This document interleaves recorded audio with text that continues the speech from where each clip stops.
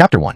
Humiliation. Tyler, you have learned nothing and are unworthy of being a husband. You no longer match my family's Lily. From this day on, the engagement between Tyler and Lily is hereby dissolved. In the main hall, an elderly man dressed in a gray robe spoke coldly. This man was none other than the head of the Liu family, Duke. On the left side sat many elders of the Liu family, all expressionless, with disdainful eyes. In the middle of the right side stood a handsome young man. Upon hearing Duke's words, he glared, abruptly raising his head to look at the girl in red clothing seated in the center of the left side. His eyes burned with fury. Lily, you slander me. How can you tarnish my reputation like this? The young man, with wide eyes, pressed his nails deep into his palms until blood dripped continuously. Lily was tall and graceful, with skin as smooth as jade and a beautiful face. Her gaze was ice cold as she casually glanced at Tyler, filled with arrogance and disdain. She was Lily, daughter of Duke and a prodigy of the Liu family. Lily, explain clearly how I am unskilled and undeserving of being a husband. I valued you above all, always had only you in my sight, and treated you sincerely. Has your conscience been eaten by dogs? Or are you inherently heartless and vicious? The handsome young man was named Tyler. He stared at Lily, his eyes full of sorrow and anger. Ridiculous. Tyler, what are you? It's already your honor that Ruyan doesn't break off the engagement. You should be grateful. How dare you insult Ruyan? We're giving you respect. That's right. You don't deserve Ruyan. You should know better. Dissolving the engagement is not too much to ask. Tyler, you are nothing but trash, incapable of achieving anything. Ruyan is far beyond your reach, you worthless toad. The surrounding elders of the Liu family were indignant, their eyes full of ridicule, continually blaming and mocking Tyler. Yet, they looked at Lily with smiles of adulation, a stark contrast. Tyler, stop clinging. We may have a nominal marriage, but in reality, I have already consummated my relationship with another man. Note, the term Jouchan, harassing, is adjusted to clinging to better convey the sense of unwillingness to let go, and another man's wife is softened to having consummated a relationship with another man to better fit the context. Lily suddenly stood up, looking down at Tyler with a frigid expression. People seek high positions. He broke through to the 9th rank martial warrior realm at 11, advanced to the martial disciple realm at 16, reached the martial artist realm at 19, and became a martial master at 25, becoming the strongest among the younger generation of the Luo dynasty. Meanwhile, you are still only a 6th rank martial disciple at 16. Compared to him, he is the perfect match for me. I'm doing you a favor by letting you step down. Don't misjudge this situation. Do you really think I will marry you? Lily said coldly. Haha, so it's a trumped-up charge. What a pair of adulterers. A harlot trying to act virtuous. Lily, you found a higher branch to perch on, hoping to become a phoenix. I, Tyler, must have been blind to ever see you as anything but a shameless broken shoe. Tyler laughed bitterly, his voice filled with pain. His once beloved Lily had now shown her despicable true colors. Facing such a woman, his heart was shattered beyond repair.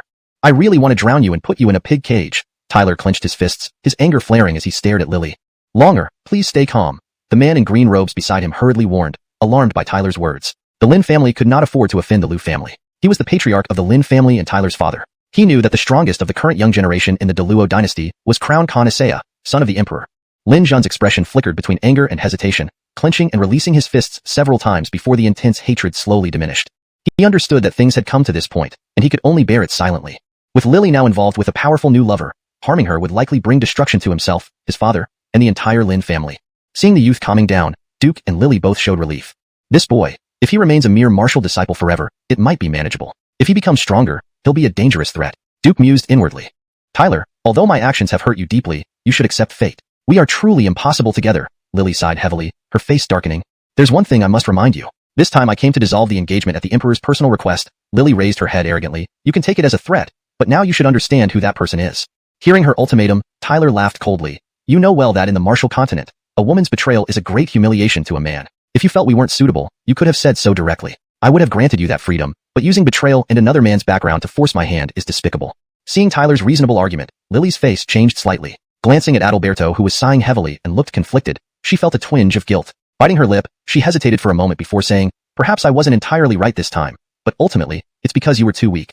No one starts out strong, Tyler frowned. Your betrayal remains a betrayal. Now shifting blame onto me is utterly shameless and laughable.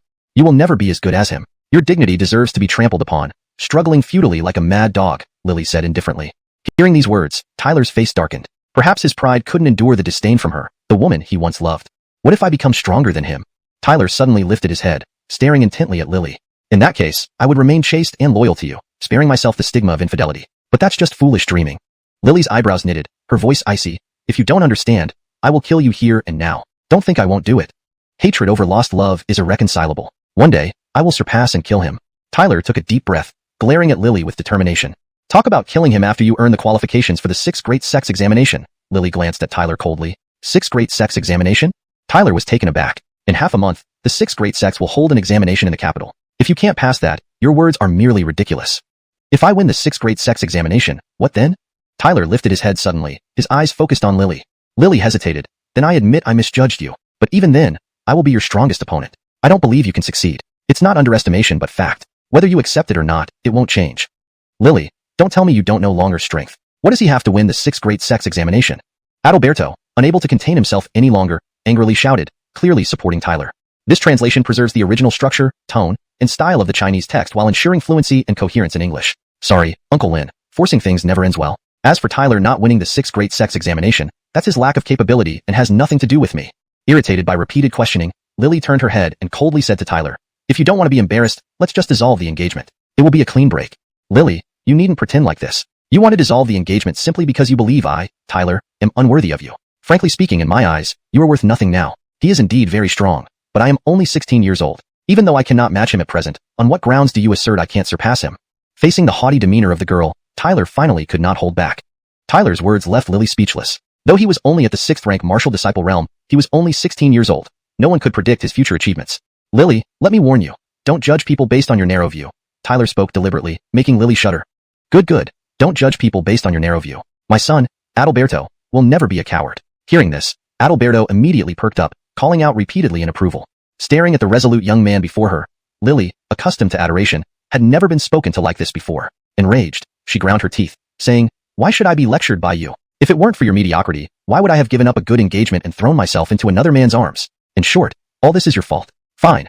I'll wait for you at the 6th grade sex examination in half a month. Prove yourself to me if you can. If you defeat me then, I, Lily, will bear your children without complaint. Of course, if you can't beat me after half a month, you must dissolve our engagement. Looking at the enraged young woman, Tyler sneered, you, trash like you, deserve to bear my children? Bah, get lost, you filthy thing. With that, Tyler ripped off a piece of his robe, bit his finger until it bled, and wrote several blood-red characters. Liu family's Lily, unchaste and promiscuous. Divorced by Tyler. Blood dripping, ink writing finished, Tyler wasted no time, throwing the bloody letter directly to Lily. I'm no lapdog, and you shouldn't think I, Tyler, can't live without you. This blood letter isn't about dissolving the engagement. It is proof of my divorcing my wife. 2 copies. From today onward, you Lily and I Tyler are completely cut off, never to meet again. Dared you defy his majesty and divorce me? Holding the blood letter, Lily stared dumbfounded, momentarily at a loss. She was here under the Emperor's orders, yet Tyler had just divorced her. Ignoring Lily's shocked expression, Tyler suddenly turned and knelt before Adalberto, gritting his teeth stubbornly. Seeing Tyler kneel down, Adalberto smiled helplessly. I believe my son is not mediocre. Surpassing someone like Lily will be no problem. Father, in half a month, I will attend the 6th grade sex examination and cleanse today's humiliation. Tyler bowed his head heavily and then stood up, walking determinedly toward the hall's exit. Just as he passed Lily, Tyler paused, his voice cold, resonating sharply. In half a month, I will challenge you at the 6th grade sex examination to clear my name. No mercy, no retreat. Biting her lips stubbornly, Lily watched the retreating figure of Tyler, feeling somewhat disoriented, unsure if she was right or wrong. Bravo, Duke, you've achieved your goal. Now, take your people and get out of my Lin family. Adalberto looked at the desolate young man, unable to contain his anger. Let's go. Knowing they were in the wrong, Duke hurriedly got up and led everyone out of the Lin family compound, with Lily following closely behind. Lily, you've done too much evil and will pay dearly for your base actions. Don't think cozying up to the royal family means you're safe. In this martial continent, there are plenty who are stronger than Xianxia. As Duke and company were about to leave the Lin family compound, a warning voice suddenly rang out. Lily and others stopped abruptly, looking unfriendly towards the red-clothed girl who spoke. Seemingly noticing the hostile gazes of Lily and the others, the girl smiled slyly, purposely revealing the token hanging from her waist.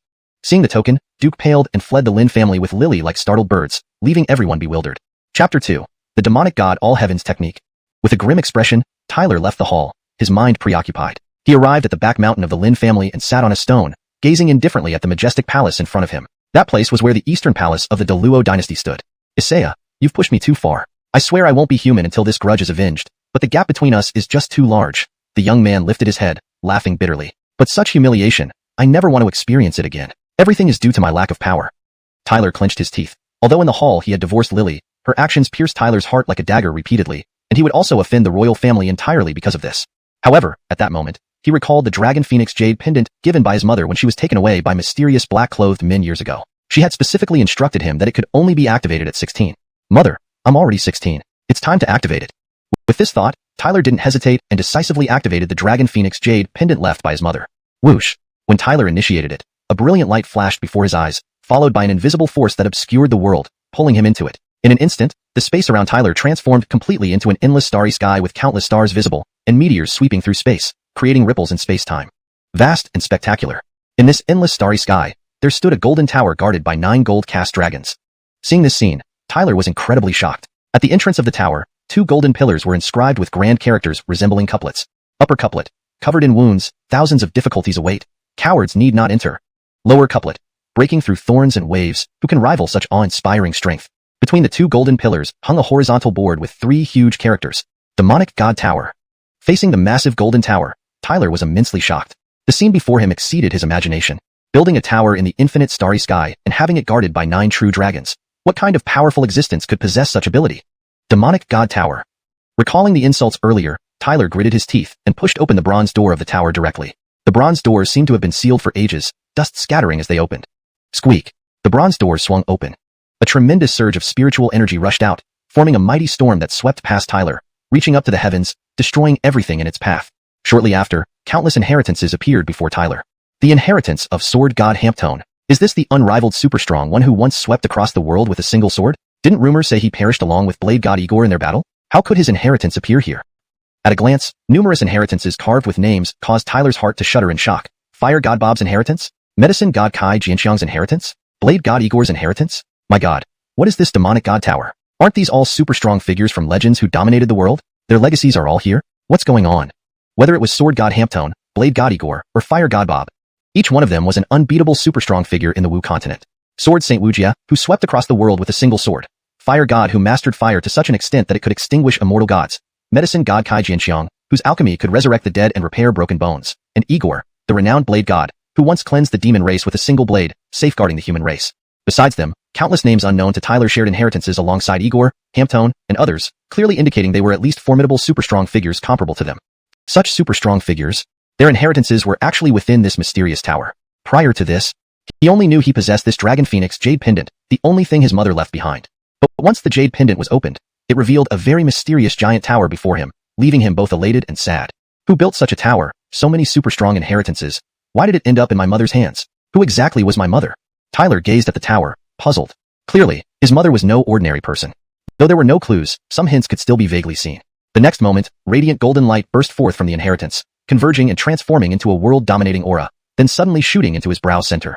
The demonic god tower recognizes its master, and demonic gods will return, sweeping across the realms, unparalleled under heaven. Simultaneously, an extremely ancient voice echoed in his mind, followed by ancient texts floating out. It turned out to be a cultivation technique. The demonic god all heavens technique. Using spirit energy to form a tower, harnessing the tower's power to suppress all realms, overturning seas and moving mountains with one's strength alone. Seeing this technique, Tyler was startled. What is this heaven-defying technique? So powerful. The demonic god all heavens, using the might of a single demonic god to sweep the entire world. How powerful. Tyler was overjoyed. My luck has finally turned. With this technique, being unmatched in the world, Lily will be mere ants in front of me. Surpassing Xianxia isn't just a dream anymore. Thinking of this, he began cultivating according to the demonic god all heavens technique. Countless streams of spiritual energy flowed through his body. Boom. Instantly, Tyler's body trembled violently. Countless amounts of celestial spiritual energy poured into his body, and with a thunderous boom, golden light erupted from his body. Tyler could see that his body resembled the casting of the demonic god tower, and his cultivation rapidly ascended. 7th level martial apprentice. 8th level martial apprentice. Until 9th level martial apprentice before stopping. At the same time, a simple inheritance beside him was immediately absorbed by Tyler, the true dragon scripture legacy instantly perfected. This, gazing at his consecutive breakthroughs and sudden perfection in inheritance, a sharp glint appeared in Tyler's eyes. He could feel a complete transformation within himself. Even his mentality had changed. It was as if he became the demonic god tower, sweeping all realms, looking down upon everyone else. Even genius Xianxia seemed to be easily overtaken in his view now. Toppling the Deluo Emperor was no longer a distant fantasy. As for Lily, she was nothing more than rubbish. Those who mocked me would never have imagined that not only did I not fall into despair, but I advanced by leaps and bounds.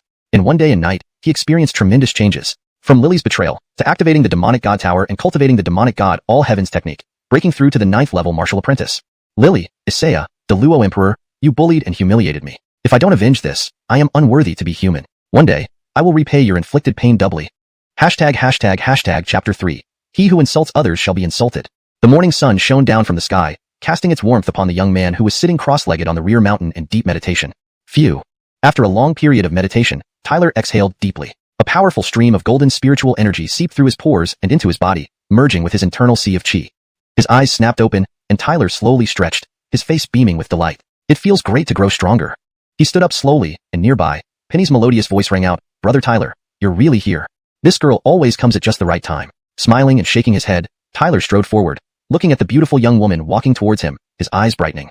Before him stood Penny, tall and slender, dressed in a red gown that accentuated her curvaceous figure. She had an oval-shaped face framed by jet black hair that reached her waist, and her legs were long and straight. Her beauty rivaled even Lily's. At that moment, the young woman was gazing at the teenager with a light-hearted smile. Though they had only been apart for a day and a night, she felt that Tyler seemed to have shed his previous gloominess and gained newfound confidence. Thus, Lin Penny grinned, saying, "It seems brother Tyler doesn't need my consoling anymore." After experiencing setbacks, one must look forward, Tyler smiled wryly. Lily has no eye for talent, Lin Penny muttered, pursing her lips. Maybe, Tyler shrugged indifferently as he approached her. Suddenly, Tyler was lost in thought for a moment. The little girl who used to chase around him in shorts now stood before him, grown into a graceful young lady. Reaching out, Tyler gently patted her small head, making Penny look at him in surprise. "You're willing to stand up for brother Tyler now, huh? Seems like all those times I supported you weren't in vain, even though I got beaten up every time." Seeing Tyler's actions and hearing his words, Lin Penny felt a warm joy within her heart. In her childhood, he loved to pat her head, but since the engagement with Lily, he constantly ran to the Liu family, ignoring everyone else. Even when she tried hard to warn him about Lily's true nature, he turned a deaf ear. He really moved on from Lily, but he still sees me as the little sister from our childhood. How vexing, she pouted softly, yet regretted getting ahead of herself. "Penny, don't take it to heart. Those days, I was blinded, but fortunately, your reminders kept me from making a big mistake," Tyler said apologetically. Lin Penny smiled gently, the grievances of the past few years vanishing with Tyler's apology. She chuckled softly, murmuring, "Lily didn't cherish what she had, so I will." Blushing slightly, she added with a mischievous grin, "Brother Tyler, I heard today's clan meeting will decide our Lin family's quotas for the 6 major sect exams. Are you ready?" Tyler shrugged, a stubborn curve forming at the corner of his mouth as he smiled faintly. "Don't worry, I'll secure a spot in the 6 major sect exams." Looking at Tyler with soaring ambitions, Lin Penny tilted her head, laughing softly. "I believe brother Tyler can definitely do it. You're the only one who has complete faith in me." Tyler glanced at her, smirking. Gazing at seemingly helpless Tyler, Lin Penny nodded slightly, spreading her hands cutely. From the 6th to 9th rank of martial disciple realm in just a day and a night, brother Tyler's talent and cultivation is beyond comparison. Even for Penny. "Let's go, Penny." Tyler narrowed his eyes, pinched Lin Penny's cheek gently, and waved his hand, striding towards the clan meeting pavilion. Watching the teenager walk with his head held high, Lin Penny smiled contentedly, whispering, "Brother Tyler, I've always said you would rise again." Thus, the two walked side by side and soon arrived at the center of the Lin family estate, where an imposing pavilion stood. Above the pavilion's entrance hung a sign with 3 grand characters. Clan Meeting Pavilion. Those 3 characters seemed to carry an air of solemnity. After all, only the core members of the Lin family could attend the meetings here, and ordinary people were not allowed to enter. Outside the pavilion, many people stopped, their gazes filled with longing as they looked towards the Clan Meeting Pavilion. However, Tyler and Lin Penny continued walking without stopping, heading straight for the Clan Meeting Pavilion under the watchful eyes of the crowd. Several guards, standing guard outside, watched them closely. "Halt!"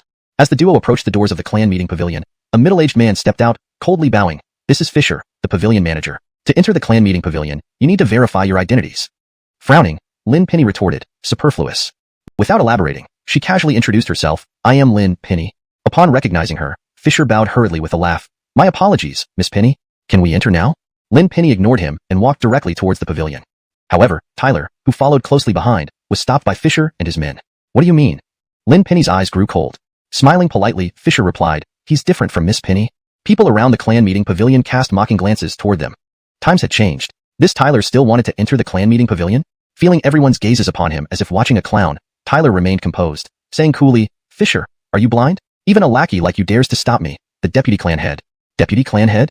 Fisher sneered disdainfully. "Stop flaunting your deputy clan head status. Frankly speaking, you lack the qualifications for the 6 major sect exams." Tyler's expression darkened repeatedly, sensing that this meeting might target him. Yet, his father was the clan head. This did not bode well. Lin Penny's face turned icy cold, demanding, "Who gave you the audacity?" Fisher smirked, "Please understand, Miss Penny. We are following the elders' orders." His tone revealed a sense of impunity. Tyler's expression was calm. "Since when do the elders' commands override the clan heads?" Fisher laughed. "The clan head has committed grave errors, endangering the Lin family. Naturally, the elders have authority over such matters." Tyler dismissed it with a scoff. "How capable are you anyway?" Fisher smiled faintly, 9th rank martial disciple. Tyler also smiled, but his eyes flashed with a hint of coldness. Bang! A surge of green spiritual energy erupted from Tyler's body. Suddenly stomping his foot, his figure dashed forward, reaching Fisher almost instantaneously. He clenched his fists and threw a powerful punch, shattering the surrounding air with sheer force. Audacity! Fisher's face turned cold, roaring as strong spiritual energy surged from his body. He kicked horizontally without restraint, intending to incapacitate the arrogant young man right there. Thud! Under the gaze of many spectators, their punch and kick collided fiercely. Instantly, Fisher's face paled in shock as he realized the terrifying power behind the punch was unstoppable. That punch's strength far exceeded what a 6th-rank martial disciple should possess. Bang! The ground caved in as Fisher was struck, rolling to the ground pitifully, spewing out a mouthful of blood. Around the clan meeting pavilion, a deathly silence fell. Countless gazes revealed surprise. They clearly hadn't expected Fisher, being at the 9th-rank martial disciple realm, to be injured by Tyler with just one punch. Those who looked at Tyler again now had some wariness in their eyes. He dared to come indeed, not being an easy target as thought. Under the gaze of countless spectators, Tyler looked calmly at Fisher and said, "It seems this 9th-rank martial disciple guard dog isn't such a big deal after all and can't stop me." With that, he didn't look at Fisher anymore and strode towards the clan meeting pavilion. This time, no one dared to intervene. However, Tyler's fists were tightly clenched. Scenes from a few days ago rapidly flashed through his mind. Lily. Tyler was born with a stubborn streak. Lily was his fiancée. Though they were already severed, Tyler wasn't the type to swallow his pride. The moment Lily betrayed him, he knew he had to take revenge. Therefore, no matter how difficult it was, Tyler would never give up because he would not let that woman and that man get away unscathed after hurting him. "I want to kill him, but wait until you have a spot for the 6 major sect exams. If I win in those 6 major sect exams, then what? Looks like I misjudged you. But when the time comes, I will be your strongest opponent. So, I don't think you can do it. It's not arrogance but a fact. Whether you accept it or not, it won't change. In half a month, I will challenge you in those 6 major sect exams to restore my reputation, to the death." The resolute voice of the teenager echoed repeatedly in Tyler's mind a few days back. Phew. Tyler took a deep breath, his gaze firm as he walked into the clan meeting pavilion, determination etched on his face. Lily, just you wait. Chapter 4, Clan Meeting. In the clan meeting hall, the clan's elders and the clan leader were embroiled in an argument over the allocation of slots for the 6 major sects examination. Nonsense. The 6 major sects examination will determine our clan's rise and fall. This is a chance for us to flourish once more. How can we easily allocate the slots? The Carson shouted angrily, his expression dark. The Imperial Court has sent word that His Majesty is enraged by Milagros' dismissal. If he launches an investigation, our entire Lin family will be held accountable. It makes sense, the Lyle chimed in. Though Tyler is the son of our clan leader, we cannot sacrifice our whole clan just for him. The Justin's face shifted slightly as he argued. Tyler isn't weak. How many people within the clan under 16 years old have reached the 6th level martial disciple? Besides, he is the young clan leader and the person involved. To some extent, his success or failure reflects directly on the Lin family. Giving him the slot would be the best choice. Upon hearing this, the Carson sneered, "Olaf, according to what you say, Tyler is merely at the 6th level martial disciple stage. There are several others far better than him. If we let him represent our clan, I don't know if he can excel, but the consequences could be disastrous. If he fails against Milagros, our clan's dignity will be shattered. Moreover, it's been a quarter of an hour, and Tyler hasn't arrived. Clearly, he lacks courage. How can someone who can't shoulder important tasks bring honor back to our clan?" The Justin, facing the aggressive Carson, turned pale. He then looked up at the seat above them, where a middle-aged man in a green robe sat quietly, exuding an intimidating aura. The current clan leader, Adalberto, father of Tyler. "Clan leader, we should select the strongest young members of our clan for the examination. Given the target is Milagros, our clan must vie for this chance." The Carson addressed Adalberto. Other elders also turned their gazes towards Adalberto, awaiting his decision. Adalberto remained calm and contemplated before saying, "Although I am Tyler's father, I am also the clan leader of the Lin family. I will consider the overall situation. If Tyler can appear here today and defeat other candidates, he can take the slot." He paused and added, "If he loses, the slot will go to whoever deserves it. I will not favor him." His words reverberated like thunder through the hall. The family members heard the underlying anger in his voice and their expressions changed. The elders exchanged glances and nodded, supporting Adalberto's decision. "Sorry, Longer. If you fail, I must give the slot to someone else, as the 6 major sects examination is too significant to decide by one person." Just then, 2 figures strode into the meeting hall. Everyone's attention was immediately drawn to them with looks of surprise. As they walked in, everyone heard a light laugh resonate in the room. Tyler pays respect to clan leader and all the elders. Upon hearing this, various voices erupted. Most of the Lin family members stared at Tyler disdainfully. He's the Tyler who dismissed Milagros? He actually dares to come here, truly delusional. Does he think being the young clan leader gives him a chance to win and clear his name? A ridiculous notion. That slot belongs to Hatcher, our top young member. Tyler attempting to snatch it from him is futile. A mere nobody even dreams of representing the Lin family in the examination. Utter arrogance. Around them, murmurs filled the air as the elders turned their gaze to Tyler. "Tyler, I didn't expect you to reach the 9th level martial disciple. No wonder you could come in," the Carson said coldly, inspecting Tyler. "Well, since you came, perhaps it's time to wake you up." Other elders eyed Tyler skeptically, albeit with a hint of sympathy. Sighing, Adalberto glanced at Tyler and said, "To gain the slot, you need to challenge these 2. Elwyn Magnus." Following Adalberto's words, 2 powerful figures emerged, standing opposite Tyler. Elwyn and Magnus scrutinized Tyler. Just a 9th level martial disciple dared to challenge them? Tyler observed Elwyn and Magnus. They seemed older and had already reached the 9th level martial disciple stage. Their auras suggested they were stronger than the previous opponent, Fisher. That's Elwyn and Magnus. Tyler is indeed overconfident if he thinks the slot is easily obtainable. They're half a step away from peak 9th level martial disciple, far superior to Fisher. Once Tyler is defeated by them, he'll have no face left in this hall. What folly to harbor such delusions. Watching Elwin and Magnus, Lin family members felt a mix of schadenfreude. However, it was undeniable that among young members, Elwin and Magnus were formidable opponents. If I were you, turning back now might be wiser, Elwin said blandly to Tyler. Sorry, I refuse. Tyler glanced at the elders and calmly said, no need for one-on-one battles. Both of you attack me together. Arrogant and domineering. The Lin family members were momentarily stunned. Stubborn. Elwin and Magnus exchanged a glance, infuriated by Tyler's insolence. Without further ado, they lunged forward, releasing overpowering spiritual energy. Had Tyler not advanced to 9th level martial disciple recently, he would have struggled. However, his strength had significantly increased since then. Tyler's eyes turned cold as he declared, if you aren't defeated within 10 moves, count me as the loser. This remark caused even the elders to frown. It was a wildly arrogant claim. Since you wish to block my path, I'll show you what unstoppable force looks like. Chapter 5. Victory in one move. The moment Tyler made this statement, an uproar immediately erupted across the arena. The members of the Lin family snickered and looked at him with disdain. In the younger generation of the Lin family, Elwin and Magnus were among the few who stood out. Even peak 9th tier martial practitioners would find it difficult to defeat them. Yet here was Tyler, claiming that he could beat them in 10 moves. To them, this wasn't just arrogance. It was sheer ignorance and asking for a beating. As these family members scoffed, Ethel's pretty face also changed slightly. Her eyes were fixed on Tyler's figure. While she hadn't been surprised by Tyler easily defeating Fisher earlier, Fisher, despite being a 9th tier martial practitioner, was clearly inferior to Elwin and Magnus. Therefore, Tyler's bold words obviously had some basis. Roxana, so this is the Tyler brother you always talk about? His skills aren't impressive, but he certainly talks big. While Ethel's expression was changing, a woman's soft laughter suddenly sounded from not far away. She looked up to see a girl in a white dress walking slowly towards her, flanked by others. She and Ethel were known as the two clan flowers of the Lin family and had numerous admirers. She hadn't expected to meet her here today. What Sister Doreen said is very true. This Tyler isn't anything special, yet he boasts without restraint. For him to dare claim that he can defeat elder brother Elwin and the others in 10 moves is simply asking for humiliation. A member of the Liu family smiled, speaking rather fawningly to the girl in white. Several people around them also agreed. There aren't many now who dare to make such loud claims against elder brother Elwin. Doreen laughed and then turned to look at Ethel. Roxana, do you really think this Tyler can be a match for elder brother Elwin? You'll know soon enough, Ethel said indifferently. Hee, I rarely see you get this nervous over a man. Could it be that you truly like this Tyler? Doreen came forward, teasingly. But it looks like this Tyler is going to end up utterly defeated today. Ethel frowned slightly, but didn't bother responding to this dim-witted girl. To her, except for Hatcher whom she liked, all other men seemed useless. However, similar doubts abounded in the clan assembly pavilion. After all, Tyler's behavior appeared quite ignorant to them. Overestimating yourself, boy. Since you dared to make such claims, wait until you're beaten and see how you handle the aftermath. The Lyle glared coldly, his voice icy.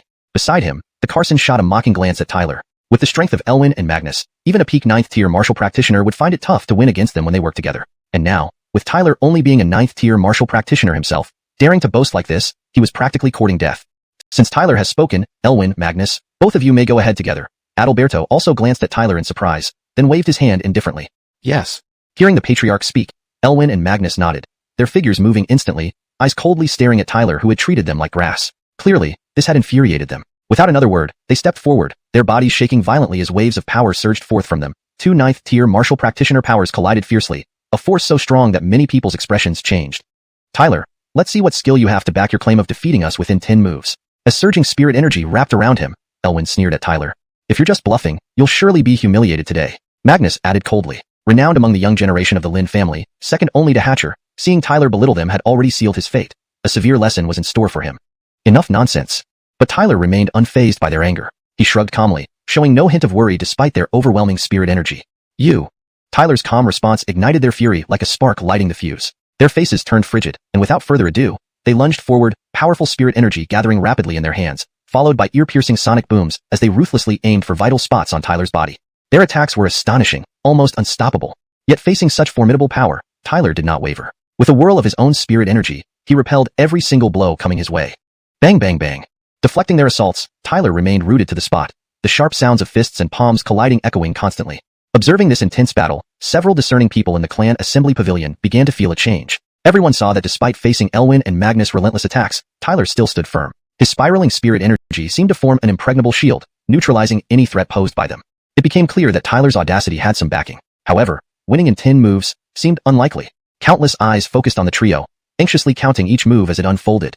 On the dais, Adalberto watched Tyler intently, surprised by his adeptness against the two 9th tier martial practitioners, but also with a tinge of worry. Although it was commendable, there were only a few moves left. I didn't expect Tyler to have some ability. Even the Lin family elders felt a shock watching this intense battle. They had assumed Tyler would fall apart quickly, but now it was evident that his strength could indeed rival Elwin and Magnus. Seeing this, Ethel secretly sighed in relief, marveling at Tyler's rapid improvement. A few days ago, Tyler was merely a 6th-tier martial practitioner, but in this short time, his strength had advanced to this formidable level. Only 2 moves left. That guy is still struggling to resist. Once the 10th move comes, his boasting will backfire. Doreen scoffed from the side, evidently displeased with Tyler's unexpected prowess. Even she had to admit that now, Tyler would likely rank 3rd among the young generation of the Lin family.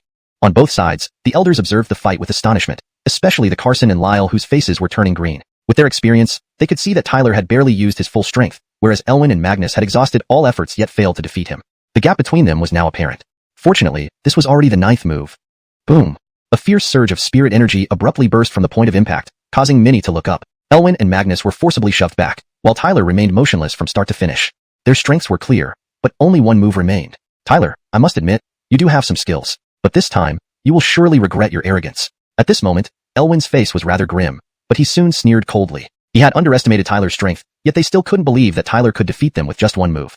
You two are far too arrogant. 10 moves were only given because we're both of the Lin family. However, in response to Elwin's words, Tyler curled his lips. He glanced at the two, leaning forward slightly, and finally decided to make his first move. 1 move is enough to defeat you. Bang! With a large stride, it felt as though the entire clan assembly pavilion shook. An intimidating surge of spirit energy roared out from within Tyler like a whirlwind. So this is your true strength. Sensing this power, Elwin and Magnus' expressions abruptly changed. Without hesitation, they channeled all their spirit energy. Sky-shattering great wheel. The overwhelming spirit energy instantly surged from within the two and immediately formed a massive, dozens of zhang-wide light wheel above their heads. The wheel slowly spun, radiating an overpowering force. It was clear that Elwin and Magnus were now holding nothing back. This level of spirit energy fluctuation could withstand a peak 9th-tier martial practitioner. Go! A fierce shout came from Elwin and Magnus' mouths. The gigantic light wheel immediately swept down, carrying a fiercely brutal killing force. Under countless pairs of nervous eyes, it smashed heavily toward Tyler. Whoosh, whoosh, whoosh. Facing this all-out attack, Tyler advanced instead of retreating. His fingers clenched into a fist, and instantly, his strength soared to an astonishing level. Bang! Without hesitation, Tyler thrust out his palm. In front of everyone's eyes, he struck forcefully on the light wheel. An overwhelming storm of spirit energy erupted outward from the point of impact at an indescribable speed. Shatter! As the storm raged, a faint voice suddenly echoed. Crack!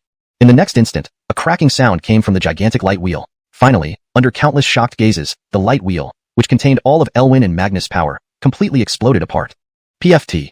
Elwin and Magnus' bodies trembled violently. Blood spewed from their mouths, and they flew out like rag dolls, landing ungracefully. Watching the thoroughly disheveled Elwin and Magnus, the entire crowd was left in shock. The audience's expressions froze, unable to believe what had just unfolded before their eyes. The mighty duo, who were nearly invincible within the younger generation of the Lin family, had been defeated in a single move by Tyler. Adalberto watched from the dais, his heart stirred. Tyler's performance had exceeded all expectations. The elders, including the First and Lyles, exchanged glances. This young man was no longer just a mere 9th-tier martial practitioner. He was a powerhouse capable of shocking everyone present. Ethel's eyes gleamed with admiration. The improvement Tyler had shown over such a short period was truly remarkable. Just a few days ago, he was merely a 6th-tier martial practitioner. Now, he had risen to become a formidable force within the Lin family. Doreen stood aside, her mouth agape. Even she, who initially dismissed Tyler, could not help but feel a mix of awe and disbelief. Such power. It was almost unimaginable. The entire clan assembly pavilion buzzed with murmurs of astonishment. Tyler's display of strength would be remembered for a long time to come. ####Chapter 6, Confirmation. Under the countless pairs of eyes watching, with just 1 move, Elwin and Magnus, 2 young geniuses of the Lin family second only to Hatcher, were utterly defeated by Tyler. At this moment, everyone's faces showed shock. They looked at the 2 figures in the arena who were now in complete disarray, and their inner astonishment reached its peak. No one expected this outcome. Everyone had thought that Tyler's earlier words were merely boastful talk. But now, those who had originally mocked him with cold sarcasm and delighted in his misfortune now wore stiff expressions, looking exceptionally absurd and laughable. The entire clan assembly hall fell into a dead silence. Moments later, finally, exclamations of surprise rang out. The gazes that turned back to Tyler no longer carried any doubt. They contained only acknowledgement. For many years, the spotlight at Lin family assemblies had been monopolized by a few like Elwin, while others could only serve as green leaves. However, today, they witnessed for the first time someone who managed to make an incredible comeback. Moreover, some truly capable people among those present noticed that during the previous 10 exchanges, Tyler hardly used his true strength in the first 9 moves. His genuine attack only came on the 10th move, which was also the last one. In a certain sense, Tyler had achieved victory with 1 decisive move. If Tyler had attacked on the first move, Elwin and Magnus would probably not have survived even the second move, ending in utter defeat. Given this situation, the clan leader and the elders naturally saw it clearly. Longer one. Adalberto also watched this scene in astonishment, momentarily unable to react. He knew very well the abilities of Elwin and Magnus within the Lin family. Yet, these 2 9th-rank warrior trainees had suffered such a crushing defeat at Tyler's hands. How powerful must Tyler be? Haha, clan leader, congratulations. Longer has indeed grown up, said several voices around Adalberto. The The surrounding elders all wore smiles. The skepticism on their faces was now replaced with flattery. Most of these elders were in the warrior realm, and although Adalberto was only in the martial teacher realm, he suddenly became elevated due to his son, Tyler. With Elwyn and Magnus suffering such a humiliating defeat at Tyler's hands, how strong must he be? How could these elders dare to look down on Adalberto anymore? Although Adalberto felt disdain for these fence-sitters, outwardly he still responded politely with a smile. Looking at the sycophantic grins around him, he suddenly felt a twinge of sadness. At every assembly, the elder faction always had the upper hand, but this was the first time in years that the clan leader faction took the lead. He had waited for this day for so many years. Amidst the commotion, the Lin clan members were speechless. This scene also left them greatly shaken. Even Elwyn and Magnus were defeated by Tyler. Perhaps only Hatcher could stand up to Tyler. Humph, you've got some talent, Doreen grudgingly admitted. She then glanced at Davina, who seemed quite composed, and added, "What's there to be proud of? The higher this guy stands now, the harder he'll fall when he truly meets elder brother Hatcher. Unless you speak, no one will think you're mute," Davina retorted, her face slightly changing, finding Doreen unbearable. After being reprimanded by Davina, Doreen's expression turned livid, but considering Davina's high status in the clan, she could only huff coldly and walk away resentfully. Seeing Doreen finally leave, Davina let out a sigh of relief. Then she looked up at the figure in the spotlight, clenching her fists tightly, murmuring to herself, "You must win the quota today?" She knew very well that although Tyler had defeated Elwyn and Magnus, displaying impressive strength, it did not mean he could defeat Hatcher. Hatcher's strength far surpassed that of Elwyn and Magnus. If he were to block Tyler today, it would be incredibly difficult for Tyler to secure the quota. In the vast clan assembly hall, Tyler stood tall like a sword, ignoring the fervent gazes of everyone. He remained as calm as ever. He looked at the utterly defeated Elwyn and Magnus, then gradually lifted his head, turning his gaze toward the elders seated on both sides. "Now, can we proceed?" Tyler's calm voice echoed slowly, reaching everyone's ears. Instantly, all gazes became tense. Indeed, Tyler hadn't changed his stance until the last moment. This time, however, no one questioned or ridiculed Tyler's decision. After the earlier display, no one dared underestimate this youth. The faces of the great elder and others on both sides of the seats appeared somewhat unsightly, likely because they hadn't expected Tyler to actually defeat Elwyn and Magnus. "Chuckles, Tyler, you really are something else. Having you in our Lin family is indeed our blessing." Adalberto clapped his hands, his eyes filled with a mix of satisfaction and pride. "He's rebellious and ultimately lacks grand potential. Hasn't he already caused enough trouble?" The great elder replied coldly. Ruyan didn't adhere to proper conduct first, and Tyler acted in self-defense afterward. Where is the troublemaking in this? Should Tyler simply endure silently, accepting a cuckolded life? Do you not cherish your own children? Adalberto rebutted. You can't possibly want the Lin family to oppose the emperor, can you? Although Ruyan was indeed wrong, she is now the crown Khan's woman. Which weighs more heavily, you, as clan leader, should surely know. The great elder frowned and said, "That's enough. Stop talking nonsense. You fear the emperor, yet Tyler has great potential. I will not bury him for the so-called good of the Lin family." Adalberto firmly insisted. Tyler was his son and had started showing great promise. He would do everything to protect him. In his eyes, even the emperor was not worth a fraction of what Tyler was. He would not hesitate even if it meant offending the emperor. "You." Seeing this, the great elder's face immediately turned cold. It was clear that he intended to support Tyler. "Clan leader, great elder, please consider your actions in front of everyone," interrupted a cold voice suddenly, bringing silence to the hall. All gazes turned toward Hatcher. "Since some don't appreciate my offer, I can only oblige them." Under the countless pairs of eyes watching, Hatcher took a slow step forward. Hatcher is stepping in. Has he finally decided to take action? This is truly the clash of two tigers.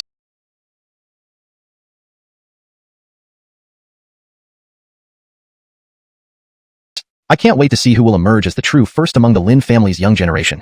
As the top person in the young generation and the best candidate for the 6 major clans assessment, every move Hatcher made was highly anticipated. As soon as he stepped forward, whispers of excitement filled the vast hall. Brother Hatcher is finally making his move. The Lin clan members were excited. To them, Hatcher was an idol. They believed that no matter how astonishing Tyler was, he would still pale in comparison before Hatcher. That Tyler will surely suffer a crushing defeat. Doreen's eyes were almost glued to Hatcher, then she glanced provocatively at the anxious Davina. Under the countless gazes, Hatcher stared coldly at Tyler, saying, "Tyler, I give you 2 choices now.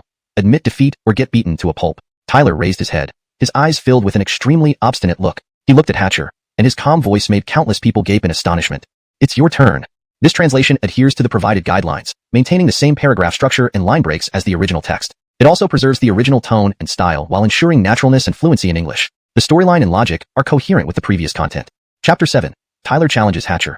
Those 3 words gave Hatcher the most direct response. In the Grand Clan Hall, some people's gazes showed signs of confusion. The Lin family members were even stunned. This was the first time in recent years that someone dared to challenge Hatcher. To them, Hatcher was like an idol, but in Tyler's eyes, it seemed as if he wasn't worth mentioning. This contrast made their faces twitch uncontrollably. Arrogant and ignorant. In the left seat, Oren's face darkened as he said this. Hatcher wanted to represent the Lin family for the 6 major clans assessment, so he needed the clan's recommendation. But Tyler's actions clearly aimed to replace him, a situation he couldn't accept. He's merely overestimating himself. Soon, he'll understand that in the Lin family, there is only one genius, and that is Hatcher. Anyone in front of him will be dimmed into insignificance. Can an ant shine alongside the moon? Lyle coldly remarked with a laugh. Hearing these two, Justin smiled meaningfully. His eyes focused on Tyler. Although Tyler had been exceedingly arrogant since arriving at the clan hall, which many young geniuses displayed, thinking themselves invincible and supreme, Justin could see through this facade. Tyler was relatively inexperienced among the younger generation of the Lin family, but had managed to defeat both Elwyn brothers. If he were just a brute, it would have been impossible for him to stand here successfully after enduring Lily's humiliation. Since Tyler was not a brute, he must know how strong Hatcher is. No one humiliates themselves for no reason. Even Tyler wouldn't do that. Thus, his audacity indicated he had sufficient confidence. I am quite curious to see if anyone from the young generation can really surpass Hatcher, the number one, Justin mused internally. Of course, he wasn't the only one. Many people in the clan hall were curious to see who would win in this battle between two tigers. At the head of the clan hall, Adalberto exuded authority, making the elders somewhat envious. But they couldn't help it. Having a son as talented as Tyler wasn't easy. They obviously didn't have such sons. Adalberto felt honored for a moment. Even as the patriarch, he hadn't enjoyed such authority until today because of Tyler. Sigh longer. Now it's up to you. I can do little more. Adalberto looked up, gazing at the figure drawing countless gazes, feeling sentimental. Even as the patriarch, he couldn't always have the final say, especially when dealing with the Khan and the Emperor behind Lily. Things became much more complicated. That boy thinks forcing Brother Hatcher to act will get him the spot today. He'll only end up being the clown.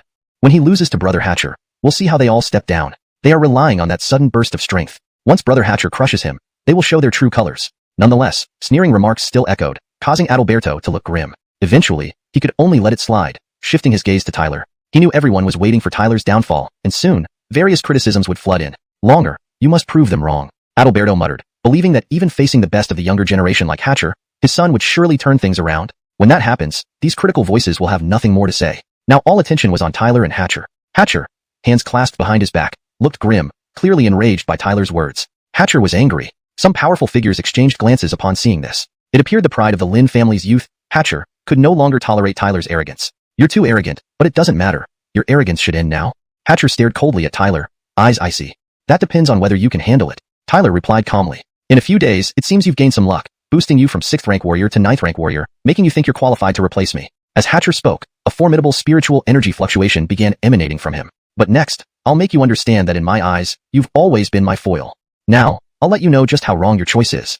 Boom. With Hatcher's declaration, dazzling spiritual light flashed from his hand, sending out intense spiritual energy waves, terrifying enough to shock even 9th rank warriors. Instantly transforming into a brilliant light column, it pierced through the air, mercilessly targeting Tyler. Hatcher's attack was ruthless and unstoppable. Such violent spiritual energy could easily defeat a 9th rank warrior. In that instant, Hatcher displayed far superior strength beyond a 9th rank warrior, shocking everyone present. This confirmed his status as the top young genius of the Lin family. The light column seemed to teleport, appearing before Tyler almost instantly. Yet, Tyler's expression remained calm, showing no intention to dodge. Stepping forward boldly, he then struck out a palm under countless gazes. This palm strike was straightforward yet immensely powerful. At the point of impact, the air shattered. Bang! Tyler's palm met the incoming light column. Moments later, a fierce spiritual energy storm erupted, shaking the enormous clan hall with powerful winds. Break!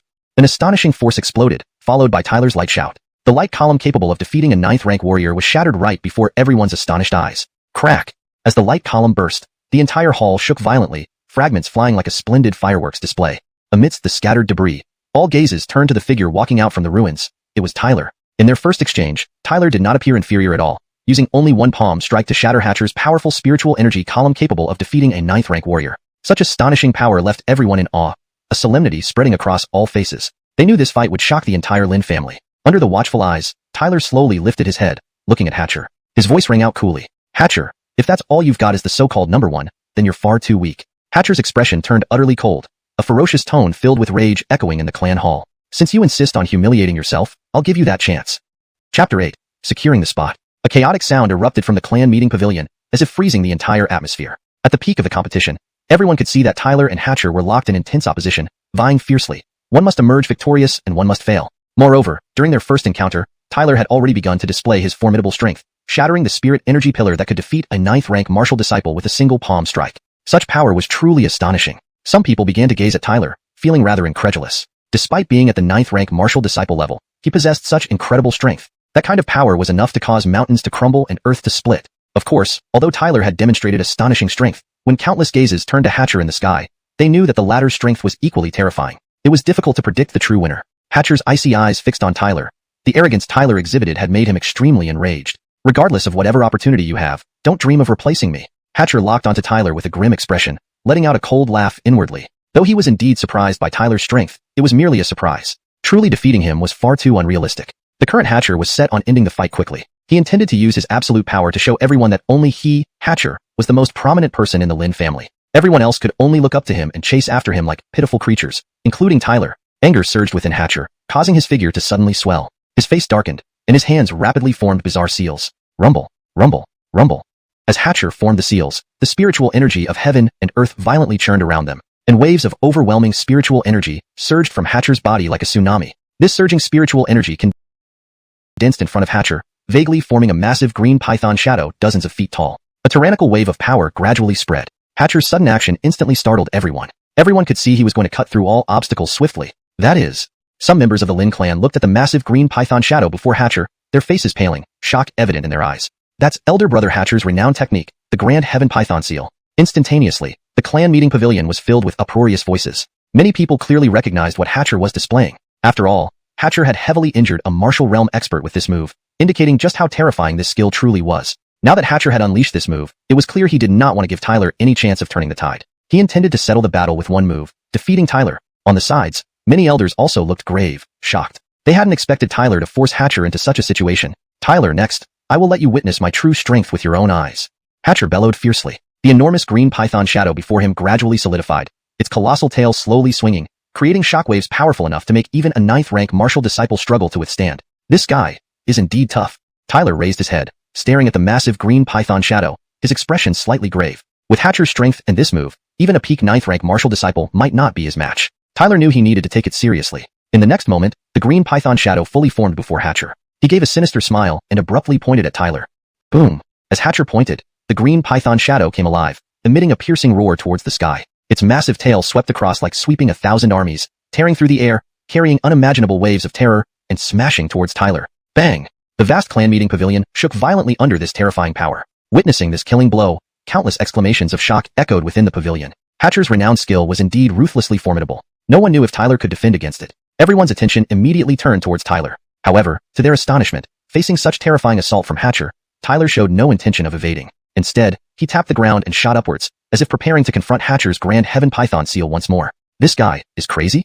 Exclamations of shock sounded upon seeing this scene. Even martial realm experts wouldn't dare challenge the peak of Hatcher's attack. How could Tyler, at 9th-rank martial disciple, dare to resist? Wasn't he courting disaster? Pong! But Tyler paid no heed to those cries. As he clasped his palms together, a terrifying surge of spiritual energy gathered. Great Wasteland Heavenly Dragon Seal. Tyler's seals changed rapidly, and then everyone saw an explosion of spiritual energy burst from Tyler's palms, transforming into a golden dragon shadow. Immediately afterward, a massive heavenly dragon imprint formed. Dong! The golden dragon roared toward the sky, the spiritual energy erupting wildly, an overwhelming force that left everyone breathless bursting from Tyler. So what if it's a renowned skill? Break for me. At that moment, Tyler's strength was incredibly frightening. With a roar like a thunderclap, his voice echoed throughout the pavilion.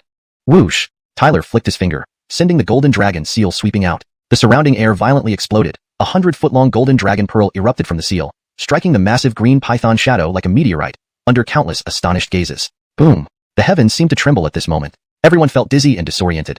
Then they saw a shockingly violent storm spreading from the point of collision. Within the storm, the enormous python shadow was torn apart and exploded into countless light points. Slam! Hatcher's body also suffered a heavy impact at that moment. Like a wingless bird, he staggered backward, landing on the ground with his limbs splayed out. When Hatcher hit the ground, silence returned to the clan meeting pavilion. No one could imagine that Hatcher, originally considered the top talent among the younger generation in the Lin family, would be defeated so miserably by Tyler. While everyone was silent, Tyler also lifted his head and, under countless shocked gazes, looked towards the clan head and elders, grinning. Clan head, elders, I, Tyler, will be taking the Lin family's 6 major examination spots. Hashtag chapter 9, reversal. Clan leader, elders, I, Tyler, will take up the slot for our clan in the 6th great sex assessment. Tyler's voice echoed through the clan meeting hall, drawing countless astonished gazes. However, this time no one dared to oppose him. His earlier performance had not only stunned everyone, but also left the previously skeptical elders momentarily speechless. Clearly, they never expected Tyler could actually defeat Hatcher. This Tyler indeed has the qualifications to represent our clan in the 6th great sex assessment. Some of the Lin clan members nodded involuntarily. Based on Tyler's displayed strength, among all the young generation of the Lin clan, there was likely no one who could surpass him. Most importantly, Tyler was only at the 9th rank martial disciple stage. Therefore, Tyler was a very suitable choice to represent the Lin clan. If he could break through and enter the martial artist realm before the assessment, he might even have a chance against the geniuses from the Deluo dynasty. From their seats on either side, the various elders of the Lin clan glanced at each other after noticing the whispering clan members, and could only sigh helplessly. Olaf shifted his gaze from Tyler to Orin, who had always doubted him, and said with a smile, Orin, you should have nothing more to say now, right? Orin's expression fluctuated. After a moment, he replied with a bitter laugh, Tyler's strength is indeed quite good, but he did divorce Lily. If he represents the Lin clan in the 6th Great Sex Assessment, will it displease his majesty? Orin, do you always speak of the emperor? Are you an elder of the royal family, or the Lin clan? Olaf retorted. Orin chuckled dryly. Seeing Olaf's accusatory face, he waved his sleeves and said, I'm doing this for the sake of the Lin clan. We can't sacrifice the entire clan just because of Tyler.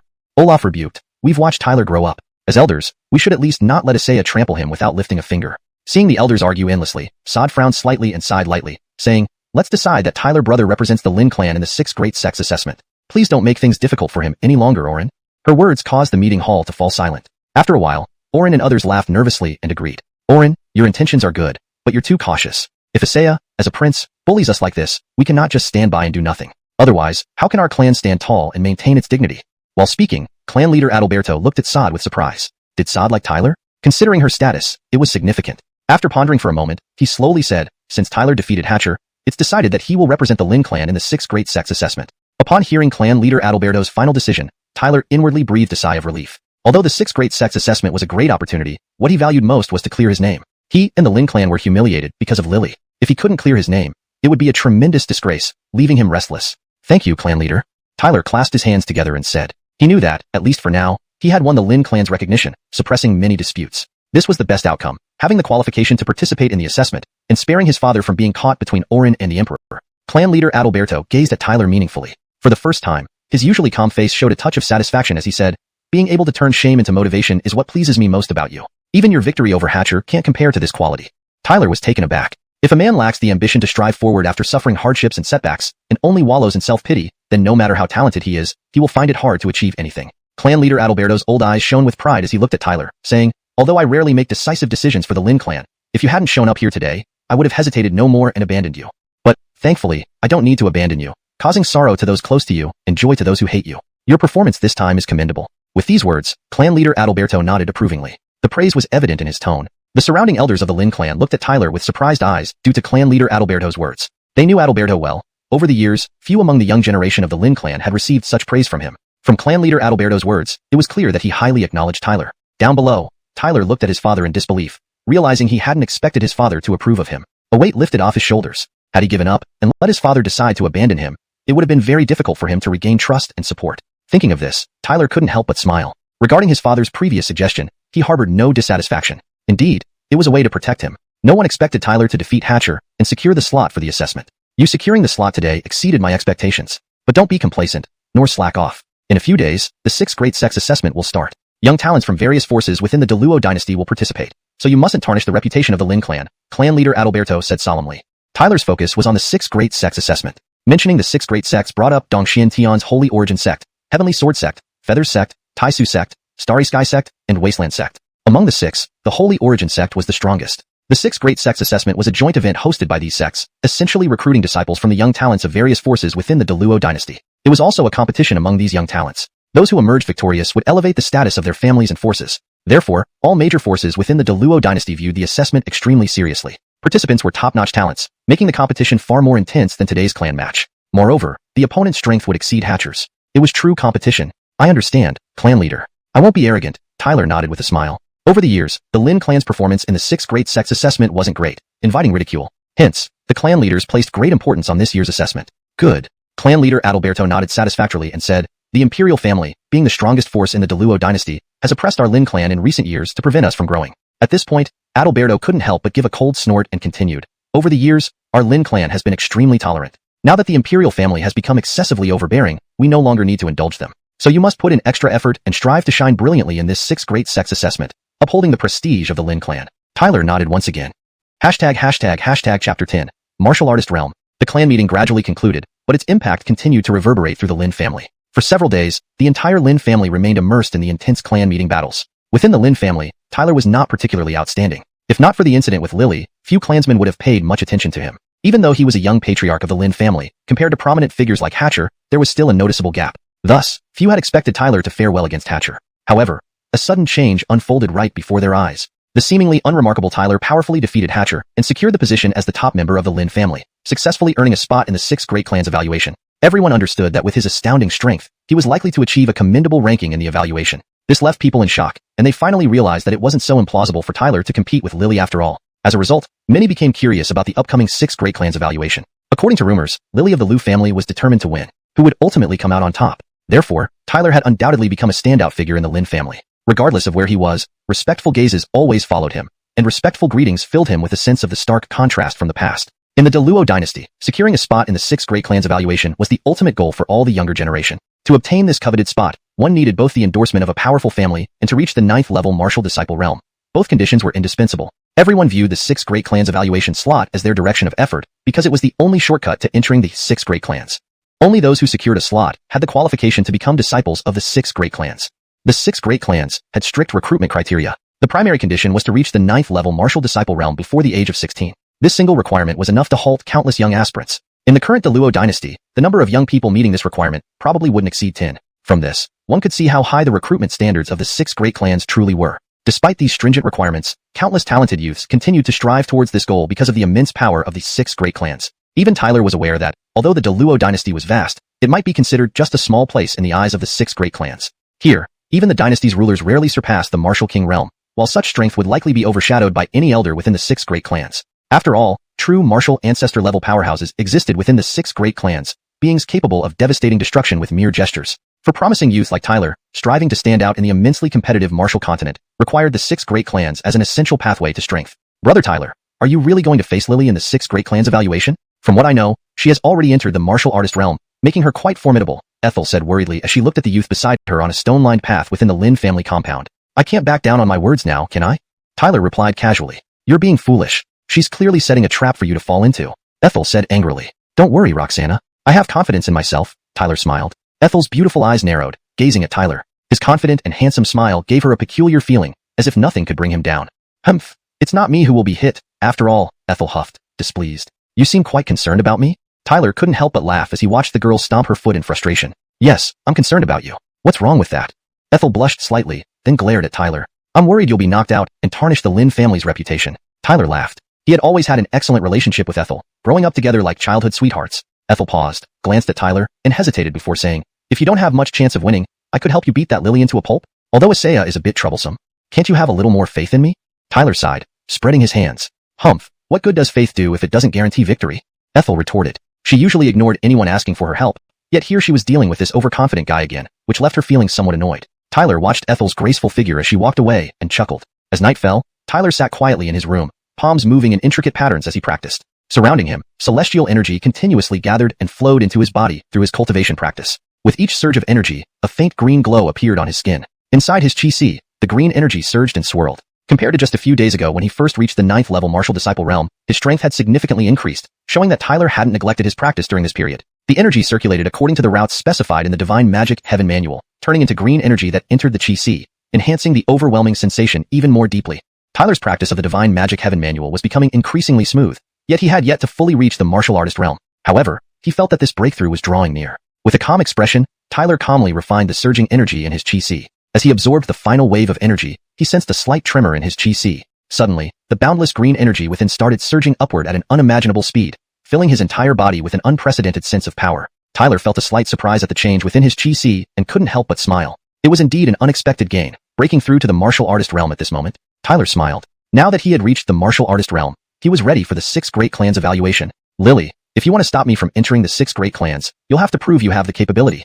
Chapter 11. A Gathering of Geniuses. As the day of the 6 Great Clans evaluation drew closer, excitement spread throughout the imperial city. Nearly all family powers from the Luo dynasty rushed here, resulting in an unprecedented peak of foot traffic. The 6 Great Clans evaluation primarily involved major forces of the Luo dynasty, but some other forces also participated. These other forces didn't have as much fixation on the 6 Great Clans as the primary participants. They simply wanted their descendants to gain some experience and exposure through this evaluation. Regardless of their intentions, the event was undoubtedly the largest spectacle in the Luo dynasty for years. Young geniuses who shone here would greatly enhance their own reputations and those of their families. The location of the 6 Great Clans evaluation was set inside the drill ground within the imperial city, the grandest venue in the city, covering a vast area where many eyes would gather. The champion of the evaluation would also be crowned here. On the day when countless eyes eagerly awaited the start of the 6 Great Clans evaluation, the bustling of the imperial city reached its climax. A flood of people surged towards the drill ground, a sight that stirred everyone's hearts. Is this where the 6 Great Clans evaluation begins?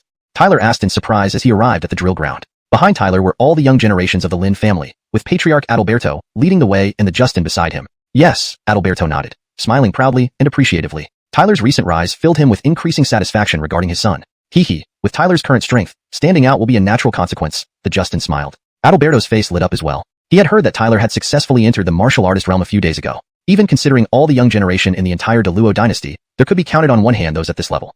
This time, it depends on Long's performance whether our Lin family can finally raise our heads high. Adalberto patted Tyler's shoulder with pride as Tyler scanned the surroundings. Some forces were already here, and from the aura they exuded, none were weaklings. But most were unfamiliar to him. The Deluo dynasty had hundreds of cities. The forces that could come here were all renowned ones, with formidable power. Among these forces, the royal family was the strongest, followed by the 4 major families. Tyler's true competitors were among these forces. Of course, unexpected strong contenders could appear too, though that was rare. While scanning, Tyler suddenly heard footsteps nearby. Then dozens of figures appeared in the drill ground. Tyler looked over. From the auras of these figures, he sensed something astonishing that made him change expression. At the head of this group was a burly middle-aged man. Though calm-faced, Tyler felt a powerful aura from him. That's the patriarch of the Wang family, Avon. Did you see the girl in blue behind him? She's also one of the favorites for this evaluation, Adalberto said in his ear as Tyler watched the middle-aged man. Hearing this, Tyler immediately turned his gaze to the blue-clad girl. She was beautiful, well-figured. But what surprised him most was her strength.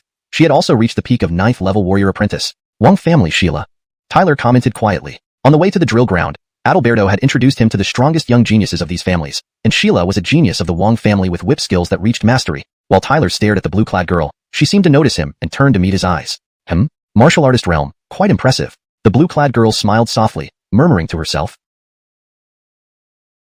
Sheila, don't underestimate that youth. If I'm not mistaken, he's the famous Tyler, even surpassing Hatcher recently. It's surprising the Lin family produced such a genius this time. Truly admirable, the middle-aged man said, glancing at Tyler. Oh, he's that Tyler? Indeed, he's a formidable opponent, Sheila said with slight surprise and a playful laugh. If possible, don't easily make enemies. Focus on securing a spot first, the middle-aged man advised. Understood, Sheila nodded, gave Tyler a sweet smile, then shifted her gaze away. Tyler did the same, inwardly sighing. Seeing such talent made him realize his past arrogance. After the Wang family arrived, more and more forces came. Each was a significant presence in the Deluo dynasty, representing the true top tier of this dynasty. As more forces gathered, Tyler also noticed another family, the Zhou family. Their participant wasn't weaker than Sheila and was another hot favorite for the evaluation. Adalberto, long time no see. Looks like you haven't lost your old face completely yet. A laugh interrupted the Lin family's conversation. Adalberto and the Justin's faces changed slightly, smiles freezing. Tyler looked up to see a large crowd swaggering towards them, people hastily making way, a sign of wariness. At the front was Duke. Tyler glanced at Duke, then focused on a familiar figure behind them, Lily. Seeming to feel Tyler's gaze, Lily shot him a glare, waving her hand mockingly, a clear reminder of Tyler dismissing her. Nidhogg, rest assured, my old face will be smiling last, Adalberto said half-jokingly to the approaching Lu family members. There are plenty of shameful things. Wanting to laugh last isn't easy?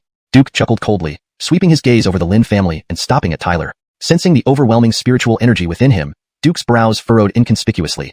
Indeed, Tyler's strength had increased as rumored. Adalberto replied calmly, this time, it might be your Lu family losing face. In the end, let's see who loses face. Hopefully, your Lin family can withstand the pressure during the evaluation. Duke smirked, arrogantly gesturing his men to walk past Adalberto. When Lily passed by Tyler, she paused, laughing softly. Tyler, many opponents in the evaluation. Be careful. You might get beaten to death. With that, Lily's lips curled into a cold smile, her gaze piercing like a venomous snake before turning away. That witch too arrogant. Hatcher and others seethed at Lily's back. Tyler glanced at Lily's retreating figure. He heard the hostility in her words and felt a flicker of murderous intent deep within him. Who gets beaten to death is still uncertain, he muttered under his breath. Around the parade ground, there were tens of thousands of stone seats, almost all now occupied by spectators, creating a sea of people stretching to the horizon. This event was truly the grandest spectacle ever seen in the imperial city. The Lin family group, led by Adalberto, entered directly into the central area of the parade ground where the stone seating was prime. From here, they could overlook the assessment site and clearly see everything happening on the parade ground. Those who entered this central area were mostly from influential forces with some reputation in the imperial city or throughout the Deluo dynasty. As such, many greeted Adalberto upon entering, and he responded warmly to each one. After greeting everyone, Adalberto led the group to a set of stone seats. Nearby were members of the Lu family. Despite their seemingly casual glances at the Lin family, it was evident that deep down, there remained some hostility. Of course, Adalberto had no interest in reconciling these old rivalries. Years of open and covert conflicts had nearly crushed the Lin family under the royal suppression. It was only through his own skills that the Lin family remained strong. Therefore, while the Lu family might hold animosity, Adalberto looked down upon them, remembering how they once sought an alliance with the Lin family. As the Lin family took their seats, more families arrived, raising the noise level even higher. Tyler also took his seat and observed his surroundings, catching glimpses of ridicule directed towards him. Dong! Suddenly, a clear bell tone resonated through the parade ground. Whoosh! Immediately, fully armed Imperial guards appeared, standing stiffly at every corner of the parade ground, creating a highly vigilant atmosphere. The crowd fell silent as all eyes turned toward the entrance, expecting the arrival of the current rulers of the Deluo dynasty. Hello, everyone. Long time no see, a robust voice echoed from the entrance, followed by a procession of people accompanying a tall, middle-aged man in dragon robes exuding immense authority and leadership presence. This was none other than the current ruler of the donghua dynasty, Emperor Vaughn. So this is Emperor Vaughn of the donghua dynasty? This aura is terrifying. The royal family is truly formidable. Tyler's face became grave as he sensed a power far exceeding his father's. Clearly, Emperor Vaughn's strength surpassed Adalberto's. Facing such a powerful figure, Tyler knew he had to be cautious. After the 6 great clans evaluation, Emperor Vaughn would likely become his adversary. Greetings, your majesty. Avon, Adalberto, and various patriarchs hurriedly knelt in salute. Haha, please rise, Emperor Vaughn laughed heartily, waving his hand. An invisible force lifted all the kneeling people. This display caused a slight change in the expressions of Adalberto and others. Recognizing the terrifying power behind that simple gesture, they felt newfound respect for the royal family. Yet, they also hoped that if their clans produced a disciple among the 6 great clans, they too could achieve such power. Tyler's gaze shifted to someone behind Emperor Vaughn, a handsome young man with an imposing presence emitting waves of astonishing power. This is Crown Khan Xianxia, Adalberto whispered to Tyler. A spark of killing intent flashed in Tyler's eyes. This must be the man involved with Lily. ####Chapter 12. The examination begins. According to Adalberto, it seemed that Xianxia was already a disciple of one of the 6 great sects and had risen rapidly within the ranks of the Xianxia sect. This development only strengthened the imperial family's power manifold. Tyler remained outwardly calm, but inwardly he couldn't help but sigh. Xianxia was indeed outstanding. No wonder Lily would do such scandalous things with him. Though Tyler acknowledged that Xianxia was formidable, did that mean Tyler himself was weak? As Tyler was lost in thought, Vaughn led a group from the imperial family past them. However, Xianxia suddenly stopped before Tyler, causing Tyler to be taken aback. His gaze lifted, and as he looked at Xianxia, a surge of murderous intent welled up within him. Are you Tyler of the Lin family? Xianxia gave Tyler a cold, haughty smile, looking down on him condescendingly. His voice was direct and blunt, which forced Tyler to suppress his rising anger. He responded calmly, is there something you need? Xianxia's arrogance was insufferable, but even if the other party was the Crown Khan, Tyler wasn't going to give him any face. The corners of Xianxia's mouth curled into a sinister smile, sending shivers down Tyler's spine. He sized Tyler up before softly saying, let me advise you to know your limits. It isn't an insult for I say this. If even the slightest hint of my affair with Lily leaks out, I will hold you accountable. It won't just be you. The entire Lin family will be eradicated. You aren't a fool. You should know when to stop and cut your losses. No matter how aggrieved or resentful you feel, you can only grit your teeth and bear it. Listening to Xianxia's icy words, Tyler took a deep breath and finally replied with a faint voice, I judge actions by right and wrong alone. Humph, you'd better not make us take drastic measures, Xianxia said before briskly catching up with Vaughn. The latter glanced at Xianxia and asked quietly, what did he say? He's a fool. The Lin family seems less cooperative this time, so it might be unnecessary to keep them around, Xianxia whispered. We can't let him tarnish the imperial family's reputation when the envoys from the 6 great sects arrive, Vaughn said coolly. Don't worry, your majesty. I'll have Lily take appropriate action to keep her quiet permanently, Xianxia pondered for a moment and then replied. Vaughn's expression darkened slightly, displeased with this outcome. Seeing this, Xianxia could only shake his head and say, this Tyler shouldn't act recklessly. After all, he is that little tortoise. This is all because of you. Don't entertain delusions of Xianxia. Vaughn scolded, then stepped onto the high platform with a smiling face. His eyes swept over the crowd, and he loudly proclaimed, thank you all for gracing this occasion. As the head of the imperial family, I welcome everyone on behalf of our entire clan. Note, the term Xianxia was not translated in the original user's text. It means Xianxia, Xianxia Xinli. Xianxia means Xianxia, Xianxia Xinli, fluke, or entertain Xianxia, Xianxia Xinli, delusions of Xianxia, Xianxia Xinli, Xianxia, Xianxia Xinli, a lucky break. In context, it seems to mean, don't entertain delusions of a lucky break. But without knowing the exact context or full sentence, it's hard to translate accurately. A more natural translation might be, don't harbor any Xianxia, Xianxia Xinli, Xianxia, Xianxia Xinli, lucky thoughts, or don't Xianxia, Xianxia Xinli. Think you can get lucky. However, as the word wasn't translated in the original, I left it untranslated here as well for consistency. But for a more fluent and natural English sentence, we could interpret it as, this is all because of you. Don't entertain any Xianxia, Xianxia Xinli, delusions of a lucky break. Vaughn scolded, then stepped onto the high platform with a smiling face. His eyes swept over the crowd, and he loudly proclaimed, thank you all for gracing this occasion. As the head of the imperial family, I welcome everyone on behalf of our entire clan. Please adjust based on your preference, or provide more context if needed for Xianxia. Upon hearing Vaughn's words, Adalberto and others hurriedly stood up in agreement. Despite being extremely strict, no one dared to underestimate Vaughn, especially considering his status as the head of the imperial family and his considerable personal strength. In the whole Daliang dynasty, few could surpass him. Now, allow me to introduce the judges for the 6 great sects examination. Vaughn bowed respectfully towards 6 middle-aged men who were half closed-eyed beside him and continued. These 6 gentlemen are envoys from the 6 great sects. They will oversee this examination. Envoys from the 6 great sects?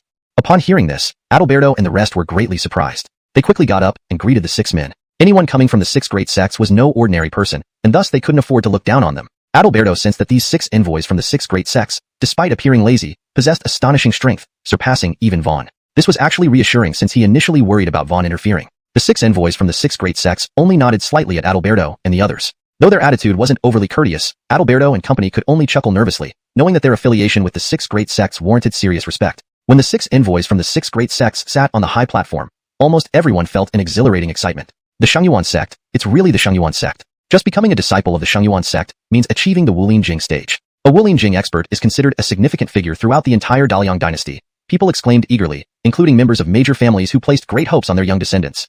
There's also the Tongtian sword sect, the realm of sword practitioners. And Yuhua sect and Xianxia sect have arrived too. Everyone was happy. Dongxuanshan sects were countless, yet the six great sects were among the most elite and evidently eager to recruit Lily. Let's begin, the six envoys said to Vaughn. Vaughn smiled, then his voice boomed through the crowd. Those under 16 years old, possessing 9th rank Wu 2 strength, can participate in this examination for the chance to become disciples of the six great sects. Now, all eligible participants may come forward. Immediately after his announcement, the crowd erupted into chaos, though most sighed in disappointment. Being only 16 and reaching 9th rank Wu 2 merely qualified one to participate. For many, 9th rank Wu 2 was a nearly insurmountable barrier, making them ineligible for the examination. Alright, those wishing to participate, step up to the platform, Bowen instructed. As the envoy from the Xianxia sect, he represented the sect to recruit Lily, with Isaiah playing a significant role in facilitating this process. In the courtyard, youth steadily climbed onto the platform, each exuding confidence. Simultaneously, on the viewing stands, young heirs of prominent families in the Daliang dynasty joined them on the field. Sinclair, only 14 and already at 9th rank Wu 2's day. Li Xiang, almost 16, peak 9th rank Wu 2, has a good chance of entering the six great sects. Zhu Qianqian, under 16, 9th rank Wu 2, one of the three beauties of the capital city. All gaze is focused on Zhu Qianqian, often compared with Lily as one of the three beauties of the capital city and around the same age. But now, Zhu Qianqian had seemingly pulled ahead. At this moment, Lily strode confidently out from the stands and onto the courtyard. Instantly, all eyes shifted from Zhu Qianqian to her. Talented genius of the Liu family, top talent of the capital city, one of the three beauties, the focus of recruitment from the six great sects, Lily was surrounded by numerous brilliant achievements that made her revered. Chapter 13. The Radiant Lily. Lily strode toward the training ground, her dark hair flowing gracefully. Her breathtaking beauty captured the attention of countless onlookers. A prodigy unparalleled, many people thought to themselves, admiring such a rare blend of stunning looks and extraordinary talent. It's rumored that Lily became a level 1 martial artist half a month ago. Now she surpasses the young generation in the Imperial City. If I could only be close to her, I'd die a content man. Someone sighed deeply, recalling the rumor that Lily was marrying into the Eastern Palace. Perhaps only someone as uniquely talented and noble as Isaiah could match Lily. Tyler from the Lin family, on the other hand, seemed overly ambitious and deserved his humiliation. Yet, he was also joining the six major sects examination. Wasn't this adding insult to injury? Shortly after, Lily arrived at the training ground, standing tall and straight. Instantly, all eyes were drawn to her radiance. The platform already had several dozen people present. On the high platform, the envoys of the six major sects focused intently on Lily, with little interest in anyone else since they had come primarily for her. Only Ives, envoy of the Star Cluster sect, scanned the crowd and remarked, "Lily is indeed dazzling. It seems no one can outshine her." "Of course," Bowen replied coldly. He intended to secure Lily as a disciple for the Holy Origin sect. Suddenly, a figure emerged from the audience and walked briskly onto the training ground. Climbing the steps, he approached the arena. Many were taken aback by the sight of a slender youth. Tyler? People whispered among themselves. Tyler had come to the training ground. Did he not realize Lily was the star here? Even Duke did not expect Tyler to represent the Lin family in the examination. His gaze fixed on Tyler, then glanced at nearby Adalberto, sneering disdainfully. Ives's eyes lit up upon seeing Tyler, a meaningful smile spreading across his face. For some reason, he sensed that Tyler was more than met the eye. Ives subtly glanced at Bowen, who wore an expression of disdain. Imagining Bowen's reaction when Tyler eventually shines, Ives felt delighted. On the platform, Lily looked at Tyler with a hint of contempt in her beautiful eyes. "Tyler, this place isn't meant for you. Leave now." Tyler looked at Lily, a smirk playing on his lips, but remained silent. Ignoring her, Lily's expression soured, visibly annoyed. She continued, "Tyler, I know you are extremely resentful, but there's a vast gap between us. No matter how much resentment you have, you should recognize your limitations. There is no place for you here on this platform. Go. What are you to teach me anything?"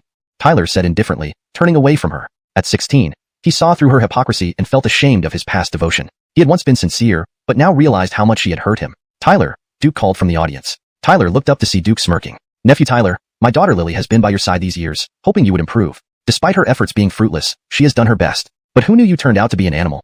"Lily was by my side? Animal?" Tyler's face darkened. Seeing Duke's hypocritical face, he felt disgust. How could anyone be so shameless? Though you have a marriage contract with Ruyan, it hasn't been consummated yet. Attempting to force yourself on her is despicable. However, for the sake of our family's friendship, I forgive you. From now on, mend your ways." Duke's loud words exposed his true colors to Tyler. This was not forgiveness but slander to break the engagement, similar to Lily's manipulation with Isaiah. Hearing Duke's words, many started looking down on Tyler, whispering harsh criticisms. "Hush!" Bowen waved a hand, silencing the crowd.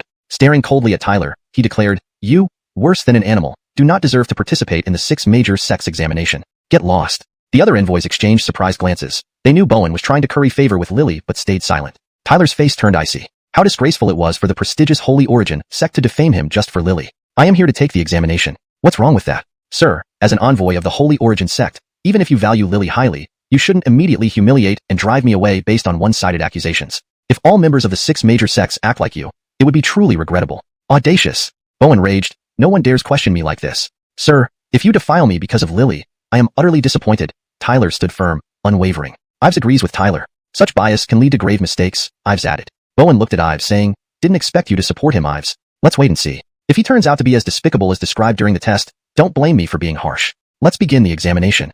The envoys spoke in unison, and soon, a testing pillar appeared on the platform. Lily. Hearing her name, Lily stepped forward under the intense gazes. She placed her slender hand on the pillar and gradually channeled spiritual energy. Moments later, the pillar emitted brilliant light. Level 1 martial artist. Lily, level 1 martial artist. Excellent, the envoy announced. Giggle. Lily's face beamed with pride. TSK, level 1 martial artist, impressive. At this rate, she might reach martial master in just 2 or 3 months, someone murmured. Truly a genius. Lily's smile grew wider amidst the praise.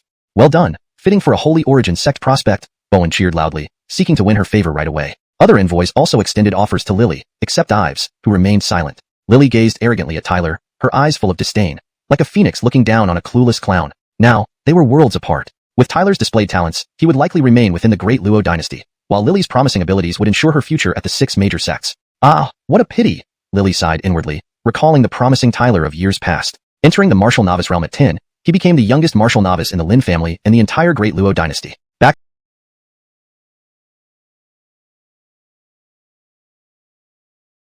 then, Tyler's future shone brightly, winning the admiration of countless young women, including Lily. Reality was cruel. Tyler stopped progressing at the 6th rank martial novice, eventually falling behind his peers, including the current Lily. The fall from grace was instantaneous, transforming Tyler into a laughingstock in the eyes and mouths of the crowd. This abrupt change, from heaven to hell, made him a subject of ridicule. If Tyler were to fail this examination, he might never have another chance to rise again. The fall from grace was instantaneous, transforming Tyler into a laughingstock in the eyes and mouths of the crowd. This abrupt change, from heaven to hell, made him a subject of ridicule. If Tyler were to fail this examination, he might never have another chance to rise again.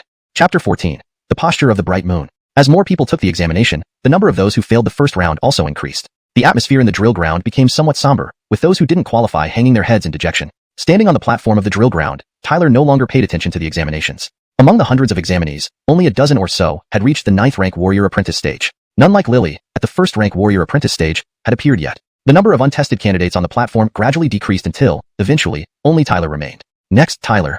Below the platform, an envoy called out this final name. Brother Tyler, it's your turn, said young Ethel beside him softly. Nodding slightly, Tyler scanned the drill ground with his gaze. Those gloating looks made him inwardly startled. Do I look weak? Tyler thought, feeling a bit amused amidst his astonishment. Although it's surprising that Brother Tyler is representing the Lin family in the 6 major sects exam, it's precisely because of this surprise that many people find it hard to believe. Therefore, they naturally consider Brother Tyler as their best benchmark, explained Ethel beside him gently. Shaking his head helplessly, Tyler smiled faintly. Because it's unbelievable, they choose to gloat over my misfortune? Ethel giggled softly and nodded slightly. Raising his head slowly, Tyler shrugged and cast his gaze toward Adalberto in the spectator stands, giving him a faint smile. Seeing the smile on his son's face, Adalberto nodded in satisfaction. Taking a deep breath, Tyler strode towards the test pillar. His sudden air of vigor and spirit made some who were about to mock him somewhat taken aback. Under countless gazes, Tyler approached the test pillar. Ives sighed inwardly, watching the thin youth before him. When Tyler still bore the name of a genius years ago, he was the first witness. After that, the name of genius faded away. If Tyler couldn't prove himself today, he might live a mediocre life forever, never changing his destiny. In front of everyone's eyes, Tyler slowly extended his hand, lightly pressing it on the test pillar. At this moment, all eyes were intently focused on the test pillar. They knew that this examination might completely end the once renowned genius boy of the Luo dynasty. Moments later, a brilliant light suddenly erupted from the test pillar. On the stone tablet, the large golden characters made everyone's hearts momentarily stop beating. 2nd rank warrior, elite. Complete silence fell over the entire field, unnaturally quiet, where even the sound of a pin dropping could be heard. Looking at the glittering golden words on the test pillar, after a momentary silence, continuous sounds of drawing cold breath echoed like a whirlwind through the drill ground. Countless expressions seemed frozen in shock. Splash. In the spectator stands, Adalberto stood up abruptly. 2nd rank warrior longer, you really did it. With tear-filled eyes, Adalberto stared at Tyler in front of the test pillar, fully aware of the tremendous effort Tyler had put into achieving success. The 3 elders sitting beside Adalberto also wore incredulous faces. Just half a month ago, Tyler was still a 6th rank warrior apprentice, now transformed into a 2nd rank warrior. Such speed was unheard of. Haha, the chief's son is indeed formidable, Elder number 1 gulped and chuckled dryly. Adalberto couldn't help but smile, looking at the elder and said calmly, Elder number 1, do you think anyone else could reach this point? Elder number 1 was stunned, shaking his head sheepishly. He wasn't a fool. Although Hatcher was not bad, wanting to reach second rank warrior in half a month was virtually impossible. Dazedly staring at the large words on the test pillar, the envoy's eyes filled with shock. Tyler, second rank warrior, elite. Deeply exhaling, the envoy seemed to want to expel all his shock, but his trembling voice couldn't hide his astonishment. Hearing the definitive results announced by the envoy, the already silent drill ground became deathly quiet. Gulp. A throat was swallowed loudly, breaking the silence. On the spectator stand, Hatcher's eyes widened, his gaze full of amazement deep down. Half a month's time, from 6th rank warrior apprentice to 2nd rank warrior. This rate of cultivation was simply unprecedented. Such speed would have been difficult even for the prodigious Tyler when he was 10 years old. Yet, this seemingly unimaginable fact had become reality under Tyler's feet. Gazing blankly at Tyler standing before the test pillar, a strange thought sprouted in Hatcher's heart. Genius Tyler seems to have returned. Doreen, who was planning to ridicule Tyler, was left speechless staring at the few big words on the test pillar, exclaiming, "How is this possible?" Lifting his head to the test pillar, Tyler exhaled lightly. Then he turned his head, looking at Lily mockingly. "First rank warrior isn't that impressive either. This is truly what a true genius looks like." I've sighed deeply in amazement. What's going on? Bowen sighed. Several envoys exchanged glances. A 2nd rank warrior at 16 was clearly better than Lily. Bowen's expression changed involuntarily, saying, "Please stay calm, gentlemen. This person was only a 6th rank warrior apprentice half a month ago. He must have consumed a powerful elixir to boost his strength rapidly within a short period. Such a person lacks spiritual energy foundation and remains as fragile as paper." Several envoys nodded secretly, agreeing that neither Bowen nor the Liu family would joke about such matters. Lily looked at Tyler, her beautiful eyes flickering unpredictably. No wonder he dared to participate in the 6 major sex exams. He came prepared. But, what good did it do? Xianxia was the true genius, her perfect match. "Tyler, trying to bluff your way through won't be easy," Lily said calmly, her expression becoming emotionless again. "In the next round, I will definitely expose you and make you realize just how big the gap between us is." "You're right." Bowen laughed. "The second round is testing spiritual energy. Tyler, if your spiritual energy does not reach 2nd rank warrior, it proves you are nothing but a disgraceful waste, unfit for any real challenge. Bring the spirit energy tablet." Upon his command, a guard brought a black stone tablet onto the platform. Tyler glanced at Bowen calmly. "No spiritual energy foundation? Fragile? Who are you talking about?" "Tyler, open your dog eyes and watch closely," Lily said coldly to Tyler. Then she walked up to the black stone tablet, clenched her hand tightly, and slapped it. "Lily's spiritual energy has reached the 2nd rank warrior stage. So powerful," exclaimed the crowd. "Tempest sweep." Lily roared, unleashing all her spiritual energy. 2nd rank warrior. Peak? In the spectator stands, people gasped in awe. A true genius among geniuses. No one could imagine that Lily, being a 1st rank warrior, had her spiritual energy at peak 2nd rank warrior, indicating she was truly at the 1st rank warrior level and could fight across ranks. Almost everyone was looking at Lily in shock. Compared to her, Tyler seemed insignificant. Just as she said, in the 2nd round, she would expose Tyler completely, revealing the huge gap between them to everyone's eyes. Chapter 15. What is the gap? On the viewing platform, countless pairs of eyes were lifted towards Lily. A powerful spiritual energy seemed to radiate from her body, a depth and thickness that was truly impressive. Prodigy. No wonder the royal family risks a feud with the Lin family just to recruit Lily. She is a phoenix among humans, destined for great things. Many couldn't help but exclaim in awe. Hearing these exclamations, Lily wore a beaming smile. Then she turned her head and glanced coldly at Tyler, saying, "Now, you must finally understand the gap between us, right?" "What gap?" Tyler asked in return. "Asking what you know well enough. The so-called engagement means nothing more than a piece of scrap paper when faced with absolute power. In the future, you should resign yourself to being an ordinary person." Lily said slowly, "My life is destined to soar through the skies while you can only run around on the ground. Never comparable." After finishing, Lily turned away from Tyler and cast a glance at Xianxia, as if secretly sending him a meaningful look. "You are speaking too soon." Just then, Tyler's calm voice echoed. Lily turned back to see Tyler looking spirited, momentarily dazzling her. "I haven't even taken the test yet. How can you determine my spiritual energy level is inferior to yours?" Tyler said indifferently, making Lily falter. "Wasn't this already a done deal?" Tyler walked up to the spirit energy monument and took a deep breath. Now, his cultivation was at the 2nd rank warrior realm, while Lily, although only at the 1st rank warrior realm, had erupted with the spiritual energy equivalent of a 2nd rank warrior. However, he was confident that he wouldn't lose, and he believed this deeply. "Obstinate fool." Bowen sneered. If Tyler's spiritual energy didn't reach the 2nd rank warrior realm, he would make sure Tyler paid the price. Lachlan grinned widely, his eyes full of anticipation, as if seeing a genius rise. And Adalberto, seated in the stands, also placed high hopes on Tyler. Tyler stared at the spirit energy monument, preparing to unleash all the humiliation he had endured recently onto it. Suddenly, Tyler clenched his fingers into a fist and punched directly at the spirit energy monument. The massive monument immediately emitted a brilliant light, golden characters appearing instantly on its surface. 3rd rank warrior realm. Silence filled the entire venue. However, the golden characters did not stop there. They continued to climb higher until finally halting after a short moment. All gazes, initially stunned, now dumbfoundedly lingered on the spirit energy monument, displaying those radiant golden characters. In the training field, sounds of sharp intakes of breath could be heard continuously. Representatives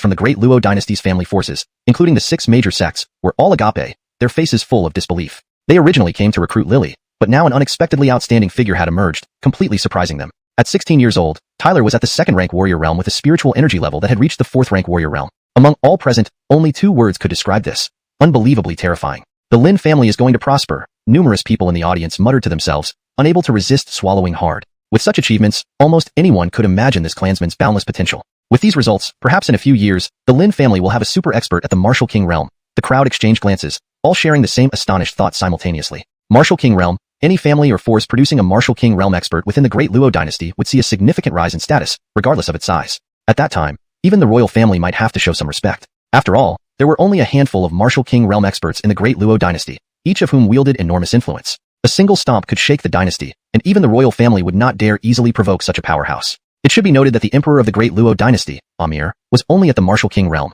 From this, one could infer how formidable Martial King realm experts were in this dynasty. For this reason, everyone felt envious of the Lin family upon witnessing Tyler's impressive performance. In the front row of the viewing platform, Adalberto was momentarily blinded by the golden characters on the Spirit Energy Monument. After some time, he gradually calmed down, casting a proud glance at Tyler in the training field and smiling faintly. It's fortunate I didn't give up on long, otherwise, I'd regret it for the rest of my life. As Tyler's father, Adalberto understood his son's nature well, unwavering righteousness and commitment to goals. If he hadn't supported Tyler, it would have created a rift between father and son, and potentially ruined Tyler's future. Fortunately, under his support, Tyler had begun to shine brilliantly. This was probably the best decision he had ever made in his life. Congratulations, Chief Lin. Young Master Tyler's talent is unprecedented. Your Lin family is indeed going to produce a super expert. Some representatives from other families gazed intently at Tyler in the training field and congratulated him. Yes, having a son like this, what more could one ask for?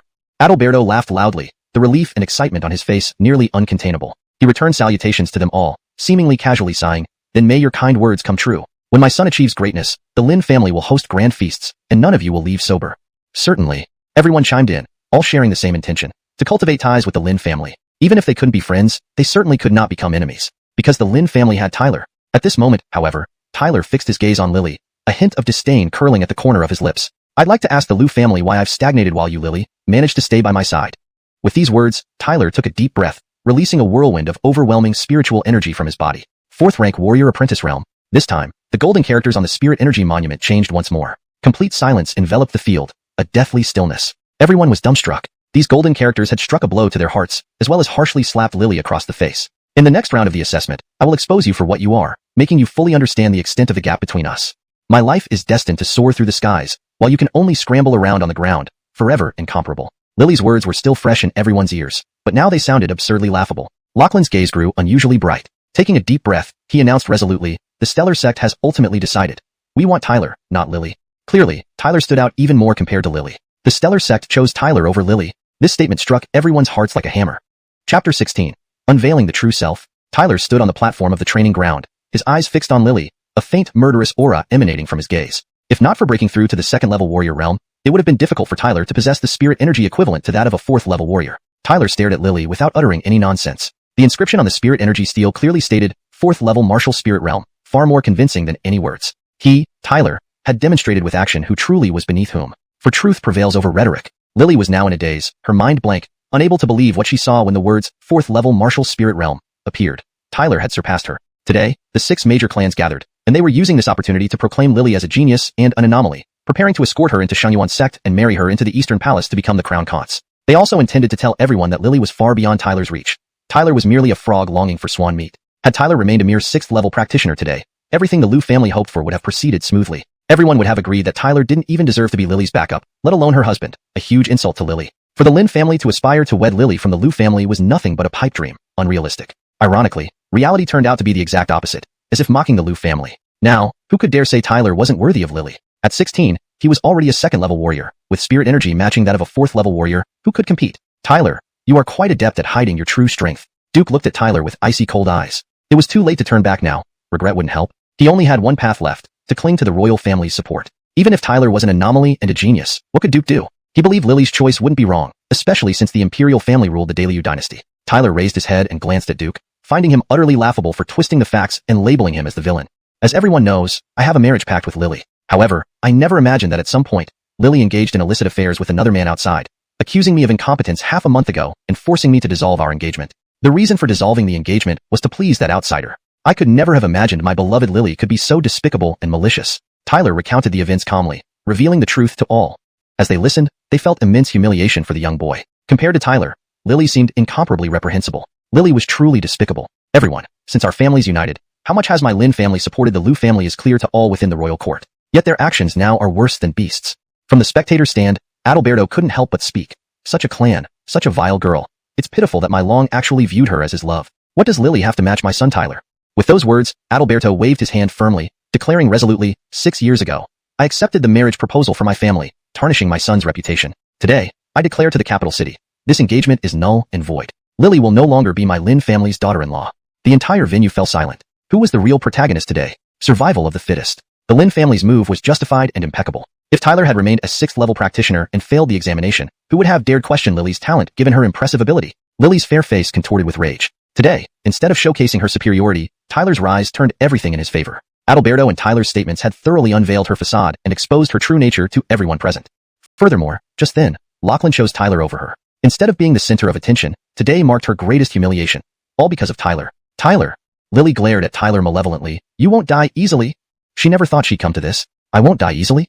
Tyler couldn't help but laugh. How can you talk about me when you've repaid kindness with malice? Everything you've suffered today is self-inflicted, and you can't blame me. If you hadn't betrayed your principles and acted short-sightedly, would it have come to this? Silence enveloped the crowd. Lily's humiliation indeed stemmed from her own actions. Had she remained loyal, with Tyler's recent brilliance, she would have shared in the glory, becoming the envy of countless girls across the Liu dynasty. After all, which girl doesn't want a genius for a husband? Lily deeply regretted her actions. Had it not been for her momentary greed, Tyler, the genius, would have been her perfect match. She had ruined what should have been a winning hand, but she refused to accept defeat. If she could kill Tyler, no one would dare accuse her. After all, winners take all. Bowen saw her resolve and announced directly, the third round begins, the combat test. Upon hearing this, Lily's decisive voice echoed. Lily of the Liu family challenges Tyler of the Lin family. When Lily's challenge rang out across the training ground, the atmosphere froze. The grounds erupted in exclamations as countless people watched in shock, eager to witness the confrontation between Tyler and Lily, whose grudges were well known. With Tyler's proven talent, the impending battle promised to be fierce. They wondered, would it be Lily, who broke her vows, or Tyler, who sought to divorce her, who would prove superior? Lily had erred once. Would she err again? Amidst the uproar, the Lin family members scowled, glaring angrily at Lily for disgracing their family. Even Adalberto felt tense despite knowing that Tyler and Lily would eventually confront each other. Her betrayal was a stain on their name and a source of pain for Tyler. Only Tyler could rectify this. As the young patriarch and the main party involved, he needed to erase the disgrace Lily had brought upon them. All he needed was to defeat Lily, officially proving himself as the true genius of the Liu dynasty, while Lily would become a pariah, giving Tyler a new beginning. Of course, this was contingent on Tyler defeating Lily. The outcome of their battle would provide answers. Everyone waited anxiously. Tyler's chance to vindicate himself might rest on this battle. On the quiet platform, Tyler smiled faintly, looking at Lily with a victorious smirk. Lily challenging him suited his plans perfectly. With Huang Puqi and the representatives from the 6 major clans present, he had the perfect opportunity to slay Lily and wash away past humiliations. He wanted to make Lily realize that he, Tyler, was absolutely not someone anyone could easily surpass. Even when compared to Vaughn, he would only be superior, or at least on par. Tyler shrugged, flashed a smile at Lily, his eyes brimming with killing intent, and finally, his faint laughter slowly echoed across the training ground. Challenging me? Then I'll oblige you. But remember, I've always said, this will only end when one of us is dead.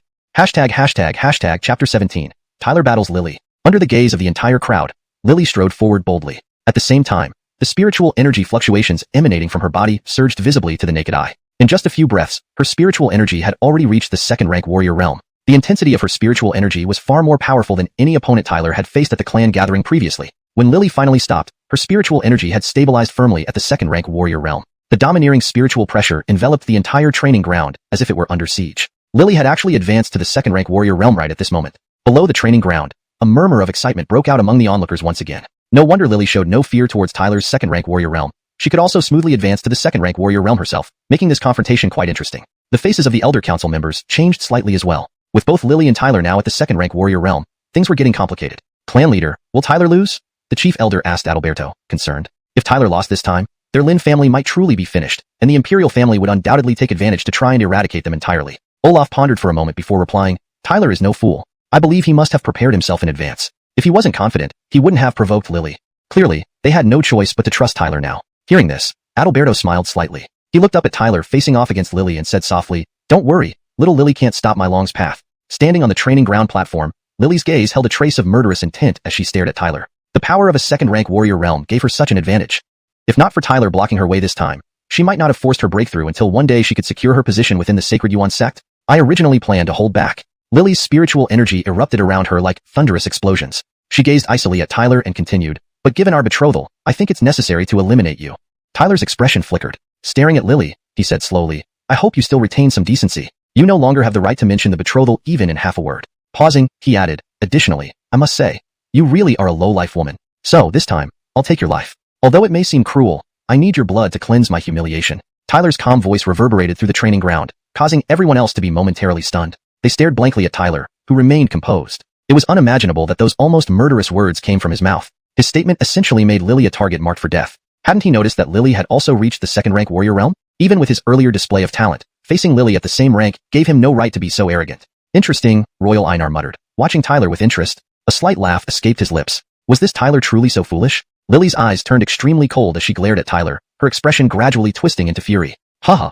Her chilling laughter echoed. Tyler's words had left her almost laughing uncontrollably. For years, she had never seen Tyler so audacious. Initially, she only intended to scold him, but Tyler's words had become even more defiant, showing no respect for her as an opponent. Shocking Heaven Demon Flame Fist. Spiritual energy swirled wildly around Lily. Without giving Tyler much time to react, she extended her delicate hand, forming a massive demon flame in front of her instantly.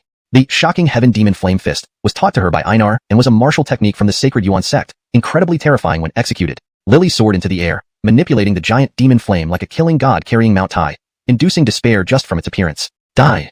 Kill intent surged in her eyes. Pointing a finger, the colossal demon flame struck Tyler with immense force, like Mount Tai crushing down. Boom, boom, boom. As the demon flame descended, the surrounding air exploded, and the ground below cracked into countless fissures. The sheer destructive power left many spectators speechless. Humph! Tyler raised his head, coldly observing the demon flame rushing toward him like Mount Tai. Taking a large step forward, he lunged at a huge stone lion nearby, grabbing it fiercely. Rise for me!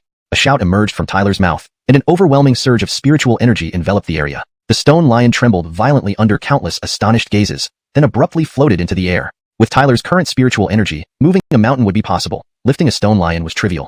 This scene was too terrifying. Others shuddered in shock, realizing they would be crushed if Tyler hurled the lion at them. Of course, not only they were shocked, even the 6 envoys on the high platform's expressions changed dramatically. What formidable strength! Bowen observed Tyler lifting the stone lion with raw spiritual energy, speaking slowly with a darkened face. This young man indeed possesses astonishing strength. No wonder he dared speak of killing Lily. Lachlan remarked in amazement. Such formidable spiritual energy even surpassed Lily's second-rank warrior realm prowess. Rumble. Under countless amazed gazes, the colossal stone lion flew forth and clashed with the demon flame under Tyler's control. Bang! A sharp booming sound resonated from the sky, seemingly blotting out the sun. Moments later, debris rained down, leaving the vast training ground shattered. Fortunately, the 6 envoys intervened in time to prevent debris from hitting the audience stands, otherwise casualties would have been numerous even before the battle concluded. Haha, you're at the second-rank warrior realm? So what? Not impressive at all. As debris fell everywhere, Tyler suddenly leaped into the sky, spirals of spiritual energy swirling around him like a typhoon, hurtling toward Lily at incomprehensible speed. Tyler, don't be overconfident. Lily's icy gaze sharpened. Fingers flicking rapidly, she unleashed overpowering spiritual energy beams tearing through the oncoming typhoons. Swoosh! Light scattered across the sky, and a shadow pierced through the air like a bolt, striking mercilessly at Lily's vital points. Seeing Tyler attack, Lily's coldness deepened. She did not hesitate either, striding forward and unleashing palm strikes laden with overpowering spiritual energy capable of crippling a second-rank warrior. Pang pang pang pang. In midair, shadows intertwined as fist and palm continuously collided. The deafening crashes echoed like thunder, creating waves of spiritual storms that instilled fear and dread. Translation maintained the original paragraph structure and style while ensuring natural English flow and coherence. ####Chapter 17. Tyler battles Lily, continued. Under the astonished gaze of countless spectators, the two figures clashed dozens of times within just a few breaths. Neither held back in their attacks, each move potentially fatal, and any moment of weakness would result in immediate defeat and death. However, those who had placed their bets on Lily now wore extremely grim expressions. They had hoped to witness an absolute and unstoppable dominance from her.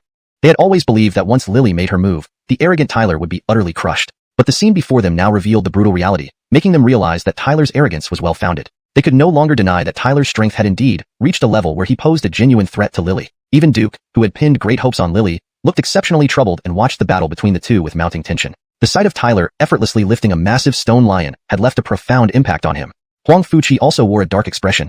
He hadn't anticipated that Tyler had grown so powerful. The situation seemed to be slipping out of his control. Seeing this, Adalberto clearly felt a sense of relief. His eyes locked onto the intense battle in midair, filled with a shock he had never experienced before. Just half a month ago, in the Lin family's hall, Lily had only needed to exert a single wave of spiritual energy to make Tyler appear quite miserable, barely maintaining his dignity through sheer grit. Yet now, after merely half a month, the former 6th-rank warrior apprentice, Tyler, had grown to this level. Such rapid growth was nothing short of astonishing and terrifying. Now, if anyone still claimed that Tyler was unworthy of Lily, they would undoubtedly be seen as ignorant fools. The paragraphs have been translated while maintaining the original structure and tone, ensuring the English flows naturally and coherently with the previous content.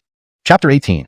Life or Death Struggle. Boom, boom. Surging spiritual energy swept across the sky, turning the surrounding air into nothingness. Continuous deafening explosions echoed incessantly like a string of firecrackers. All eyes watched the mid-air battle with utmost tension. The fluctuations of spiritual energy were now incredibly intense and terrifying. In such conditions, even a powerhouse at the second-rank warrior realm might face a dire situation if caught in it. Thud. Two figures collided, unleashing a shocking wave of impact. Both were forced to retreat dozens of steps in the air before they could steady themselves. The ferocious and brutal confrontation seemed evenly matched. Neither appeared to be at a disadvantage. This sight left many secretly astonished. They marveled at how Tyler could genuinely engage in combat with Lily without succumbing. From previous observations, it seemed that Tyler's strength was not significantly inferior to Lily, the genius. In midair, Lily's body trembled violently as she dispersed the shockwave. Her gaze then turned somewhat malevolent as she stared at Tyler ahead of her. She didn't want this drawn-out scenario. Through their exchanges, she gradually felt the challenges Tyler now presented. Even someone as arrogant as her had to admit that the Tyler before her now was almost unrecognizable compared to the young man from half a month ago. Don't dream of getting past me no matter what skills you have.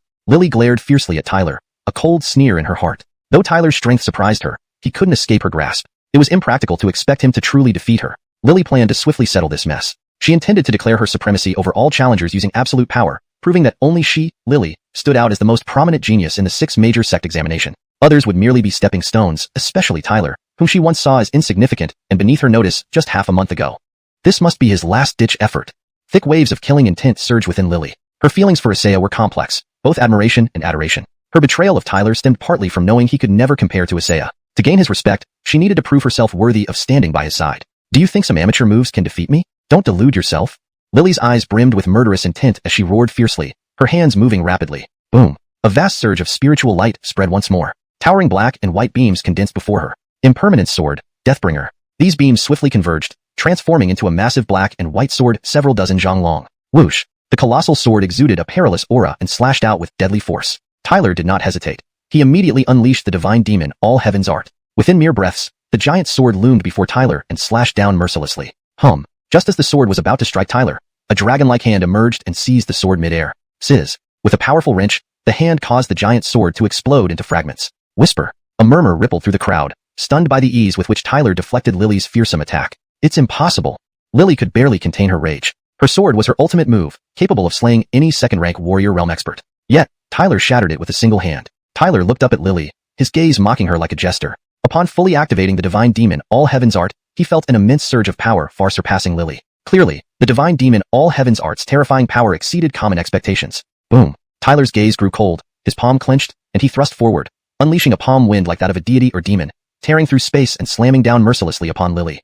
Facing such a fierce attack, Lily could only resist with all her might. She felt a terrifying force erupt from the palm wind. Thud. A piercing sound echoed as Lily was forcibly pushed back, disheveled and looking quite battered. Boom. Lily stomped her foot to stabilize herself. Her eyes blazed with fury and hatred. This humiliation fueled her killing intent to its peak. I will kill him. An angry roar echoed in Lily's heart. She refused to accept being utterly defeated by Tyler. For years, driven by the pursuit of power, she chose betrayal and bore the shame of impropriety. If she still lost to Tyler, wouldn't it mean all her efforts were futile? Thus, whatever the cost, she had to kill Tyler. Lily's eyes turned sinister. Biting her lip, a tidal wave of spiritual energy erupted from her dantian. It formed a gigantic gray beam before her. An overwhelmingly tyrannical fluctuation spread gradually. On the high platform, several envoys observed the gray beam before Lily, their faces slightly altered. This woman is really risking everything. They commented involuntarily, sensing Lily exhausting her dantian's spiritual energy. Clearly, she intended to eliminate Tyler completely, though this decision came with great costs. Even if she succeeded, it would take months to recover. On the viewing stands, the Grand Elder and others watched anxiously. Even Adalberto frowned, realizing he underestimated Lily's resolve to kill Tyler. Ethel's expression remained cold. She would never let Lily off easily should Tyler's life be in danger. Spiritual energy beam. Lily roared furiously. A surge of intense spiritual light erupted, forming a colossal gray light beam that instantly shot toward Tyler. As the beam passed, space fractured with countless cracks. Surrounding the ground split open with fissures.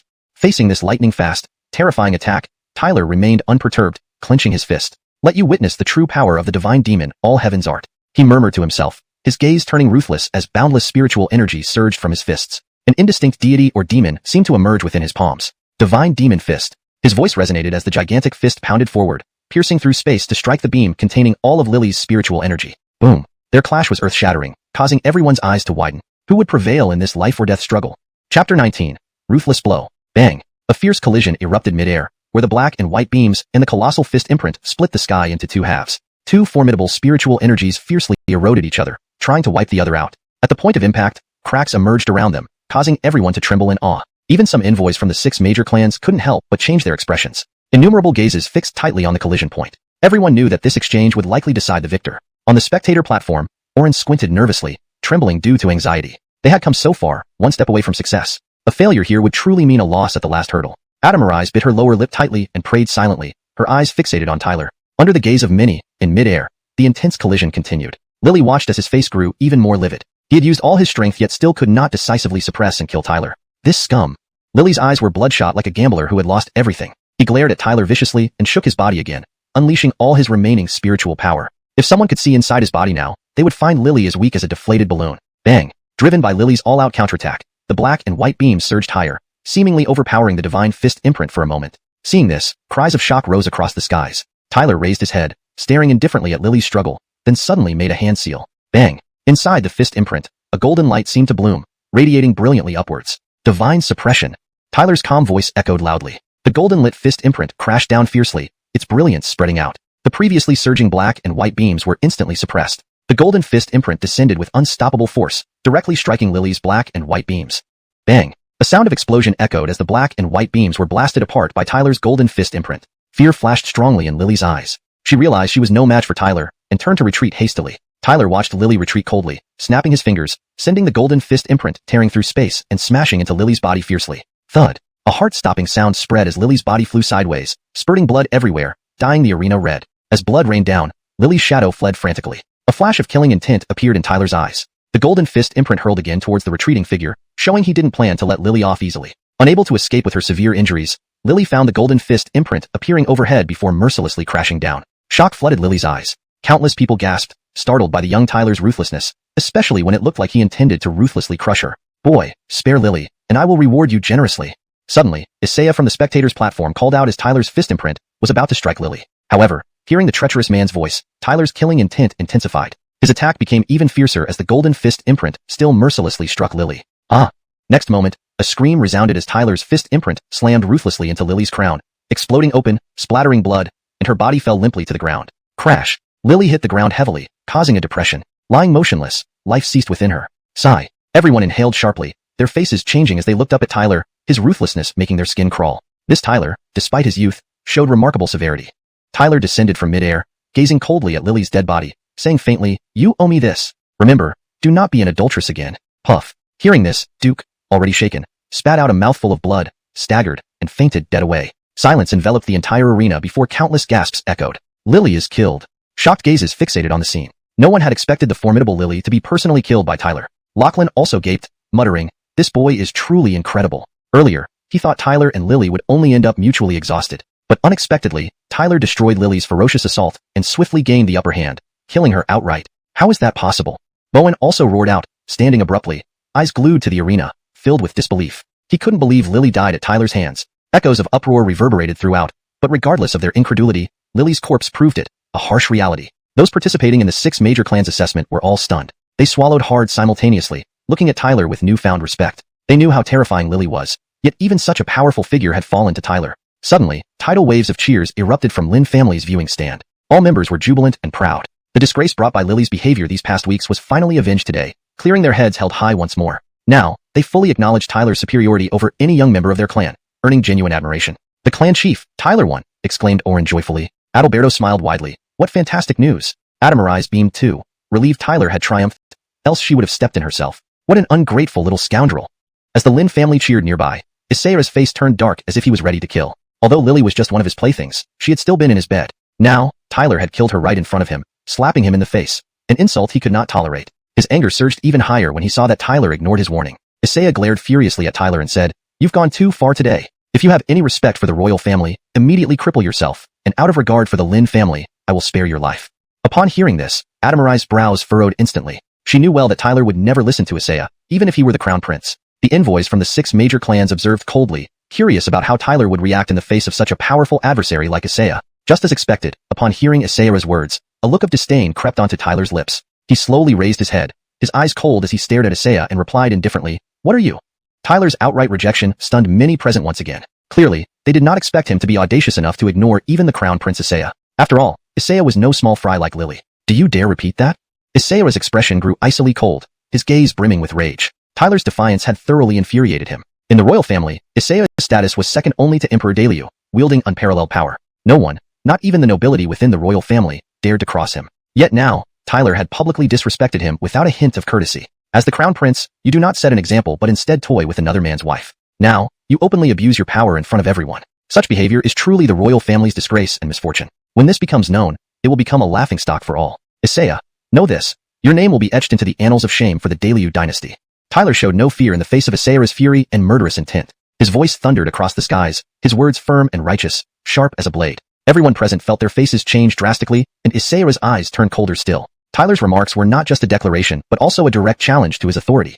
Chapter 20, Confrontation. The entire training ground reverberated with Tyler's sarcastic shouts. Under these mocking words, the gazes that looked at Isaiah became somewhat derisive. Clearly, everyone now knew that Isaiah was the adulterer Tyler had spoken of. As the crown prince of the imperial family, Isaiah did not focus on governing and improving the state but indulged in playing with married women to satisfy his own desires, a behavior truly worthy of scorn. Isaiah felt the derisive looks directed at him, and his handsome face turned coldly menacing. His gaze grew exceedingly icy. As the rulers of the Daliang dynasty, the royal family's reason for behaving this way was simply because they never treated Tyler as an equal, despite the Lin family being one of the four major families of the Daliang dynasty. Of course, while he could hold such views privately, he could not openly voice them. Otherwise, it would invite dissatisfaction and criticism from various forces, affecting the royal family's ruling status. However, even though Isaiah knew that smoothing things over was the best outcome, when had someone ever dared confront him so aggressively? And moreover, this person was just a mere nobody in his eyes. Therefore, Isaiah's gaze turned cold immediately as he said, "You dare defy my orders? If your actions are sanctioned by the imperial family, it truly is a tragedy for the Daliang dynasty." Tyler sneered, standing tall and proud. Although he wasn't Isaiah's match now, he believed that as the champion of the examination, the envoys of the six great sects would not sit idly by. Hence, he no longer needed to show any respect towards Isaiah. Seeing Tyler confront Isaiah, Adalberto and Ethel, who were in the stands, also readied themselves, prepared to rescue Tyler at any moment. Good grief, you ungrateful brat. Do you think exposing everything gives me no means to deal with you? Even the Lin family cannot save you today. Kneel. Isaiah's expression turned icy, and he took a step forward towards Tyler. Isaiah's words were not addressed to Tyler but were directed towards all present, showing his authority. Otherwise, a mere Tyler was beneath his notice and didn't deserve this attention. Even 10 Tylers combined wouldn't be enough for him to handle casually. Suddenly, Tyler sensed an invisible force enveloping him, making his body feel bound and unable to move. Without hesitation, Tyler activated the god demon All Heaven's Art, attempting to disperse this force. Foolish attempt. Isaiah didn't even look up. With a sweep of his hand, an exceptionally terrifying force pressed down on Tyler. In just a few moments, Tyler's spiritual energy collapsed instantly, and the god demon All Heaven's Art couldn't function anymore. His body was forcefully knelt down, unable to stand up. Bang! A moment later, Tyler knelt before Isaiah. Effortlessly, Isaiah showed his overwhelming power. Tyler felt controlled, unable to mobilize his spiritual energy. He realized how formidable Isaiah was. Helpless anger surged within Tyler. An unstoppable rage boiled up from within him. He thought that killing Lily would reclaim his dignity and honor, but how could he have expected that under Isaiah's terrifying strength, his dignity and honor seemed to drift further away? I must become an absolute powerhouse and overthrow the royal family. Now that this villain has humiliated me, it's indeed a great humiliation. For the first time, Tyler felt his own weakness. He yearned for unmatched power. No matter what, I must gain immense power. Only with power can one rise. Only with power can one earn respect. I need power.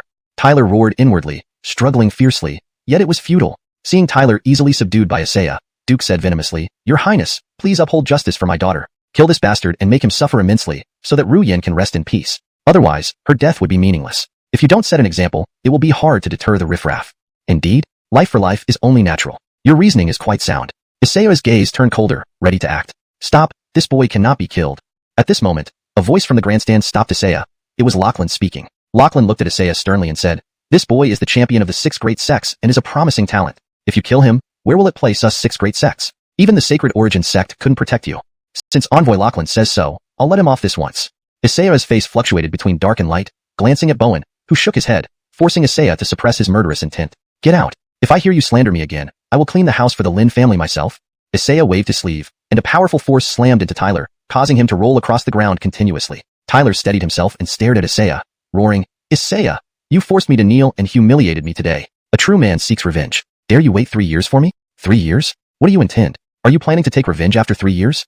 Isaiah said coolly. "Yes, we shall see if you have the guts." Tyler gritted his teeth. Everyone was stunned by Tyler's audacity. A mere second-level martial artist daring to challenge a spirit warrior realm Isaiah. The world had truly been turned upside down. This was like a mere soldier declaring he would usurp the emperor's throne. Utter nonsense. Ha ha ha.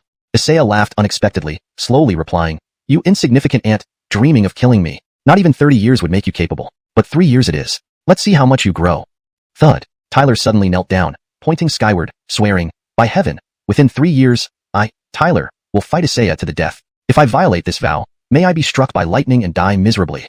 Upon seeing Tyler take this oath, even Lachlan was taken aback. Others were first stunned, then began murmuring among themselves. This Tyler doesn't know his limits. After 300 years of cultivation, he still wouldn't be a match for the Crown Prince. His brain must be addled. Will the prince kill him? He won't. How could the Crown Prince afford to give people a chance to criticize him? Tyler is truly a real man. Still, Isaiah went too far. I probably wouldn't handle it as well. Regardless, I have to give him a thumbs up. Tyler also showed some intelligence. He's using this oath to pressure the Crown Prince. At least he gains 3 years of growth time. Quite ruthless. But is it worth it for a whore? Upon hearing Tyler's oath, Isaiah's face changed slightly. Then he scoffed. "You are blind and reckless, but very well. I'll wait 3 years. When the time comes, your death is certain." Though he desired to kill Tyler immediately, he knew that with Lachlan there, he couldn't do it. Tyler had cleverly leveraged Lachlan's presence to compel Isaiah to accept the 3-year agreement. Without a doubt, Tyler had become the biggest winner in the 6th Great Sects evaluation. Chapter 21. Choosing a Sect. TSK. The assessment by the 6th Great Sects this time was incredibly spectacular. Yeah, Tyler actually dared to challenge the Crown Prince. This is simply like an egg hitting a rock. This Tyler is too arrogant. He'll likely be short-lived. Still, don't talk about Tyler. Didn't you see that all 6 Great Sects are protecting him? Whispers arose near Tyler's ears. He stood up without paying any heed. He knew that he had become a representative of someone, challenging authority and disregarding the Crown Prince, fearing it would soon spread throughout the great Luo dynasty for countless people to mock. However, this only strengthened his resolve to gain immense power even more. Never before had he been so determined in his pursuit of formidable strength. The trial with Isaiah has temporarily passed. I took the right gamble. The envoys from the 6 Great Sects indeed did not stand idly by. I must shut everyone's mouths and show them I have the qualifications to challenge Isaiah. Tyler murmured to himself. He challenged Isaiah at such significant risk for 2 reasons. 1. To clear past grievances later on. 2. To increase his standing in the eyes of the envoys from the 6 Great Sects. At this moment, countless gazes from the parade ground looked over. Everyone knew Tyler was the biggest winner in this assessment by the 6 Great Sects. Lachlan gazed at Tyler and smiled, saying, "Tyler, as the champion of the 6 Great Sects assessment, you may freely choose which sect to join." The parade ground fell silent immediately, evidently waiting for Tyler to make his choice. Being watched by so many people made Tyler somewhat flustered. He merely wanted to challenge a sect. There was no need for such importance. Even within Xianxia, there were open and secret struggles among the 6 great sections. If he chose wrongly, he might suffer dire consequences as a disciple of one of these sects. Of course, if considering the current situation in Xianxia, choosing Xianxia sect would undoubtedly be the best choice. However, the reason he chose a sect was for a backing, preferably something that could protect him, and looking now, Xianxia sect was undoubtedly the best choice. But just as Tyler was about to voice his choice, Bowen, the envoy from Xianxia sect, suddenly spoke calmly, "Tyler, if you join our Xianxia sect, your killing of Lily will not be pursued by us. And you should also know that our Xianxia sect is currently the strongest sect in Xianxia. As long as you join our Xianxia sect, you will rise rapidly." Bowen looked down at Tyler, his voice somewhat intimidating yet coaxing. From his perspective, he gave enough respect to Tyler and reached out proactively. If Tyler wasn't stupid, he would definitely choose Xianxia sect. In truth, he said this partly because Tyler showed potential, and partly because Lachlan valued Tyler. So he intended to interfere, making it hard for Lachlan to get his wish. Indeed, as soon as he finished speaking, Lachlan's expression turned somewhat sullen, and he glared at him dissatisfied. "Heh, not pursued? If your skills aren't good enough and get killed, who else can be blamed?" Lachlan sneered. Bowen ignored him, looking haughtily at Tyler. All those countless gazes also focused on Tyler. "Envoys, may I ask you a question?" Tyler took a deep breath and politely addressed the 6 envoys. The 6 envoys nodded with smiles. They still held high hopes for this Tyler. 3 years later, I will definitely have a battle with Isaiah, Tyler softly said. "I wonder which side the 6 great sects will take at that time?" The other envoys exchanged looks but didn't speak. Currently, Tyler's value was ultimately not comparable to Isaiah. Besides, Isaiah was a disciple of Xianxia sect. They had no need to offend the rising Xianxia sect for a single disciple. Only Lachlan responded, "If you join our Xianxia sect, we will support you, Tyler. This can be announced to the 6 great sections." As Tyler weighed the options between the sects, envy was clearly visible in the eyes of the surrounding crowd. These people wanting to join the 6 great sects had to see if others wanted them. Yet here this guy had all 6 great sects waiting for his selection.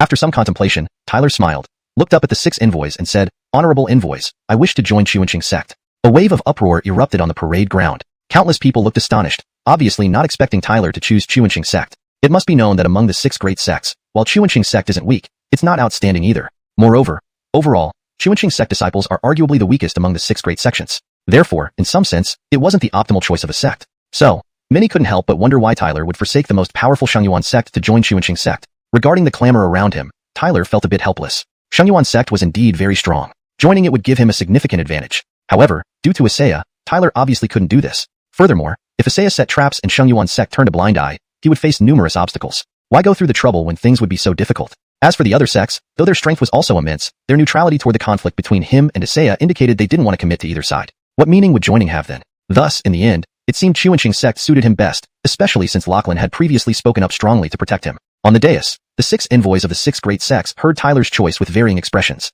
Lachlan beamed, while the rest wore regretful looks. Only Bowen's face twisted with displeasure. Tyler's choice of Xianxia's sect over Xiangyuan's sect certainly marred his reputation. This time back, he might even be reprimanded. Tyler, choosing a sect is crucial as it concerns your future fate. Don't let fleeting preferences lead you to an unwise choice, Bowen said coldly, and everyone could hear the warning tone in his words. Tyler's face changed slightly. He felt a bit disgruntled. Bowen was too pushy. If Xiangyuan's sect consisted entirely of such characters, it would indeed be problematic. Shaking his head, Tyler replied, "Thank you for your reminder, envoy, but I still feel that Xianxia's sect suits me best." Bowen's face abruptly turned icy, anger flashing in his eyes. In the next moment, his body shuddered, and surging spirit energy pressured Tyler like a mountain collapsing and sea crashing. A fine sight indeed. Since it's like this, I will settle the account of Lily's death with you. His cold voice echoed afterward. Chapter 22. Snatching away. Boom. A fierce spiritual energy surged out from Bowen's body, as if laughing mockingly. Its domineering power shook the heavens and earth. Countless people present were greatly shocked. The rage of a royal martial realm powerhouse was not something they could resist. That oppressive spiritual energy enveloped Tyler, making him the first to suffer. In that moment, he felt like he had fallen into hell, with overwhelming power crashing towards him, seemingly wanting to tear him into pieces. His spiritual energy collapsed completely. Bowen, don't even think about touching my stellar sect disciple. However, just when Tyler was unable to bear it, Lachlan's furious voice suddenly resounded. Boom. A similarly violent spiritual energy erupted from Lachlan, instantly countering Bowen's oppressive force. The clash between these two royal martial realm powerhouses made the entire world's spiritual energy tremble. Humph, Tyler is ruthless. He killed Lily, whom our Sacred Origin sect favored. If we don't make an example of him, wouldn't it make people look down on us? Bowen said coldly. Lachlan, I advise you to hand this person over for me to deal with. Otherwise, once I report this to the sect master, and he blames you, your stellar sect will also have to pay the price. Ever since the battle between the stellar sect and the Sacred Origin sect years ago, the former had weakened, while the latter thrived, hinting at becoming the foremost among the 6 great sects of Eastern Profound Heaven. Therefore, in recent years, the Sacred Origin sect had become increasingly arrogant. Lachlan laughed in anger and retorted, Bowen, what are you? Do you really think our stellar sect fears your Sacred Origin sect? The killing of Lily was self-inflicted, yet you are making unreasonable demands here. Aren't you afraid others will laugh at you? The other 4 envoys also showed changed expressions, clearly feeling that Bowen was overstepping. Bowen's eyes turned cold. It seems you're determined to protect this person. Fine, I'll take action myself. Bowen, Tyler has already chosen the stellar sect. It won't be easy to snatch him away, Lachlan said, raising his gaze. Your Sacred Origin sect is indeed powerful, but our stellar sect isn't weak either. Lachlan, do you dare to oppose the Sacred Origin sect? Bowen's face changed drastically as he roared immediately. The stellar sect has always been an enemy of the Sacred Origin sect. What do you mean by opposing? Lachlan's expression turned icy, staring at Bowen sternly. Humph, Lachlan, don't let arrogance blind you, Bowen warned. If you say one more word, I'll kill you today. Lachlan's face turned ferocious. His body trembled, and an immense spiritual energy spread out, suppressing Bowen's spiritual energy. Peak royal martial realm?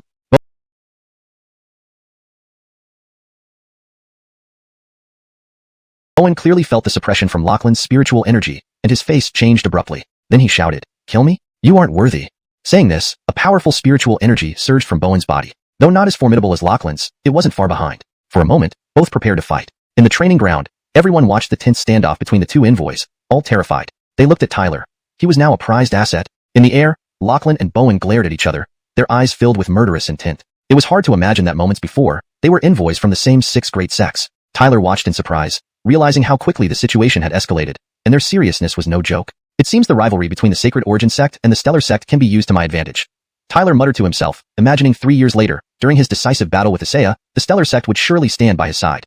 Just as they were about to fight, the other envoys couldn't bear it any longer. We are here to select disciples, not to fight. As hall masters of your respective sects, acting so rashly doesn't seem fitting, remarked a sturdy man from the sky-permeating sword sect. Hee right? Your fight here won't look good. Since Tyler chose the Stellar sect, let's respect his choice. Interfering would only show narrow-mindedness, added a burly man from the feather transformation sect with a light smile. The other envoys nodded in agreement. Bowen saw this and felt deeply displeased. He knew that over the years, every genius chose the Sacred Origin sect, which made other sects somewhat bitter. This time, choosing the Stellar sect, a rival, was something they enjoyed seeing. Humph. Despite being extremely frustrated, Bowen understood it was a done deal. He could only coldly huff and glare at Lachlan. Fine. Your Stellar sect consists of misfits. This time you're just getting lucky, but I fear you'll ruin this person's future. Don't worry about that. Lachlan replied coolly. Hey, even you don't believe that. Afraid that next time in the sect competition, your Stellar sect disciples will again suffer heavy casualties, Bowen sneered. Hearing this, Lachlan's face turned dark. The sectarian competition in Eastern Profound Heaven was highly competitive, and in recent years, the Stellar sect suffered heavily at the hands of the Sacred Origin sect, leading to many talented disciples dying or severely injured. Seeing Lachlan's darkened face, Bowen felt slightly relieved. After several rounds of selection, the trial by the 6 great sects finally concluded. From now on, you are outer disciples of our stellar sect. Lachlan looked at Tyler and others. Next, I'll take you away from the Daliang dynasty, directly to the stellar sect. Leave for the stellar sect now? Tyler was taken aback. Yes, are you worried about the Lin family? Lachlan asked. Tyler nodded. His vow to battle Xianxia in 3 years effectively put him against the royal family. If the emperor grew enraged, the Lin family would be in danger. Lachlan smiled. I will dispatch people to protect the Lin family, so you needn't worry too much. He continued, you should also understand that Xianxia is very strong. Plus he is from the Sacred Origin sect. Only by joining the Stellar sect can you gain the strength to counter him. Hearing Lachlan's earnest words, Tyler nodded. He knew only by becoming a Stellar sect disciple could he rapidly grow stronger. Staying in the Daliang dynasty would only hinder his growth. Thinking this, he turned to Adalberto, who gave him a thumbs up with a smile. Father, though I don't want to leave, geniuses also need to grow. But rest assured, when I return to the Daliang dynasty, it will be the day I destroy the imperial family. So, wait for my return. Tyler's eyes revealed anticipation. Eastern Profound Heaven. Stellar sect? Here I come. Boom. Fiendishly powerful spiritual energy erupted from Bowen's body in an overwhelmingly domineering manner, causing this realm to tremble slightly under its ferocious power. The countless people present turned pale with shock. The rage of a martial emperor realm powerhouse was not something they could resist. That surge of spiritual energy pressed down upon Tyler, putting him at the forefront. In that instant, he felt as if he had plunged into hell, with overwhelming force rushing toward him, as if it wanted to tear him into pieces. His spiritual energy began collapsing throughout his body. Bowen, you dare not touch my Star Cluster sect's disciple. However, just when Tyler couldn't bear it any longer, Lachlan's enraged voice rang out abruptly. Boom. Then, a similarly violent burst of spiritual energy erupted from Lachlan's body, instantly sweeping toward Bowen's oppressive spiritual energy. As 2 martial emperor realm powerhouses engaged in combat, the spiritual energy of the entire world seemed to have faint signs of exploding. Hemph, Tyler is ruthless and killed Lily, whom our Holy Essence sect valued. If I don't make an example out of him, wouldn't it invite others to underestimate our Holy Essence sect? Bowen said coldly. Lachlan, I advise you to hand this person over for me to handle. Otherwise, once I report to the sect leader, and the sect leader blames you, your Star Cluster sect will also suffer consequences. Ever since the battle between Star Cluster sect and Holy Essence sect years ago, where Star Cluster sect's strength was greatly reduced, while Holy Essence sect flourished, it showed signs of becoming the leader among the 6 major sects of East Xianxia. Hence, these past few years, Holy Essence sect had become increasingly arrogant. Hearing this, Lachlan laughed bitterly in anger and said, Bowen, who do you think you are? Do you really think we Star Cluster sect fear your Holy Essence sect? The killing of Lily was self-inflicted, yet you persist here making a scene. Would you not be laughed at if this were spread? The other 4 envoys also had their expressions change slightly, clearly feeling that Bowen was overstepping. Bowen's eyes grew cold as he said, it seems you intend to protect this person no matter what. Since that's the case, I'll take matters into my own hands. Tyler has chosen the Star Cluster sect. It won't be easy for you to snatch him away. Lachlan raised his eyes and continued, your Holy Essence sect is indeed strong, but our Star Cluster sect isn't pushover either.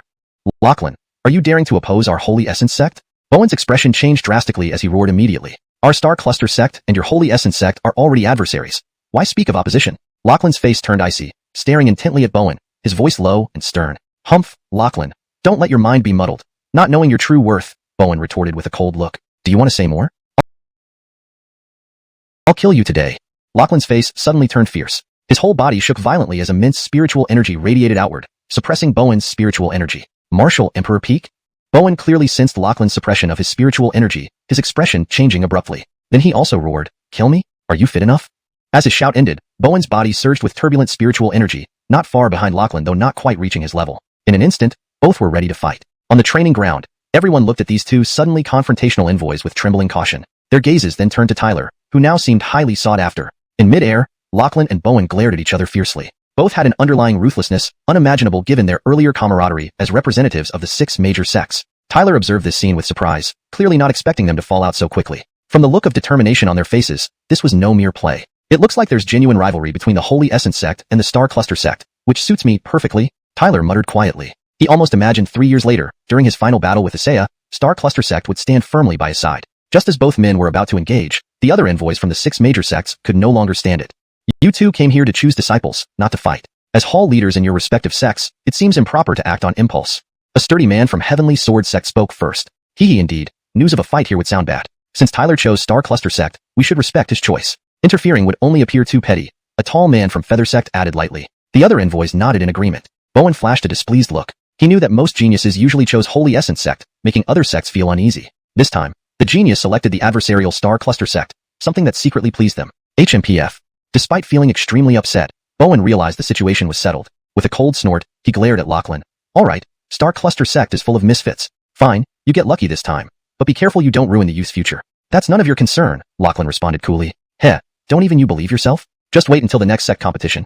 Your Star Cluster sect will likely see heavy casualties again, Bowen scoffed. Upon hearing this, Lachlan's face turned ashen. The sect competition was a crucial event for East Xianxia's major sections. Over the years, Star Cluster sect had been heavily oppressed by Holy Essence sect. Many promising disciples had met their demise at the hands of Holy Essence sect members, resulting in substantial losses for Star Cluster sect. Seeing Lachlan's expression turn grim, Bowen felt a sense of satisfaction. After rounds of selection, the examination process by the 6 major sects finally concluded satisfactorily. From now on, you are officially outer disciples of Star Cluster sect. Lachlan looked at Tyler and others, saying, Next, I will escort you away from donghua dynasty directly to Star Cluster sect.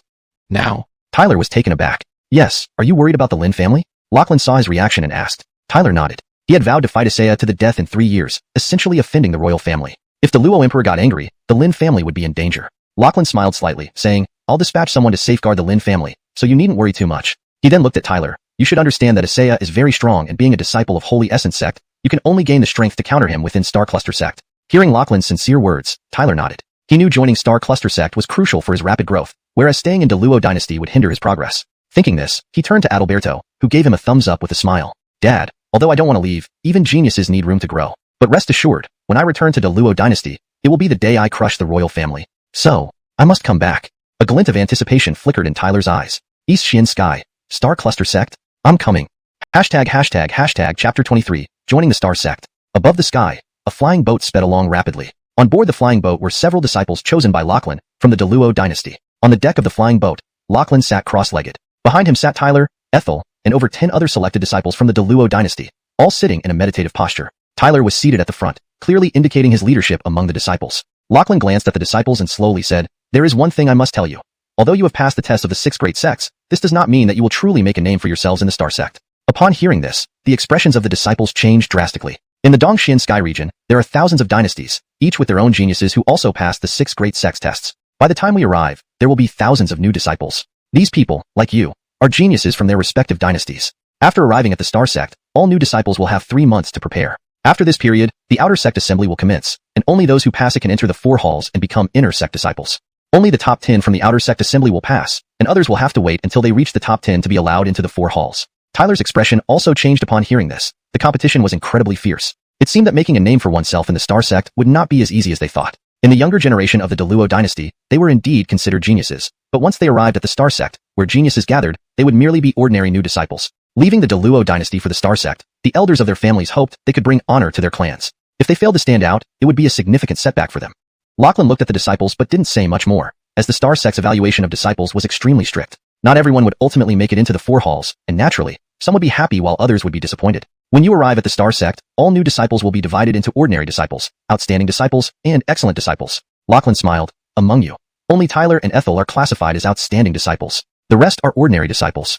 Upon hearing this, the other disciples cast envious glances at Tyler and Ethel. Tyler and Ethel exchanged smiles, surprised to start as outstanding disciples at the Star sect. In an hour, we will reach the Star sect, Lachlan said, looking ahead. This news brightened the eyes of Tyler and the others on the flying boat. They had been traveling for days, and finally, they were almost there. An hour later, the group suddenly felt the spiritual energy in the air grow extraordinarily dense, boosting their spirits. They saw towering palaces rising from the ground below, reaching up to the clouds, with countless figures moving about within them. Approaching the palaces, they noticed that the area was encircled by powerful restrictions, seemingly enveloping the entire heaven and earth. An incomprehensible sense of power emanated from it, causing even a slight touch to fill Tyler and the others with a sense of extreme danger. When the flying boat touched the restriction, light emitted from it, as if verifying a pass. After a moment, a passage opened up through the restriction. Lachlan steered the flying boat forward, with thick currents of spiritual energy greeting them face on. What a perfect place for cultivation, Tyler exclaimed in surprise. Cultivating in such a place would undoubtedly enhance efficiency.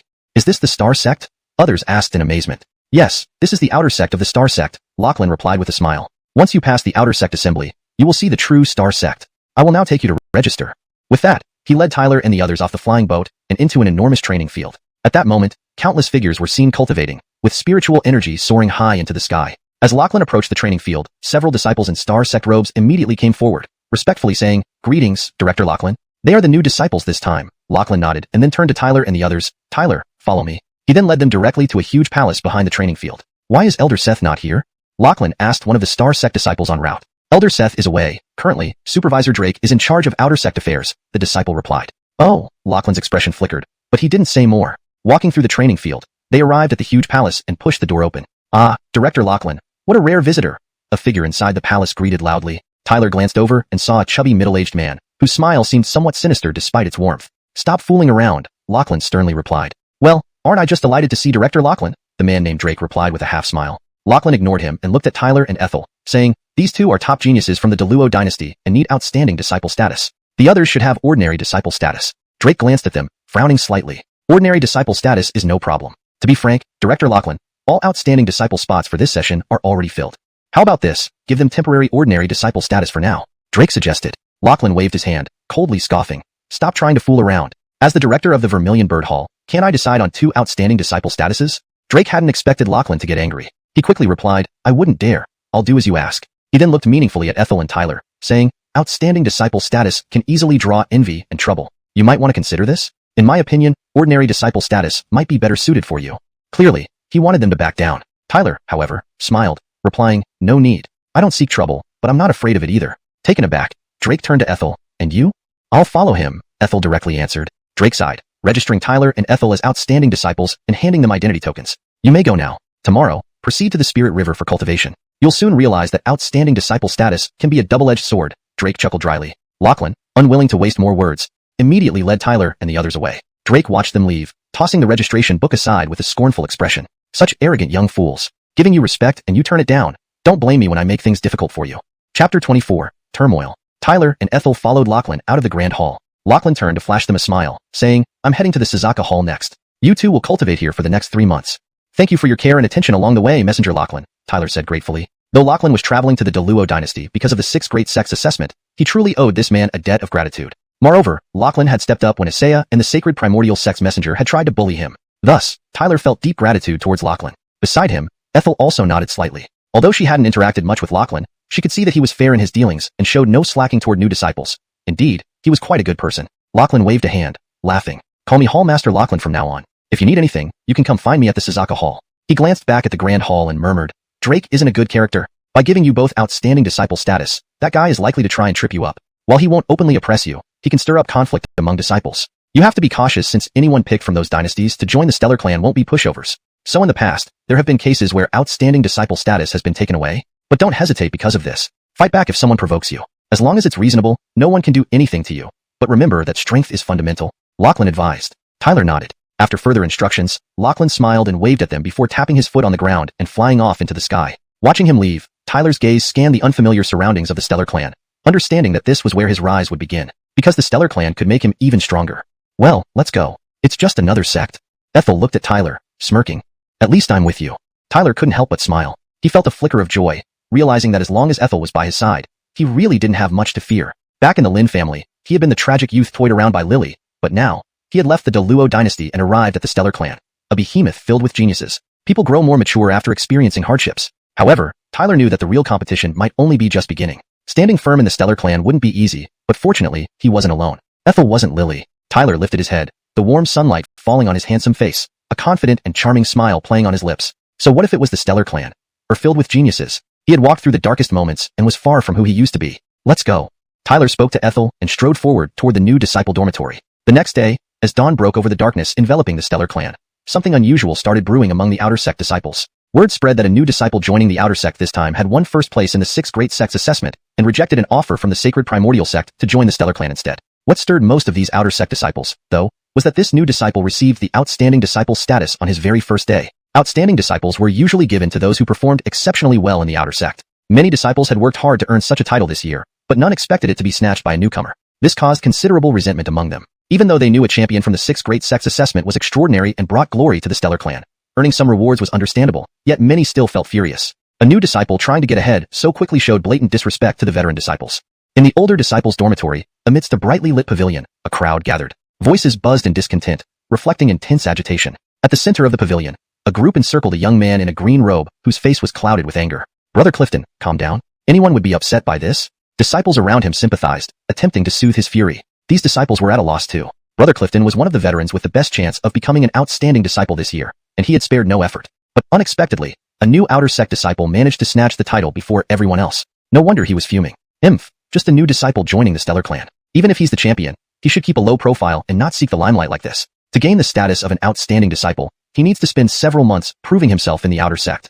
Clifton sneered coldly. His fellow disciples could only agree weakly. Clearly, Clifton wouldn't stand for this quietly. They felt a bit sorry for the newcomer. While he brought glory to the stellar clan, the outer sect had its own competitions, and positions needed to be defended with strength. If Clifton insisted on confronting him, the new disciple, despite some skills, would undoubtedly suffer. As for Clifton's strength, they all knew it well. Clifton had been in the outer sect for 2 months, and had reached the 3rd level of martial artist realm. Even among senior disciples, he was considered exceptional. The new disciple, reportedly, was merely at the 2nd level of martial artist realm. Many disciples, besides Clifton, felt angered as well. Some senior disciples watched quietly, waiting for the events to unfold. They all knew that this new disciple named Tyler might struggle to hold on to his outstanding disciple status. Chapter 25. Trouble Comes Knocking. Outside the mountain, within a grand hall, Drake lounged lazily in his armchair, one leg casually draped over the other. In front of him stood Clifton with hands clasped together, exuding respect, but his eyes held an unmistakable glint of fierce determination. Executor Lai, you once promised me that I would surely be given the status of outstanding disciple, Clifton said with a dry laugh. Drake shook his head and sighed helplessly. It was supposed to be certain, but I never expected Director Lachlan to insist on granting that status to those two. So I can only ask for your forbearance. Lachlan is the director. I can't just confront him head on. Drake shrugged nonchalantly. Clifton, this time it seems I've broken my word, but rest assured, I will return your spirit stones in a few days. Clifton hurriedly interjected. In 3 months, the outer sect assembly will convene. The status of outstanding disciple is crucial to me. Please, Executor Lai, think of a way. As for the spirit stones, I'll forego them. Consider it my tribute to you. You are teachable. Drake nodded with a smile. He sipped his tea and said, although Tyler has Lachlan backing him, the outer sect is not solely under his control. Thus, there's still a possibility for you. You are now at the 3rd level warrior realm, while Tyler is only at the 2nd level. Tomorrow happens to be the Spirit River Cultivation Day. You can challenge him then, and I will push for it as well. If you succeed, naturally, you will take his status of outstanding disciple. According to the outer sect's regulations, stripping someone of their status in this manner is completely legitimate. Even if Lachlan stands up for Tyler, I can firmly refuse him. Upon hearing this, Clifton's eyes lit up with delight. Is that true? Drake glanced at him. A man's word is his bond. There's no falsehood in what I say. However, if you fail to defeat him, well, that's another matter. Overwhelmed with joy, Clifton said, thank you, Executor Lai, for upholding justice for me. In his view, as long as Drake agreed, defeating Tyler would be no problem at all. A 2nd-level warrior was easy prey for him. Smiling warmly, Drake waved him off. I have matters to attend to. You may leave now.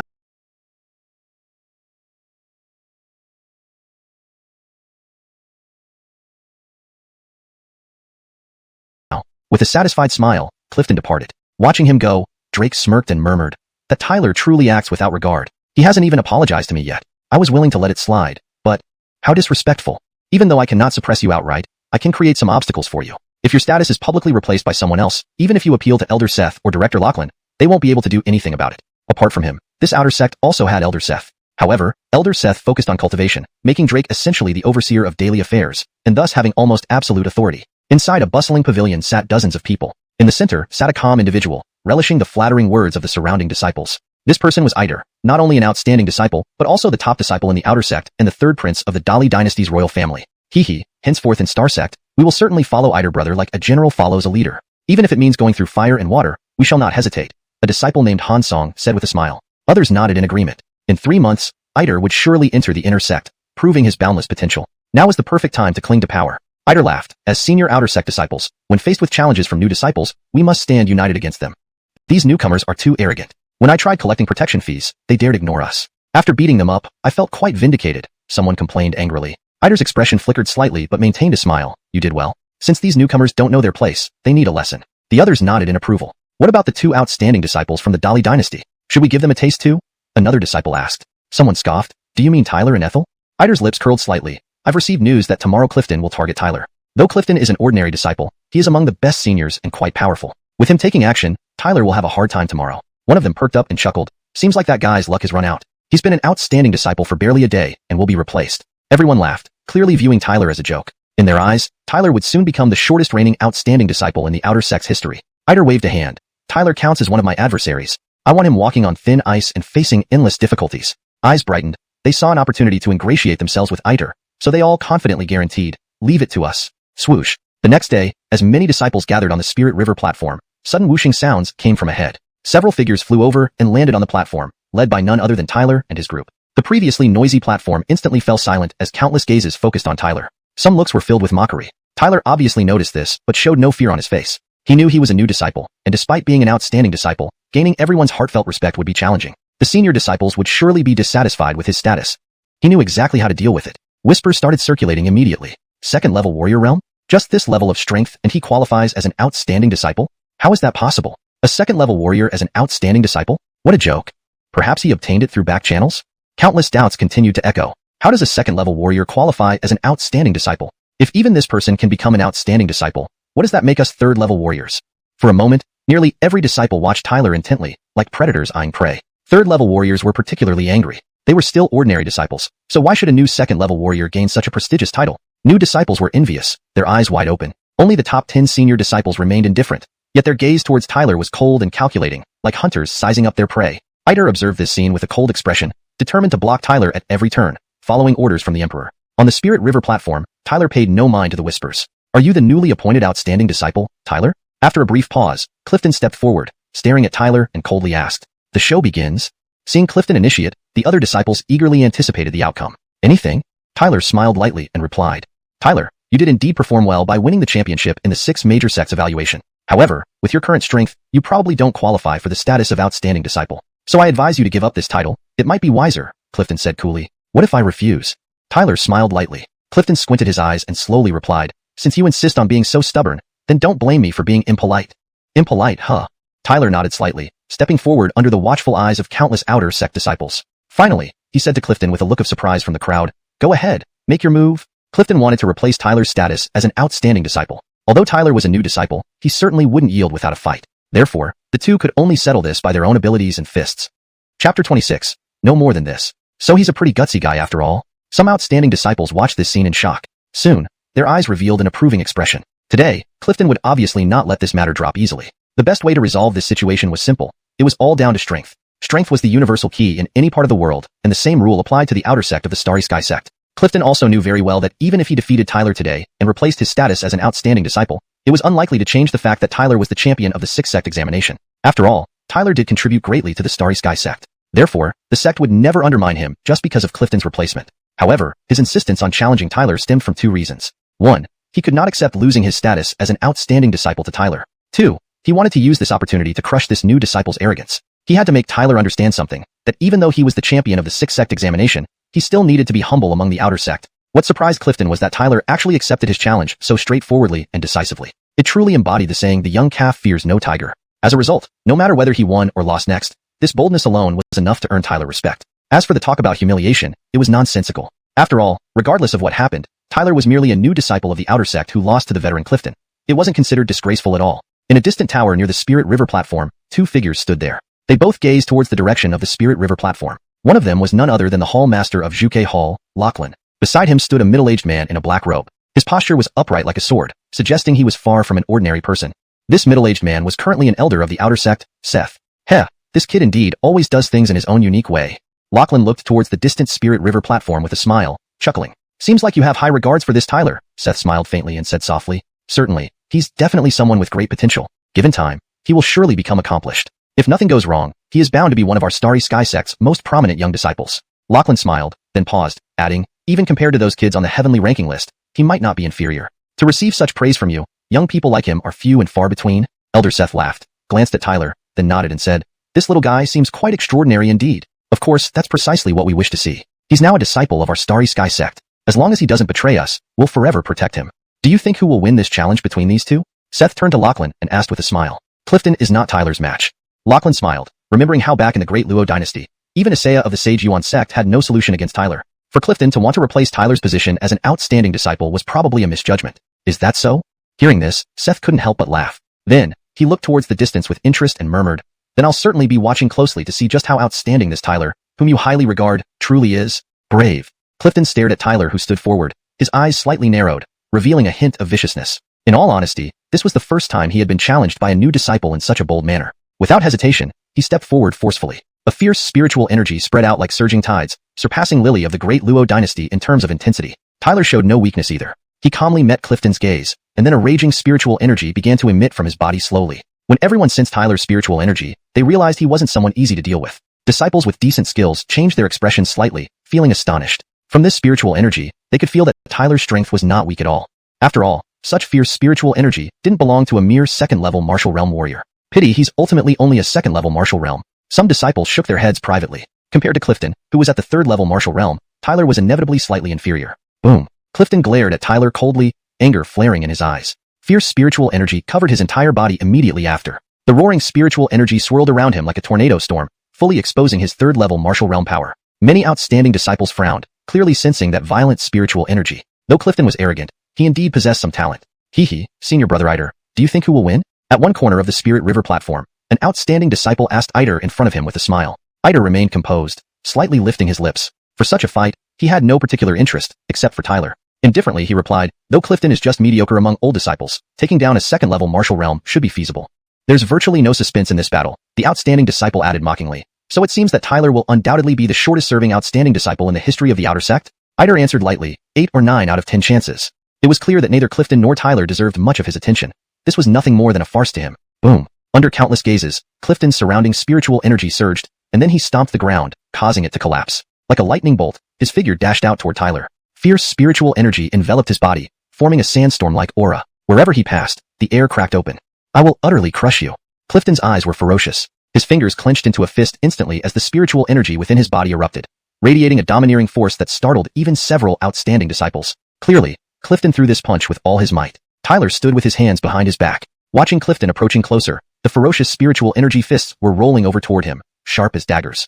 Third-level martial realm? Tyler's face showed no change. Then, he smiled faintly and remarked, back in the Great Luo dynasty, defeating Lily at the second-level martial realm took me quite some effort. Now, it's time for me to test the depth of the third-level martial realm. A look of indifference flashed across his eyes. At this moment, Tyler clenched his hands suddenly. An immense amount of spiritual energy burst out from his dantian instantly. His hand clenching tightly, the spiritual energy wrapped around it. A power that made Tyler himself slightly altered color erupted from his palm. Boom. A low rumbling sound echoed faintly as everyone saw Tyler's palm transform vaguely into a huge dragon-like paw. In the next instant, Tyler lifted his head slowly and strode forward under the watchful eyes of everyone. Bang! The ground crumbled as Tyler's body seemed as heavy as a mountain weighing billions of tons. He walked forward steadily, and in the next second, many were stunned to see Tyler appear right before Clifton, facing Clifton directly. Is he going to clash head-on?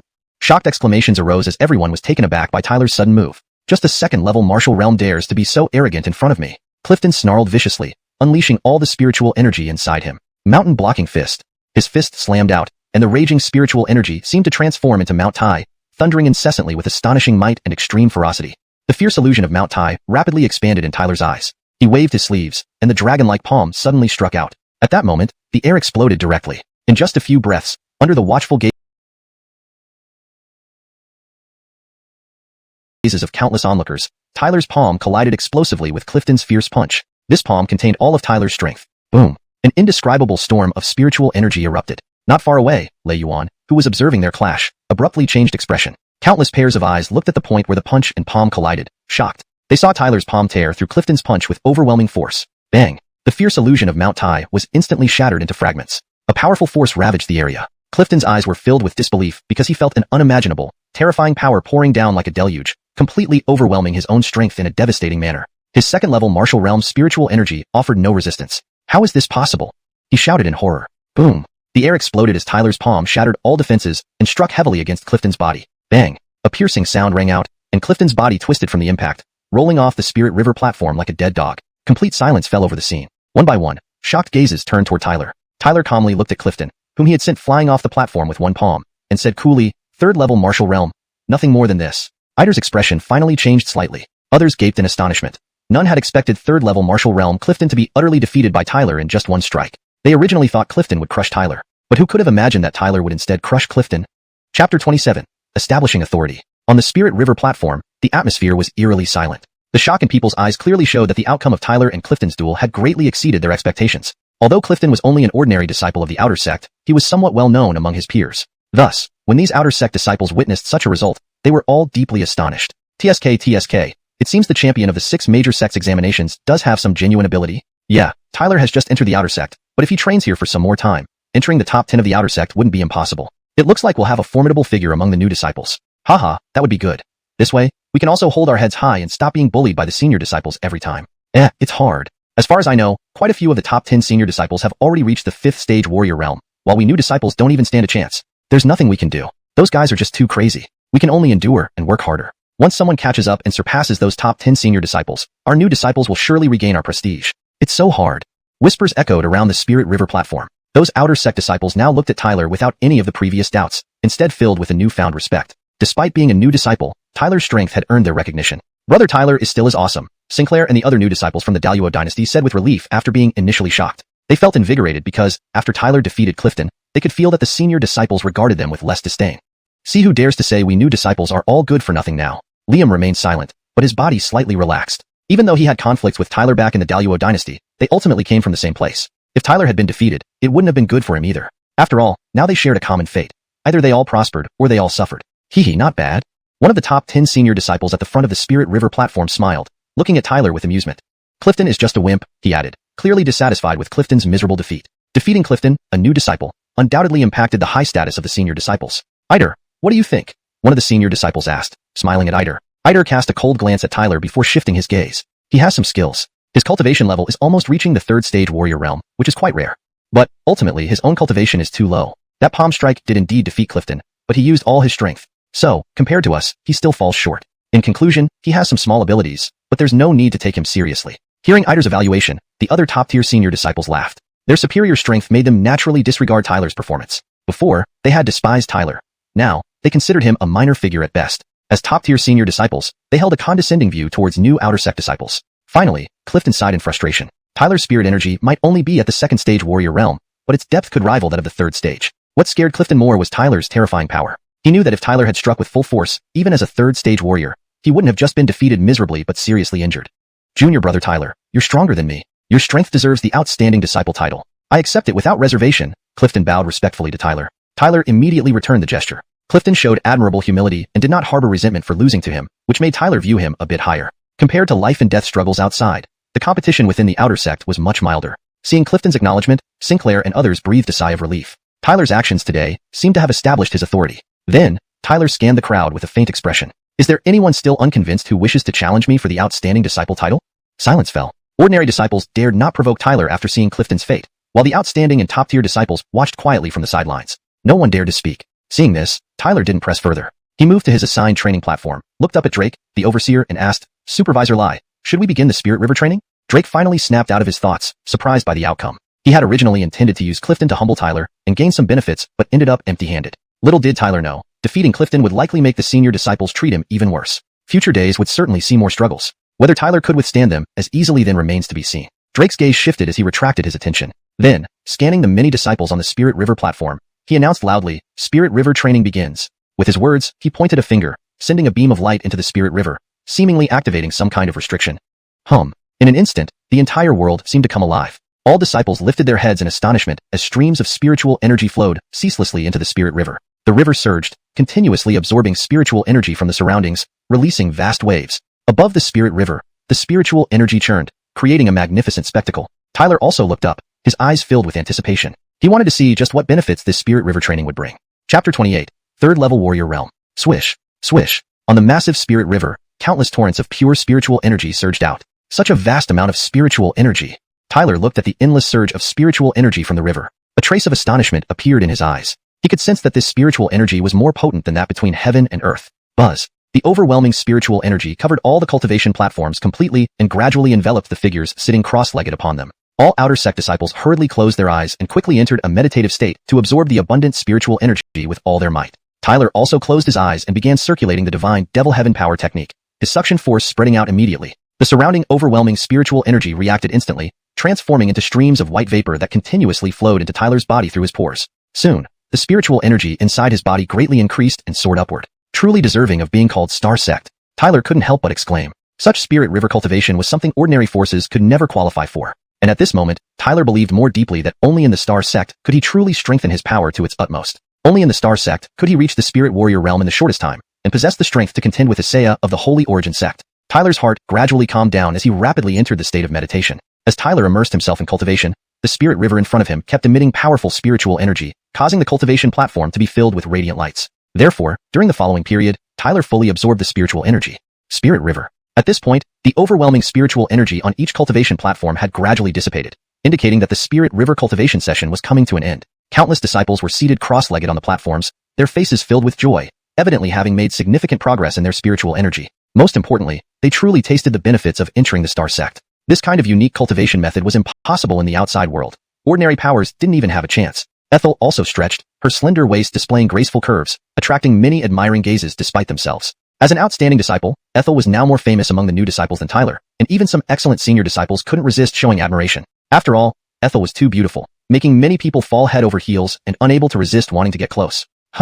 Ignoring those fervent looks, Ethel found that not even the finest celestial geniuses in the world compared to Tyler in her mind. But as she glanced towards Tyler, a soft sound of surprise escaped her lips, because she sensed that Tyler's spiritual energy showed signs of rapid advancement. Has he reached the third-level warrior realm? Finally stepping into the third-level warrior realm? Ethel exclaimed in surprise. Buzz. Just as Ethel's voice sounded, startled murmurs echoed around her. Many disciples raised their heads in doubt and then saw, to their astonishment, waves of strong spiritual energy fluctuations rapidly emanating from Tyler. Is he breaking through? Staring at these intense spiritual energies, countless disciples cried out in shock. He's about to break through to the third-level warrior realm? Many were astonished.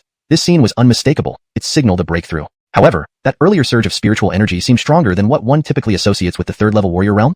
Rumble. The spiritual energy fluctuations seemed to converge swiftly, piercing through the air and shooting straight into the sky. Everyone witnessed a stream of green spiritual energy rising abruptly. Sure enough, he is breaking through to the third-level warrior realm. An excellent senior disciple commented coldly. Hey, this kid, while in the second-level warrior realm, defeated Clifton from the third-level warrior realm. If he reaches the third level, wouldn't it defy logic? Some senior outer sect disciples watched the scene with teasing grins, hinting at a touch of sarcasm in their words. Brother Ider, how long did your spiritual energy last when you broke through to the third-level warrior realm? Another excellent senior disciple asked Ider with a smile. Ider remained composed, replying, 639 seconds. His demeanor was calm, but obviously carried a touch of arrogance since this time surpassed most peers. In the process of a warrior realm breakthrough, the longer the time span, the deeper the spiritual energy reserves would be, measured in seconds. Therefore, the deeper the spiritual energy, the higher the second count would be. Another senior disciple smiled and remarked, an average person would have their spiritual energy peak at about 100 seconds when breaking through to the third-level warrior realm. Your 600+ seconds clearly surpassed the majority. That's impressive. Other senior disciples exclaimed with awe-filled expressions.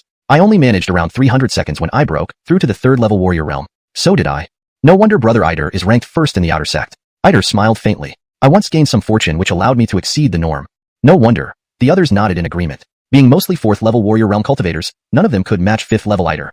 Ider sighed and said, even that doesn't count for much. You don't know that my brother Xianxia, when breaking through to the third-level warrior realm, his spiritual energy lasted 863 seconds. Upon hearing this, everyone expressed amazement. It's said that Xianxia is a once-in-a-century prodigy. Reaching such a second count isn't surprising. Turning their gaze playfully toward Tyler, they smirked.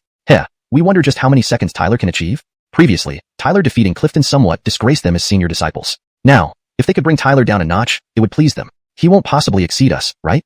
Ider secretly chuckled, no longer in a rush to leave. He wanted to see how many seconds Tyler would reach as he broke through to the third-level warrior realm. With a mocking look in his eyes, he watched Tyler closely. Drake also turned his gaze toward Tyler at this moment. All across the Spirit River, every pair of eyes focused on Tyler. Clearly, everyone was curious about this Tyler who could defeat a third-level warrior realm fighter like Clifton while still in the second level. Thus, under everyone's watchful eyes, Tyler's breakthrough maintained a steady momentum, increasing second by second, and time ticked away, second after second.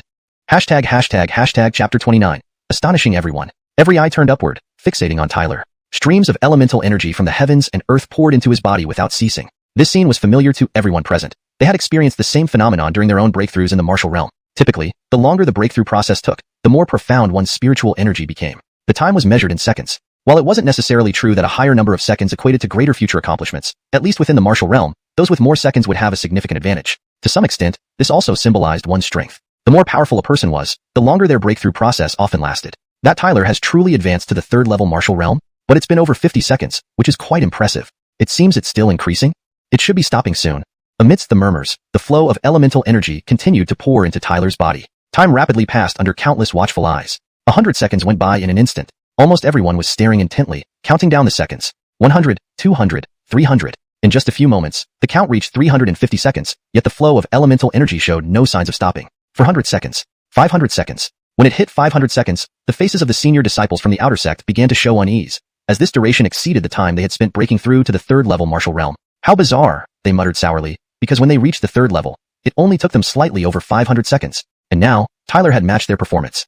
Ider remained silent, his eyes fixed on Tyler without blinking. His expression was unreadable, with hints of unease. He noticed that even at this point, the influx of elemental energy showed no sign of slowing down or dissipating. It seemed Tyler's breakthrough might continue further. Just as Ider predicted, the flow of elemental energy not only didn't slow but accelerated instead. Time kept passing, quickly reaching 550 seconds. Whispers spread like wildfire, shocking everyone. This duration had surpassed most people present, including some of the top outer sect senior disciples who could hardly match this feat. I didn't expect him to be such a freak, Drake remarked in surprise, clearly taken aback by Tyler's endurance. Even Ider's expression flickered slightly. This damn kid. He felt that even at 550 seconds, the elemental energy flowing into Tyler hadn't diminished. It seemed there was still more to come. 550 seconds, 580 seconds, 600 seconds, 620 seconds. The entire spirit river fell silent. The outer sect senior disciples stared wide-eyed at Eider, whose brow furrowed. Tyler was almost catching up to the time it took for Eider to break through to the third-level martial realm. What made Eider particularly uneasy was that even at 620 seconds, the flow of elemental energy didn't slow down. What an incredible amount of spiritual energy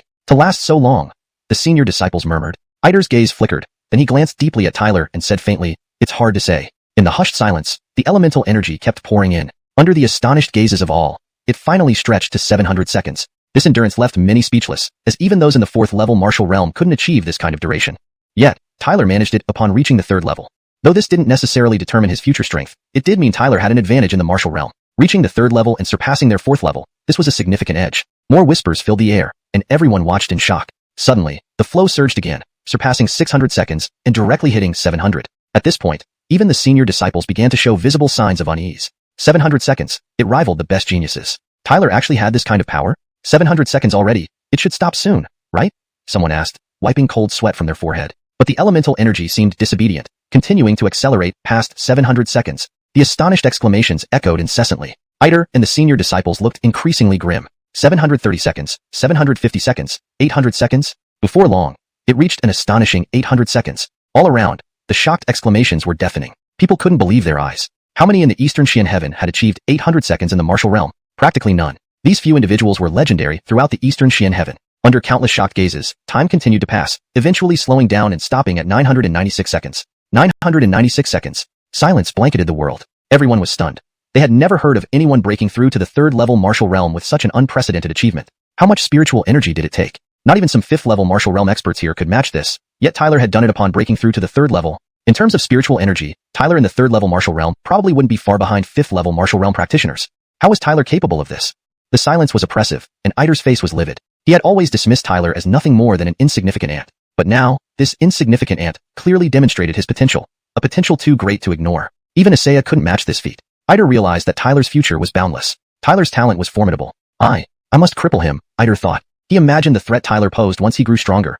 It would undoubtedly pose a colossal danger to the great Luo imperial family, possibly even a catastrophe. With this thought, Eider's eyes hardened with malice. Before, Eider had viewed Tyler as an ant. But now, he felt genuine danger. An unprecedented and immense threat. Someone achieving 996 seconds in the third-level martial realm had too much potential. If such a person didn't fall, they were bound to achieve greatness. For Eider and the great Luo imperial family, this was a massive hidden danger. Once enmity was formed, it had to be eliminated.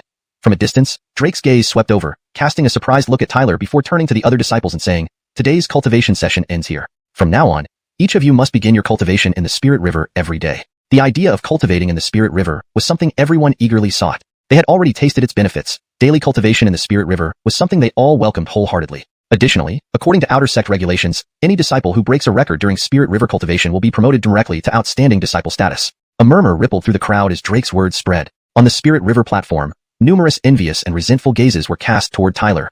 Out of 10,000 outer sect disciples, 9,000 were ordinary disciples, 800 were exceptional disciples, and only 200 were classified as outstanding disciples. It was clear just how rare and prestigious this title of outstanding disciple was. Most crucially, only outstanding disciples had the qualification to participate in the outer sect assembly. Many outer sect disciples would cultivate for months to achieve this status.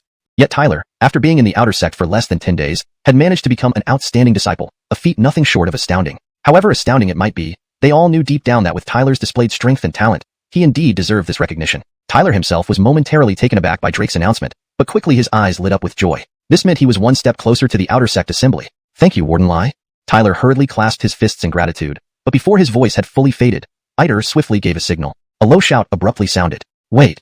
In an instant, all eyes turned. There stood Maurice in his white robe, lips curled slightly upward, cold eyes fixed on Tyler. An alarming surge of spiritual energy radiated from him, sending shivers down everyone's spine.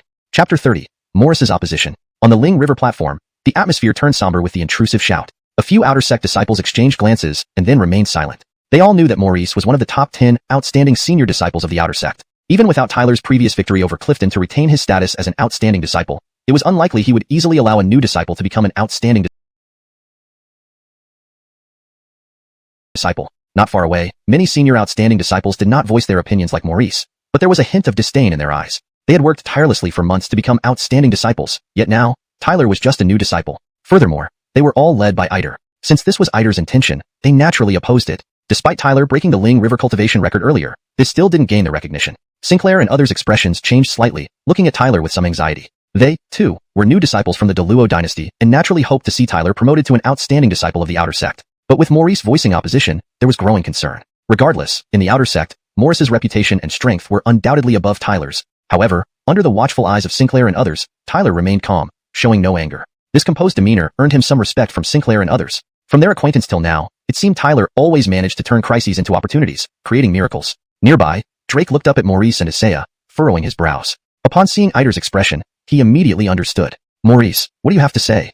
Drake asked, feigning ignorance. "Deputy Lai, the outstanding disciples are role models for all Outer Sect disciples. Their strength and talent must be acknowledged. Although Tyler has commendable talent, his strength is lacking. It would be hard for people to accept him becoming an outstanding disciple." Maurice bowed slightly to Drake and said solemnly. Drake frowned. "Maurice, this is the regulation of the Outer Sect, which I cannot arbitrarily change. Rules are made by humans." Maurice crossed his arms, looking at Tyler with a cold smile.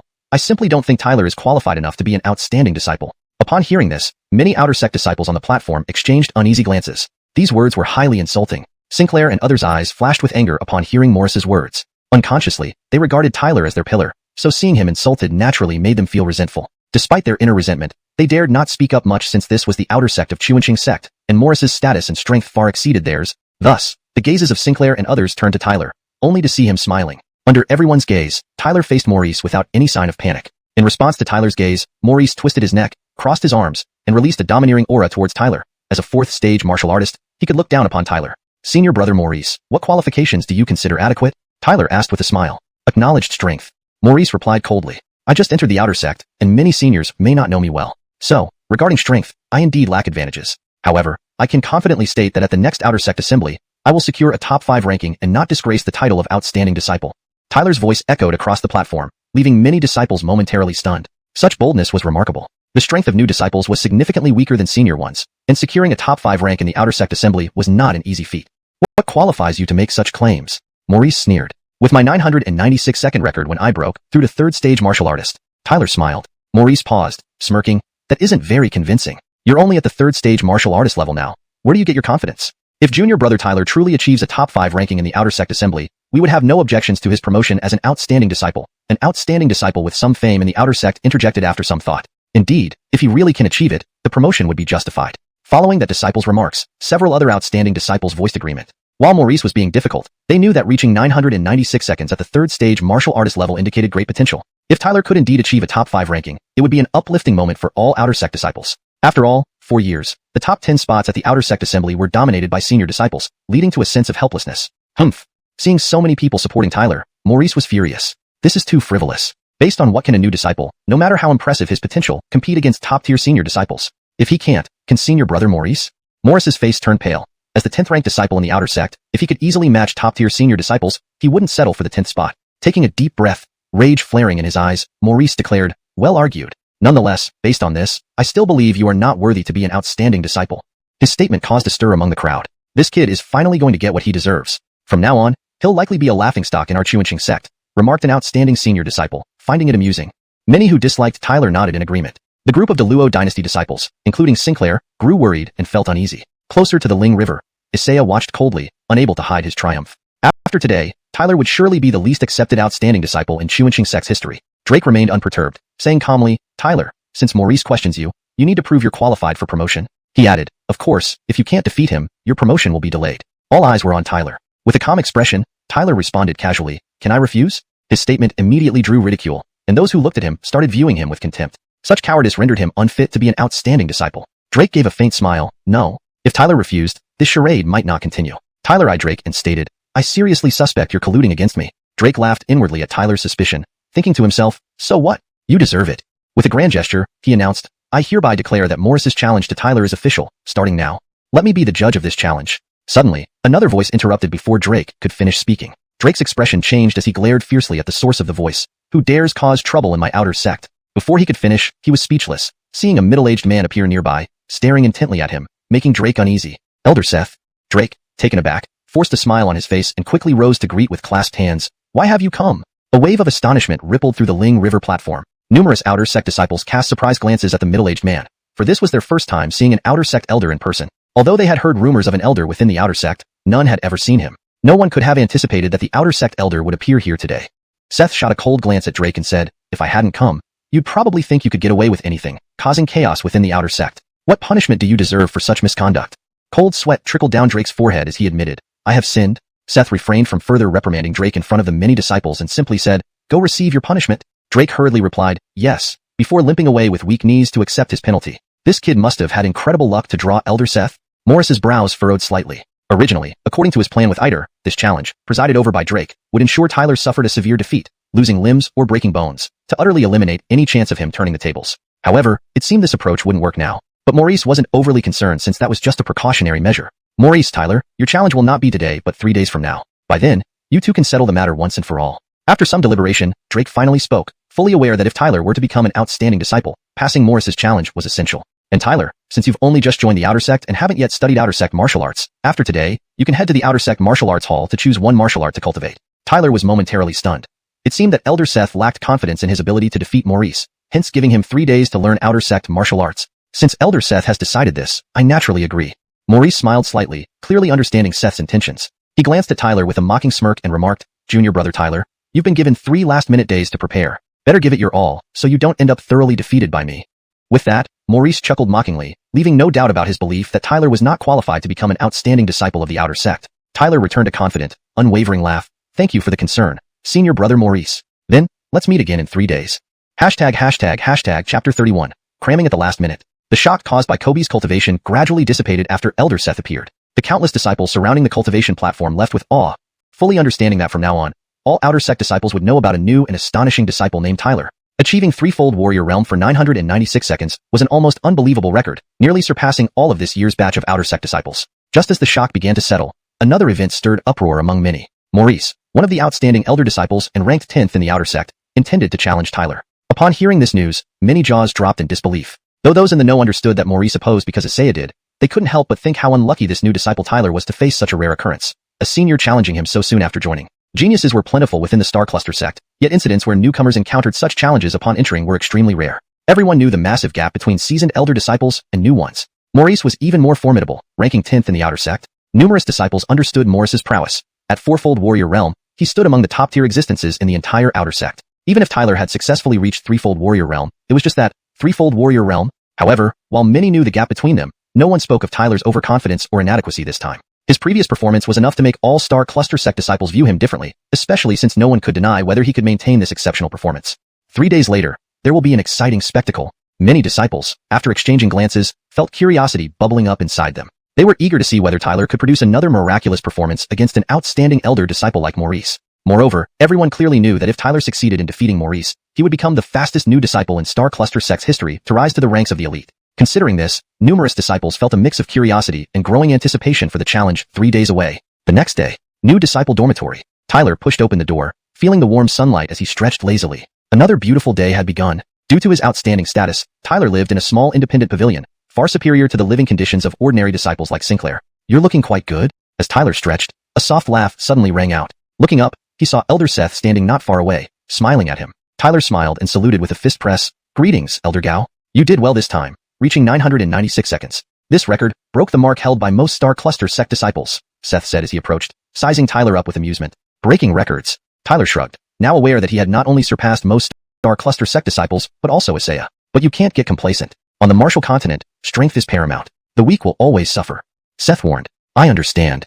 Tyler nodded, knowing that he came here to grow stronger, not to boast. Of course, Tyler was also acutely aware of the significant gap between himself and Isaiah. Admitting this, he indeed faced a formidable rival. "You know your place, that's good." Seth chuckled, clearly appreciating Tyler. After some thought, he added, "Morris's challenge does seem a bit oppressive. After all, his strength isn't comparable to Clifton. To stand out in the Outer Sect, I must eventually pass the test of elder disciples," Tyler said with a wry smile. "With your talent, after a few months of training in the Outer Sect, no one will dare oppose your ascension to the ranks of the elite."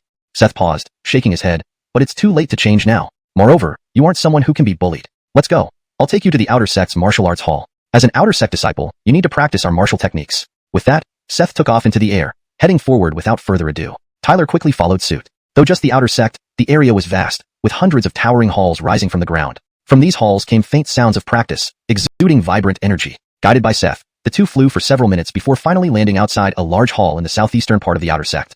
Many outer sect disciples greeted Seth respectfully, their eyes curious as they regarded Tyler, who had already become a well-known figure. Seth acknowledged the disciples with a nod, then led Tyler into the hall with a serious expression. Tyler looked at the imposing structure, excitement gleaming in his eyes. Clearly, he was eager to explore the outer sect. This is the martial arts hall. There are countless martial techniques inside. It depends on your own ability to obtain any of them. I can't help much either, Seth said, turning to Tyler. Remember, Maurice has practiced outer sect martial techniques. If you haven't, you'll be at a disadvantage. That's why I set the challenge for 3 days from now and brought you here today, Seth explained, hands clasped behind his back.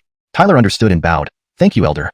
During his encounter with Clifton, Tyler had experienced the power of martial techniques. Without practicing true dragon scripture, he would surely have been at a disadvantage under such pressure. Although cramming now might seem like last-minute preparation, it's better than having no chance to practice at all. Tyler's gratitude visibly pleased Seth, who nodded slightly. Inside the martial arts hall, there is a stone tablet. All outer sect disciples receive their techniques from it, which significantly boosts their strength. I understand, Tyler replied with a nod, equally interested in these martial techniques. Go on in, Seth waved a hand. Tyler wasted no time, striding confidently into the martial arts hall. The strength of the martial technique you choose is crucial for facing Maurice. If it's too weak, you may not advance to elite disciple, Seth sighed, muttering to himself as he watched Tyler enter the grand hall. End of chapter 31. Note, the chapter number and title have been adjusted to match the translated content. Chapter 32, Immortal Pupil. Tap. Tyler gradually approached the martial arts hall. After a moment, he saw numerous stone steels lined up magnificently, emitting a faint glow. Tyler stood inside the hall, gazing at the countless martial arts steels. He couldn't help but take a deep breath. This was the foundation of the outer sect of Star Cluster Sect, and the sheer number of martial arts here was truly astonishing. At this moment, there were some disciples in the stone hall. They all stared straight ahead at the steels before them, motionless as if they had entered the state of martial arts. Tyler walked quietly through the hall filled with martial arts steels, his gaze sweeping over them continuously. The various martial arts displayed on them left him slightly dazed. Great martial art, invincible body great shift. Great martial art, 9-yang pointing finger. Minor martial art, wild sword technique. Tyler's eyes flickered as he scanned each steel. The variety of martial arts made his breathing quicken. The martial arts in this hall were clearly too numerous to count. Any one of these would be priceless in the Deluo dynasty, yet here they were freely available for the disciples to practice. There's none suitable for me. Tyler sighed helplessly after scanning through the steels. I should look around elsewhere.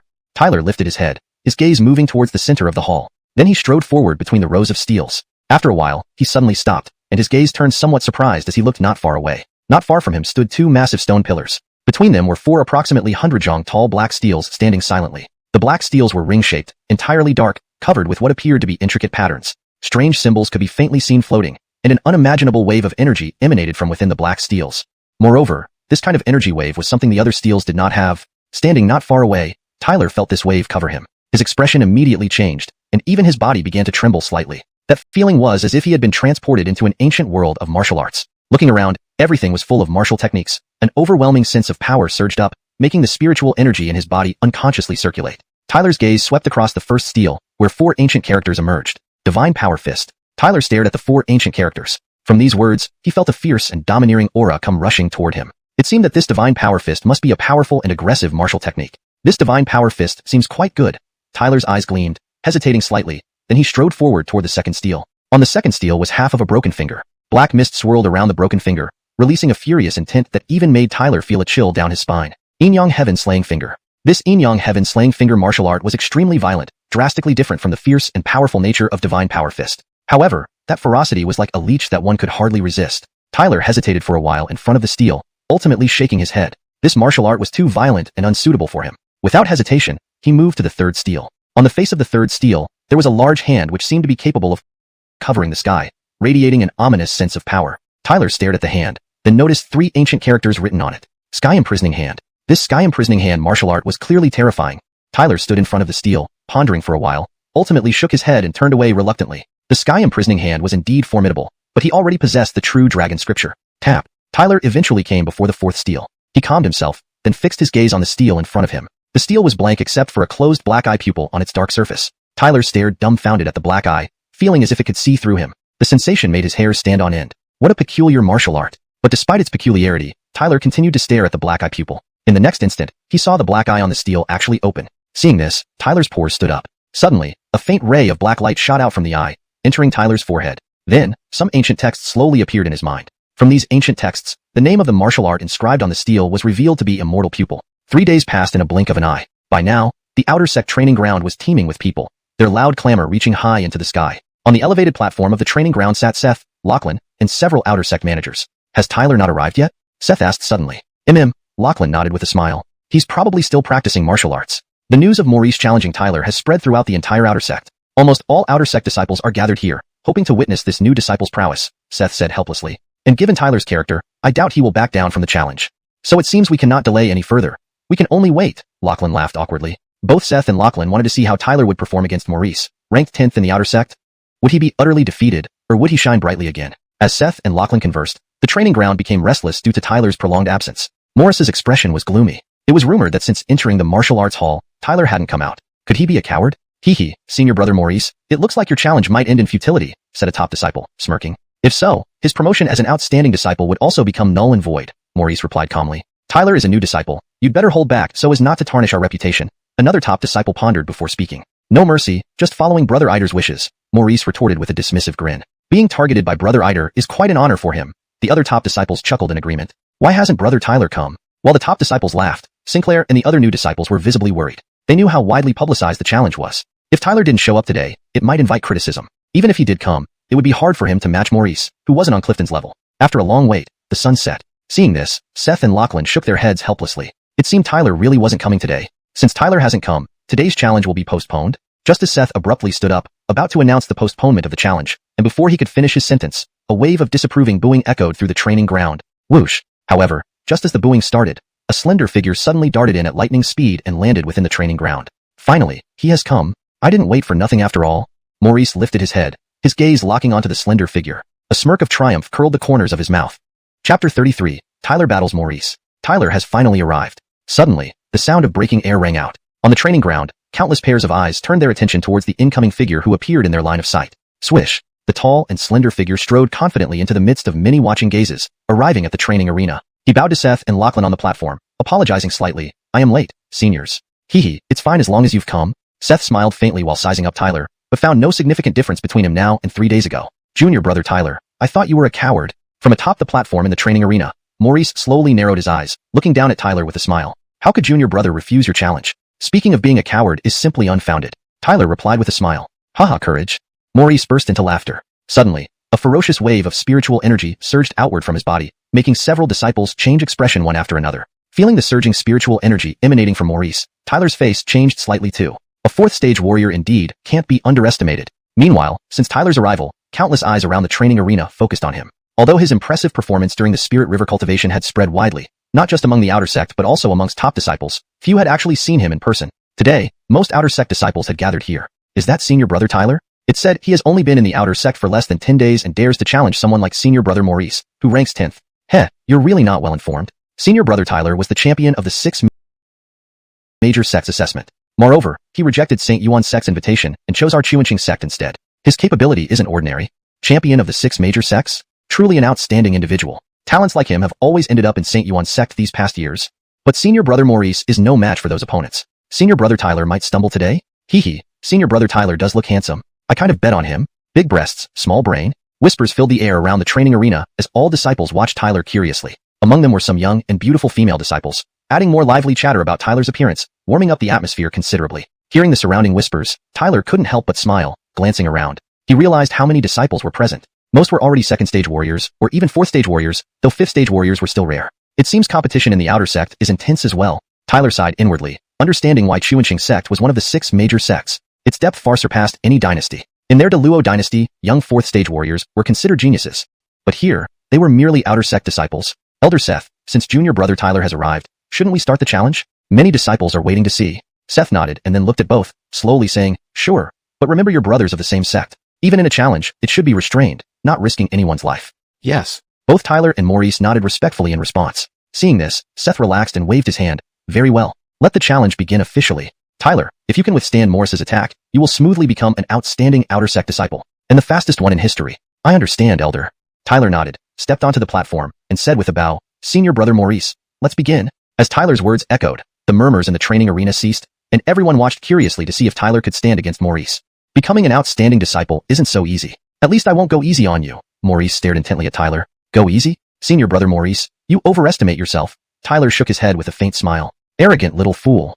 Maurice sneered coldly, his expression turning icy as he unleashed a formidable spiritual energy, determined to defeat Tyler with overwhelming power, showing him it wasn't possible to become an outstanding disciple with Maurice around. Sensing this powerful energy, Tyler furrowed his brow, taking a deep breath. As the 10th-ranked outer sect disciple, Maurice was no weakling. Without hesitation, Maurice swung his sleeve, forming a large white sword-shaped energy that emitted terrifying power waves. Boom! With a step, Maurice rushed toward Tyler at an incomprehensible speed. Swish! Appearing before Tyler in mere moments, Maurice's face showed vicious intent as the white sword cut through the air, aiming sharply at Tyler. Before the sword struck, it had already cracked the platform's surface. Clang! Facing this fierce attack, Tyler clenched his palm, summoning a golden platform that collided fiercely with the white sword energy, causing sparks to fly and a loud crash. An explosive shockwave spread from the collision point. Maurice controlled the sword energy, which surged forward, striking the golden platform forcefully. Bang! Despite its terror, the golden platform was blasted away. But just as it was, a shadow darted out from behind the platform, hands swelling and transforming into a massive dragon paw. Thud! Tyler's dragon paw pressed heavily on the white sword, dispersing the energy completely and then shot towards Maurice with undiminished force. Seeing Tyler's relentless approach, Maurice's gaze hardened further, rapidly accumulating spiritual energy in his fist, radiating an alarming force. With a decisive punch, the impact was deafening. Bang! Palm met fist in a fearsome collision, shocking everyone. Quite something. On the platform, Maurice glared icily at Tyler, who remained unyielding, took a deep breath, and began releasing an overwhelming power. The earth beneath Maurice started visibly collapsing. Maurice planned to end it without delay. Some disciples' expressions turned solemn at this moment. Maurice was finally about to Sir John Outer Sect Martial Arts. Note: Sir John Y Mundo Wuxia is directly translated as Sir John Outer Sect Martial Arts. For a more natural reading, it should be: some disciples' expressions turned solemn at this moment. Maurice was finally about to demonstrate the martial arts of the Outer Sect. Some of the disciples' expressions became serious at this moment. Maurice was finally going to demonstrate the Outer Sect martial arts. Some disciples' gazes became somewhat heavy at this moment. Maurice was finally about to display the Outer Sect's martial arts. Chapter 34, Immortal Eye vs. Great Divine Force Fist. Who would have thought that in the confrontation between Tyler and Maurice, neither of them could gain the slightest upper hand? In the martial arts arena, there was a hushed silence. Countless pairs of eyes watched the fierce battle, holding their breaths. When they saw Tyler not being at a disadvantage, some couldn't help but draw a cold breath. Even many top disciples showed signs of surprise, clearly not expecting Tyler to be able to match Maurice equally. Although Maurice had yet to display his full strength, he was still a level above Tyler in spiritual power cultivation. On the platform, Lachlan and Seth watched this scene with a flash of unusual light in their eyes. Seems like I underestimated you. Maurice's expression was now serious. If he had previously disregarded Tyler, he now truly began to regard the latter as a worthy opponent. Tyler smirked, shaking his palm which shone with a green light. Had it not been for the true dragon scripture, he would have definitely been at a disadvantage from the earlier clash. But, next time, you need to be more careful. Maurice's gaze grew even colder as he stepped forward, gradually forming seals with both hands. Streams of white light erupted from within him, radiating like a rising sun. Great Divine Force Fist. Seeing him form these seals, the expressions of some top disciples, even Lachlan and Seth on the platform, drastically changed. Clearly, they recognized the martial arts Maurice was about to use. Great Divine Force Fist, huh? Tyler drew a deep breath. Having seen the martial arts on those 4 stone tablets, he too recognized Maurice's martial arts. His face gradually became serious, then slowly furrowed as strange black light began to emanate from his brow. On the platform, Seth and Lachlan saw this strange black light, first stunned, then seemed to recall something. Their eyes filled with disbelief, and finally an incredible voice came from their mouths. Could it be Immortal Eye? While they were incredulous, the black light on Tyler's brow grew thicker. Soon after, it was as if something was about to emerge from his forehead. Boom, boom. As Tyler unleashed the Immortal Eye, terrifying waves of spiritual power erupted from Maurice's body. That power was astonishing. White light bloomed from Maurice's body, slowly converging into what appeared to be a massive white octagon floating above his head, spreading a frightening force. Even top disciples watching from around the martial arts arena looked grim at Maurice's attack, let alone other excellent disciples who showed signs of dread. They knew well that under such force, if they were in Tyler's place, they would stand no chance. Indeed worthy of being 10th in the Outer Sect. Many disciples inwardly sighed. For Maurice to be ranked 10th in the Outer Sect indeed indicated he possessed formidable strength. This Great Divine Force Fist was one of the top martial arts in the Outer Sect, with few capable of resisting it. Looks like senior brother Tyler is in a dire situation this time. Meanwhile, several disciples couldn't help but glance towards Tyler. Although the fluctuations from him also made them feel extraordinary, in the face of Maurice's terrifying offensive, they found it hard to imagine how Tyler could stand up against Maurice. They didn't doubt Tyler's talent, entering the Outer Sect for less than 10 days, creating numerous miracles, even making the 10th-ranked Maurice challenge him, and forcing him to use Great Divine Force Fist. Such capability probably only belonged to Tyler besides the top 10 Outer Sect disciples. We need to act decisively. All the disciples exchanged glances, sharing similar thoughts. Could it be the Immortal Eye? On the platform, Seth said in astonishment, gazing intently at Tyler whose brow rapidly changed, hesitating to speak further. Shouldn't be, right? The martial arts named Immortal Eye, not just the Outer Sect, but even the 4 halls have no disciple who has successfully cultivated it. Lachlan's voice was also filled with disbelief, surpassing the shock when Tyler broke the intense Spirit River cultivation record. Seth pondered for a while, only to shake his head. If Tyler could really cultivate the Immortal Eye in such a short 3 days, he must be exceptionally talented. This Immortal Eye is extremely formidable, indeed capable of countering Maurice's Great Divine Force Fist. Hearing Seth's words, Lachlan nodded, a hint of curiosity appearing in his eyes as he stared at Tyler, along with a touch of concern. Junior brother Tyler, with this punch, you are certain to lose. On the martial arts arena stage, Maurice gradually floated upwards amidst white light, staring fiercely at Tyler in the distance, loudly declaring. Above his head, the white octagon slowly rotated, releasing waves of immense power, overwhelming like tidal surges. Such power was exceedingly terrifying. However, Tyler ignored Maurice's fierce declaration. Instead, the black light at his brow started writhing, seemingly birthing a third eye on his forehead. Great divine force fist. A roar echoed through the air as Maurice clenched his fists and unleashed a punch without reservation. Pong! His fist pounded heavily onto the white octagon above him. Then, the octagon surged out like a meteor from the sky, carrying unimaginable power towards Tyler below. Crack! The impact hadn't even reached Tyler when cracks spread rapidly across the ground around him. That power so potent even top disciples felt a bone-chilling pain. Such power left many disciples horrified. Just the residual force was this terrifying. How could Tyler withstand the direct hit? Be careful, Tyler. Sinclair and others watched Tyler nervously, their bodies trembling involuntarily. Boom. The white octagon moved with breathtaking speed, reaching Tyler in mere breaths. Just as everyone tensed, Tyler finally lifted his head, the third eye opening suddenly. Chi. With the opening of the third eye, the surrounding air exploded violently. A fearsome wave of energy radiated out crazily. And at the very moment the third eye opened, Seth and Lachlan on the platform's faces finally changed, exclaiming in surprise, "It's really the immortal eye." Show. As they cried out, a simple black beam shot from Tyler's immortal eye, piercing through the sky and colliding with the white octagon. Bang! At the point of collision, there was no sound. Only the black beam tearing through the octagon with ease, eventually exploding under the dumbstruck gazes of all disciples. Such a terrifying punch by Maurice was torn apart like that. How is that possible? Maurice similarly gaped at the scene in shock, but before he could recover, his entire body suddenly felt a chilling sensation. Then he saw a beam of black light hurtling towards him at an indescribable speed. That was the very beam that tore apart his great divine force fist earlier. What terrifying power! The force of the beam sent Maurice into a panic. With no time to waste, he summoned all his spiritual energy, which erupted around him and instantly formed an armored plating in front of him. Whoosh! The beam struck with thunderous impact, landing on the armor under the watchful eyes of countless spectators. Instantly, horror surged in Maurice's eyes as he watched his defensive armor crumble like fragile paper under the beam's power. An unprecedented sense of threat instantly overwhelmed him. The black beam tore through his defenses effortlessly, leaving Maurice utterly shaken by its overwhelming might. The realization that his carefully constructed defense was rendered useless in an instant sent waves of unease coursing through him. This was a level of power he had never faced before. Chapter 35. Victory and Defeat. The formidable defensive armor instantly shattered in a visible manner as the black ray passed over it. The armor, which could withstand the full force of an attack from a fourth-rank martial artist, now seemed to collapse at the slightest touch. A trace of shock rapidly appeared in Maurice's eyes. However, being one of the top 10 outer sect disciples, he was no ordinary individual. Without any hesitation, he swiftly retreated. Whoosh! As Maurice quickly retreated, the black ray tore through his armor and continued its trajectory towards him with undiminished might. Boom! Boom! Boom! Maurice's face turned pale with alarm as he rapidly fell back, his palms swinging, unleashing waves of terrifying force in an attempt to block the powerful black ray. But clearly, his efforts were futile. Despite the black ray appearing rather thin, the lethality contained within it was exceedingly terrifying. Consequently, the forces unleashed by Maurice failed to repel the black ray successfully. Amidst the surrounding clamor at the training ground, countless disciples who had been spectating with amusement suddenly widened their eyes, gazing dumbfoundedly at Maurice's quick descent into disadvantage. For a moment, disbelief spread across everyone's expressions. How could the situation have reversed so swiftly? Initially, they thought that Maurice's great divine power fist would certainly crush Tyler. But no one expected that not only did Tyler destroy this terrifying attack, but he also forced Maurice into a disadvantaged position. Cheers echoed throughout the training ground. Even Iter and others were stunned, staring at this scene before glancing at each other, all seeing shock reflected in one another's eyes. Whoosh! At this point, Maurice was already in a state of utter despair, completely ignoring the uproar around the training ground. His gaze fixated on the black ray that approached like a stubborn patch of dogskin plaster, a strong sense of threat causing his entire body to shudder involuntarily.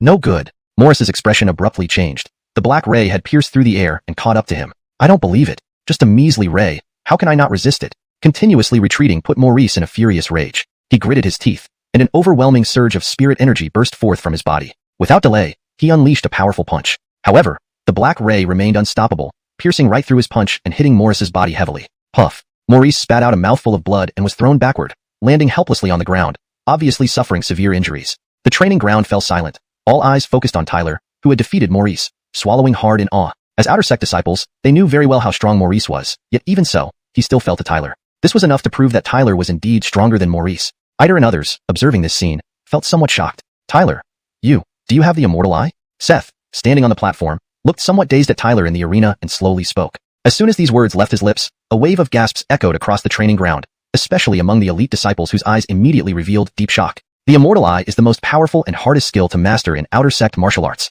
Over the years, although some disciples chose to cultivate the immortal eye, none succeeded, and now, Tyler had actually managed to master this most potent immortal eye. How could this not stun many disciples? disciples. Moreover, they knew that Tyler had entered the martial arts hall just 3 short days ago. Yet, within these 3 days, he managed to master the immortal eye? No wonder someone as formidable as Maurice suffered a crushing defeat at his hands.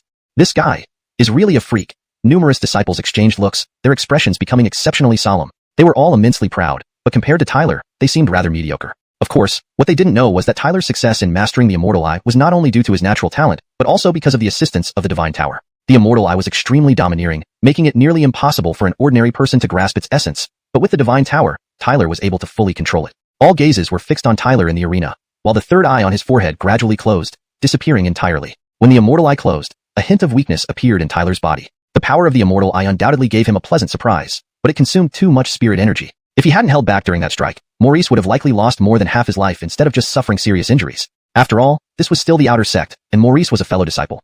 There was no need to finish him off, despite Maurice being annoying. Reporting to the elder, the martial art I used just now is indeed the immortal eye. Tyler saluted Seth and smiled. Since it was my first time using it, its power exceeded my expectations. You've done remarkably, Seth exclaimed, then broke into laughter as if releasing his inner shock. Seeing Seth's amazement, Tyler chuckled as well. He knew that successfully mastering the immortal eye would come as quite a shock to Seth and others. On the platform, Lachlan's eyes beamed with joy, his heart filled with happiness. The better Tyler performed, the happier he was, as it had been many years since the Star Cluster sect saw a genius disciple like him. The outcome of today's challenge is decided. From now on, you are one of our distinguished outer sect disciples. Is there anyone who objects? Seth's gaze swept over the present disciples. Hearing this, the disciples all shook their heads. Even Eider couldn't argue. Tyler's displayed strength left them speechless. Whoosh! As no one objected, cheers erupted from the training ground, with countless awed eyes gazing at Tyler on the platform, reverence shining in their gazes. Through this day's challenge, Tyler thoroughly won the respect of all the outer sect disciples and became the quickest ascender to distinguished disciple status in the history of the outer sect. Chapter 36, Hostility. Following Tyler and Morris's challenge, the outer sect welcomed another outstanding disciple, causing quite a stir within the sect. After all, in recent years, no new disciple had managed to become an outstanding one within 10 days of joining the outer sect. As Seth announced Tyler as an outstanding disciple, his sleeves fluttered, and many disciples saw that the token on Tyler's waist changed color abruptly, turning black directly. The black token symbolized the identity of an outstanding disciple. Hee hee, brother Tyler, congratulations, said several outstanding disciples with genuine smiles, nodding at Tyler. If before they had somewhat underestimated Tyler due to his initial strength, now they treated him as their equal. The formidable power Tyler displayed earlier was not to be taken lightly by even them. I hope you receive good care from all my seniors in the future, Tyler responded politely. A friend in need is a friend indeed, he believed, and he wasn't about to intentionally make enemies. Seeing Tyler's friendly smile, the other outstanding disciples nodded, feeling a sense of respect for him. His previous performances made it clear that he was no ordinary disciple. They knew how strict the 6 major sects assessment was, so Tyler winning the championship was truly shocking. This Tyler isn't an ordinary person indeed. No wonder Elder Seth takes such a liking to him. They thought collectively, sharing glances. With a slight smirk, Eider, surrounded by several outer sect outstanding disciples, walked out of the training ground. He appeared arrogant but paused in front of Tyler, saying coldly, Eider, am not someone you can afford to offend, so I advise you not to get too arrogant. As long as I'm in the Star Sect, don't even dream of getting anywhere. Without waiting for Tyler's reply, he strutted away arrogantly. Those surrounding Eider glanced at Tyler disdainfully, seeming almost sympathetic about his provoking Eider's hostility. Tyler ignored their gazes, merely watching Eider's retreating back, his expression darkening. The latter's arrogance and conceit were indeed detestable. I will start exterminating the Huangfu family with you, Eider. His gaze turned cold, a hint of ruthlessness appearing on his lips. His fists weren't going to consider Eider's status as the number 1 in the outer sect. Afterwards, just as Tyler intended to leave, Seth reappeared beside him. Little fellow, today your performance was excellent, Seth chuckled, looking at Tyler. Hee hee, Elder Seth flatters me. It's merely because I've mastered immortal eyes, Tyler replied with a laugh. Despite Seth being an elder, Tyler viewed him much like Lachlan, a very good person. You kid. Seth shook his head smiling, then hesitated and continued. Now you are an outstanding disciple. Focus on cultivation from now on. In 3 months, the outer sect will open its doors again. Whether you enter the inner sect depends on your capabilities. In 3 months, Tyler paused, then felt a thrill. He knew well that although he was doing great among new disciples, the outer sect was vast and filled with powerful old disciples. To stand out, he must enhance his strength further. Otherwise, he would find it hard to compete against the elite old disciples. Furthermore, his recent impressive performance might have caught the attention of many, including the old disciples. If he did excel in the outer sect gathering, his name would certainly spread throughout the outer sect, maybe even reaching the 4 halls of the inner sect. If not, there would inevitably be some criticism since his previous performance had been remarkable. Compared to the upcoming outer sect gathering, his previous efforts seemed insignificant.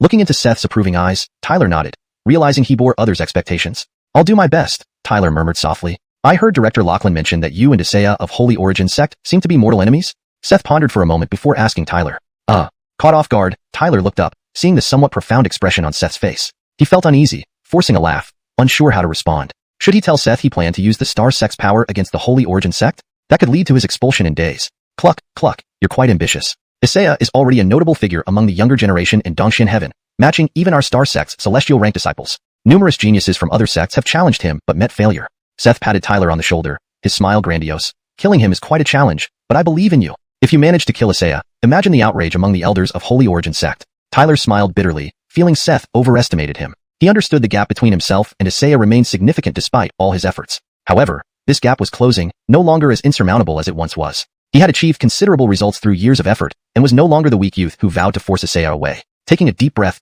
Tyler raised his head, gazing towards the direction of Holy Origin sect, a stubborn curve appearing on his lips. He was getting stronger. Catching up to and surpassing Xianxia was within reach. Xianxia, perhaps next time we meet, it will be your end?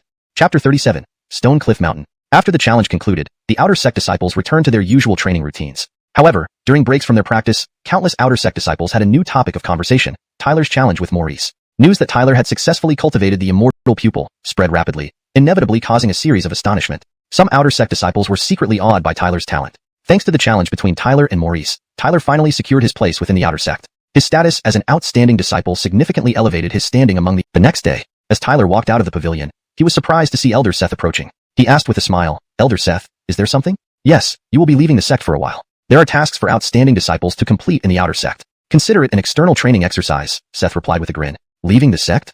Tyler paused, then nodded. He knew most sects sent disciples on training missions, and it seemed he was one of those chosen. Follow me. I'll introduce you to your mission companions, Seth smiled and turned to fly away. Tyler did not hesitate and quickly followed. They flew directly out of the Outer Sect and landed on a peak in the south. Upon landing, Tyler's gaze swept over the area, his expression turning slightly surprised. Standing on the peak was a young lady in a blue dress, smiling at him. It was Ruthie. Tyler couldn't help but smile upon seeing her face. He hadn't expected his companion on this mission to be Ruthie. After a brief pause, Tyler shifted his gaze to the side where a man and a woman stood. From the spiritual energy fluctuations emanating from them, Tyler understood that these two were stronger than Maurice, indicating their high standing in the Outer Sect and possibly even the title of outstanding senior disciples. Seth laughed, glancing at the four of them.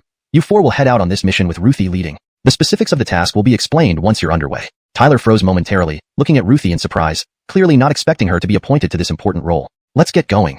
Ruthie wasted no words and immediately shot into the air. The man and woman swiftly followed, and without hesitation, Tyler saluted Seth before joining them. On the peak, Seth watched as the four figures flew away, then turned to an attendant beside him. They're headed to Stone Cliff Mountain, right? Yep. I heard that place is a bit chaotic. Sending 4 disciples there. Won't that be problematic? Seth frowned. Don't worry, everything will be fine. We have many disciples dispatched there. It seems they've encountered a particularly troublesome beast. As the best from the Outer Sect, they should be able to handle it. The attendant reassured. Hearing this, Seth did not press further but felt a lingering concern. In the sky, the sound of breaking wind echoed, giving their flight an almost ethereal quality. Brother Tyler, I heard you successfully cultivated the immortal pupil? Ruthie suddenly spoke, looking at Tyler. The man and woman nearby showed slight changes in expression, evidently aware of the formidable nature of the immortal pupil. Yeah, Tyler acknowledged without hiding it. Amazing. Ruthie nodded in agreement, recalling her own shock upon hearing the news. Our destination this time is called Stone Cliff Mountain. It's about a day's journey away. This area isn't under our Xianxia sect jurisdiction, making it a chaotic zone where even murderers can be found. Ruthie shared information about the mission as they flew. Therefore, when we reach Stone Cliff Mountain, try not to cause unnecessary trouble. Even though we are Xianxia sect disciples, our influence might not hold much sway over the people there. Quick in and quick out is our priority, Ruthie advised. Tyler nodded in agreement. Hee, with senior sister Lynn leading, this mission shouldn't be too stressful, the man in green robes remarked with a smile. This man, Tobias, was an outstanding disciple, at the 4th stage warrior level. The woman in white, Haley, was also an outstanding disciple with similar strength. Of the 4 of them, Ruthie was undoubtedly the strongest. One day later, they finally arrived at Stone Cliff. So this is Stone Cliff Mountain? Ruthie stretched and smiled. Let's find a place to settle down first. We have some disciples waiting for us here. Naturally, Tyler and the others had no objections. Their landing spot was a rocky terrain. Shortly after the 4 landed, several figures approached, identifiable as Xianxia sect disciples from the tokens on their waists. Upon seeing Ruthie, their wary expressions softened into smiles. Are you senior sister Ruthie, the leader for this mission? A sturdy-looking man stepped forward, introducing himself. I'm Jackson, an Outer Sect disciple of Xianxia sect. Jackson Jr. brother, these are the disciples accompanying me. According to Haley and Tobias, you know them, so introductions aren't necessary. This one here is Tyler, a new Outer Sect disciple. Ruthie gestured towards Tyler. A new Outer Sect disciple? Jackson visibly hesitated, eyeing Tyler with skepticism. 3rd stage warrior? Note, for names like Tyler, Maurice, and Ruthie, I kept the original pinyin spelling as requested. The Stone Cliff Mountain area was a place where all sorts of people mixed, and typically, the Star Sect disciples sent here were at least 4th stage warriors. It was the first time someone like Tyler, who was only at the 3rd stage warrior level, had been dispatched here. Of course, not only her but also the other Star Sect disciples nearby were looking at Tyler with surprise and doubt, clearly unsure why the outer sect would send a new disciple at the 3rd stage warrior level on this mission. Don't underestimate him. Although he has been in the outer sect for less than half a month, he has already become an outstanding disciple and even defeated Maurice, Ruthie said, apparently noticing that Jackson was underestimating Tyler. This. The woman's expression changed slightly. Advancing to an outstanding disciple in just half a month? Defeating Maurice, who was ranked 10th in the outer sect. It seemed that this Tyler wasn't an ordinary person after all. This is junior brother Jackson, also one of our outer sect's outstanding disciples. He is in charge of this rocky area. Ruthie smiled at Tyler. Greetings, senior brother Jackson. Tyler greeted with a respectful fist salute. Though as an outstanding disciple himself, he didn't need to be so courteous. But Tyler chose to remain humble. Senior brother Tyler, you're too polite. Tyler's gesture brought a smile to the man's face. His friendly demeanor had clearly made a good impression. Junior brother Jackson, lead us to see what trouble we're facing, Ruthie spoke up. Jackson nodded slightly, then his brows furrowed as he said, this problem is quite tricky. Let me take you there first. With that, he turned and led the way, and Ruthie, Tyler, and the others immediately followed. Unbeknownst to Tyler and his group, on a distant hilltop, some figures appeared, glaring at them with malice. It was clear they had been noticed by unwelcome eyes. Chapter 38. The cicada and the praying mantis unaware of the sparrow behind. Our quarry here in Xianxia Mountain is the largest among all, with about 100 disciples engaged in mining. Of course, this number is quite small for a place like Xianxia Mountain, but thankfully our starry sky sect's reputation deters any troublemakers from causing issues. In the vast stone field, over a dozen figures streaked across the sky. Jackson, who was leading the way, introduced the area to Tyler and his group as they traveled. While in midair, Tyler scanned the surroundings continuously. The vigilance and readiness of the disciples here were impressive, always on alert, paying attention to their surroundings. The scale of this stone field far exceeded Tyler's expectations. In the Donghua dynasty, he had seen stone fields before, but compared to this one, they were tiny. Under Jackson's guidance, the group gradually entered deeper into the stone field. Here, the stones appeared more white and strange-looking. Suddenly, Jackson landed on a large tree and looked ahead. Behind him, Ruthie, Tyler, and others quickly landed, gazing forward. Ahead of them lay a patch of white rocks, within which lava spewed out amidst intense heat that swept through the area, resembling a sea of fire. Tyler's gaze swept over the white rocks, and his expression changed slightly. He sensed numerous powerful fluctuations within, probably dozens of them, each incredibly fierce and violent, likely no weaker than 4th-level warrior realm experts. Beastmen? Tyler asked, turning to Jackson. Purple crystal beast lions, a type of beastman found in Xianxia Mountain. They are quite troublesome, and they travel in packs of 3 or 5, each very powerful. There are at least 30 to 40 here. If we fight them, even if we drive them away, many of our disciples will suffer significant losses, Jackson said solemnly. So many purple crystal beast lions? Tobias and Haley also frowned. Despite being 5th-level warrior realm experts, they had no advantage against such a large group. Jackson, when did these purple crystal beast lions appear? Why so many all at once? Ruthie pondered and asked. About a few days ago. These purple crystal beast lions are extremely strong and have affected our mining efforts. That's why I sought help from the sect, Jackson replied with a shake of his head. In my opinion, there should be something valuable in those rocks that they care about. Tyler suddenly spoke up. Purple crystal beast lions are highly sensitive to treasures. They wouldn't gather here for no reason. They must have detected something. But as far as I know, there is nothing valuable in those rocks. Jackson furrowed his brows. Maybe there's something you don't know about. Tyler shrugged. Now, we'll only find out what it is by driving them away. Tyler focused on the white rocks ahead, sensing a subtle surge of spiritual energy coming from them. Drive them away? Those purple crystal beast lions are quite difficult to deal with, Jackson said. Tobias and the others nodded. Driving off so many purple crystal beast lions would not be easy, especially considering there might be a purple crystal lion king among them. Tyler also felt concerned. Hard fighting could work, but perhaps only the 5 of them here had the strength to handle it. I'll take care of it. No need to engage in a big fight, Ruthie volunteered with a light laugh. Tyler paused, looking at her without speaking. Given her strength, dealing with these purple crystal beast lions would be effortless. Ruthie hovered in the air above the rocks, waving her hand, sending a surge of spiritual energy into the rocks. Roar. The impact sent up a cloud of dust, followed by enraged roars as red giant shadows appeared on the rocks, glaring fiercely at Ruthie. Tyler now saw the appearance of the purple crystal beast lions, each towering several dozen meters tall, covered in crimson scales, exuding fierce energy. Ruthie, suspended in the air, glanced down at them and smiled, pointing her slender hand in front of her. A golden longsword formed from spiritual energy materialized before her. Thud. Ruthie gently brushed her hand over the golden sword, unleashing a fierce sword aura. Tyler watched in shock as Ruthie's sword cut through the air with overwhelming power. So strong. A surprised look crossed Tyler's face. He hadn't expected Ruthie to be this powerful. Boom. As Tyler marveled, the heads of the purple crystal beast lions fell to the ground, blood staining the area. It seemed they were all slain by Ruthie. Child's play. Ruthie smirked, retracting her sword, then turned to look at Tyler with amusement. Amazing. Tyler couldn't help but give a thumbs up. His respect for Ruthie's abilities grew significantly. He doubted even he could easily kill so many purple crystal beast lions. Let's go inside and see what attracted these purple crystal beast lions. Ruthie waved her hand authoritatively, then flew toward the white rocks, with Tyler and the others following closely behind. They swiftly entered the rock area, encountering no resistance due to the absence of the purple crystal beast lions. Tap. Standing on a rock, Tyler's expression changed again as he sensed an increasing surge of spiritual energy within the rocks. The source was nearby. He looked up and heard Ruthie's startled cry. He quickly flashed forward to her side, seeing her gaze fixed on something ahead. Before them was a cracked, white earth where a white tree stood tall, bearing 5 white fruits. Ancient patterns adorned the fruit, emitting a faint yet powerful spiritual energy fluctuation. This is... Tyler's expression shifted. Although he didn't recognize the fruit, the energy fluctuations indicated it was no ordinary thing. Soul fusion fruit. Ruthie covered her mouth, her eyes wide with surprise. How could soul fusion fruits appear here? Tobias and the others were also filled with surprise, exclaiming in disbelief. Silence reigned among the rocks as everyone stared intently at the 5 fruits hanging from the white tree. Ruthie gazed at the fruits with boundless joy, unable to resist reaching out to pick them. However, just as she approached the white tree, Tyler's expression suddenly changed, and he grabbed her petite figure, quickly retreating. Boom! At that very moment, a massive crimson-furred foot slammed into the ground, shaking it violently, followed by a colossal crimson shadow leaping forward and landing beside the white tree. Tyler brought Ruthie to a safe distance, then looked up to see an enormous creature roaring at them, emitting terrifying power like a tidal wave. A purple crystal beast Lion King? Ruthie's face paled slightly when she saw the purple crystal beast Lion King. On a hillside ahead, several figures stood, emanating ominous fluctuations. The atmosphere was heavy and oppressive. After a long silence, the shadow sitting down suddenly extended his sleeve, revealing a pale hand that lightly tapped the table. So it's a purple crystal beast Lion King, a figure said hoarsely. Yes, and all those purple crystal beast lions were killed. The purple crystal beast Lion King will be extremely enraged. Another shadow on the hill replied grimly. It looks like the Starry Sky sect disciples will suffer heavy casualties. So they have found out about the soul fusion fruits. The figure paused, then added indifferently. Boss, we should just watch the fight for now. Once the purple crystal beast Lion King and the Starry Sky sect disciples wear each other out, it will be much easier for us to seize the soul fusion fruits. A figure suggested. You're quite clever. Let's reap the benefits of their conflict. The leader waved his hand. With that, he gave a sinister smile and added, and we must eliminate every single one of those Starry Sky sect disciples to prevent any trouble afterward. Hearing their boss's words, the other figures sneered coldly, their lips curling into bloodthirsty smiles. Chapter 39.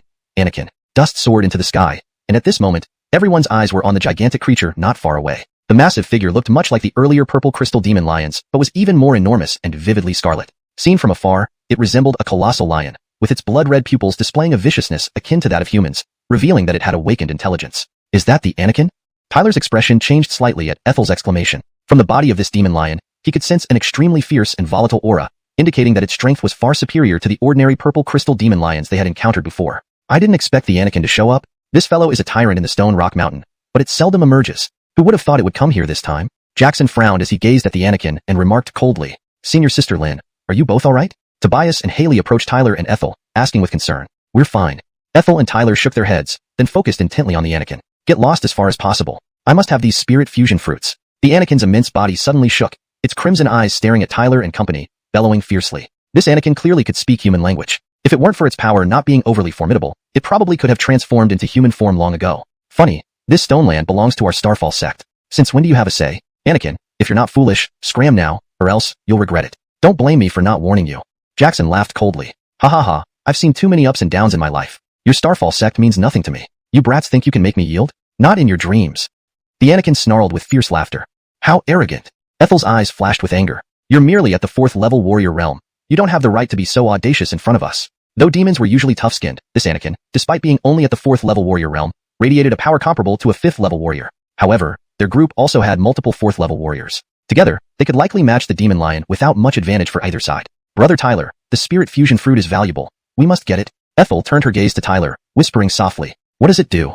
Tyler asked, not knowing the true worth of the spirit fusion fruit. Yes, this spirit fusion fruit can aid us in breaking through one level of cultivation. Right now, you're at the 3rd level warrior realm, but if you ingest and refine it, you will immediately reach the 4th level warrior realm. It's a rare treasure that we might encounter only once, though each person can only consume one, after which it has no effect. Tyler glanced at the 5 spirit fusion fruits hanging on the white tree. He indeed sensed an immense amount of energy emanating from them, fittingly one for each of the 5 people present. It seems we can't let the purple crystal demon lion escape, Tyler murmured. Since the spirit fusion fruits have such value, if news spreads, it would cause quite a stir in the entire Stone Rock Mountain. With all kinds of unsavory characters around, it would draw countless eyes towards the fruits. People might even kill to snatch the fruits from them under its allure, undermining even the influence of the Starfall sect. Their current strength as disciples clearly wouldn't suffice to handle the ruthless thugs in the Stone Rock Mountain. Tyler turned and met Ethel's gaze. In her clear, moist eyes, there was a hint of seriousness, clearly unexpected that a simple mission had led to such a discovery. Smiling, Tyler said, in that case, this Anakin must die. Tyler's words were resolute. Haley, Tobias, and others furrowed their brows, detecting a deadly intent in his voice. After a brief pause, they knew letting the Anakin escape would bring them huge trouble when word about the fruits spread. Yet, they hesitated to take on such a fatal mission without absolute confidence in success. Ultimately, none had Tyler's determination to become stronger or the certainty to slay the Anakin. Fortune comes with risks. Tyler is right. We must kill it. Jackson, showing a tougher stance than Ethel and others, finally nodded heavily. Hearing Jackson's agreement, Ethel bit her lip firmly and decided swiftly. Tobias, Haley, Jackson, follow me for the frontal attack, while Tyler provides distractions. Although Ethel had witnessed Tyler defeat Maurice, she chose not to put him at risk. The Anakin was far stronger than Maurice, and any mistake could lead to death. Noticing Ethel's arrangement aimed to protect him, Tyler smiled. All right, but if you all can't manage, then leave it to me. We're on this mission together. I can't just stand idly by. Seeing Tyler's calm demeanor, Jackson and others were astonished by his fearlessness despite being less powerful than them, inwardly admiring him yet relieved that he was on their side. Junior brother Tyler, just distract the Anakin. Let us handle the killing, Tobias replied with a gentle smile. Now. A low shout came from Ethel, and instantly, a surge of spiritual energy erupted from Tobias, Haley, and Jackson, rushing toward the Anakin with no mercy. As Tobias and the others attacked, Ethel wielded her golden sword, emitting a formidable force that made Tyler's heart skip a beat. Thump! The sword trembled, shaking the space around Ethel, emitting an exceptionally strong force from both herself and the weapon. Surprised, Tyler observed the power emitted by Ethel and focused on the golden sword, his expression changing immediately. Could this be a divine sword? Given the power, the golden sword in Ethel's hand seemed to be an extremely powerful divine weapon. This girl's background may not be low, Tyler thought. Such divine weapons were extraordinary. Auctioning them would fetch astronomical prices. Only those with considerable status could possess such treasures. He realized that Ethel might have a significant background. Thud. While Tyler pondered, Tobias, Haley, and Jackson launched their attacks. Rolling spiritual energy roared as they assaulted the Anakin head-on. Looking for death, little pests. The Anakin watched this scene with a savage glint in his bloodshot eyes. He showed no intention of retreating from Tobias's frontal assault and instead took a step forward, unleashing terrifying power. His crimson foot crushed the air as it heavily stomped towards Tobias and the others. Bang! Their powerful palm strikes collided mid-air, producing a deafening roar. An alarming shockwave immediately ravaged the surroundings, forcefully pushing Tobias and the others back. In contrast, the Anakin remained firmly rooted to the spot, showcasing his formidable strength without any doubt. Is that all you've got? To dare chang my treasure, you truly invite death. With a cold laugh, the Anakin sneered, his voice filled with ridicule and contempt. To improve fluency and ensure the meaning is accurately conveyed in English, I have made some adjustments. The phrase 抢本王的东西真是不知死活 is adjusted to dare chang my treasure, you truly invite death, which reads more naturally in English while preserving the original meaning. Additionally, with a cold laugh, the Anakin sneered, his voice filled with ridicule and contempt, is revised for better flow and clarity in English. However, just as his laughter echoed, golden sword chi suddenly swept in, rapidly enveloping the Anakin. What the hell is this?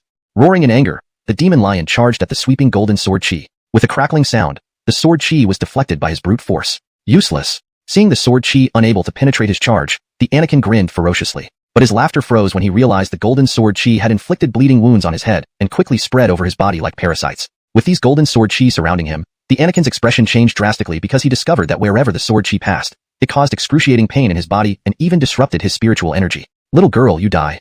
Only now did the Anakin understand the terror of the sword chi. Roaring furiously, his bloodshot eyes locked onto Ethel. Stomping the ground heavily, he transformed into a blur of light, carrying a horrifying force towards Ethel. Thud. Ethel reacted swiftly, brandishing her slender hand to swing the golden long sword again. Fierce golden sword chi erupted from the sword, overwhelming like a tidal wave, striking mercilessly at the Anakin. Clang, clang, clang. All the golden sword chi slashed fiercely against the Anakin's body. Despite its thick hide, he still felt piercing pain. Roar. Clearly infuriated by Ethel's relentless attack, his bloodshot eyes became even more violent as he crazily stomped towards Ethel. Seeing the enraged Anakin, Ethel's eyes narrowed slightly. Suddenly, a fist struck, colliding heavily with the demon lion's giant foot. Boom. A fierce storm surged out, shattering the surrounding rocks. The attack of the Anakin was thus thwarted. Damn brat. Furiously glaring at Tyler, who suddenly intervened, Tyler met his gaze indifferently. A big guy like you bullying a girl. What kind of hero are you? Tyler taunted sarcastically. Pfft. Hearing Tyler's words, Ethel couldn't help but chuckle. This guy really wanted to get under the Anakin's skin. I'll kill you. Indeed, the Anakin was thoroughly infuriated by Tyler. Bloodshot eyes filled with rage. Yet before he could react, Tobias's trio attacked once more. The Anakin dared not ignore their onslaught. Injured by the sword chi and weakened, he roared in anger, charging back at Tobias and the others. Tyler and Ethel didn't sit idly either, continuously attacking the Anakin, putting him on the defensive from all sides and making him constantly roar in frustration. Boom, boom. As the battle intensified, the Anakin gradually fell into a disadvantageous position, all because of Ethel's sword chi attacks. Otherwise, Tobias's trio would have struggled to harm him. The Anakin is losing. Noticing this, Ethel smiled, saying happily. Sure enough, the Anakin roared loudly, shaking Tobias and the others away with one powerful stomp. Then he stomped again, dashing off. Oh no, he's trying to escape. Ethel's face turned serious. She waved her sword, attempting to strike down the Anakin. Roar, roar. But despite its injuries, the Anakin relentlessly continued fleeing, increasing the distance between them. Soon, Ethel's sword chi could no longer reach or injure him. Damn thing. Annoyed, Ethel stomped her feet, but pursued immediately. Whoosh. Tyler moved as fast as lightning, catching up to the Anakin within moments. A third-level warrior realm nobody dares to block my path? Truly ignorant of your own limitations. Seeing Tyler, the Anakin grinned nastily, lifting his massive foot to unleash terrifying power towards Tyler without mercy. Tyler, be careful. Ethel and the others were alarmed at the sight, fully aware of the sheer terror of the Anakin's attack. Chapter 40.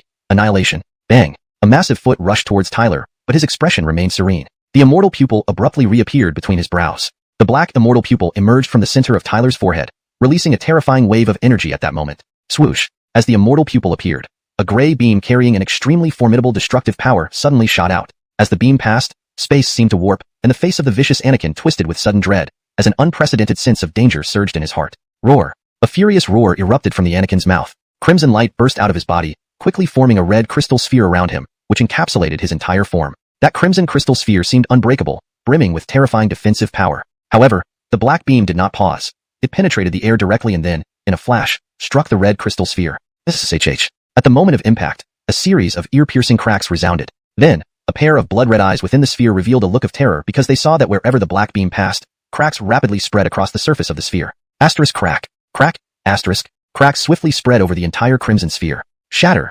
Tyler's expression remained impassive as he calmly commanded in a faint voice. Bam. With his words, the crimson sphere exploded completely into fragments flying everywhere. The black beam continued straight, passing through the throat of the Anakin under his terrified gaze. Blood trailed as it exited from the back of his neck, then disappeared into the ground. Blood spurted from the wound on the demon lion's throat. Even after such a fatal attack, the Anakin did not immediately die. Instead, his eyes turned exceptionally malevolent. He staggered backward, the powerful aura around him fading rapidly. Not dead yet? Ethel and the others' faces changed when they saw the demon lion still had a breath of life left. They hadn't expected this beast to have such formidable vitality. Boom. Watching the staggering Anakin, Tyler showed no hesitation. With clenched fists, he unleashed a barrage of punches like stormy rain, striking the demon lion's body with astonishing force. Bam. A loud noise echoed as the enormous body of the Anakin finally collapsed under the relentless barrage of punches, hitting the ground with a thud, causing the earth to tremble violently. The earth sank as countless punch impacts battered the Anakin without any chance to breathe. Cracks formed all around.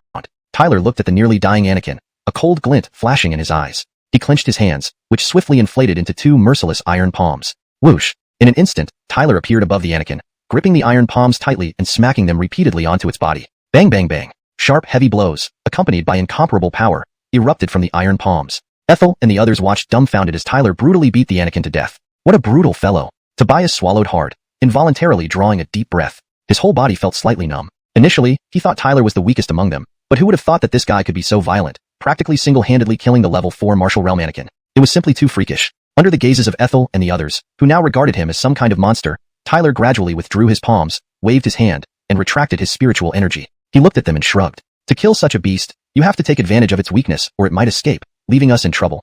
Fresh blood dripped from his hands, making Tobias and the others shiver inwardly. They knew very well that if it were them, it would be absolutely impossible to kill the Anakin alone. Is the Anakin really dead?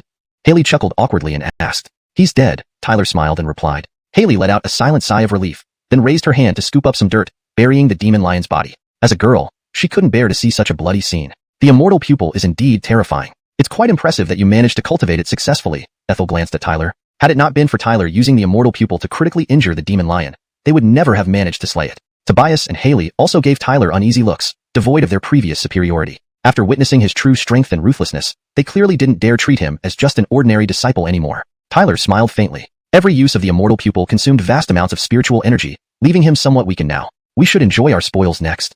Ethel gazed eagerly at the white tree, where 5 soul fusion fruits emitted brilliant light. This was their greatest reward. The 5 exchanged smiles, moved simultaneously, and were about to pluck the fruits. Swish swish. Suddenly, dozens of figures broke through the air, encircling Tyler and company with sinister glares. Taken aback, Tyler and the others' expressions instantly turned icy, their eyes brimming with killing intent. Someone intended to act as bandits, trying to snatch the soul fusion fruits right out of their mouths. Chapter 41. Great Battle in the Mountains. Black Dragon Gang. It really is you. Jackson glared at the dozens of figures, his face turning cold as he gritted his teeth. Besides them, others are rushing here. They must be nearby independent cultivators and forces. Tyler took a deep breath. He could sense rapid whooshing sounds from far away, steadily approaching this area. The surrounding star sect disciples quickly arrived, numbering over 100. But Tyler knew very well that if news of the spirit fusion fruit spread, these people alone wouldn't be enough to hold them back. Ha ha, Jackson, only the most capable can obtain certain things. Hand over the spirit fusion fruit honestly, or there will be heavy casualties among you today. At the forefront of those dozen figures stood a middle-aged man with arms crossed, staring at Jackson with ill intent. Wade, you dare to rob the property of my star sect? Jackson's face turned icy, bursting with rage. Heh, once we get the spirit fusion fruit, we'll either eliminate all witnesses or flee far away. What can your star sect do? That guy is Wade, the vice leader of Black Dragon Gang, a 4th rank warrior, Nicole whispered to Tyler. Note, For consistency in character name spelling and fluency, whispered next to is changed to whispered to. Also, please confirm if ni should be part of the translated name or if it's a typo, as it seems out of place in English text. For better fluency and consistency, it might be better to translate the sentence as, that guy is Wade, the vice leader of the Black Dragon Gang, a 4th rank warrior, Ethely whispered to Tyler. Note, assuming ni is part of the name Roxany, if it's not, the name should be adjusted accordingly. Besides Wade, the rest are all 3rd rank warriors. Their leader doesn't seem to have come, Tyler remarked as his gaze swept over the crowd. Yes, that guy is ruthless. But given how heavily involved the Black Dragon Gang is, their leader will likely show up as well, Adamarize responded. Tyler nodded slightly and noticed more figures rapidly approaching from afar, eyeing him and his group unfavorably. Observing the continuous arrival of powerful opponents around them, Tyler felt a growing sense of foreboding. The situation was becoming extremely unfavorable for them. Whoosh, whoosh. Breaking air sounds echoed continuously over the rocky expanse. Then Tyler saw powerful figures stepping into the sky, floating mid-air. As Tyler observed the arrivals, his expression gradually changed. He sensed an oppressive aura from them. These were no easy foes. This time, we're in big trouble. Jackson's eyes darkened at the sight of them. Then he solemnly said, are they also from the Black Dragon Gang? Tyler asked softly. Yes. Jackson chuckled bitterly. That middle-aged man in black robes is named Crosby, vice leader of Black Dragon Gang, a 4th rank warrior. Tyler looked up and indeed spotted a robust, middle-aged man in black robes, about 40 years old, with a chilly demeanor, narrowing his eyes as he locked onto them with murderous intent. The middle-aged man in green robes is Woody, assistant to Black Dragon Gang's leader, peak 4th rank warrior. Tyler's gaze scanned and found a middle-aged man in green robes. Despite his smiling face, Tyler detected a thick aura of killing intent, indicating his history in banditry. I didn't expect the Black Dragon Gang to mobilize fully this time. Jackson grimaced, realizing surviving today would not be easy. Tyler frowned slightly but felt no fear. Though formidable, it wasn't easy to extinguish Tyler. Chuckle Wade.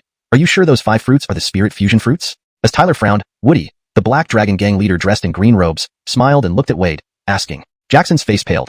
Black Dragon Gang was indeed after the spirit fusion fruits. Hee, boss, yes, they are the spirit fusion fruits. Wade hurriedly replied, showing no concern over the leak of information, confident in Black Dragon Gang's power. You. Jackson's face changed drastically, his eyes burning with fury. Oh.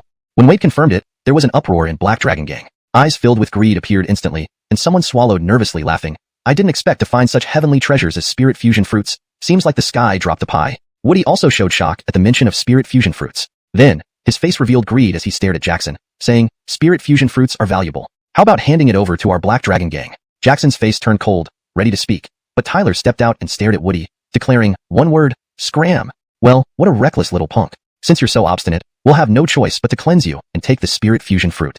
Woody's expression turned sinister as he stared coldly at Tyler. Do it if you dare.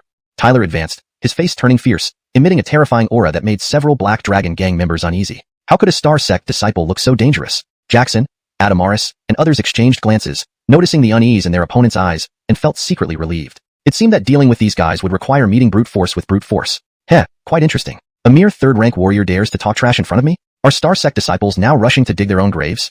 Woody's face grew savage, his voice colder. Nearby, Wade and others sneered, sharpening their knives eagerly. It looks like we can only resort to open force.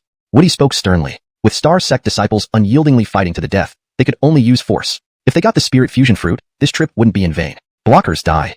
Without hesitation, Woody shouted and dashed towards the spirit fusion fruit, followed by Wade and others. Woody is making a direct grab. Let's move. Tyler kept watch on Woody and immediately said, Adamaris, Tobias, Jackson, and others nodded. Note, I've corrected ni to ni for consistency in pinyin representation, but typically in English translations, full names would be used without such adjustments. If this is part of a larger document where Adamaris' name is consistently translated as Nicole, it might be best to ensure all instances are either in English or follow the chosen style guide. For natural fluency in English, it's recommended to use the full name Adamaris, if that is the established translation. Negotiations had failed. They must fight. Seeing this, Tyler charged ahead. Woody glanced at the charging Tyler, his expression turning more ferocious. Kill them!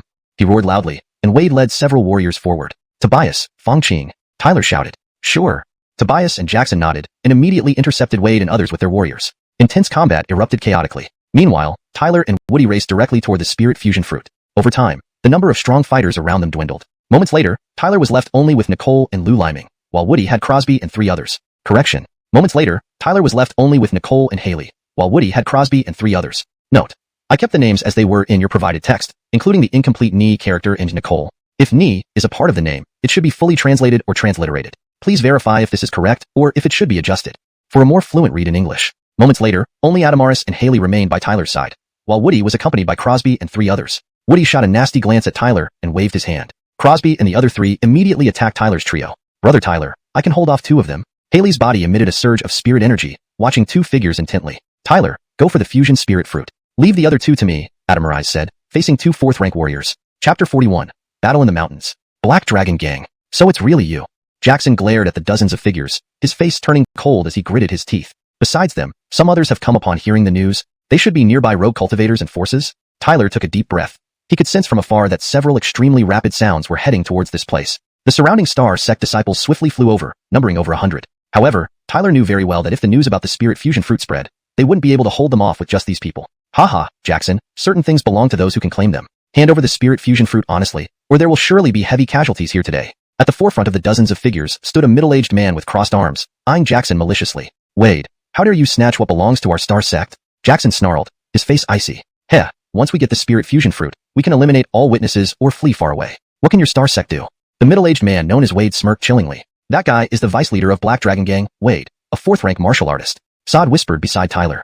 Everyone else is also third-rank martial artists. Their leader doesn't seem to be here. Tyler's gaze swept across those figures. Yes, that man is ruthless, but for the Black Dragon Gang to mobilize like this, he must show up eventually, said Sod. Tyler nodded slightly. Then he noticed numerous figures rapidly approaching from the distant sky, their unfriendly gazes locking onto Tyler and company. Looking at the continuously arriving powerhouses around them, Tyler felt a bad premonition. The situation was turning increasingly unfavorable for them. Swish, swish. Breaking air sounds constantly rang out above the rocks. Subsequently, powerful figures appeared and floated in the air. Tyler watched the airborne figures, his expression gradually changing. From these arrivals, he sensed some quite formidable energy. Clearly, none of them were easy opponents. This time we're in deep trouble. Jackson's face turned pale as he looked at those figures and said gravely, Are they also members of the Black Dragon Gang? Tyler asked softly. Yeah.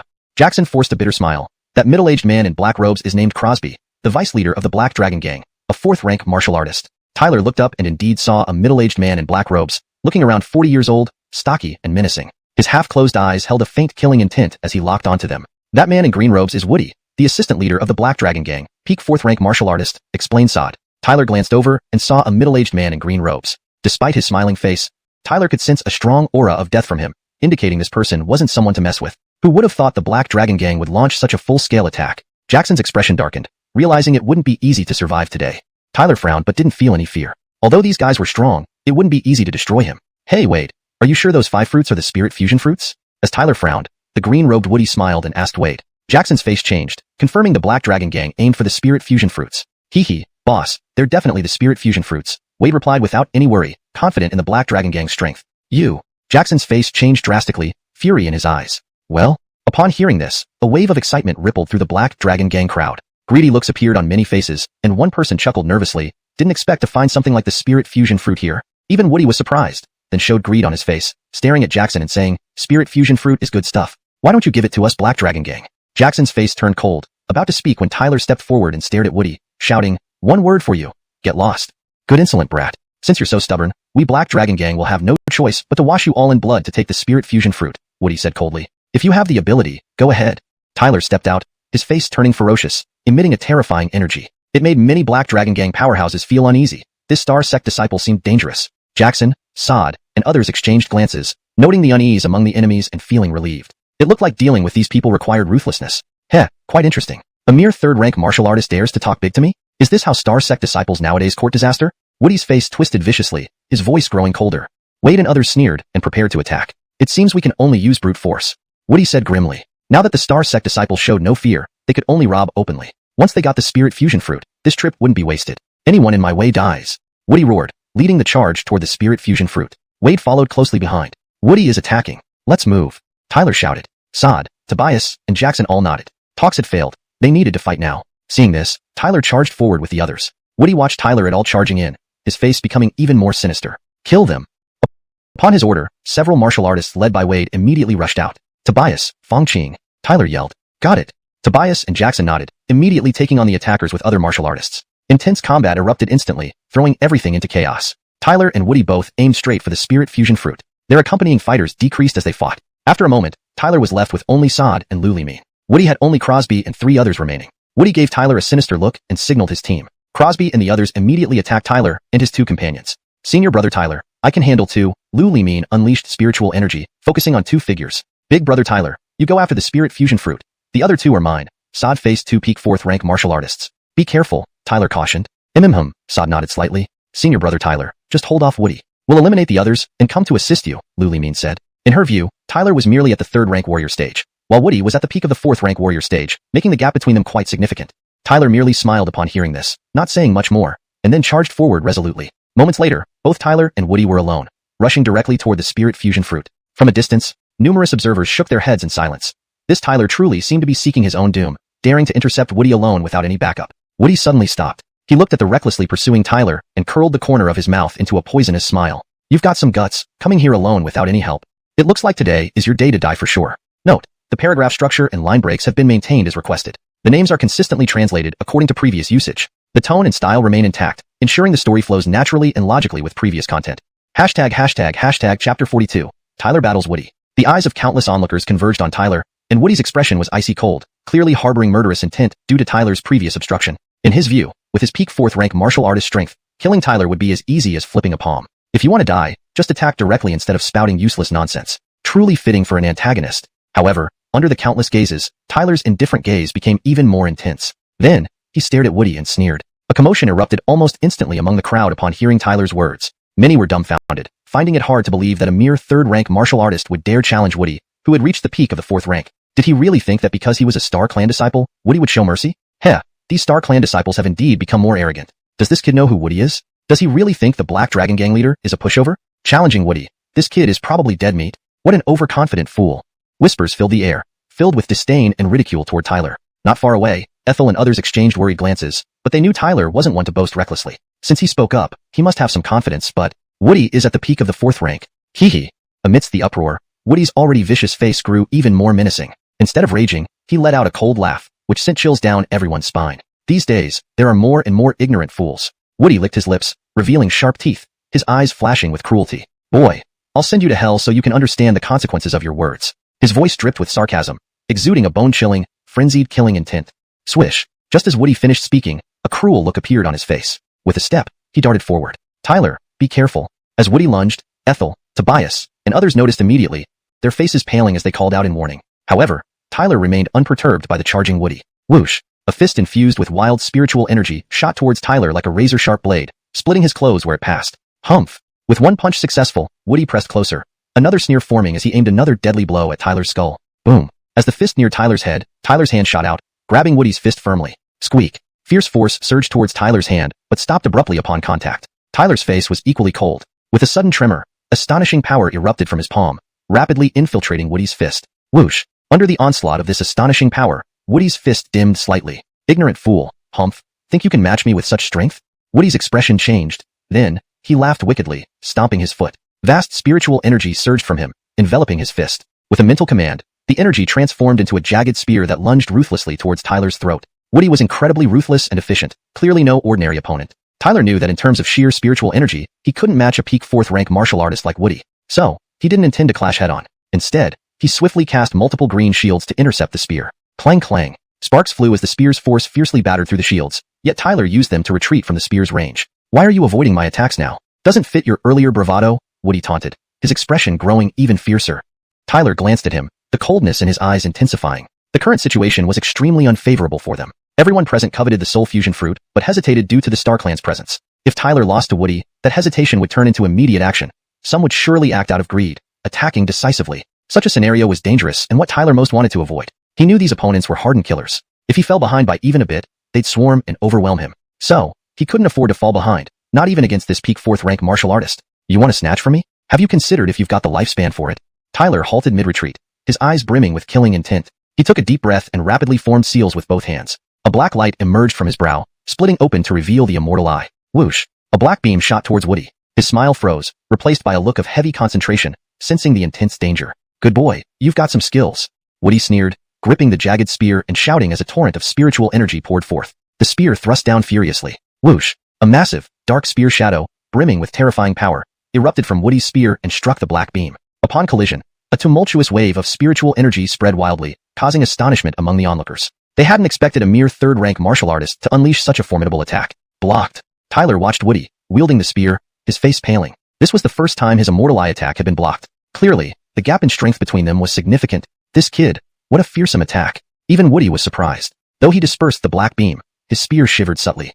This kid is abnormal. I need to kill him quickly. Glancing at Tyler's immortal eye, Woody felt unease. His expression turned icy cold as he launched himself forward, unleashing all his 4th rank martial artist power. determined to slay Tyler with full force. Tyler, be careful. Seeing Woody's stance, Tobias and the others' faces drastically changed, urgently shouting. Tyler's immortal eye was indeed terrifying, but the gap between him and Woody was too great. Once Woody used his full strength, the outcome would surely be dire for Tyler. However, Tyler ignored their warnings. At this moment, if he took even half a step back, those still hesitating might very well attack en masse. I want to see just how formidable a peak 4th rank martial artist can be. Indifference surged in Tyler's eyes as his hands abruptly shifted. Finally, from his immortal eye, peculiar beams of light emitted, with streams of black energy erupting within. Faintly, an ancient rumbling echoed through the heavens and earth. Immortal eye, netherworld fire. Translation notes. When Tobias and the others saw Woody's posture, their faces drastically changed, urgently shouting a warning. Tyler's immortal eye was indeed terrifying, but the gap between him and Woody was simply too large. Once the latter used his full strength, the outcome would likely be dire for Tyler. However, Tyler ignored their warnings. At this moment, if he retreated even half a step, those who were still hesitating might join forces against him. I want to see just what kind of power a peak 4th stage martial artist possesses. Indifference flickered in Tyler's eyes as his hands rapidly moved through various gestures. Finally, a peculiar beam of light emanated from his immortal eye, with waves of dark energy surging forth. In the distance, an ancient booming sound reverberated through heaven and earth. Immortal eye, netherworld fire. 2. The structure and flow are kept consistent with the previous chapters to ensure continuity and style coherence. Chapter 43. Execution. Boom. An endless expanse of dark energy surged out from between Tyler's eyebrows where his immortal eye lay. In an instant, the sun and moon lost their brilliance, as the darkness engulfed everything like nightfall, plunging the world into dimness. As the dark energy spread across the heavens and earth, an ancient aura gradually radiated outwards. Faintly, the thunderous sound resounded once again. Amidst this scene, various powerful figures who had heard the commotion rushed over one after another. Soon enough, the surrounding area was packed with people. However, these arrivals remained still, watching in shock without making any rash moves. A beam of light rapidly expanded from Tyler's brow region, and under the shroud of blackness in the sky, the immortal eye within Tyler's forehead suddenly condensed a black light, which shot straight up into the air. Boom! With the black light shooting upward, the sky trembled, seemingly forming a colossal storm at its edge, evoking a profound sense of an ancient hell. As the storm churned, it seemed as if a massive shadow coalesced faintly. Imph, just putting on a show. No matter how many tricks you have up your sleeve, you're still only at the 3rd stage warrior realm. Woody, eyes filled with murderous intent, stared fiercely at the endless dark cloud above Tyler's head. Despite his bravado, he too sensed impending danger. That dark cloud made him extremely uneasy. Let's kill this freak first. Murder flashed through Woody's eyes. Without any hesitation, he gripped his serrated spear tightly, channeling immense spiritual energy. A terrifying force erupted from his body, causing nearby people to frown. With his 4th stage warrior realm strength, Woody had earned his position as the Black Dragon Gang leader not without skill. Boy, today, even if you are a disciple of the Starry Sky sect, I will definitely kill you. Woody's face twisted with murderous intent. Then he took a deep breath, rapidly flicking his fingers, surging spiritual energy and blood chi gathered above his head, forming a roughly 100-meter-tall dark phantom holding a serrated spear, emitting a terrifying power. Black Spear Old Ancestor. This is Woody's killing move, the Great Soul-Severing Spear. Among those watching the battle, numerous experts were visibly shocked by Woody's move. Exclamations broke out, revealing their knowledge of the terrifying Great Soul-Severing Spear. In order to kill a mere 3rd stage warrior realm boy, who would have thought Woody would actually use the Great Soul-Severing Spear? That boy might be facing 9 deaths in 1 life. Back then, Woody killed a 5th stage warrior realm expert with this move. Whispers rippled through the crowd. The faces of Saad, Tobias, and others also changed dramatically. Looking at Tyler amidst the swirling dark clouds, they felt an overwhelming sense of unease. With this move of Woody's, the outcome is perilous. Tobias whispered lowly, with a few others nodding in agreement. Saad frowned slightly, biting her lip gently, the golden longsword flashing into existence. She wouldn't allow any mishap to befall Tyler, not even a scratch, because Tyler was her beloved. Great Soul-Severing Spear. Sever the soul. As the surging spiritual energy rolled around him, a savage look appeared on Woody's face. He stepped forward, gripping the spear, and slashed down like cleaving Mount Hua, bringing down a devastating strike. Bang! As his spear descended, the black phantom above him lifted the giant spear, creating a tremendous black torrent with an awe-inspiring force, targeting Tyler. The earth's spiritual energy trembled. Even before the giant spear struck, the ground below began cracking densely. Tyler lifted his head, staring at the looming giant spear, feeling a creeping chill run up his spine. His expression turned grave as he swiftly formed hand seals. Above his head, the black energy quickly condensed. Amidst the storm, a huge black and white flame finally took form. Once the black and white flame appeared, it covered the sky like a behemoth, radiating an ancient aura. This flame caused countless gasps of astonishment, even among the likes of the Black Dragon Gang's Wade, whose faces showed dramatic changes. That's the legendary Netherworld fire? Saad and others watched in surprise at the colossal entity. They had heard of the martial arts of the Outer Sect, but this was their first time witnessing the Netherworld fire existing within Hell. The black and white flame slowly rotated, emitting a titanic wave of energy, causing even the heavens to tremble slightly. Boom, boom. Next moment, the black and white flame locked onto the black spear shadow and swept across the sky. Swish. The flames, acting like the mightiest force in the universe, caused the world to shake upon being unleashed. Then, as everyone watched in awe, the flames tore through space and collided violently with the black spear shadow. Thud. In the moment of impact, all became eerily silent. Bright sparks scattered like fireworks, radiating a nearly destructive energy. The shocking shockwaves swept outwards, turning the surrounding mountains into flat plains, while those with weaker strength bled from 7 orifices, their spiritual energy collapsing as they hastily retreated. Snap! The black and white flame pierced through the spear shadow and headed straight for Woody. Seeing this, Woody paled, hastily retreating. The terrible power carried by the flame made him feel endangered, but his speed was no match for it. Bang! The black and white flame struck him forcefully, making his body tremble violently, pain spreading uncontrollably until it pierced right through him. The formidable black and white flame, having pierced Woody's body, gradually dissipated. The world around was now in ruins, the mountains reduced to leveled ground. Gradually, everyone reacted, drawing in cold breaths as they witnessed the aftermath. When they looked towards Tyler hovering in the air, there was no more contempt in their gazes. Some eyes shifted from Tyler to Woody, whose body now bore a gaping bloody hole, blood gushing out. Fear flashed in his eyes. Clearly the encounter left him utterly shaken. He could hardly believe that Tyler, at the 3rd stage warrior realm, managed to kill him. Had the disciples of the Starry Sky sect all become so powerful? The atmosphere fell silent, any previous greed quietly suppressed. Who else wants to try? Amidst the deathly silence, Tyler's indifferent gaze swept across the crowd aggressively. Masking his own injuries, he maintained a calm demeanor, his voice laced with thick murderous intent resonating in the air. Tyler's voice spread through the heavens, yet the surroundings remained unusually quiet. Although the people present were ruthless, even these thugs felt intimidated by Tyler's ferocious aura. The gazes of those who had been watching Tyler all fell silent at this moment. Moments later, a wave of shocked exclamations erupted. Woody is dead? How could that be? He just used his killing move. How did he die suddenly? What happened? Countless people were stunned, as if they had seen a ghost in broad daylight. Just moments ago, they were mocking Tyler, convinced he would die by Woody's hand. But who would have thought it would end up turning around like this? It seemed I faintly saw a black and white flame shoot out from Woody's body. Yet, some people discerned the cause of Woody's death. That was Tyler's attack. No wonder Woody died by his hand. They glanced at each other and finally exclaimed in awe. Even though Tyler was only at the 3rd stage warrior realm, he was ultimately the victor. Unbelievable. He actually slew Woody, who was at the peak of the 4th stage warrior realm, with just his 3rd stage strength. He's such a freak. There's actually such a freak among the Starry Sky sect disciples. Looks like we should avoid provoking him from now on. At the same time, fearing for Tyler's safety, Haley and Sod bravely fought off their enemies and quickly headed towards the location of the spirit fusion fruit after defeating them. However, when they arrived next to the fruit, they saw Woody's corpse. Woody is dead? Haley stared in disbelief at Tyler. She knew very well how powerful Woody was. Even she could only be sure of defeating him under certain conditions. But now, this Woody, whom even I found hard to defeat, was killed by Tyler, who is merely at the 3rd stage warrior realm? Brother Tyler is really amazing. Sod felt equally astonished but managed to exclaim in admiration. Beside her, Haley remained silent. This was more than just amazing. It was downright unbelievable. How did Tyler manage to kill Woody? As the two women gazed blankly at Tyler, he turned his head and smiled at them. Then, he raised his eyes and looked at the spirit fusion fruit right before him, finally letting out a sigh of relief. The spirit fusion fruit was finally in his hands. Chapter 44, Climbing the Rankings. Tyler's battle with Woody ended rather quickly. Before the crowd could fully comprehend what had happened, Woody was already dead. Gradually, the crowd came to their senses and gazed at Woody's corpse, all swallowing their saliva involuntarily. Who would have thought that the head of the Black Dragon Gang would be killed so easily? He was at the peak of the 4th level martial artist realm. Among the younger generation in Stone Cliff Mountain, only a few could surpass him. Yet, he was slain by Tyler, who was merely at the 3rd level martial artist realm. Moreover, even after using his ultimate move, Great Soul Severing Chop, Woody still met his end at Tyler's hands. One by one, eyes shifted towards Tyler, now carrying a mix of seriousness, less contempt, and more wariness. Silence enveloped the scene. Everyone knew that after today's battle, Tyler's name would spread across Stone Cliff Mountain. However, Tyler paid little attention to the gazes. His eyes fixed on the 5 spirit fusion fruits, burning with intense fervor. Suppressing his excitement, he swiftly approached. Soon, he picked the 5 fruits. This is the spirit fusion fruit? Haley and Adamaris also came forward, their beautiful eyes filled with curiosity as they looked at the fruits in Tyler's hand. Tyler smiled and nodded. Senior sister Lou helped, so you'll get one. Haley replied with a smile. Thank you, junior brother Tyler. Come to think of it, I've never taken a spirit fusion fruit before. It must have quite an effect. Seeing Adamaris also staring intently, Tyler said with a smile, Don't worry, you will get one too.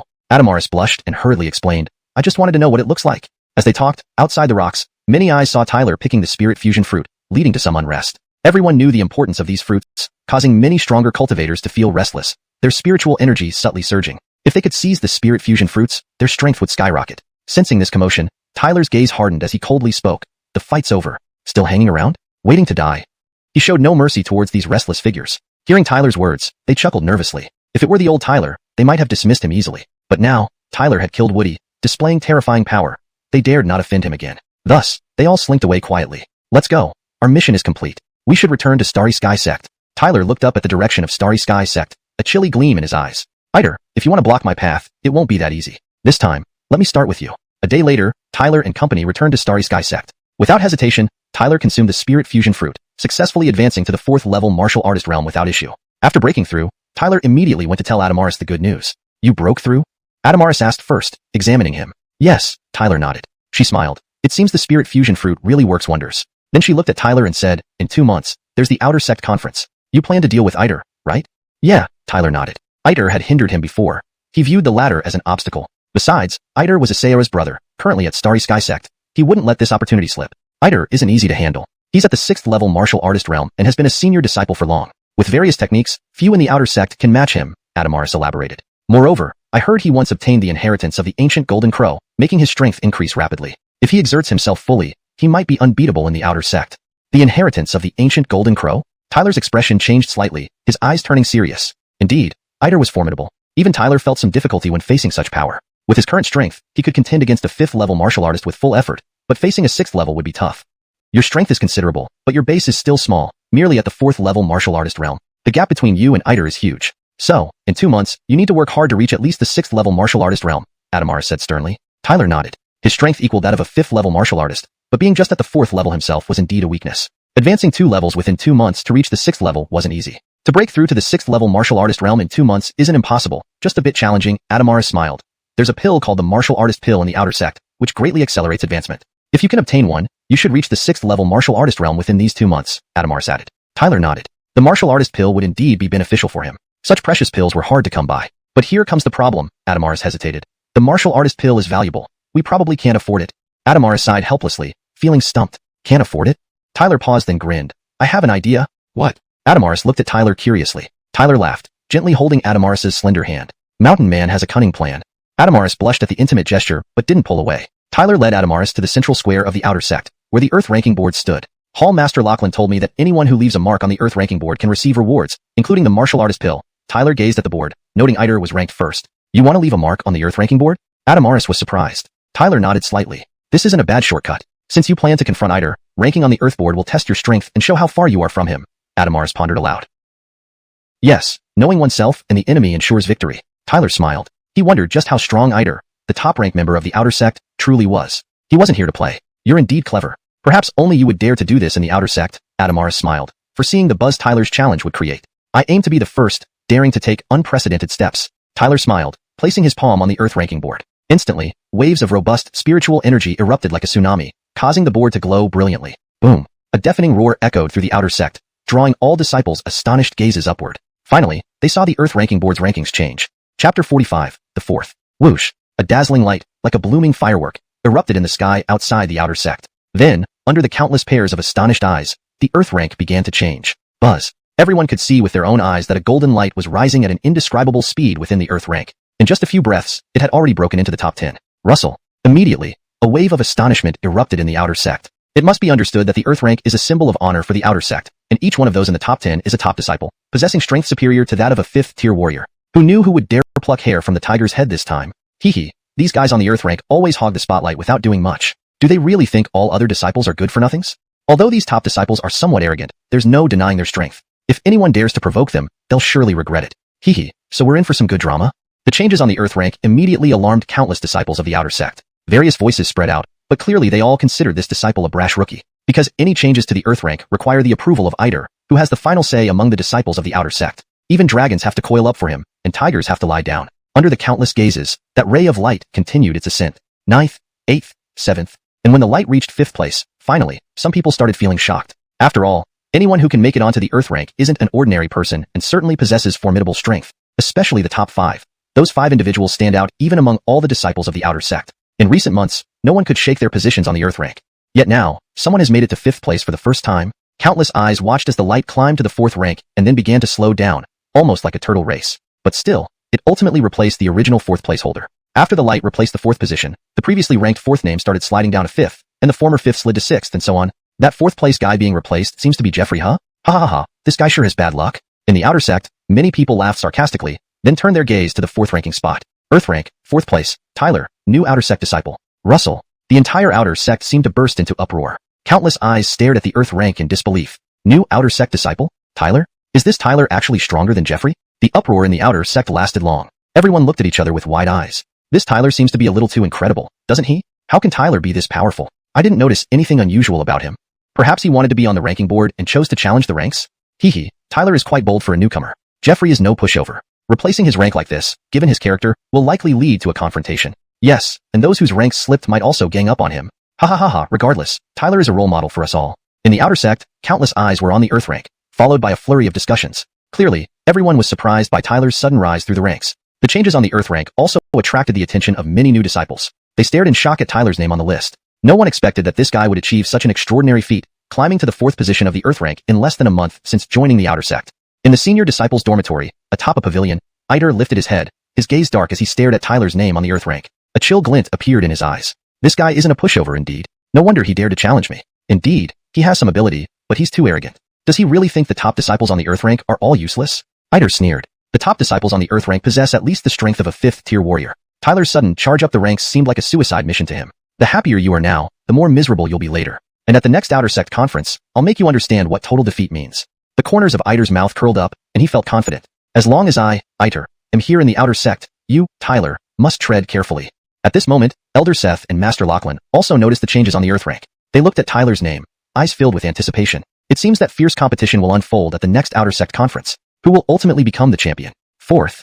Tyler looked at the 4th position on the Earth rank and smiled helplessly. He hadn't expected this ranking. He thought he could reach the top 3. Well, 4th place is acceptable this time. There are still 2 months before the outer sect conference. Catching up to Iter shouldn't be a problem. Tyler thought this way, so he didn't lose heart. You've successfully challenged the ranks, haven't you? Ruthie said with a smile beside him. Yes, let's not delay. Let's go to the contribution hall to exchange for warrior pills, Tyler said with a grin, looking at Ruthie. Ruthie nodded slightly. Tyler looked again at the 3rd, 2nd, and 1st positions on the Earth rank. To reach these spots, he still needed to enhance his strength further. This outer sect is a place where the strong devour the weak. Without formidable strength, nothing is possible here. Here was a row of cultivation chambers. At this moment, most of these chambers contained figures seated cross-legged, celestial spirit energy continuously flowing into their bodies through their pores, clearly indicating they were deep in cultivation. Inside one of these chambers, a man who was seated abruptly stopped his cultivation. He moved his mind, and his disciple token floated before him. His eyes swept over it, and he immediately saw the news of the Earth rank change. Instantly, his face turned cold. Tyler? A new disciple, daring to challenge me like this? Truly outrageous. The man's face was icy, filled with fury. Being replaced by a new disciple on the Earth rank was a huge humiliation for him. He might have become a laughingstock among the top disciples. This, he absolutely could not tolerate. A presumptuous kid. The man's face darkened. It seemed he needed to show his power, or Tyler wouldn't understand the consequences of his actions. I want to see just what skills this new disciple possesses, daring to be so arrogant. The man coldly snorted and murmured to himself, I, Jeffrey, will teach you the meaning of knowing your limits. With that, the man closed his eyes and returned to his cultivation, but resolved to gather the other disciples whose rankings had slipped and confront Tyler tomorrow. ####Chapter 46, Confrontation. While Tyler and Ethel were heading to the contribution hall to exchange for warrior pills, several figures suddenly flew into their new disciple area. These individuals appeared in midair with a lazy demeanor but emitted wildly violent auras, all of them possessing 5th-tier warrior realm strength. Who is Tyler? Step out now. They looked down arrogantly at the new disciples below, their harsh voices ringing clearly among them. This caused numerous new disciples to raise their heads in surprise, gazing up at the figures in the air. What a bunch of trash, the yellow-haired man scoffed, seeing the new disciples endure quietly. Bah, stop acting tough. If Tyler were here, you'd all be kneeling and singing your defeat. Sinclair and others finally erupted in anger, no longer holding back their resentment. SK, Tyler? The yellow-haired man sneered. That guy does have some talent, but we aren't afraid of him. In 2 months at the Outer Sect Assembly, you'll all know your place. Elder Iter will make sure he learns to be more obedient. Elder Iter is the strongest here. These new disciples really need a lesson. Before teaching Tyler a lesson, let me handle you lot first. His face turned cold, laughing cruelly. He waved a hand, and a massive spiritual force hand emerged, lunging towards the new disciples. Seeing the yellow-haired man's arrogance, the new disciples' gazes burned with anger. As Star Sect Outer Sect disciples, they were once all considered geniuses and could hardly tolerate such insults even as ordinary people. Humph! Sinclair and others snorted angrily, rising into the air, releasing surging spiritual energy. They attacked simultaneously. Several beams of spiritual energy clashed against the massive hand. Bang! Spiritual energy surged wildly, immediately sending Sinclair and others flying, injuries appearing on their bodies. Despite being 3rd-tier warriors, they faced a 5th-tier warrior, making the gap quite apparent. A little courage, but showing off in front of me? Like a mantis trying to stop a cart with its arms. The yellow-haired man laughed coldly. If you're so capable, go challenge stronger disciples. Coming here to bully new disciples doesn't make you a hero. Tyler would beat you to the ground if he were here. Sinclair gritted his teeth. That Tyler probably knew we'd come and hide far away, the yellow-haired man sneered. Since you consider yourselves his followers, I'll start with you. Do you really think we're scared of you? The yellow-haired man's arrogance finally enraged the new disciples. They roared together, the momentum powerful despite individual differences. Normally prideful, they united in defiance against this tyrant. Seeing this, the yellow-haired man's expression shifted slightly. Though strong, dealing with over 1,000 new disciples wouldn't be an issue. Nowadays, new disciples are getting more and more presumptuous. With icy eyes, he declared, uniting for warmth? Fine. Don't blame me if I'm ruthless today. Spiritual energy surged as he clenched his hands tightly. Who gave you the nerve to bully new disciples? Just as the new disciples prepared to resist, a figure rushed forward, landing in front of them. Brother Tyler. Sinclair exclaimed happily. Brother Tyler's here? The area erupted in cheers as they looked toward the figure. He's Tyler?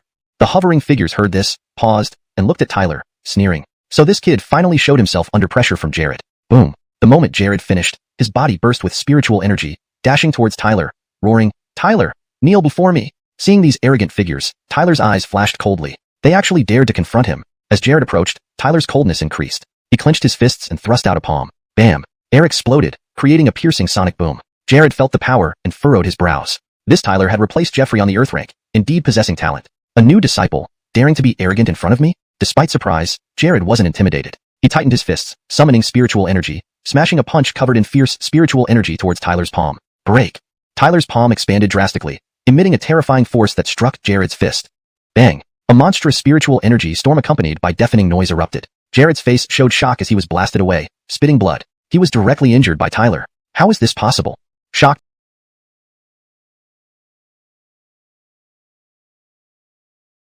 Jared couldn't believe a mere 4th-tier warrior new disciple could possess such terrifying power. Even Jeffrey and others watching in the air were taken aback. Are you all alright, Sinclair?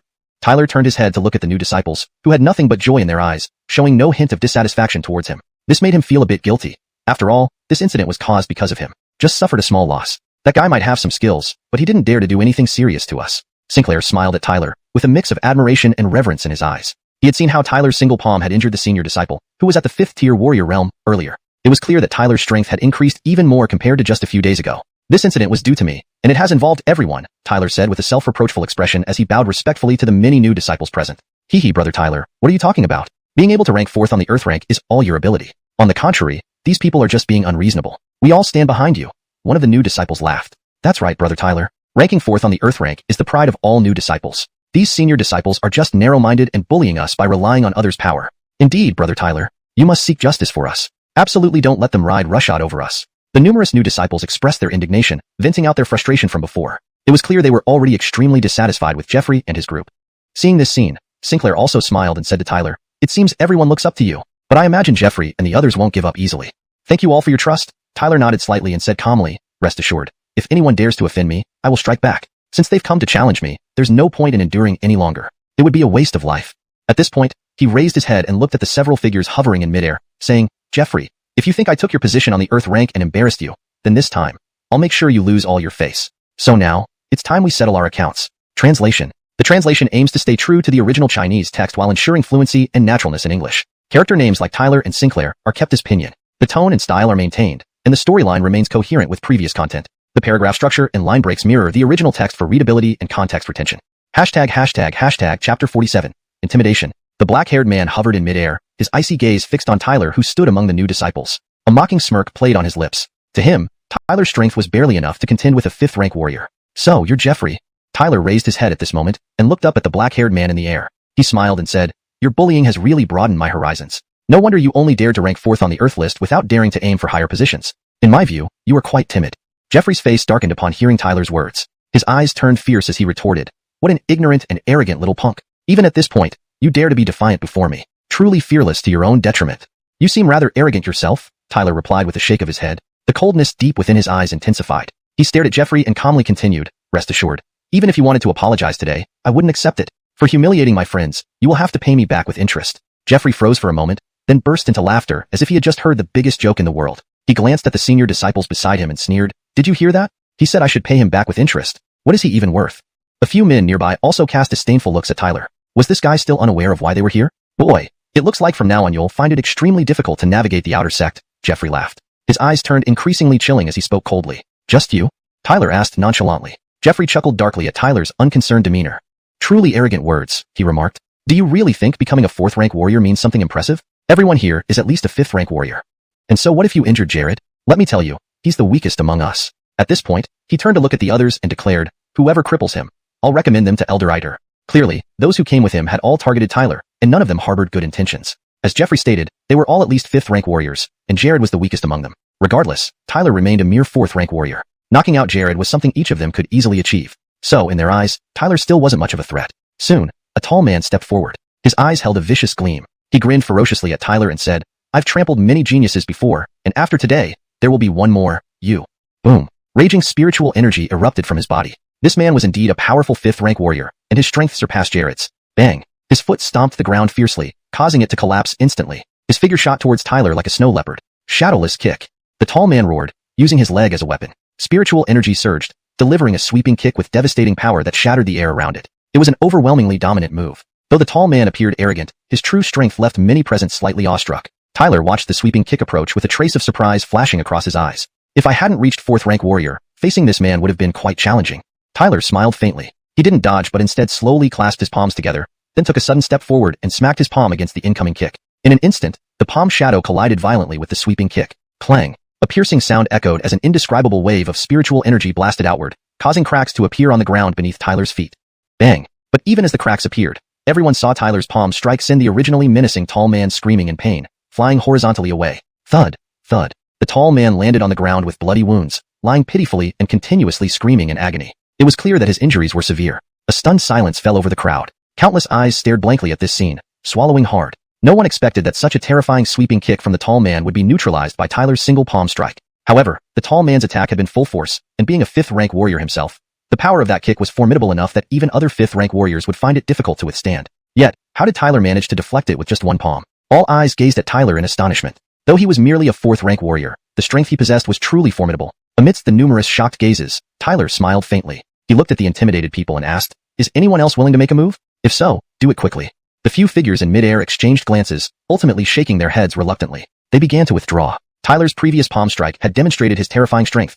Even the bald 5th rank warrior was severely injured with just one hit. Their strengths were similar to that of the tall man. Forcibly making a move would likely result in a similarly dire outcome. Therefore, while saving face was important, it was equally necessary to recognize their limitations. The Tyler before them was no longer someone they could handle. Seeing these people shaking their heads, Tyler smiled with satisfaction. Ignoring them, he turned his gaze toward the instigator, Jeffrey. At this moment, Jeffrey's face was deathly pale, clearly not expecting the tall man to not only fail to injure Tyler, but to end up hurt himself, thus serving as a deterrent. Taking a deep breath, Jeffrey's expression gradually turned cold. He stared at Tyler, with intense ferocity appearing in his eyes. Slowly clenching his hand, an overwhelming wave of spiritual energy rippled from his body, shaking the air around him. Terrorizing power swept through the area. In the countless gazes surrounding him, there was a sense of trepidation. Jeffrey's strength was obviously far superior to an ordinary 5th rank warrior. Fixing his gaze on Tyler, Jeffrey's icy voice resonated through the area. "Originally, I didn't want to dirty my hands, but it seems that only I can deal with you now. Very well, let you understand the consequences of provoking me." Numerous figures in the vicinity parted ways, yet their eyes remained fixed on Jeffrey with awe and respect. Finally, Jeffrey was going to truly make his move.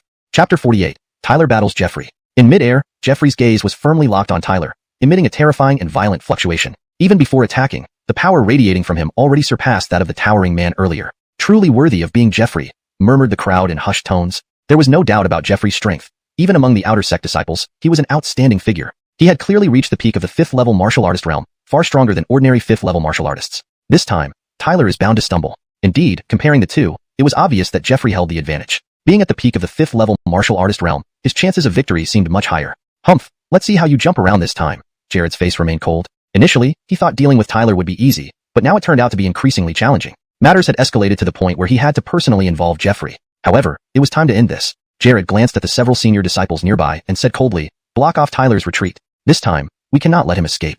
These senior disciples all looked up to Jeffrey as their leader, so upon hearing Jared's words, they nodded and scattered to seal off all of Tyler's escape routes. As for Jared's machinations, Tyler paid them no heed, focusing entirely on Jeffrey. Jeffrey's demonstrated strength was indeed far superior to that of an average 5th level martial artist. The intense fighting spirit began to rise in Tyler's eyes. If he hadn't advanced to the 4th level martial artist realm, facing an opponent like Jeffrey would have left him with almost no chance of winning. But now, having attained the 4th level martial artist realm, things were different. Jeffrey, with murderous intent flashing in his eyes, sneered, "I'll make you understand that your 4th level martial artist status isn't enough to act so arrogantly before me.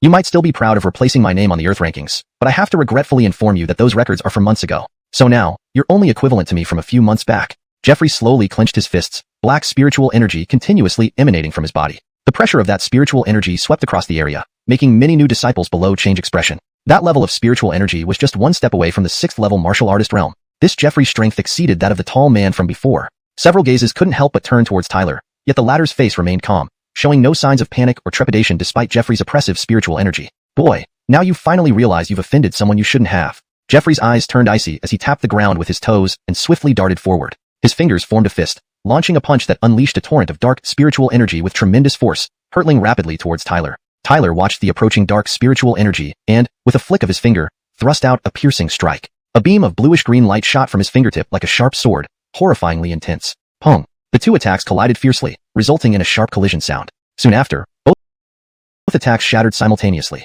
Upon seeing this, Jeffrey's expression changed slightly. Swoosh! A lightning-fast figure suddenly appeared in front of Jeffrey, palm extended with astonishing force towards him. That power made Jeffrey's eyes narrow. This kid did indeed have some skills. Otherwise, it wouldn't be possible for him to unleash such combat power. However, if this is all you can rely on, I'll show you what true vulnerability looks like. Nine Sun's spiritual finger.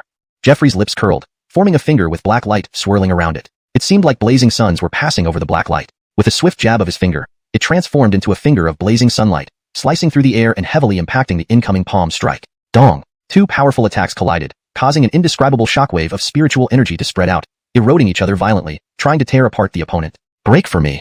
Seeing the deadlock, Jeffrey's expression turned cold. His spiritual energy burst forth completely as he waved his hand. Black light surged wildly and eventually suppressed the offensive strike from Tyler, tearing it apart with a loud bang. Swoosh! But just as the strike was torn apart, another shadow rushed toward Jeffrey, punches flying mercilessly towards his vital points. Bang! Bang! Facing Tyler's ferocious assault, Jeffrey sneered, summoning spiritual energy to defend against Tyler's attacks, countering each blow ruthlessly. In midair, the two figures attacked and defended without mercy. In the new disciple area, countless eyes watched the two battling in the sky. The ferociousness of their attacks was such that even 5th-level martial artists felt heavy-hearted. Sinclair and others also watched the battle with serious expressions. Tyler's strength had obviously increased significantly compared to days before. Despite Jeffrey's terrifying assaults, Tyler managed to hold his ground. However, regardless of everything, Tyler was still only at the 4th-level martial artist realm. In terms of endurance, he naturally couldn't match Jeffrey, making this deadlock somewhat unfavorable for him. Boom! Just as this thought crossed their minds, a violent collision occurred in midair, sending the two figures recoiling.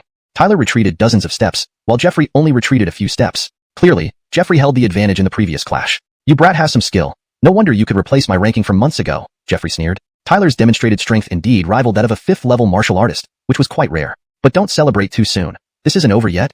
Jeffrey's eyes turned vicious as he took a step forward, and countless rays of black light erupted from within him, illuminating the sky like an eclipse. Azura Sword Technique, Azura Slash. This revision ensures that the translation reads more naturally in English while maintaining consistency in terminology. The term technique is often used in the context of martial arts or combat skills in English translations of Asian works, which helps to convey the meaning accurately and fluently. Jeffrey changed his hand seals and shouted. Black light howled, condensing in front of him into an overwhelming wave of black sword shadows. These sword shadows fluctuated wildly, buzzing and harboring an intensely fierce aura. Note, the term bodong, fluctuation/aura, is more accurately translated as aura in this context to convey the intense and volatile energy. With the appearance of these countless black sword shadows, the surrounding spiritual energy became unstable. Everyone could sense the sudden, extreme terror of his attack. Jeffrey had clearly used his true killer move. To actually force brother Jeffrey to use the Azura sword art, this kid indeed earns respect even in defeat. Several senior disciples observed this scene with a hint of surprise in their eyes. Swoosh! Before their voices faded, Jeffrey locked onto Tyler with a menacing gaze, twisted his hand seals, and the countless black sword shadows spun like a storm, enveloping Tyler from above in a dark torrent. They sliced through the air with ear-piercing whistles, blocking all of Tyler's retreat paths at an unimaginable speed. This scene left some spectators in shock. Even an ordinary 6th-level martial artist would struggle against such an onslaught. Jeffrey was clearly aiming to crush Tyler with overwhelming force. Sinclair and the other new disciples watched anxiously. Under the overwhelming black torrent, Tyler's figure seemed especially tiny, as if powerless to resist in the distance. Ider also kept a close eye on the half-air scene, sensing the formidable power of that black torrent. If Tyler did not possess stronger means, defeat seemed inevitable. Under countless anxious gazes, Tyler remained unperturbed. He watched the overwhelming black torrent with its countless sweeping sword shadows, exuding an intense terror. His hands suddenly began to slowly form seals, and golden light emanated from within him, spreading throughout his entire body. Transformed the body into God Devil. A low murmur resonated in Tyler's heart as the golden light surged towards the sky. Green light spread around him, and before Tyler, a colossal God Devil Tower appeared, stretching dozens of meters tall. The God Devil Tower hovered mid-air, enveloped in golden light, standing firm. It weathered the terrifying attack from the black torrent, absorbing all the strikes directed at it. Clang, clang. The ear-piercing clashing sounds echoed as the black torrents relentlessly battered the God Devil Tower, eroding away with fierce waves. The air around them warped due to the intensity of the clash, causing a shiver down the spine for many spectators. Only Jeffrey and those like Ider in the distance showed a sudden change in expression. They could see that under the seemingly terrifying black torrents, the golden God Devil Tower still stood unmoved, impervious to such formidable attacks. Jeffrey's full-power assault failed to shake the golden God Devil Tower. How is this possible? How did he manage this? At this moment, even Jeffrey's eyes revealed a trace of shock, an unprecedented unease rising like a flood from the depths of his heart, quietly spreading over him. He finally realized the true might and difficulty of dealing with this new disciple, whom he had previously dismissed as insignificant. Chapter 49. The Might of the Divine Demon Tower. A black ribbon howled through the air. Within it, countless black sword shadows swept by, appearing from afar like a tornado made of sword shadows. Such an offensive was terrifying beyond compare. At this moment, all eyes were on Tyler and Jeffrey, who were mid-air. Jeffrey's attack made everyone's hair stand on end. Even Sinclair and his team showed unease in their eyes. Buzz. But just as they felt uneasy, a buzzing sound came from the black ribbon enveloping the sky. Then that horrifying black ribbon suddenly trembled, and the overwhelming speed of its spread completely stalled. Whiz whiz. As the black ribbon was held back, golden rays suddenly burst out from within it. Wherever the golden light passed, the black ribbon seemed to meet fire, disintegrating at a visible speed. The black sword shadows instantly shattered. Within a short span of time, the vast black ribbon crumbled away. In the center of the black ribbon, a 50-yard tall golden divine demon tower floated silently, emitting a startling aura. Ancient patterns covered the surface of the gold tower, and there wasn't a crack anywhere on its body. Evidently, such a seemingly fearsome black ribbon did not cause it any damage. What is this? Is it a divine artifact? But it doesn't seem quite right. Countless pairs of eyes stared at the golden tower in astonishment. Even Sinclair and his team were surprised. They clearly saw Tyler use such methods for the first time. Buzz. The divine demon tower shook and golden light spread out. Then, the tower abruptly soared into the sky, directly suppressing Jeffrey below with an unstoppable momentum. As the golden tower swept across, an indescribable power radiated out. At that moment, even the spiritual energy between heaven and earth seemed to encounter a powerful counterforce and dissipated. When the enormous tower suppressed down, Jeffrey's face turned grave. From the golden divine demon tower, he sensed an extremely dangerous force. He no longer dared to underestimate it. Tyler's various techniques worried him. You wish you could beat me, huh?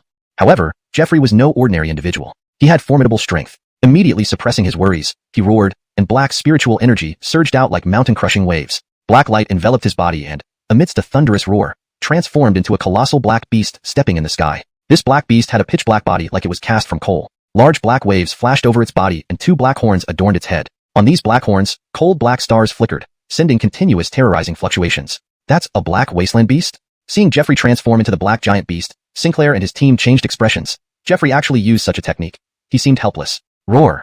The black wasteland beast roared up at the heavens, bursting forth with 10,000 strands of black light. Its black pupils focused on the descending golden divine demon tower and raised its head. The black horns on top of its head suddenly emitted dazzling black light, so blinding that many found it hard to open their eyes. Horn of the wasteland beast. Jeffrey's icy cry echoed out of the black wasteland beast's gaping mouth. Then black light condensed, and a black beam nearly tens of yards long shot out from its horn. Boom. The black beam pierced the sky like a meteor, carrying an overwhelmingly fierce spiritual energy. Under countless nervous gazes, it struck the descending divine demon tower.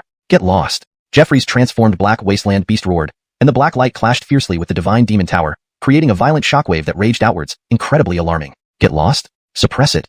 The divine demon tower stood unmoving, letting the black beam explode as much as it wanted. Tyler's voice then resonated from inside, followed by golden light surging from the tower. Buzz buzz. The divine demon tower vibrated as golden patterns spread along its base. As those golden patterns extended, the originally terrifying black light rapidly dimmed. Boom. Simultaneously, before Jeffrey could react, the golden divine demon tower hammered down. In its path, all black light exploded. Bang bang bang. Seeing the unstoppable suppression from the divine demon tower, a look of horror crept onto the black wasteland beast's eyes. It quickly mobilized internal spiritual energy, causing black light to burst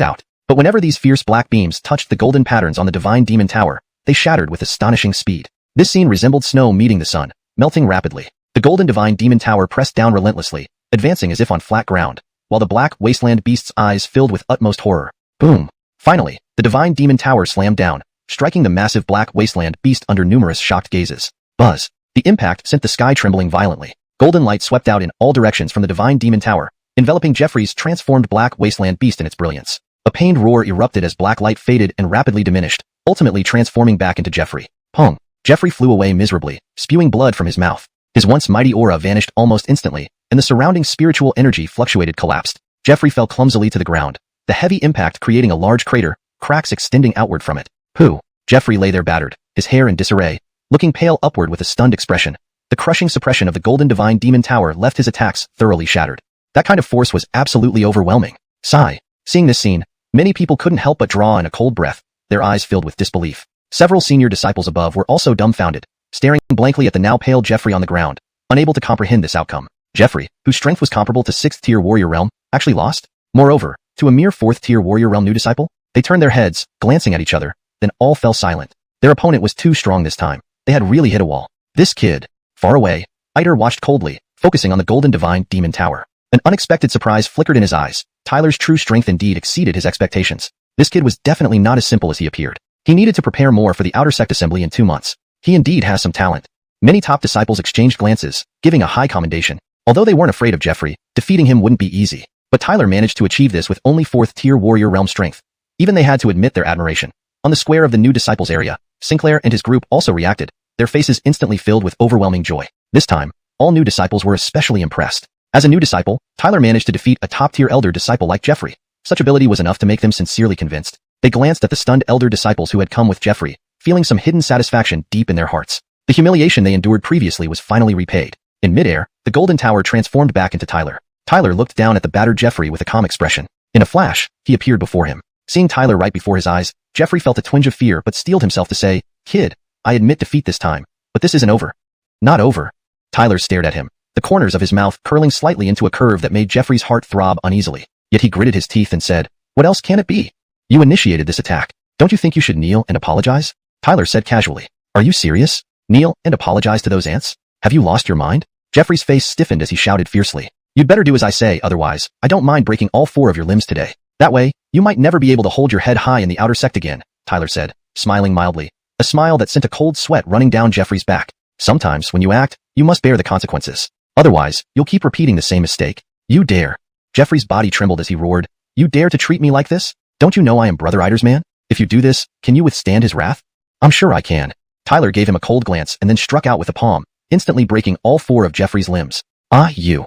Jeffrey forced himself to endure the excruciating pain from his broken limbs, his face ugly and distorted. If he were forced to kneel and apologize, his pride would be utterly destroyed. "Tyler, let him go." Just as Jeffrey was screaming, Ider could no longer hold back and barked sharply. He originally intended to use Jeffrey and others to thoroughly crush Tyler so that he would pose no threat. But he hadn't expected Tyler's strength to be so terrifying. Not only did he fail to cripple Tyler, but he also boosted Tyler's reputation. If Jeffrey were forced to kneel and apologize right in front of him, not only would Jeffrey lose face, but even Ider's authority would be weakened. However, Tyler ignored Ider's command completely. "Tyler, you have guts." A glint of rage flashed in Ider's eyes. Without further delay, he violently swung his arm, sending a massive wave of spiritual energy directly sweeping towards Tyler. He couldn't hold back any longer. Tyler's expression changed slightly. With a swift wave of his sleeve, a storm of spiritual energy erupted, colliding with the spiritual energy flood. Boom! A sharp, thunderous sound echoed as both attacks vanished simultaneously. At this moment, Tyler extended his palm and gently pressed down on Jeffrey. "Ah!" Jeffrey's scream rang out as he was forcibly brought to his knees, extremely embarrassed. "I'll do as you say. I'll do as you say." He screamed miserably. "It's all my fault. I'm sorry. I will never do it again. Please forgive me." Jeffrey continuously slapped himself, humbly apologizing to the new disciples. While Jeffrey was being forced to kneel and constantly apologize, everyone noticed Ider's face darken completely. Staring at Tyler with burning fury, an overwhelmingly fierce aura erupted from him. At the same time, a ferocious voice erupted from his lips. "Tyler, you're courting death." Chapter 50, Ider's Wrath. "Tyler, you're asking for death." As Ider's sinister voice echoed, a violent surge of spiritual energy erupted from his body like a tornado. The ground around him cracked densely, radiating outward. Countless surrounding disciples' faces changed dramatically. Some couldn't withstand the pressure and involuntarily retreated. Sinclair and others looked at Ider with sheer fear, understanding well the latter's formidable strength. As the undisputed leader among outer sect disciples, they naturally held Ider in great awe. The surrounding disciples all stepped back. Only Tyler remained motionless, staring intently at Ider like a hawk. "So, is the main player finally going to act personally?"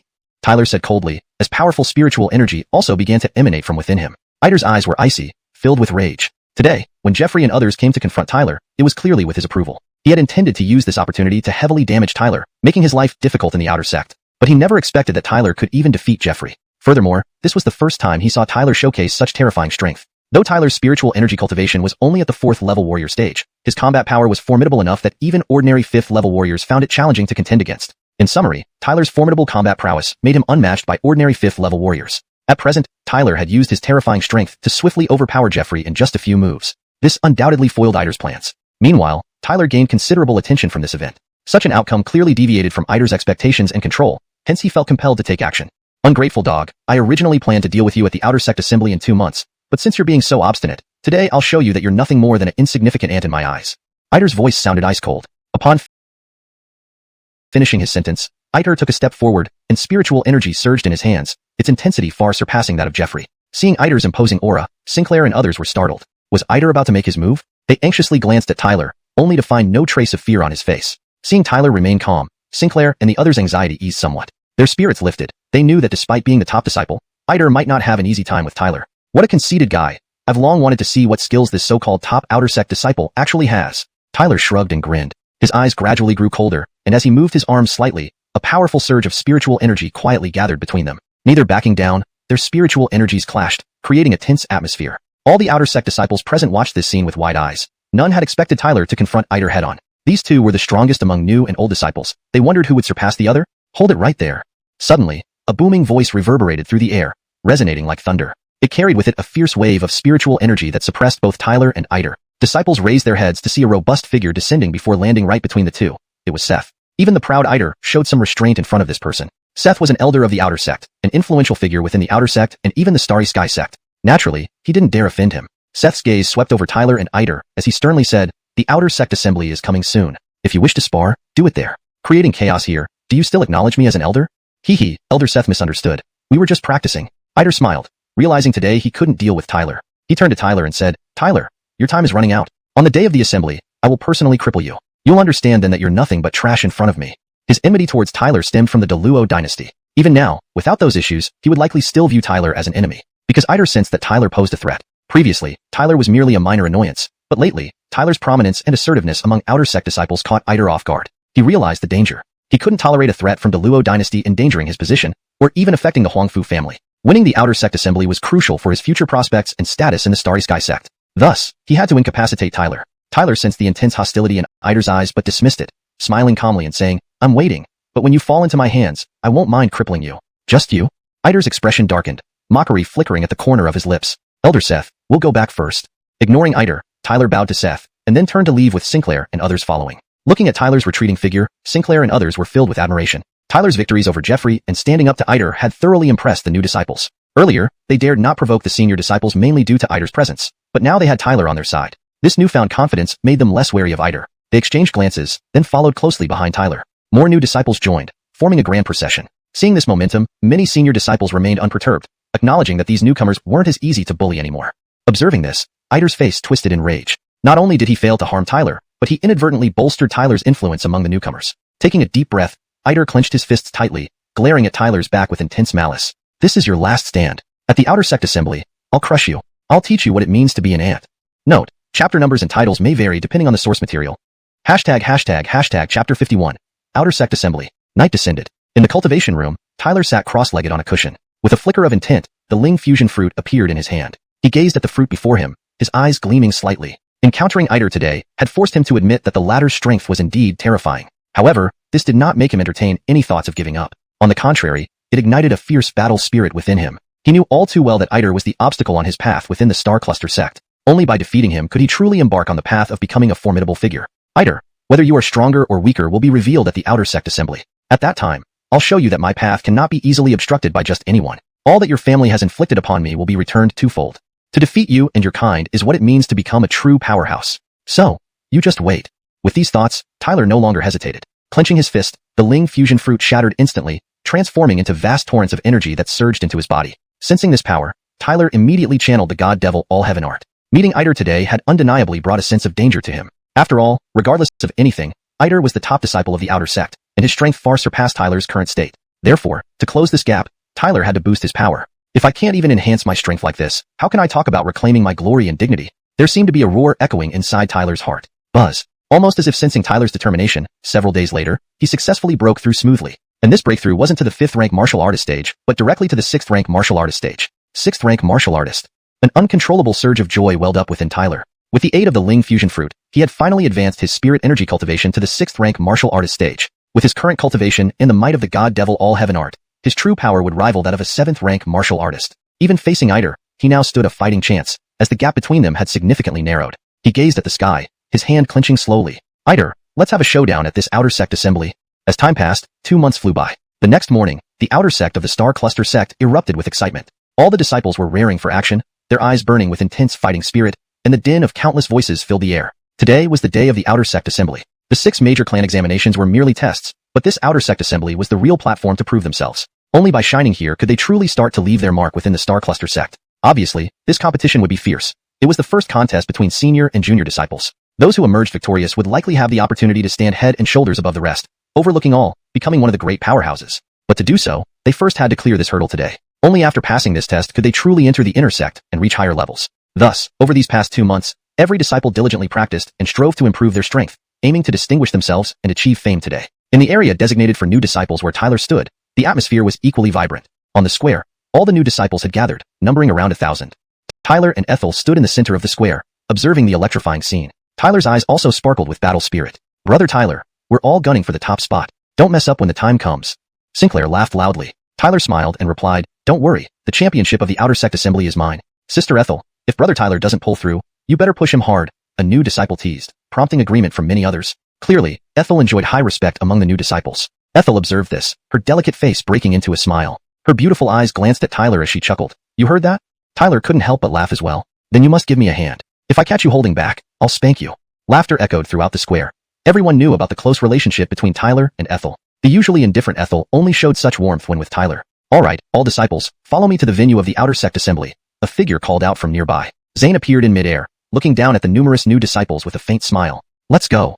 Tyler nodded slightly, dashing forward first. Behind him, countless figures shot up into the sky, following Zane swiftly towards the assembly grounds. Meanwhile, as they set off, figures from other senior disciple areas also soared into the sky in droves, creating a cacophony of noise as they sped across the ground, making an impressive sight. At the same time, within the Star Cluster Sect's intersect, some intersect disciples also flashed out. The Outer Sect Assembly held significant weight, as most of those who shone there often became standout figures within the Star Cluster Sect later. Thus, these intersect disciples were curious about which extraordinary newcomers would pose a threat to them.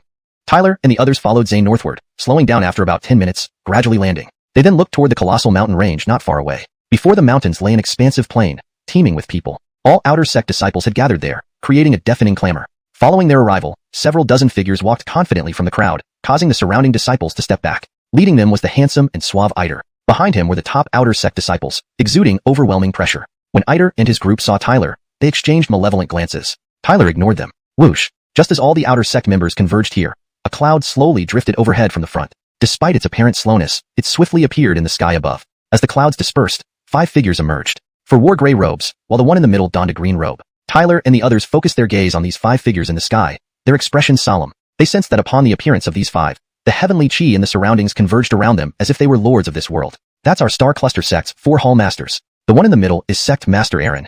Zane said respectfully, looking at the 5 figures in the sky. Sect Master Aaron. Tyler and the others were surprised to hear this. They hadn't expected Sect Master Aaron to attend, indicating how much the Star Cluster Sect valued this Outer Sect Assembly. Meanwhile, the resounding and booming voice of Qingyang, the Sect Master, echoed like rolling thunder from the sky, spreading across the heavens and earth. This time, the Inner Sect will admit 99 disciples. I hope all Outer Sect disciples will give their utmost. The top 10 in the Outer Sect Assembly can directly become Platinum disciples of the 4 halls. If anyone secures the championship, they will be rewarded with a divine technique. Upon hearing these words, immediate uproar erupted among the numerous Outer Sect disciples below. Their gazes turned fervent with burning battle spirit. Sect Master Aaron glanced at the eager disciples and smiled faintly. Then his booming voice rang out once more. Disciples, the Outer Sect Assembly now begins.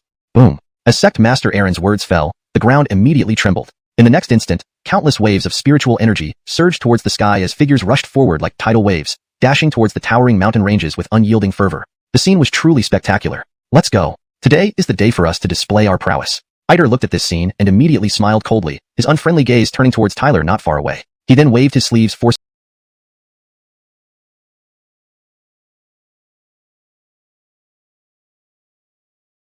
and an immense wave of spiritual energy swept out, launching him into the sky first. Behind him, Jeffrey and other top senior disciples also shot out, following closely behind him. Everyone, let's go.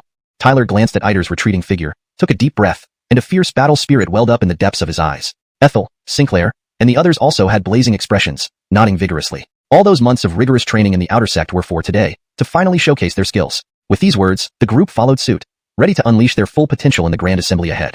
Chapter 52 Obstruction. Boom. The previously tranquil mountain range seemed to erupt like a tidal wave at this moment. The entire mountain was shaking violently, with countless demonic beasts roaring fiercely towards the sky from within. Above the layered mountains, waves of figures surged forward like an overwhelming tide, rushing into the mountainous area one after another. Roar. Just as these figures charged into the mountain, a series of savage roars echoed out from within. Trees toppled over, and innumerable demonic beasts dashed out, charging towards the surging sea of people. In the air above, flying demonic beasts flapped their wings to drive away these sudden arrivals. In no time, the surging human figures collided with the incoming demonic beasts. Surge after surge of spiritual energy erupted, causing the land beneath to shake violently. Cries of slaughter and roars soared into the heavens. As swarms of demonic beasts emerged from the vast mountains, the flood of human figures was gradually halted. Then they split apart, each part continuing to rush towards the peak of the highest mountain. Tyler's group also soon faced resistance. Only he, Sod, and dozens of new disciples remained together. With Tyler and Sod taking charge, their advance was smooth. The dozens of new disciples closely followed, clearing out the crazed demonic beasts attacking from all sides. Hiss. Tyler's palms pressed together, with raging spiritual energy swirling in his palms. Every strike sent a demonic beast attacking from the side exploding instantly. Tyler swiftly hunted down the endless stream of demonic beasts, his eyes scanning around. In various directions, other figures were advancing at visible speed. Clearly, those leading the groups were exceptionally powerful elite disciples. Speed up. Tyler glanced at the peak of the highest mountain amidst the vast mountains. That peak had become everyone's target. Whoever reached it first would be declared the champion of this outer sect meeting. Tyler took a deep breath and said a word to Sod. Spiritual energy erupted within him. Between his palms, it shot out like swords, directly blasting away the incoming demonic beasts. Sod nodded lightly. She held a long sword in her delicate hands. The astonishing sword chi unleashed when the sword was unsheathed was invincible. Any demonic beast touched by the sword chi would be slain. The scene made Tyler feel slightly awestruck. With their rapid progress, moments later, they gradually entered the depths of the mountains. However, the strength of the demonic beasts here grew increasingly ferocious, with many reaching the strength of the 5th-tier warrior realm. Facing these beasts, Tyler and Sod could still proceed unhindered, but some of the new disciples began to struggle, getting injured. Brother Tyler, Sister Sod, you go ahead, secure the championship, and give us new disciples a chance to hold our heads high. Realizing their injuries were worsening, and that following further would only hinder Tyler's group, the new disciples shouted loudly. Okay. Tyler smiled, waved at them, and exchanged a look with Sod. Their figures immediately transformed into twin streaks of light, soaring into the sky. They fully activated their spiritual energy, sending out waves that directly repelled the incoming demonic beasts, while they dashed forward like lightning. Whoosh, whoosh. Just as Tyler and company advanced unimpeded, not far away, bursts of immense spiritual energy erupted, with figures dashing out, each heading for the peak alone. At this point, only those with considerable strength could dare to move solo, considered outstanding among the outer sect disciples. They were formidable competitors vying for the peak and the championship. Seeing this, Tyler and Sod did not hold back either. Their fierce attacks burst forth, forging a bloody path through the continuously assaulting demonic beasts. Although the beasts were becoming increasingly difficult, they still could not halt their progress. Thus, half an hour later, Tyler and Sod gradually approached the base of the peak. Standing at the foot of the mountain, they felt tiny, only able to see a small corner of the peak. Along the way, they could sense extreme surges of spiritual energy. Clearly, the strong demonic beasts along the path posed significant challenges. Boom. Tyler's fingers curled, emitting waves of spiritual energy that subdued a colossal demonic beast several dozen yards large. Just as he was about to charge towards the peak with Sod, his expression suddenly changed. He saw a group of over 10 people rapidly approaching nearby, with unmistakable hostility in their eyes. These people were strangers, clearly not new disciples. These are senior disciples led by Iter, Sod whispered softly, having also sensed their enmity. Go back. Seeing Tyler and Sod notice them, the leader immediately bellowed, launching forward with overwhelming spiritual energy that had reached the 6th-tier warrior realm. Simultaneously, the dozen or so others behind him also released their spiritual energy, all at peak 5th-tier warrior realm level. This showed significant power. It appeared Iter had mobilized top-tier senior disciples to block their way. Others who witnessed this paid no heed. It was a grudge between Tyler and Iter, and they were naturally pleased to watch. Mani, I'll deal with the leader. You handle the rest. Let's end this quickly. A cold look crossed Tyler's face. His figure shot up into the sky, moving like lightning towards the lead figure. As Tyler dashed out, Sod faced the dozen figures, slowly gripping her long sword. Tyler, this is not your place to be. The leading figure sneered. As the representative of Iter, he naturally harbored hostility towards Tyler. Tiger roaring across the riverhead. This person was arrogantly confident, but quite powerful. Charging forward head-on, powerful spiritual energy swept through like an impenetrable fortress, his iron-hard head colliding forcefully with Tyler. However, facing this iron-headed assault, Tyler remained unfazed. Clenching both fists, he struck with a punch that collided with the iron head. Boom. The impact released an intense blast. Bang. Upon collision, almost in an instant, the force broke through the iron-hard skull, then heavily slammed into the leader's body, sending him sprawling backward, blood spurting out. He looked pale and startled. While aware of Tyler's abilities, he didn't expect such a quick defeat. Iter is my true rival. What are you? Tyler cast a disdainful glance at the leader, laughed coldly, and then dashed towards the peak. On the other side, Sod also defeated the dozen senior disciples. Watching Sod's departing silhouette, their faces were full of disbelief. Those dozen-odd individuals had all reached the 5th-tier warrior realm, but even so, they were unable to inflict even the slightest injury on Sod, clearly indicating that her strength surpassed theirs. The surrounding figures were taken aback upon witnessing these astonishing two. They could see that if anyone could block these two, it would likely only be Iter himself. Tyler gazed at the ever-closer mountain peak, a cold glint flashing in his eyes. Iter, you think it's easy to obstruct my path? I can't deal with Xianxia right now, but I'll handle you first. As Tyler and Sod charged towards the mountain peak, from that direction, Iter shot into the sky, his eyes filled with icy coldness. Tyler, the championship of this outer sect meeting is something I, Iter, must secure. I'll make you understand that in front of me, you have no right to stand out. Translation note. Maintain the paragraph structure and line breaks as requested while ensuring the translation is fluent and coherent with the previous content. Chapter 53. Reaching the peak. Boom. A horde of beasts surged forward, each carrying an extreme and wild power. The sheer number of them was terrifying. However, everyone knew the danger hidden within that number. Faced with so many beasts, several figures unleashed all their strength, fighting fiercely to carve bloody paths through, trying to break past the beast's blockade to reach the mountaintop. Countless eyes from inside and outside the mountain range focused on these few figures. These individuals seemed to be mobilizing all their spiritual energy. Everyone could see that the final beasts were too powerful. Even Tyler and others had to give it their all, not daring to be careless in the slightest. Within just a few minutes, they had hunted down nearly half of the beasts. The number of beasts is getting smaller, one of the hall masters said suddenly from outside the mountain range. Lachlan and Cade's expressions changed. They had also seen Tyler, Eider, and the others quickly become more and more courageous in battle. Clearly, even they wouldn't stop easily when faced with the beast's blockade. This climb to the peak is truly difficult, another hall master sighed, saying, from this, it seems the champion of this outer sect assembly will be among them. However, there could only be one champion. The others would be left behind and naturally wouldn't be able to obtain the greatest honor. Their gazes firmly fixed on the mountains. They all knew the final result was about to be revealed. Truly tenacious. Facing layers upon layers of beasts, Clark's expression changed slightly, his gaze turning solemn. He clearly felt the pressure himself. If things continued like this, he might not be able to completely break through the beast's blockade. Ruthie's beautiful face remained calm, but the sharpness of her sword aura dimmed considerably. Eider and Tyler were both attacking with all their might, frowns appearing on their brows. After dozens of minutes passed, the spiritual energy around Clark trembled sharply, showing signs of collapse. Ruthie was also forced back by the beasts, struggling to advance. The speed at which Tyler and Eider killed beasts also greatly decreased. Outside the mountain range, countless voices sounded with regret and surprise. Boom. Suddenly, as everyone thought they couldn't break through the beast's blockade, an immense wave of spiritual energy erupted from Eider's body. This spiritual energy shockwave actually reached the level of a 7th-rank warrior. With this burst of power, Eider's killing and advancing speed instantly soared. Splash. Inside and outside the mountain range, cries of astonishment immediately spread. No one expected Eider still had something hidden. Good. Worthy of being a disciple chosen by our Green Dragon Hall. Truman, the hall master of Green Dragon Hall, laughed aloud. Lachlan's expression turned grim. Faced with Eider's sudden surge in power, Clark and Ruthie were both startled. A trace of unwillingness appeared in Clark's eyes. Eider, I didn't expect you to hide so deeply, but I won't settle for second place, so I will give it my all. Clark sneered coldly, suddenly striking out. His whole body shook as vast spiritual energy erupted, transforming into a streak of light, dashing lightning fast towards Eider ahead. Although he was the second-ranked disciple in the outer sect, next only to Eider, now that Eider was about to reach the peak, he naturally wanted to compete. That guy is so strong. Clark's sudden chase after Eider immediately caused a flurry of commotion. No one had expected the first person to chase Eider would be someone from his own camp. Whoosh! The streak of light quickly approached, a black spear flashed, instantly appearing behind Eider. Facing this sudden pursuit, Eider wasn't worried at all. Instead, a strange smile appeared on his face. He spun slightly, hands waving, gray spiritual energy sweeping out, forcing Clark back, plummeting toward the surging beasts behind him. Clark could only desperately fight back. Eider used this opportunity to rapidly break through the beast's blockade. Clark, you're still too inexperienced to compete against me. Eider laughed loudly as he moved forward. Clark looked awful. He hadn't anticipated Eider's strength to far surpass his, using him to block the beasts while ascending to the peak alone. Now the beasts have got a hold of me, making it impossible to reach the peak. Too strong.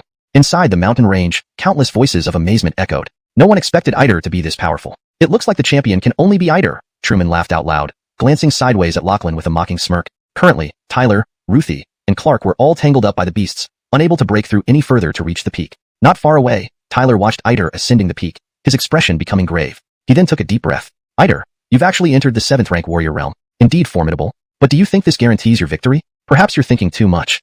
Boom. Tyler clenched his fist suddenly, a terrifying force erupting from his body, continuously exploding the surrounding beasts. His figure shot upward, chasing after Eider. That terrible force was none other than the power of the God Devil Tower. Tyler's sudden eruption immediately drew the attention of countless people. Tyler still has reserve power? No wonder he dared challenge Eider. Even the mighty Eider has met his match. Voices of commotion rang continuously, shocking everyone to the core. Who would have thought this situation would develop in such an engaging manner, leaving people unsure who the final champion would be? Whoosh! Tyler darted forward as the surrounding beasts fiercely blocked him. Ruthie stopped in her tracks, staring at Tyler rushing towards Eider, gripping her long sword tightly. Brother Tyler, let me give you a helping hand. I hope you defeat Eider. Ruthie slashed her sword swiftly, a startling sword aura sweeping out, instantly slaughtering the beasts in front of Tyler, clearing his path. Tyler was momentarily stunned, then glanced at Ruthie. With Ruthie's sword aiding him, he now felt confident to reach the peak entirely. I will. He laughed, his speed increasing dramatically. Almost immediately, he caught up to Eider. Eider's gaze fell on Tyler, the uncontrollable animosity in his eyes seeming to make the air freeze. Tyler, you really don't know when to quit. Eider said coldly, never expecting the boy he once considered a mere ant would someday pose a threat to him. Eider, today, I will start settling scores with your family. Tyler's eyes blazed with ferocity. Just you? Eider sneered. Well, today, I'll cripple you, making you abandon all thoughts of competing with me. Boom. Under the shocked gazes of countless people inside and outside the mountain range, the two figures of Tyler and Eider finally broke through layer upon layer of beasts, reaching the peak. Chapter 54, Duel of Two Powers. The moment Tyler and Iter broke through layers of beasts and ascended to the peak, a sudden uproar erupted throughout the mountain range. Countless onlookers stared with their eyes wide open in disbelief. No one had anticipated that the final ascenders would be two people, and these two being none other than Iter and Tyler. Naturally, for Iter to reach the top was within expectations as he was the top-ranked member of the outer sect, but Tyler, merely ranked fourth, made it truly unbelievable. Moreover, Tyler's strength was only at the 6th level warrior realm. Who could have imagined that someone at the 6th level warrior realm could reach this point in a mountain range where warriors of similar levels were common? Outside the mountains, many people displayed astonishment. That Tyler seems to be a new disciple? Only 3 months into the outer sect? I thought all the newcomers had been subdued by the senior disciples. TSK, who would have thought the outer sect produced such talent? Given time, he's bound to become a formidable force. This Tyler indeed has some skill, but it's too bad he's overly impulsive. Ascending now is like inviting a direct confrontation with Iter. Yeah, that Iter is terrifying. Amidst the murmurs, most seemed to lean towards Iter. After all, he was the top-ranked member of the outer sect and his own strength had reached the 7th level warrior realm. Compared to him, although Tyler was an unexpected dark horse, there was still a gap. These Tyler, however, shows great potential. Several hall masters remarked, watching the scene with approving glances towards Tyler in the mountains. However, Truman clearly held a different view. He cast a cold look at Tyler and said, he's not without skill, but unfortunately lacks self-awareness. Lachlan couldn't help but chuckle. Young men should face challenges head-on, creating miracles where they seem impossible. Truman sneered, perhaps he's overestimating himself? Lachlan replied sarcastically, you previously believed Tyler stood no chance against Iter, yet now they've both ascended simultaneously. Are you deliberately deceiving yourself, Truman? With a grim face, Truman retorted sarcastically, Tyler was able to ascend due to that girl's help, but what follows will be a one-on-one duel. That kid will undoubtedly lose against Iter. Lachlan smiled faintly. I know you place high hopes on Iter, but perhaps you'll end up empty-handed again. Truman replied icily, I think your bias towards Tyler reveals a short-sightedness. Unaware of the uproar outside the mountains, Tyler, after breaking through the layers of beasts, landed atop the peak. His form slowly descended, and he laughed. So this is reaching the summit? At the thought, joy flickered in Tyler's eyes. Through countless hardships, he finally made it to the top. But his expression abruptly changed as he glanced toward a nearby figure dressed in black robes, standing with one hand behind his back. The intense animosity in the man's eyes unmistakably belonged to Iter. Their gazes met on the peak, each revealing raw hostility. I didn't expect that you, whom I once deemed insignificant, would actually make it this far. Iter's voice was icy cold, like a menacing tiger. Now, I really regret not dealing with you personally back then. It would have stopped you dead in your tracks. If so, perhaps today no one would dare challenge me. Had Iter applied more pressure when Tyler was weakest as a newcomer, he might have thwarted Tyler's progress completely. Back then, he thought dispatching Maurice was already an overestimate of Tyler's worth. Who knew that his arrogance would lead to allowing this perceived waste from the Lin family to advance to today's level, even challenging him? Just a delusion. How can a minor character like you stop my path? Wait until I incapacitate you. Perhaps then you'll understand. Tyler smiled, shrugging off any pretense of friendliness. You? A waste of the Lin family? Iter's face turned icy, glaring down at Tyler with disdain and superiority. Tyler grinned. You're just a stumbling block. What gives you such airs? A stumbling block? Iter scoffed. So this waste believes he's a true genius? Tyler smirked. I am a genius. He continued softly, Iter, your insults once led to ridicule and spurred my self-improvement. It also revealed the vile nature of your family, which is not good for you. Iter's gaze turned icy cold. Tyler's tone felt like scolding him, inciting uncontrollable fury. Why do you, a waste of the Lin family, feel entitled? How dare you speak to me in such a provoking manner? Iter's aura turned frigid. The surging spirit energy around him radiated a volcanic wrath. Tyler, once I incapacitate you, I'll inform my father to eradicate your Lin family entirely. Iter's voice brimmed with boundless rage, making the air seem to freeze. Tyler slowly lifted his head, meeting Iter's gaze with equal hostility. Iter, the pain you inflicted upon me years ago, turning me into an outcast. These debts I will settle one by one with your Huangfu family. And now, let's start with you. Boom. Green spirit energy erupted violently around Tyler, his eyes filled with malice. Haha. Hearing this, Iter laughed savagely. Just you, a waste of the Lin family? Hee hee. Well, today I'll disable you here, using your defeat to prove to everyone that only I, Iter, am the true genius. Boom. Black spirit energy surged like a tsunami, shaking the sky. Under the watchful eyes of the world, atop the mountain, two powerful spirit energies clashed ferociously like stormy winds. The climax of the outer sect assembly was about to ignite.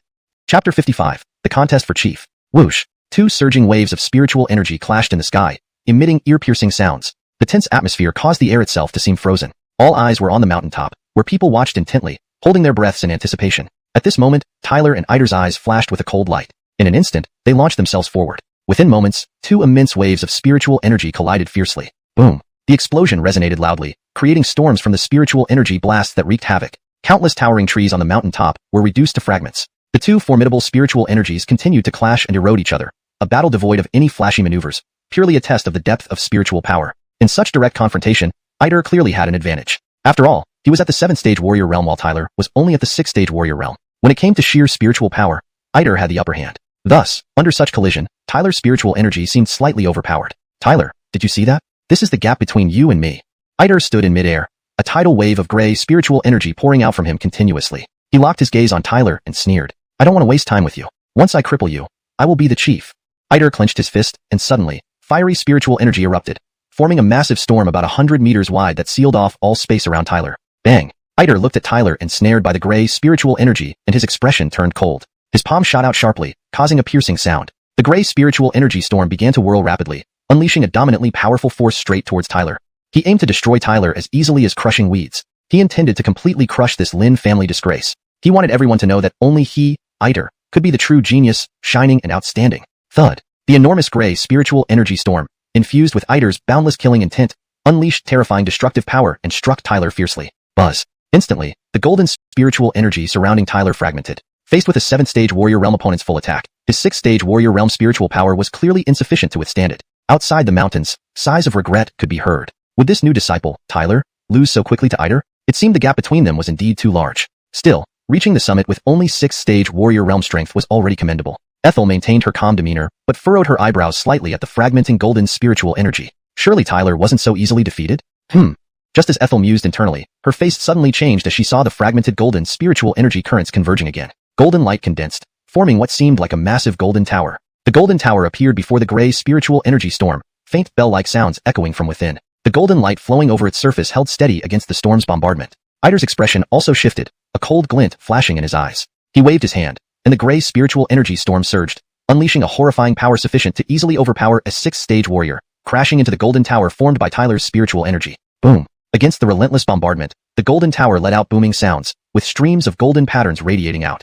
These golden patterns were peculiar, seeming to possess an intangible force that silently defended against every strike from the gray spiritual energy storm. He actually managed to withstand it. Many onlookers were astounded. They thought Tyler would fall quickly but didn't expect him to counter Ider's assault successfully. In the mountains, countless new disciples watched anxiously. Sinclair and others huddled together, their gazes fixed intently, aware that this time, Ider far surpassed Jeffrey. Would Tyler continue to create miracles this time? Ider stared menacingly at the golden tower and sneered. I don't believe you can hold against me with just this.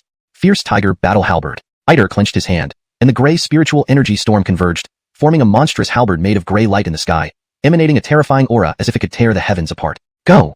With a point of his finger, the gray halberd swept out, its unstoppable momentum cleaving towards the massive tower. Buzz. Golden patterns spread, attempting to block the halberd, which nonetheless cut through without resistance, striking the tower heavily before the astonished gazes of the crowd. Crack. A horrifying blast of spiritual energy spread out. Cracks appeared rapidly on the tower, and finally, it shattered completely. Tyler looked gravely at Ider's unrelenting advance. Each of his attacks had been effortlessly crushed, proving that Ider was not to be underestimated. Ider lifted his head and gazed at Tyler nearby, a sinister smile creeping onto his lips. So this is your skill? Indeed impressive, but now it's time to end this. Ider took a step, and the air around him exploded. Gray light surged like tidal waves, releasing a thunderous roar. Countless startled gazes turned to see Ider slowly transforming amidst the swirling gray light, eventually becoming a three-legged golden crow with bared fangs and claws.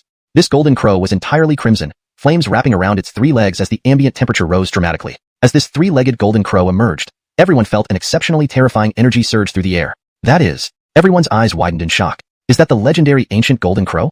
Chapter 56. The celestial dragon appears. Crimson light swept across the sky, spreading a terrifying oppression that made even the heavens tremble. Countless startled eyes gazed at the 3-legged golden crow hovering in the sky, hearts frozen in astonishment. Who could have imagined that Ider actually possessed the legacy of the ancient golden crow? Even an 8th-rank warrior would only temporarily avoid its might. The senior disciples exchanged glances and then shook their heads in amazement. These new disciples were indeed one more impressive than the last. Tyler is about to lose. Why don't you help him? Clark glanced at Ethel, unable to hold back his remark. After transforming into the ancient golden crow, Ider's strength had reached a terrifying peak. For Tyler to counter it seemed impossible. Ethel smiled gently, her gaze fixed on Tyler in the sky. I believe he won't lose. Clark furrowed his brows, clearly puzzled by Ethel's confidence in Tyler. Yet the situation for Tyler was incredibly perilous. Well, let's see how he can turn this dangerous situation around, Clark remarked, clearly not believing Tyler could win. Haha, Tyler, this is my trump card. Now you must understand just how weak you are. The golden crow dominated the sky, radiating fierce momentum. It locked onto Tyler with a mocking laugh. Ider, having transformed into the golden crow, could feel the astonishing power within him, enough to crush any 8th-rank warrior, let alone Tyler who was only a 6th-rank warrior. Watch me cripple you. Ider's savage eyes bore down on Tyler, eager to bring the latter to ruin and bask in the glory of triumph. Swish. Crimson light erupted from the 9 bodies of the golden crow. Sand and gravel flew as the 3-legged bird leaped, shattering the sky with sonic booms, and appeared above Tyler, sealing his retreat. Fall off the mountain. With its legs spread wide, fearsome spiritual energy erupted, tearing through the air with terrifying force, heading straight for Tyler. The attack of the golden crow was overwhelmingly horrifying, turning the air into a vacuum wherever it went. People all around watched in shock, and those like Sinclair at the foot of the mountain trembled. Despite the distance, they could sense the sheer terror of Ider's assault. That blow alone could crush an 8th-rank warrior. Tyler raised his head, facing the massive leg sweeping towards him. His hands slowly clenched, and golden spiritual energy surged around him, emitting a faint golden glow. Boom! Suddenly, the golden crow's leg smashed down, and under countless anxious gazes, struck Tyler with devastating force. Pong! The sky itself seemed to vibrate. Savage spiritual energy erupted like a volcano, enveloping the sky. The blow hit Tyler hard. Everyone could see that Tyler would surely be gravely injured.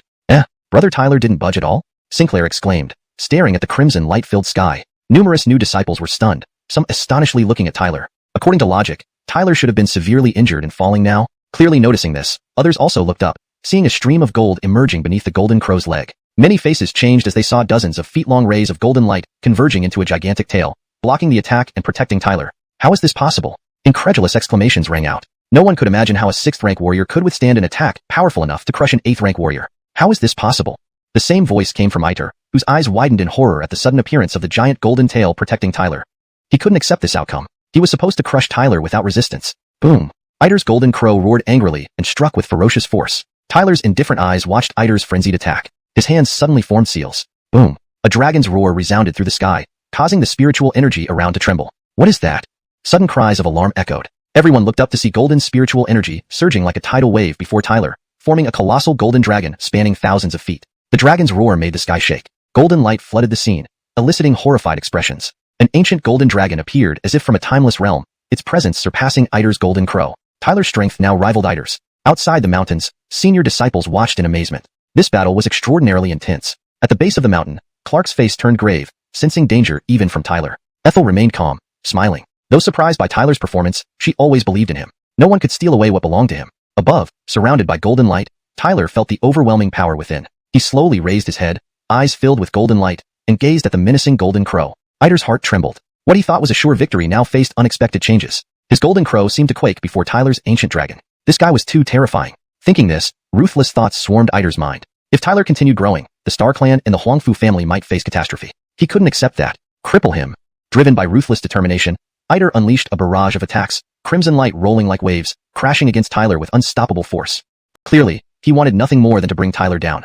Tyler watched the 3-legged golden crow, which carried a terrifying force, and with a wave of his sleeve, the massive golden dragon in front of him stood firm, protecting him. Rumble. The 3-legged golden crow rushed forward, colliding wildly with the golden dragon. Yet, every time the golden crow came into contact with the dragon, it was forcefully repelled. That golden dragon seemed almost invincible. Iter's expression changed drastically, rage rising uncontrollably in his heart. Initially, he had the absolute upper hand, but now, suddenly, he found himself at a disadvantage. The 3-legged golden crow roared in fury, erupting wildly, but the golden dragon remained unshaken. Before this colossal dragon, Iter's transformed golden crow seemed like a clay ox entering the sea, silent and powerless. Tyler looked calmly at the enraged Iter, and suddenly, he formed seals with both hands. In an instant, faint dragon roars could be heard. All eyes turned to Tyler, and they saw the golden dragon before him suddenly swell in the wind, casting a massive shadow that seemed to obscure the sky. An unimaginable and terrifying power emanated from within it. Iter's 3-legged golden crow gazed at the rapidly swelling golden dragon, a flicker of unease crossing his eyes. Boom! At the same moment, the golden dragon in the sky unleashed an unprecedentedly formidable force,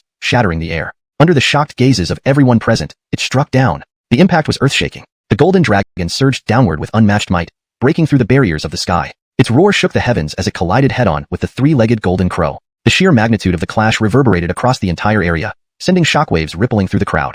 Iter, in his transformed state, felt the overwhelming pressure. His confidence wavered as he realized the golden dragon's strength far exceeded what he could muster. Boom! Boom! Again and again, the golden dragon struck, each blow more powerful than the last. Iter's golden crow struggled to resist, its movements growing increasingly desperate. Every strike from the dragon sent tremors through the very fabric of the space around them. Tyler's face remained calm as he observed the struggle. His control over the golden dragon was absolute, and the ancient power within him flowed effortlessly, reinforcing the dragon's strength. In moments, the once dominant golden crow was being pushed back relentlessly by the golden dragon, its earlier ferocity now reduced to mere desperation. Everyone watching was astounded. The reversal of fortune was sudden and dramatic, and it became clear that Tyler's true power was far beyond anything they had anticipated. Above, amidst the swirling golden light, Tyler lifted his head, his eyes glowing with golden light, staring intently at the struggling golden crow. Ider's heart raced in panic, realizing the tables had truly turned against him. This opponent was too formidable. As realization dawned, ruthless thoughts filled Ider's mind. He couldn't allow Tyler to gain the upper hand. He had to end this now. But the golden dragon showed no mercy, continuing its relentless assault with each strike bringing Ider closer to defeat. Driven by sheer determination and desperation, Ider launched a final barrage of attacks, crimson light surging like waves, crashing violently against the golden dragon in a desperate attempt to regain control. Yet, it was futile. The golden dragon remained unyielding, its presence dominating the skies. The inevitable outcome loomed as Tyler prepared to deliver the decisive blow. Chapter 57. Suppression. Boom. In the boundless sky, spiritual energy erupted like a volcanic explosion, with an overwhelmingly terrifying wave of power converging like a tornado. The oppressive spiritual force seemed to envelop heaven and earth. At the center of this eruption, a colossal golden dragon nearly 1,000 feet in size descended with an awe-inspiring presence, accompanied by endless dragon roars echoing outwards. The sight was so overwhelming that countless people within and outside the mountain range were visibly stunned, shock clearly evident in their eyes. Such a terrifying attack left even those who had reached the 8th level warrior realm feeling bone-chilling dread. At the foot of the mountain, Clark's expression was extremely grave. His gaze filled with unease due to the dangerous aura emanating from the golden dragon, which felt like a hellish peril even to them. He certainly hadn't expected Tyler's battle with Ider to be this intense. However, he was well aware that the outcome would likely be decided by this single move. Perhaps the winner will be determined now. Cade and the others looked up at the golden dragon carrying down a formidable force, knowing this final offensive represented both fighters' utmost efforts. There were no reserves left. Anyone unable to withstand it would be utterly defeated. In the sky above the mountaintop, Ider in the form of a three-legged golden crow watched the powerful golden dragon with mounting fear and threat. If he couldn't resist Tyler's onslaught, he would undoubtedly be defeated by him. Failure meant becoming Tyler's stepping stone, something the proud Ider refused to tolerate. So, come what may, he must not allow himself to be beaten. In the outer sect, Ider, am the most prominent. Tyler, if you want to defeat me, I'll have no choice but to cripple you. A savage roar echoed in Ider's heart, and his three-legged golden crow's eyes glowed with ferocity. Roar. The golden crow roared skyward, emitting boundless savagery. Influenced by its rage, Ider also seemed affected. Boom. As the golden crow roared, a vast gray light emerged continuously from its massive body. The crimson fire patterns on its surface started glowing brightly, merging with the gray light into a destructive force sweeping across the world. Tyler, the leader of the outer sect belongs to me. No one can snatch it away. Ider's furious roar sounded internally as he pointed his finger, sending the ancient golden crow charging upward with spreading gray light, seemingly splitting the heavens. Roar! Roar! The golden crow's enraged cries resounded in the sky, drawing gazes full of astonishment from the crowd as it soared towards the heavens. Meanwhile, high up, the golden dragon descended relentlessly, accompanied by rolling dragon roars. Both combatants were giving it their all. Whoosh! Under everyone's watchful eyes, the golden dragon and the golden crow clashed in midair with a breathtaking momentum, creating a thunderous collision. Boom! The impact shook the heavens and caused even the enormous mountain below to tremble violently, cracks rapidly spreading. Blinding sparks mixed with surging spiritual energy raged in the sky, stirring up gales. Everyone stared wide-eyed at the point of violent collision where the terrifying energy waves distorted even the air. Roar! The golden crow continued to roar furiously, launching extreme forces against the golden dragon, trying to destroy it. However, despite the relentless attacks, the golden dragon remained unmoved. Each time a strike landed, the dragon tail shattered much of the force. Buzz! With each of the golden crow's frenzied strikes, peculiar dragon patterns began to emit from the golden dragon. Golden light rapidly coalesced on its body, forming a massive golden pattern that moved mysteriously while exuding a shocking suppressive power. True dragon scripture, suppress all things. An ancient dragon roar resonated within the golden dragon as the immense golden pattern suddenly swept downwards, striking the golden crow's huge body. Boom! Within mere moments, the sky-covering gray light around the golden crow dispersed quickly, followed by a shrill, agonized roar erupting from the crow's beak. It sensed a powerful force exploding from the golden pattern, freezing all its spiritual energy upon contact. It felt like facing its natural nemesis. As gray light dissipated, the golden dragon unleashed dazzling gold light, instantly suppressing the golden crow's massive body, causing it to shake and plummet swiftly from the sky. Boom! Boom! Everyone watched numbly as the falling crow and dragon broke apart the air, collapsing sections of the mountain rapidly. Crash! Under everyone's gaze, the golden dragon finally landed atop the mountain, shattering boulders and causing the entire mountain range to collapse. Dust billowed into the sky, blurring vision. Silence fell over the area, only broken by the sound of rocks exploding. Countless eyes stayed locked on the collapsed mountaintop, where the outcome was presumably decided. At the foot of the distant mountains, Sinclair and others hovered anxiously watching the mountaintop. Would this brutal battle finally end? Clark too watched gravely, awaiting the results. As dust settled and revealed the collapsed mountaintop to everyone, a wave of astonished exclamations spread through the crowd. At the ruined mountaintop, the golden dragon and the golden crow were nowhere to be seen. Only two battered figures stood facing each other, covered in blood. These figures were none other than Ider and Tyler. Ider was heavily injured, his arrogance gone. His gaze was locked onto Tyler, filled with both savagery and fear. Is it a draw? Many people stared incredulously at the standing figures, unable to believe that they could remain undecided after such a fierce battle. Tyler, looking weak, glanced at Ider with a faint smile. I told you my path cannot be obstructed. This time, I won't kill you, but next time, I will. Please let me know if you need further adjustments or any other specific parts translated.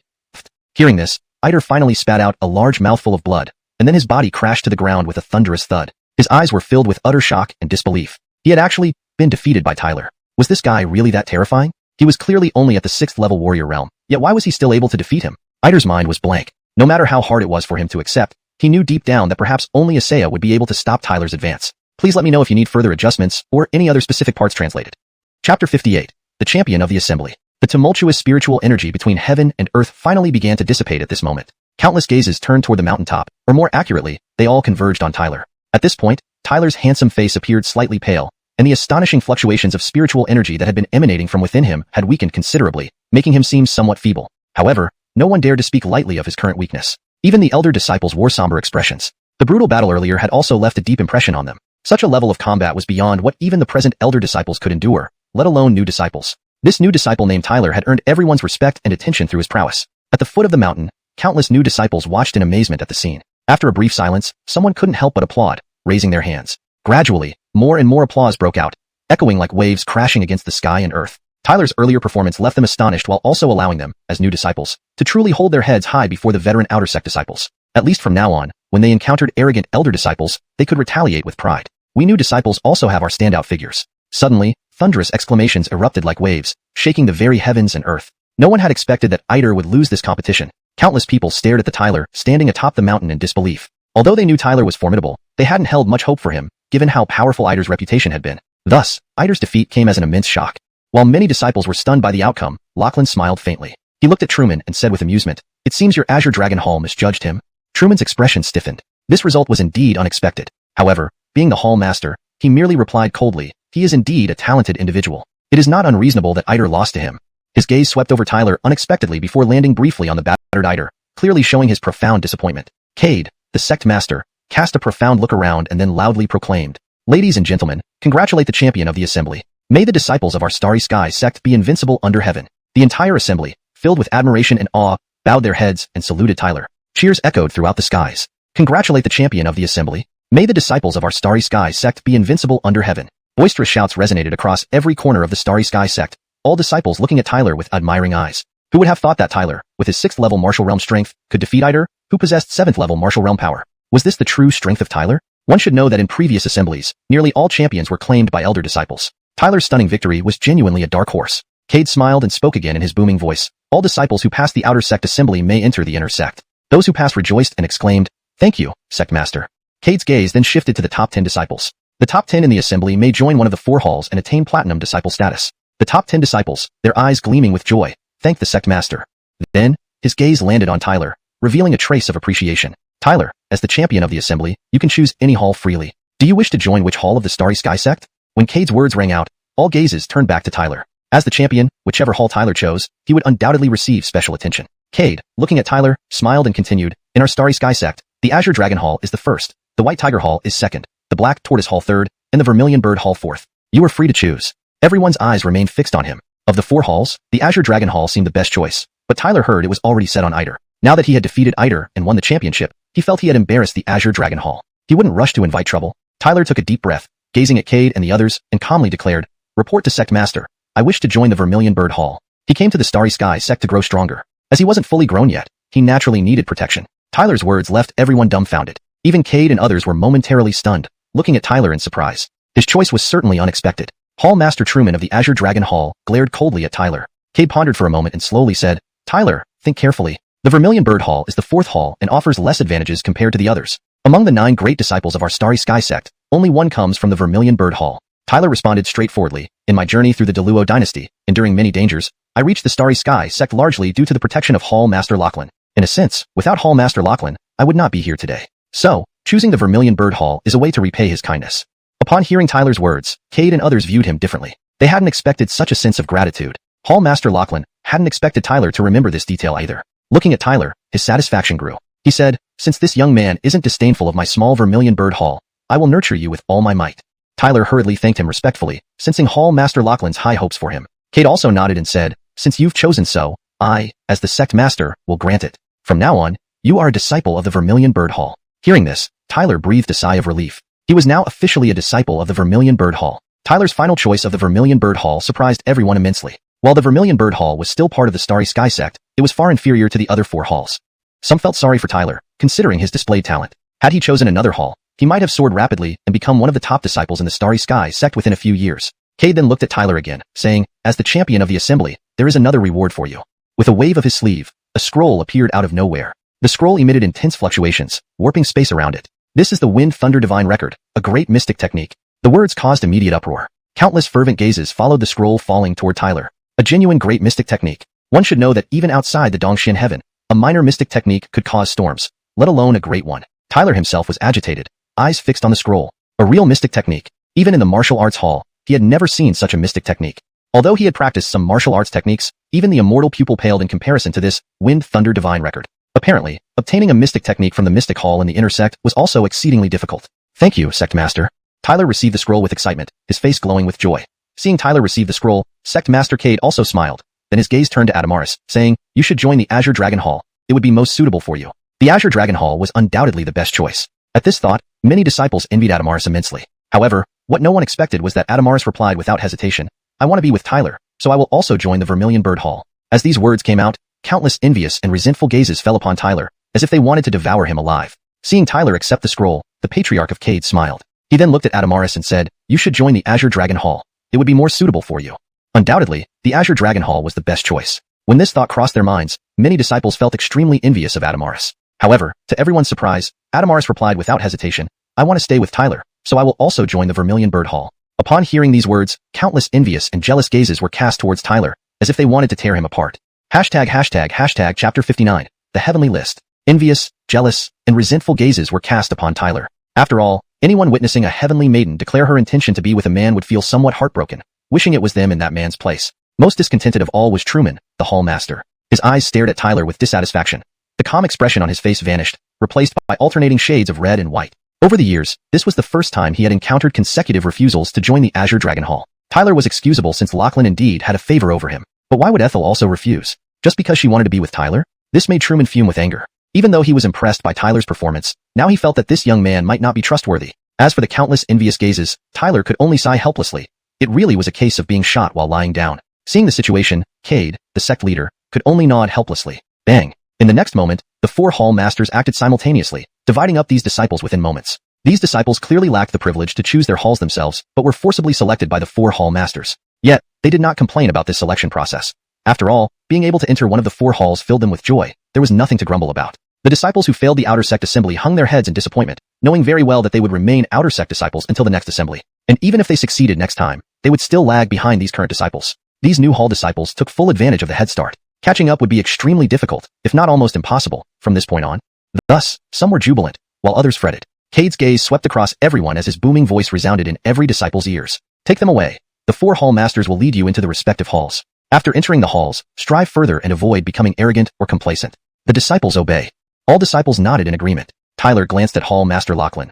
He truly looked forward to joining the Vermilion Bird Hall. He knew that only after officially becoming a Vermilion Bird Hall disciple would he have truly crossed the threshold into the Cluster Star sect. Other new hall disciples stood behind Tyler, their faces filled with excitement and nervousness. Their gazes towards Tyler carried unmasked admiration. This outer sect assembly had already shown them how formidable Tyler was. Even a powerhouse like Eider had fallen at his hands. Tyler noticed those gazes and smirked. A few months ago, he was just a new disciple, and even as an outstanding disciple, he had been laughed at by many. Little did they know that Tyler, whom they once mocked, would become the most illustrious victor in this assembly months later. "Big brother Tyler, from now on, we'll follow your lead in the inner sect," Sinclair said, pounding his chest. Others nodded in agreement, looking at Tyler with reverence. Without Tyler, none of them would have made it into the Vermilion Bird Hall. Tyler merely smiled. He didn't harbor any ulterior motives. As they conversed, Hall Master Lachlan suddenly appeared before them, saying, "Let's go.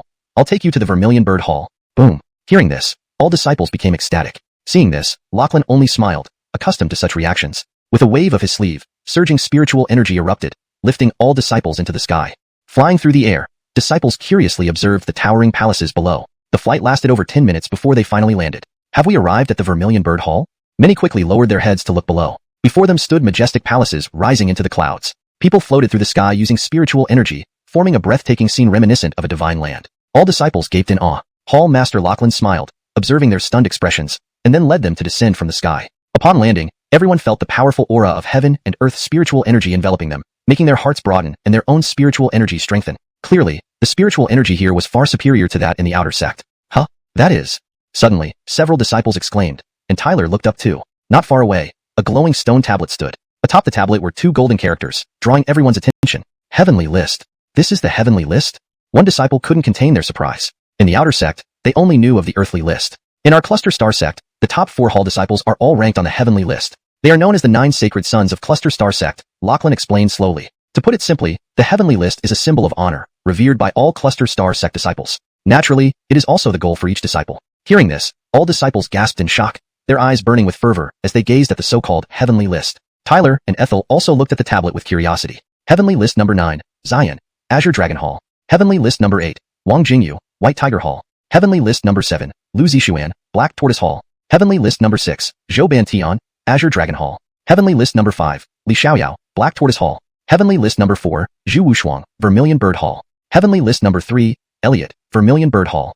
Heavenly List number 2, Ray, Azure Dragon Hall. Heavenly List number 1, Sammy, White Tiger Hall. All disciples held their breaths, respectfully gazing at the names on the Heavenly List. They had just entered the 4 halls and were still novices in this world brimming with geniuses. Yet, these people were already standing at the pinnacle, looking down upon them. Tyler gazed at the authoritative names on the list. He understood that these 9 individuals were likely the absolute best among all Cluster Star sect disciples. This was the Cluster Star sect, the best place for honing one's strength. One day, he would surpass them and stand atop the Heavenly List. Chapter 60, The Vermilion Bird Hall. The names on the Heaven List commanded reverence and respect from many disciples. Everyone knew that the 9 disciples who could leave their names on this list were undoubtedly the most outstanding among the Stellar Sect's disciples. To some extent, they were the cream of the crop, standing at the pinnacle, looking down upon everyone else. Many disciples gazed with envy, secretly hoping that if they too could one day leave their names on the Heaven List, what an honor it would be. However, reality told them just how much effort and luck it would take to achieve such recognition. At present, aside from the top 10 in the Outer Sect tournament, all other disciples were merely ordinary golden disciples in the Vermilion Bird Hall. Ahead of them lay the ranks of Platinum disciples and Diamond disciples. Only the most elite Diamond disciples had the qualifications to compete for the position of one of the 9 sacred sons. Weaker Diamond disciples didn't stand a chance. It was clear that the gap between them and the 9 sacred sons was enormous, almost incomparable. Those who left their names on the Heaven List seemed like untouchable beings to the newly initiated golden disciples of the Vermilion Bird Hall. They belonged to a completely different tier. Sammy. Tyler slowly exhaled, quietly etching the name of the Heaven List's number 1 into his memory. The little ones, these are the targets you should chase after. You must strive. Lachlan, the Hall Master, glanced at Tyler and the others and said casually, but for now, they are still out of your reach. Perhaps only after you become Diamond disciples might you have the qualifications to appear on the Heaven List. Tyler and the others rolled their eyes. Becoming a Diamond disciple wasn't easy either. At least one needed the power of martial spirit realm to qualify. Reflecting on this, they sighed lightly. It was no wonder the Stellar Sect, which they considered sacred, had such fierce competition. Amidst sighs from the various disciples, Hall Master Lachlan suddenly said, all right, let's go. I will take you to the Vermilion Bird Hall next.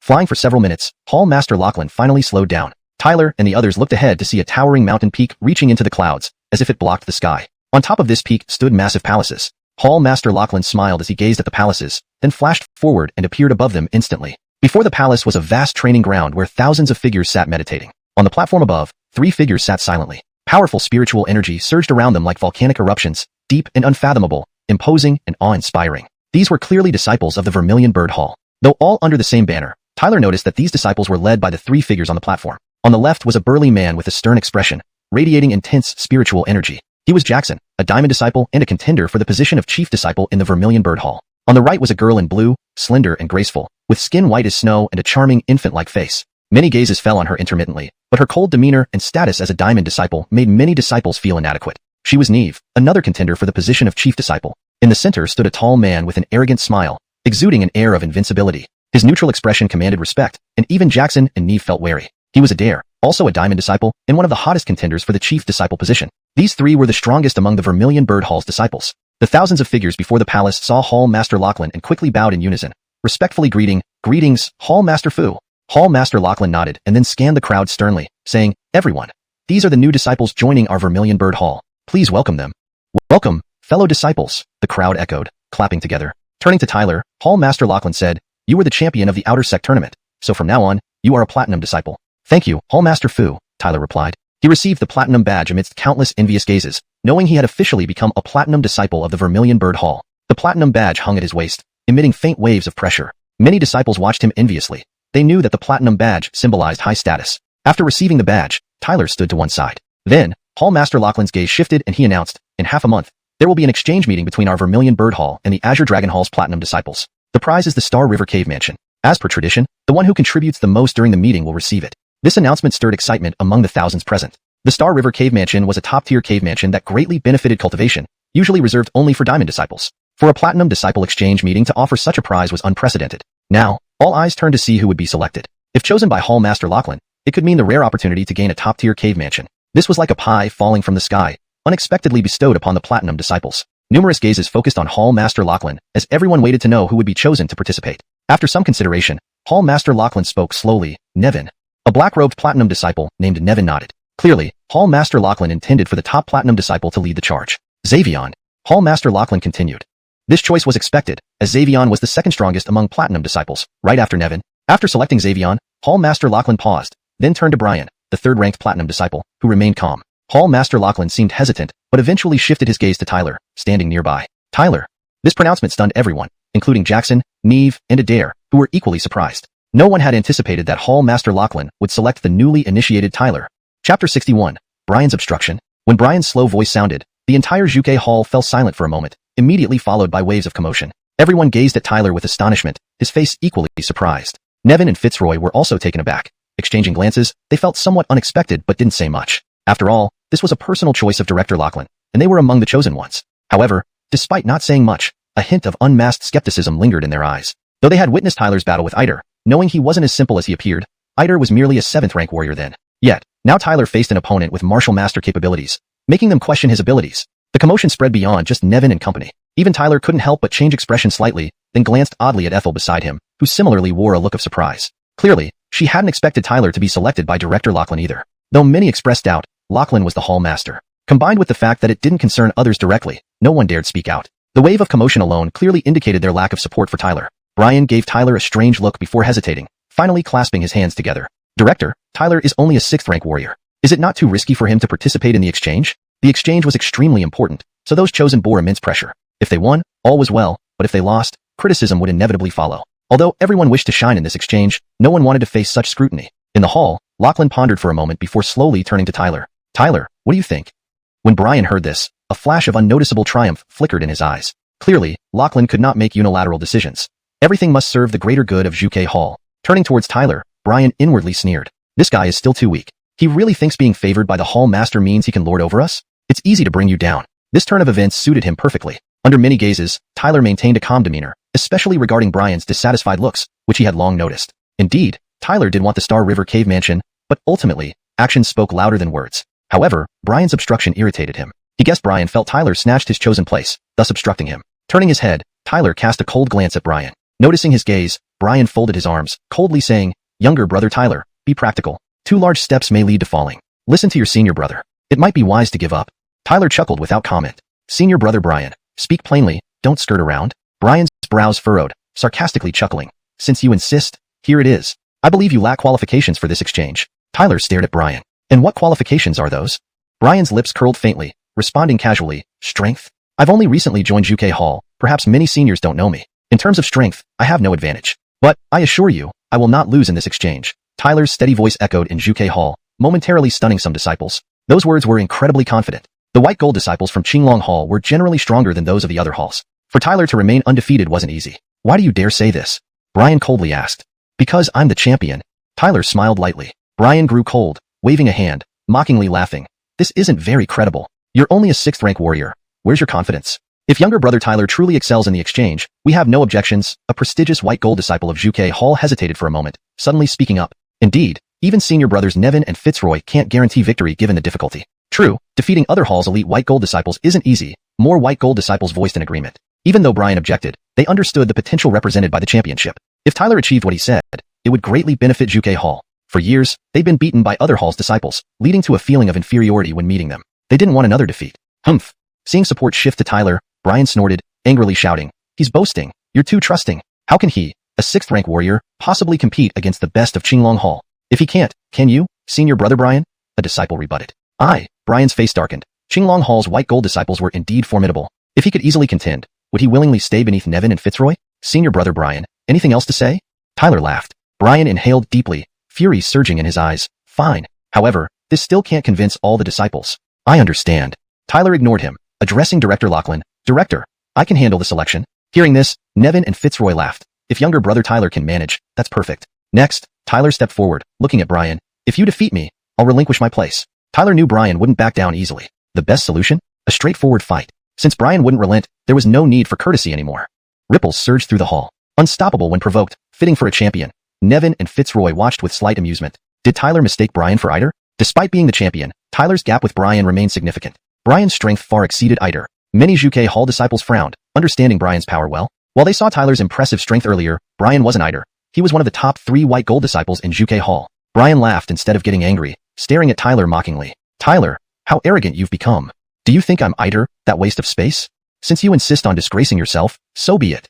Chapter 62 A Duel. Tyler's words sent ripples through the crowd, stirring uproar. No one had expected that he would actually challenge Brian to prove his qualification to participate in the exchange meeting. It was important to note that although this was just a gathering limited to Platinum disciples from the Azure Dragon Hall and Vermilion Bird Hall, the participants selected by each side were all top-notch Platinum disciples. While Tyler was indeed a Platinum disciple, his promotion was due to winning the Outer Sect tournament, and thus he was considerably weaker than the truly elite Platinum disciples. At the Outer Sect tournament, Tyler had defeated Eider, but Eider was merely at the 7th rank martial artist level and not even a true martial master. The top-tier Platinum disciples were generally already at the martial master level. Disciples like Nevin and Fitzroy were considered outstanding among the Platinum disciples as well. Thus, in most people's eyes, Tyler currently had no right to attend such an exchange meeting between halls, leading Brian to protest when Tyler voiced his intentions. However, Tyler did not question himself over the ridicule and skepticism.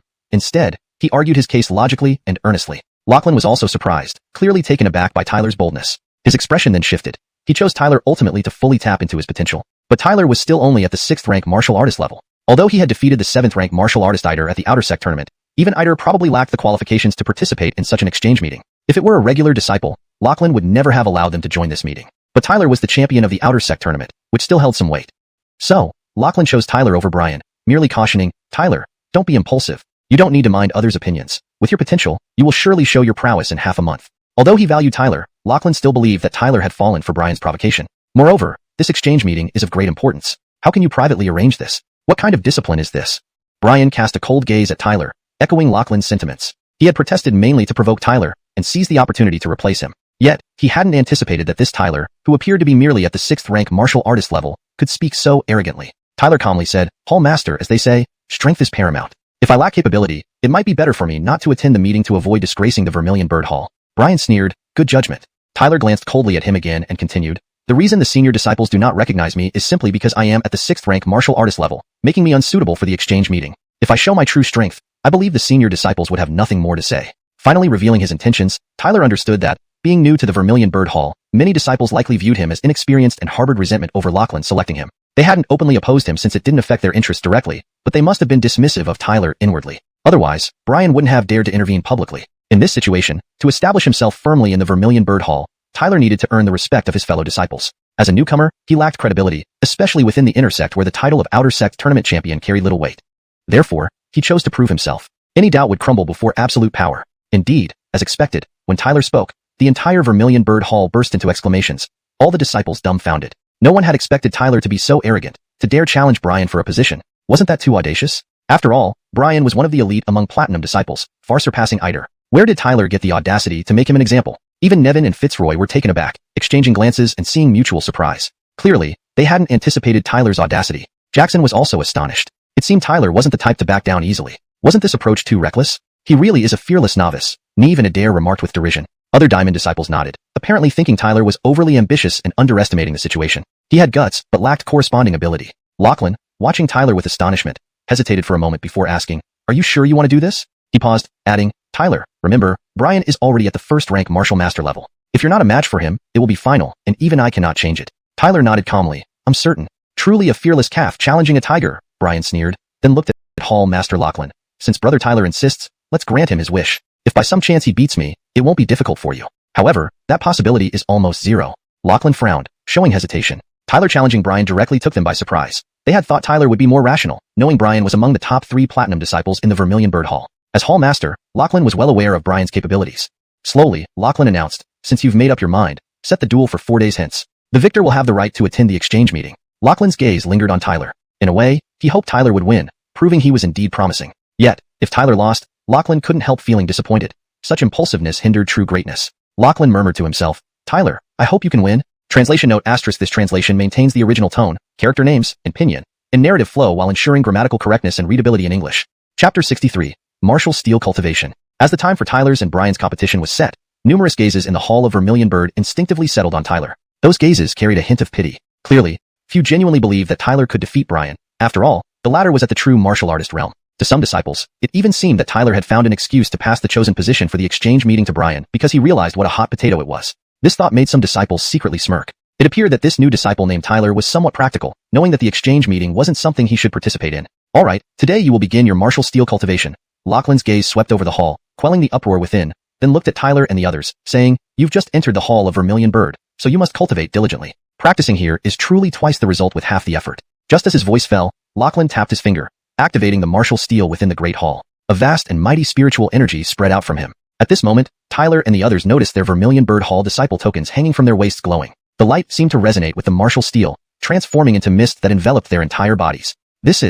Tyler felt the mist containing a trace of mysterious power, similar in effect to the Spirit River cultivation. Many new disciples also gazed at this scene with surprise. Meanwhile, the veteran disciples of the Vermilion Bird Hall closed their eyes familiarly and started cultivating. Spiritual energy surged within them, entering a state of cultivation as they refined the spiritual energy. All their spiritual energies have improved somewhat, Tyler exclaimed inwardly, noticing how the veteran disciples' spiritual energies advanced while refining the spiritual energy.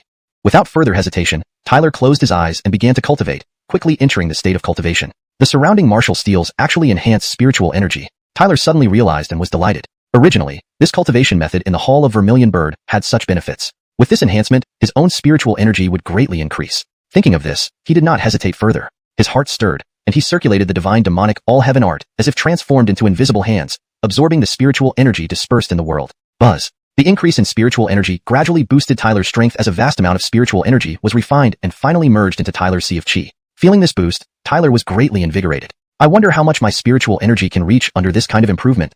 When Tyler first cultivated through the Spirit River outside the inner gate, he reached more than 900 feet. Later, as his strength increased, his spiritual energy could reach 2,000 feet. And this time, with such an improvement, Tyler was curious about how far he could go. Silence filled the Hall of Vermilion Bird. Numerous disciples were in deep meditation, with lights radiating off their bodies, clearly absorbing and refining spiritual energy. Lachlan glanced at all the disciples, and finally, his gaze settled on Tyler. How much can this kid's spiritual energy reach for the first time under the effect of the martial steel? The height a person's spiritual energy could reach decided their strength in the martial artist realm, which also indicated their power. Therefore, under these circumstances, Lachlan could gauge some of Tyler's potential by this measure. Although it couldn't be used as a definitive conclusion, it could give him a sense of Tyler's real capabilities.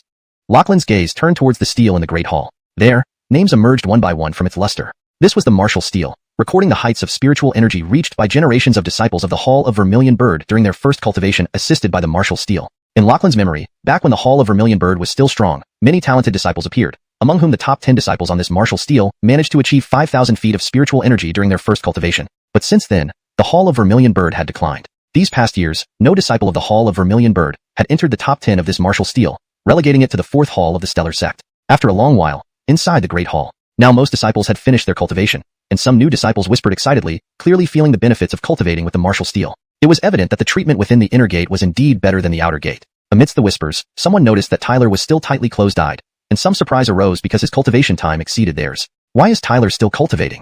Can he continue this long during martial steel cultivation? How is that possible? Even senior brother Jackson has already stopped. All the disciples were astonished, especially the veterans who looked at Tyler with a mixture of surprise and suspicion. After all, even diamond-ranked disciples had stopped. Brian also mockingly watched Tyler, sneering coldly. Our new junior brother sure knows how to put on a show. Obviously, he believed Tyler was pretending, finding this behavior ridiculous. Other disciples chuckled derisively. Could Tyler really be playing around? Even a few diamond-ranked disciples in the front row looked curiously. This time, even Jackson, Neve, and Adair were surprised, as Tyler's martial steel cultivation was indeed lasting longer than usual. Quiet! As they whispered, Lachlan waved his hand, interrupting them. All disciples hurriedly shut up, watching Lachlan, only to see him intently staring at Tyler. They sensed the abnormality. With Lachlan's strength, he could naturally tell whether Tyler was still cultivating with the martial steel. Could it be that this Tyler is indeed still cultivating with the martial steel?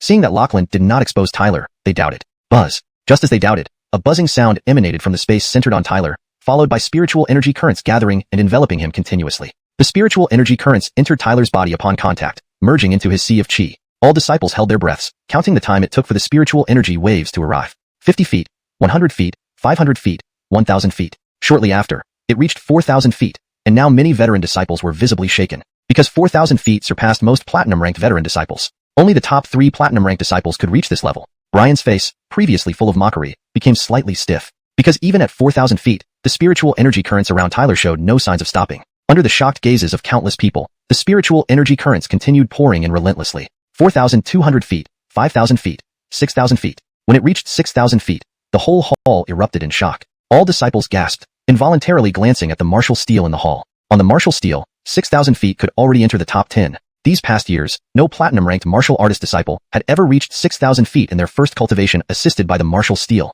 At this moment, Lachlan's eyes also shook violently as he stared intently at Tyler, because the spiritual energy currents kept pouring in without end. The top 3 on the martial steel reached 7,000 feet during their first cultivation with the assistance of the martial steel. These 3 have already made their names on the heavenly chart. Given the current situation, Tyler's spiritual energy height should also be able to reach no less than 7,000 feet. Under Lachlan's anxious gaze, the spiritual energy currents kept surging in, and time slowly passed. 6,100 feet, 7,600 feet, 8,000 feet. When it reached 8,000 feet, the great hall had become deathly silent, with only the quickened heartbeats continuously resounding, because they all noticed that the spiritual energy currents were still surging in and finally stopped at 8,800 feet. This height not only surpassed the record held by the number 1 on the martial steel, but exceeded it by 800 feet. Everyone was breathing rapidly, their eyes filled with shock as they stared at Tyler. Even Brian's face turned ugly, his eyes equally filled with terror. At this moment, Lachlan took a deep breath, his gaze upon Tyler akin to observing an otherworldly prodigy. He muttered to himself, "Has my Hall of Vermilion Bird finally welcomed a world-class genius?" Chapter 64, First Place. In the Grand Hall, a dead silence fell. Every pair of eyes stared at Tyler in disbelief, clearly stunned by the 8,800 zhong time he had achieved. 8,800 zhong. One must understand that even among the top disciples of the Vermilion Bird Hall throughout its history, the best disciple on their first attempt at practicing with the martial steel only managed to reach 8,000 zhong. But Tyler had surpassed this benchmark by an additional 800 zhong. How did he do it? Everyone felt incredulous. Even top diamond disciples like Jackson and Neve were visibly surprised. They knew very well what this measurement implied.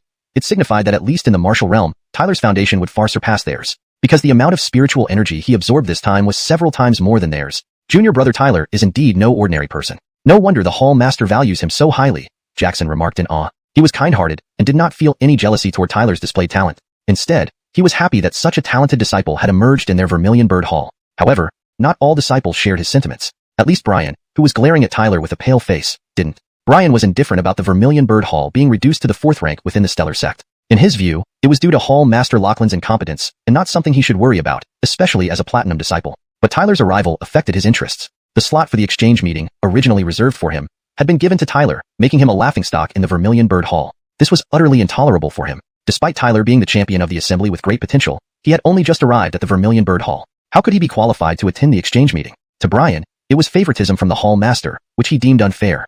Of course, from a certain perspective, it was also a mentality of envy. He had worked diligently in the Vermilion Bird Hall for many years to ascend from a gold disciple to the 3rd-ranked platinum disciple, enduring countless hardships. But what about Tyler? Just entering the Vermilion Bird Hall, he soared to prominence, which Brian found unacceptable. In this world, some people always have ambitions beyond their abilities and fates worse than paper thin. Moreover, many disciples around were looking at Brian with mocking gazes. After all, it was he who tried to stop Tyler, only to see Tyler break the martial steel record in a flash, stunning everyone. Under those mocking gazes, Brian's expression fluctuated between anger and humiliation. Clearly, he was extremely irritated. He intended to taunt Tyler but eventually swallowed his words. With clenched teeth, he coldly glared at Tyler, saying, "Brat, you can swagger for a few more days. For days from now, I will let you know what it means to attack a superior force with inferior might."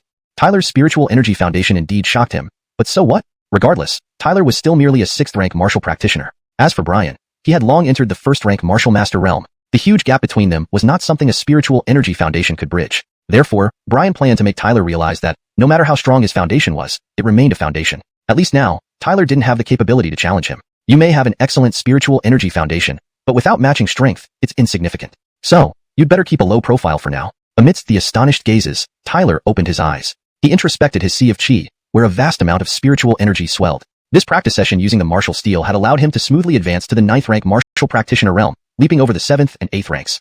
The spiritual energy foundation has reached 8,800 zhong, Tyler marveled. He hadn't expected the martial steel to have such a miraculous effect. It truly was a wonderful tool. Tyler couldn't help but smile, noticing the astonished looks from the surrounding disciples. He wasn't surprised by their reactions. He had already experienced similar astonishment when he was an outer sect disciple. Now, he understood how astonishing 8,800 zhong truly was. Gradually, the astonishment of the disciples dissipated. Even veteran disciples no longer looked down upon Tyler. Instead, they regarded him with greater seriousness. Before, they had underestimated Tyler because they thought he didn't deserve the special attention from Hall Master Lachlan. But now, Tyler had at least demonstrated extraordinary talent. Although spiritual energy foundation didn't equate to strength, it did imply that Tyler was a remarkable individual. "Tyler, you've done incredibly well." At that moment, a voice echoed. Many disciples looked up to see Hall Master Lachlan smiling warmly at Tyler, evidently delighted by his performance. Additionally, congratulations on breaking the record for the first training session using the martial steel among Vermilion Bird Hall's generations of disciples. You are now first place. Lachlan smiled, pointing to the martial steel. On the steel, a light appeared,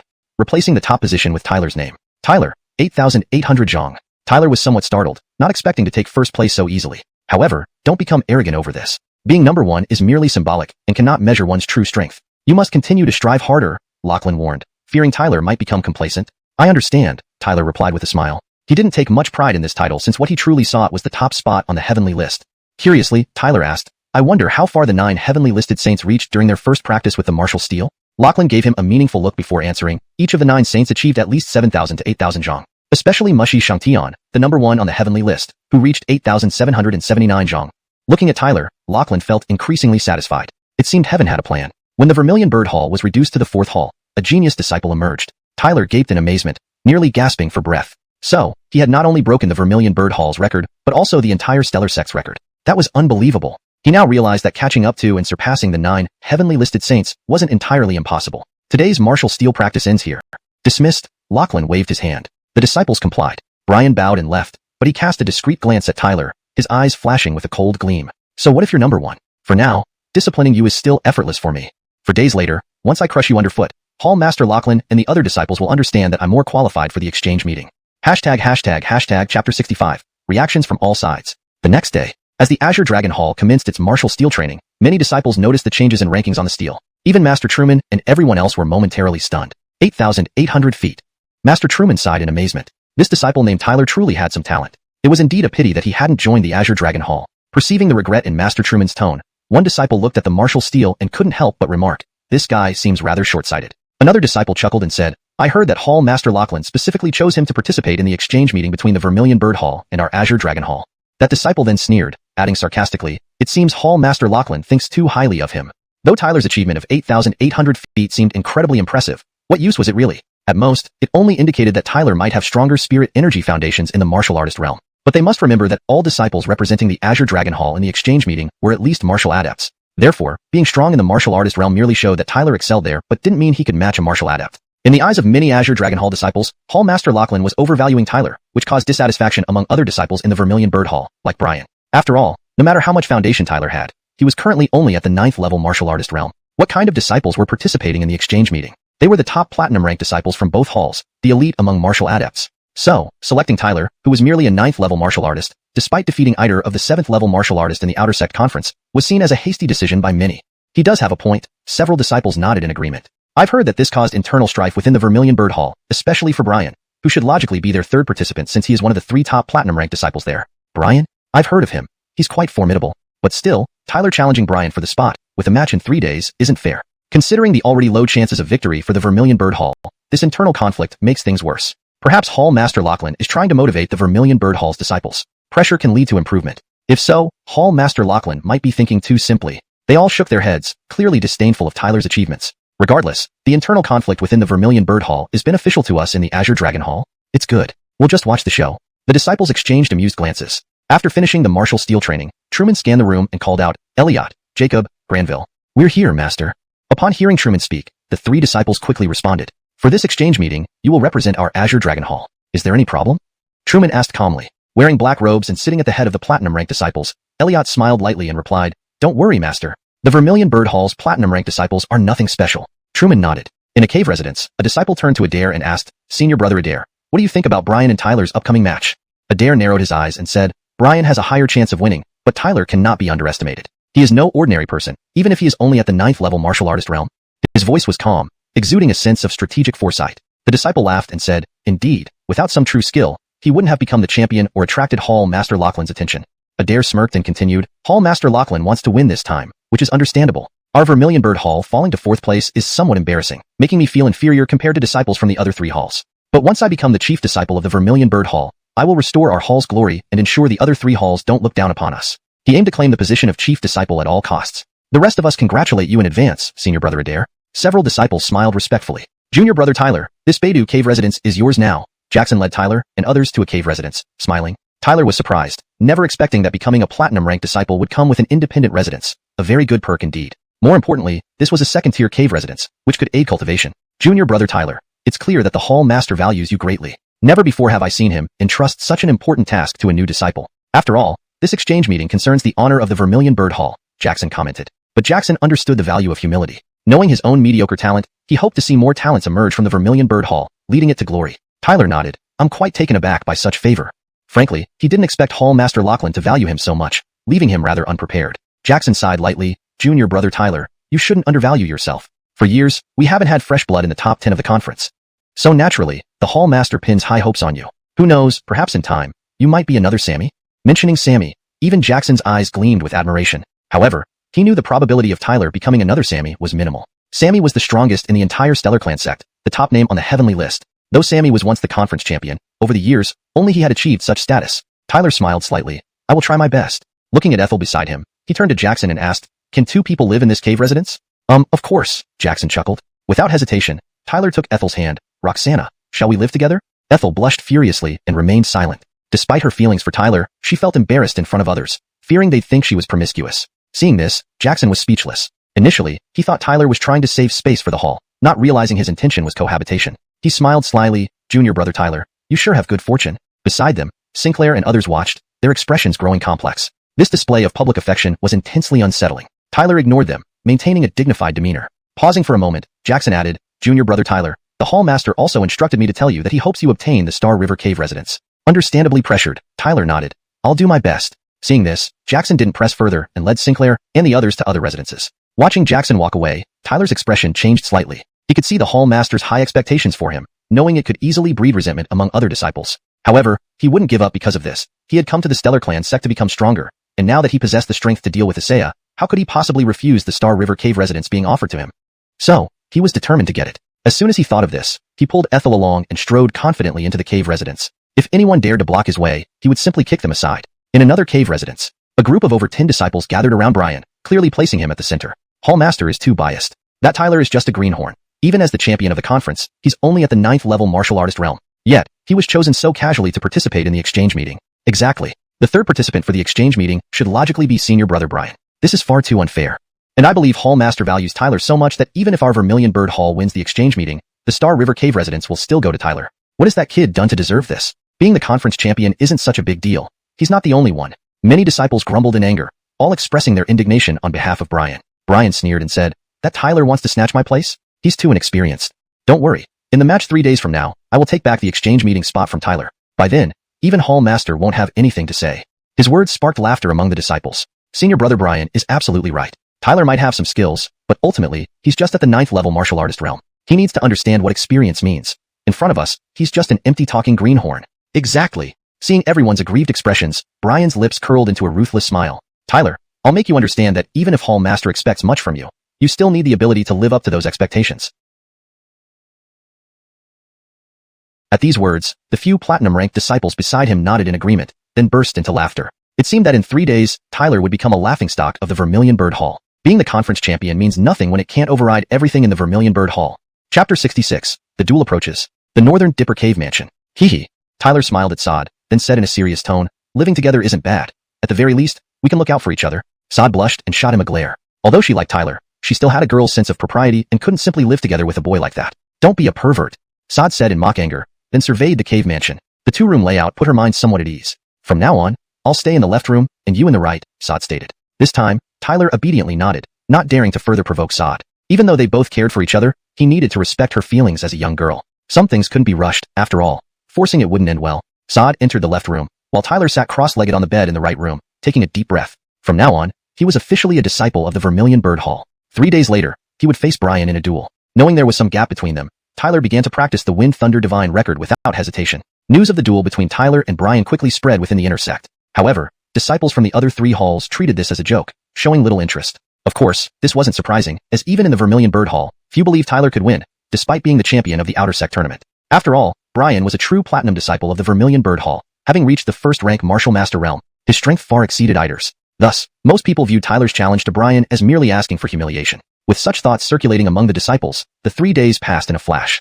Vermilion Bird Hall, training ground. Crowds gathered around the training ground, and even Lachlan sat on a high platform. Today was the day of Tyler and Brian's duel, so he naturally came to watch. Apart from them, a few scattered disciples from the other 3 halls were present, obviously just there for the spectacle. Of course, what they hoped to see was Tyler failing. After all, Tyler had been thriving lately, becoming the Outer Sect tournament champion. Now that he was chosen by Hall Master Lachlan, some people were eager to see him fall. On the arena platform, Brian stood with his arms crossed, feeling smug from the support of many disciples. He didn't take Tyler seriously at all. Tap. Footsteps approached from nearby, followed by two figures walking calmly into view, Tyler and Sod. Tyler's appearance immediately drew attention from many disciples. Hall Master. Walking into the training ground, Tyler noticed the mocking gazes but paid no attention to them, only bowing slightly toward Lachlan. Lachlan nodded at him. He placed great hopes on Tyler and didn't think Tyler would lose to Brian. However, he knew that precisely because he showed favor to Tyler, it caused resentment among other disciples, which turned into criticism against Tyler. But why couldn't these disciples understand? If they could contribute more to the Vermilion Bird Hall, he wouldn't have to rely on Tyler alone. If Tyler lost today, he would undoubtedly miss the exchange meeting, let alone gaining the Star River Cave Mansion. Suffering this setback, it would be much harder for Tyler to regain his glory. Thinking of this, Lachlan sighed lightly and nodded again at Tyler before looking at Brian and saying, "Begin." Brian sneered and looked at Tyler saying, "Junior brother Tyler, if you admit defeat now, it might not be too late. Once we start fighting, punches and kicks don't have eyes." "There are no words for admitting defeat in my dictionary." Tyler stood opposite Brian, replying coolly. As they spoke, a hint of coldness flashed across both their faces. Around them, numerous disciples watched tensely. This new disciple seems quite impressive, but also overly arrogant. After today, he will likely understand his true worth. Adair squinted his eyes and said to Jackson beside him with a smirk. Upon hearing this, Jackson's expression changed slightly. He could sense the unprecedented importance Lachlan placed on Tyler, making him feel guilty. If the disciples were more competitive, the Hall Master wouldn't have done this. Therefore, he welcomed Tyler's arrival sincerely, hoping the Vermilion Bird Hall would indeed produce an elite figure. However, not all disciples were reflective like Jackson. Adair harbored resentment and took delight in seeing Brian deal with Tyler. Moreover, Jackson knew Adair, despite entering the Vermilion Bird Hall later, already surpassed him in strength and aimed to become the chief disciple. Junior brother Adair, junior brother Tyler is no ordinary person. His arrival to our Vermilion Bird Hall is a good thing. Given time, he will surpass us, Jackson remarked. Adair continued with a hidden smile but with a look of disdain in his eyes, retorting, "Senior brother Jackson, your words are off. Indeed, he has some skills, which I admit, but saying he will surpass us is a bit exaggerated. So what if he's the Outer Sect tournament champion? Hasn't everyone thought about being listed on the Heaven list? Over the years, many have held that title, yet most ended up mediocre, at best becoming diamond disciples, not much better than us." Jackson frowned, replying, "Junior brother Tyler is no ordinary person. Why don't you open your eyes and watch?" Adair scoffed, narrowing his eyes, and slowly added, "After this battle, you'll know if he's a dragon or a worm. Even if he's a prodigy, he needs time to grow. It's better to lie low for now. Without knowing when to retreat, one will eventually trip up." Boom. While they spoke, a torrent of chaotic spirit energy erupted from Brian's body, surging wildly like a tidal wave. Brian's spirit energy contained immense force, causing even the air around him to ripple and dissipate. A formidable aura of spirit energy enveloped the area, converging towards Tyler like water flooding over mountains. Noticing this pressure, surrounding disciples' expressions changed. Brian, being the third-ranked platinum disciple, did have considerable skill, ranking highly even among platinum disciples. Tyler's face also grew serious. Brian's strength was indeed far above Ider's. Brian, observing Tyler's expression, sneered, "Junior brother Tyler, weren't you quite bold a few days ago? Have you wet your pants now?" Tyler remained calm, clasping his hand and releasing a tremendous surge of spirit energy, similar to the weight of Mount Tai pressing down, accompanied by faint rumbling sounds. His gaze turned cold as he stared at Brian, Tyler's aura resembling a drawn sword, piercingly sharp. "Make your move. Let me see what this third-ranked platinum disciple can do." No sooner had the words left his mouth than he launched his attack, the immense spirit energy spreading out. Numerous eyes around the training ground watched intently. They wanted to see how Tyler, as the Outer Sect tournament champion and a 9th-rank martial artist, would contend with Brian, a 1st-rank martial master.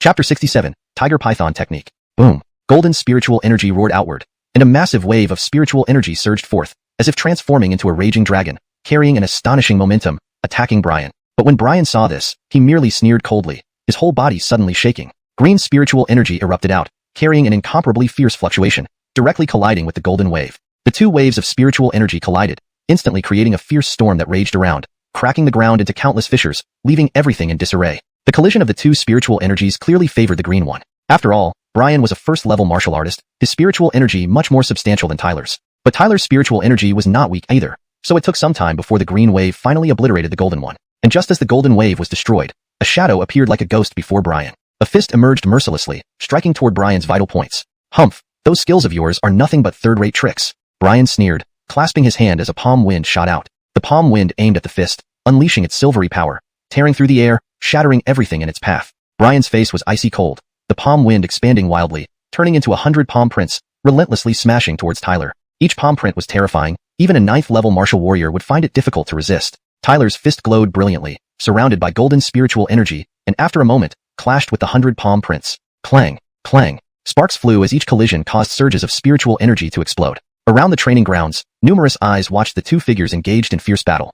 Junior brother Tyler is truly a fearless young bull, daring to clash head-on with Brian. Adair laughed, though his voice carried an undisguised mockery. Because everyone could see that Brian's spiritual energy held an advantage, such a direct confrontation seemed futile. Hadn't Tyler been foolish? Jackson's expression changed slightly, but he felt somewhat tense. Clang! The last fist and palm print collided, immediately causing a wild gust of wind as the ground sank, and Tyler staggered back, shaken. Brian smirked, taking advantage without mercy, fiercely rushing forward again. His palm print filled with savage force, heavily striking Tyler. Seeing this, Tyler's figure suddenly expanded like a giant, easily blocking Brian's attack. Despite Brian's relentless assault, he couldn't harm Tyler in the slightest. Clearly, Tyler's strength had grown stronger now. I underestimated you, Brian mocked, his eyes flashing coldly. But do you think having some abilities makes you my match? You underestimate me too much. Lesser mystic art, tiger python technique. As soon as he spoke, Brian split into two forms, transforming into a tiger and a python. Whoosh! Just as Brian's tiger and python appeared, he approached Tyler unstoppable, his palm print carrying immense spiritual energy, fiercely slamming down. Go! With Brian's roar, the tiger and python let out a furious howl, so powerful that even several platinum disciples looked solemn, finding it hard to resist. Facing this overwhelming force, Tyler's expression changed. Brian's strength indeed exceeded his expectations. Tyler's face remained indifferent, a cold look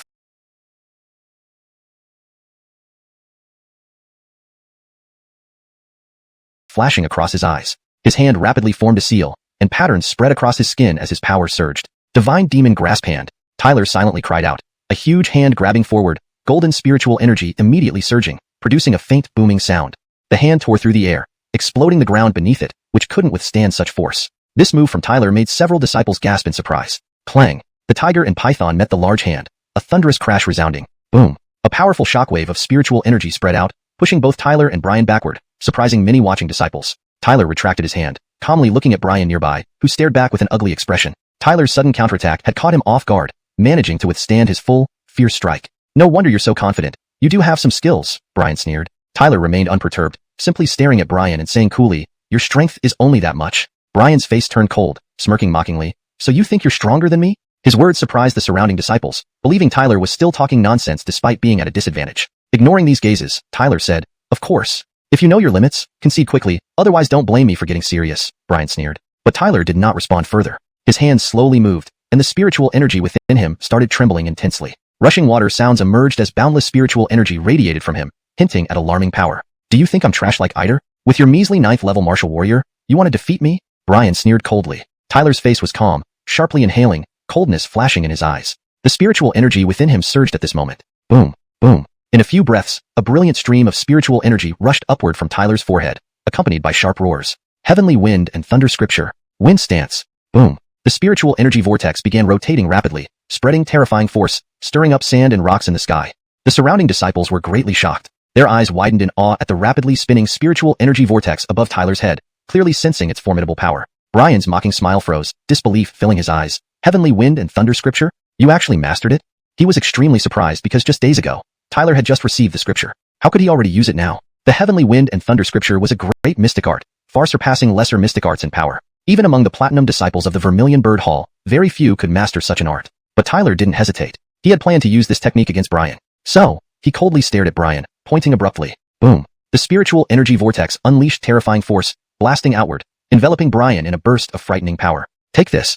Chapter 68. Astounding the audience. Boom. A torrent of fierce wind spiritual energy erupted, its terrifying force surging forth. The heavens and earth seemed to dim at that moment, with flying sand and debris, a scene both shocking and extreme. No one had expected Tyler to launch such a startling attack at this point. Similarly, no one thought he had truly mastered the Wind Thunder Divine record. Beside him, Adair's expression froze slightly. The sudden turn of events caught him off guard. Tyler's attack was frightening enough to chill anyone's heart. It was also unknown whether Brian could withstand this terrifying onslaught. Around the training arena, everyone watched Brian anxiously. Brian's face turned grim as he felt the terror of that wind spiritual energy. The power made his scalp tingle, but he knew well that it was now or never. A look of determination flashed in his eyes. So what if it's the Wind Thunder Divine record? I don't believe you can unleash its full power with just 9th rank martial artist strength. Brian gritted his teeth and said, I think you're just putting on a show. As he spoke, his mind moved swiftly, releasing all his spiritual energy without reserve. Boom. A greenish spiritual energy erupted from him like an angry green python winding above his head, coiling into a pillar of green light. The light slowly rotated, followed by thunderous roars as countless streaks of green flames burst forth. Great Tao Spell, 8-pole flame. Innumerable green flames swept out like a sea of fire, unending. The thundering sounds resonated across the sky, emitting terrifying force as if about to tear apart the void. Seeing Brian's attack, many disciples changed their expressions, feeling a chill down their spines. Who would have thought senior brother Brian would be forced to use the 8-pole flame, his most powerful trump card?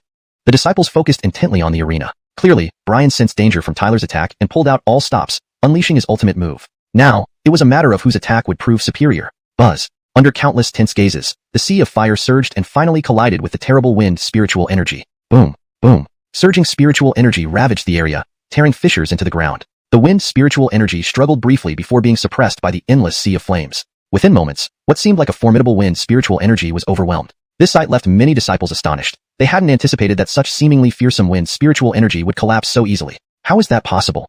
Even Jackson couldn't help but speak up. Both the Wind Thunder Divine Record and the 8-pole flame were great Dao spells. This shouldn't happen. Adair's rigid expression eased, and he laughed. It seems junior brother Tyler is not up to par. After all, he's only at the 9th rank martial artist level. Many disciples shook their heads. They originally thought Tyler's attack would be terrifying, but it turned out to be like a pillow filled with straw. Only Saad remained calm among the crowd. Lachlan on the high platform also showed a change in expression, uncertain of what to make of it. Heh, junior brother Tyler, is this all you've got? Brian laughed loudly, his earlier seriousness gone, mocking him. In your hands, the Wind Thunder Divine Record becomes nothing but fancy but useless movements. He assumed Tyler hadn't fully mastered the Wind Thunder Divine Record, hence the swift defeat. However, facing his mockery, Tyler remained unperturbed. He suddenly flicked his finger, and the wind's spiritual energy grew fiercely. Boom, boom. The sea of flames immediately intensified, suppressing the wind's spiritual energy tightly. Junior brother Tyler, you've lost? You should get out of my way next time.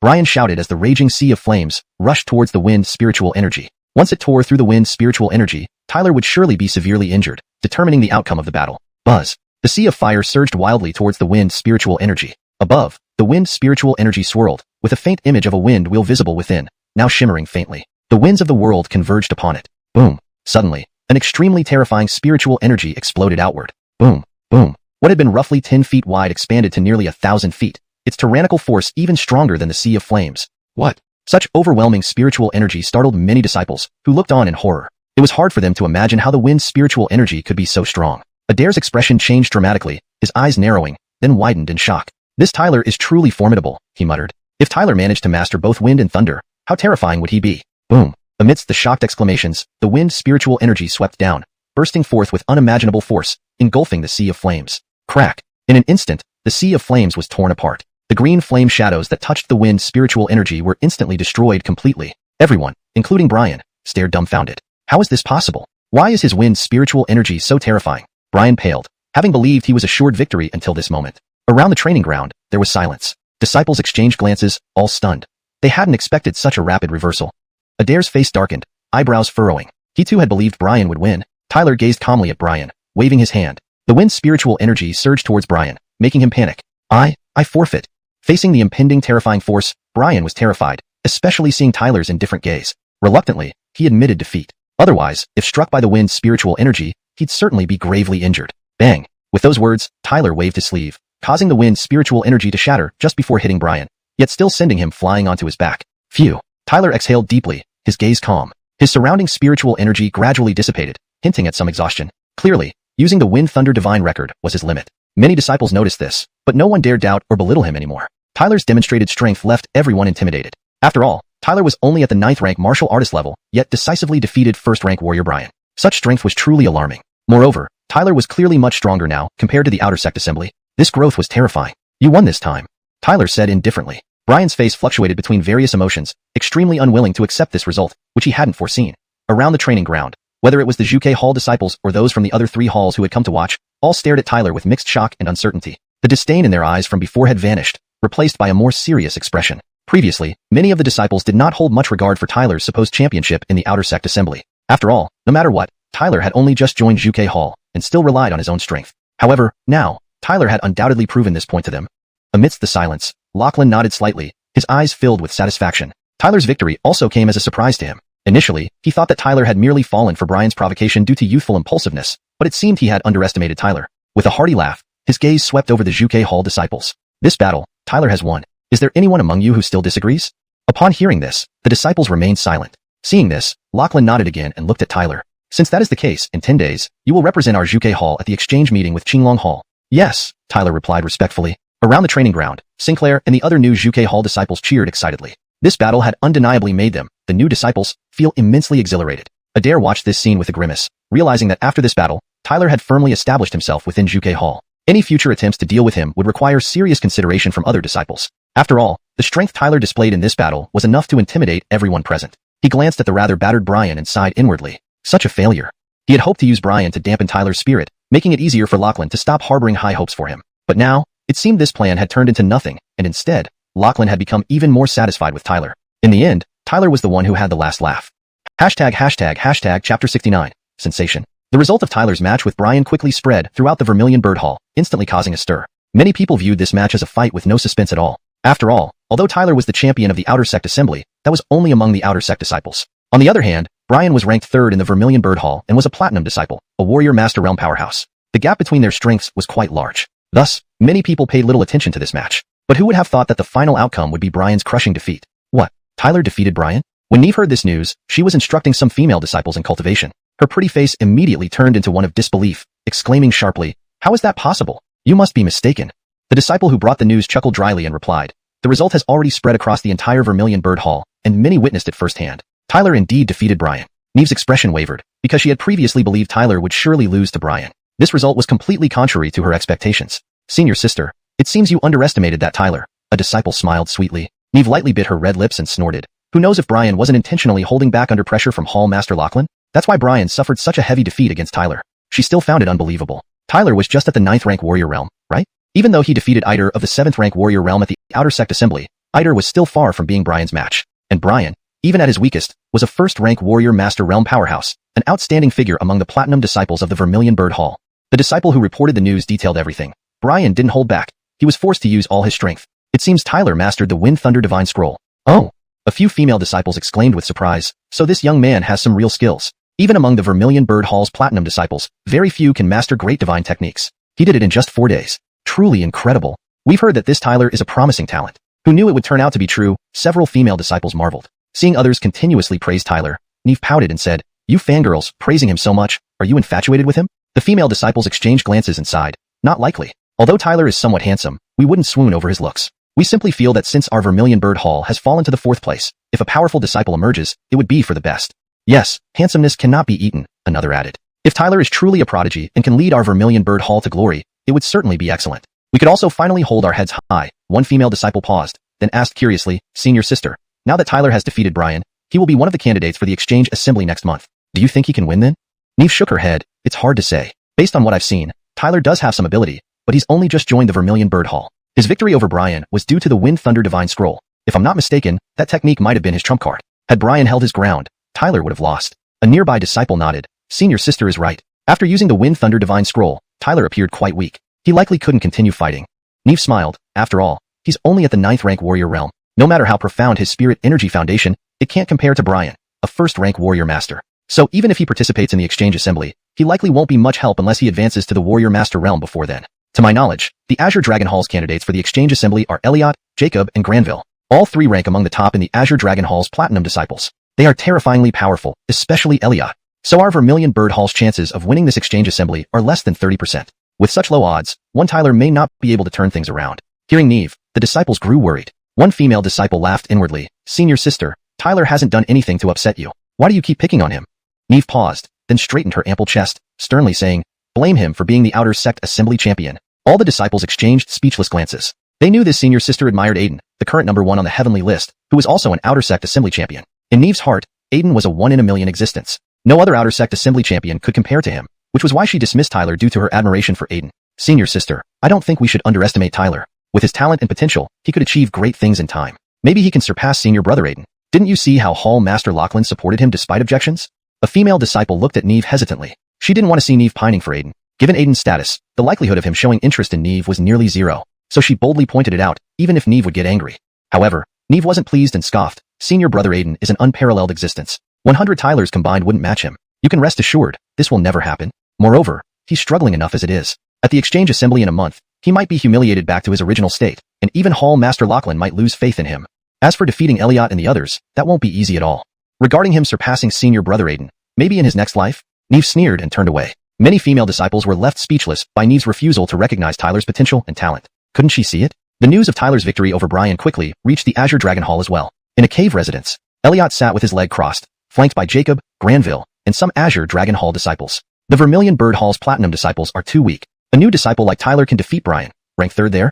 Brian is nothing but trash, Jacob mocked. That Tyler seems to have some skill if he could defeat Brian, Granville mused after a moment of contemplation. Jacob scoffed. What kind of skill? He merely relied on the Wind Thunder Divine Scroll. Without it, I'm certain Brian would have crushed Tyler and humiliated him thoroughly. Still, the Wind Thunder Divine Scroll is indeed powerful. How could the sect leader give such a powerful great divine technique as a reward? In a way, he really got lucky. Granville nodded slightly. If that's the case, it's nothing worth mentioning. We've all mastered great divine techniques. Dealing with Tyler would be child's play. Turning to Elliot, who looked relaxed, Granville smiled. Senior brother Luo. What do you think? Elliot squinted his eyes and said, regardless of who the Vermilion Bird Hall selects, our Azure Dragon Hall will ultimately be the winner in this exchange assembly because the Star River Cave residence, I've reserved it. His voice was not loud, but it carried a resolute finality, as if that Star River Cave residence was already his for the taking. However, when he spoke like this, Maurice and the others all smiled in deep belief. Looks like senior brother Luo is getting serious. Hee. With this Star River Cave residence, senior brother Luo will surely advance to become a diamond disciple soon. By then, our ranking among the platinum disciples will rise one notch? Elliot nodded slightly and said coldly, Nevin, Lu Hui, Tyler. They are nothing but 3 insignificant stumbling blocks.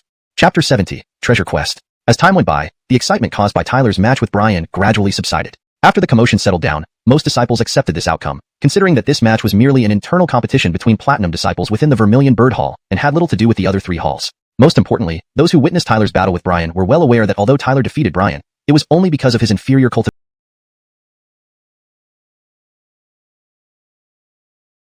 cultivation level that he barely managed to win. Thus, in a certain sense, Tyler had won by a narrow margin. So, regarding Tyler participating in the exchange meeting, the Azure Dragon Hall disciples paid little attention, since they considered the 3 from the Vermilion Bird Hall as mere supporting players. In this exchange event, victory for the Azure Dragon Hall was practically guaranteed. Even if the Vermilion Bird Hall now had Tyler, in their eyes, he was still just a stumbling block. Therefore, Tyler's performance was soon completely forgotten. They understood that Tyler's efforts would be negligible at the grand exchange event. The next day, Tobias came to the Big Dipper Cave estate and found Tyler, who had been meditating there these past few days. Tobias?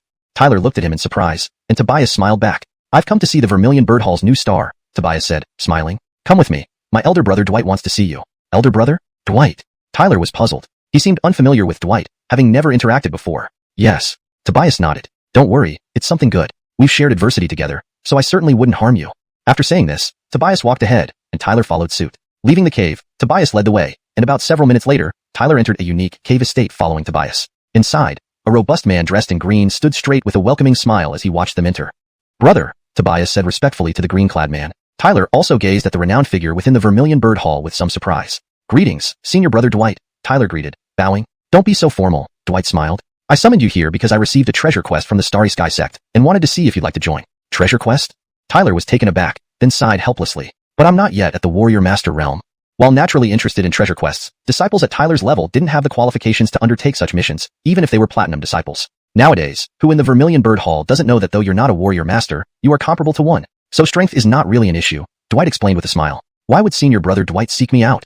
Tyler asked in astonishment. Treasure quests were exceedingly rare, and if Dwight chose, surely many warrior master disciples would vie for them. Dwight glanced at Tobias, understanding that it was due to his recommendation over the past few days and witnessing Tyler's battle with Brian firsthand that prompted this decision. You're someone trustworthy enough to have my back, and that's why I picked you. Others, even if they are warrior masters, I don't trust as much, Dwight said, shaking his head slightly. This quest has a 5-member limit, and we currently have 4 members. If completed, each person can gain a major skill. 1 major skill? That's quite the reward. Tyler couldn't help but marvel internally at the prize of the treasure quest. 1 major skill could significantly elevate him. Not high at all. This treasure quest is of medium difficulty. The highest level ones could award extraordinary skills, though only one person has completed such a quest in recent years, Tobias chuckled. Extraordinary skills? Tyler's face betrayed his astonishment before bitterly laughing. Isn't it Sammy? Yes, only he has that kind of capability, Dwight agreed, admiration lacing his voice. In simple terms, this treasure quest is about treasure hunting. Various heavenly materials can be claimed as our own. Dwight smiled. Treasure quests are hard to come by, so don't miss this opportunity. Hearing this, Tyler felt drawn to the idea. Perhaps through this treasure quest, he might reach the warrior master realm. Senior brother Dwight. Without hesitation, Tyler replied, if you're not worried about me holding you back, I'll join the treasure quest. If you're joining, then it's settled. We'll depart tomorrow.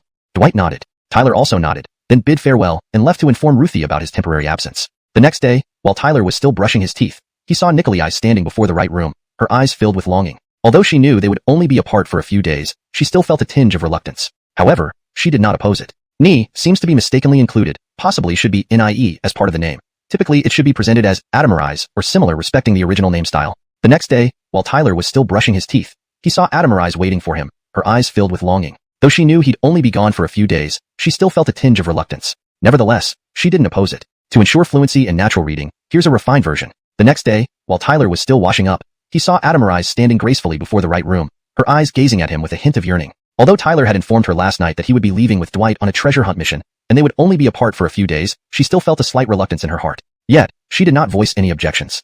"I'm leaving," Tyler said with a smile as he looked at her. "Be careful," Adamarise nodded slightly, gently packing his belongings like a doting wife, making Tyler feel a twinge of nostalgia. "Take care of yourself while I'm gone," Tyler instructed her. "I will," Adamarise replied softly. Seeing her reaction, Tyler didn't say more. He waved goodbye, and then swiftly moved away under her watchful gaze. This version reads more naturally and smoothly, conveying the emotions more vividly and accurately. "I'm leaving now," Tyler smiled warmly at her. "Be careful," Adamarise nodded, gently packing his belongings. Her tender gestures made Tyler feel immensely sentimental. "While I'm away, take care of yourself," Tyler instructed. "I understand," Nikolai softly nodded. Revision. "I understand," Adamarise softly nodded. Note: for better fluency in natural reading in English, we should ensure character names are consistent. It appears Nikolai might be a transliteration error. Assuming the name is meant to be Adamarise or similar, I've revised it to Lin Man in IE, which seems like a plausible romanization. If you have the correct spelling of the name, please provide it for consistency. With that, Tyler waved and moved away, disappearing under her watchful gaze. Moments later, Tyler arrived at Dwight's cave estate. Besides Dwight and Tobias, two women,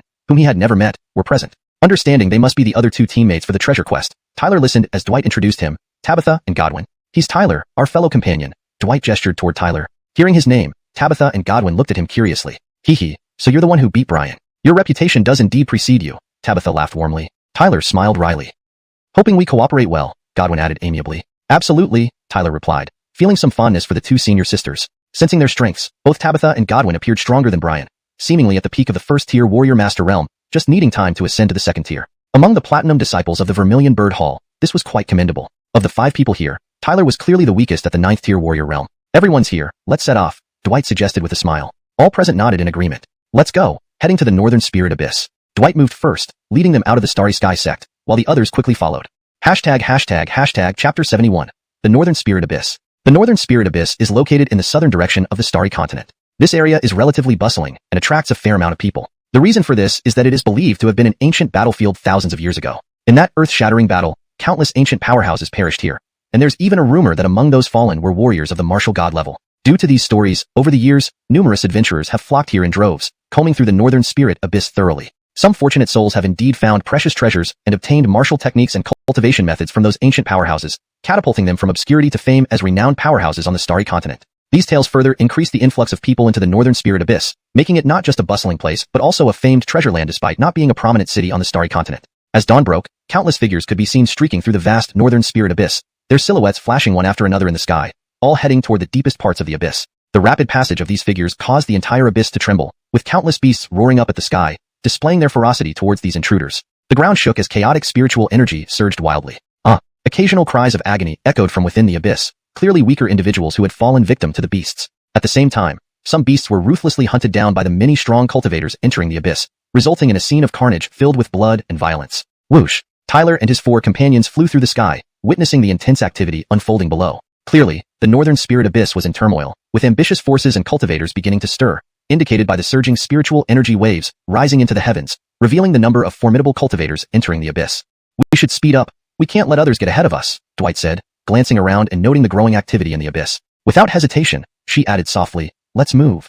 With her words, their speed immediately increased, turning into 5 streaks of light plunging into the depths of the abyss. Roar! Just as they entered the abyss, a furious roar erupted nearby. Looking up, they saw an enormous black beast staring at them with fierce eyes. Its massive mouth still held a human head, evidence of its recent meal. Upon seeing Tyler and company intrude into its territory, the beast roared with hostility, charging towards them. "A mere early-stage martial master black ape dares to block our path," Tyler chuckled. With a thought, the golden divine tower materialized, launching a golden beam that transformed into a colossal tower thousands of feet tall. Carrying terrifying force, it crushed down onto the giant black beast like a mountain collapsing. Thud! The ground crumbled under the impact, and the black beast was crushed to death, emitting a final roar of fury. Dwight and the others watched in surprise, amazed at how Tyler effortlessly subdued such a formidable creature despite its resilience. A treasure! Tobias glanced at the black beast's corpse before shifting his gaze to a distance where he spotted a red ginseng plant swaying in a cave, emitting a faint fragrance. Red spirit ginseng? Tobias instantly felt invigorated. This rare treasure would significantly aid in cultivation. Swish! He rushed forward, landing in the cave and plucking the red spirit ginseng. However, just as he did so, a sharp whistling sound pierced the air, and a cold projectile hurtled towards him. "Watch out!" Dwight shouted, sweeping her sleeve to unleash a beam of spiritual energy that shattered the incoming projectile. Godwin and Lexus remained on high alert, scanning the area from where the projectile originated. They saw a group of about 30 figures emerging, each looking menacing, clearly not friendly or kind-hearted, possibly members of a powerful mercenary group. Leading them were two middle-aged men dressed in black robes, both exuding ruthless intent. "Who are you?" Lexus demanded coldly. Tyler also observed the group, his expression darkening upon realizing the strength of the mercenary group. The two leaders appeared to be peak first-tier martial masters, while most others were first-tier martial masters, and the rest were ninth-tier warriors. Such a lineup made them a formidable mercenary group. Heh, the red spirit ginseng was already claimed by us. We've cleared the surrounding beasts. It seems quite unfair for you to take it away so easily, one burly middle-aged man remarked, eyeing Godwin and Lexus lustfully. Humph. Whoever possesses the red spirit ginseng owns it. You're dreaming if you think we'd hand it over without a fight, Tobias retorted disdainfully. You brat. You're digging your own grave. Still wet behind the ears, yet so unreasonable, truly asking for death. The group growled in response, eyes filled with murderous intent. Scram, Tyler said coldly, his gaze turning frigid. You arrogant brat.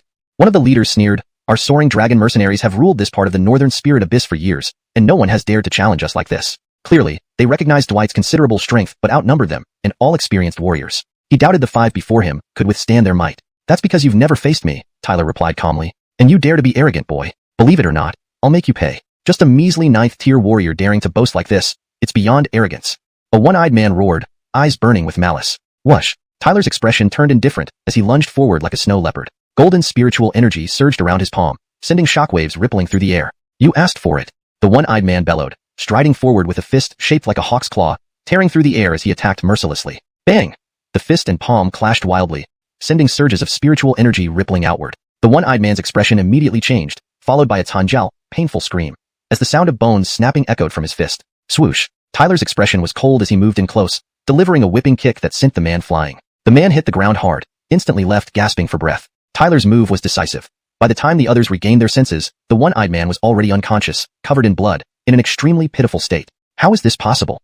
The members of the mercenary group screamed. This young man, who was only at the 9th-level warrior realm, had actually beaten their leader, who was at the peak of the 1st-level martial artist realm, into a pulp. The other mercenary group leader was also extremely surprised. Tyler's strength exceeded his expectations. Of course, it wasn't just them who were shocked. Even Lexus and Godwin stared at Tyler in surprise. Though they knew Tyler's true strength went beyond his apparent 9th-level warrior realm after he defeated Brian, a 1st-level martial artist, a few days ago, seeing him severely injure someone on par with him still left them stunned. Tyler slowly withdrew his palm, coldly observing the mercenaries. Those men now dared not meet his gaze, looking at him with evident fear and apprehension. They were indeed used to being ruthless, but this handsome young man turned out to be even more ruthless, dealing serious injuries once he made his move. Shouldn't you be gone by now? Tyler said indifferently. Swish. Tyler's expression remained cold as he moved forward with lightning speed, delivering a whip-like kick that sent the man flying. The man crashed heavily to the ground, now barely clinging to life. Tyler's swift and decisive attack left the others in shock. By the time they reacted, the one-eyed man was already in a pitiful state, covered in blood, and barely conscious. How is this possible? The mercenaries screamed in disbelief. A mere 9th-tier warrior had just incapacitated their leader, who was at the peak of 1st-tier martial master. The other leader of the mercenary group also looked incredibly surprised. Tyler's displayed strength was far beyond what he had expected. Of course, not only were they shocked, even Lexus and Godwin stared at Tyler in astonishment. Though they knew Tyler's true strength exceeded his surface-level 9th-tier warrior rank after witnessing him defeat Brian, a 1st-tier martial master, days ago, seeing him so decisively overpower someone of equal rank still left them stunned. Tyler slowly retracted his hand, his cold gaze fixed on the remaining members of the mercenary group. Now, those who had been staring at him dared not meet his eyes, their gazes filled with fear and apprehension. Despite their usual ruthlessness, they hadn't anticipated that this seemingly handsome young man would be even more brutal, capable of leaving someone gravely injured in an instant. Now, should you leave? Tyler said coolly. Chapter 72. Ancient Treasure. Tyler's expression was cold. Dwight, Lexus, and the others were emitting fluctuating spiritual energy, clearly eyeing their opponents with hostility. Not far away, the team leader's brows furrowed slightly as he glanced at Tyler and the group led by Dwight. A trace of seriousness flashed in his eyes. Dwight's strength appeared to be superior to theirs. If they provoked a conflict, they might suffer heavy casualties. And if this formidable youth also joined in, things could turn disastrous for them. With the Earth-ranked treasure about to appear, making enemies here would be both strenuous and unrewarding. Even if he wanted to salvage their dignity, it would have to wait until their entire group had gathered. The team leader of the mercenary group pondered for a moment, then a look of apprehension crossed his face. In a low, grave voice he said, "Don't get too cocky. My Flying Dragon mercenary group won't let you off easily. Let's go." With that, he waved his hand and quickly led the menacing members of his mercenary group away. Seeing them depart, Tobias exhaled in relief, then turned around and looked up at Tyler, saying, "I didn't expect you to be so strong." Tyler chuckled helplessly. Behind him, Dwight also looked over, smiling and remarking, "You're worthy of being the champion of the Outer Sect Conference." Hearing those words, it seemed Dwight knew some things about Tyler. But Tyler wasn't surprised. It was expected since Dwight had sought him out after probably having investigated him. We should set off as well. We seem to be close to the depths of the northern spirit abyss, Tyler said without elaborating further. He gazed forward, his eyes showing curiosity. He was equally eager for the so-called Earth-rank treasure. Dwight nodded lightly and stopped talking. He moved swiftly, speeding ahead. In the following time, they encountered no obstacles. Even when aggressive beasts occasionally blocked their way, they were easily dispatched by Tyler's group. After roughly half an hour, they finally reached the deepest part of this vast abyss. At its core, mist enveloped everything, and towering cliffs stood high. Sharp roars echoed from within, permeating the abyss's depths. Tyler and company landed on a boulder, scanning the area. They saw countless figures scattered around, while more were rushing towards this place with great eagerness. It was reminiscent of a scene where myriad people scramble for food. So crowded, Lexus couldn't help but frown, seeing that likely every powerhouse and force within thousands of miles around the northern spirit abyss had gathered here. The allure of the Earth-rank treasure was indeed immense. This is reportedly the site of an ancient battlefield. Dwight gazed ahead, where numerous waterfalls cascaded like celestial rivers. Between the waterfalls were dark caves, so pitch black that one couldn't see their hands before their faces, and eerie sounds emerged from them. Tyler's expression changed slightly, but he didn't notice anything unusual. You wouldn't sense anything? Dwight smiled. Over the centuries, tens of thousands of experts have searched here but found nothing. It seems the timing isn't right yet.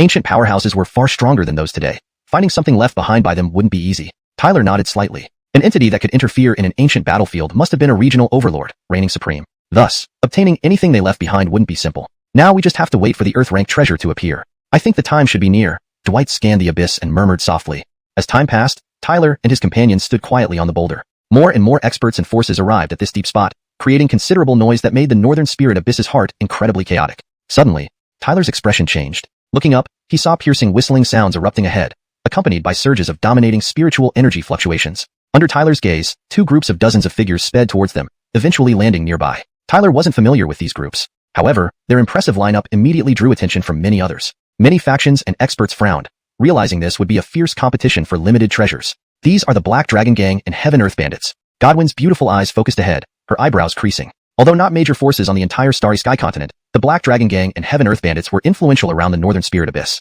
If any treasures were found, these local factions might gain an advantage. Dwight nodded slightly, feeling somewhat helpless. Originally, their mission stated only an Earth-rank treasure, setting up a team of Platinum disciples. No one expected such a large crowd here. Just do our best. We'll consider the mission accomplished if we can explore the treasure site. As for those valuable resources, we'll see how things play out. Hearing Dwight's words, Lexus and the others nodded. For now, this was the best approach. Dwight was their strongest here, while the other four were average at best in the deepest abyss. Again, as Dwight and the others conversed, another ear-piercing whistling sound erupted ahead. Everyone turned to see dozens more figures flying towards a hilltop. That's Blood Cloud Sect.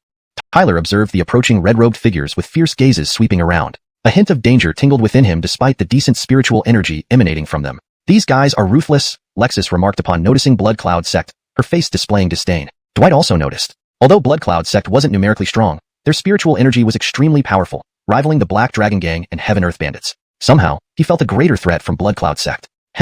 Seeing Blood Cloud Sect, Tobias and the others also exchanged grim smiles, knowing it wasn't the time to cause trouble here. Tyler and the others gradually shifted their focus back to the massive abyss, waiting for the treasure to appear. Time passed rapidly as everyone waited. Soon, night fell, with moonlight spreading across the heavens. Everyone stared intently, silent and excited, observing the surrounding movements. As the moonlight flooded the abyss, faint, strange glows began to emerge. These glows condensed into a faint barrier above the abyss. It's here.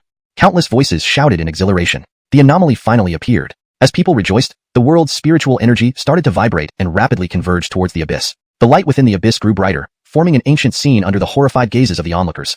That image contained an overwhelming pressure that, at this moment, enveloped the entire area. Boom! The thunderous sound rang out with the appearance of that image. Countless people gazed at the ancient scene in shock, their eyes brimming with uncontainable wild joy. An ancient treasure. Dwight's hand clenched suddenly, his gaze reflecting shock, wild joy, and helplessness. The treasure that appeared this time was actually not a Tier Earth treasure, but an ancient treasure. The image carried an overwhelming pressure that, at this moment, enveloped the heavens and earth. Boom! The thunderous sound echoed as the image appeared. Countless people looked at the ancient scene in surprise, their eyes instantly revealing intense kangxi, wild joy, that could not be hidden. An ancient treasure.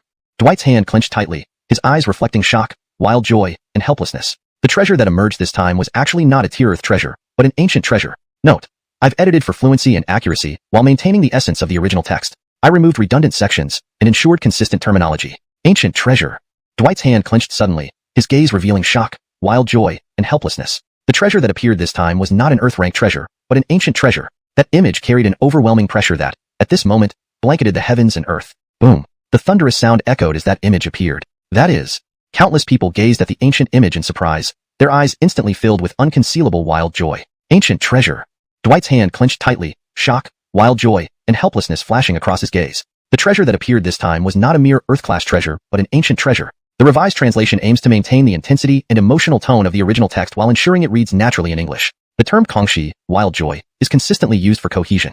Chapter 73, The Immortal Lingji. Above the vast abyss, beams of light converged. When that ancient scene appeared, the atmosphere deep within the northern spirit abyss was almost immediately ignited. Countless pairs of eyes turned greedy at this moment. Their hearts raced as they stared at the ancient scene with intense joy filling their hearts. The treasure revealed today turned out to be not an Earth-level treasure, but an ancient treasure. They had come here merely due to rumors about an Earth-level treasure. No one knew it would be an ancient treasure. They suspected it might belong to an ancient powerful figure who had once perished in this very place. So, most had approached with a skeptical mindset. However, everything finally proved true. Countless people's eyes turned bloodshot, thinking of the ancient treasure. This news would attract even some major forces, but fortunately, the current rumor only hinted at an Earth-level treasure. By the time those major forces react, the ancient treasure would likely have already been divided. Really, an ancient treasure. Blaine, the young patriarch of Blood Cloud sect, stared greedily at the ancient scene above the abyss. Among the red-robed figures behind him, a greedy gaze also fixed on the ancient scene, his eyes flickering with excitement. This is the ancient treasure? Albert also cast a curious glance. Although he couldn't fully discern the appearance of the ancient scene, the battlefield and overwhelming power emanating from it, even though long vanished, swept through the heavens and earth, sending shivers down one's spine. Buzz. The illusory ancient scene suddenly vibrated slightly after appearing, then countless rays of light burst forth like a full moon, causing the entire abyss to boil. Swish, swish. These rays shot towards every corner of the abyss. Swoosh. As the light pierced into the dark corners, cliffs cracked open, illuminating the darkness within the caves. Snap. The caves collapsed, massive rocks continuously rolling down. Moments later, everyone could see 3 mysterious runes seemingly appearing in the abyss. That's... Countless people gazed dubiously at the runes hidden in the cave. Buzz. The 3 ancient runes suddenly sparkled, then detached from the cave walls like living entities, converging mid-air over the abyss. Boom. As the 3 runes converged, the ancient scene also vibrated intensely, rising and merging into the runes, emitting blinding light. People witnessed the space starting to tremble and transforming into a colossal human-shaped passage dozens of yards wide. Boom. A dazzling beam erupted from the passage, reaching the sky. Within the beam, a destructive force resonated, echoing across the heavens and earth. This spectacular sight was visible throughout the entire northern spirit abyss. The ancient treasure has emerged. Watching this scene, everyone's breathing quickened. That ancient treasure hidden within the northern spirit abyss for hundreds of years finally appeared today. Charge! Someone shouted loudly, distorting the skies instantly. Numerous figures rushed into the human-shaped passage, creating a flood. Albert watched, a fervor stirring in his heart. He was equally interested in the ancient treasure and hoped to gain such fortune to become more powerful. Ever since learning about Jaden from Elder Gaoming, he knew he must grow stronger. Only then could he confront Jaden. Currently, he was still too weak, and even just Jaden could easily end his life. Therefore, he needed to grow stronger and become the top of the Star Sect's heaven list. We should go too. Albert took a deep breath, determination deepening in his eyes. This might be difficult, but he wouldn't give up. He would put all his efforts to achieve it. Avram nodded, cautioning, be careful. Ancient treasures are no less perilous than mountains of blades or seas of fire. Obtaining what the ancients left isn't easy. With a deep breath, Avram led the 4 others, turning into 5 shadows and dashing into the massive human-shaped passage. Upon entering the passage, Albert felt chaotic spatial fluctuations surrounding him. Soon, he saw a vast dark swamp stretching before him, and he stood on a patch of dry land amidst the swamp. Figures kept appearing on this land. Albert looked around but found no sign of Ningfeng, Avram, Miaojing, or Jolene. They're gone? Were they separated by the spatial fluctuations of the human-shaped passage? His expression changed. Truly, this ancient treasure harbored mysteries. Such means were astonishing. He shook his head. They were probably temporarily separated, but would likely meet again.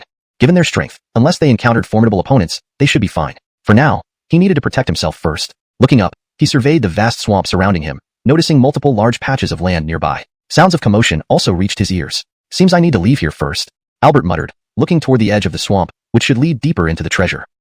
What's that?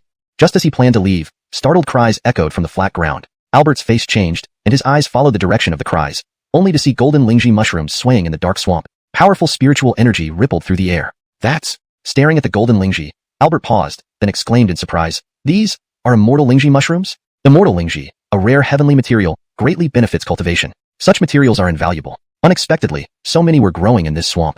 Immortal lingji? Upon recognizing them, shocked exclamations spread among the crowd. Everyone's eyes burned with greed. Entering the ancient treasure and encountering such treasures, it indeed lived up to its reputation. Albert licked his lips, his eyes gleaming hotly. Just as he was about to dash forward, laughter rang out nearby. A figure lunged towards the nearest lingji mushroom. Haha, so many immortal lingji, what great luck. The figure rushed straight for the mushroom. Seeing this, other powerful figures quickly followed suit. I'll snatch some too, Albert murmured. This competition clearly relied on individual skill. With their abilities, they could snatch quite a few lingji mushrooms. Albert dashed rapidly but avoided the densest clusters, quietly picking the less abundant ones. The swamp became thoroughly chaotic, with astonishing spiritual energy fluctuations causing tumultuous waves. As time passed, the immortal Lingji mushrooms gradually dwindled.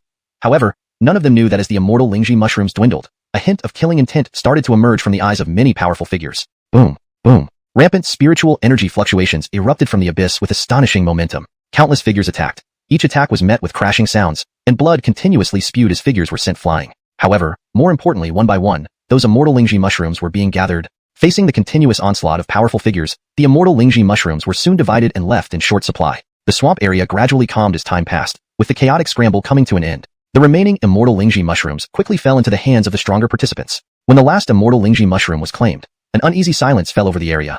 Bloodstains colored the swamp red, and the scent of blood lingered in the air. Clearly, several strong figures had lost their lives during the chaotic scramble earlier. Some had been killed by surprise attacks. All these powerhouses who came here harbored ambitions. If there was an opportunity, they would not hesitate to kill and plunder. A sigh of relief filled the air. After the scramble ended, many powerhouses felt a surge of excitement but were extremely wary, cautiously observing their surroundings, fearing sudden attacks and losing their hard-earned immortal Lingji. Heh. Amidst this tense atmosphere, Blaine of Blood Cloud Sect suddenly sneered, drawing all eyes towards him. Blaine ignored those gazes and instead cast a mocking look at Albert, who returned his gaze warily, clearly trying to understand his intentions. Boy, you sure have some tricks up your sleeve? I reckon you must have at least 30 immortal Lingji mushrooms in your possession?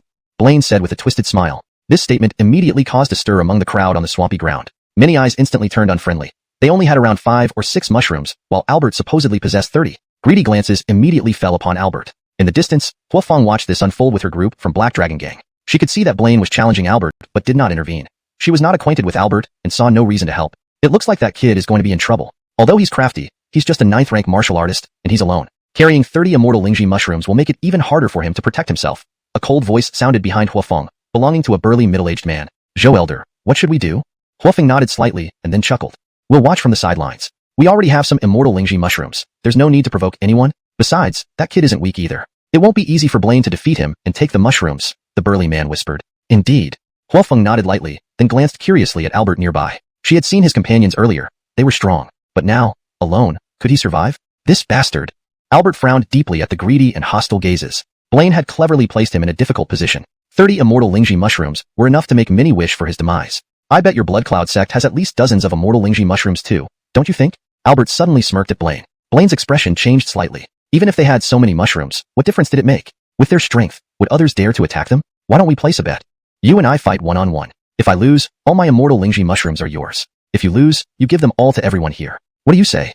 Albert grinned. Upon hearing this, the crowd erupted in murmurs. Initially surprised, they soon burst into laughter. Some began casting glances at Blaine with ill intent. Haha, this brother has guts. I'll be friends with him. Heh, Blaine got outsmarted by Albert. This is amusing. Under these hostile gazes and supportive cries for Albert, Blaine's face turned pale. He hadn't expected Albert to turn the tables and pull him into the fray, especially with such high stakes, immortal Lingji mushrooms. That boy is smart. The burly man behind Huafeng chuckled. Huafeng nodded gently. In this situation, Albert had cleverly forced Blaine into a corner. Knowing that he might become the target of many, he wisely proposed a large offer to shift attention away. You've got some guts. Blaine's expression turned cold. Anger burned within him. He hadn't anticipated this move by Albert. Drawing him into this predicament with mere words infuriated him. At this moment, if he didn't act, Blood Cloud sect would surely be mocked. Killing intent began creeping into Blaine's eyes. Suddenly, a long white spear appeared in his hand, radiating a fierce force. Boy, daring to act arrogantly in front of me? Looks like you're asking for death. Chapter 74. Tyler battles Cullen. An overwhelmingly fierce surge of spirit energy billowed out ceaselessly from Cullen's body, the surrounding air violently shattered by its force. Cullen's strength had genuinely reached the level of a second-rank warrior master. Such prowess was quite impressive even within the northern spirit abyss. Compared to this Cullen, Brian seemed lackluster. Cullen stood ramrod straight, gripping a white spear. The spear's surface was irregularly convex and concave. Cold starlight swirled around its tip, exuding an intensely domineering aura. Everyone could see that this spear was a weapon of extreme sharpness. To become the young master of the Blood Cloud sect, it was evident that Cullen possessed some ability. TSK, what an overpowering aura. Truly worthy of being the young master of the Blood Cloud sect. That spear he wields must be the infamous curved tip spear? It's rumored to be a vicious weapon with immense destructive power. This boy has certainly met his match this time. Though Cullen is terrifying, that boy isn't someone easy to bully either. To have managed to grab 30 immortal Lingji herbs, not just anyone can pull that off. Yes, in their duel, one of them will surely be wounded. As for who is stronger, it comes down to their own abilities. Tyler gazed at the fiercely imposing Cullen, a smile gradually spreading across his face. He softly said, So, you agree to stake your immortal Lingji on this? Cullen's eyes were icy as he fixed Tyler with a cold stare, his grip tightening on the spear. In a sinister voice he replied, Of course I agree. Why wouldn't I accept free immortal Lingji? The blood cloud sect experts behind Cullen's expression changed, but did not say much more. They knew Cullen's strength all too well. Indeed, within the realm of a second-rank warrior master, few could stand against him when he exerted his full power. Although the boy also had some skills, he was ultimately only at the 9th-rank martial artist level and considerably inferior to Cullen. If so, please let those present bear witness. As for the immortal Lingji, may everyone have a share. What do you think? Tyler smiled, looking around at the many gathered experts and said, Heh, no problem. Since both sides have placed immortal Lingji on the line, naturally, we can't go back on our word. The blood cloud sect is famous, so I'm sure they won't do anything dishonorable, right? A powerful figure laughed loudly. Some among them were quick-witted, understanding that Tyler was deliberately offering them an advantage. If the blood cloud sect lost, they wouldn't dare renege with so many powerful people watching. Haha, right? With so many of us witnessing, if anyone reneges, we won't just stand idly by. Others nearby echoed in agreement. Though they understood Tyler was leveraging their presence, no one felt disgruntled. They didn't care who won or lost. Getting their hands on the immortal Lingji was all that mattered. Cullen's face remained cold, then he shot Tyler a ferocious glance, aware of Tyler's intentions through his shrewdness. Worry about whether you can escape my grasp. Tyler responded with an indifferent smile, though there was a hint of cold killing intent in it. With Cullen constantly pressing him, Tyler had long wanted to confront him. Now that he had a chance, it suited him perfectly. Grip? Tyler clenched his fists, his hands brimming with formidable power. Taking large strides, golden light slowly emanated from Tyler's body, low thunder rumbles echoing inside him. He looked indifferently at the icy-faced Cullen before him and smiled. Come on. In a bit, you'll be on your knees begging for mercy. Seeing Tyler smile, Cullen felt waves of anger. In his eyes, Tyler's confidence bordered on recklessness. Bang! A glint of killing intent flashed in Cullen's eyes. Suddenly, the white spear in his hand trembled, producing a sharp roar filled with terrifying power. Whoosh! At the moment the roar sounded, Cullen's figure blurred. The air before him ruptured as a shadow darted toward Tyler like a ghost. His spear swung wildly, creating numerous overwhelming spear shadows that swept towards Tyler's vital points like waves. Cullen attacked without any hesitation, ruthlessly aiming to dismantle his opponent. As the myriad spear shadows approached, Tyler raised his palm. A beam of golden light shot out and transformed into a massive golden tower, crashing head-on into the fierce spear shadows. Clang clang clang. Jarring collisions accompanied by sparks resonated as the sharp spear shadows were completely blocked by the golden tower's rotations. Zoom. Just as the fierce spear shadows were repelled, Tyler leaped forward, his foot pushing off the giant tower to close in on Cullen. Roaring sounds reverberated as a formidable barrage erupted, turning Tyler into a machine of brute force. His attacks bombarded Cullen like a hurricane. The fierce attack startled many onlookers, who realized how astonishing Tyler's assault truly was. Cullen initially retreated under Tyler's relentless storm of attacks, but soon stabilizing himself, he thrust his spear to counter Tyler's formidable strikes. Every time Tyler's attack struck his spear, Cullen could feel an incredible force surging up through the spear into his hands. His eyes showed surprise, realizing only now, after engaging Tyler, the tremendous power hidden within this seemingly 9th-rank martial artist.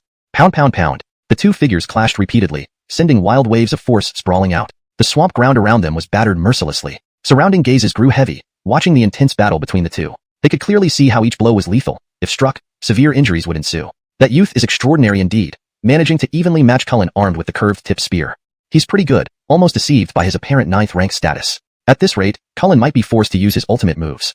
Doesn't that kid have a killer move too?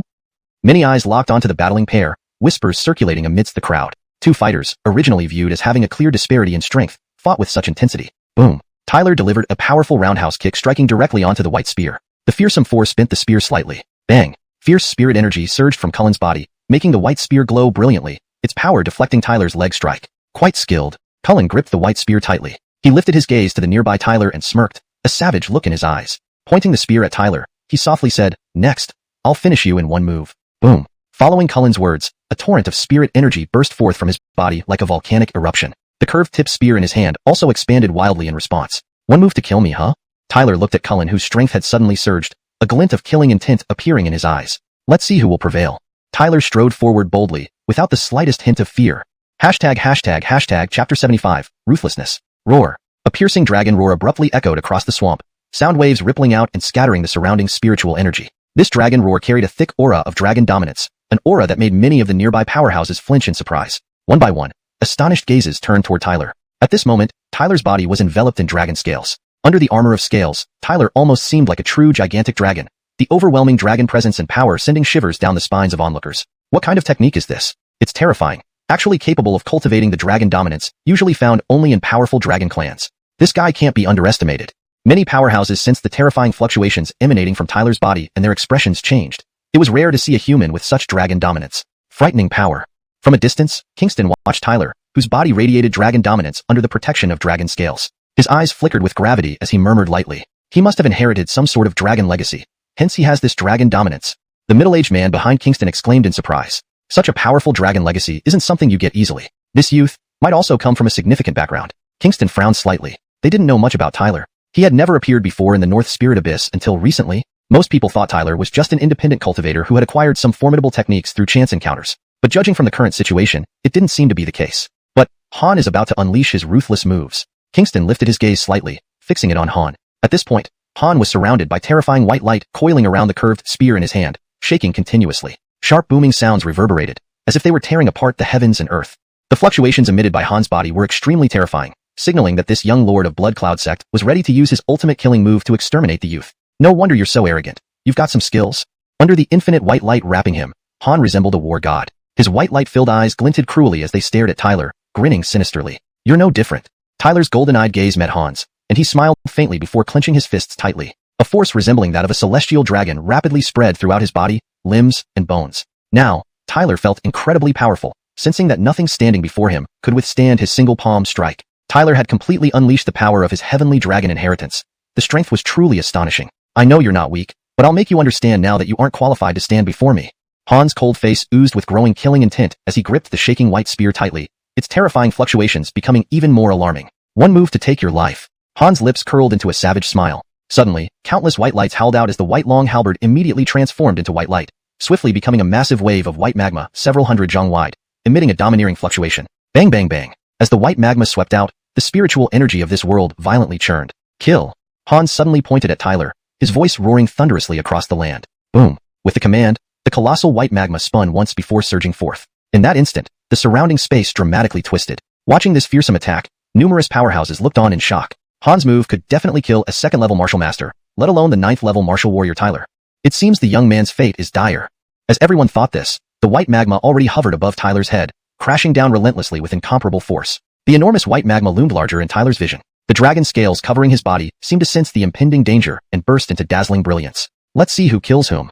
Kill intent flashed in Tyler's eyes. With no intention of retreating, he clenched his fist, took a deep breath, and suddenly formed a seal. Heavenly Dragon Sky-tearing claw. As Tyler made the seal, the dragon scales wrapped around his palms, shimmering in brilliant golden light accompanied by deafening dragon roars. Buzz. Countless spectators winced at the blinding golden light. Then, they saw Tyler's golden-clad palm turn into a claw, mercilessly striking the giant white magma. Bang! An ear-splitting roar resounded, followed by an unimaginable storm sweeping through. Even with desperate attempts to shield themselves with spiritual energy, countless people were knocked to the ground, coughing up blood in disarray. But now, none paid attention to these. Stabilizing their bodies, they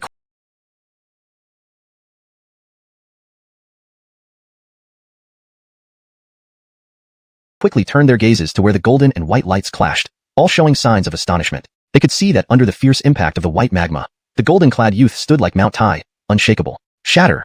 As everyone focused on the scene, a faint voice echoed from within the golden light. Though not loud, it held a tone of unquestionable authority. Roar! Immediately after, a dragon roar filled with immense dragon dominance erupted. Everyone witnessed the dragon scales swiftly gather, forming a claw-like shape, fiercely slamming into the white magma. Whir! This horrifying power immediately caused the white magma to tremble, faint screams seeming to echo from within. The clawed scales, in an unstoppable manner, tore through the white magma.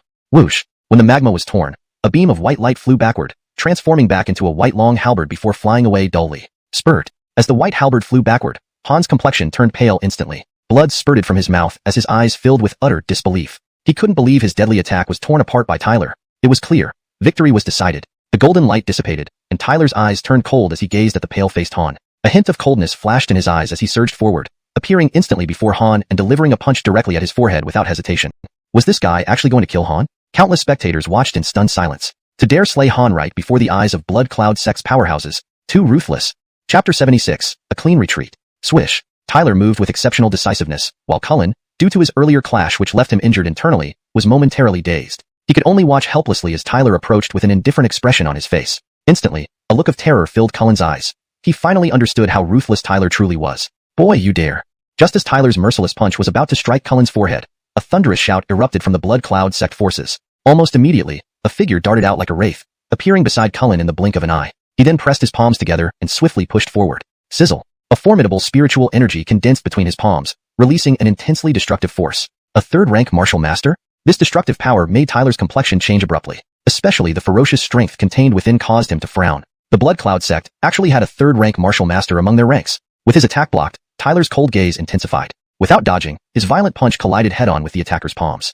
Boom. On impact, Tyler's offensive exploded into fragments. Pain surged from his fist, but a glint of chill appeared in his eyes as he swiftly delivered a whip kick that struck Cullen's body like a sharp blade. Violent ripples spread out. Both Tyler and Cullen were sent rolling back at almost the same time. Tyler quickly regained his balance, while Cullen let out an anguished cry and spat out a mouthful of blood. Looking up, Tyler saw a tall elder dressed in a black robe, standing impassively beside Cullen, who was now glaring at Tyler with unfriendly eyes. The black-robed elder looked at Tyler with murderous intent and sneered, "Boy, you are indeed heartless and ruthless. It's just a gambling duel, yet you dared to try and kill your opponent. You old coot, it's easy for you to talk when you're not involved. We were fighting one-on-one, and he didn't admit defeat. Why did you interfere? Were you going to wait for him to recover before continuing the match?" Tyler laughed, full of disdain. Hearing this, several nearby experts also laughed in agreement. They were seasoned veterans of the Northern Spirit Abyss, far from being benevolent individuals. Exploiting someone's vulnerability to finish them off was something everyone would do. If they had been in Tyler's place, they might not have held back either, although perhaps not as ruthlessly. Thus, when the black-robed elder criticized Tyler for being too ruthless, it elicited a silent mockery from some onlookers. In the Northern Spirit Abyss, if you showed mercy to your enemies, you'd likely be the one getting killed. Playing word games. The black-robed elder's eyes flashed with anger as he coldly said. Tyler did not waste any more words and turned his gaze toward Cullen, who was disheveled and seriously wounded. With a faint smile, he asked, "Brother Cullen, is the outcome of this match now decided? If you don't concede, shall we continue? Many friends are waiting to divide the immortal Lingji." Cullen's face twisted in fury, clearly burning with rage inside. "Yes, do you concede or not? If you're not afraid to die, let's keep fighting. Indeed, we're all witnesses here. We have plenty of time to wait." Laughter echoed around the area. Normally, these experts might not dare to offend the Blood Cloud sect. However, since the immortal Lingji was crucial to everyone present, they were not indifferent spectators. Hearing the laughter, Cullen's already grim face darkened even more. He never imagined that a plan aimed at targeting Tyler would end up backfiring so badly. Moreover, the previous fight clearly showed his inferiority. Now gravely injured, should he continue, Tyler's relentless style would certainly lead to further punishment. This time, even the nearby experts might not react in time to help. Struggling visibly for quite some time, Cullen finally clenched his teeth in frustration and admitted, "I concede this match." Blood Cloud sect's experts frowned upon hearing this and wanted to object but were stopped by Cullen's waving hand. Cullen glared fiercely at Tyler, the madness in his eyes like he wished to devour him alive. "Ha, as expected of a young lord of the Blood Cloud sect. Since you concede, hand over the immortal Lingji. The friends present are still waiting to divide it," Tyler replied with a pleasant smile, undeterred by Cullen's menacing look. Cullen's expression flickered, feeling as if his heart bled at the thought of handing over dozens of immortal Lingji. However, with many fierce experts around, refusing might bring trouble upon the Blood Cloud sect. Even though the sect was powerful, they couldn't risk enraging the crowd. Boy, the goods of the Blood Cloud sect aren't easily taken. Cullen took a deep breath and then, with a thought, the dozens of immortal Lingji flew out of his storage bag toward Tyler. Seeing this, Tyler smiled slightly, waved his sleeve, and the immortal Lingji flew toward the surrounding experts. "Gentlemen, as agreed beforehand, ha ha ha, there's something for everyone." Boom. Eyes went bloodshot as the experts saw the dozens of immortal Lingji flying towards them. Spiritual energy roiled violently as they surged forward in competition. Even though dozens of immortal Lingji seemed substantial, with the number of experts present, it felt insufficient, leading to another bloody conflict erupting over the loot. Tyler paid no attention to the scramble. Having already distributed the immortal Lingji, he cared little about who ended up with what. Cullen watched the immortal Lingji being snatched away in an instant, clenching his teeth. Casting a venomous look at Tyler, he grinned maliciously. "Gentlemen, next, the Blood Cloud sect will settle scores with Tyler. If you don't want to offend us, please don't meddle further." At Cullen's words, the Blood Cloud sect experts' eyes lit up with ferocity. Now was the time to reclaim what they lost. The other experts hesitated not and took a few steps back. They weren't foolish enough to risk confronting the Blood Cloud sect just for Tyler, despite the recent benefits gained. Tyler observed their indifference with resignation. These people indeed acted based on self-interest, much like casual drinking buddies. Of course, he didn't expect any help from them. Facing the Blood Cloud sect experts brimming with killing intent, especially the black-robed elder, a second-rank martial master, Tyler knew dealing with this individual wouldn't be easy. After learning from their previous mistake, the Blood Cloud sect would no longer engage him in a single combat. "This is somewhat tricky," Tyler murmured to himself. "Boy, you've eaten our goods. You'll have to spit them back out doubled." Cullen's expression was grotesque with malice as he coldly stared at Tyler and ordered, "Attack! Kill him!" Immediately, the black-robed elder led dozens of Blood Cloud sect experts charging forward, unleashing waves of spiritual energy in an overwhelming assault against Tyler. But Tyler ignored this, rushing directly toward Cullen instead. "What? Stop him!" Seeing Tyler charging straight at him, Cullen's face turned pale, and he hurriedly shouted. Hearing his cry, the few nearby experts immediately acted, attempting to force Tyler back. Boom. However, facing the attacks from these few experts, Tyler gave a cold shout, clenched his hand, and the God Demon Tower emerged, striking fiercely at the three of them. Bang bang! The God Demon Tower swept across, shattering all their attacks. It continued with its momentum and fiercely struck the bodies of the Blood Cloud sect's experts, causing them to fly backward like dead dogs and land clumsily on the ground. However, Tyler paid no attention to the black-robed elder's attack. Instead, he directly threw Cullen toward him. The black-robed elder was greatly alarmed, quickly retracting his hand to catch Cullen. "Haha, Blood Cloud sect is just that. We'll meet again." Tyler laughed loudly, speeding away from the swamp. In an instant, he disappeared from sight under the countless gazes watching him. After Tyler left, silence enveloped the swamp. Everyone stared at the enraged black-robed elder. They knew that from this day forward, this young man would truly become famous throughout the Northern Spirit Abyss, taking on the entire Blood Cloud sect single-handedly, heavily injuring young Lord Cullen, and then escaping unscathed. This achievement was enough to shock anyone. ##### Chapter 77. Hero rescues beauty. Chase after him. Staring at Tyler's retreating figure, the captured Cullen roared with rage. His furious cries echoed throughout this ancient treasure site. The moment the Blood Cloud sect's warriors pursued, chaos erupted inside the ancient treasure, filled with the enraged roars of beasts and subsequent screams. In a secluded area within the ancient treasure, Tyler hid himself in a hidden lake, holding his breath as much as possible. He kept his eyes alert to any movement around him, where he could occasionally see Cullen searching tirelessly. Tyler had managed to escape right under their noses, which undoubtedly infuriated Cullen beyond measure. The Blood Cloud sect was known for their ruthlessness and dominance. They had lost the immortal spiriture right before their eyes. How could they possibly swallow this humiliation? Note: immortal spiriture seems to be a mistranslation or typo. Based on the original text, it should be immortal spiriture, translated as immortal spirit grasp. Here's the revised paragraph with corrections. Tyler had managed to escape right under their noses, which undoubtedly infuriated Cullen beyond measure. The Blood Cloud sect was known for their ruthlessness and dominance. They had lost the immortal spirit grasp right before their eyes. How could they possibly swallow this humiliation? Additionally, here are some further improvements for natural fluency and consistency. Tyler's bold move of escaping in full view had infuriated Cullen beyond measure. Known for their ruthless dominance, the Blood Cloud sect had lost the immortal spirit grasp right before their eyes. Swallowing such humiliation was out of the question for them. This version conveys the meaning more naturally and maintains consistency in terminology and style. Despite being enraged, the complex nature of the ancient treasure made it easy to hide. Even with numerous strong warriors from the Blood Cloud sect, locating Tyler wouldn't be an easy task. Tyler watched as many figures gradually left. Although Cullen had many followers, it was clear that they weren't targeting him directly. They couldn't give up on harvesting treasures here. This search was bound not to last forever. With Blood Cloud sect members everywhere, leaving now would result in certain pursuit. My only option is to refine this immortal spiriture immediately. If I can successfully advance to the first stage Martial Master realm, I'll have the ability to deal with them. In this sentence, smoothly advance is changed to successfully advance for better fluency and naturalness in English. The term confront is also replaced with deal with to make it sound more natural while keeping the meaning intact. Tyler's eyes gleamed. With his current strength, it was impossible to fight Cullen and his group. However, if he broke through to the first stage Martial Master, his chances would greatly improve. Given the situation, Cullen clearly intended to kill. Without increasing his strength, self-preservation would be questionable. Deciding instantly, Tyler grabbed all the immortal spirit herbs from his storage bag and placed them in his mouth. Buzz. The immortal spiriture dissolved instantly upon contact, releasing waves of powerful spiritual energy that converged towards Tyler. However, he absorbed it directly using the God-Devil Heaven technique. What a great thing! Tyler praised as he sat cross-legged in the lake, absorbing the pure spiritual energy continuously flowing into him. His body swelled slightly, and the spiritual energy inside grew visibly stronger. Footsteps echoed around the lake. Several people lingered here, hoping to find remaining immortal spirit herbs despite the earlier harvest frenzy. Some stayed, believing they could still gain something. Note: I've replaced jur with herbs to ensure the sentence reads naturally in English while maintaining accuracy. On a huge rock nearby, two figures in red robes sat meditatively, eyeing the surroundings warily, looking for Tyler's whereabouts. They were sent by Cullen to guard this spot. Despite knowing it might be futile, they followed orders and remained vigilant. A mere 9th stage warrior returning to face death? Possible? They laughed coldly, mocking Tyler while scanning the area impatiently. Soon, they widened their eyes in surprise. Not only them but also other searchers around the lake stared astonishingly as a figure emerged from below the water. Tyler's appearance startled many. It's the youth who escaped the Blood Cloud sect earlier. How dare he show himself? How could this be? People gasped in disbelief when they saw Tyler reappear. They had been amazed when he escaped once. Who could have thought he would dare show up again? Ignoring the astonished looks, Tyler felt immense satisfaction with his improved strength. Thanks to the abundant spiritual energy from the immortal spiriture, he had advanced to the first stage Martial Master realm, feeling several times stronger than before. Note: immortal spiriture seems to be a mistranslation or typo. It should likely be immortal spirit grass, or another proper name for the herb. Please verify the correct term based on the original text. For better fluency and accuracy.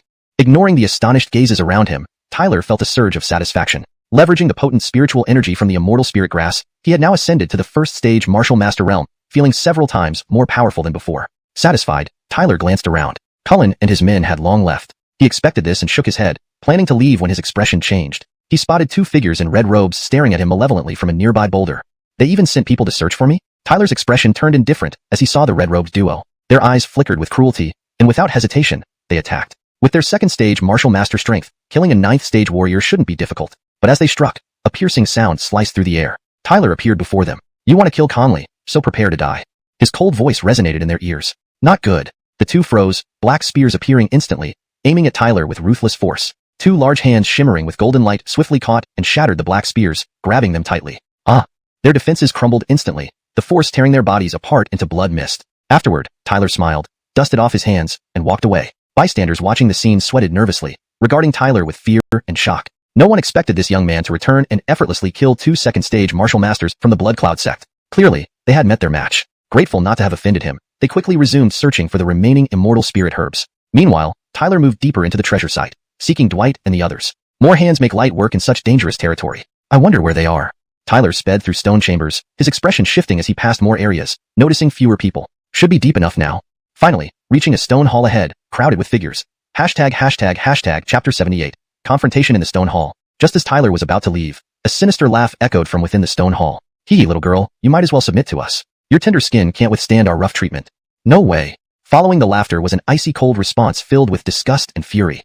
Since that's the case, don't blame us for forcing ourselves on you. Brothers, grab these 2 girls. The sinister laughter rang out once more. Hearing this, Tyler immediately stopped in his tracks because he recognized the familiar voice.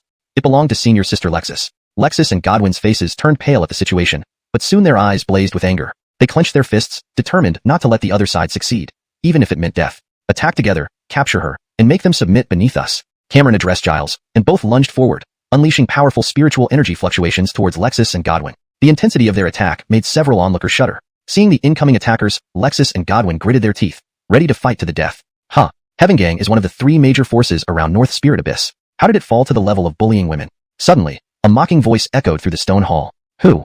Cameron and Giles froze, glaring fiercely in the direction of the voice. They saw a handsome young man standing nearby, staring at them with indifference. Junior brother Tyler. Upon seeing Tyler, Lexis and Godwin's previously hopeless gazes lit up with surprise. However, they quickly turned bleak again upon realizing he was alone. Although they knew Tyler wasn't as weak as he appeared on the surface, Cameron and Giles were the chief and deputy chief of Heaven Gang. Boy, I warn you to stay out of this unless you want to get burned. Cameron glared at Tyler coldly. Tyler merely smiled and walked over to Lexis and Godwin, ignoring the hostile glares from Cameron and the others. Senior sister Lexis, senior sister Godwin, are you alright? Seeing Tyler come to their aid, Lexis and Godwin felt a wave of gratitude. We're fine. That's good, Tyler nodded. But these filthy mouths won't be getting away easily. Turning to face Cameron and the others, he smiled grimly. You Heaven Gang bastards, do you want to castrate yourselves, or should I help you?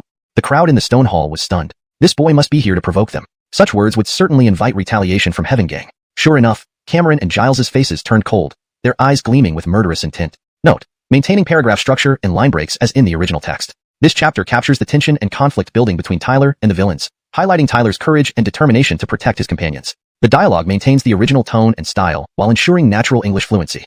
#### Chapter 78. Displaying great might. Boy, you're digging your own grave.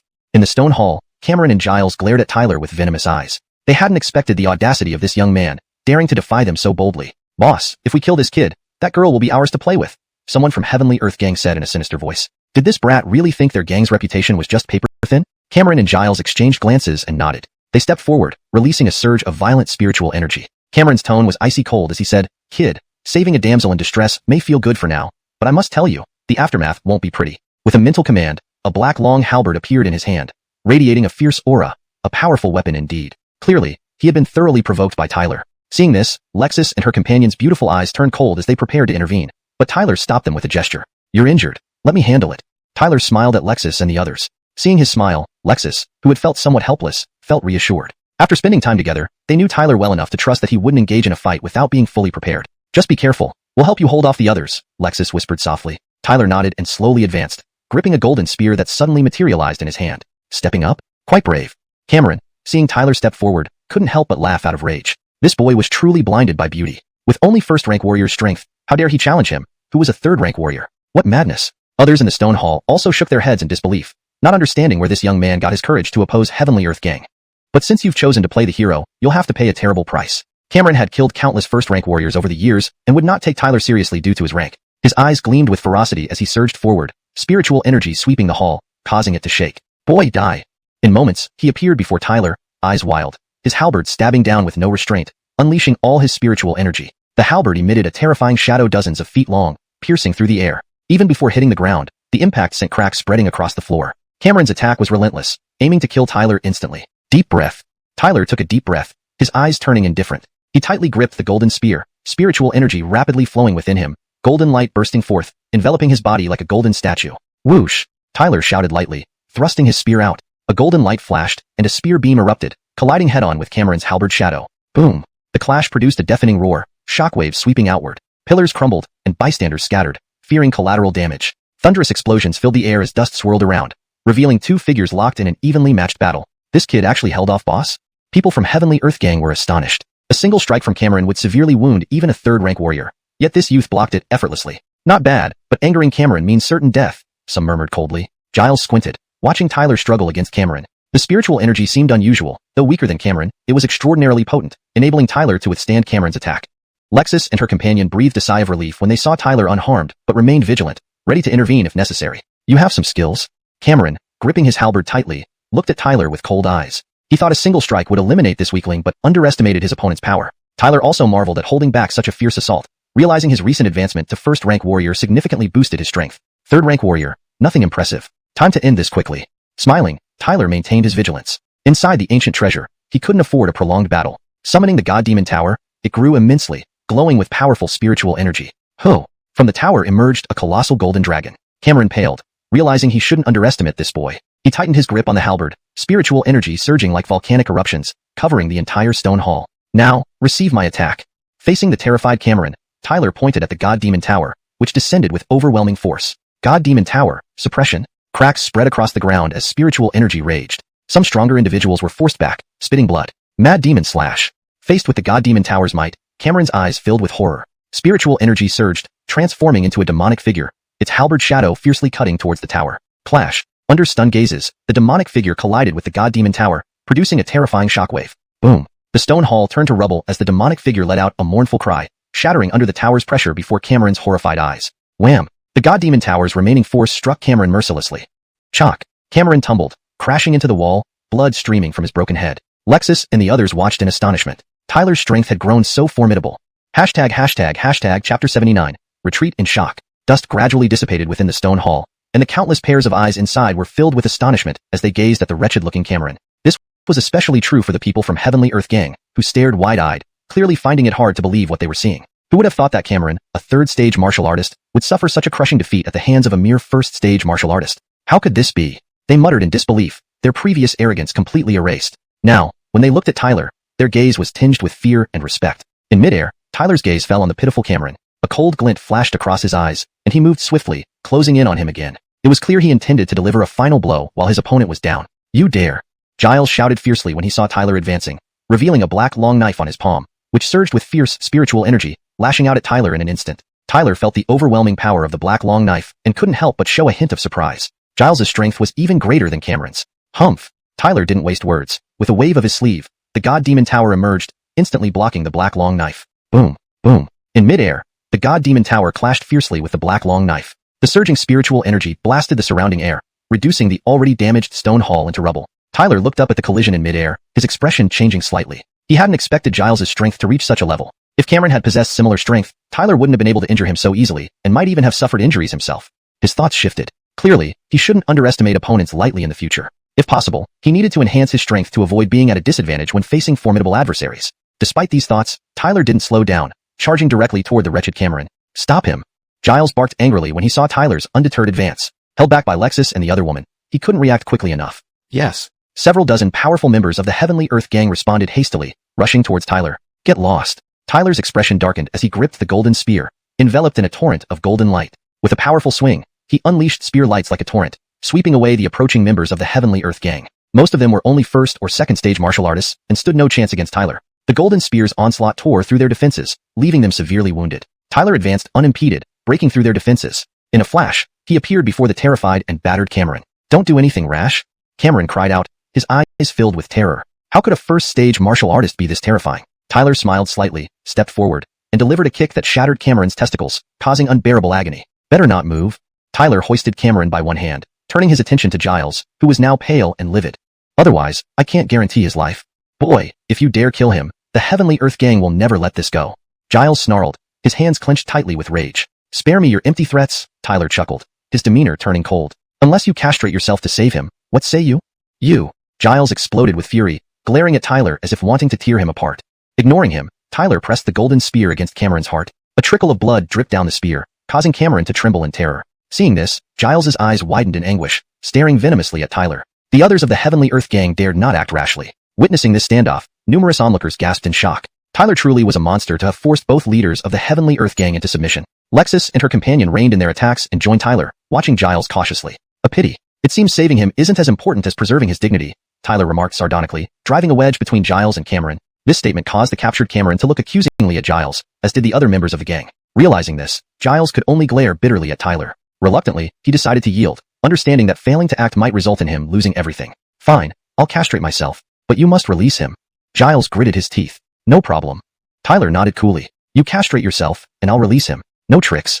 With burning hatred in his eyes, Giles chopped off his own testicles, biting back the pain. Tyler hadn't anticipated Giles's decisiveness, originally planning to finish them all if they resisted. Meanwhile, Lexus and the other woman gave Tyler a thumbs up, pleased that these two vile men would no longer harm women. You promised to release him, Giles said coldly, looking at Tyler and Lexus. Agreed. Without hesitation, Tyler threw Cameron towards Giles. This isn't over. Catching Cameron, Giles muttered menacingly before fleeing with his men. Now that this matter is settled, let's head deeper into the ancient treasure, Lexus suggested once Giles and his men had left. Various factions and experts were already heading towards the core of the treasure, and they needed to catch up quickly or risk missing out. Tyler nodded. He was also quite interested in the ancient treasure. He had already advanced to the first stage martial artist due to the immortal spirit herb. Who knew what other opportunities awaited deeper within? Note, immortal spirit herb is used here as a general term for the valuable herb that caused his advancement, as the specific type of herb, like immortal spirit ginseng, wasn't entirely clear from the context provided. If he could see such opportunities, his strength would undoubtedly soar, giving him the power to challenge even third or fourth stage martial artists. Without wasting time, the trio locked onto their destination and sped towards the depths of the ancient treasure.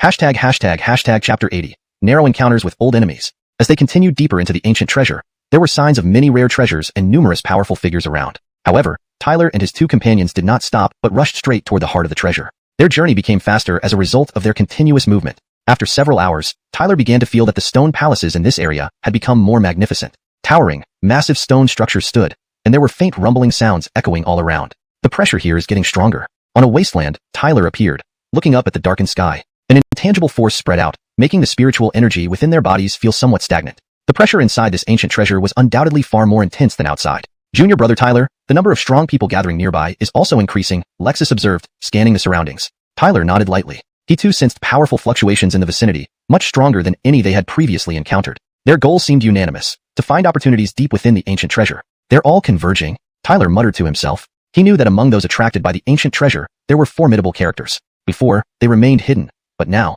having reached the depths, these strong individuals naturally began to reveal themselves. Let's go. The opportunity lies ahead. Tyler smirked. Regardless of how many formidable individuals lurked among the gatherers, he must obtain that opportunity. With it, he could rapidly strengthen himself. Every step he had taken was arduous. After speaking, Tyler and his two companions once again sped forward. This time, their journey didn't last long. About an hour later, they gradually slowed down, their gazes filled with astonishment directed towards the region ahead. It was an expansive black land where fiery streaks moved like swarms of locusts across the ground, forming a vast sea of flames when viewed from afar. In this fiery region, there were elongated deep pits stretching for hundreds of feet, each varying in shape, seemingly created during a destructive battle rather than naturally. A tremendous battle took place here in ancient times, Tyler said softly, eyeing the deep pits scattered throughout the area. The shock on his face was evident. This battle clearly referred to the legendary conflict between humans and the alien races, which destroyed the world to such an extent. Where is the opportunity? Lexus scanned the ruined landscape, expressing doubt. She found nothing but desolation from the ancient war, including remnants of ancient palaces. Tyler's expression changed slightly. His gaze lifted towards the sky, where endless flames writhed, emitting an unusually powerful fluctuation. The opportunity isn't on the ground, but on the sea of flames. Tyler smiled faintly. Really on the sea of flames? Lexus couldn't hide her surprise. Tyler nodded and slowly rose into the air, leading the way towards the sea of flames, followed closely by Lexus and the other girl. As they approached, the roaring grew louder, engulfing them in a fierce and chaotic sea of fire. Flames surged outward like tidal waves. Finally, Tyler stopped before the sea of flames, gazing at the grand silver palace standing serenely atop it.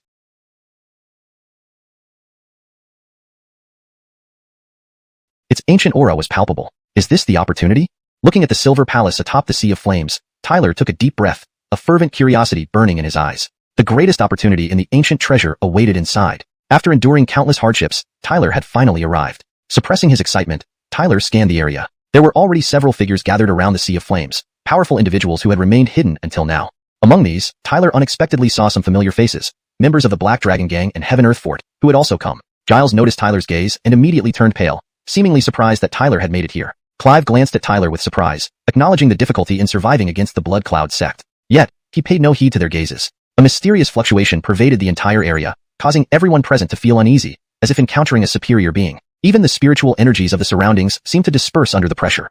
A remnant of ancient power. The remnants of an ancient powerhouse's might. All the powerful individuals who came felt the intensity of this force. Thankfully, it was only a lingering remnant. If it were a true ancient powerhouse, none would stand a chance. To an ancient powerhouse, perhaps everyone here was insignificant. Tyler felt the same pressure. He took a deep breath, clenching his fists tightly, yearning for such strength. Ancient powerhouse. What a formidable existence. When he achieved such power, he would be invincible and could seek out his mother after avenging his enemies. Though this strength seemed distant now, he believed he would reach that level someday. Suddenly, a cruel gaze fell upon Tyler from afar. He looked up, frowning slightly to see dozens of people clad in red robes, led by Buck and the black-cloaked elder. Seeing Buck's cruel stare, Tyler responded with a smile. Indeed, they met again despite narrow paths. Buck's eyes turned vicious upon seeing Tyler's smile, then flashed with malice as he returned a sinister grin. Buck stared at Tyler fiercely, his voice filled with venom. Brat, you're still alive, eh? Well, this time, I'll make sure you wish you were dead.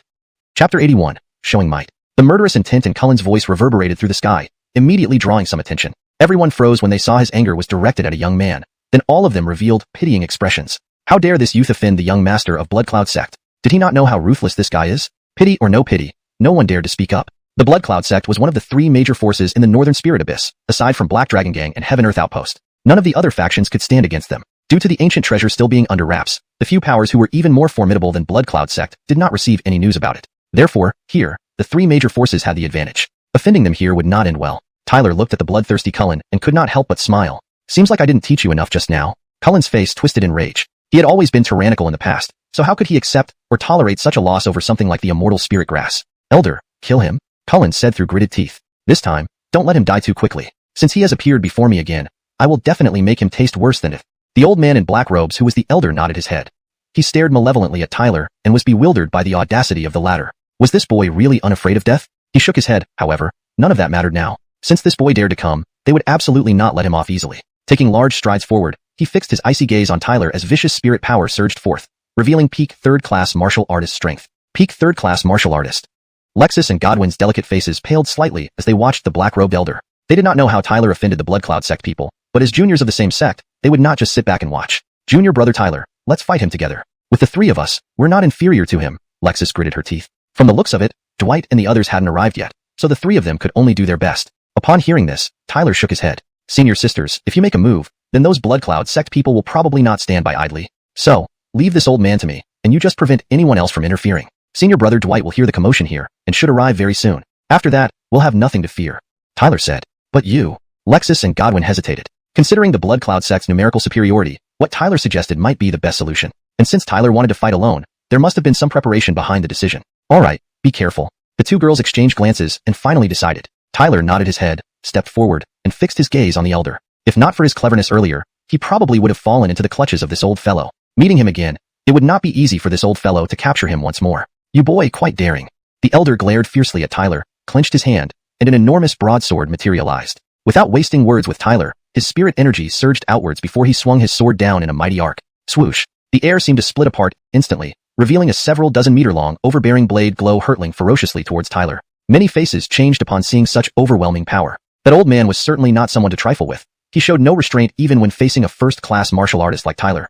However, Tyler sneered coldly. Curling his hands, he suddenly reached out with one. Boom. Golden spirit power exploded from beneath Tyler like a volcanic eruption, swiftly forming into Divine Fiend Great Strength hands. Swoosh. As soon as the Divine Fiend Great Strength hand formed, it grabbed out ferociously. In an instant, it slammed heavily into the overbearing blade glow. Bang. Fierce spirit power swirled out as that golden palm tore the overbearing blade glow to shreds, before pressing down towards the black-robed elder. This scene left many greatly surprised. Based on what they observed, they thought Tyler could only barely withstand attacks from this peak third-class martial artist elder, who knew that he not only wasn't overwhelmed, but actually gained the upper hand. Naturally, they could see Tyler was no ordinary individual. Otherwise, he wouldn't have destroyed the elder's attack so easily.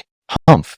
Seeing the ferocious grab of the golden hand, the elder felt its terrifying force. His expression changed, but he let out a cold snort. Sweeping his sleeves, a black staff suddenly emerged. Devil King Shatter Sky Staff.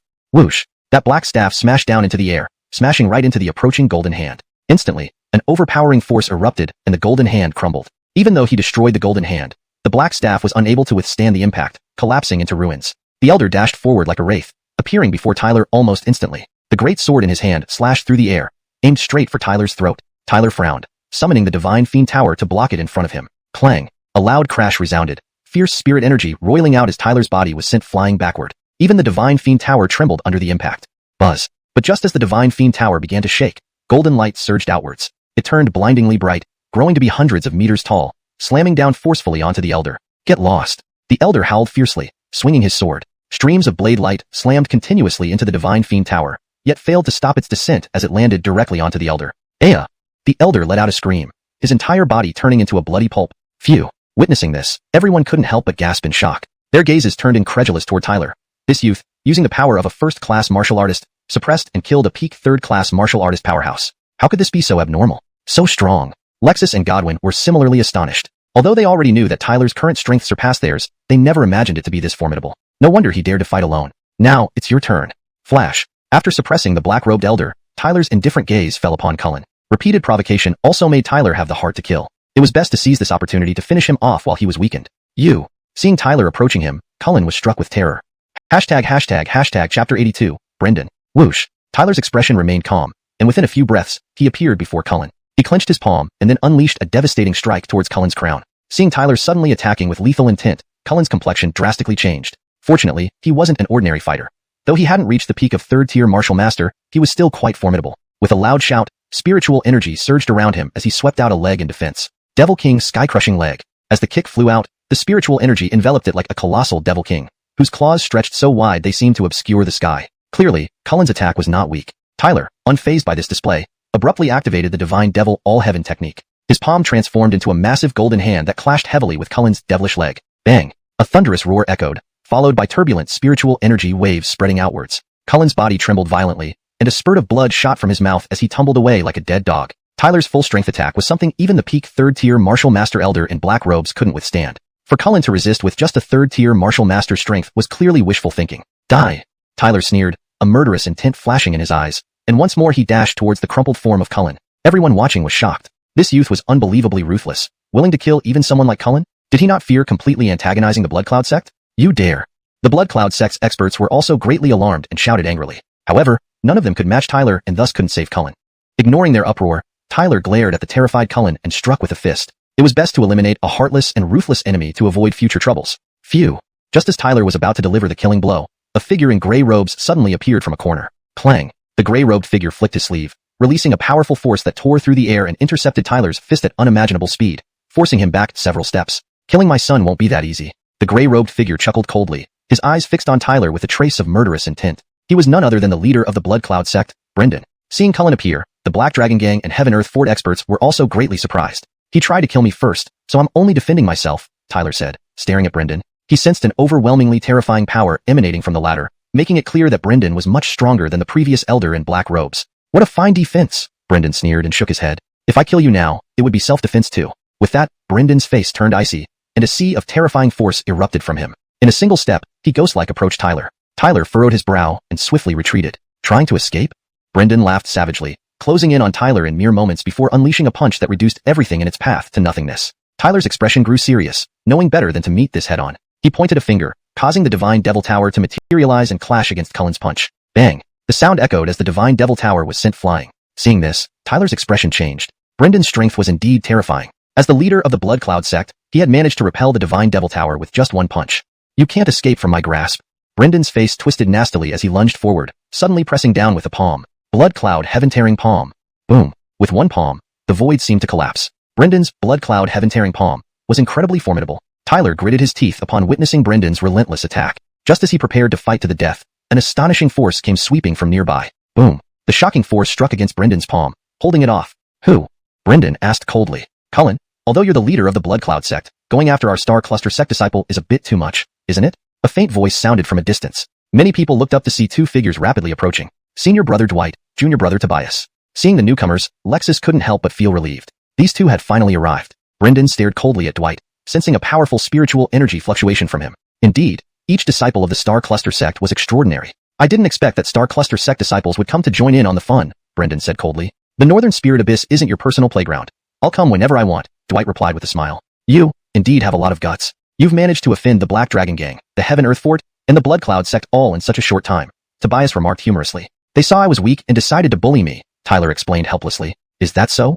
Dwight and Tobias exchanged glances, realizing the others might have been in the wrong first. From afar, seeing Dwight conversing with ease, Brendan felt somewhat annoyed. His lips curled into a savage grin as he glanced at them before turning back to the Blood Cloud sect members. With Dwight here, it would be harder to kill Tyler. Moreover, the opportunity presented by the ancient treasure was more important right now.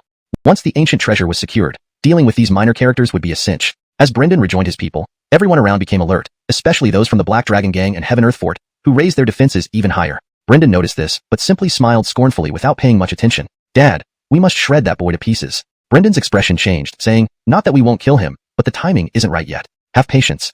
All right. Cullen nodded. Brendan's gaze swept over the crowd. If my prediction is correct, the ancient hall of the ancient treasure will soon open. Wait for the right moment. Anyone who dares to snatch it will be killed on sight. Yes. Everyone from the Blood Cloud sect nodded. Soon after, a massive ancient hall opened as if conjured from thin air. The ancient hall is appearing. Brendan's face lit up with joy and fervor. Go! Brendan shouted, dashing toward the gate of the ancient hall, closely followed by the Blood Cloud sect members. Immediately after them, Tyler and a large group of powerful individuals rushed out, instantly flooding into the ancient hall like waves crashing one after another. Chapter 83, The Life and Death Reincarnation Spear. Swish. Tyler was the first to rush into the opened ancient hall, and as he entered, he could distinctly feel an ancient atmosphere long sealed away come rushing at him. Inside the ancient hall were labyrinthine corridors that dazzled the eye. Alongside these corridors were many sealed stone chambers, occasionally emitting fluctuations of spiritual energy. Tyler's gaze swept over these corridors, then his eyes locked onto a straight one ahead. He was very clear that while there might be treasures in other parts of the hall, the best treasure was clearly at the end of the ancient hall. And that end of the ancient hall was precisely where Tyler planned to go now. Brother Dwight, let's head for the end of the ancient hall together. Thinking of this, Tyler did not hesitate. He informed Dwight and the other four beside him, then dashed out swiftly towards the end of the ancient hall. As the 5 figures sped off, sounds of breaking air followed closely from all around as figures raced in like they were competing to enter the ancient hall first. With the influx of these people, the ancient hall instantly became a scene of bustling chaos. The powerful beings looked eagerly at the dazzling corridors, then darted out to begin plundering the sealed stone chambers. To the end of the ancient hall.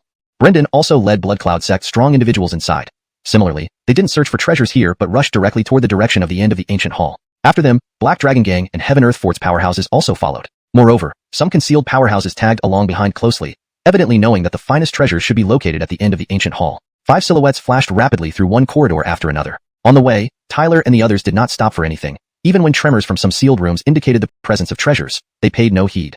His destination was the end of the ancient hall. Continuing their relentless journey forward, approximately half an hour later, the group stopped as their gazes turned curious, looking at something in the distance. Before them stood an enormous ancient hall. This hall was the most magnificent structure in the entire ancient hall. Clearly, this was the target of Tyler and company this time. Whoosh! Eyes filled with anticipation, Tyler's figure once again dashed out and almost instantly landed within the Golden Hall. The Golden Hall was crisscrossed like a giant maze. Within the hall were massive stone racks, on which scrolls, jade slips, and more items rested, emitting astonishing energies. These items were no ordinary treasures. This grand hall held the true essence of the ancient hall. So many treasures, Dwight and the other 3 remarked fervently, their eyes on the things placed on the vast stone racks. Indeed. Tyler nodded, about to step forward when his expression changed.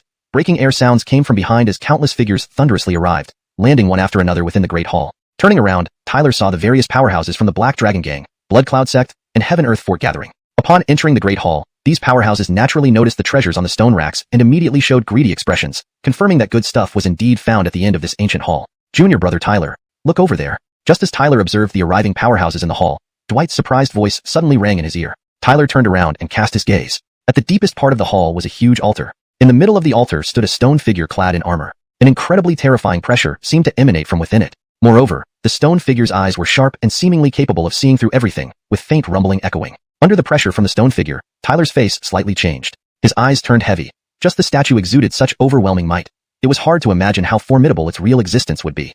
Clearly, only a supreme powerhouse from ancient times could possess such might within this ancient hall. Scanning the massive stone figure, Tyler's eyes abruptly focused on the left hand of the stone man. In the left hand was a white spear, gleaming with piercing light, extremely sharp. Moreover, from this white spear, Tyler felt a force so potent it made him feel suffocated. This spear was not fake. It was an exceptionally rare and powerful divine artifact. Staring at the white spear, Tyler's breath quickened. He sensed that this white spear seemed no less impressive than the demon god tower in his possession. All the treasures scattered throughout the Golden Hall paled in comparison to the white spear held by the stone man. Exchanging glances with Dwight and the 4 others, all saw astonishment in each other's eyes, realizing the strength of the white spear. The life and death reincarnation spear? However, as Tyler and his companions realized the might of the white spear, an extremely astonished cry sounded from behind them. The life and death reincarnation spear? Tyler frowned at the name. Brendan had recognized the white spear, explaining why he exclaimed with such surprise. The name revealed the spear's extraordinary nature. Senior brother Dwight, let's make our move, Tyler commanded, and the 5 of them lunged almost simultaneously towards the white spear in the stone man's hand. Stop him, We must seize the life and death reincarnation spear. Brendan snarled, revealing murderous intent. Move. Clive also decisively shouted. Swish. Black Dragon Gang and Heaven Earth Fort's powerhouses almost instantly charged forward, aiming for the white spear in the stone man's left hand. Zoom. Their sudden synchronized charge startled the many powerhouses present, who immediately realized that the white spear was the best treasure. All eyes turned greedy, and everyone charged forward. Instantly, the entire Golden Hall erupted into utter chaos. Chapter 84. Seizure. Swish. Swish. Figures dashed out one after another, their formidable spiritual energy surging. Their gazes were fixed on the white spear held by the stone statue. Clearly, they all desired it. Even Tyler was no exception. He could sense that this so-called life and death cycle spear must be a devastating weapon that strikes fear into hearts. Tyler and his 4 companions were the fastest, naturally reaching first. In an instant, they crossed the grand hall and landed before the stone statue. However, as they approached, several exceedingly powerful forces came crashing towards them from behind. These forces contained ferocious might. Clearly, these attackers included several peak 3rd-tier warrior realm powerhouses. Here, the peak 3rd-tier warrior realm seemed limited to members of the Blood Cloud sect, Black Dragon Gang, and Heaven Earth Camp. Facing this combined attack, Tyler's expression changed. But before he could react, Dwight swung his iron staff, clashing explosively with those powerful assaults. Bang! Surging spiritual energy spread through the air. Numerous onlookers were astonished to see that Dwight, who had taken on multiple peak 3rd-tier warrior realms, merely trembled slightly without any injury. What? The attacking powerhouses frowned. They hadn't expected their surprise attack to be so easily countered. So strong. One powerhouse exclaimed in shock, seeing that Dwight appeared at least as strong, if not stronger than a peak 3rd-tier warrior realm powerhouse. Whoosh! Amidst the shock of many, Dwight swiftly attacked the assailants, forcing them back and causing angry roars. Tyler paid no heed to the chaos behind him. With assistance from Dwight and the others, he soon stood before the massive stone statue. You'd best know your limits, boy. This white spear is not something you can obtain. Just as Tyler reached the stone statue, a calm voice suddenly echoed beside him, and immediately after, Kingston led several dozen powerhouses swarming over. I only believe in might makes right, so let's compete on equal terms.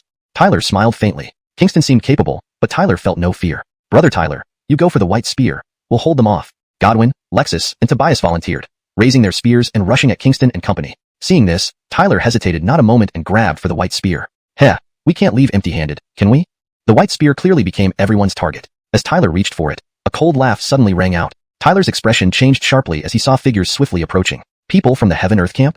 Looking at the approaching figures, Tyler's face turned cold. These Heaven Earth Camp members couldn't resist making their move. As soon as the figures appeared, 2 middle-aged men waved their sleeves, sending out 2 beams of fierce spiritual energy straight toward Tyler. Those beams were incredibly violent. These 2 were also peak 3rd-tier martial artist realm powerhouses. This sudden move darkened Tyler's expression. He hadn't expected such formidable opponents. Faced with their attacks, Tyler dared not be careless. His mind focused, and the Demon God Pagoda emerged, colliding forcefully with the 2 beams. Clang! A piercing sound resounded in the hall. Although the Demon God Pagoda shattered those 2 attacks, Tyler's figure stopped dead in its tracks. Haha, this life and death cycle spear belongs to the Heaven Earth Camp. The muscular middle-aged man laughed heartily, his hand reaching out directly for the white spear. Boom! But just as his large hand grasped the spear, a deafening boom shook the hall. Suddenly, thousands of cold stars burst from the spear, unleashing an extremely powerful force. Bang! Stars streaked outwards. The muscular man's hand, grabbing the white spear, instantly bled profusely. He was thrown back by the shockwave. Chieftain! The 2 middle-aged men's faces paled upon seeing the chieftain being flung back, shocked by the spear's immense resistance. Stabilizing himself, the muscular man's gaze turned increasingly grim. His left hand dripped blood incessantly. Boom! The white spear vibrated continuously, sounding like a roar. It flew from the giant's hand, transforming into a sharp flying dragon. From afar, it resembled a roaring true dragon. Roar! The flying dragon roared wildly, charging toward numerous powerhouses in the hall. Some tried to grab it, but were pierced painfully by its power. As the white spear raged, panic spread throughout the hall. Powerful forces erupted. Yet all who touched the flying dragon were sent flying. Brother Tyler, this white spear seems to possess a will of its own, not easily recognizing a master, Lexus said, standing beside Tyler. She had tried to seize it, but her hand was pierced. Tyler's gaze flickered. He sensed an ancient aura from the spear, a divine power. Such power wouldn't easily recognize a master. As more powerhouses were injured by the white spear, no one dared make a move. Even the Black Dragon Gang and Heaven Earth Camp paused, eyeing the rampaging flying dragon uncertainly. For a moment, an eerie silence fell over the scene. Smiling, Tyler lunged toward the white spear, drawing attention from everyone. Many even sneered, thinking a mere first-tier martial artist realm like Tyler would fare worse than even the peak 3rd-tier martial artists who were already injured. Under countless watchful eyes, Tyler decisively grabbed the white spear. Boom! Power exploded from within, seemingly trying to tear Tyler apart. You are just a weapon without a master. With my demon god power, I will become your owner. Tyler's hand trembled violently, dripping with blood. Yet his eyes remained determined. Within his sea of chi, the demon god heaven power surged, pouring continuously into the white spear. Chapter 85, Success. Boom. Countless sharp cold stars exploded continuously in Tyler's palm. Waves of terrifying power radiated from them, causing the surrounding space to tremble. Meanwhile, Tyler's palms were torn and bleeding amidst the powerful cold stars, but he didn't let go. Instead, He held the cycle of life and death spear tightly. In response to the spear's intense resistance, Tyler's expression became even more resolute. The God-Devil universe art within his body rapidly circulated, sending waves of divine devil force flowing through his palm into the cycle of life and death spear. Bang, bang, bang. The cycle of life and death spear struggled violently, yet when Tyler's divine devil force surged into it, it immediately began to suppress the spear's struggle. These divine devil forces originated from the God-Devil universe art and were immensely formidable. They wouldn't allow the spear's power to run rampant. Evidently, these powerful cold stars had met their natural counter. Facing the divine devil force, their supposed dominance was nullified. Every time they touched the divine devil force, it swiftly seeped in, gradually erasing their strength. Despite possessing formidable power, the cycle of life and death spear lacked a master. In contrast, Tyler possessed supreme divine devil force. Hence, with time,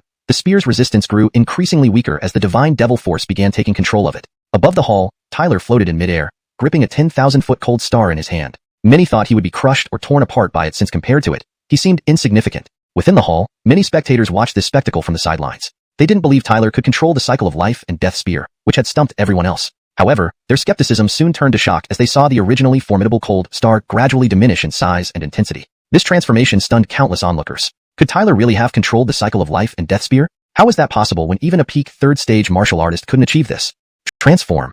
Amidst numerous astonished gazes, Tyler spoke calmly. Everyone was alarmed to see the 10,000-foot cold star rapidly transform back into a white spear about 3 feet long. Tyler, bloodied hands gripping the spear, looked at it with unconcealed joy. An intangible pressure emanated from the spear, giving off the impression that whoever controlled it wielded life and death. The cycle of life and death spear. Holding the white spear tightly, Tyler grinned. He finally controlled it using his divine devil force. Is he truly controlling the cycle of life and death spear? Does this mean it has acknowledged him as its master?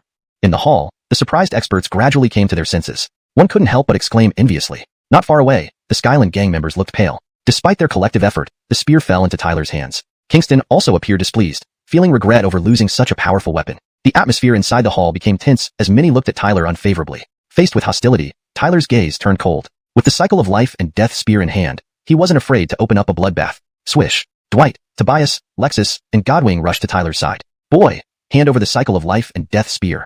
It is something our Skyland gang covets. After a brief moment of tension, a voice filled with killing intent echoed. 3 Skyland gang experts launched themselves simultaneously towards Tyler with aggressive attacks. How stupid. Seeing the trio attack him, Tyler's eyes flashed with murderous intent. Without dodging, he charged forward, swinging the cycle of life and death spear. Boom. As Tyler swung the spear, 10,000 cold stars surged around him like a lord of life and death. A powerful cold star shot out from the spear, tearing through space, and collided fiercely with the 3 attackers. Clang. A piercing roar echoed in the hall as the 3 attackers shuddered violently, spitting out blood before exploding into a cloud of blood mist. Tyler slew the 3 peak third-stage martial artists in one move. Many faces changed dramatically. Though Tyler could slay a single peak third-stage martial artist outside, doing so effortlessly now clearly demonstrated the power of the cycle of life and death spear. Haha, anyone else? Laughing after slaughtering the trio, Tyler now felt invincible with the spear's might. Gaining the cycle of life and death spear undoubtedly elevated his strength further. Among the gathered experts, fear spread. They too felt a chill at the sight of the spear's power. Before, Tyler's strength hadn't been terrifying, but now he had the power to ignore and slaughter any of them. This realization left everyone feeling helpless. Chapter 86. Unexpected change. Witnessing Tyler's power surge with the life and death wheel spear in hand, Elon's face changed drastically from the back as he roared threateningly, "Hand over the life and death wheel spear, and I might let you live." Tyler smiled upon hearing this, but then shook his head and said, "One word for you, scram." Seeing Tyler so obstinate, a murderous intent couldn't be restrained from rising again in Elon's eyes, clearly indicating he had made up his mind to kill. Boy, go to hell. Elon's eyes revealed pure malice. With a roar, he surged straight toward Tyler, filled with deadly intent. Swoosh. Just as Elon charged towards Tyler, suddenly a figure rushed over from not far away, instantly appearing in front of Tyler. Bang. Elon's overpowering assault hit that figure but was blocked by it. Noticing this, Elon's expression turned grim. Looking up, he saw Dwight facing Tyler cautiously. "You'd best hand over the life and death wheel spear. Otherwise, don't blame me for being ruthless," Elon said with an evil look, his eyes like a devil's while staring at Tyler and Dwight. "Not a chance," Tyler and Dwight responded fearlessly. "It looks like you really think you can stand against me." Elon stared fiercely at Tyler and Dwight, his smile becoming increasingly malicious. Tyler's face slightly changed. Seeing Elon's ferocious expression, he felt unease. "Do you really think you can withstand me?"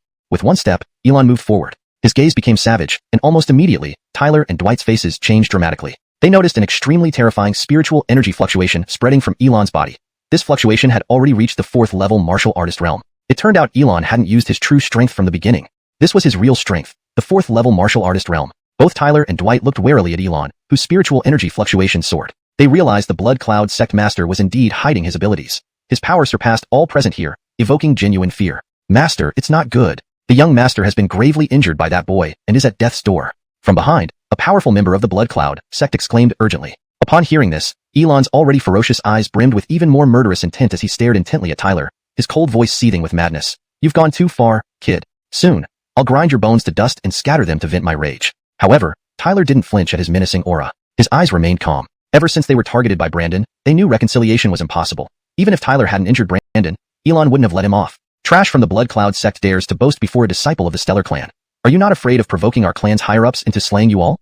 Dwight retorted coldly. Haha, do you really think this entire star continent belongs to your Stellar Clan? Let me tell you, I am a disciple of the Sky-Soaring sect. Had it not been for the Feather Transformation sect's interference years ago, we would have replaced your Stellar Clan long ago. What kind of Stellar Clan would remain now?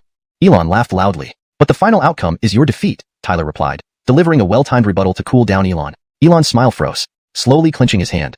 A dark black spear appeared in it, exuding a fearsome killing aura. Clearly, this was a rare, fearsome weapon. Since you're talking about the outcome, let me show you what awaits you next, you worthless scum of the Stellar Clan.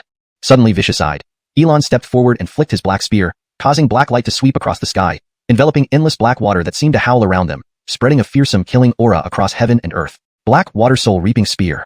Boom. Black light surged, like boundless black water rushing towards Tyler and Dwight, forcing their expressions to change. Elon was already at the 4th level martial artist realm. With the black water soul reaping spear, his strength skyrocketed terrifyingly. Dwight's face turned grave as astonishing spiritual energy poured out of her body. In her jade-like hands, the green two-sided axe glowed brilliantly, spinning constantly. It held immense force like Mount Tai, protecting her and Tyler within its protective sphere. With your mere peak 3rd level martial artist strength, do you dare to contend with me? But Elon sneered at Dwight's strength. He flicked his spear, and black light surged, condensing into a sea of blackness at the spear's tip. It then shot straight out, crashing heavily against the Mount Tai formed by the two-sided axe. Bang! Terrifying spiritual energy waves spread out. Mount Tai trembled violently before Elon roared and thrust his black spear through it. Boom! The enormous Mount Tai exploded into fragments, dispersing, causing Dwight to shudder, spitting out a mouthful of blood. The spear, carrying fearsome power, tore through the air, heading straight for Dwight. Swoosh! A white spear carried by raging spiritual energy emerged from behind, colliding forcefully with the black spear. Clang! Piercing sounds echoed as shockwaves raged.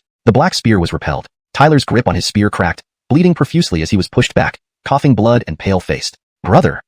Shouts rang out behind him as several figures approached. Tobias, Godwin, and Lexus. Arriving beside Tyler and Dwight, seeing their injuries, their expressions changed. All along, Dwight had always faced things alone, as if no opponent could hold her back. Tyler, seemingly weakest, had explosive power, appearing invincible. Unconsciously, these two had become the backbone of the group. But now, both were injured. Meanwhile, many forces and powerhouses gathered nearby, but after sensing Elon's terrifying strength, they all turned pale. Even the Dragon Black Gang's people were trying to avoid involvement. Every level in the martial artist realm had significant gaps, and despite having several peak 3rd level martial artists, confronting Elon would likely end in their deaths within a few moves. This was the terror of the 4th level martial artist realm. Boy, hand over the life and death wheel spear, and I might leave you whole. Elon stood with one hand behind his back, infinite black light sweeping, glaring at Tyler like a grim reaper. Tyler sneered. Elon was indeed terrifying. A 4th level martial artist realm with a black water soul reaping spear, probably unmatched among those present. But thinking he could intimidate Tyler with this was too simplistic. Without true skills, how could Tyler dare offend Elon? Note: I've kept the translation close to the original, ensuring character names and terms are consistent with standard pinyin transliterations, e.g., Tyler, Elon. Chapter 87, Battle with Brendan. However, at the moment Brendan finished speaking, Tyler saw him crush a jade tablet in his hand. Tyler's body suddenly trembled. He could feel an extremely terrifying force erupting from within Brendan's body, seemingly originating from the life and death reincarnation spear. Boom. Almost instantly, he lost control of his body, as an explosive power tried to tear him apart. But Tyler was no ordinary person. Even in this dangerous situation, he maintained a shred of calmness. He urgently activated the Divine Devil All-Heaven Art to resist the invading power with his spiritual energy. He knew that if his body were to be controlled by this force, he would become like a lamb awaiting slaughter. Damn it! He roared angrily inside his mind, striving to resist the invasion. When Dwight and the others noticed Tyler's sudden shaking, they were startled. Tyler, what happened? Tobias asked anxiously. What terrifying power?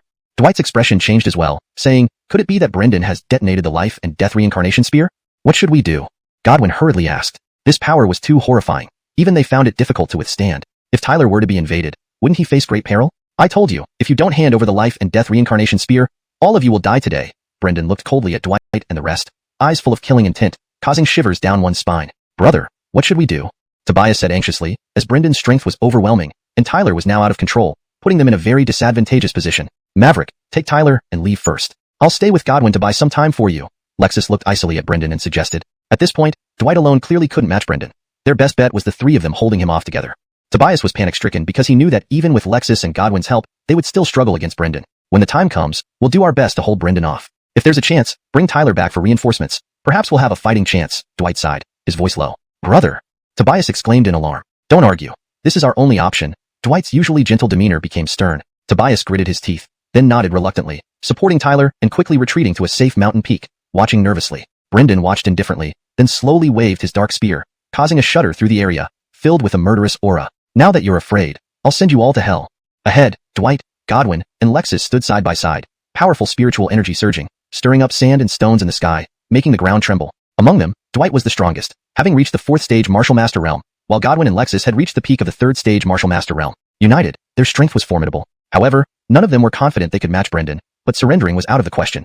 Even a last-ditch battle was better than nothing. A bunch of worthless brats. Brendan sneered coldly at Dwight and the two women, gripping his black spear tightly, his eyes turning ruthless. Taking a step forward, terrifying spiritual energy surged like a tidal wave, bursting forth. The overpowering spiritual pressure spread. Attack! Dwight's face hardened as he charged forward first, swinging his axe, which erupted with blinding light and unleashed monstrous power like a flood or beast towards Brendan. Boom! Lexus also launched her twin short swords, the intense spiritual energy charging towards Brendan. Godwin roared, sweeping out her mighty spiritual energy, gripping a crimson long whip with engraved thorns, radiating immense power. Overestimating yourselves. Watching the trio's fierce attack, Brendan's mockery deepened. He darted forward, spear trembling with terrifying spiritual energy like a flash of lightning, colliding violently with the trio's attacks. Bang! A surging spiritual storm ravaged the surroundings, damaging the palace. An intense battle immediately broke out. Boom! The life and death reincarnation spear carried boundless, frightening power, barging into Tyler's dantian. As the spear penetrated his dantian, intense pain shot through Tyler's heart, as if trying to tear it apart. Endless terrible power continuously flowed into the dantian, causing the spear to vibrate, proclaiming its authority. Tyler's thoughts raced, and a smirk tugged at the corner of his mouth. This overwhelming power can be used. Fine, I'll use it against Brendan. Die. Brendan's eyes turned cold, no longer wanting to play games and avoid complications. Boom. Gripping his spear tightly, Brendan's gaze became savage. Terrifying spiritual energy surged, dimming the world around them. A torrent of blood light undulated in the sky behind him, forming a 100-meter-long blood-colored giant serpent with red, menacing eyes, exuding ferocity. Go! Brendan's face remained icy, as his spear burst with blinding black light, piercing forward and unleashing endless black light, rushing towards Dwight and the others in waves. That momentum was terrifying. Seeing this, Dwight and the others' expressions turned grave, activating all their spiritual energy to defend. Crack. Yet, their defense crumbled under Brendan's spear, resulting in all three being sent flying, spitting blood. Dwight was shocked, looking back at the injured Lexus and Godwin, clenching his teeth. Are you okay? Godwin and Lexus shook their heads. Brendan was at the 5th stage Martial Master realm. Even combined, they were no match for him. You guys go. I'll hold him off. Godwin bit her lip, speaking lowly. You can't hold him off alone. Dwight tightened his grip on his weapon, gritting his teeth and turning sharply to shout at Tobias atop the mountain. Still haven't taken Tyler away yet? Brother! On the mountain, Tobias paced frantically, torn between staying and leaving. Don't let us die in vain. Dwight snapped. Tobias had never heard Dwight speak so harshly. Tears streamed down his face as he clenched his teeth and turned to support Tyler, planning to flee. Haha, think it's easy to save someone? Brendan watched coldly and scoffed. Do you think you can hold me off? Then try it. Godwin retorted with a cold laugh. Brendan's gaze turned cold, his figure appearing before Godwin like a ghost, spear thrusting out with terrifying force. Godwin panicked, urging her whip forward for defense. Clang. Sparks flew, and Godwin was horrified to see cracks rapidly spreading across her whip. Break. With a violent shake of his large hand, the whip exploded with a bang. His spear advanced unimpeded, mercilessly thrusting towards Godwin's chest. Whoosh! A pair of short swords swept in from the side, colliding with the spear and deflecting its tip, causing it to pierce through Godwin's shoulder instead. Godwin let out a loud cry, retreating clumsily as blood gushed from the wound on her shoulder, nearly tearing off her entire shoulder. Dwight and Lexus hurriedly stepped in front of Godwin, staring at Brendan, who looked at them disdainfully, like a cat playing with mice. That young man, if you keep running, your elder brother might die because of you. Brendan coldly laughed at Tobias, who was looking back every few steps, his voice filled with menace. Tobias stopped, biting his lips until they bled. Tears streamed down his handsome face, but he wiped them away and rushed forward, knowing that if he didn't leave, his elder brother's death would be in vain. Seeing Tobias not stopping, Brendan immediately sneered, eyes flashing with cruelty. With a sudden surge, he unleashed an overwhelmingly fierce assault, locking onto Dwight and the others. Under this sudden attack, Dwight and the others were in grave danger, always on the verge of being skewered by the dark spear. Hee hee, your elder brother is about to die. Brendan's devilish laughter echoed far away, driving Tobias into desperation. Tobias still didn't look back, shouting, Brendan, you bastard, you'll pay for this. Really? They'll die first? Brendan grinned ferociously, watching as the three became more gravely injured. Suddenly, his gaze turned cold, and his spear swept past with terrifying force, landing heavily on their bodies. Thud. All three spewed blood, rolling helplessly away, pale-faced. One more step, and your elder brother will truly meet Yama. Brendan coldly laughed, stepping forward to appear right in front of Dwight, his spear mercilessly stabbing towards Dwight's throat. Sensing Dwight's imminent peril, Tobias finally stopped, tears streaming down his face. Brendan, my brother won't die in vain, so forget it. Just as Brendan thought Tobias would do anything to save Dwight and the others, the distant youth suddenly roared in anger and attempted to turn and dash away. Bang! But just as he turned, a figure suddenly blocked his path. He was startled to see Tyler standing there, unmoving and eerily calm. Tyler now looked like an emotionless, merciless specter, making one's heart tremble. Tyler, you? Tobias was terrified, saying, you can't act recklessly.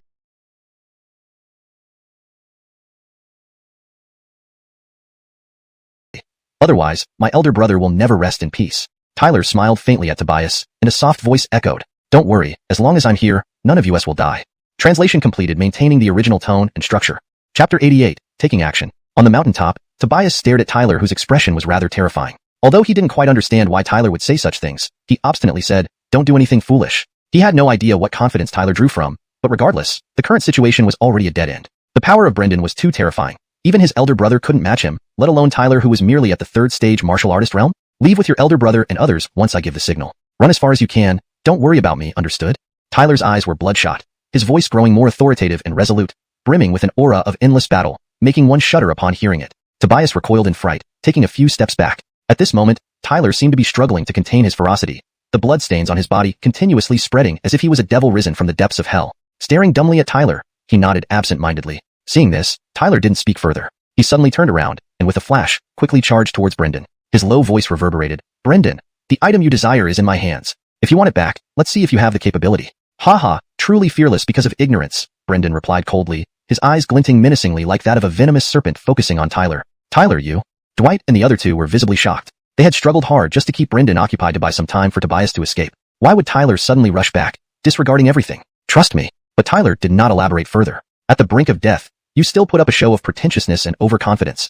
Brendan's face turned grim at Tyler's suicidal actions, then twisted into a cruel smile. No matter what kind of confidence Tyler possessed, he was now at the 5th stage martial artist realm, armed with the black water life-taking spear. Such combat power was practically invincible among those present. Defeating a mere 3rd stage martial artist should be a walk in the park. Come and die.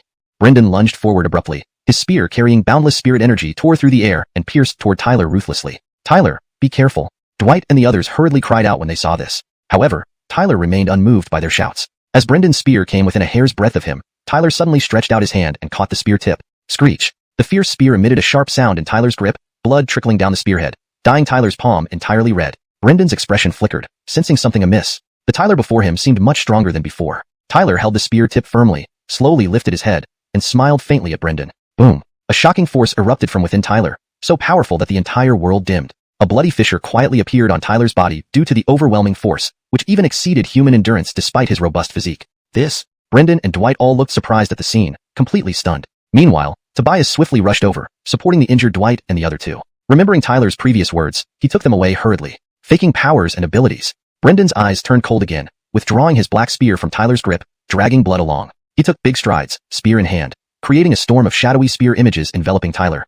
Boom. A fearsome force swept out from Tyler's body, forming a sturdy shield around him. Regardless of Brendan's aggressive attacks, it remained intact. Swish swish. Despite being blocked by the formidable shield, the residual force left behind numerous bloody marks on Tyler's body. But these marks only fueled Tyler's courage rather than causing panic. With a firm grip, the wheel of life and death spear appeared in his hands. Whistling sounds echoed as his spear collided with Brendan's long spear, shockwaves erupting, causing massive cracks in the surrounding land. Watching the intense clash between the two figures in the distance, Dwight and the others were filled with shock. They hadn't expected Tyler to possess strength capable of facing Brendan head-on. How has his power grown to such an extent? Godwin exclaimed in astonishment. That power seems to be temporarily under Tyler's control, Dwight pondered. Tobias, regarding Tyler?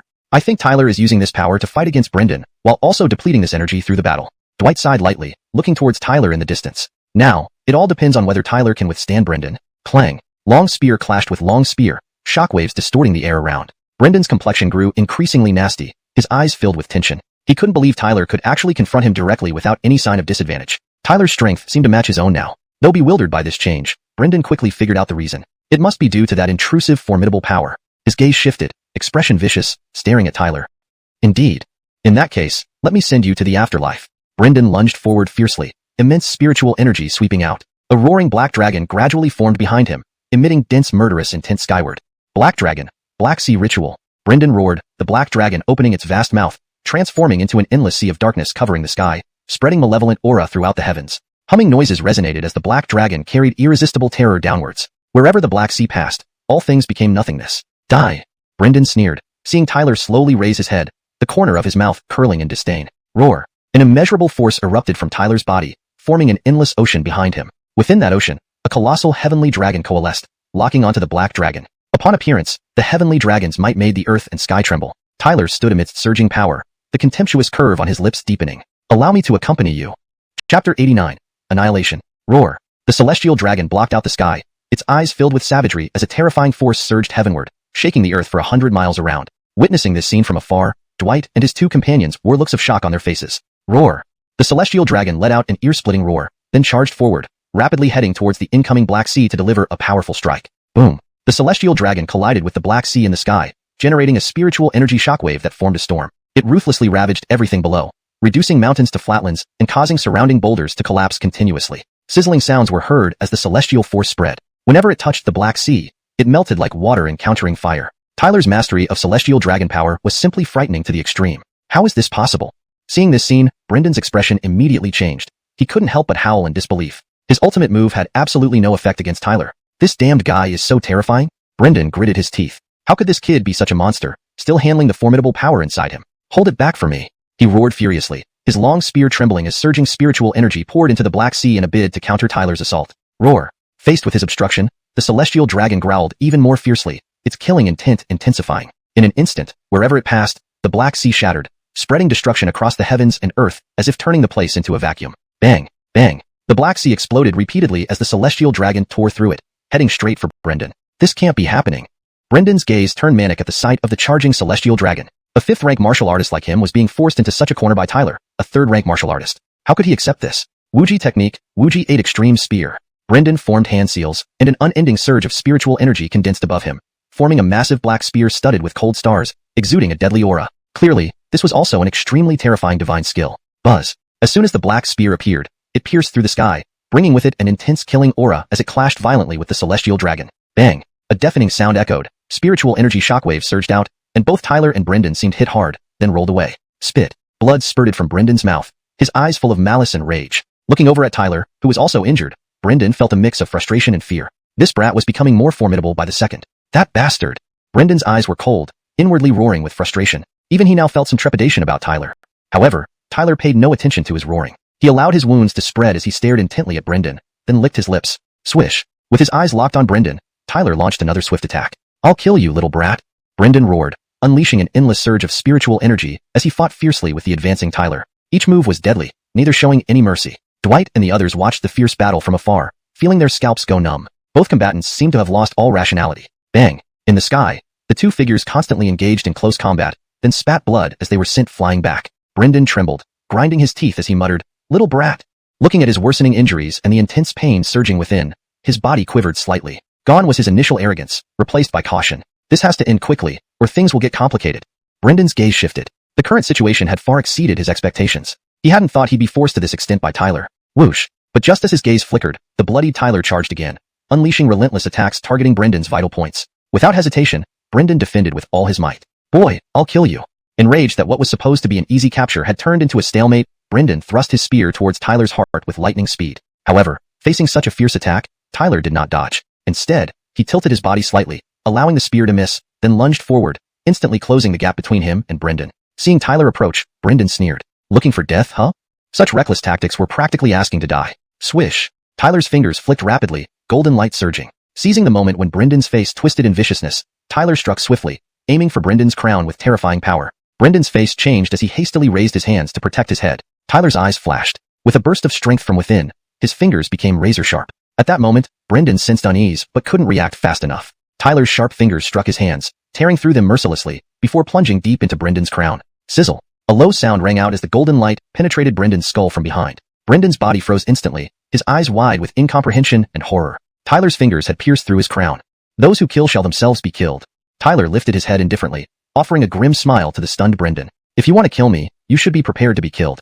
Tyler lightly patted Brendan's shoulder and pushed him forcefully. Brendan's body trembled momentarily before collapsing backward. Tyler gazed at the lifeless Brendan and sighed in relief. Swish! Swish! Breaking air sounds abruptly sounded, and Dwight and the others rushed over. Seeing the dead Brendan beside Tyler, they were initially stunned, exchanging incredulous glances. This guy had actually killed Brendan, a fifth-rank martial artist. Are you okay?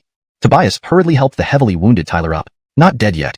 Hearing this, Dwight and Godwin breathed a sigh of relief. With Brendan dead, they had narrowly escaped disaster. Tyler smiled. The mission was complete. It was time to return to the sect for the exchange meeting.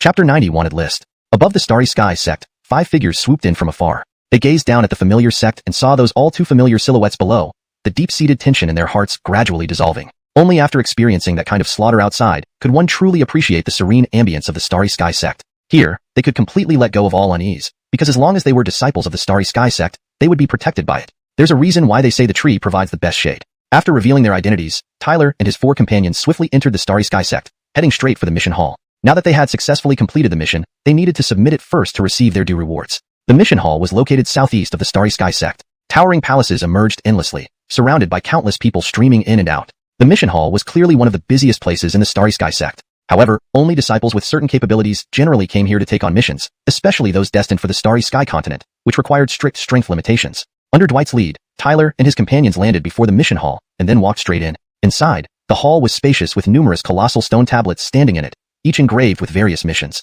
Tyler glanced casually around, but his eyes were drawn to the top where a white giant stone tablet caught his attention. On it were words written with flourish and vigor. These words made the white stone tablet the focus of everyone's attention within this expansive hall. Every disciple who came here regarded the white colossal stone tablet with a sense of reverence and respect for the names inscribed on it. Names that evoked fear and awe. Wanted list. Tyler's expression changed slightly. This white stone tablet turned out to be the wanted list of the Starry Sky sect. The list included formidable figures who struck terror into the hearts of its disciples. Tyler examined the wanted list and read the terrifying names aloud. Number 1 on the wanted list, Alf. Reward, 20 million points, an upper-grade divine weapon, and a supreme supernatural skill. Second on the wanted list, Devil King. Reward, 10 million points, and an upper-grade divine weapon. Third on the wanted list, Ghost Dropper. Reward, 5 million points, and a mid-grade divine weapon. Fourth on the wanted list, Night Weep Blood. Reward, 1 million points, and a lower-grade divine weapon. The rankings on the wanted list indicated the danger level of these individuals, while the generous rewards were enough to make one's heart race. But everyone understood that although the rewards were rich, not everyone was qualified to take them on. That reward for Alf is incredibly generous. Tyler couldn't help but marvel. 20 million points were almost unheard of in the Starry Sky sect, not to mention the upper-grade divine weapon and supreme supernatural skill. No one has been able to complete that mission, Dwight sighed. Those kinds of people are beyond our ordinary disciples' reach. Even someone as strong as Sammy doesn't have much confidence in dealing with him. Tyler nodded slightly. Although he hadn't seen Alf, he knew very well how terrifying he must be. Based on his assessment, Alf had likely already reached the martial ancestor realm. Even among the Starry Sky sect, a martial ancestor's power was enough to become an elder. In weaker dynasties, they were nearly dominant forces, true titans in their regions. Let's go submit the mission. This time, we encountered an ancient treasure, so the bloodbath might start again. We must inform the Starry Sky sect to prepare in advance, Dwight said softly. Then he walked briskly to the counter where a middle-aged man sat waiting for disciples to hand in their missions. Seeing this, Dwight smiled faintly and said, Boyd, we're here to submit the mission. Boyd glanced at Dwight. Did you complete the Earth-class treasure mission? That fast? And there's a third-stage martial artist boy? His gaze suddenly paused on Tyler, and he sternly asked, Dwight, did you really bring this kid to the Starry Sky continent? What if something happens? Don't tell me you're not afraid he'll hold you back? At this point, Boyd smirked and continued, that's against the rules. Let's have your mission reward. Tyler was stunned. Have the reward? Being at the task submission area, when Dwight and company entered, several pairs of eyes immediately focused on them. Dwight was quite famous in the Starry Sky sect, so he was quickly recognized. Boyd's voice also attracted attention, causing some curious glances toward Tyler. A mere third-stage martial artist didn't seem to have the qualifications for an Earth-class treasure mission, did he? Why would Dwight bring him along? How ridiculous. Boyd, you don't know that what we thought was an Earth-class treasure turned out to be a Celestial-class ancient treasure in the Northern Spirit Abyss. Tyler didn't hold us back. Instead, he killed the head of the Blood Cloud sect, Brendan. Without his timely assistance, Brendan would have killed all of us. Tobias interjected, upset over the reward cut. Hearing this, the entire mission hall fell silent. Even Boyd was momentarily taken aback, clearly not expecting this twist. A Celestial-class ancient treasure? This kid killed the head of the Blood Cloud sect? Impossible. I've been on missions in the Northern Spirit Abyss before, and the head of the Blood Cloud sect had 5th-stage martial artist power. How absurd. Disciples nearby exchanged looks, unable to suppress their murmurs. A Celestial-class ancient treasure? Soon Boyd reacted, somewhat surprised. That shouldn't be. Our information indicated it was just an ordinary Earth-class treasure.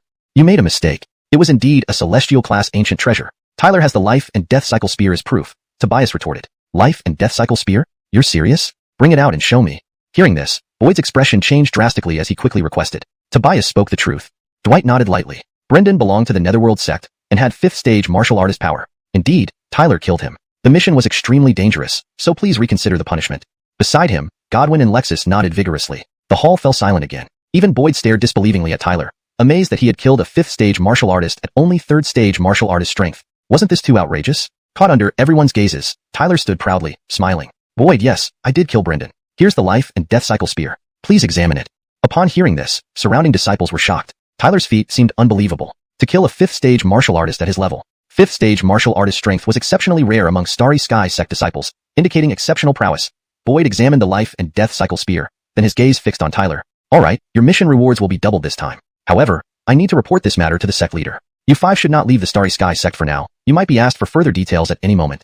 Upon hearing this, Tyler and his companions heaved a sigh of relief in their hearts. Not only did they secure the mission rewards, but they were also doubled. As the 5 of them walked out of the mission hall with smiles on their faces, Dwight smiled slightly and said, "Little brother, Tyler, we're truly fortunate to have you on this mission. From now on, you're our savior."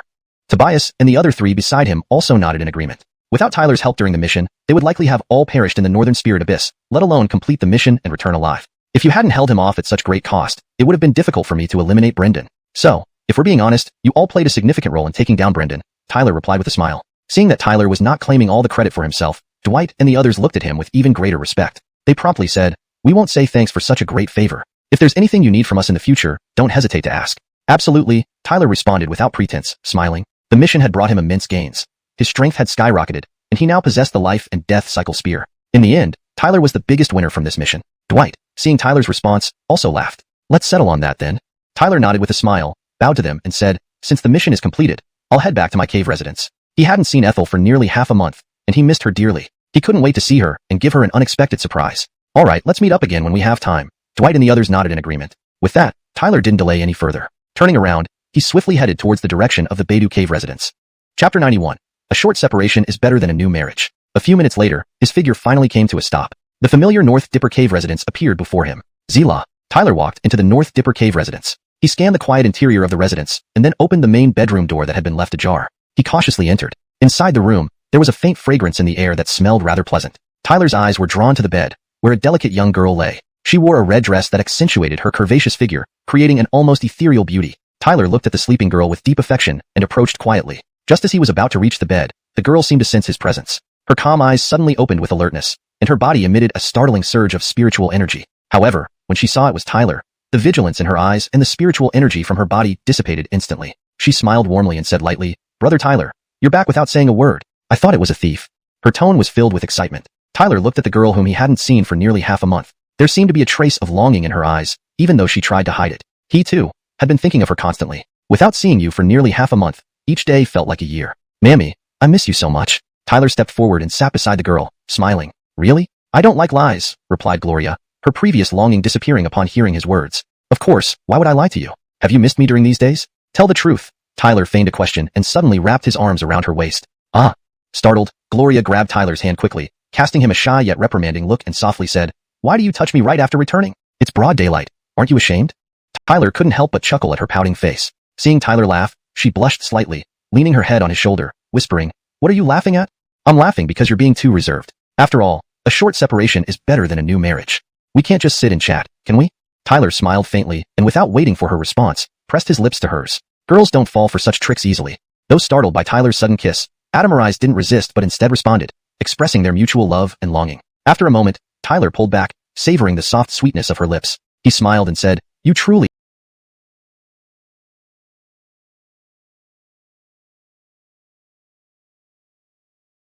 are my wonderful wife. You belong to me for life, and no one can separate us." "Life? If you stay, I won't leave either, or else, blame yourself."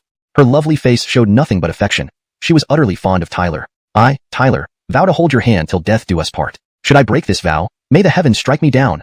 Tyler nodded firmly and embraced Gloria again. She allowed herself to be held by Tyler, her heart brimming with affection. Tyler also smiled contentedly, knowing he could ask for nothing more in life with this woman by his side. Back then, Gloria did not abandon him when he was weak. Instead, she stayed by his side faithfully all these years. Without her unwavering support, Tyler wasn't sure if he could have persevered. Therefore, no matter what, he would cherish Gloria forever, unchanging throughout his lifetime. News of what happened at the task hall quickly spread, causing quite a stir. Brendan was a 5th-rank martial artist, while Tyler managed to slay him at only 3rd-rank martial artist strength, sparking significant shock and surprise. Prior to this, many had doubted Tyler's participation in the exchange meeting. Many disciples thought he was unfit and would drag everyone down. Barely a month after joining the Vermilion Bird Hall, Tyler's audacious aspiration to perform seemed overly ambitious and presumptuous.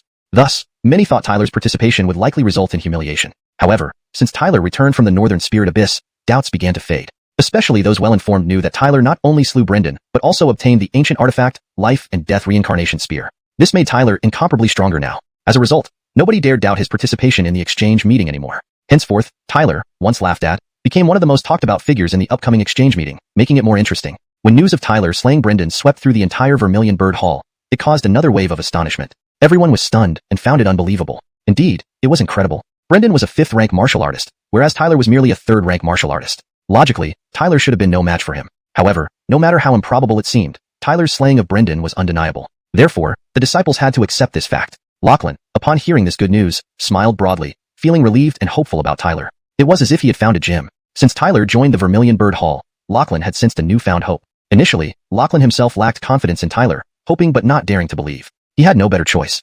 With the other 3 halls outshining the Vermilion Bird Hall, which ranked 2nd in name but last in reality, he felt urgent pressure. Now facing the upcoming exchange meeting, losing to the Azure Dragon Hall again would make him lose face. Thus, Tyler joining the Vermilion Bird Hall was like grasping at a lifeline. Though he did not expect Tyler to become someone like Sammy, who was among the top in the heavenly rankings, Tyler's achievements indeed gave hope for the Vermilion Bird Hall's revival.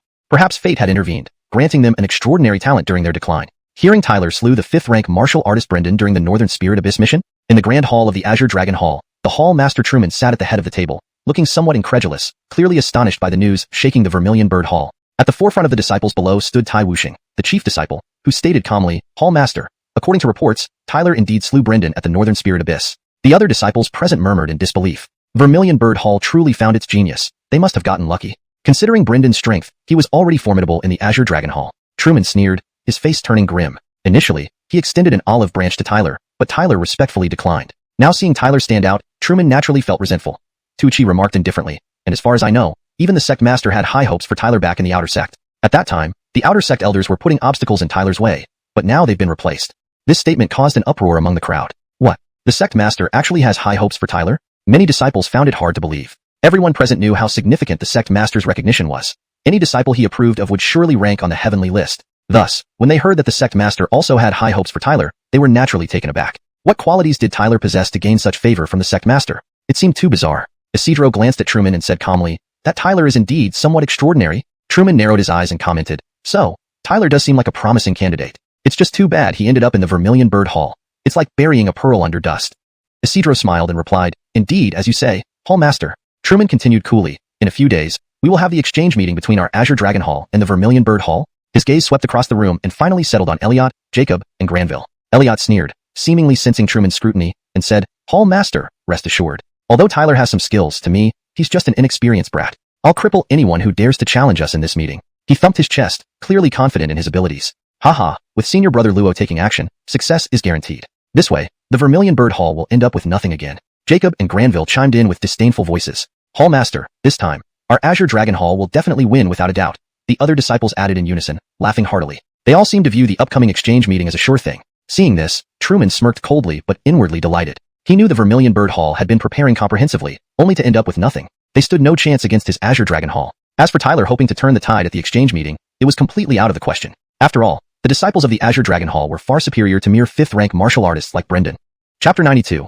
All is set. While the entire Vermilion Bird Hall was in disbelief over Tyler slaying Brendan, he, as the protagonist, did not become arrogant or lazy because of this. Instead, he returned to the Beidou Cave Palace to continue his diligent studies and rigorous training without the slightest relaxation. He also clearly understood that completing one task could not decide much. It was at most a single achievement for him. If not for Dwight and the other two holding Brendan back, he might have found it difficult to win. So, after returning to the sect, Tyler calmed down. He knew what lay ahead of him, the exchange meeting in a few days. This exchange meeting would be the real competition, the key to whether he could rise within the Vermilion Bird Hall. He wanted to win this exchange meeting and quickly gain prominence within the Vermilion Bird Hall. This way, he could qualify for the Platinum Disciple competition and ultimately vie for the position of Saint Sun among the 4 Hall's disciples. Hence, winning this exchange meeting was crucial. Sitting cross-legged in the Beidou Cave Palace, Tyler couldn't help but smile. At this moment, his cultivation had already reached the 4th level Martial Master realm, and he had fully mastered all its power.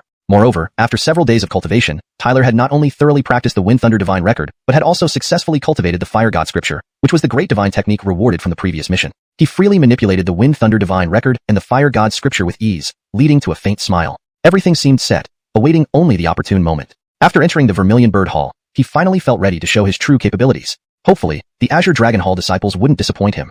However, if anyone tried to obstruct his path, he would have no choice but to kick them out of the way. The shock caused by Tyler's slaying of Brendan gradually faded in the Vermilion Bird Hall after a few days, and soon came the exchange meeting between the Vermilion Bird Hall and the Azure Dragon Hall. The current Vermilion Bird Hall, due to its 4th place status among the 4 halls, made every competition extremely important. Moreover, this exchange meeting would decide the ownership of the Star River Cave Palace and a slot for the Platinum Disciple competition. This certainly added allure. After all, such a Platinum Disciple stood just below Diamond Disciples within the entire Feng Yun sacred land, with an identity and treatment vastly different from ordinary disciples. Furthermore, many disciples knew that the Star River Cave Palace and the Platinum Disciple slot were secondary. The main point was the showdown between the Azure Dragon Hall and the Vermilion Bird Hall. The Azure Dragon Hall was at its peak, flourishing and unstoppable, controlling the majority of the Starry Sky sect's cultivation resources, almost sitting firmly atop the four halls. In contrast, the Vermilion Bird Hall was declining, and if this continued, the hall would eventually lose everyone's trust. Lachlan, as the hall master, clenched his teeth stubbornly, clearly not willing to give up easily. If he gave up, how could Lachlan stand his ground within the Starry Sky sect? Before this exchange meeting, the Vermilion Bird Hall had suffered repeated defeats in competitions. This time, the meeting was of utmost importance, explaining why Lachlan took it so seriously. Therefore, to prevent further decline, Lachlan placed all hopes on winning this exchange meeting. Otherwise, it would be hard for him to hold his head high as the Vermilion Bird Hall master. Thus, this exchange meeting was one that the Vermilion Bird Hall could not afford to lose. A few days passed in a flash. Bang, bang. When the next day arrived, the resounding bell chimes echoed through the Vermilion Bird Hall. These chimes, filled with vibrant spirit energy, made the surrounding heaven and earth seem to tremble in excitement. Figures soared into the sky, piercing the air with sharp whistles that reverberated throughout the heavens and earth. The exchange meeting with the Azure Dragon Hall was a grand event for the entire Vermilion Bird Hall. Disciples were eager to stand out during such a significant occasion. To achieve good results, both the Azure Dragon Hall and the Vermilion Bird Hall would send their best golden disciples, hoping to gain more cultivation resources and status through this event. Of course, the chance for golden disciples to compete for a Platinum Disciple slot during the meeting drew numerous golden disciples who vied for this opportunity relentlessly. In the northwest direction of the Starry Sky sect stood the Star River Cave Palace, naturally formed and ranked first class. Today, the ownership of this cave palace would be decided. Below the Star River Cave Palace, people gathered in dense crowds, their clamor echoing through the heavens and earth. Countless figures covered every corner, creating an exceptionally magnificent scene. Below the Star River Cave Palace was a vast flatland where disciples from both halls faced off, exuding intense battle intent that sent shivers down one's spine. On an elevated platform, there were two seats, one for each hall master of the Vermilion Bird Hall and the Azure Dragon Hall, though neither master had yet arrived. Whistling sounds filled the air continuously as endless streams of disciples arrived, landing around the flatland. The area bustled with countless figures. These disciples mainly belonged to the Vermilion Bird Hall and the Azure Dragon Hall. Strange. When did our exchange meetings become so attractive? The disciples of both halls swept their gazes across the crowd, looking puzzled at the massive gathering, which was already crowded with people and more arriving. At the same time, they noticed a fair number of disciples from the White Tiger Hall and the Black Tortoise Hall. This left them perplexed. Usually, only the disciples of the two participating halls would watch the exchange meeting. Today, however, even the other two halls' disciples had come. This meeting seemed unusually different. Senior sister, do you know why? One newcomer, Tyler, said Neve in a half-smiling tone. Does he really have that much appeal? Many disciples perked up at her words. Recently, during the Martial Monument cultivation, Tyler broke records, reaching 8,800 feet, shocking even the sect leader, who praised his potential compared to senior brother Sammy. Neve explained, her voice tinged with skepticism. Senior brother Sammy is well known within our Starry Sky sect, so when the sect leader praised Tyler's potential, the news spread far and wide. Countless disciples want to see Tyler in person, especially now that they heard he would participate in the exchange meeting. Hearing Neve's explanation, many disciples realized that most of the other hall's disciples had come specifically for Tyler. If Tyler performed poorly today, rumors would spread like wildfire throughout the entire Starry Sky sect. Not only would the Vermilion Bird Hall become a laughingstock, but it could also affect the sect leader's authority. After all, many disciples idolized Sammy. If Tyler turned out to be mediocre, people would gossip extensively, even if he was merely average compared to Sammy. The sect leader shouldn't have evaluated Tyler like this. It might ruin him. Several disciples showed concern. They appreciated Tyler's potential, but comparing him to Sammy was unrealistic given their current disparity. Certainly, if Tyler had such abilities, he could instantly gain fame. Without those abilities, such remarks could create trouble for him. Though they understood that Tyler and Sammy had a significant gap between them, they would not bolster others' morale at the expense of their own dignity. After all, they were closely tied to the rise and fall of the Scarlet Bird Hall. Its prosperity meant more cultivation resources for them. Francesca obviously didn't see it that way. Pouting, she remarked, to be honest, it's because Tyler overestimated himself. As a new disciple of the Scarlet Bird Hall, he should have taken things step by step. Who really believes he has the potential like senior brother Sammy? A dragon must hibernate to soar to the sky. Standing on the edge of the storm, one misstep could lead to being bruised and battered. As an ardent fan of Sammy, Francesca clearly had disdain for the sect leader's praise of Tyler. In her eyes, Tyler couldn't be compared to senior brother Sammy at all. A small moment of fame wasn't worth mentioning. There was nothing truly impressive about it. What did he deserve recognition for? A single mistake, and he might plummet into an abyss. How could he be mentioned in the same breath as senior brother Sammy? It was just a colossal joke. And because of this, Francesca believed that after today's exchange meeting, Tyler would be exposed for what he truly was. When that happened, all the disciples would scoff at him, and Tyler would be too ashamed to face anyone due to his mediocrity. An indignant Scarlet Bird Hall disciple glanced at her, mocking, "You are also a disciple of the Scarlet Bird Hall. What kind of talk is this? If the Scarlet Bird Hall falls completely, what good will come to you?" Francesca was momentarily speechless, her cheeks flushing slightly as she retorted, "He's just an incompetent person. With his mere third-level martial master strength, participating in this exchange meeting will only hold us back. Some disciples sighed softly, acknowledging that Francesca made a valid point. Suddenly, the flatland burst into a flurry of noise. Off in the distance, several figures were rushing toward them. At the forefront was none other than the Scarlet Bird Hall Master, Lachlan. Behind him were Tyler, Nicole, and others. Revised. Leading the group was none other than the Hall Master of the Scarlet Bird Hall, Lachlan. Right behind him were Tyler, Nicole, and others. Note: Nicole seems to be a transliteration error or placeholder for a name. If Ni is part of the character's name, it should be transliterated as an I, making the name Adamaris. If Ni is not part of the name, it should be omitted. Could you please clarify? Hall Master Lachlan clearly wasn't planning on conceding this time either. When he landed on the platform, he was surprised to see the vast crowd surrounding the area, momentarily stunned by the unexpected attention to this exchange meeting between the Scarlet Bird Hall and the Azure Dragon Hall. His expression shifted slightly, but without hesitation, he sat down majestically. Tyler stood behind Hall Master Lachlan, also noticing the numerous gazes fixed on him. Those looks were filled with skepticism and mockery, causing him to smirk inwardly. These people probably came here to see him humiliated. You seem to have become their laughingstock, Nicole observed with a light laugh. Note: Ni seems to be mistakenly included. Typically, names should be consistent or fully translated. If Adamarise or another spelling is used elsewhere, it should be applied here as well. Revised. You seem to have become their laughingstock, Adamarise observed with a light laugh. Tyler felt somewhat helpless. These people were truly blind, but he wasn't bothered by it. Once he made his move, it would blind them in return. Following Hall Master Lachlan's arrival, the flatland erupted in commotion again. Several figures were soaring through the air. Leading them was none other than the Azure Dragon Hall Master, Truman. Chapter 93. The exchange begins. When Hall Master Truman arrived with his people, countless eyes immediately focused on them. Clearly, everyone knew that the disciples of the Azure Dragon Hall were the most powerful within the entire stellar sect. Hall Master Truman stood with his hands behind his back, full of confidence. He glanced at Hall Master Lachlan, and then directly sat down on the platform. Behind him stood the disciples of the Azure Dragon Hall. At the forefront were the chief disciple Isidro, and the other three, Elliot, Jacob, and Granville. Hall Master Truman slightly narrowed his eyes, looking towards Hall Master Lachlan and said, "Since everyone has gathered, let's begin. This time, our Azure Dragon Hall is determined to win this exchange." His voice left no room for doubt, as if the victory in today's exchange was already within reach. Seeming to have detected the certainty in Hall Master Truman's voice, Hall Master Lachlan couldn't help but laugh lightly, saying softly, "Hall Master Truman, don't celebrate too early. It would be a pity if all your efforts end up wasted, leading to a setback." The corners of Hall Master Truman's mouth curled up, and he said mockingly, "I didn't expect Hall Master Lachlan to still put up such a stiff front. I must remind you, every time we've clashed before, your Vermilion Bird Hall has always been defeated. This time won't be any different. Humph, past battles are history. This time, it won't be so easy for your Azure Dragon Hall to win." Hall Master Lachlan's expression darkened, and he coldly snorted, clearly unwilling to let Hall Master Truman have an easy victory. "Haha, that's just your delusion, it doesn't count. After this exchange, you'll understand just how much of a gap there is between the Vermilion Bird Hall and my Azure Dragon Hall. Ha ha ha." Seeing this, Hall Master Truman laughed coldly and said, "Elliot, Jacob, Granville, step forward." "Yes." Behind Hall Master Truman, the trio of Elliot stepped out together and answered in unison. "You go ahead, you must win this exchange today." Hall Master Truman said coldly, "We understand." Elliot and the others nodded slightly, and under countless gazes, they leaped forward, landing on the flat ground. "Kieran, Fitzroy, Tyler, you three also step forward," Hall Master Lachlan declared, showing no weakness. Yes. Kieran, Fitzroy, and Tyler stepped forward upon hearing these words. "This exchange concerns the honor of my sect, so don't take it lightly," Hall Master Lachlan warned, though his face looked rather grave, clearly having little confidence in the outcome of this exchange. Kieran and Fitzroy were somewhat nervous as well, not expecting to have much chance of winning. Still, they nodded forcefully, indicating they would give it their all, and wouldn't let the other side succeed easily. "Tyler, this is your first battle since joining the Vermilion Bird Hall. I hope you do not disappoint me," Hall Master Lachlan said thoughtfully to Tyler, worried that he might get too nervous and perform poorly. "I will spare no effort." Tyler nodded heavily without hesitation. Thus, Tyler and the other two flashed across, similarly landing on the flat ground. As soon as Tyler and the others landed on the ground, countless eyes turned toward them. Most gazes bore mocking smiles, fixed on Tyler. Simultaneously, whispers erupted from various places. "So, he's the Tyler who killed Brendan? He doesn't seem exceptionally gifted at all. Is he really a potential match for Senior Brother Sammy? That's the biggest joke ever. Clearly another mediocrity leveraging Senior Brother Sammy's reputation. Indeed, it's ridiculous. Senior Brother Sammy is top-notch. Even if Tyler did kill Brendan, the difference between him and Senior Brother Sammy is vast." Haha, Hall Master Lachlan actually let him participate in the exchange. Isn't he afraid of dragging down the Vermilion Bird Hall?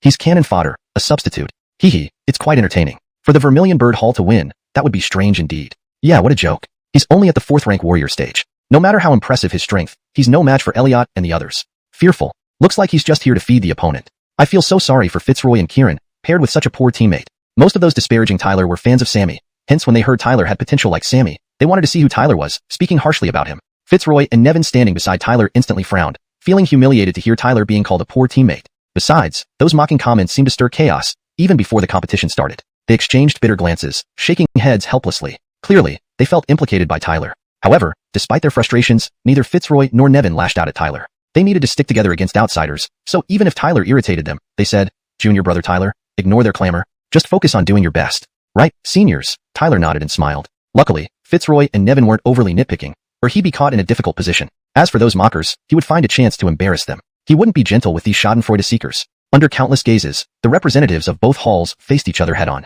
Elliot glared fiercely at Tyler, Fitzroy, and Nevin, seemingly overconfident. "To dare challenge us from the Azure Dragon Hall, how very foolish of you," Elliot sneered. Fitzroy's face turned cold, replying, "Elliot, quit your big talk. We aren't pushovers." "Right, we're not sitting ducks," Nevin added. "Huh, a bunch of nobodies pretending to be someone important," Elliot retorted sarcastically, then turning his gaze to Tyler, said coldly, "You're quite shameless. We'll give you a thorough lesson this time. Just you, a mere loudmouth?" Tyler retorted sharply. "Loudmouth? You're asking for it." Elliot laughed with rage. Amidst the confrontations, Hall Master Lachlan announced, "I hereby declare the exchange between the Azure Dragon Hall and the Vermilion Bird Hall now begins." As his words faded, everyone's eyes lit up. The exchange was finally starting.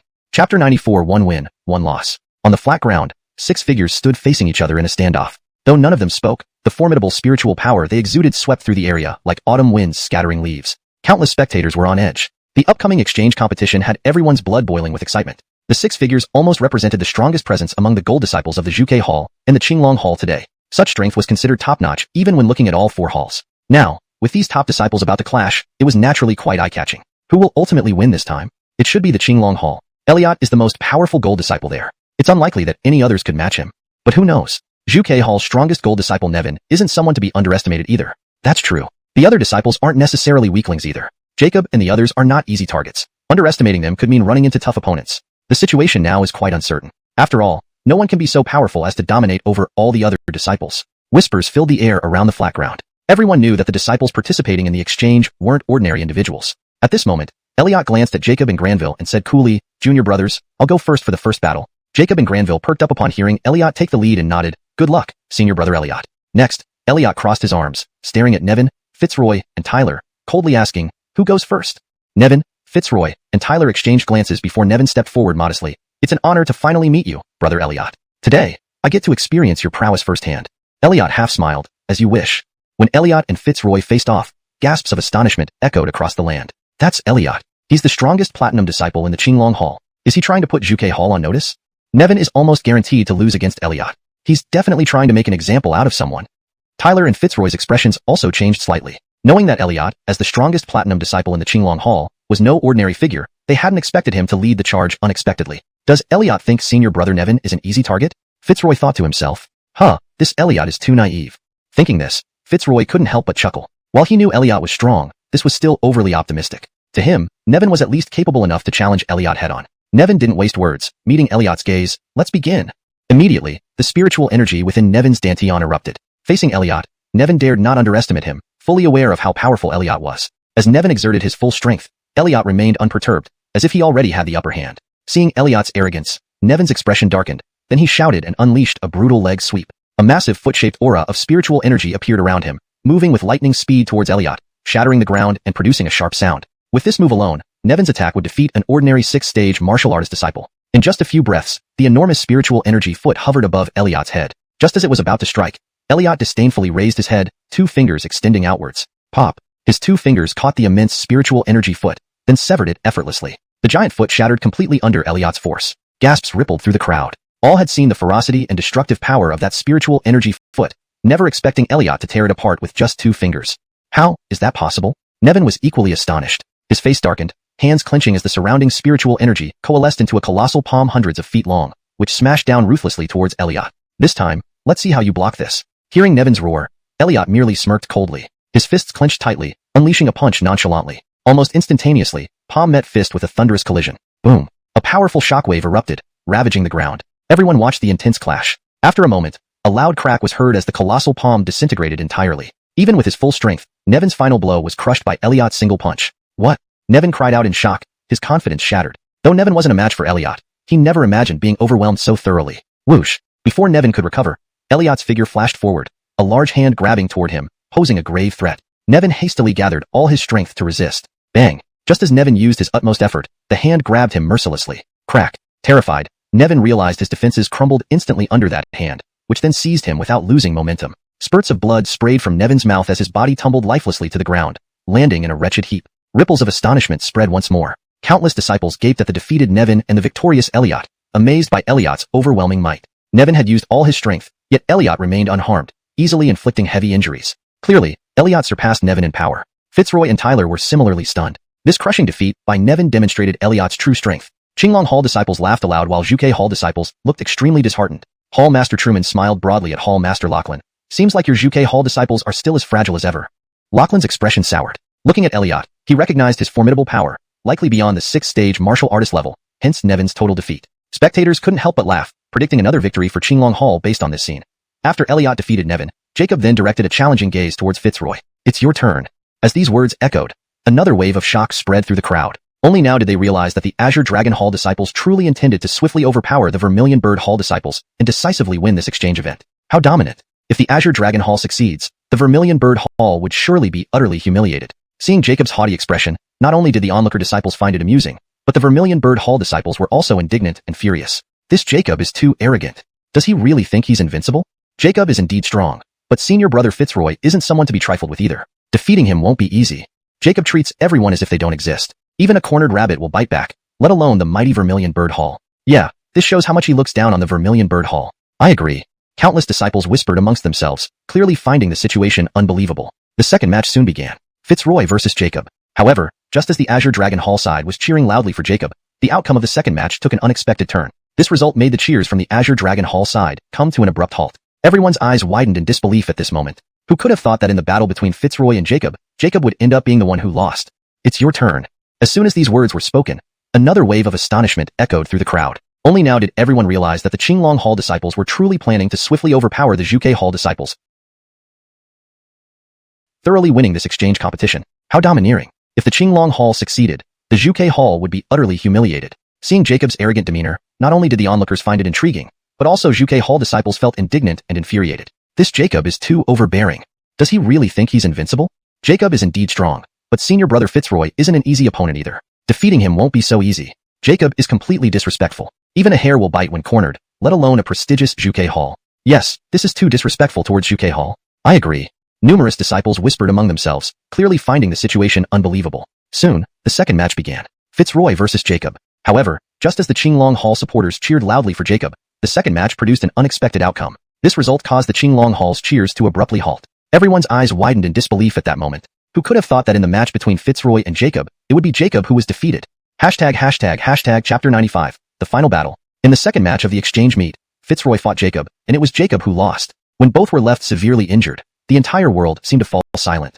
Not only did countless disciples of the Qinglong Hall stare in disbelief, but also on the opposite side, Zhuge Hall's disciples showed expressions of astonishment. Clearly, this outcome was not within their expectations. Jacob was well known not only in the Qinglong Hall, but also in the entire Qixing sect. Although Fitzroy was one of the outstanding golden disciples of Zhuge Hall, most people believed that Jacob had a greater chance of winning this match. However, the final result was far beyond everyone's imagination. How could this happen?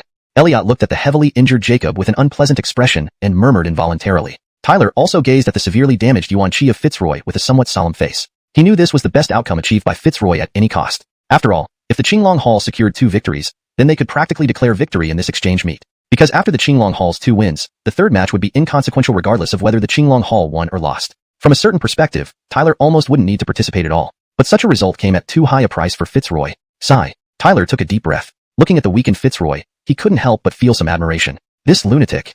This was probably what everyone thought of Fitzroy right now. Wish. Nevin hurriedly moved forward to support the gravely weakened Fitzroy. No matter what, Fitzroy had done his part for the Zhuge Hall. Swoosh. Elliot rushed over to support the heavily injured Jacob. His eyes were dark as he looked at Fitzroy and said, "What vicious tactics! Aren't you afraid of ruining your own foundation and destroying your future?"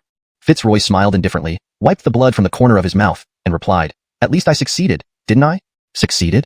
Hearing this, Elliot's expression changed slightly. He hadn't expected Fitzroy to go to such extremes to stop Jacob. It seemed he had underestimated the Zhuge Hall's disciples. If all Zhuge Hall's disciples were as determined as Fitzroy, how could they fail to thrive? Hall Master Truman also saw Jacob's terrible defeat, his face turning pale. Clearly, Fitzroy had spared no expense to win. No wonder Jacob fell to him. However, it was just one defeat.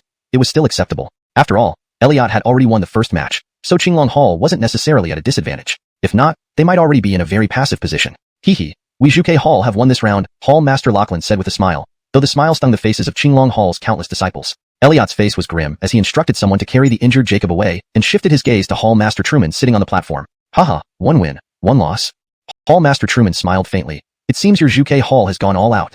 Hee. Hall Master Truman jokes. Our Xianxia Hall's disciples are simply weaker compared to Qinglong Hall. They have no choice but to fight with their backs against the wall, Lachlan smiled. With Fitzroy's victory, Lachlan felt much more confident when facing Truman. He immediately laughed and said, 2 matches and we're even, so the next third match will be crucial. Indeed, Hall Master Truman nodded in agreement. 1 win and 1 loss made the third match decisive. Qinglong Hall's participant for the third match was Granville, one of the most low-key golden disciples, whose true strength was comparable to Jacob. Many believe that with his potential, given time, Granville could surpass Elliot. Moreover, he was the champion of the previous Outer Sect Assembly. On the other hand, Xianxia Hall had Tyler, who was only at the 4th rank martial artist level. Though recently gaining some fame, he was clearly inferior to Granville. Thus, Qinglong Hall held a significant advantage in the third match. It seemed almost certain that Xianxia Hall had sacrificed greatly to even out the score. If they still ended up losing, it would surely become a laughingstock in Xianxia sect. The Xianxia Hall disciples exchanged glances, nervously looking at Tyler.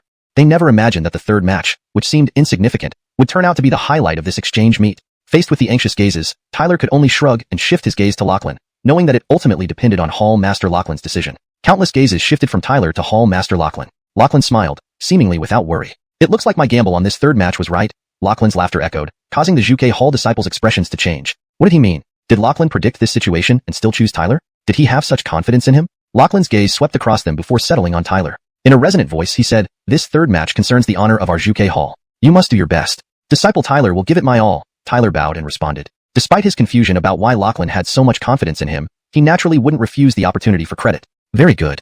Lachlan smiled. Then go ahead with the third match. The Xianxia Hall disciples sighed in resignation, seeing that Lachlan still had high hopes for Tyler. With that, they could only wait and see if Tyler was indeed worthy of such regard. Junior brother Tyler, please. Nevin saluted towards Tyler. Although he wasn't optimistic, he still hoped Xianxia Hall would win. Tyler nodded at him, flashed forward instantly under the watchful eyes of everyone, and finally turned his gaze to Granville of Qinglong Hall. A calm smile spread across his face. Xianxia Hall Tyler, please teach me.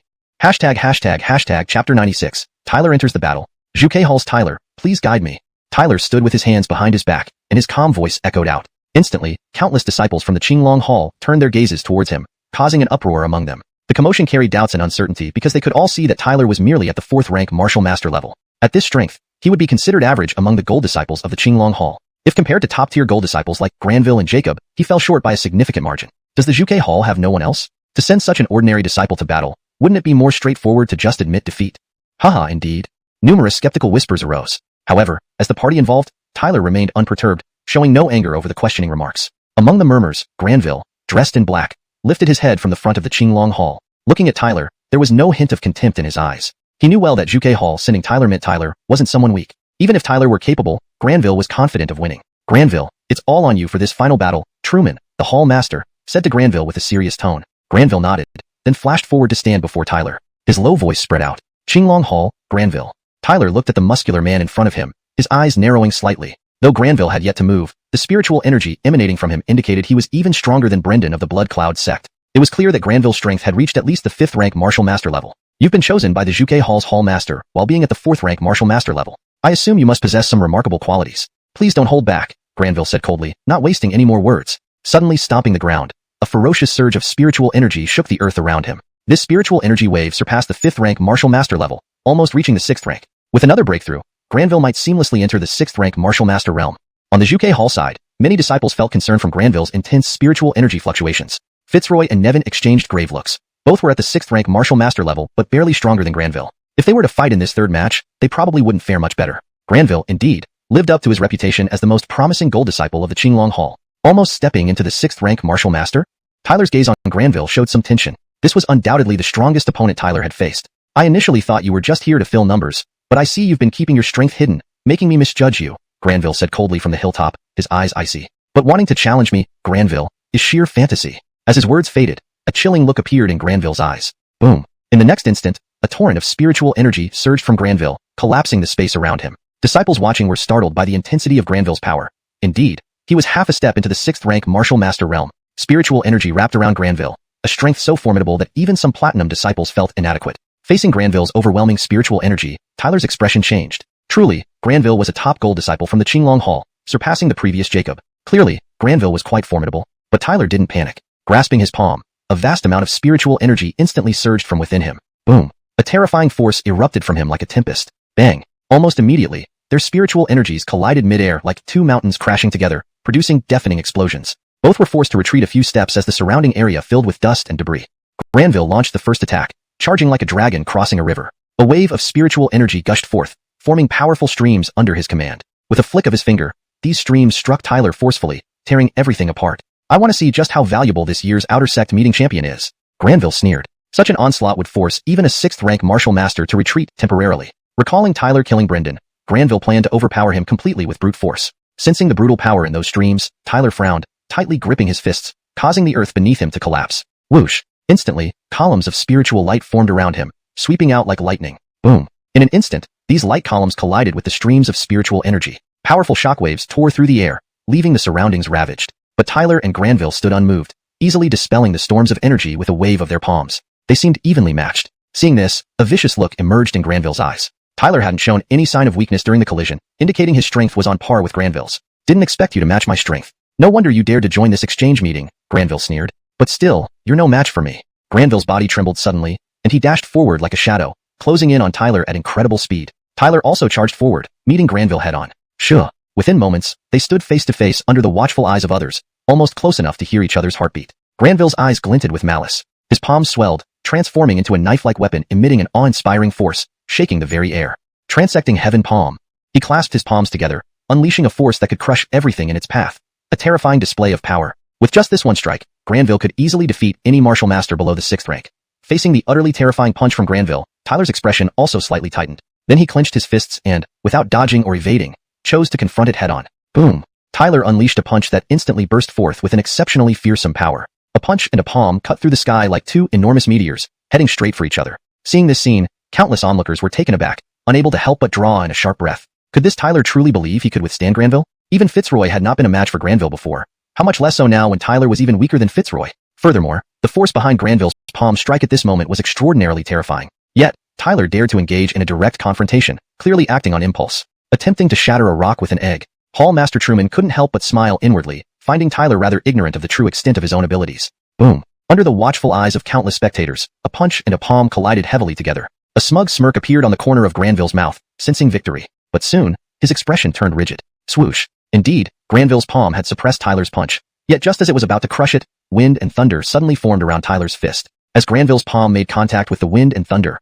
an astonishing force erupted like an avalanche. Crack! The deafening sound rang out, followed by intense pain in his hand, which left Granville greatly alarmed. In the next instant, under the incredulous gazes of numerous onlookers, Granville's body trembled and he was directly forced to retreat. Granville quickly channeled his spiritual energy to steady himself.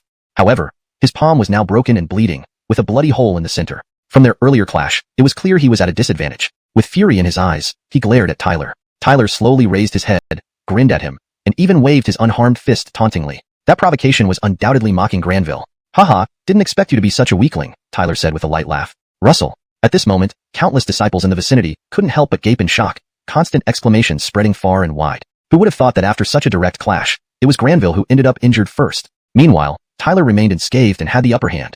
Hashtag Chapter 97, Ancient Heavenly Prison. Tyler hovered in the air, his fist surrounded by swirling spiritual energy. Within it, wind and thunder rumbled ominously, making the scene appear somewhat peculiar. Tyler was rather surprised that Granville's palm strike hadn't harmed him. Instead, it was Granville whose palm was injured by Tyler's punch. Thinking about this, Tyler couldn't help but smile. It seemed that Granville wasn't as terrifying as he had imagined, and it was evident that Tyler had a chance to win. He slowly raised his head, looking at Granville, who now wore a grim expression. Granville was like a stumbling block, and what Tyler needed to do was kick him aside.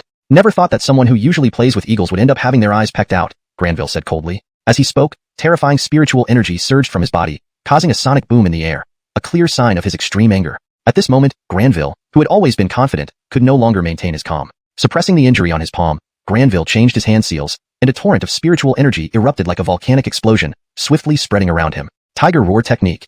Suddenly, the entire area seemed enveloped by the surging spiritual energy. At the same time, this energy transformed into tiger-shaped shadows, charging toward Tyler with incredible ferocity. Tyler moved swiftly, leaving afterimages behind as he dodged through the tiger shadows effortlessly, avoiding all of them. Thud. Within the tiger shadows, countless lines seemed to condense, as if sealing the heavens and earth, descending upon Tyler from above. Tyler's expression changed as he focused his mind, forming a giant hand made of spiritual energy. This glowing hand contained an astonishing power. Divine Demon Grasping Hand. The massive spiritual energy hand in front of him immediately shot forward, striking the approaching tiger shadow. Boom. The shocking power within the hand exploded, dispersing the formidable tiger shadow with brute force. The lines formed by the tiger shadows also exploded into countless light particles. Whoosh! However, just as the tiger shadow lines exploded, a piercing sound resonated. A white figure darted through space faster than lightning, aiming straight for Tyler's throat. It was a white dagger. Tyler clenched his hand, producing the life-death cycle spear. With a swift motion, the spear thrust out, intercepting the white dagger. Sizzle! The white dagger and the life-death cycle spear clashed fiercely, sparks flying from the impact. In the end, the fierce dagger was blocked by the life-death cycle spear. After deflecting the white dagger, Tyler leaped forward like a snow leopard, transforming his life-death cycle spear into dozens of spear shadows, all aimed directly at the nearby Granville. Clang! Clang! Clang! Granville wielded a black longsword, his spiritual energy surging like a stormy sea, countless sword auras erupting and blocking all the incoming spear shadows. Both combatants attacked without restraint, each move incredibly aggressive, targeting vital points while skillfully defending against one another. This was a true battle of titans. Amidst the sky, countless disciples watched in awe as the two clashed fiercely in midair. Such intense fighting would have defeated any ordinary gold-rank disciple long ago. Their combat skills had already reached the level of some platinum-rank disciples. Clang! The spear and sword collided, emitting a sharp ringing sound. A massive wave of spiritual energy shockwaves radiated outward, kicking up sand and rocks with terrifying force. In the next instant, both Tyler and Granville trembled violently, being forced back almost simultaneously by the other's attack. Tyler swung his life-death cycle spear, feeling the immense strength within his body. He couldn't help but smile. Despite the intense clash earlier, he showed no signs of being overwhelmed. Clearly, since reaching the 4th level warrior master, his spiritual energy strength had become comparable to some 6th level warrior masters. This meant that his current strength was enough to match Granville. Granville, you seem a bit weak, Tyler smirked, looking at Granville with a faint smile. Tyler, don't be too arrogant. Granville cast a chilling glance at Tyler and shouted harshly. He realized that although Tyler was only at the 4th level warrior master, comparing strengths, even he who had half entered the 6th level warrior master stage didn't hold much advantage over Tyler. This Tyler was indeed difficult to deal with. Yet, a mere 4th level warrior master disciple dared to be so arrogant in front of him. Did he really think Granville was easy to provoke? Tyler, my true strength is ultimately above yours. Since you're so arrogant, I'll show you what despair feels like today. Granville sneered. Clang! His long sword suddenly quivered. In the next moment, Granville's hands rapidly changed seals, and within moments, strange ripples appeared on his palms, resembling spider webs. These ripples grew more numerous until they connected, forming something akin to a towering prison. An extremely terrifying power emanated from it, warping the surrounding space. Simultaneously, a dangerous aura gradually spread from Granville's body. Bang! Granville once again sealed his hands, the strange ripples quickly spreading over his entire body. Destructive auras emerged from within him. Turbulent spiritual energy surged around him, causing the air to collapse continuously. Witnessing this, the many disciples were wide-eyed, clearly sensing the explosive surge in Granville's strength. That kind of power had already reached the 6th level warrior master realm. Evidently, Granville was no longer holding back, unleashing his true strength. With spiritual energy sweeping through him, Granville's gaze became extremely vicious as he glared at Tyler. He laughed maliciously. To make you understand my might, I'll have to use my full strength, but it can also be considered your honor. Tyler, one should know their limits. You must understand that my Azure Dragon Hall is incomparable to your Vermilion Bird Hall. So, rejecting the Azure Dragon Hall and joining the Vermilion Bird Hall is undoubtedly the biggest mistake of your life. As he finished speaking, his entire body transformed into a grotesque, colossal prison, and his roar echoed wildly with madness. Ancient heavenly prison. Boom. Terrifying power burst forth from Granville's body like a tidal wave. The many disciples witnessing this scenario were horrified. The seated Chief Truman on the high platform smiled inwardly, never expecting that this Tyler, defying logic, would force Granville to resort to using the ancient, heavenly prison. But this would also mean that Tyler would be completely trampled underfoot by Granville. Hashtag Chapter 98. Sudden reversal. Whoosh. Powerful torrents of spiritual energy surged out from Granville's body, each wave carrying a destructive force that erupted like an avalanche. The ground around him couldn't withstand the immense power and began to collapse continuously. In the sky, countless disciples watched with their scalps tingling in fear. On the high platform, Hall Master Truman sneered coldly. Granville's ancient celestial prison was his most powerful and deadly technique. He wouldn't use it unless he intended to thoroughly defeat Tyler. Moreover, this ancient celestial prison was a supreme divine skill, powerful enough to sweep everything before it. Therefore, when Granville activated this technique, the outcome of this confrontation was already decided. Truman cast a mocking glance at Hall Master Lachlan beside him. At this moment, Lachlan's face was tense and uneasy, clearly knowing how terrifying the ancient celestial prison truly was. It seemed Tyler would be in great peril this time. Hall Master Truman sneered again. This Hall Master Lachlan really didn't change his stance until faced with facts, still hoping that Tyler could turn the tide. Such wishful thinking. This exchange session is destined for our Azure Dragon Hall to win. A smile spread across Truman's face. Once Granville defeated Tyler, Lachlan would have to accept the reality and lower himself before Truman. Just imagining this made Truman feel immensely satisfied. Many Vermilion Bird Hall disciples also looked at the increasingly formidable Granville with serious expressions, realizing the situation was quite unfavorable for Tyler. This Granville is truly terrifying, actually mastering the ancient celestial prison. A supreme divine skill. Even some platinum disciples of the Azure Dragon Hall rarely manage to cultivate it, Neve said helplessly.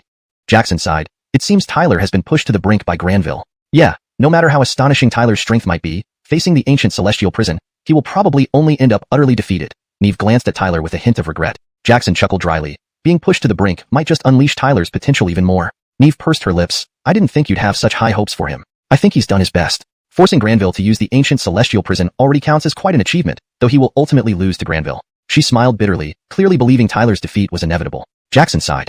As they say, in a narrow encounter, the brave one wins. I believe Tyler won't give up easily. Bam! Suddenly, Granville's body trembled slightly and almost instantaneously transformed into a massive black celestial prison. Granville's gaze turned particularly icy as he slowly lifted his head, staring at Tyler with eyes like venomous snakes, appearing somewhat deranged. The ancient celestial prison was originally for competing to become a platinum disciple. I didn't expect to use it on you so soon. Truly vexing. Bam! As soon as his voice faded, the ancient celestial prison spun once, and then charged forward with terrifying force, turning everything it passed into nothingness. Terrifying. Tyler's expression tightened. Granville was undoubtedly at his most fearsome now. Bam! The ancient celestial prison surged toward Tyler like a thunderbolt. Tyler roared and thrust the life and death cycle spear with overwhelming force. Control life and death. Grasp the cycle. The life and death cycle spear shone with black and white light, as if embodying both hell and paradise. The power within the spear became overwhelmingly terrifying, piercing straight towards the ancient celestial prison. The ancient celestial prison descended, instantly colliding with the life and death cycle spear. Bam! An extremely fierce storm of spiritual energy exploded outward. The earth beneath them collapsed instantly, and the space before them shattered continuously. However, despite colliding with Tyler's life and death cycle spear, the ancient celestial prison showed no damage. Instead, its terrifying power forced Tyler back. Swoosh! As Tyler was forced back, the ancient celestial prison pressed down again, relentlessly following him like an unshakable curse. Under the pressure of the descending ancient celestial prison, Tyler's body trembled slightly. However, facing the black hole, a resolute look flashed in his eyes. Clenching his fists, he mobilized the God-Demon Universe art, his power rising sharply. Then he punched forward with full force. Boom! The punch struck the ancient celestial prison heavily. Tyler felt excruciating pain all over, blood oozing from his fist as he was hurled backward. Meanwhile, Granville remained unmoved and unharmed. Tyler, now you must realize the gap between us? Granville glared at Tyler fiercely, sneering, if this is all your strength, today you will only end up as my underling. Tyler's expression changed subtly. His hands suddenly clenched as vast spiritual energy surged out of him. Bam! Wind and thunder divine scripture. One hand summoned wind, the other thunder, both lashing out with terrifying force against Granville. Haha, is that it? You're too naive. Granville dismissed it arrogantly, pointing at the ancient celestial prison, which then collided violently with the wind and thunder. Asterisk bam, bam, bam, asterisk. Fierce waves of spiritual energy shockwaves burst outward from the collision point. Moments later, the ancient celestial prison had obliterated all the wind and thunder. Countless disciples watching were chilled to the bone. Who would have thought Granville was this terrifying, using the ancient celestial prison to overpower Tyler? After all, the wind and thunder divine scripture wasn't weak either. Yet, Granville crushed it completely. Tyler, it seems your abilities are limited to this. Granville noticed cracks appearing in his ancient celestial prison, but spoke without betraying any emotion. Even the wind and thunder divine scripture can't contend with your ancient celestial prison. Tyler's expression turned serious. Indeed, Granville, after using the ancient celestial prison, was monstrously strong. You don't learn until you experience it firsthand, Granville smirked sarcastically. Tyler didn't hesitate further, rapidly forming seals with his hands, unleashing an astonishing surge of spiritual energy. Desperate resistance? Granville sneered. It seems you're determined to resist till the end. In that case, I'll crush you completely. Taking a step forward, he walked towards Tyler confidently. But at that moment, Tyler smiled faintly at him. A calm voice echoed, burning heaven scripture. As soon as his voice faded, the vast spiritual energy surrounding Tyler shot upwards. Simultaneously, everyone saw a dazzling red fireball gradually form above Tyler's head, emitting unprecedented power. All the disciples were stunned, watching the red fireball. At that moment, even Hall Master Truman and Hall Master Lachlan changed expressions. Tyler had indeed cultivated a supreme divine skill, the Fire Deity Scripture. Chapter 99. Living up to expectations. Boom. A colossal 1,000-meter crimson fireball rapidly condensed above Isaias's head, gradually taking shape, radiating an overwhelming force. Witnessing the immense crimson fireball, countless disciples could not help but change their expressions drastically. Even some platinum disciples were greatly alarmed by the sight of that crimson fireball.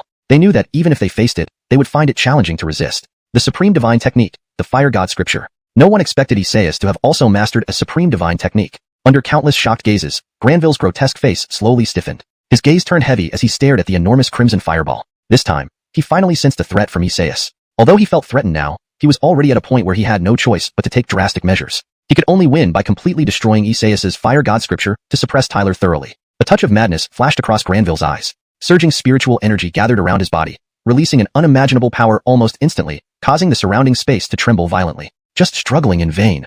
Granville swung his hand abruptly. In mere moments, the destructive power of the ancient, heavenly prison enveloped Isaias. Boom. In the next instant, his finger pointed sharply. Instantaneously, the ancient heavenly prison shot toward Tyler, turning the air into nothingness as it passed, and the ground split open with numerous cracks. Swoosh. At the same time, the ancient heavenly prison transformed by Granville rushed down with terrifying speed, appearing clumsy but moving like a force that met no resistance, revealing its formidable power. At this moment, Granville seemed like a human machine emitting devastating power, as if defying all challenges. Facing such power, not just gold disciples but even ordinary platinum disciples would likely be defeated by him. However, Isaias's gaze remained firm, undisturbed and even more determined as he confronted the descending Granville. He took a deep breath, his eyes turning cold. Go! When his calm voice sounded, the 1,000-meter crimson fireball above Isaias's head suddenly shook and shot down like a meteor under countless stunned gazes. It was terrifying. The colossal crimson fireball eventually collided fiercely with the ancient heavenly prison transformed by Granville. Countless pairs of eyes watched this tense moment nervously. Everyone knew that today's exchange session might conclude with this collision, determining the victor. But they also wanted to see which was stronger, Isaias's fire god scripture or Granville's ancient heavenly prison. Boom! When they collided, the heavens and earth seemed to shake continuously, while unquantifiable storms of spiritual energy raged wildly. Boom! Boom! The surrounding land collapsed instantly, creating a dense network of cracks, and the sky appeared ravaged by the storms of spiritual energy, leaving everything in disarray. Fitzroy and others hurriedly retreated. Disciples who failed to dodge stumbled and fell, their faces filled with shock. Such a spiritual energy storm was truly terrifying. This Tyler must be utterly defeated this time. At this moment, Hall Master Truman looked up anxiously. He wished to see Tyler lose to Granville. Otherwise, this exchange session would boost the rise of the Vermilion Bird Hall and diminish the prestige of the Azure Dragon Hall. This outcome was clearly not what he wanted. Hall Master Lachlan also looked toward the battleground, aware that Tyler had little chance of winning but still harboring hope. As for the numerous disciples, since they had no interaction with Tyler, they were simply supporting him because of Sammy. In their eyes, almost no one in the entire Stellar Sect could match Sammy, including Tyler. Previously, Tyler was merely the champion of the Outer Sect Assembly and the record breaker for martial pillars. His talent and potential were extraordinary, but this exchange session was set to prove it conclusively. Whether Tyler was a true dragon or a worm would be answered after this battle. Finally, Hall Masters Truman and Lachlan suppressed the spiritual energy storm. Thus, everyone's gaze shifted to the devastated battleground. After a moment, the situation became clear. First seen was Tyler on the battlefield, covered in blood, looking quite disheveled. Not far from him was Granville in the form of the ancient heavenly prison, with the crimson fireball exploding into light fragments under his prison. Tyler's fire god scripture has been destroyed by Granville? Shockwaves of surprise echoed throughout the area. Hey, senior brother Granville is the ultimate victor. That's great. We Azure Dragon Hall won this exchange session again. The disciples of the Azure Dragon Hall cheered loudly. Tyler paid no attention to the cheers. He looked up at Granville and said coolly, "It seems senior brother Granville isn't so impressive after all." Upon hearing this, Granville's body shuddered, and a mouthful of blood spewed out. The ancient heavenly prison shattered explosively, followed by his body falling to the ground, barely alive. His eyes were filled with resentment and shock. How could this be? As Granville fell, the whole world fell silent. Enormous eyes were wide open, filled with astonishment. Tyler had not only defended against Granville's ancient heavenly prison, but used it to thoroughly defeat him. The confrontation was over when the ancient heavenly prison exploded. This result surprised almost everyone. Tyler's face was equally pale, with obvious injuries. Clearly, battling Granville had left Tyler severely injured. He was indeed very difficult to handle, but fortunately, Tyler emerged victorious. Wiping the blood from the corner of his mouth, Tyler looked at the silent scene and then turned towards the Vermilion Bird Hall, bowing respectfully to Hall Master Lachlan atop the platform. Hall Master, disciple Tyler did not disappoint. Chapter 100, The Curtain Falls. On the devastated plain, Tyler stood with his hands behind his back. Although his encounter with Granville made him look a bit disheveled, the astonishing performance of this young man earned him admiration from many disciples present. At this moment, probably no one would dare to question or belittle him anymore. Silence enveloped the area as countless pairs of eyes stared at Tyler in shock, seemingly unable to come to terms with the unbelievable result. The silence lingered for a while before it was finally broken by a massive cheer from the Scarlet Phoenix Hall's disciples. Who could have predicted that Tyler, originally seen as the least promising, would decide the victory of this exchange? Hall Master Lachlan heaved a sigh of relief. A smile graced Sada's exquisite face as she looked at Tyler, a touch of pride in her gaze. This young man had once again proven himself. Fitzroy and Nevin exchanged glances and sighed in heartfelt acknowledgement. Previously, they had been somewhat disdainful about attending the exchange alongside Tyler. Now, they wished they could find a crevice to crawl into, because their performances were far inferior to Tyler's. They knew very well that if they were in his place, they would have already lost to Granville, let alone turn the tide around. Not far from them, Brian's face alternated between pallor and redness. He was speechless. He understood that from now on, the distance between him and Tyler would only widen. Cheers thundered through the Scarlet Phoenix Hall, marking its first victory since its decline. "Haha, still got a sharp eye for talent," Jackson said with a grin, having developed some confidence in Tyler after seeing how much importance Hall Master placed on him. He did decently well," Adair and Neve commented, momentarily at a loss for words. Sitting on the platform, Hall Master Lachlan smiled and remarked, "This lad truly has potential. With time, he will surely amount to something great." Clearly, he was pleased with Tyler's performance. While the Scarlet Phoenix Hall celebrated with earth-shattering cheers, the Azure Dragon Hall fell into dejection. Numerous disciples appeared deflated, not expecting what should have been a certain victory to end in failure. Hall Master Truman looked grim. In his view, the probability of winning this exchange had been 99.9%. Thus, he was completely unworried. Even the unexpected results of the first two matches did not concern him much, for he had complete faith in Granville for the final round. With Granville's strength, he should have easily outmatched all of the Scarlet Phoenix Hall's gold-ranked disciples, including Fitzroy and Nevin. But who would have thought that Granville would be defeated by Tyler? This exchange decided the ownership of a Star River mansion and a platinum-ranked disciple nomination slot. The defeat stung, even considering the Azure Dragon Hall's resources. Hall Master Truman glanced at Tyler, wishing he was an Azure Dragon Hall disciple. This exchange is won by the Scarlet Phoenix Hall. Will reluctantly accept the Star River mansion and the nomination slot. Hall Master Lachlan's voice echoed, causing every disciple of the Azure Dragon Hall to feel uneasy. Hall Master Truman gritted his teeth. Despite his reluctance, he eventually conceded, the Azure Dragon Hall will keep its word. The Azure Dragon Hall disciples sighed helplessly. If they reneged, the hall would soon become a laughingstock. True to form, Hall Master Truman, Lachlan smiled faintly. Seeing Truman admit defeat, Lachlan secretly breathed a sigh of relief before loudly declaring, this exchange is over, and Tyler deserves the greatest credit. I hereby declare the Star River Mansion belongs to Tyler. A tidal wave of applause erupted. Today's exchange was exhilarating, Tyler's performance flawless. Few had predicted the outcome. No one expected the Scarlet Phoenix Hall to win or that Tyler would turn the tide. Breaking the Marshall Monument record merely proved Tyler's extraordinary talent and potential. This exchange demonstrated he was a true prodigy. Clearly, Tyler was not destined to remain confined to obscurity. When Hall Master Lachlan's words rang out, the Scarlet Phoenix Hall disciples burst into smiles. Finally, they could hold their heads high. Everyone's eyes turned towards Tyler on the plain, filled with reverence. They knew after today, Tyler's name would spread throughout the four halls. Originally, they had come here just to see Tyler, but unexpectedly witnessed his single-handed reversal. If breaking the Marshall record only confirmed Tyler's potential, then this exchange validated his genius. Therefore, when Hall Master Lachlan's announcement echoed, Scarlet Phoenix Hall disciples rejoiced. Compared to their joy, the Azure Dragon Hall disciples appeared dejected. Hall Master Truman's complexion shifted uneasily, as if someone had poured a bucket of cold water on him during a triumphant moment. He thought the Scarlet Phoenix Hall could be suppressed but never anticipated such an unexpected outcome. Granville, who seemed certain to win, became Tyler's underling. Hall Master Truman knew the exchange was over, but tried to salvage some dignity. I must say, I miscalculated. Didn't expect you to win. Hall Master Lachlan grinned. Just luck on my part. Expect more surprises in the future. Truman laughed incredulously. Is that so? You shouldn't get too carried away. Even though we lost this exchange, our disciples are still the strongest among the four halls. Moreover, pausing for a moment, he looked at Lachlan intently. There will be a platinum rank competition soon. My disciples won't go easy on yours.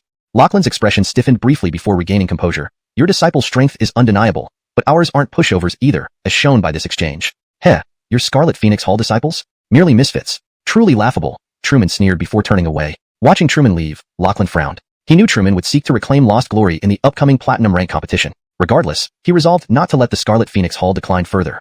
####Chapter 101. Sammy. The outcome of the exchange meeting between the Vermilion Bird Hall and the Azure Dragon Hall spread through the four halls in mere moments, becoming widely known. Normally, such an event, being a competition over the Fire and Water Oddities Cave, would only concern the Azure Dragon Hall and the Vermilion Bird Hall. The other two halls would not pay much attention, as it had no bearing on them. Besides, the Vermilion Bird Hall was currently ranked last among the four halls, and its defeats were quite common. However, this time, the Vermilion Bird Hall's performance stunned everyone. Tyler not only broke Sammy's record on the martial steel, but also received praise from the Patriarch. This caused countless people within the Stellar Sect to take notice. As a result, when the exchange meeting began, disciples from all four halls rushed to witness Tyler's capabilities firsthand. Initially, they came expecting to see Tyler humiliated, but what they witnessed instead was his remarkable performance, a clear indication of his rise and proof that he was indeed an extraordinary talent. Who could have thought that the Vermilion Bird Hall, which everyone expected to be crushed by the Azure Dragon Hall, would end up winning? Tyler, who had just entered the Vermilion Bird Hall, defeated Granville of the Azure Dragon Hall with only the strength of a fourth-rank martial master, turning the tide in their favor. Such a commendable feat truly left a stunning impression.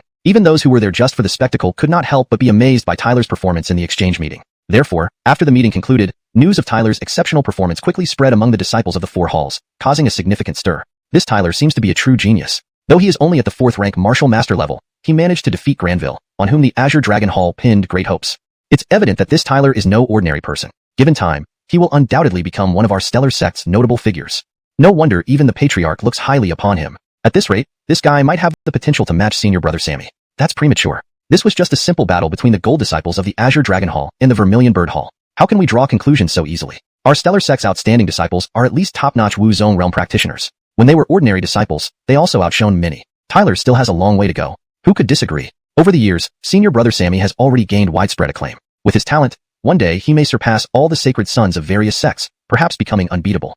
What? Has senior brother Sammy grown even stronger? Remember, the sacred sons of other sects regard him as a formidable rival. Senior brother Sammy truly deserves his title as our Stellar Sect's top sacred son. Compared to the awe-inspiring senior brother Sammy, Tyler still has a huge gap to bridge. Whispers continued to spread across the halls. Although many disciples still did not fully believe that Tyler had the potential to match Sammy, they were no longer as dismissive of him as before. Clearly, Tyler's remarkable performance in the exchange meeting convinced some disciples of his abilities. At the very least, compared to all the gold disciples, Tyler was now considered among the elite. Thus, following this exchange meeting, the disciples of the four halls began to view Tyler differently, marking his first step toward fame.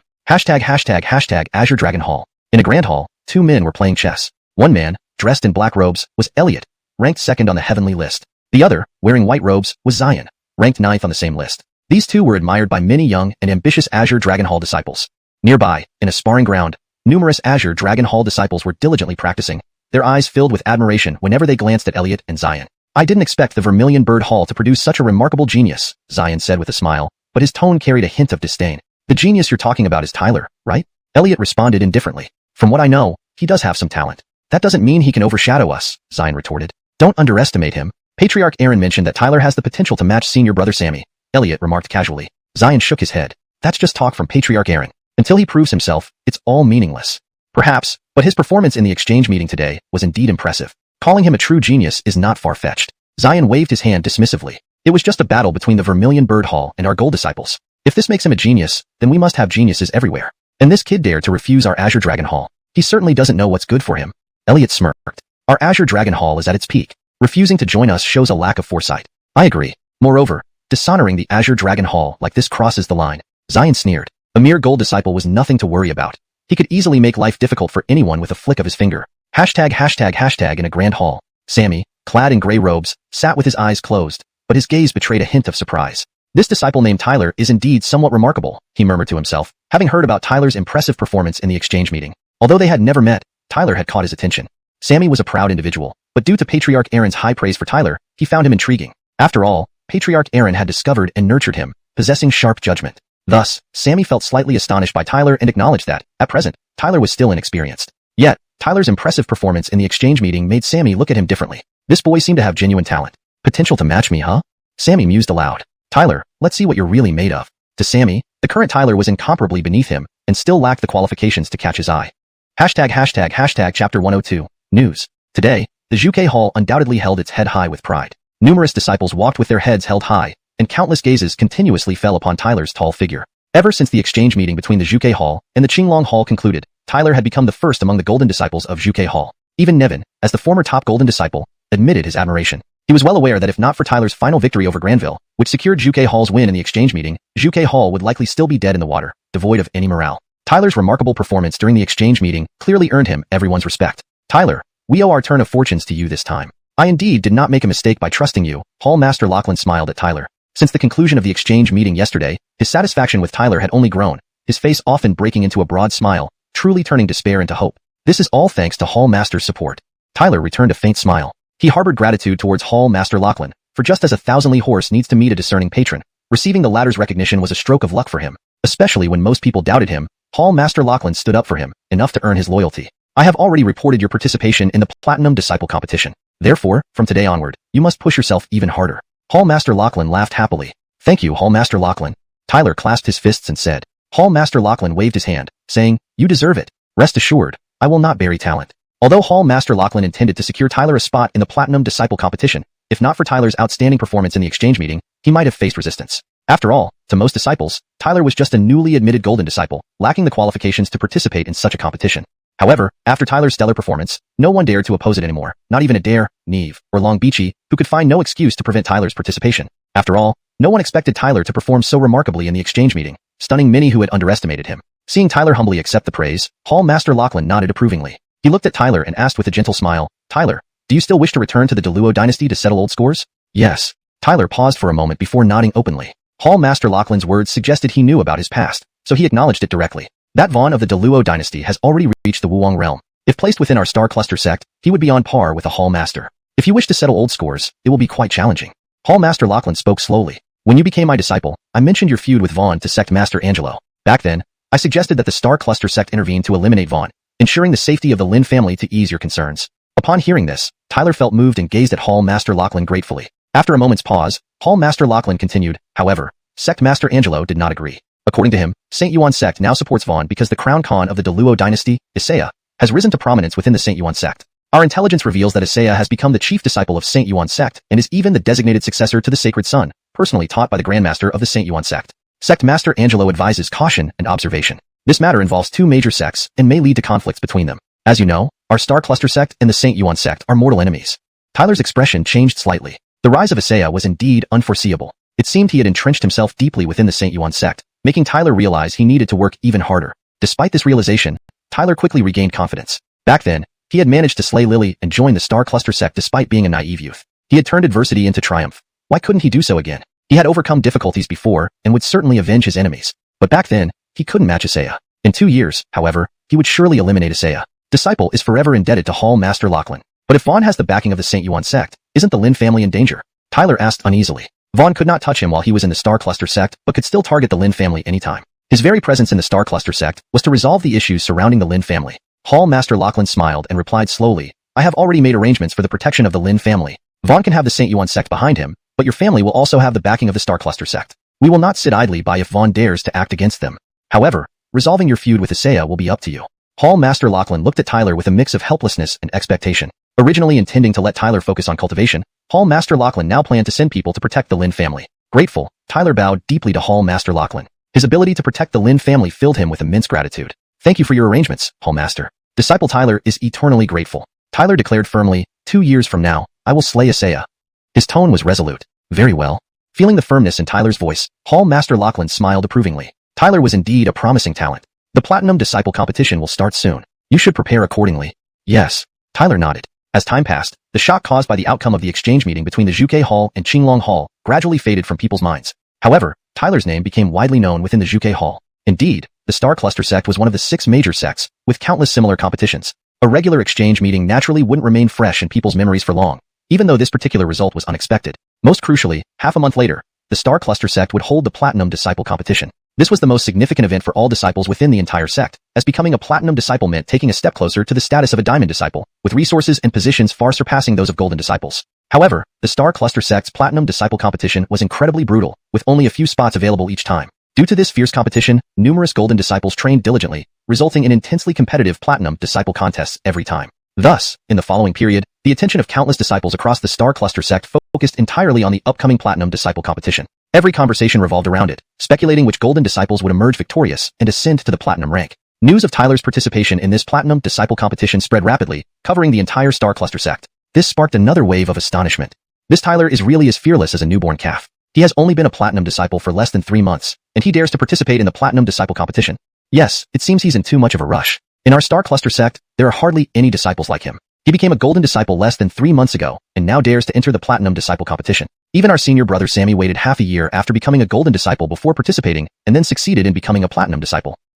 Defeating just one Granville has made him forget his own limits. Facing the Platinum Disciple competition, even Granville wouldn't have much confidence. The Golden Disciples who participate in the Platinum Disciple competition are all top tier among the 4 halls Platinum Disciples, far surpassing Granville. I wonder where this Tyler gets his nerve from.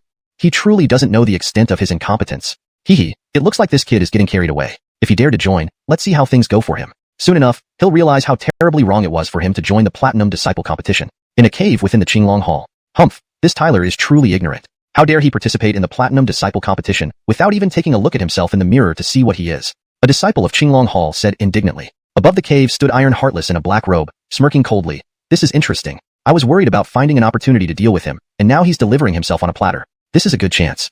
Iron Heartless wore a cold expression. Despite Tyler's rise, the latter had embarrassed Qinglong Hall, and as its chief disciple, Iron Heartless had to represent Qinglong Hall and get back at him. Tyler, since you don't know better, don't blame me for dealing with you. The surrounding disciples immediately perked up, curious. Chief Disciple Iron, how do you plan to deal with him? Iron Heartless smiled cruelly. Of course, I'll let him know the strength of our Qinglong Hall. He then turned to 2 nearby disciples, Junior Brother Uriel, Junior Brother Axel. Chief Disciple Zhao, please give us your instructions. Uriel and Axel quickly responded. Iron Heartless nodded slightly. Saint Sun Zion spoke to me earlier, instructing me to teach that Tyler a lesson. You both are also participating in the Platinum Disciple competition. So lead the Qinglong Hall disciples. Tyler? Uriel and Axel exchanged glances. Is that the Tyler from Zhuge Hall? Yes. Uriel and Axel grinned. Rest assured, Chief Disciple Zhao. We will ensure he does not become a Platinum Disciple. Then I can rest easy. Iron Heartless smiled, a hint of mockery in his eyes. Tyler, by offending my Qinglong Hall, you've made it impossible for yourself to advance smoothly. Chapter 103 as expected. As time passed, the day of the Platinum Disciple competition drew nearer. The atmosphere within Starry Sky sect became increasingly electrified because of this. The Platinum Disciple competition almost attracted countless eyes. After all, to all disciples, becoming a Platinum Disciple was a symbol of strength and status. It was something they dreamed of daily. Therefore, compared to some trivial matters, the Platinum Disciple competition was clearly much more important. As the Platinum Disciple competition drew closer, what most excited countless disciples was undoubtedly the top contender for first place in this competition. So much so that numerous disciples even made high-stakes bets on it. Among these were Uriel from the Azure Dragon Hall, Blaze from the White Tiger Hall, Kin from the Black Tortoise Hall, and Tyler from the Vermilion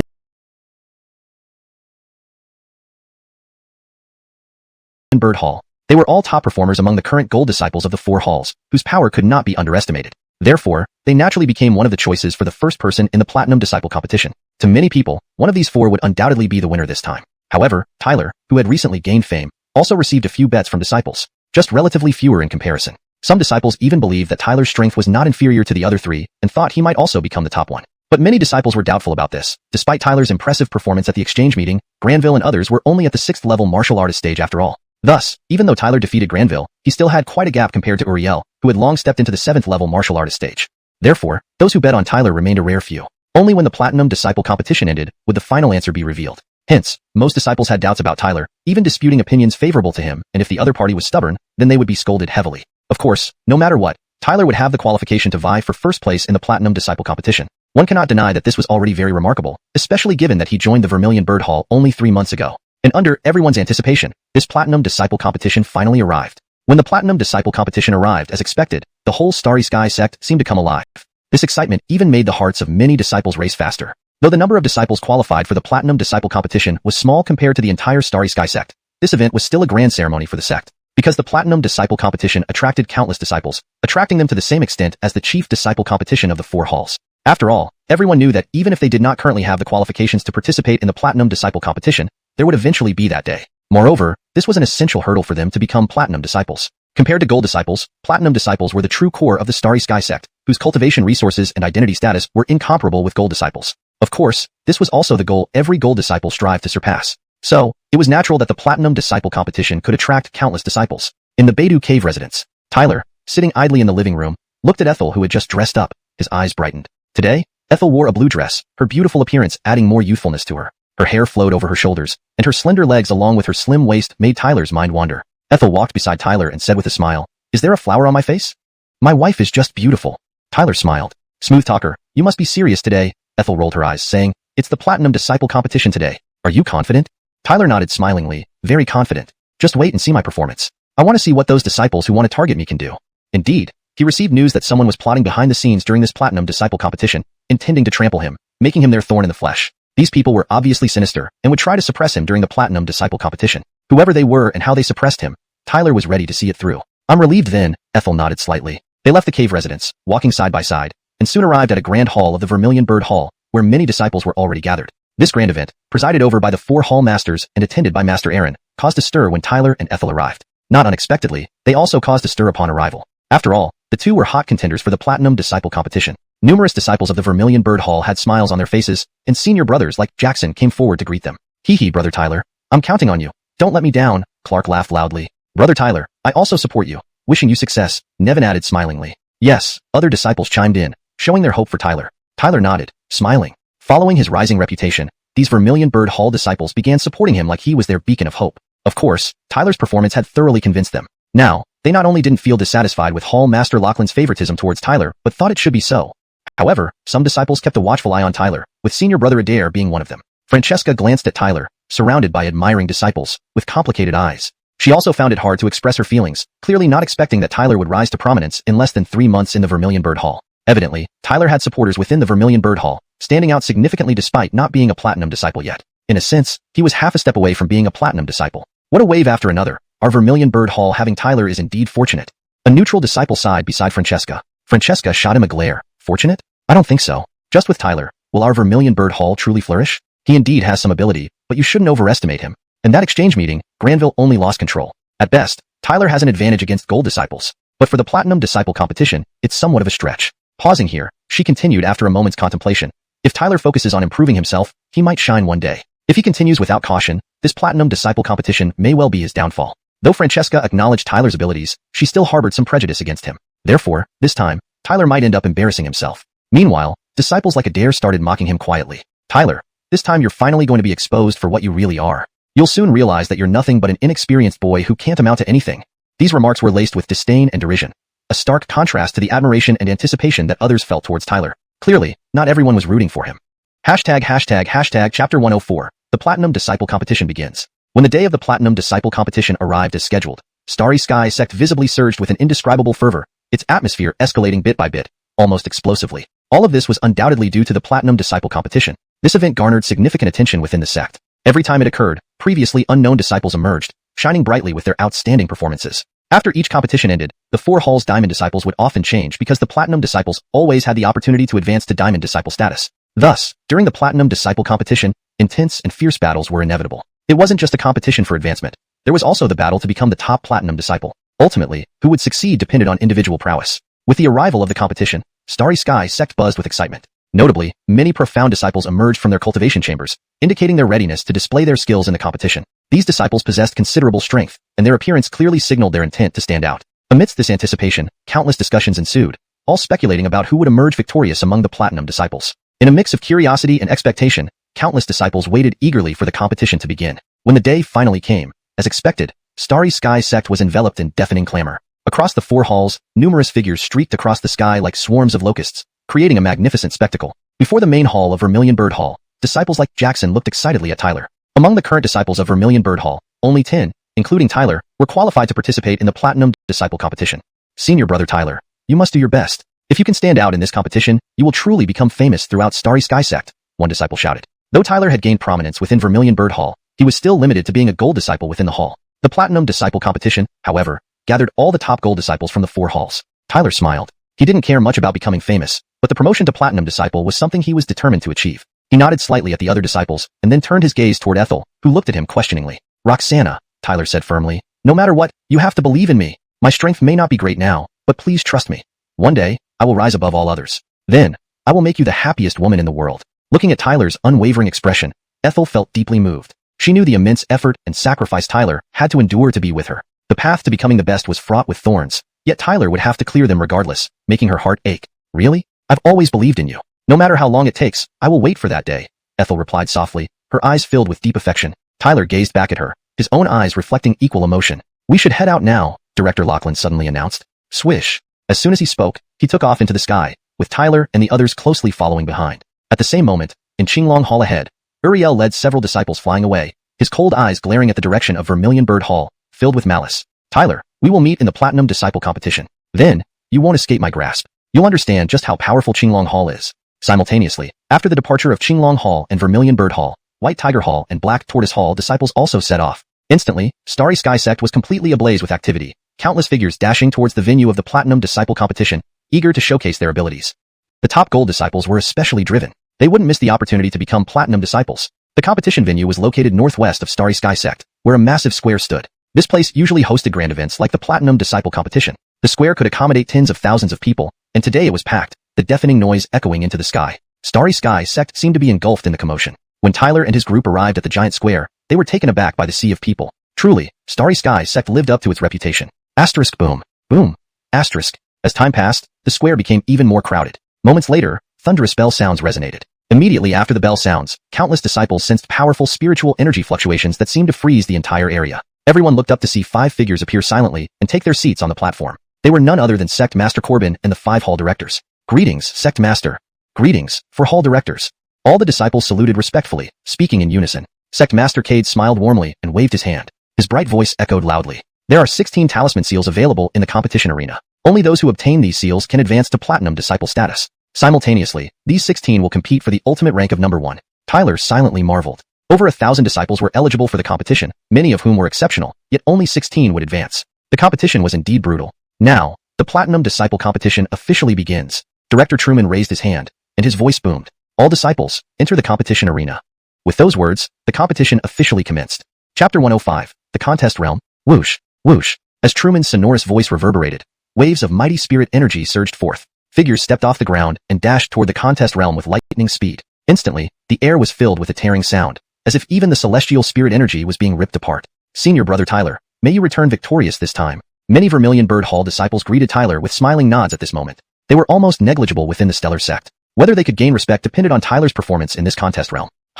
Tyler nodded faintly and without hesitation, waved his hand, transforming into a rainbow streak that soared through the sky. Under countless gazes, he entered the vast contest realm. On the platform, Hall Master Lachlan stared intently at Tyler, gripping his hand tightly, feeling somewhat nervous. It all depended on Tyler's ability now. Hall Master, can Tyler, they succeed? Jackson's face bore a serious expression. He knew how crucial this contest realm struggle was for their Vermilion Bird Hall. Don't worry, Tyler won't let us down, Lachlan smiled rarely, obviously holding some hope for Tyler. If we fail, our Vermilion Bird Hall will find it hard to hold its head up again. Jackson gazed at Tyler, bitterness lacing his voice. Hall Master Lachlan sighed helplessly at these words. At this time, on the open ground, everyone focused intently on those entering the contest realm. Boom. The moment Tyler landed in the contest realm, standing on the earth, a vast wave of green chi rolled over. Its overwhelming power could flatten a mountain, terrifyingly intense. Under this pressure, inferior ones would be instantly pushed out of the contest realm. Facing the rolling green chi, Tyler remained calm. Suddenly, he trembled as astonishing spirit energy surged out like silk ribbons piercing through the green chi.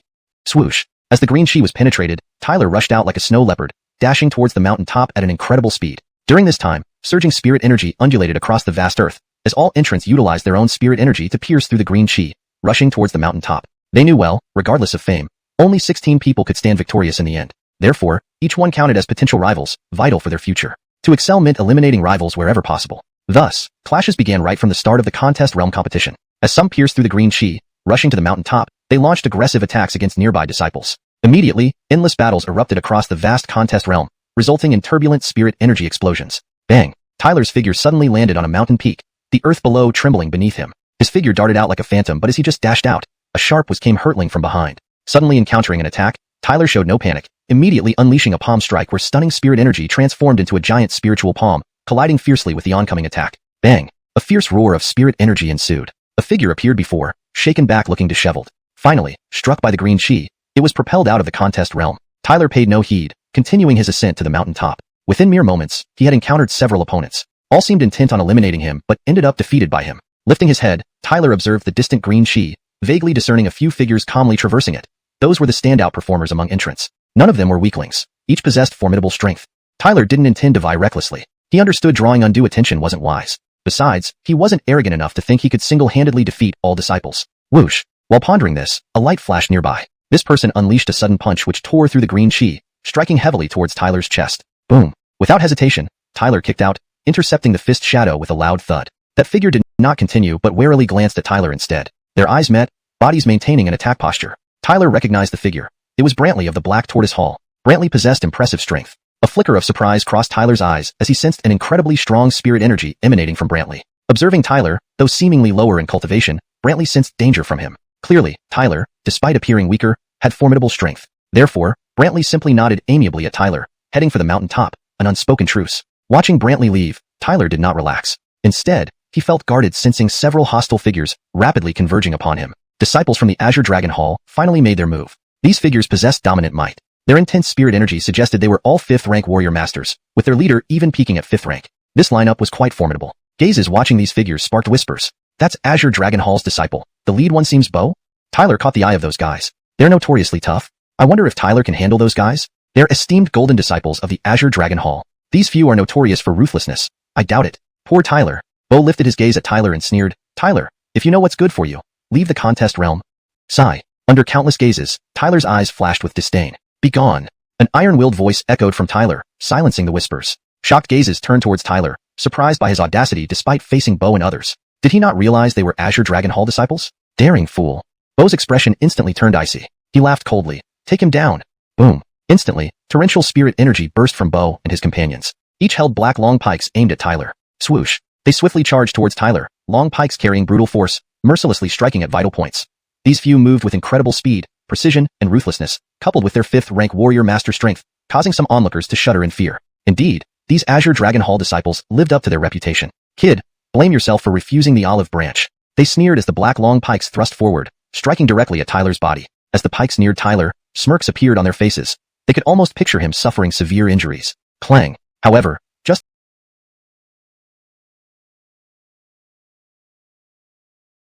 as their smiles turned wicked, a sharp clanging sound echoed. To their shock, they saw their pikes being blocked by Tyler's long pike. How is this possible? They screamed in disbelief. Is this all you've got? And you dare challenge me? Tyler slowly lifted his head, staring at their dumbfounded expressions, and sneered mockingly. Hearing this, the eyes of those 5th rank warrior masters flashed with rage. In an instant, they unleashed their spirit energy, swinging their pikes to launch 2 ferocious spear strikes that tore through the air like sharp weapons, aiming for Tyler's throat. Crack! Tyler suddenly extended his fingers, which shimmered with golden light, gripping the incoming spear strikes with astonishing force and shattering them instantly. Looking up at Bo and the others, Tyler's gaze grew increasingly indifferent. My path won't be obstructed by insignificant bit players like you. Standing firm, Tyler's resolute voice reverberated across the sky. Chapter 106, Unleashing Power. Be careful, Gainer. Hearing Tyler's voice, Bo's expression suddenly changed, immediately giving a warning. It seemed that Tyler's strength was above theirs. Upon hearing this, the brows of Gainer and the others furrowed as well, and they hurriedly retreated. Be careful? Too late. However, just as Gainer and the others began to retreat, Tyler, who had an indifferent gaze, charged forward like a fierce tiger crossing a river. A hint of coldness flashed in his eyes. Whoosh! In front of everyone's eyes, a figure flashed, and Tyler appeared like a ghost in front of Gainer and the other two. With a surge of overwhelming spiritual energy in his palm, he thrust out his hand. The ferocious shadow of his palm came down, causing the faces of Gainer and the others to change drastically. The black long spears in their hands stabbed out desperately as their formidable spiritual energy erupted completely. Bam! Tyler's palm slammed heavily onto the several black spears that were stabbing towards him. With a loud explosion, the force from Tyler's palm grew rapidly, causing the black spears to shatter instantly. The wild power from the shattered spears impacted their bodies. Gainer and the others spat out a mouthful of blood and tumbled away in a sorry state. In one blow, several experts at the 5th rank Martial Master realm were utterly defeated. Nevertheless, after defeating Gainer and the others with one blow, Tyler did not stop there. Instead, his figure flashed and approached them at an indescribably astonishing speed. Under countless astonished gazes, he slapped them fiercely on the chest. Spurt! The sound of spitting blood rang out, causing some people to be greatly alarmed. They saw Gainer and the others fall helplessly to the ground. Their faces changed as they realized that Tyler's methods were indeed rather brutal. Boy, you're asking for death. Bo was thoroughly enraged by this scene. Immediately, a deep rage emerged in his eyes. He really hadn't expected Tyler to attack so ruthlessly. Don't worry, I won't let you off either. Remember, don't provoke someone you can't handle, Tyler said, raising his head and smiling slightly at Bo. Then, countless people saw that dazzling light suddenly burst forth from Tyler's body. Whoosh! The brilliant light encircled Tyler's body, turning into a streak that shot out abruptly. Rushing dragon descending the mountain. A torrent of fierce spiritual energy surged out of Bo's body. His eyes were savage as he stabbed down with his spear, unleashing a 100-foot-long black spear flower that tore through everything around it as if ripping apart the very air itself. Swoosh! Almost instantaneously, the streak collided with the black spear flower amid numerous spectators. A sharp sound echoed as the spear flower, which seemed capable of sweeping everything aside, shattered instantly under the attack of the streak. How could this be? Bo looked at the unstoppable streak, shock flashing across his face. Such a fierce attack couldn't even pose any threat to Tyler? Bam! The streak tore through the spear flower and continued toward Bo without losing momentum. Tyler maintained the stance of striking out with his palm, while Bo fell to the ground, shock still visible in his eyes. One strike left Bo gravely injured. Countless people observed the crushing outcome, all unable to suppress a sharp intake of breath. A peak expert at the 5th rank Martial Master realm had been severely wounded like this? Outside the arena, countless spectators gazed at Tyler's figure, their originally noisy voices now silent. Surprise filled their eyes. Only now did they realize how terrifying this young man named Tyler truly was. Fighting multiple opponents and nearly overwhelming them. It was indeed an unbelievable achievement. Several hall leaders watched Tyler's figure, surprise flashing in their eyes as well. This Tyler is indeed extraordinary. Tyler has won. On the open ground where the Zhuke Hall disciples stood, Jackson stared at Tyler's figure in amazement, joy gradually spreading across his face. Tyler's displayed strength impressed him. Bo and the 3 others were somewhat well known in the Azure Dragon Hall, with commendable strength. Together, they would probably have a fighting chance against an expert at the 6th rank Martial Master realm. However, they crumbled before Tyler effortlessly. Tyler's performance shocked many. In the crowd, numerous Zhuke Hall disciples showed admiration, their respect for Tyler growing. Strength was always the tried and true pass everywhere. Having such an excellent disciple certainly benefited Zhuke Hall. Hall leader Lachlan, however, remained calm, saying, the contest in the arena is just beginning. If Tyler doesn't win in the end, no matter how impressive his earlier performance, it will be meaningless. Regardless, Zhuke Hall has made a good start. Perhaps Tyler might ultimately win, Hall leader Sebastian of Xuanwu Hall said, seemingly finding Tyler's performance satisfactory. Other Hall leaders remained silent. Unlike Sebastian, they looked down upon Zhuke Hall, acknowledging Tyler's strong performance but doubting he could prevail in the end. Should he fail to win, his earlier efforts would fade away, forgotten except for a fleeting sense of pity, because then he'd only be another stepping stone for others. Sighing lightly, Hall leader Lachlan murmured to himself, but Tyler won't fall so easily. While Zhuke Hall cheered for Tyler, the Azure Dragon Hall was eerily quiet, the atmosphere somewhat heavy. Many disciples trembled, glancing nervously at the silent Truman seated on the dais, fearing to utter a word. They sensed Truman's fury. Creak. Cracks spread densely beneath Truman's feet, reflecting the extent of his anger. A bunch of useless things, he muttered, his gaze burning with uncontrolled fury as he looked at Tyler. Yet, he concealed it perfectly. Tyler's defeat of Bo was unexpected, but it didn't matter. If Tyler failed to win in the end, these efforts would be nothing more than a momentary display. With Uriel on his side, Truman was confident that Azure Dragon Hall would win this contest. Hashtag Chapter 107, Confrontation. In the vast arena, the vast green aura still swept down overwhelmingly. The scene was awe-inspiring, causing countless spectators to feel intimidated. Fortunately, this wasn't aimed at a single individual. Otherwise, not only would those at the Wuxia realm be helpless, but even Wu Ling realm powerhouses might find it difficult to protect themselves. At this moment, on a mountain peak, 3 figures raced swiftly after defeating their opponents. Their gazes occasionally shifted towards the base of the mountain, where Bo and his group had confronted Tyler earlier, leading to an intense battle. Tyler actually defeated Bo and the others? Uriel's expression changed slightly as he gazed down. He had personally witnessed that fierce battle, and indeed, the strength Tyler displayed was quite formidable. No wonder he dared to participate in the Platinum Disciple competition. Speaking here, Uriel sneered and said with a mocking smile, "This has become somewhat interesting." Although Tyler's victory over Bo and the others was unexpected, it didn't matter much. With his current strength, achieving the same result would have been effortless. To him, Bede and the other 2 were nothing more than minor pests. Among the Azure Dragon Hall's gold disciples, no one could match his strength. "Brother Uriel, it seems this person is destined to be your rival," Ken of the Black Tortoise Hall said with folded arms and then added calmly, "Indeed? Haha, rival? Does he deserve it?" Uriel smiled coldly and continued, "I can use this opportunity to show other disciples how our Azure Dragon Hall's disciples surpass those from the other 3 halls. But first, he must catch up with us for it to be stimulating. This time, I'll represent the Azure Dragon Hall to deal with Tyler." As he spoke, he glanced at the mountaintop of the competition area with a smug look on his face. Upon hearing this, Blaze from the White Tiger Hall looked curious and said, "It seems you're determined to make Tyler your stepping stone." Currently, Uriel ranked first among the gold disciples across all 4 halls. If he could come out on top in this Platinum Disciple competition, he'd qualify for the Diamond Disciple contest. However, the other disciples from the 3 halls weren't ordinary either, especially Tyler. His rising fame made him arguably the strongest gold disciple in the Vermilion Bird Hall, a formidable opponent. Other disciples didn't quite measure up. Though Blaze and Ken also saw significant improvements in strength, they knew it would take some time before they could match Uriel. If Uriel didn't target them specifically, there was no need for them to provoke him. To rise again, the Vermilion Bird Hall needs to trample us. If we stand firm, it will deliver a significant blow to them. Uriel grinned and then waved his hand, dashing forward like a rocket, piercing through the green aura waves, heading straight for the summit. This will be an entertaining spectacle. Blaze and Ken, upon seeing this, hurriedly followed suit. They moved so swiftly it seemed like they were gliding over flat ground. As Uriel and the others began their ascent, the Vermilion Bird Hall's disciples turned their gaze towards Tyler, showing respect and admiration. "It seems Brother Tyler far surpasses us. He might be the only wildcard in this Platinum Disciple competition." They looked at Tyler with admiring eyes, and then exchanged amused smiles. Initially, they thought the Vermilion Bird Hall wouldn't achieve much in this competition, but now, standing tall and proud wasn't impossible. Fine, they'd give Tyler a hand.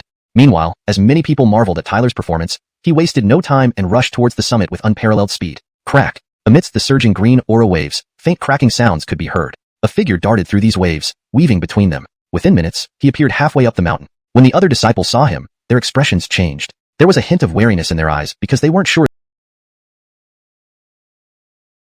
they could defeat someone who had bested Bo and the others. Of course, this figure was none other than Tyler, who had pushed his speed to its limits. Thus, his movement was almost unstoppable, faster than ever. With such exceptional speed, Tyler was confident that even some disciples at the 6th rank of the Wuxia realm couldn't keep up with him. Relying on this unrivaled speed, Tyler reached the mountain waist within minutes and began climbing towards the summit. Having already faced Bo and his group, he no longer hesitated. Given his demonstrated strength, any attempts to stop him would likely require careful consideration by others. Whoosh! The figure flashed past, tearing through the air. In moments, he was 1,000 meters up, close to the peak of the competition arena. He lifted his head and saw that he was nearing the summit. In his line of sight, there were dozens of formidable spiritual energy fluctuations ahead, each more astonishing than the last. Compared to Bo and the others, these individuals were significantly stronger. Those who had made it this far were undoubtedly the elites among all participants in the Platinum Disciple competition. Tyler's gaze swept over, spotting an imposing stone staircase ahead, with rolling energy waves around it as if cast from the very essence of aura. He knew this was the only path to the summit.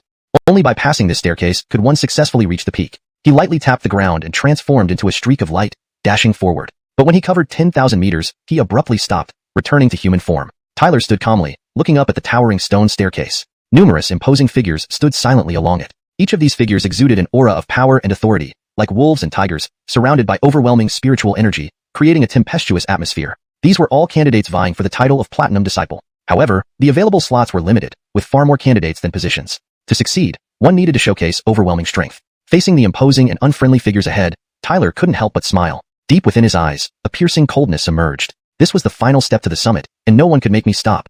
Chapter 108. Unstoppable Force. On the mountain peak, Tyler stood mid-air, his gaze cold as he looked forward. There, barely visible, were several dozen figures standing motionless. These figures were like immovable mountains, with formidable spiritual energy surging around them, stirring up sand and stones. Their gazes towards each other were filled with a hint of gravity and vigilance. They knew that if they wished to reach the summit, the others would be their greatest rivals. These dozens of figures were all outstanding among the golden disciples from the 4 halls. One of them was stronger than Bo's group, otherwise, they wouldn't have been able to remain at the edge of the mountaintop for so long. And because of this, when they encountered each other, intense battles were inevitable. Anyone who wished to reach the top would inevitably provoke the hostility and attacks of the others. Thus, when Tyler appeared here, those dozens of figures instantly turned their gazes toward him, their expressions changing slightly. Clearly recognizing Tyler, especially after witnessing his battle against Bo and the others, none underestimated him. Tyler's combat prowess had surprised everyone. The dozens of people's expressions changed. They hadn't expected Tyler to catch up. Now, there was another true rival. After observing Tyler's previous battle, they understood that his strength was likely not inferior to any one of them. Their eyes met without prior agreement, with their expressions shifting subtly. Despite Tyler's might, eliminating them wouldn't be easy. They needed to make it clear that even if he was strong, here precedence still mattered. Tyler gazed at their looks. His handsome face remained unperturbed, seemingly having seen through their intentions but showed no signs of panic. Instead, he took a deep breath, determination growing in his eyes. What difference did it make having dozens of opponents? Tyler's steps could not be stopped by just anyone. No matter if the path ahead was full of knives and fire or dragon dens and tiger lairs, he would bravely charge forward. Thud. Tyler's foot stomped down, causing the ground beneath him to crack immediately. Swoosh. He stamped his foot heavily, his figure shooting straight toward the opponents. Stop right there. Seeing Tyler advance rather than retreat, those dozens immediately roared angrily. Wasn't Tyler too arrogant, disregarding their presence? Infuriated, they attacked almost simultaneously, a surge of powerful spiritual energy sweeping out like ferocious tigers, hurtling fiercely toward Tyler. In the sky, Tyler halted abruptly, coldly watching the incoming waves of spiritual energy. He clenched his hand, a golden pillar shooting upward from his head, releasing an astonishing power. Inside the pillar, the divine demon tower emerged, expanding rapidly into thousands of feet, resembling a towering structure. Tyler gripped tightly, driving the divine demon tower downwards forcefully. Instantly, the air before him shattered, the terrifying force making the world tremble. Boom! The divine demon tower smashed the spiritual energy streams apart explosively, its remaining power undiminished as it charged at a few disciples. As the divine demon tower advanced, space split instantly. The disciples under attack turned pale, realizing the danger. Boom! Swords appeared simultaneously in their hands, colliding sharply with the divine demon tower. Shockwaves swept across, reducing mountains within thousands of feet to rubble. Those disciples retreated, steadying themselves with shock evident in their eyes. Only then did they understand Bo's astonishment. This Tyler, once truly engaged, was unstoppable, facing no resistance. They looked up to see Tyler standing mid-air, wielding the powerful divine demon tower. His serene expression caused slight tremors in their hearts. It was a look of unwavering determination, suggesting nothing in the universe could stop him. For victory, Tyler seemed willing to pay any price, and any who dared to stand in his way would become his vanquished foes. Boom! While they were trembling, Tyler appeared atop the divine demon tower, which transformed into a streak of light, moving extremely fast. Without hesitation, the dozens of disciples rushed to intercept. However, this attempt crumbled swiftly upon contact. Countless observers, both inside and outside the competition area, watched in awe as Tyler single-handedly overpowered the dozens of disciples, a visually striking spectacle. Jackson and others clutched their fists tightly, hearts racing, feeling incredible tension yet perceiving Tyler as an unstoppable war deity. This young man might have lower cultivation levels, yet his power completely dwarfed those at his level. Under countless pairs of eyes, Tyler finally defeated the dozens of disciples but didn't pause, continuing to propel the divine demon tower forward, overtaking them all. Throughout, the dozens of disciples were no match for Tyler. Even when surpassed, they secretly sighed with relief, realizing that Tyler was beyond their capability. Unimaginable was Tyler's terrifying power.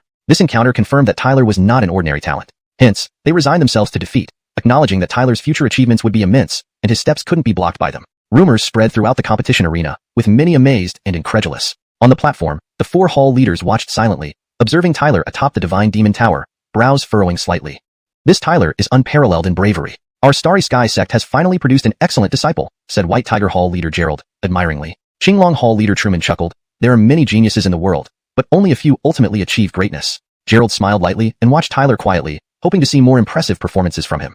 Chapter 109. Siege. The plaza of the Star Cluster sect was abuzz with excitement as all disciples focused intently on the light screens displaying images from the competition realm. The figures shown were participants vying for status, nearly all of whom were considered elite gold disciples of the sect, normally unreachable and exalted. Hence, their fierce competition for platinum disciple status was truly a spectacle that left countless other disciples awestruck. Thud. Thud. Within the competition realm, many disciples were being defeated and eliminated one after another. Heavens, senior brother Uriel from the Azure Dragon Hall is just too strong. In merely tens of minutes, he's already eliminated over 100 opponents. Senior brother Kin from the Black Tortoise Hall is doing well too, eliminating dozens. Not only them, senior brother Blaze from the White Tiger Hall isn't far behind. Indeed, they are all the cream of the crop among gold disciples from their respective halls, truly remarkable. They have taken an insurmountable lead. Compared to them, other disciples are far behind. Countless disciples could not help but discuss fervently as they watched the light screens showing the competition realm. However, many disciples who were watching the screen dedicated to Tyler suddenly shouted, "That leader is senior brother Bo from the Azure Dragon Hall? He's actually the first to challenge him." These words immediately drew much attention. Many disciples observing the two figures meeting on the screen started whispering among themselves. The first challenger is actually senior brother Bo. Tyler might be in trouble. Yes, among the gold disciples of the Azure Dragon Hall, senior brother Bo is top-notch. He's definitely not just anyone. Indeed, before now, senior brother Bo had an undefeated record. This time won't be any different. Heh, it looks like Tyler will meet his match. Tyler's encounter with Bo was clearly orchestrated by Bo, drawing many eyes. Quickly look, senior brother Bo has initiated the attack, truly overestimating himself, daring to confront senior brother Bo head-on. Doesn't he know that senior brother Bo is a peak 5th level martial master? However, the outcome of the exchange left everyone stunned. Not only did Tyler withstand the assault, but within a few exchanges, he heavily injured Bo. It was completely unexpected. All the disciples were taken aback, unable to believe their eyes as they gazed at the heavily wounded Bo. In just a few exchanges, Bo, renowned as an outstanding disciple of the Azure Dragon Hall, was defeated by Tyler? Immediately, a wave of uproar followed. This result was beyond their wildest imagination. Numerous disciples from the Azure Dragon Hall stared in disbelief, then could not help shouting in shock. How can this be? How could Tyler possibly defeat senior brother Bo? With Bo's strength, even equally skilled disciples struggled to compete. Yet how did Tyler win so easily? It was a heavy blow to their pride, leaving their faces flushed with anger. Senior brother Tyler is invincible. Junior brother Tyler strengthens our Vermilion Bird Hall. From the direction of the Vermilion Bird Hall, many brothers witnessed this scene, becoming excited. Earlier, they had been worried about Tyler, but now it seemed their concerns were unfounded. Swish. In the competition realm, Tyler's figure moved through unimpeded, dashing straight toward the mountain peak. He pushed his speed to its limits. As time passed, the mountain peak came into view. However, surrounding him, Azure Dragon Hall disciples began converging one by one. Two figures appeared suddenly, Uriel and Axel of the Azure Dragon Hall. Damn, he escaped again, Axel said coldly. Uriel smiled grimly. Seems he is quite troublesome indeed. Axel said solemnly, ordinary disciples can't stand against this kid. This is problematic. Uriel remarked nonchalantly, for this platinum disciple competition, we Azure Dragon Hall have the most numerous and strongest disciples, enough to make every step difficult for him. Then Uriel shook his head and sighed, spread the word. All Azure Dragon Hall disciples should surround and attack Tyler immediately. This is the first time our hall has targeted a single disciple, but to deal with Tyler, there's no other way. Otherwise, what face would we have left? Axel agreed beside him. Very well. Under the siege of our Azure Dragon Hall disciples, Tyler will be like a cornered beast. With this strategy, it will show the power of our Azure Dragon Hall. From now on, everyone will understand that opposing us will never end well. In his view, under the siege of the Azure Dragon Hall disciples, Tyler would be like a fish in a barrel. Uriel gave a faint smile, crossing his arms as he looked towards the mountain peak, his voice mocking. So, let's sit back and watch the show. It's time for junior brother Tyler to see the might of the Azure Dragon Hall. Did you hear? That Tyler from the Vermilion Bird Hall actually defeated Bo from the Azure Dragon Hall. No way. Isn't Tyler only at 4th level martial master? It's true. Therefore, Azure Dragon Hall disciples are enraged and rallying all to besiege him. TSK, that kid is indeed bold. They're Azure Dragon Hall disciples. Their wrath is beyond anyone's endurance. Now, all Azure Dragon Hall disciples are united, encircling the mountain peak. They all want to find that boy to cleanse their shame. The power of the Azure Dragon Hall is unimaginable. As a mere Vermilion Bird Hall disciple, challenging Azure Dragon Hall disciples shows his ignorance.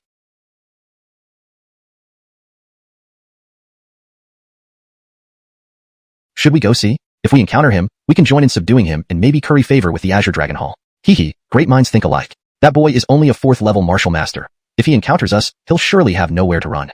Let's go then. On a small mountain peak, Uriel crossed his arms, watching the disoriented Azure Dragon Hall disciples, his eyes burning with rage. What a freak this kid is. His expression darkened. Despite rallying the Azure Dragon Hall disciples, Tyler still remained defiant, causing the Azure Dragon Hall considerable losses, tarnishing their image. Calm down, senior brother Wong. We've located Tyler's whereabouts. All Azure Dragon Hall disciples are on their way. He won't escape this time, Axel said from behind, squinting as he watched the mobilized Azure Dragon Hall disciples. We have him in a trap. He has no way out. By then, we can humiliate him however we please. Uriel finally breathed a sigh of relief. He didn't want his actions to embarrass the Azure Dragon Hall. In recent years, he'd enjoyed much prominence in the Azure Dragon Hall, always praised and fawned upon, but facing Tyler repeatedly, he felt his pride bruised. This grudge, he must vent. Chapter 110. Going Against the Tide. The onslaught of Qinglong Hall disciples against Tyler quickly spread throughout the competition arena at an indescribable speed, instantly causing a significant uproar. Some lamented the Qinglong Hall's bullying tactics, while others sympathized with Tyler. However, despite this, no one dared to offer Tyler any help. After all, Tyler was merely a Zhuke Hall disciple and a 4th-rank martial artist. Risking offending the powerful Qinglong Hall for him seemed unwise. This kind of siege naturally caused some disturbance in the Star Cluster Sex Plaza. Many disciples were indignant over Qinglong Hall's attack on Tyler, as Qinglong Hall's actions were deemed excessive. However, their indignation did not change Tyler's predicament. In this world, strength was paramount. Tyler had been making significant strides lately and had also gone against Qinglong Hall. It was natural that he would be targeted by them. Of course, those who felt the most indignant were the Zhuke Hall disciples. Qinglong Hall's move clearly aimed to suppress Zhuke Hall's members and, in a way, hindered Zhuke Hall's resurgence, a fact that was hard to accept. Hall Master Lachlan's face alternated between red and white with rage, but ultimately he remained composed. Because the Platinum Disciple competition was essentially a contest among the 5 halls, his anger wouldn't change anything. Ultimately, it all came down to Tyler's own strength. On the side, Zhuke Hall's disciples also felt righteous indignation since they were part of Zhuke Hall. Qinglong Hall's actions were clearly targeting them. So, even Neve, who usually harbored prejudice against Tyler, couldn't help but say, Qinglong Hall is really too overbearing. However, besides voicing her thoughts, she could do nothing. There weren't many Zhuge Hall disciples participating in the Platinum Disciple competition. Helping Tyler wouldn't make much of a difference against the overwhelming force of Qinglong Hall, only leading to more losses. Other Zhuge Hall disciples around her were speechless. Neve watched Tyler on the projection screen, her teeth biting her lower lip, and said, Tyler, if you can manage to ascend and become a Platinum Disciple amidst the onslaught of Qinglong Hall today, I will admit that you have the potential to match elder brother Sammy. Hearing this, the Zhuge Hall disciples were dumbstruck. Everyone knew that Long Bipu had never been optimistic about Tyler. Neve gave them a glare and said, is there a problem? If he achieves this, it means even I misjudged him. But do you think it's possible? Almost zero chance. That's the Qinglong Hall siege. The Zhuge Hall disciples laughed wryly, then shook their heads hopelessly. Faced with an entire Qinglong Hall assault, Tyler barely stood a chance to successfully ascend and become a Platinum Disciple. Compared to the dejected Zhuge Hall disciples, the Qinglong Hall disciples laughed mockingly, savoring Zhuge Hall's plight. Bo and his group were thoroughly defeated by Tyler before, so seeing him now being besieged by Qinglong Hall must have felt quite satisfying. That Tyler, who previously seemed so capable, was now just another target for Qinglong Hall. On a small hilltop, Tyler scanned the surroundings. He noticed more Qinglong Hall disciples rushing towards him, encircling him tightly. A cold glint flashed in his eyes. So it's a Qinglong Hall siege? Truly persistent. As soon as these words left his lips, he charged straight towards the nearby Qinglong Hall disciples. In the next moment, he stood before many Qinglong Hall disciples. The leader was none other than Alexander, one of the top 5 golden disciples of Qinglong Hall. Alexander looked at Tyler malevolently and sneered, Tyler, you chose hell over heaven, didn't you? As predicted by senior brother Uriel, you're indeed out of options. You'll end up singing of submission before us. Out of options? Singing of submission? You guys are truly full of yourselves, Tyler smirked. If you're going to besiege me, I don't mind stepping on your shoulders to rise. So watch out. The last word left his lips, and Tyler's expression turned utterly indifferent. At the same time, an overwhelmingly powerful spiritual energy erupted from within him, sweeping through the air like a tidal wave. While others might panic in the face of a Qinglong Hall onslaught, Tyler saw this as an opportunity to gain fame. In the competition arena, Tyler's spiritual energy surged out violently, spreading all around him like tumultuous waves. A formidable aura gradually emanated from him. Nearby, Alexander and his men initially froze at Tyler's sudden surge of power, but after hearing Tyler's words, they sneered. Haha, Tyler, you are truly arrogant. Alexander laughed, filled with contempt and ridicule. You really think that defeating that bumbling Bo qualifies you to deal with our top-tier Platinum disciples? Do you seriously believe that because you beat Bo, you now have the right to challenge us? Alexander and his companions looked at Tyler with mocking disdain. They found it laughable that a mere 4th-rank martial artist would dare to confront them. While Tyler's victory over Bo was unexpected, it was trivial compared to their capabilities. Bo was only one of the top 10 golden disciples in Qinglong Hall. Seeing Tyler stand before them so brazenly, they found it ridiculous and viewed him as a fool. Sought after everywhere, yet here you are. Alexander looked at Tyler as if he were prey, pleased by Tyler's solitary approach. Capturing him would certainly be a great accomplishment. So, he wasn't about to let this golden opportunity slip away. Hashtag chapter 111, display of might. I have to say, you really don't know your place, daring to provoke the Azure Dragon Hall, said Hobie with a menacing look in his eyes, glancing at Tyler with a hint of disdain. Though you appeared voluntarily this time, don't think you can leave unscathed. I will crush you completely with absolute power. With a sudden jolt, fierce spiritual energy erupted from him, unleashing an overwhelming and tyrannical force simultaneously. The Zhuge Hall disciples, sensing Hobie's terrifying strength, turned pale, revealing unease. They knew that Hobie was no ordinary individual, but rather a well-known figure among the golden disciples of the Azure Dragon Hall. Even Lachlan, the Hall Master, looked somewhat nervous and concerned at this moment. Tyler laughed casually and glanced up at Hobie, saying, You are just too stupid. Hobie's gaze turned icy cold as he sneered, Still putting on airs? You must not understand who you're dealing with. With a roar, he made no more delays. His spiritual energy expanded wildly, and his eyes became savage as he lunged towards Tyler with blinding speed. His punch transformed into numerous claw-like strikes, laced with brutal force, aiming directly for Tyler's vital points. This attack by Hobie was extremely ruthless, without any reservation. The Zhuge Hall disciples watched anxiously, but then they saw Tyler advancing instead of retreating, seemingly ready to face Hobie head-on. How dare you be so arrogant in front of me? Do you think I'm some useless fool like Bo? Hobie grinned savagely, considering Tyler an utter fool. Yet he held nothing back, intensifying his attacks, each strike landing squarely on Tyler's body. Boom. Boom. Asterisk. Piercing sounds echoed as the ground around Tyler crumbled amidst raging winds. Countless spectators were glued to this scene. That Tyler is truly overconfident, disregarding Hobie's attacks as if they mean nothing. Does he really think he's unbeatable? The Azure Dragon Hall disciples led by Hobie sneered. As the raging wind gradually subsided, their mockery halted abruptly, as if a fishbone had lodged in their throats. They saw Tyler still standing nonchalantly, unharmed and unperturbed, as though Hobie's attacks had vanished into thin air. How is this possible? Cries of shock erupted among the onlookers. Why isn't he injured? Hobie gasped in astonishment, realizing that despite hitting Tyler without reserve, none of his attacks had caused any harm. Is it even possible? Tyler maintained a calm expression, looking at Hobie and saying slowly, So this is your full strength? Not much, really. You damned idiot. Hobie fumed, furious. Spiritual energy surged rapidly on his fist as he unleashed another powerful blow, sending tempests swirling around. Bang! Another devastating punch hit Tyler's body, yet again, leaving him unscathed. Tyler remarked coolly, "I didn't realize you were so weak, just like a chicken." Upon hearing this, the surrounding Azure Dragon Hall disciples were visibly livid. How could he be this strong? The Azure Dragon Hall disciples, knowing Hobie's true strength, doubted themselves. If they had faced such attacks, they would surely be gravely injured. Yet Tyler remained untouched, proving that his strength surpassed Hobie's. They widened their eyes in surprise. Hobie himself felt disbelief, noticing that Tyler's spiritual energy seemed to exceed his own. Your strength, how can it surpass mine? Not only was Hobie stunned, but countless observers outside were also bewildered. How can this be? Tyler is only at the 4th rank martial master level. How can his strength exceed Hobie's?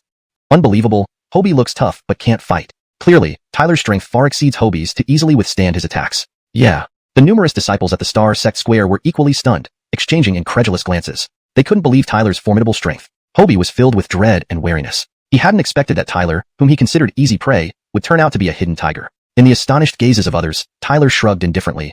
"I told you I came alone, but you thought I was a lamb waiting to be slaughtered. How ignorant you are."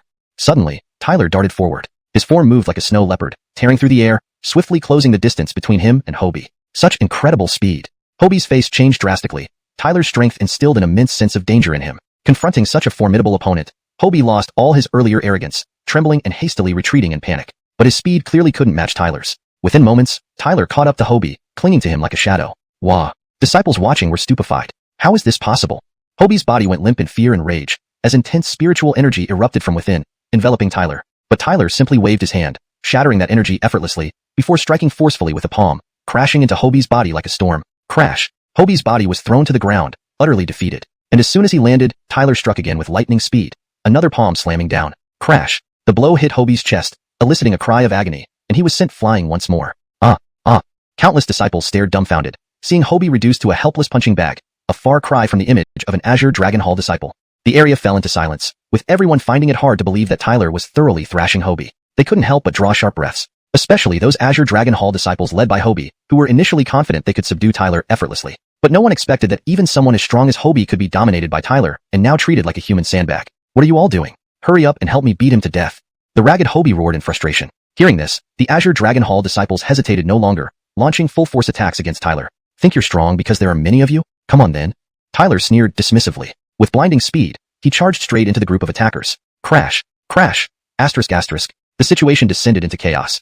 Though the Azure Dragon Hall disciples were numerous and overwhelming, they couldn't even scratch Tyler, let alone pose any real threat to him. Meanwhile, Tyler continued to unleash palm strikes one after another, each of which landed precisely on the Azure Dragon Hall disciples. Without exception, every strike found its mark. In an instant, those Azure Dragon Hall disciples were all thrown into disarray, falling to the ground in a sorry state. And Tyler remained completely unharmed, as if he stood invincible. His expression was calm, as though crushing these Azure Dragon Hall disciples was a trivial task for him. He glanced over at a nearby spot, where Hobie lay with a bruised nose and swollen face, clearly severely injured and looking rather pitiful. Hobie stared at Tyler with fear, his body trembling slightly. He couldn't believe that despite their overwhelming numbers, they had suffered such a devastating defeat against Tyler. Against this Tyler, they seemed almost powerless, incapable of mounting any significant resistance. After all, they were all outstanding golden disciples of the Azure Dragon Hall. Yet, even with so many of them, they still ended up utterly defeated by Tyler. How terrifying was that? Originally, the Azure Dragon Hall disciples had been surrounding and attacking Tyler, but now they had all been completely crushed by him. This was undoubtedly the first major defeat in the history of the Azure Dragon Hall.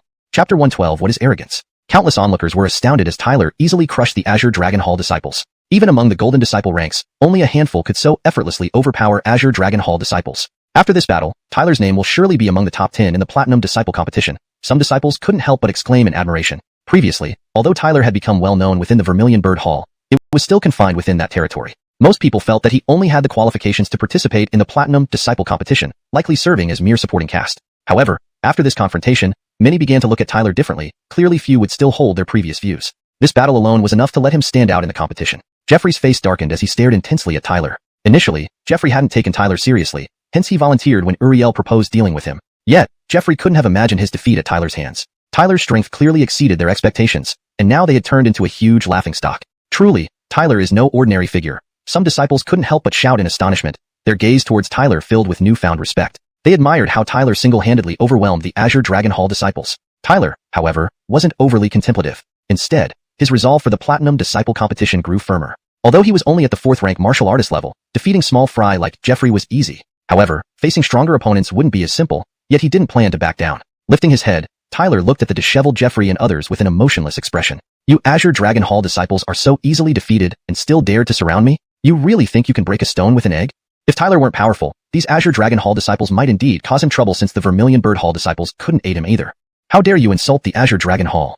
Jeffrey growled, his face darkening. Regardless, the Azure Dragon Hall was the pinnacle of the 4 halls of the Stellar Sect. No matter how strong Tyler was, he shouldn't dare cross its boundaries. Tyler, we miscalculated this time, but don't get too cocky. Going against the Azure Dragon Hall, you won't have a good outcome. Jeffrey gritted his teeth. Tyler chuckled lightly. Let me tell you, I never took any of you Azure Dragon Hall disciples seriously. Jeffrey sneered despite his miserable state. Is that so? Do you dare challenge the Azure Dragon Hall? Though Tyler was stronger than Jeffrey, from his perspective, it was far from sufficient. In the Platinum Disciple competition, there were plenty stronger Azure Dragon Hall disciples. So what if I do?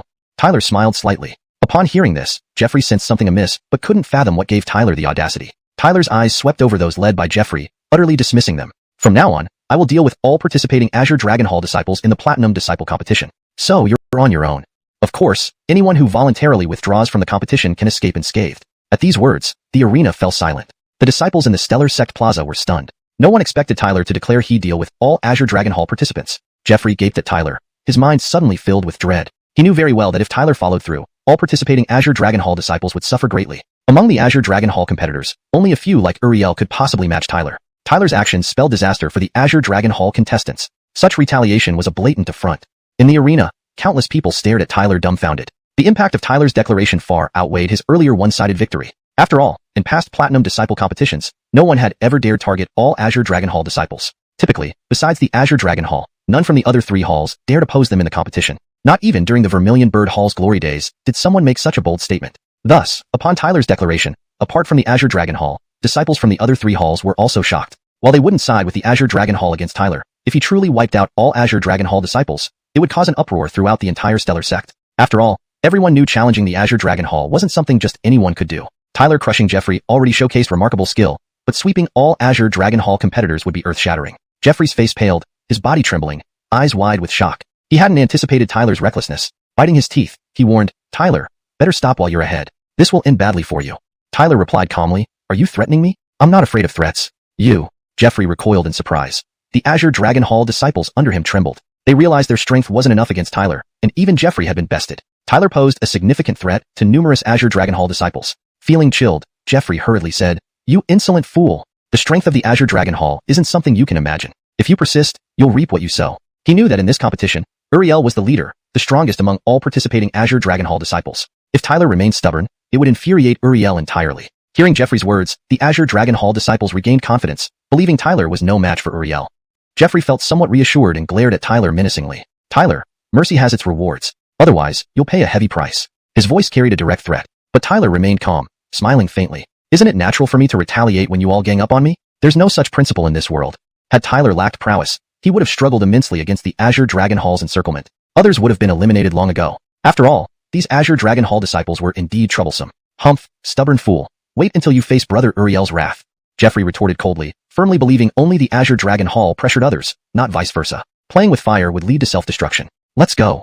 Translation provided adhering strictly to guidelines. Please ensure any follow-up requests continue respecting the outlined instructions. He waved his hand and led the many Azure Dragon Hall disciples away from the arena, their demeanor resembling that of defeated dogs. Seeing Tyler intimidate Jeffrey and the other Azure Dragon Hall disciples, the surrounding spectators from various halls dispersed.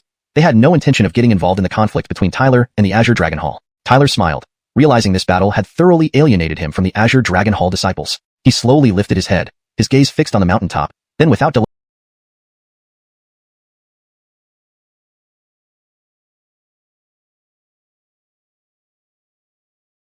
he pushed off with his toes and swiftly darted towards the summit. Whoosh! Tyler's figure moved at incredible speed, tearing through the air. Moments later, his expression suddenly changed. Boom! A figure in white flashed before him, launching a ferocious attack. This person clearly harbored no good intentions and attacked Tyler on sight. The fierce assault rapidly approached, but Tyler remained unperturbed. He clenched his fist and struck out forcefully.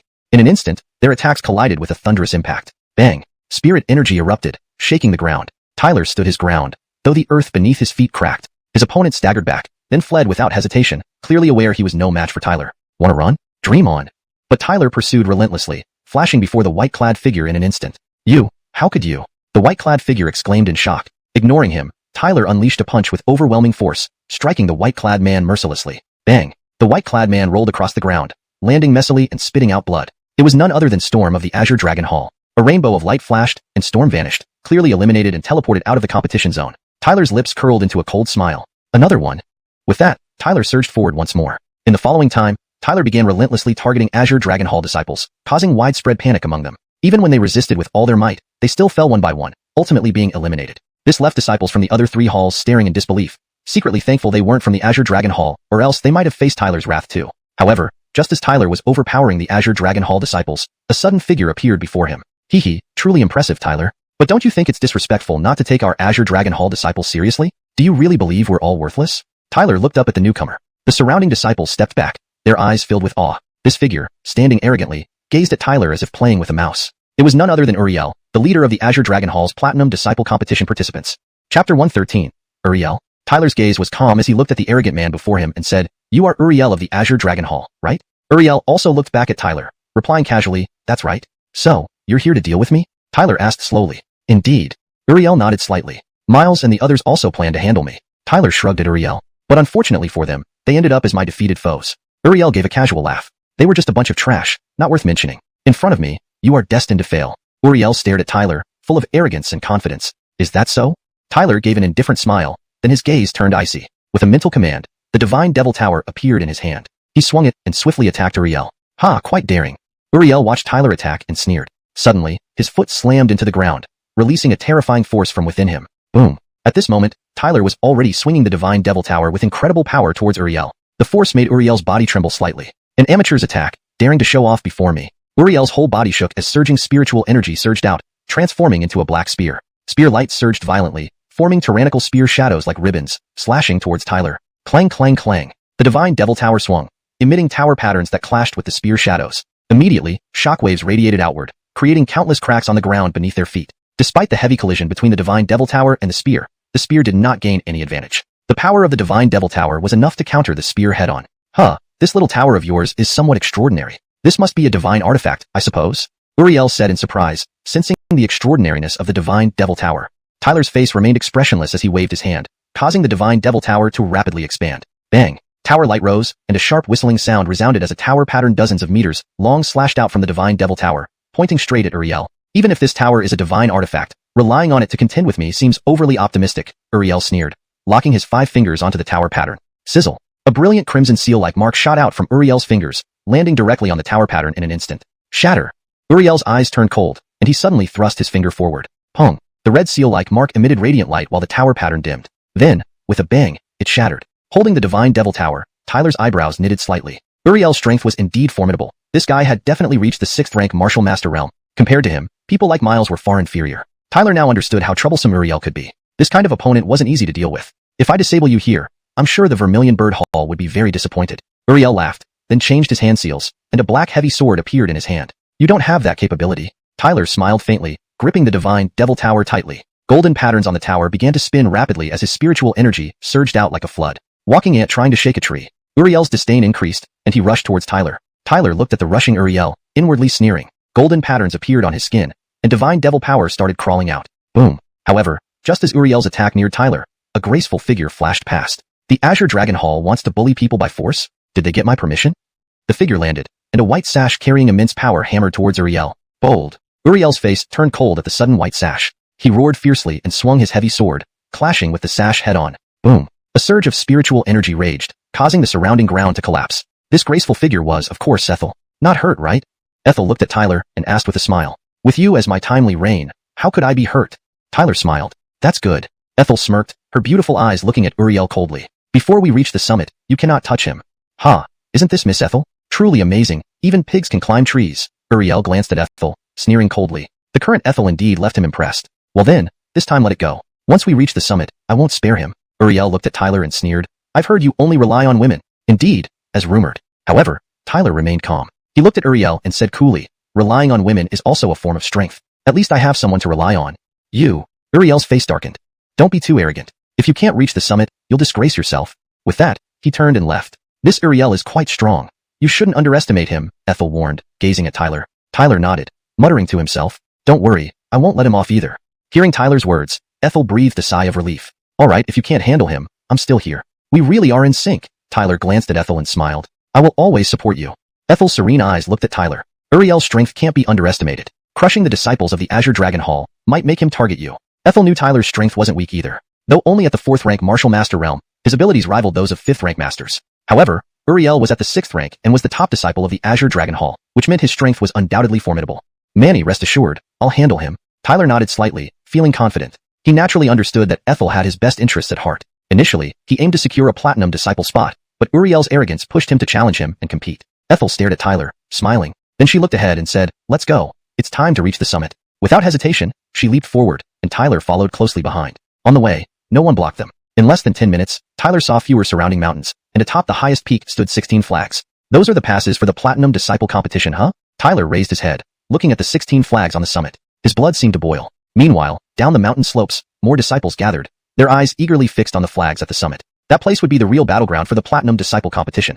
The arrival of Tyler and the others immediately drew some attention. Of course, most of those gazes fell on Ethel, who was beside Tyler. There was an undeniable admiration in their eyes. These disciples are quite formidable. Tyler scanned the area, a trace of surprise appearing in his eyes. He had found several disciples with astonishing strength here. These disciples are clearly at the top of the heap. They're certainly not ordinary, Ethel said with a smile. Tyler nodded. Just as he was about to speak, he noticed an unfriendly gaze coming from nearby. Tyler paused, then looked up and saw a man dressed in a blue robe standing there with one hand behind his back. On his chest was the emblem of the Azure Dragon Hall, marking him as one of its disciples. As Tyler glanced at this blue-robed man, the latter's face instantly twisted into a malicious grin, full of ferocity.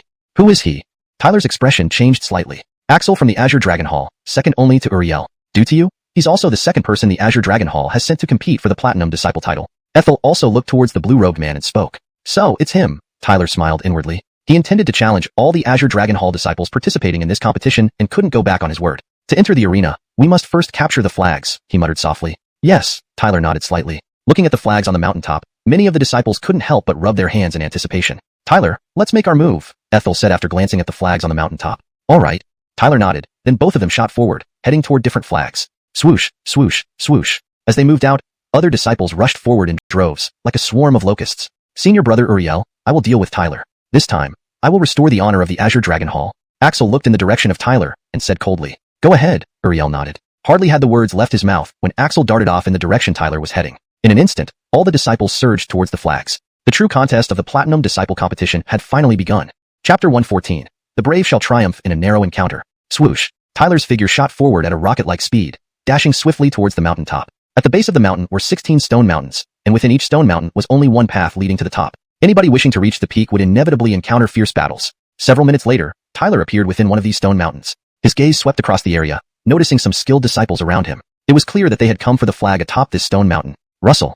Looking at these disciples, Tyler's expression remained extremely calm. With a thought, the life and death reincarnation spear appeared in his hand, radiating dazzling spear light. Boom. Instantly, the sound of the spear rang out loudly. As the spear emitted its light, Tyler displayed an unstoppable stance, sweeping through thousands of soldiers like a warrior holding a pass against 10,000 enemies. Everyone he faced fell under his hands effortlessly. At this moment, Tyler was clearly operating at full power. He intended to reach the stone peak as quickly as possible, obtain the flag, and thereby gain eligibility to enter the competition platform. Facing the fully powered Tyler, virtually no one in this stone mountain could resist him. Despite this, some disciples still forced themselves to attack, trying to knock him off the stone mountain, but ended up becoming his defeated subordinates. Thus, Tyler advanced like a force breaking through bamboo, reaching close to the stone peak within just a few minutes with ease. Heavens, isn't this Tyler too monstrous? Too terrifying? How can he be so strong? This almost blinds me.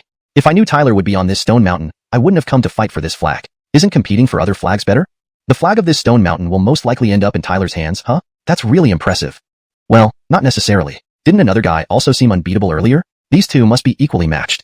Are you talking about Axel from the Azure Dragon Hall? Haha, Axel will surely challenge him. There'll be a good show then. It's hard to tell who's stronger.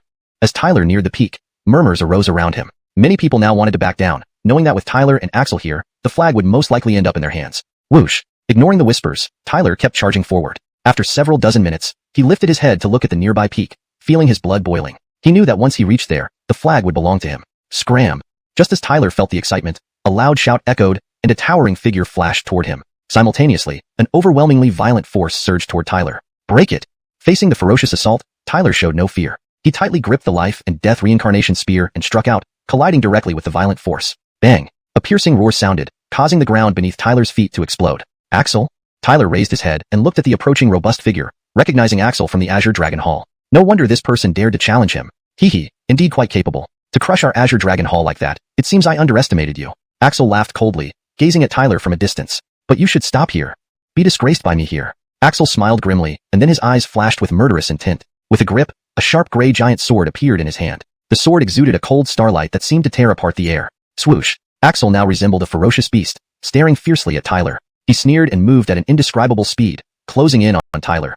Whiz. The gray giant sword tore through the air, slashing at Tyler's vital points with extreme savagery. The life and death reincarnation spear swung, meeting the gray giant sword in a powerful clash. Clang. The collision produced a sound accompanied by a surging wave of spiritual energy. Swoosh, swoosh, swoosh. The shockwave raged, and a gray figure suddenly appeared in front of Tyler, having approached him quietly. Heavy rain-piercing sky dart. The sky-piercing darts surged like an overwhelming tidal wave. Each dart contained tyrannical force that even a 5th-rank warrior master might struggle to withstand. Axel was no ordinary opponent. From the start, he unleashed terrifying power, aiming to thoroughly suppress Tyler. Shatter.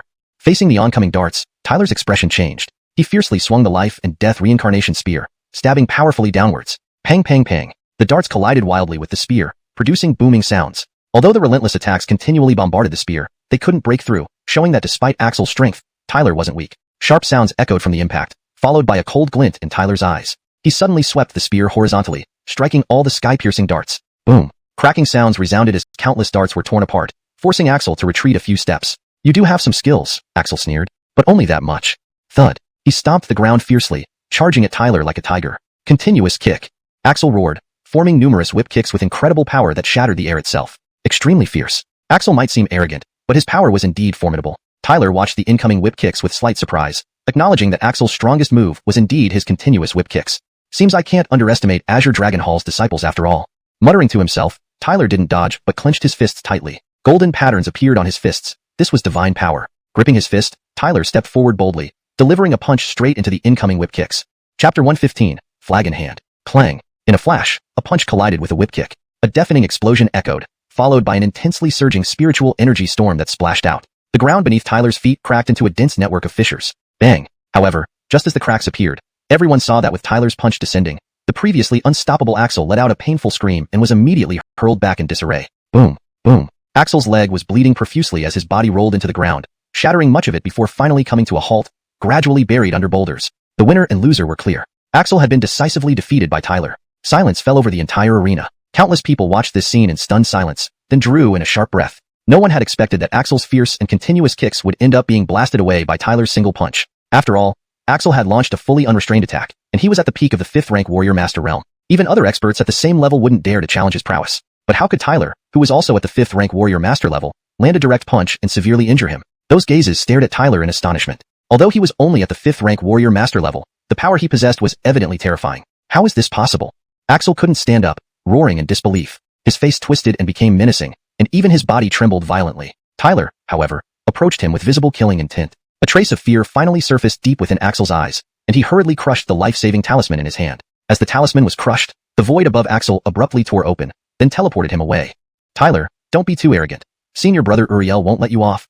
And as Axel departed, a venomous roar echoed through the area. Venomous as it was, there was a hint of despair in that roar, clearly showing that Axel had thoroughly conceded in the face of Tyler. Inside and outside the competition zone, those who gazed at Tyler wore looks of shock. Soon, countless voices buzzed loudly. Axel lost? Tyler won? How could this happen? Axel had the upper hand earlier. How did he suddenly lose to Tyler? This is truly bizarre. Countless people stared wide-eyed as if they had seen a ghost. Previously, they were denying Tyler, believing he would surely be defeated by Axel. But who would have thought that the victor turned out to be him? Some seemed to see Axel's consecutive kicks destroyed by Tyler, but there were still some perceptive individuals who saw the reason for Axel's defeat. No wonder Axel lost. These people exchanged glances for a while, ultimately exclaiming in amazement. None had expected Tyler to win. It's unbelievable. He actually beat Axel, ranked second among the golden disciples of the Azure Dragon Hall, with only 5th-rank warrior master strength. What a prodigy. The Vermilion Bird Hall has such a prodigious disciple. Looks like we should pay more attention in the future. Tyler won. Jackson was equally stunned, looking at Tyler incredulously. He knew very well how strong Axel was. Even some ordinary platinum disciples found it hard to defeat him. But now, this Axel, whom even platinum disciples found challenging, was beaten by Tyler, who was merely at the 5th-rank warrior master level. Senior brother Tyler did well. Some disciples from the Vermilion Bird Hall also couldn't help but cheer. Tyler defeating Axel was indeed beyond many of the Vermilion Bird Hall disciples' expectations. Tyler smiled slightly. Looking at the disciples intimidated by his punch, he said, "Does anyone else dare to snatch the flag from me? If so, take action quickly." Many disciples exchanged glances, but no one dared to make a move anymore. They shook their heads helplessly and left obediently. What kind of joke was this? Even the formidable Axel had lost to him. Who would dare contest him now? After all, Tyler's previous punch had proven his strength, Even a peak 5th rank warrior master like Axel had been seriously injured by one punch. Their strength was inferior to Axel's. If they dared to act rashly, their fate might be even worse than Axel's. So, the flag was undoubtedly tempting, but they needed the strength to snatch it. The current Tyler was clearly beyond their reach. Seeing these people leave, Tyler couldn't help but laugh, feeling a huge relief. Then, he walked to the peak of the stone pinnacle where a bright flag awaited. Once he obtained it, he could smoothly enter the competition platform. Without hesitation, Tyler grabbed the flag. As he secured it, he felt as though this stone mountain was now under his control. Tyler activated the flag, causing the other disciples on the stone mountain to shudder. Then all of them were teleported out of the competition zone. At the same time, light from the flag coiled around his body, like a conqueror standing victorious. Tyler smirked, then looked at the other stone peaks. Swish! The battles on these stone mountains also neared their conclusion, and winners soon emerged. Tyler observed the figures holding flags on the peaks, his expression involuntarily changing. His gaze swept over, instantly recognizing them. One of them was none other than Uriel from the Azure Dragon Hall. Is that Uriel from the Azure Dragon Hall?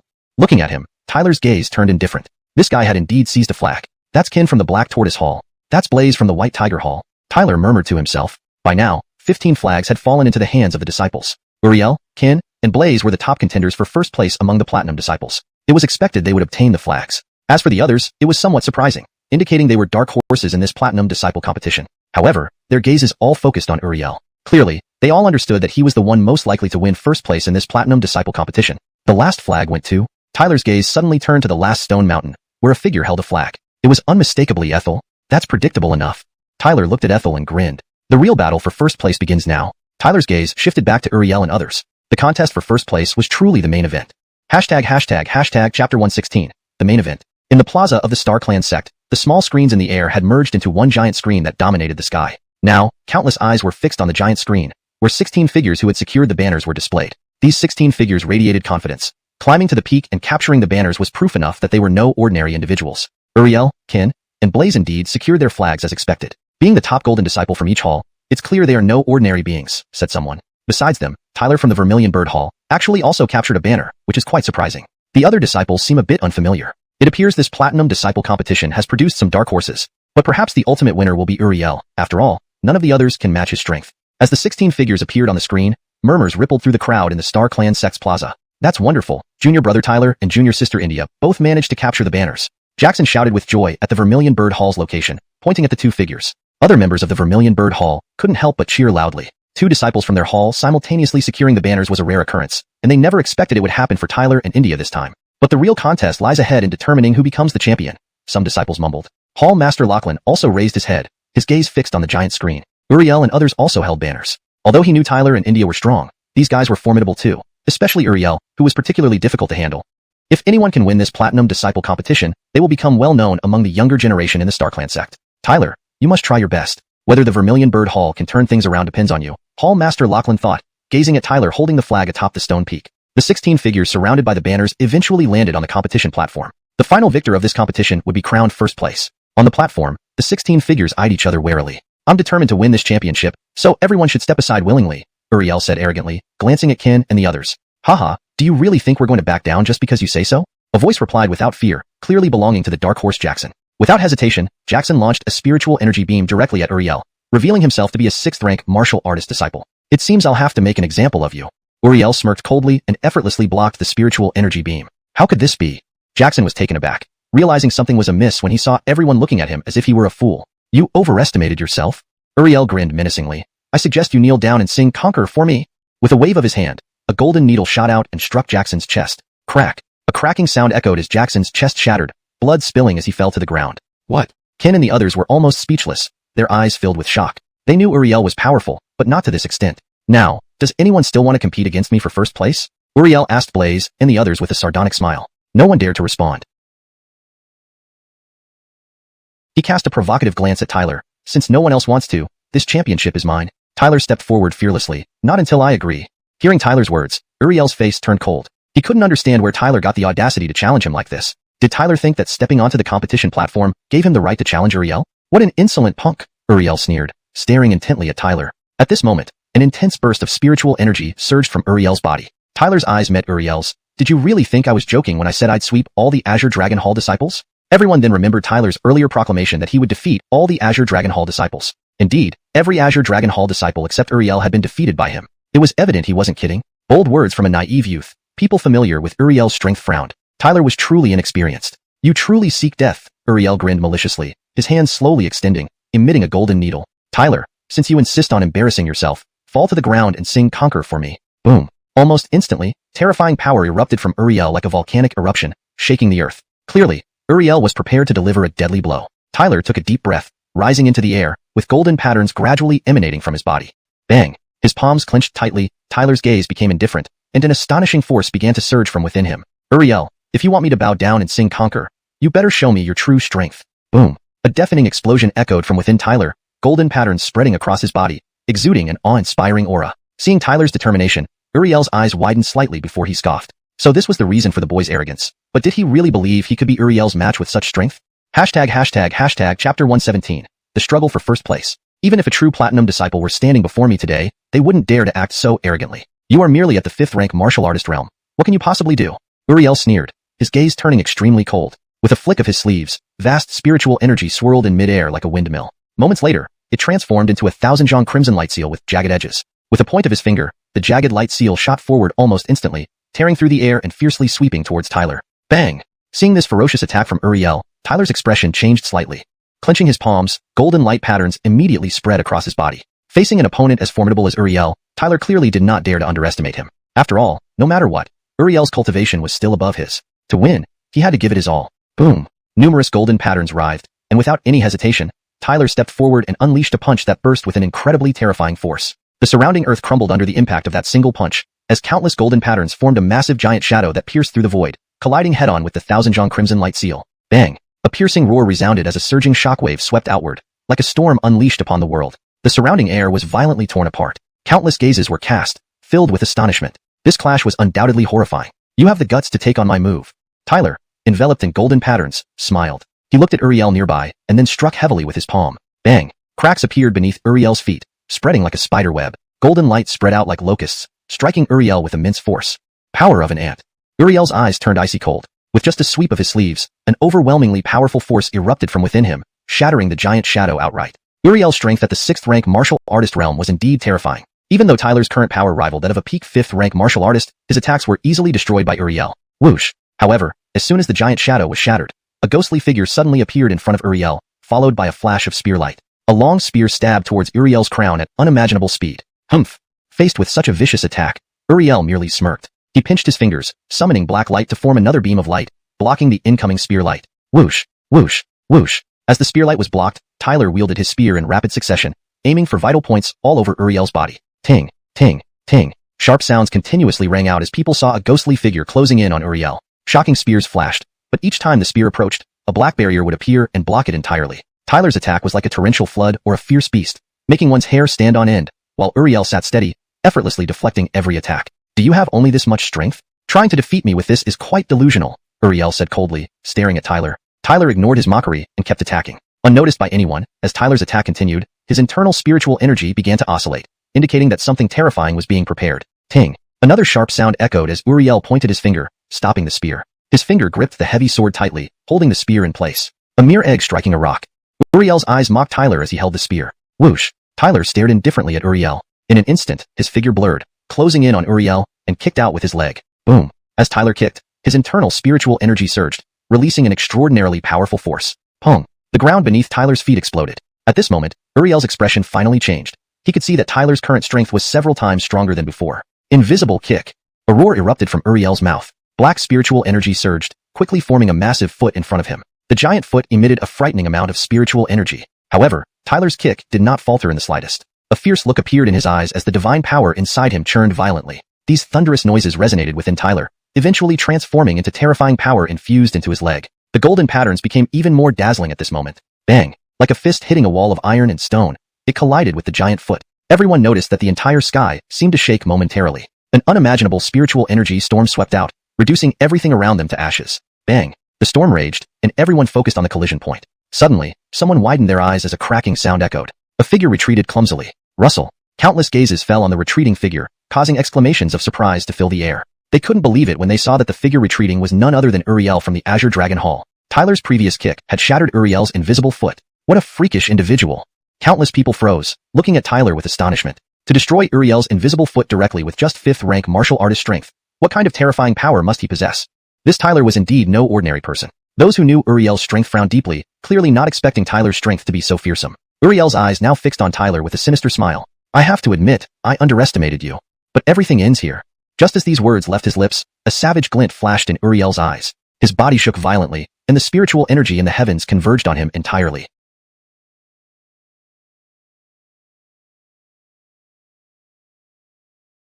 Uriel was finally unleashing his full power. Chapter 118. Eight-sided golden melon hammer. The spiritual energy of heaven and earth surged into Uriel's body, and almost instantly, a wave of overwhelming pressure radiated out. Then, in Uriel's hands, appeared a sinister-looking black gigantic hammer. Uriel was originally at the 6th stage martial artist realm, and now with the black hammer in his possession, it was clear that he would unleash all of his true strength. This Tyler actually forces Uriel to use the eight-sided golden melon hammer. Seeing this, many Azure Dragon Hall disciples smiled coldly. Since Uriel had used the eight-sided golden melon hammer, this confrontation was going to end here. But seeing this, the Vermilion Bird Hall disciples felt more worried. Uriel's cultivation level was originally above Tyler's, who knew that for dealing with the latter, he even needed to use the eight-sided golden melon hammer.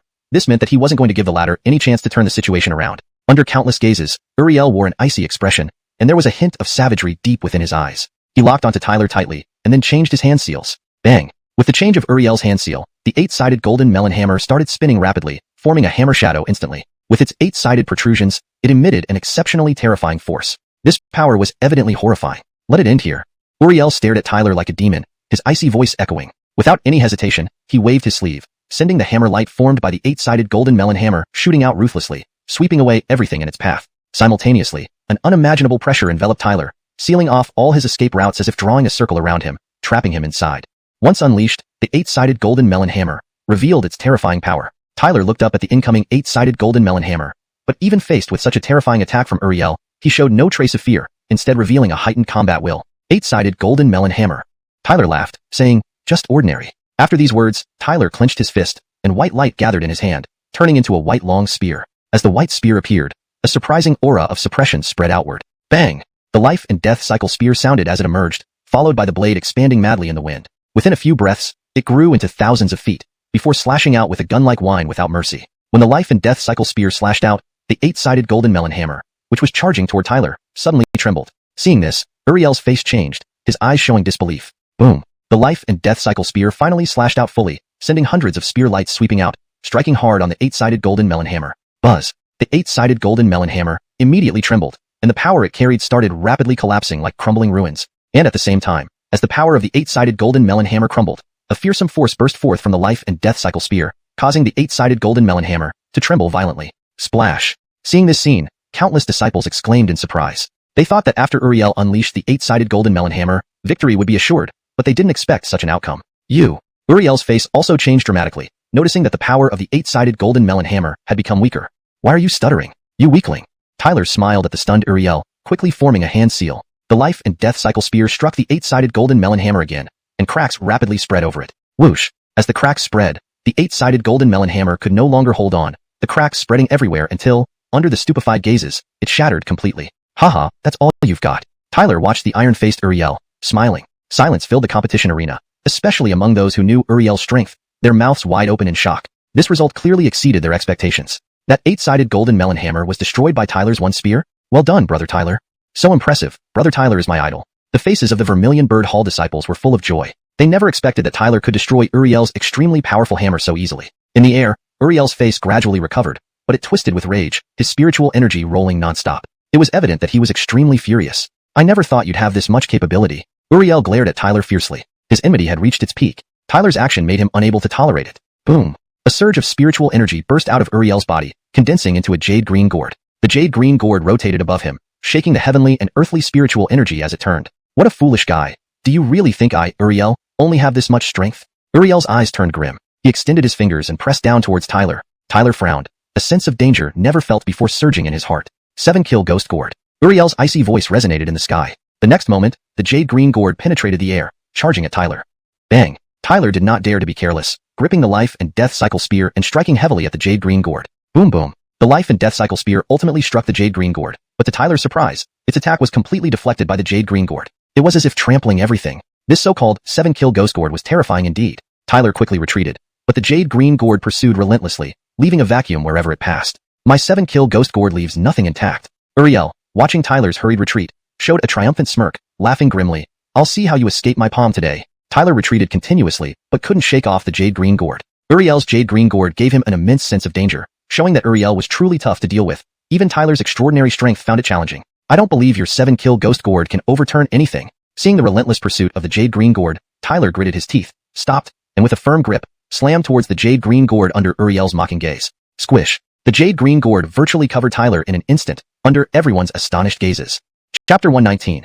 The Might of the Wind and Thunder Divine Record. The jade green gourd erupted like a volcano, sweeping across the sky. Wherever it passed, even the spiritual power of heaven and earth was reduced to nothingness, as if evaporated by the gourd itself. Countless onlookers watched this scene with shock and disbelief. They sensed that Uriel's attack would be hard to resist even for a true platinum-rank disciple. Tyler had dared to confront it head-on, truly unwise. Tyler has been hit by the jade green gourd. It looks like he's in for a dire outcome. Seeing this, many disciples of the Azure Dragon Hall displayed expressions of manic joy and gloating satisfaction. They were all too aware of the might of the jade green gourd. It was Uriel's unique and lethal trump card. This kind of gourd could make even strong platinum-rank disciples retreat, not to mention Tyler, who was only at the 5th-tier martial artist realm. The jade green gourd contained an extremely terrifying force. Anyone struck by it would suffer immediate severe injuries. Uriel had always relied on this gourd to maintain his unbeaten record.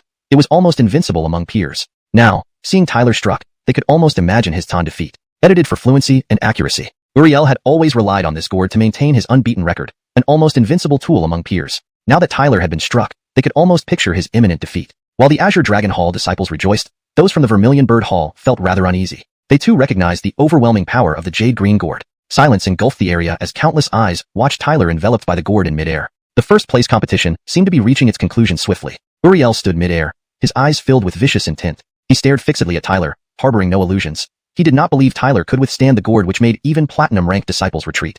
So you dared to defy me? It's too late for regrets now, Uriel sneered. But just as these words left his mouth, Uriel's expression changed. Shock spread over his face as, hiss. The jade green gourd was repelled, and Tyler reappeared nearby, standing once more before everyone's eyes. Whispers. A wave of astonishment rippled through the crowd, breaking the silence. How is this possible?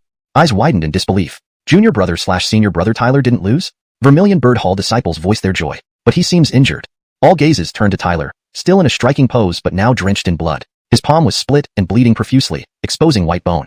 Clearly, the jade green gourd had inflicted serious damage on Tyler. Is Tyler's hand disabled now? Witnessing this, many were deeply astonished. Uriel's earlier attack was enough to seriously wound a 6th-tier martial artist. Yet, Tyler only lost a hand, proving he hadn't succumbed. You? How can this be? Uriel's face alternated between pale and flushed. Clearly, he found it hard to accept that Tyler only suffered an injured hand after blocking the jade green gourd. It appears I disappointed you. Tyler's calm voice echoed, and then he lifted his head, staring coldly at Uriel. Using divine and demonic power, Tyler had countered the gourd but at the cost of an injured hand. He knew well that without this power, Uriel's strike would have left him severely wounded and unable to fight. Tyler stared intently at the flustered Uriel, growing more ruthless. Boom. Tyler shot forward with godlike ferocity. Hum. Sharp sounds resonated within him, releasing a horrifying power that engulfed the surroundings. The divine and demonic power inside him, though challenged by the gourd, was unbroken. Facing this powerful surge, Uriel's expression turned icy, changing his seal so that the jade green gourd grew rapidly. I don't believe my 7-kill ghost gourd can't subdue a mere 5th-tier martial artist. He snarled, clearly desperate, knowing he must defeat Tyler today. 7-kill ghost gourd transformation.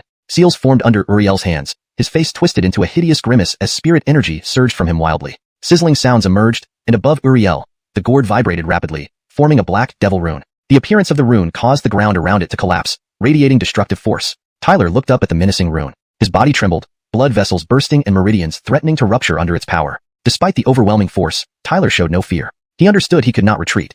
Uriel meant to deal a fatal blow. So he faced this challenge head-on, for only by fighting to the death could he prevail. In a cornered position, one's courage decides victory, defeat and rebirth in despair.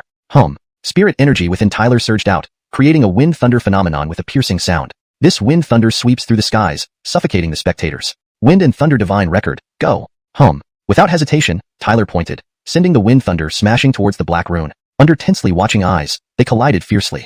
Hum. An ear-piercing boom echoed as wind thunder clashed with the black rune, dividing the sky in two. Everyone watched in awe. No one expected the battle between Tyler and Uriel to be so intense. Uriel, watching this clash, grinned savagely. Tyler, you indeed have some talent, but at the 5th tier, you're like a weak ant challenging a tree. The two forces eroded each other, reflecting their respective strengths. Uriel clearly believed Tyler could not match him. So let's end this quickly. As the forces clashed, a faint voice sounded, and suddenly Tyler shot forward, breaking free from the black rune. Sizzling sounds followed as Tyler's body suffered under the rune's power. Whoosh, however, Tyler paid no heed to the tearing of his wounds, suppressing the intense pain in his body. His figure moved like a ghost, instantly closing the distance with Uriel. truly unaware of life and death. Seeing Tyler charge towards him, Uriel's face turned icy cold. He struck out with a punch, activating the Black Devil rune, ruthlessly aiming for Tyler's crown. Boom! Tyler's gaze was icy. Instead of retreating, he countered with equal ferocity. His other hand clenched into a fist, charged with wind and thunder, and struck out without hesitation. Whish! As he struck, it was as if nothing could stand in his way. In the next moment, his palm collided heavily with Uriel's fist. The Black Devil rune, capable of destroying all, crashed into the wind and thunder, but this time it seemed to sink without a trace. Tyler's palm pushed forward irresistibly. The two figures passed by each other. In mid-air, the Black Devil rune and the wind thunder exploded with a crack. Countless pairs of eyes followed the two figures, hearts racing. Who had the upper hand in that fierce exchange? In an instant, countless people couldn't help but widen their eyes, because they saw one of the two figures plummeting down in disarray, finally landing heavily on the ground. The competition for first place had finally come to a conclusion. Chapter 120, First Place. The disheveled figure's descent caused everything in its path to collapse. When it rolled across the ground, it formed a massive humanoid crater, with ant-sized cracks radiating outward and continuing to spread. Inside and outside the arena, countless eyes witnessed this scene, their hearts pounding faster. They then lifted their gazes toward the battered figure lying on the ground. This figure was in a state of wild disarray. It was Uriel from the Azure Dragon Hall. Countless people looked at the disheveled Uriel in disbelief, before their astonished gazes shifted to Tyler standing aloft in the sky, his hands behind his back. At this moment, Tyler also appeared somewhat disheveled. His palms were bloodied and showed signs of severe wear. Of course, if not for the protection of divine power, Tyler might have suffered grievous injuries as well. Still, even so, Tyler's current injuries were by no means light. Tyler took a long breath. His body trembled due to the wounds. The once abundant spiritual energy fluctuations now seemed dim, yet the fierce look deep in his eyes had intensified instead of diminishing. Engaging with Uriel was truly a bitter battle for him. Uriel's strength was indeed formidable. If Tyler hadn't possessed the power of Azura, he would likely have lost this fight today. Massive spiritual energy circulated within Tyler, revealing a hint of vitality, starting to repair his significant injuries. On his injured palms, new flesh began to grow slowly. Meanwhile, this slightly dimmed spiritual energy stabilized, but it was clear that it would be challenging to restore it to its peak condition anytime soon. While inconspicuously nursing his injuries, Tyler let out a quiet sigh of relief. His indifferent gaze looked down at Uriel inside the massive crater. Previously, Tyler had dealt a heavy blow to Uriel, but such injuries clearly weren't enough to render Uriel entirely combat ineffective. Moreover, he had no idea how severe the other party's injuries really were. If Uriel still had the strength to fight, even Tyler would find himself in some trouble. Uriel, stop pretending you're dead. That's not how the Azure Dragon Hall does things, Tyler yelled without hesitation, seeing that Uriel was not moving. Whoosh! As Tyler's voice faded, clouds of dust shot into the sky from within the crater, and a blood-stained figure appeared before everyone's eyes. Countless gazes converged. They saw that Uriel was covered in wounds. His body was severely injured, continuously spurting blood, looking utterly pitiful. At this moment, Uriel's face was pale, and he could hardly stand steadily, clearly suffering serious injuries. You! How can this be? Uriel's face twisted in agony. He glared fiercely at Tyler, his voice filled with disbelief, and deep in his eyes was a mixture of unwillingness and resentment. He had never imagined he would be defeated so badly by Tyler. He, a prestigious 6th-rank martial artist and the top gold disciple of the Azure Dragon Hall, was actually defeated by Tyler, a 5th-rank martial artist and gold disciple of the Vermilion Bird Hall. It was an utter humiliation. Tyler gazed calmly at the enraged Uriel. In his palms, golden patterns wriggled. Though he was also heavily wounded, he still possessed about 50% of his strength. Observing the two figures, the Patriarch Cade smiled faintly. Uriel is severely injured. The contest for first place has essentially been decided. A few hall masters nodded beside him, saying with smiles, yes, it's almost impossible for him to turn the tide. Uriel clearly sensed that Tyler wasn't gravely injured, knowing fully well that even if he exerted all his efforts, he couldn't reverse the situation. However, as a disciple of the Azure Dragon Hall, he had a certain pride. Moreover, if he conceded defeat now, he would have no place in the Azure Dragon Hall, let alone allow Tyler to become the first place winner so effortlessly. With this thought, the remaining spiritual energy within his body suddenly surged, drastically boosting his power. Uriel's desperate struggle made everyone in the arena and beyond stare in shock. Tyler slowly raised his head. Seeing Uriel trying to struggle, he smirked. Then he clasped his hand, forming a golden arrow from divine power, which appeared in his palm. Without hesitation, he drew back the golden arrow, pouring immense spiritual energy into it. Buzz! In an instant, the golden arrow flew straight, tearing through space towards Uriel. Just moments later, a sharp scream erupted from Uriel's mouth, and faint blood spattered out from his body. Evidently, despite struggling, Uriel couldn't withstand Tyler's arrow and was immediately hit. Boom! The entire competition area seemed to tremble. Whoosh! A streak of white light flashed across the sky, enveloping Uriel, swiftly transporting him out of the competition area as he tried to resist. Standing tall and mighty atop the arena, Tyler exuded a sense of invincibility, especially when surrounded by the crimson mist from the battle, marking Uriel's miserable defeat. That scene left the countless disciples both inside and outside the arena in awe, filled with admiration for Tyler. They knew that after this battle, Tyler's name would undoubtedly resound throughout the Starlight Sect. Who could have predicted that this Tyler would shine so brilliantly? Looking at Uriel being transported out of the arena, Tyler couldn't help but smile, feeling a huge burden lift off his shoulders. Uriel was indeed a tough opponent, but fortunately, he emerged victorious in the end. When Uriel vanished from the arena, silence fell. All eyes turned towards Tyler, standing upright in the center, with a growing look of reverence. Countless gold disciples exchanged looks, their eyes filled with shock. They couldn't believe that Tyler had genuinely defeated Uriel, securing first place in the Platinum Disciple competition. Next, a thunderous voice echoed. It was Patriarchate. The Platinum Disciple competition concludes successfully. The first place goes to Tyler from the Vermilion Bird Hall. As the powerful voice reverberated, countless eyes inside and outside the arena looked towards Tyler, and praises soared into the heavens, shaking the entire Starlight sect. Congratulate Tyler for winning first place. Tyler's name had begun to make waves throughout the entire Starlight sect. ####Chapter 121. Shockwaves. The outcome of this year's Platinum Disciple competition was clearly unexpected by everyone. First place did not go to Uriel from the Azure Dragon Hall, but instead to Tyler from the Vermilion Bird Hall, an unprecedented event in the history of the Stellar Sect. Thus, the results of the competition sent shockwaves throughout the entire Stellar Sect. Tyler's stunning performance left even the sect's Platinum disciples in awe. In the past, when they had heard about Tyler's impressive victories, they would merely smile dismissively, considering him a mere gold disciple whose accomplishments were beneath their notice. However, after this competition, they finally shed their preconceived notions and began to truly take Tyler seriously. After all, he ultimately emerged victorious while Uriel, whom many had favored, suffered a humiliating defeat and was expelled from the competition, becoming a laughingstock. Tyler's astonishing victory catapulted him into prominence within the Stellar Sect. Although he had just become a Platinum disciple, his fame surpassed that of many established Platinum disciples. Yet, while the rest of the sect marveled at Tyler's success, the disciples of the Azure Dragon Hall were visibly disheartened. Historically, it had always been their hall stepping on others, never the other way around. Now, Tyler had single-handedly overshadowed them, which made it seem as if he had climbed to his position by stepping on the Azure Dragon Hall disciples. Consequently, they felt dejected. When news of Tyler spread throughout the sect, the Azure Dragon Hall disciples hung their heads, inwardly cursing Tyler's ancestors. The head of the Azure Dragon Hall, Truman, had a dark expression, clearly displeased with the outcome. In the Azure Dragon Hall, inside a pavilion, two men were playing chess. One man in white robes was Elliot, the second-ranked holy son of the Stellar Sect. The other, dressed in gray robes, was Zion, the ninth-ranked holy son. Elliot glanced at Zion and asked, "What do you think about the Azure Dragon Hall's humiliation in the Platinum Disciple competition?" Zion replied with a sour laugh. "These fellows are truly useless, like trying to prop up mud walls." Elliot's expression darkened. "Indeed, all this started because of Tyler from the Vermilion Bird Hall." Zion said coolly, "He needs a lesson. Otherwise, he might really think he can treat our Azure Dragon Hall like his personal latrine." Pausing, he added thoughtfully, "I underestimated him. I thought Uriel would crush him, but instead, Tyler only grew stronger. This was miscalculated." His eyes flashed with irritation. Elliot slowly continued.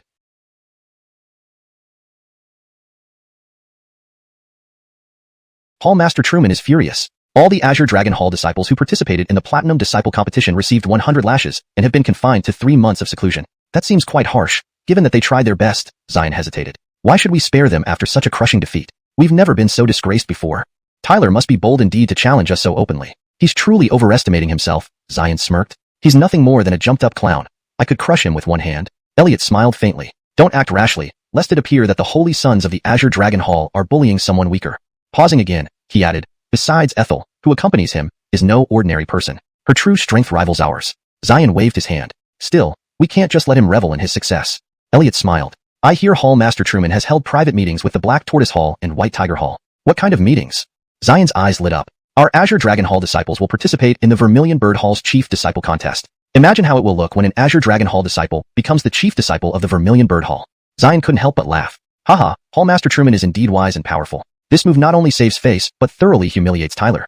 It would be entertaining to see Tyler grovel before them." In the main hall of the Vermilion Bird Hall, the mood was buoyant ever since the Platinum Disciple competition ended. Lately, wherever Vermilion Bird Hall disciples went, members of other halls would approach them cordially, expressing goodwill. Such treatment had been unimaginable in the past. Previously, Vermilion Bird Hall disciples had been treated with disdain, often met with contempt or ridicule. Their status within the Stellar Sect had declined sharply, dragging down the standing of all associated with the hall. However, since Tyler emerged, the tide began to turn. The whole sect started treating the Vermilion Bird Hall differently, and its disciples now enjoyed newfound respect and attention. They all knew that this change was due to one person, Tyler. Now a Platinum disciple, he ranked among the top 4 in the Vermilion Bird Hall, just below Jackson, Shauna, and Adair. Other disciples referred to him respectfully as Senior Brother Tyler. Even Hall Master Lachlan basked in this new glory. His gaze towards Tyler was filled with satisfaction and pride.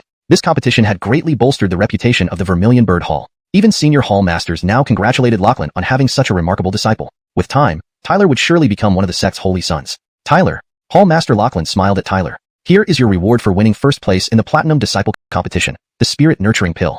With a wave of his sleeve, a bottle of pills flew towards Tyler. Spirit Nurturing Pill, a prize reserved only for the first place winner of the Platinum Disciple competition. A wave of excitement swept through the hall. Even Jackson and others looked on with envy. This pill, which granted entry into the spirit nurturing realm, was worth a fortune. Tyler quickly caught the bottle, his eyes alight with fervor. Winning first place had partly been driven by the desire for this very pill. With this pill, he would surely advance to the 6th rank martial teacher realm. After battling Uriel, Tyler realized how crucial it was to enhance his cultivation. If he had already been at the 6th rank martial teacher realm, he doubted Uriel could have harmed him. More importantly, once he reached the 6th rank martial teacher realm, he would have a chance at the opportunity offered by the ancient divine sky.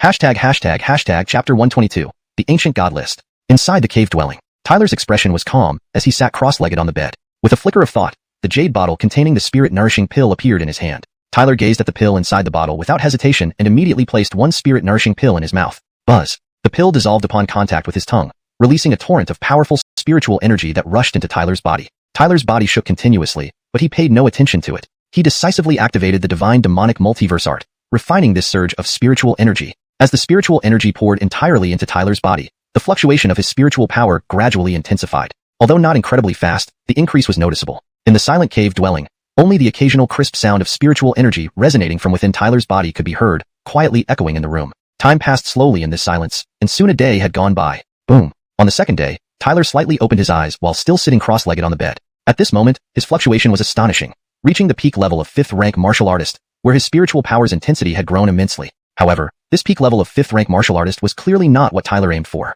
He wanted to truly step into the 6th rank martial artist realm. Thud. Seeming to sense Tyler's intentions, his spiritual energy suddenly churned within him. All the spiritual energy flowed through the sea of chi in his body, transforming into 2 extremely potent spiritual torrents. These 2 torrents roamed around in Tyler's inner chi sea like fierce tigers, sweeping past and then colliding with a thunderous boom in the sea of chi.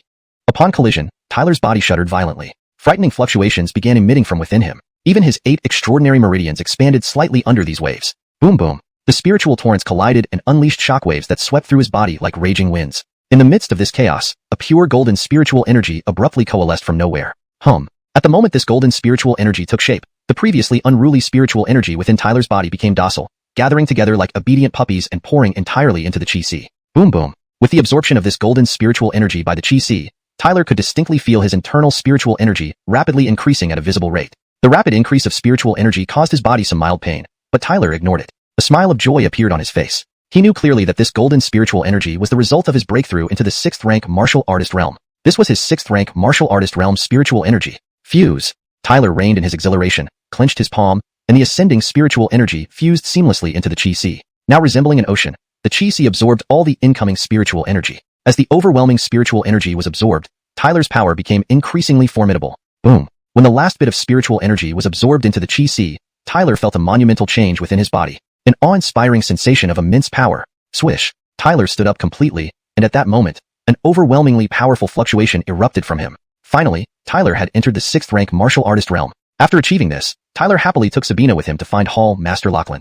Lachlan looked at Tyler and said, "This event in the ancient god heaven is considered a grand occasion among the young generation of Star Continent. Each participant is an exceptional genius. Their prowess far exceeds anyone you've previously faced, such as Uriel." Tyler nodded. He would not underestimate the geniuses from top factions. Although he hadn't met them personally, even Uriel alone was enough to give him a sense of danger. The ancient god heaven has only 2 slots. The Grandmaster has given both to you and Sabina. Has our Star Cluster sect participated in the ancient god heaven before? Tyler asked after pondering for a moment. Yes, but once inside, our participants were killed by members of the Yanwang Temple. Lachlan said with a hint of helplessness. Clearly, the Star Continent people hadn't held back in mocking the Star Cluster sect over this incident. Yanwang Temple is a mortal enemy of ours. The Blood Cloud sect you exterminated earlier was an affiliate of the Yanwang Temple, Lachlan explained with a laugh. Haha, I hope you shine brilliantly this time, so that everyone on Star Continent knows we have a talented disciple too. Tyler nodded gently and replied, "I will do my best, sir."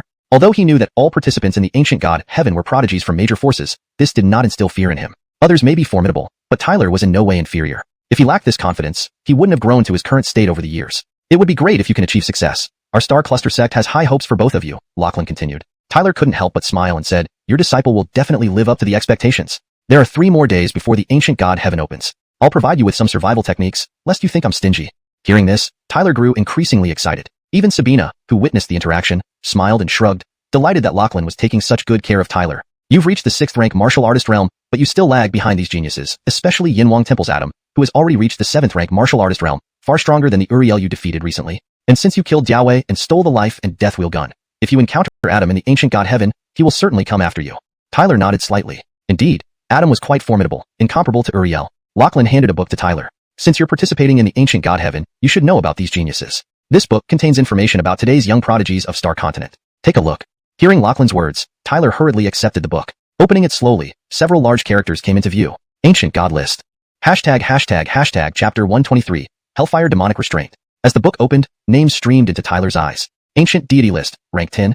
Hampton of Netherworld Palace, inherently brutal and merciless, leaving no survivors. Ancient Deity List, Rank 8. Ganon of Tiger Wolf Fort, born with immense strength, capable of tearing people apart effortlessly. Ancient Deity List, Rank 6. Sage of Flower Manor, her beauty surpasses all, captivating countless geniuses at her feet. Tyler stopped here for a moment, secretly marveling. What kind of beauty must this woman sage possess to have countless geniuses bow at her feet? Indeed, a beauty that brings calamity. Tyler smirked. Although the book did not specify Sage's strength, he wasn't foolish enough to believe that she could rank 6th purely based on her looks. Ancient Deity List, Rank 4.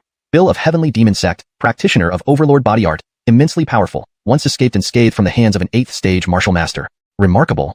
Tyler's expression changed slightly. This Bill was indeed formidable, and what amazed him most was that this person had managed to escape unharmed from an 8th stage martial master. It seemed that transcending one's rank in battle was not solely his specialty. Other geniuses could do it too. Indeed, a troublesome opponent. Tyler muttered to himself. He realized he would need to be more cautious during the Ancient Deity Sky event with such formidable opponents around. With this thought, Tyler continued reading, growing increasingly curious about the Ancient Deity List. He wanted to see just who occupied the top 3 ranks. His gaze quickly moved to the 3rd position. Ancient Deity List, Rank 3. Delaney of Free and Easy Mountain, fair-skinned and exceptionally beautiful, surpassing even Sage in both beauty and power. Beauty and strength surpassing Sage? Tyler couldn't help but be astonished. The characters on this list were indeed extraordinarily powerful, each and every one of them. Ancient Deity List, Rank 2. Isa of Moon Worship Sect. The sect uses cruel methods to cultivate geniuses, with only one survivor out of 1,000 geniuses emerging as a direct disciple of the sect. Staring at the text, Tyler felt an overwhelming sense of challenge. There was no mention of Isa's exact level of strength, but the description of the brutal process evoked fear. Using such cruel methods to unearth geniuses, Isa, do you now understand the caliber of participants in the Ancient Deity Sky? Don't get overly proud just because you defeated Uriel before, Lachlan Tang-Zhu warned. I'm not proud or complacent, Tyler replied, looking at her. Though confident, he was far from arrogant. Arrogance like believing he could sweep the world was not something he indulged in. That's good. Lachlan Tang-Zhu's lips curled slightly. Then will you still strive for opportunities in the Ancient Deity Sky? Tyler gazed at the Ancient Deity List in his hand and smiled faintly. When the Ancient Deity Sky ends, Tyler, will surely be among the top 3. These geniuses on the list were indeed formidable, one after another. Taking them as opponents would certainly put pressure on him, but Tyler had never feared such pressure. Recalling how initially at the Star Cluster sect, Eider and Uriel were unreachable to him. Yet now he had surpassed them, Tyler understood that despite starting from a lower position, he was determined not to be inferior to anyone. He had goals, promises to fulfill for his father and the girl he deeply cherished. He promised to become the mightiest protector for her forever. Therefore, on this path, he would not retreat. He aimed to surpass everyone. Lachlan Tang-Zhu looked at the confident Tyler, feeling both surprised and pleased. He then laughed. Not bad. Still has some guts, even if lacking in confidence. It doesn't tarnish the reputation of a Star Cluster sect disciple. What about my means of self-preservation? Tyler asked directly. Given Lachlan Tang-Zhu's status, any survival method provided by him would be extraordinary. Now that he knew the Ancient Deity Sky involved geniuses, Tyler urgently desired more strength, for even he, being confident, realized these were indeed formidable opponents, especially Wily.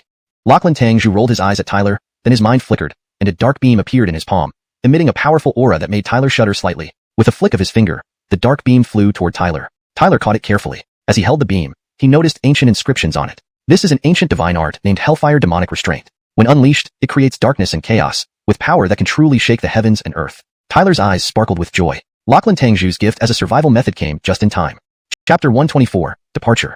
In the following days, Tyler diligently practiced within his cave residence, focusing on mastering the Netherworld Devil Restraining Beam. Although Hall Master Ives did not inform him of the exact level this skill belonged to, after careful consideration, Tyler believed it was most likely at the Earth level. It almost became the strongest skill Tyler currently possessed. Even the Storm and Thunder Divine record could only be categorized as a major divine skill.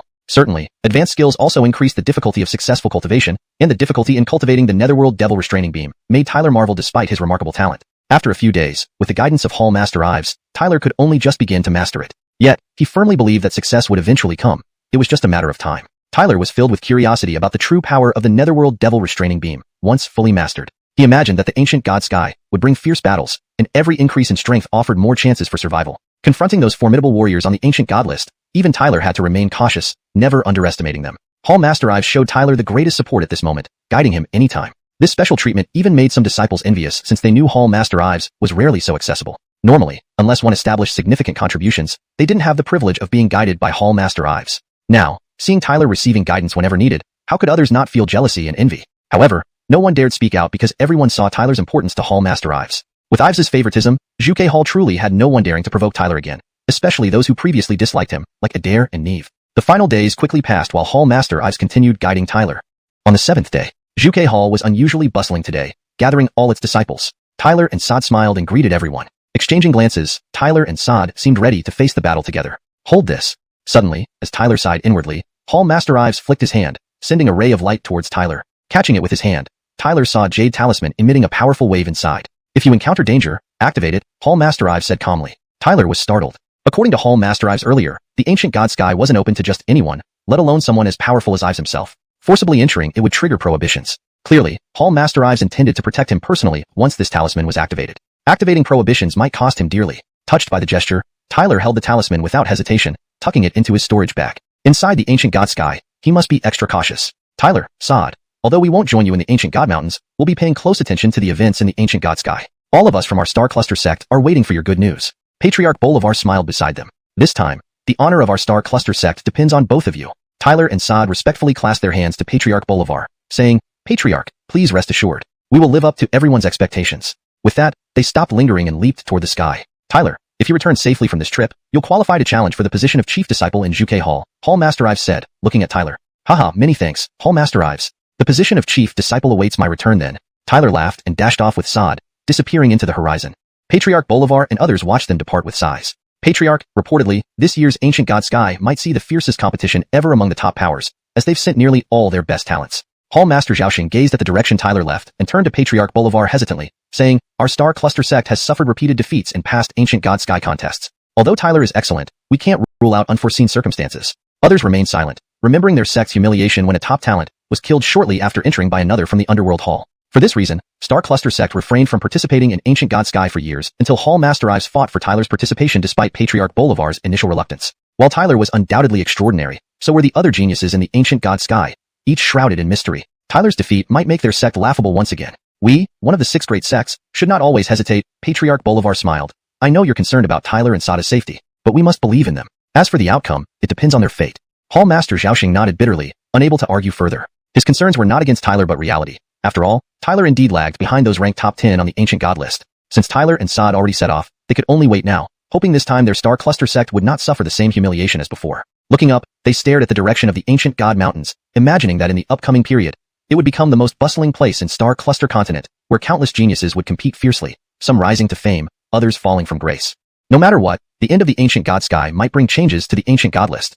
Chapter 125. Ancient Deity Mountain Range. The ancient Deity Mountain Range, once a sparsely populated and desolate area within the star continent, now thrives due to the presence of the ancient deity sky nestled among its peaks. Legend has it that during ancient times, 2 deities fought a cataclysmic battle here, which destroyed the entire mountain range and even tore through the heavens. In those ancient times, the deities were the most powerful entities, possessing might comparable to that of war gods. That devastating battle ultimately led to the mutual destruction of both deities, and from the site of their demise, the ancient deity sky was formed. It is said that within the ancient deity sky, the remnants of the deity's power remain, making it an intensely sought-after place where rare treasures abound. Moreover, obtaining the deity's blood inside could allow one to cultivate the ancient deity body. If successful, one could ascend rapidly in strength and fame, a prospect eagerly awaited by many. Most crucially, the ancient deity sky might still contain the legacies left behind by the 2 deities. Acquiring these would undoubtedly catapult someone to prominence. However, despite countless openings of the ancient deity sky over the years, no one has reportedly obtained the deity's legacies. Thus, the existence of such legacies remains uncertain. Nonetheless, every time the ancient deity sky opens, not only do the young geniuses of the star continent yearn to try their luck,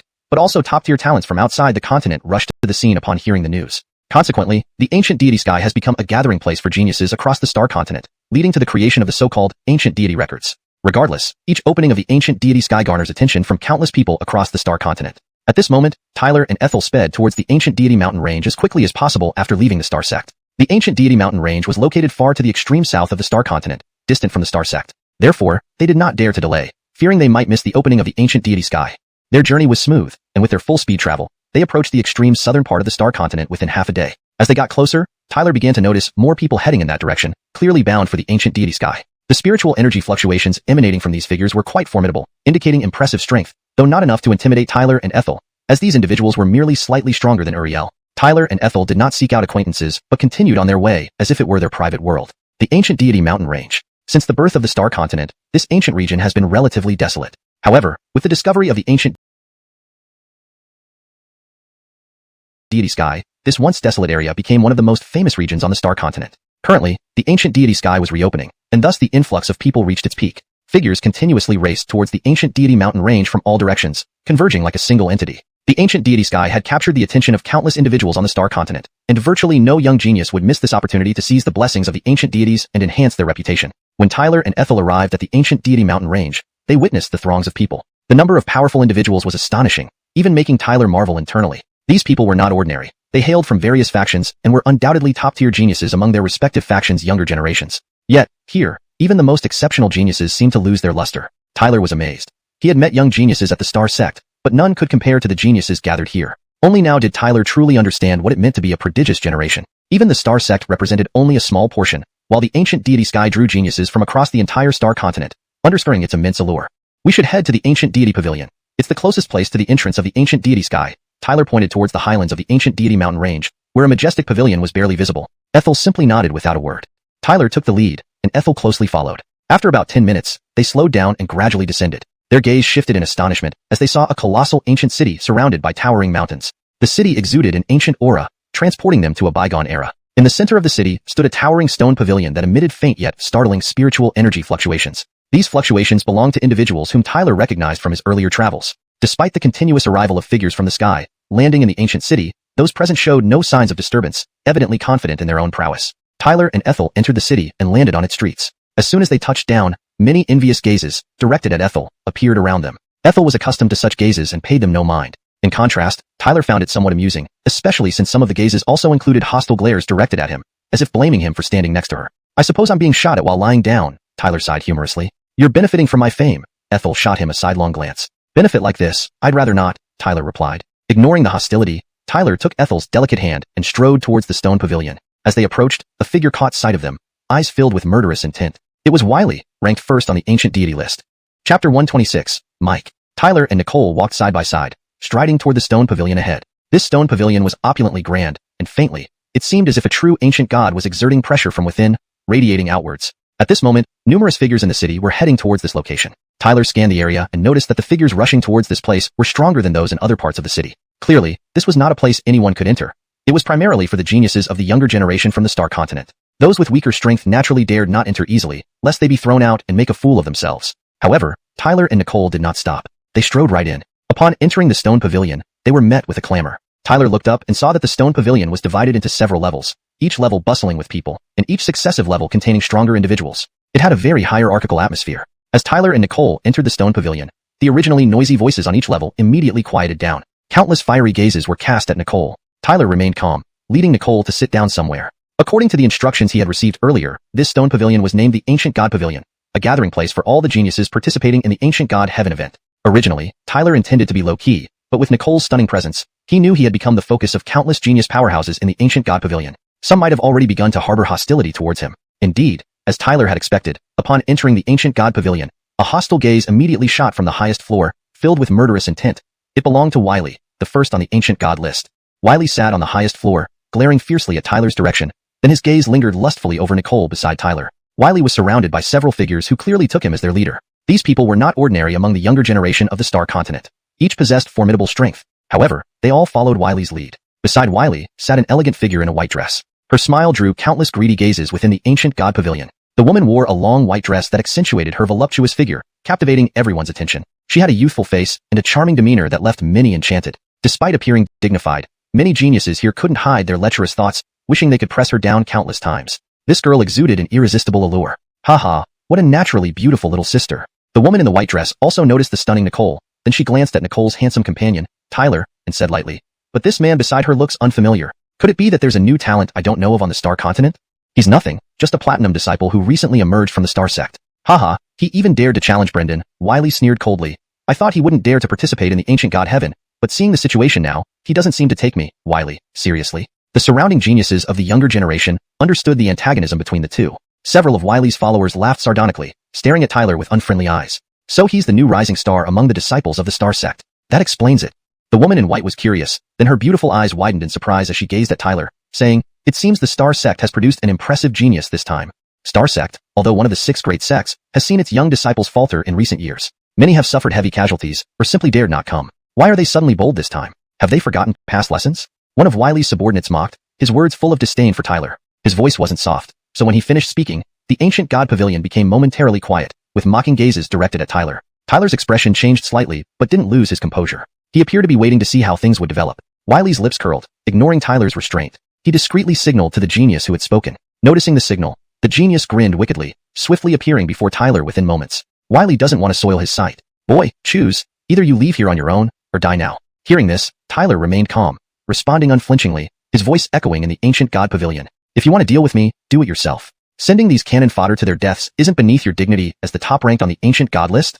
Tyler's fearless response caused the once noisy pavilion to fall silent, and many spectators turned their gazes to him. Many glances shifted towards the proud figure on the highest floor, Wiley. In the younger generation of the Star Continent, Wiley's reputation was unmatched, his top ranking on the ancient god list proving his strength. Even the gathered geniuses, who were considered the elite of the Star Continent's youth, felt inadequate against Wiley. Such a person was undoubtedly the most formidable opponent in the ancient god heaven. No one dared to underestimate him, so when someone dared to directly challenge Wiley, everyone was taken aback. On the highest floor, Wiley's expression remained unchanged, merely smiling casually. There were plenty willing to handle Tyler for him, and doing so personally would only dirty his hands. Beside Wiley, his subordinates smirked, casting hostile glares at Tyler. The woman in white watched eagerly, wanting to see what skills this genius from the Star sect possessed to challenge Wiley. Tyler scanned the area, noticing that the people approaching here were stronger than those in other parts of the city. Clearly, this place wasn't for just anyone. It was mainly reserved for the young geniuses of the Star Continent, with weaker individuals too afraid to enter and risk being cast out, thus embarrassing themselves. However, Tyler and Nicole did not stop. They walked straight in. Given the context and to ensure fluency, walked straight in reads more naturally than directly entered.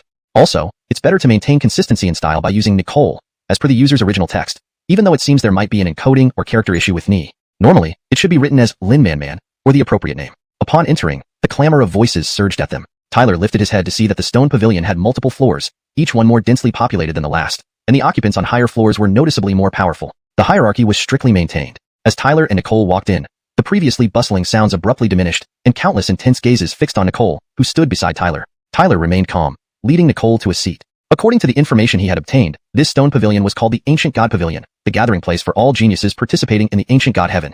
Note: for better readability and consistency, Ancient God Heaven should be consistently translated if it's a proper noun. Also, Nicole seems like a mix of English and Chinese. It should be either Ruthie or Adamarize based on Pinyin transliteration standards. Here's an improved version. Tyler remained calm, leading Adamarize to a seat. According to the information he had obtained, this stone pavilion was called the Ancient God Pavilion, the gathering place for all geniuses participating in the Ancient God selection. Initially, Tyler intended to be low-key, but with Nicole's dazzling presence, he knew he would inevitably draw attention and that some might already harbor hostility towards him. Sure enough, as Tyler suspected, upon entering the Ancient God Pavilion, an adversarial gaze immediately came from the highest floor. This gaze carried a hint of murderous intent, unmistakably belonging to Wiley, the top-ranked person on the Ancient God list. Wiley sat atop the highest floor, his eyes gleaming menacingly as they locked onto Tyler, then shifted covetously to Nicole. At Wiley's side were several imposing figures, evidently treating him as their leader. These individuals, none ordinary in the Star Continent's younger generation, possessed formidable strength and all followed Wiley's lead. Next to Wiley sat a graceful figure, her smile causing countless greedy gazes to fixate within the Ancient God Pavilion.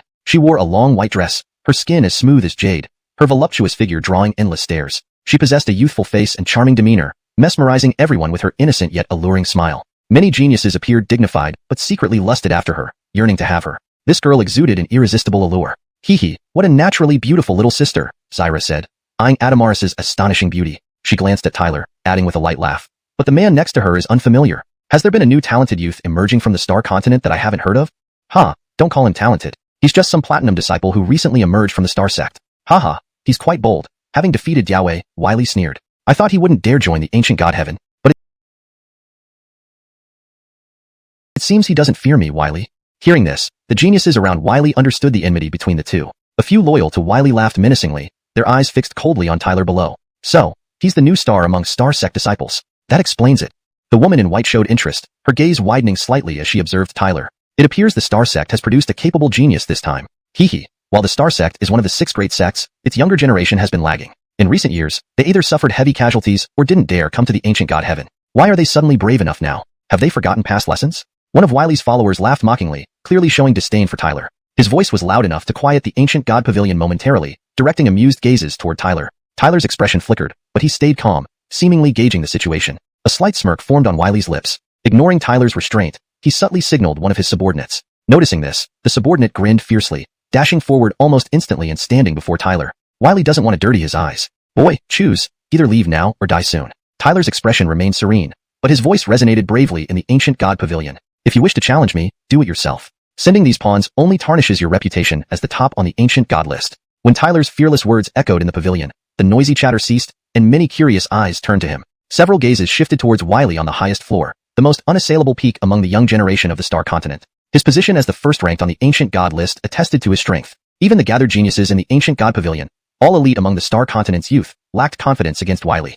Such a formidable individual was the least contestable in the Ancient God Heaven. When someone dared challenge Wiley directly, everyone grew astonished. On the highest floor, Wiley's expression remained unchanged, smiling casually. He saw no need to personally deal with Tyler. Others would suffice for that. Those around Wiley laughed mockingly, their hostile gazes turning towards Tyler. The woman in white watched with anticipation, curious to see what made this star sect genius so bold against Wiley.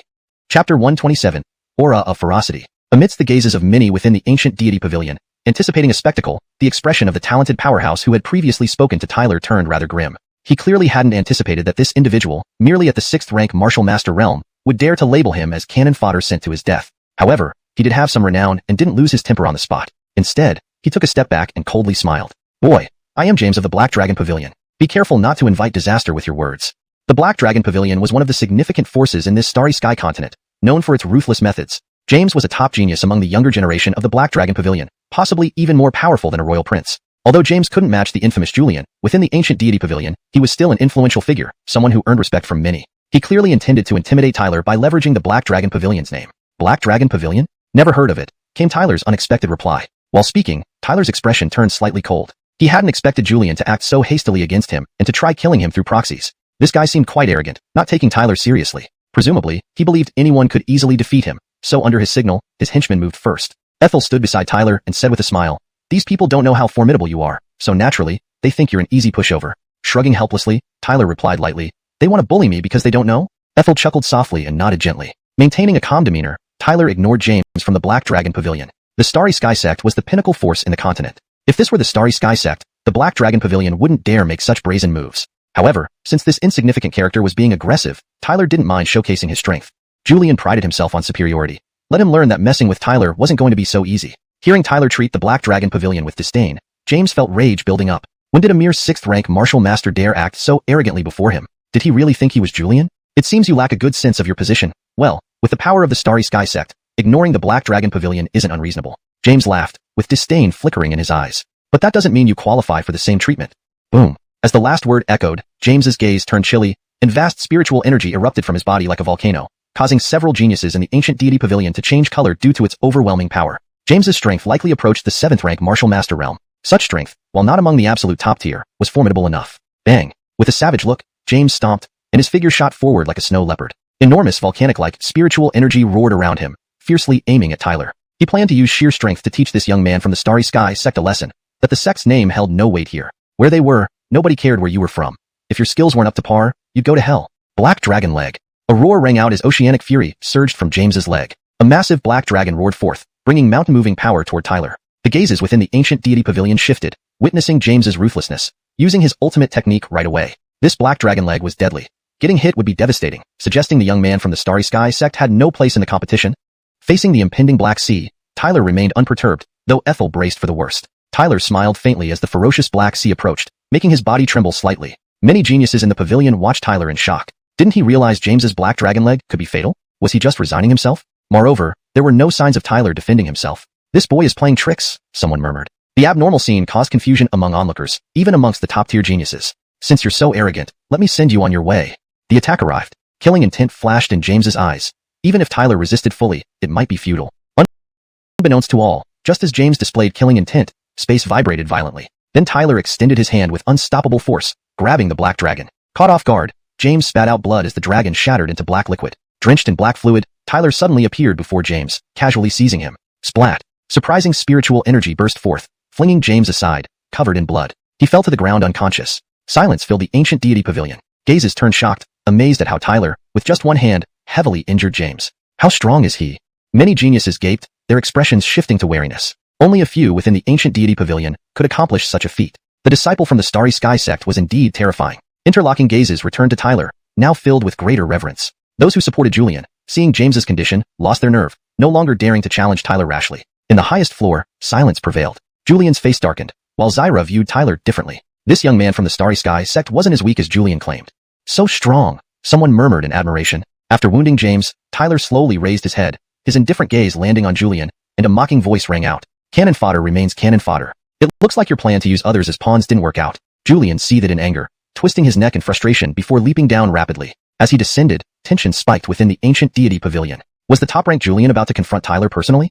Hashtag Chapter 128, The First Clash. On the highest floor of the ancient god pavilion, Wiley's figure darted down. Though his build was not particularly robust, his presence immediately heightened the tension within the entire pavilion. A mysterious force seemed to radiate from him, an oppressive aura that came directly from Wiley. As the top-ranked genius on the ancient god list, Wiley's fame among the younger generation in the Star Continent was clearly far beyond Tyler's. Many people believed that the two were incomparably different. Even though Tyler had severely injured James with strong means earlier, no one thought he could genuinely match Wiley. Wiley stood a distance away, his eyes cold as they fixed on Tyler. A surge of intense murderous intent poured out from his gaze, enveloping Tyler. The atmosphere around Tyler seemed to collapse, with a mysterious power surrounding him, as if it sought to tear his body apart. Given Wiley's strength, a regular 6th-level martial artist might indeed have been crushed and severely injured by such pressure. But Tyler was clearly not ordinary. His body emitted faint golden light, accompanied by rumbling sounds from within him. The water-like pressure didn't pose any threat to him. Their gazes locked mid-air, and the murderous intent instantly froze the air inside the ancient god pavilion. So you do have some skills. No wonder you're so arrogant, Wiley said icily, a tinge of killing intent in his voice. His face turned abruptly cold, and he swung his large hand down fiercely. But with your mere 6th-level martial artist strength, you're not qualified to show off in front of me. Boom. At that moment, a strange ripple seemed to form in the surrounding space, followed by a sudden spread of black light, resembling an endless abyss. Black Demon Hand. As Wiley's chilling voice echoed, a massive black hand materialized within the spreading black light, its luminous rays shaking the entire ancient god pavilion. Boom. The black hand tore through the air, lunging toward Tyler. The group of geniuses near Tyler quickly retreated, afraid of being caught in Wiley's terrifying attack. Only Ethel remained unmoved, her eyes filled with vigilance, as she watched the initial clash between the two. Crash. Tyler raised his head and observed the descending black hand without a flicker of emotion. Then, he curled both fists tightly, and an astonishing spiritual energy wave immediately surged up. Boom. The wind chanted and thunder roared simultaneously, with 2 beams of light shooting out from Tyler's fists. They transformed into wind and thunder above his head and swept across, colliding head-on with the black hand. Bang! A loud boom erupted, and surging spiritual energy shockwaves scattered everywhere, causing space to tremble. The wind and thunder exploded with terrifying power, shattering the black hand simultaneously. Spiritual energy storms swirled toward both fighters, but were easily dispersed by them. The storm in midair gradually dissipated, but Wiley's expression grew colder. Though he hadn't used full strength, such an attack should have obliterated any 6th-level martial artist. The fact that Tyler easily deflected it was hard for Wiley to accept. At this moment, everyone could sense the raging killing intent and increasingly terrifying spiritual energy fluctuations emanating from Wiley. Their expressions became serious. On the highest floor, the beautiful girl in white observed quietly, maintaining neutrality. Although she was friends with Wiley, she was always cautious. She would not take sides easily, and thus preferred to avoid unnecessary enmity. Tyler looked up at Wiley, his eyes filled with coldness. Though he didn't wish to fight here, if Wiley continued to push him, Tyler wouldn't hesitate to show him that his prey wasn't as easy to deal with as he imagined. If you don't want to die in the ancient god pavilion, you'd better go back where you came from now, Wiley said coldly, locking onto Tyler. Tyler smiled. You don't have the right to tell me what to do. Ungrateful. Wiley's eyes turned completely ruthless. He moved swiftly, and terrifying spiritual energy burst forth like a volcano. Carrying this overwhelming power, he transformed into a streak of light, dashing straight towards Tyler. He was truly prepared to kill. Tyler's expression changed. He released a powerful surge of spiritual energy around him. His body expanded slightly, and with a swift kick, he charged forward, meeting Wiley head-on. Countless experts within the ancient god pavilion watched this scene intently. Would a fierce battle between top geniuses break out before the opening of the ancient god heaven? Just as the two figures were about to collide, a calm voice suddenly sounded in the pavilion. Gentlemen, fighting is forbidden within the ancient god pavilion. Please stop now. The voice acted like a pillar of light, blocking their impending collision. An explosive force shook both of them slightly. Although this force didn't seem capable of pushing them back, when the voice rang out, Wiley's expression noticeably changed. He stopped and retreated to the highest floor. Tyler also slowly halted, settling down while reigning in his spiritual energy. His gaze shifted to a gracefully poised woman standing there. She wore a blue dress, exuding charm and elegance, her beauty even surpassing Zyra. Moreover, the remarkable spiritual energy around her revealed her considerable prowess. Her appearance triggered a series of exclamations among the spectators, many eyes filled with admiration. Gentlemen, the controller of ancient god heaven is about to arrive. Please set aside your conflict, the blue-dressed woman said with a gentle smile. Hee, Miss Delaney. Wiley looked at the blue-dressed woman, his previously icy expression softening into a smile. He nodded slightly. Since Miss Delaney has spoken, I, Wiley, will give you this courtesy. Just another spineless dog. Tyler snorted, but upon hearing his laughter, Wiley's face turned grim. However, he ultimately didn't attack again, merely adding Tyler to his list of must-kill targets. Tyler paid little attention to Wiley. He understood that Wiley was only pulling back due to the circumstances. The ancient god pavilion gathered numerous geniuses, some of whom even gave Tyler pause. Wiley wouldn't be stupid enough to let others reap the benefits of their fight. If he fought Tyler here, regardless of the outcome, both would inevitably suffer injuries. That would potentially benefit others, since anyone who entered ancient god heaven would become potential opponents. If possible, everyone would prefer to eliminate Wiley first, especially given his status as the top genius on the ancient god list. However, what surprised Tyler somewhat was the blue-dressed woman. It turned out that she was Delaney, ranked 3rd on the ancient god list, and hailing from Free and Easy Mountain. No wonder she could sway Wiley. Hee, Sister Delaney, you've prevented a life-and-death struggle. You are truly charming, a mischievous laugh echoed, and the white-dressed woman smiled at Delaney, clearly trying to match her beauty. Sister Sage, they were merely giving me face. I'm hardly that charming, Delaney replied with a faint smile. Is that so? But this time, Sister shouldn't underestimate things again. If you do, the 3rd place on the ancient god list might change hands once more, Sage said with a teasing smile. Then bring out your true abilities, Delaney responded nonchalantly. As the two women conversed, all the men in the ancient god pavilion seemed to fall silent. Yet, everyone could sense the underlying competition between the two women, something they were already accustomed to. The rivalry between Delaney and Sage was well known across the Star Continent, making this confrontation even more engaging than the standoff between Tyler and Wiley. Tyler, however, wasn't particularly interested in the two women's rivalry.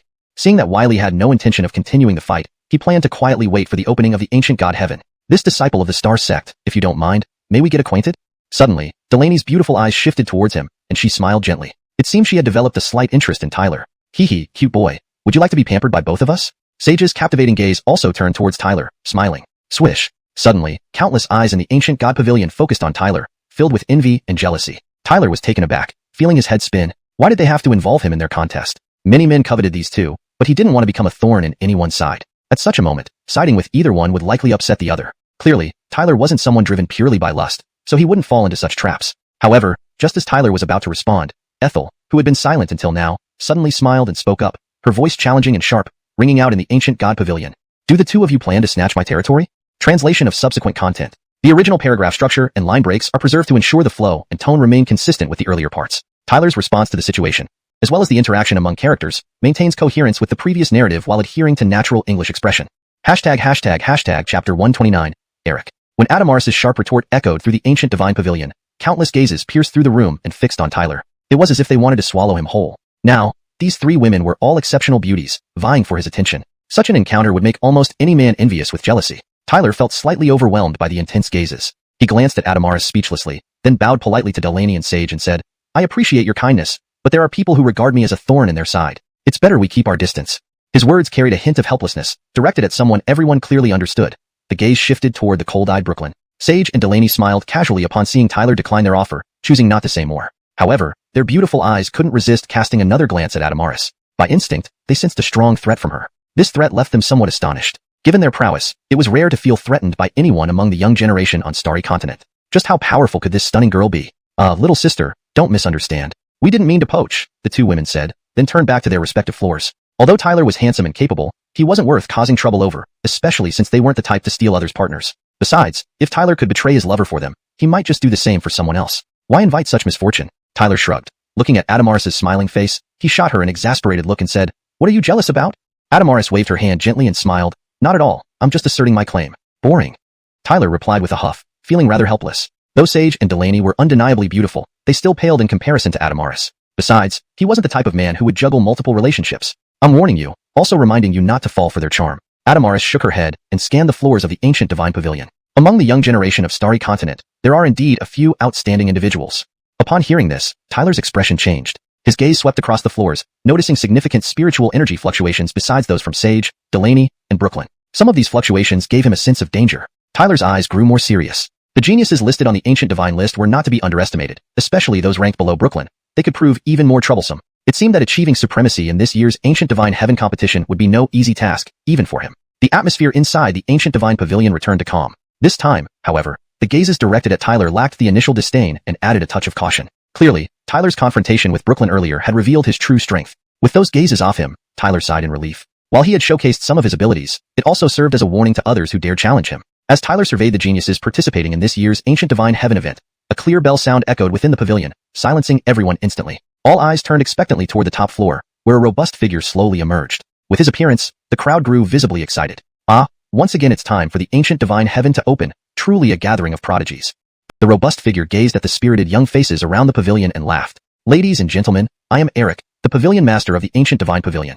Greetings, Pavilion Master M.O., the crowd respectfully greeted. Despite being one of the leading figures among the young generation of Starry Continent, everyone showed politeness towards Eric. He was no ordinary figure on Starry Continent. While the ancient divine pavilion was only considered a first-tier force due to the unique nature of the ancient divine heaven, its influence was second only to the Starry sect across the entire continent. Eric rarely ventured out or made enemies, so few dared to offend him lightly. Pavilion Master Mo, the ancient divine heaven is about to begin. Could you provide us with an introduction? Delaney from Xiaoyao Mountain asked. It was rumored that everything the ancient divine pavilion knew came from the ancient divine heaven, allowing them to detect changes within it and gain advance information before each opening. Of course, that's appropriate. Eric chuckled and continued. Everyone enters the ancient divine heaven primarily for the ancient divine blood. However, the realm isn't static. Changes occur with each opening. And the news I have for you this time is that the ancient divine blood has likely coalesced into ancient divine fruits. What? Ancient divine fruits? This announcement sparked a flurry of excitement among the crowd. Many pairs of eyes lit up. Tyler sighed helplessly. This was far from good news. The competition in this year's ancient divine heaven was bound to be fiercer than ever. Adamaris nodded in agreement. Amidst the murmurs, Eric raised his hand to quieten the crowd. A map formed above his head, depicting 6 ancient trees. These are our estimated locations of the 6 ancient trees, Eric stated, invigorating everyone's spirits as they memorized the map. Tyler also stared intently at the map, quickly committing it to memory. While everyone would remember it, it was better than wandering aimlessly. Adamaris glanced at the map and asked suddenly, there must be different qualities of ancient divine fruits, right? Tyler paused, then responded ambiguously, definitely. Adamaris rested her chin on her snow-white palm, looking at Tyler and whispered, I think I can find a better ancient divine fruit. Do you want it? ##### Chapter 130, Commencement. I seem to be able to find better ancient god fruits. Do you want them? When Tyler heard these words coming from Ethel's mouth, his breathing involuntarily quickened. Even with his usual calmness, he couldn't help but gaze at Ethel in astonishment, and after a long pause, he whispered, really? If obtaining ancient god fruits were truly so easy, there wouldn't be so many people fiercely competing for the few opportunities every time the ancient god sky opened. Of course it's real, Ethel smiled lightly, her determined stance making Tyler momentarily dazed. After all, he knew she wasn't the type to make promises she couldn't keep. That must be quite difficult, right? Tyler asked hesitantly. In this world, better opportunities always come with risks. Ethel's beautiful eyes turned towards Tyler, saying, after all, nothing comes easily. There's no such thing as a free lunch. That makes sense. Tyler laughed, then slowly nodded, staring intently at Ethel. In that case, I do want it. Good. Ethel smiled, saying, let's agree on that for now. But first, we need to secure an ancient god tree in the ancient god sky. Yeah, I follow your lead. Tyler nodded. Listen, the quality of ancient god fruits varies. Therefore, cultivating using ancient god fruits results in different levels of power in ancient god bodies. Getting more ancient god fruits would definitely benefit our training in the ancient god sky. Ethel explained slowly. Tyler had to admit she was right, though he still shrugged helplessly. It seemed they needed to start by fighting for an ancient god tree. The intense battles were inevitable, especially since this time only a few ancient god fruits were available, making the competition a matter of life and death. As Tyler and Ethel spoke in hushed tones, the commotion inside the ancient god pavilion grew louder, likely due to the allure of the 6 ancient god pools. Eric saw this and shook his head helplessly. He then said, based on our estimates, the ancient god sky will fully open tomorrow. That will be the best time to enter. Be aware, the ancient god sky is fraught with dangers. Although the beast creatures lack intelligence, their strength is formidable due to consuming ancient god blood. Please stay safe. With that, Eric turned away, leaving the increasingly chaotic ancient god pavilion behind. Let's go find a place to rest for the night. We'll wait for the ancient god sky to open tomorrow. Tyler stood up, speaking to Ethel. Ethel nodded gently, and both left the pavilion. Their departure caught the attention of some onlookers. Sage and Delaney exchanged glances. Tyler, despite appearing only at the 6th level martial master realm, clearly possessed far greater strength than what met the eye, earning him their respect. The situation in the upcoming ancient god sky seemed all the more intriguing. Isaiah, however, watched Tyler and Ethel leave with icy eyes, his gaze filled with intense malice. He muttered to himself, you have one more day to live. Once we enter the ancient god sky, you'll understand the meaning of utter helplessness. The next day, as dawn broke, the spiritual energy in the air began to churn subtly. Countless breaking sounds echoed through the sky, followed by people rushing toward the location of the ancient god city like a tidal wave. Clearly, news of the ancient god sky opening today had already spread far and wide. Standing atop a bell tower, Tyler and Ethel watched the masses streaming past like a swarm of locusts. The allure of the ancient god sky was immense. Almost all the talented young cultivators from the starry heaven continent had gathered here. At that moment, everyone's attention was fixed on the distant mountains. The space above was undulating, emitting a faint ancient aura that swept across the heavens and earth. This was where the ancient god sky was opening. As time passed, the influx of people reached a terrifying peak, spiritual fluctuations roaring through the area, causing even the spatial fabric to tremble. Buzzing. Suddenly, the vast spiritual energy began converging above the ancient mountain range. Countless pairs of fiery eyes gazed at this spectacle, hearts racing. A massive crack split open in the sky. Beams of light shot out from the crack, accompanied by a resounding rumble from ancient times, echoing across the heavens and earth. This thunderous sound carried an overwhelming, celestial authority, instilling awe. The ancient god sky has opened. A voice of wild joy rang out, instantly electrifying the atmosphere. Whoosh, whoosh. Countless eyes turned bloodshot as waves of spiritual energy surged upward, figures streaking across the sky. The ear-piercing whistles formed a continuous roar, as waves of people poured into the rift in space. Tyler watched this scene and sighed, then turned to Ethel. Let's enter the ancient god sky. Ethel nodded slightly. They transformed into streams of light, darting into the rift,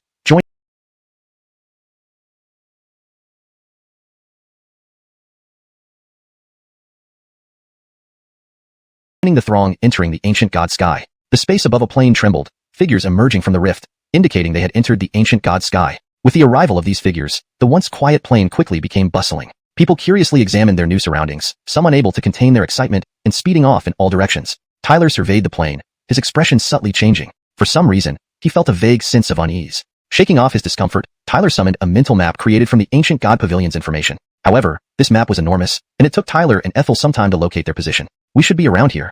Ethel pointed to a spot on the map, then indicated the nearest landmark. The ancient god fruit is located there. Let's go.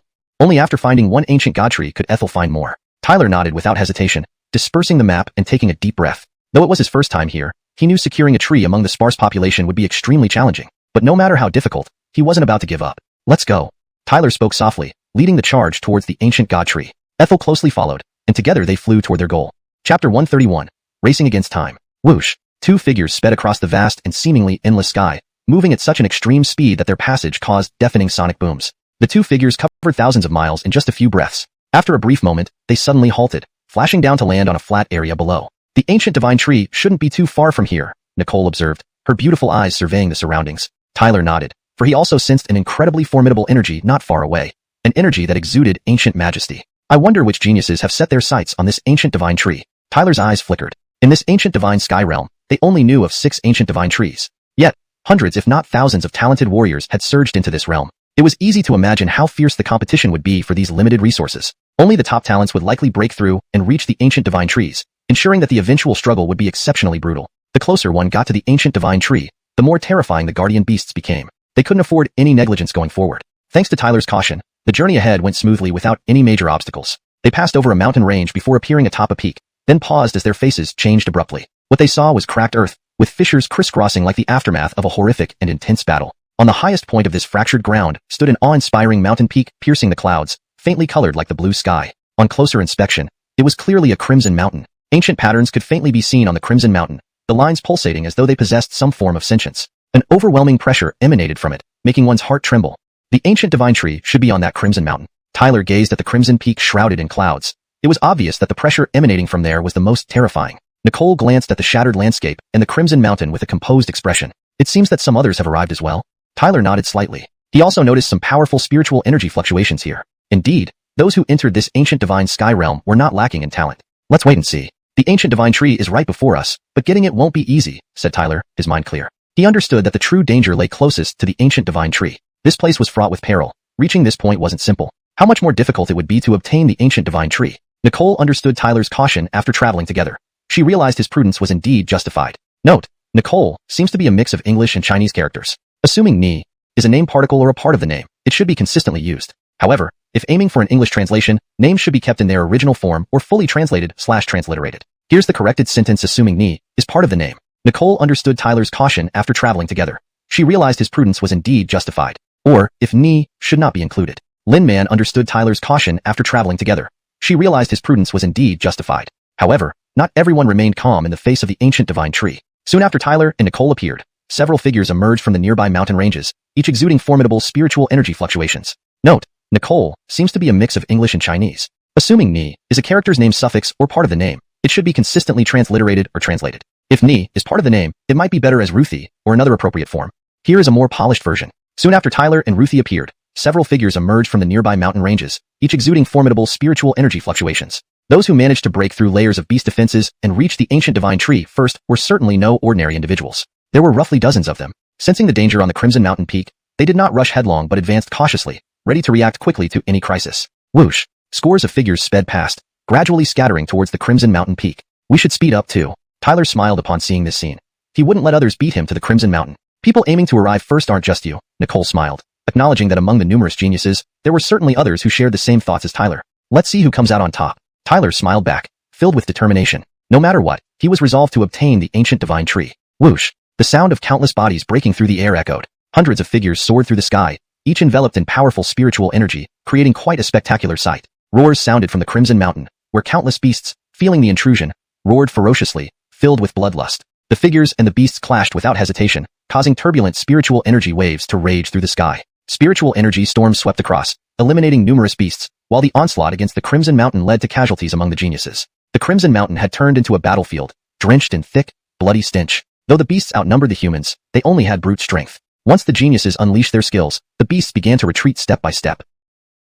Boom! Tyler wielded his life-and-death reincarnation spear, obliterating several charging beasts in an instant. He then looked up at the partially visible Crimson Mountain through the beast's defense, noting the opening created as the geniuses charged forward. Tyler glanced at Nicole beside him, who fought with growing prowess, displaying capabilities that far surpassed his own. In this ancient divine sky realm, few could injure her. It should be about time. Tyler's gaze turned cold as he darted past the beast straight toward the Crimson Mountain. At the same time, shocking spiritual energy fluctuations appeared from other directions, with several figures employing various methods to tear through the beast's defenses. These people were all formidable, and they were clearly putting in their utmost effort to reach the destination first, just as Nicole had mentioned earlier. However, Tyler didn't pay attention to those trying to outpace him. The majestic Crimson Mountain now loomed before him. His body flashed as he rushed inside, speeding towards the peak, maintaining constant vigilance. Reaching the top in just minutes, Tyler stood on the mountain peak, his gaze sweeping ahead. His expression instantly changed. Standing tall amidst the summit was an immense tree surrounded by overwhelming pressure. This was clearly the goal of all geniuses, the ancient divine tree. Tyler's eyes burned with passion as he gazed at the bone pool. Suddenly, his face altered as he sensed astonishing spiritual energy surging from two other directions, forming a pincer movement targeting him. When Tyler sensed the two astonishing spiritual energy fluctuations, his gaze turned sharp. One of these energies belonged to someone under the command of Wiley. This person was none other than Hamptone, ranked 10th on the ancient god list. Whoosh! On top of the mountain, a figure flashed into view. Abram, clad in a black robe, appeared. He eyed Tyler with hostility and then grinned wickedly. Boy, your good days are over. Hamptone licked his lips. His casual tone was filled with the deadly intent of a hunter eyeing his prey. Note: maintain paragraph structure and line breaks as in the original text. Chapter 132, Two Major Opponents. Brant crossed his arms, glaring at Tyler with a cold and stern gaze, like a cat toying with a mouse. Tyler also stared at Brant, his brows knitting slightly. He hadn't expected to meet an opponent so quickly. It probably wasn't a coincidence, was it? Of course it's not. As if sensing Tyler's doubts, Brant smirked coldly and said, I had my eye on you since the ancient god pavilion, so I managed to find your location. You seem pretty confident that you can handle me? Tyler fixed his eyes on Brant. Don't worry, I won't underestimate you, Brant chuckled.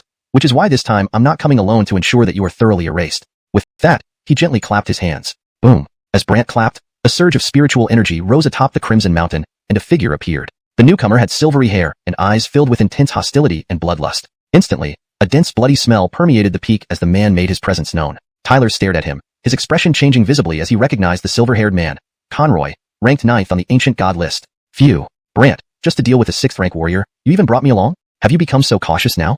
Conroy looked at Tyler, sneering. Just being careful for perfect success. You know how I always like to be absolutely sure. Brant smiled at Tyler. He's Conroy from the Heavenly Mechanism Pavilion, ranked 9th on the ancient god list. With 2 top 10 geniuses dealing with you, you should die without regrets. 2 top 10 geniuses, huh? Tyler's eyes narrowed coldly as he stared at the silver-haired man. A 2-on-1 situation put some pressure on him. This guy's appearance caught Tyler off guard. Clearly, Brant's strategy of bringing Conroy was unexpected. This move suggested much greater prudence than Brant's usual behavior.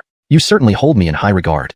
Tyler smiled despite the surprise, but showed no signs of panic as Brant had anticipated. Seeing Tyler's lack of fear, Brant's face turned icy. However, his expression suddenly changed as he noticed a graceful silhouette appearing not far away. Ruthie had come beside Tyler, her beautiful eyes glancing at them with a hint of malice. Both Brant and Conroy's brows knitted as they had not sensed when exactly Ruthie arrived. It made them cautious. I apologize, but I have help too, Tyler said with a slight smile to Brant. Brant's gaze darkened, looking back and forth between Tyler and Ruthie. During their encounters in the ancient god pavilion, he hadn't seen Ruthie in action, yet she appeared here undetected, an ominous sign. The lady, this matter is between us. Please leave promptly, lest you get yourself into trouble. Brant deeply inhaled, bowing respectfully, adding both a reminder and a warning. But hearing this, Ruthie shook her head lightly, smiling faintly. How could I ignore them attacking my man? Brant's face fell. Ruthie turned her eyes towards Tyler, asking, what do you plan to do? I'll handle Brant. You take care of Conroy, okay? Tyler smiled, looking towards Conroy. If both these top 10 geniuses joined forces against him, victory would be tough, given their strengths and his current status. A mere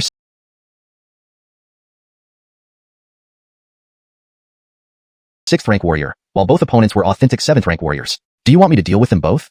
Ruthie tilted her head, laughing softly. No need. Some things must be done personally. Otherwise, I'd be a good-for-nothing, and I don't think you'd like that either, Tyler replied, smiling. You're right. Then, Conroy is mine, Ruthie smiled, her eyes flashing with approval. A 6th-rank warrior, facing an opponent who even ordinary 7th-rank warriors avoided, could still remain calm, showing confidence rare among people. Foolish talk. Brant laughed instead of getting angry, a chilling look in his eyes. While wary of Ruthie's unpredictable presence, he underestimated Tyler, whom he found stupid for delivering himself into their trap. Conroy locked onto Ruthie with a chilly stare, his lecherous mind unable to resist her beauty. His face twisted with lust, grinning at her. What a gorgeous lady. Wait till I capture you to play with. Conroy's eyes roamed over Ruthie's graceful body greedily. Ruthie merely smiled, further inflaming Conroy's desire, whose eyes flickered with strange, lustful flames. He's just spewing nonsense. Ruthie grinned at Tyler before gracefully stepping forward, instantly appearing before Conroy, extending her slender fingers towards him. The space seemed to warp slightly with her gesture. Instead of retreating, Conroy launched an attack on her, intending to teach her a lesson. However, his assault failed against Ruthie. In the next moment, Conroy rolled away clumsily, clutching his chest where a bleeding hole had appeared. Blood gushed out. All his techniques crumbled instantly under her assault. How is this possible? Conroy's eyes widened with horror at being defeated in one move by Ruthie. Terrified, Conroy watched Ruthie advance, the lasciviousness turning into dread. Realizing the true power of this young girl, he felt genuine terror. Meanwhile, Tyler also stepped forward swiftly, standing before Brant, the life and death cycle spear pointed at him. His handsome face held a smile. Brant, it's your turn.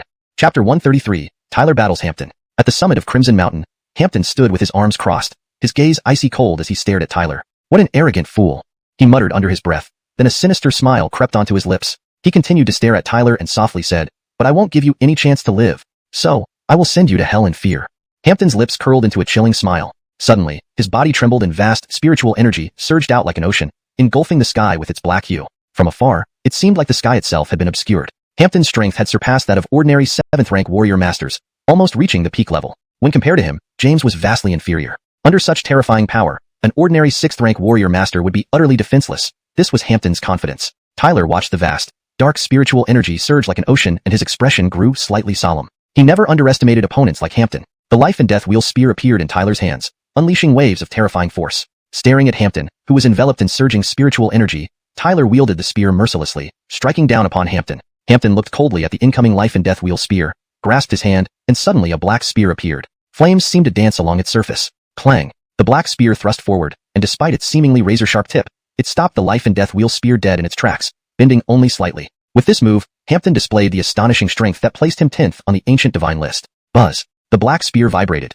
releasing a terrifying force that sent the life and death wheel spear retreating. Hampton's face remained icy as he thrust his spear again.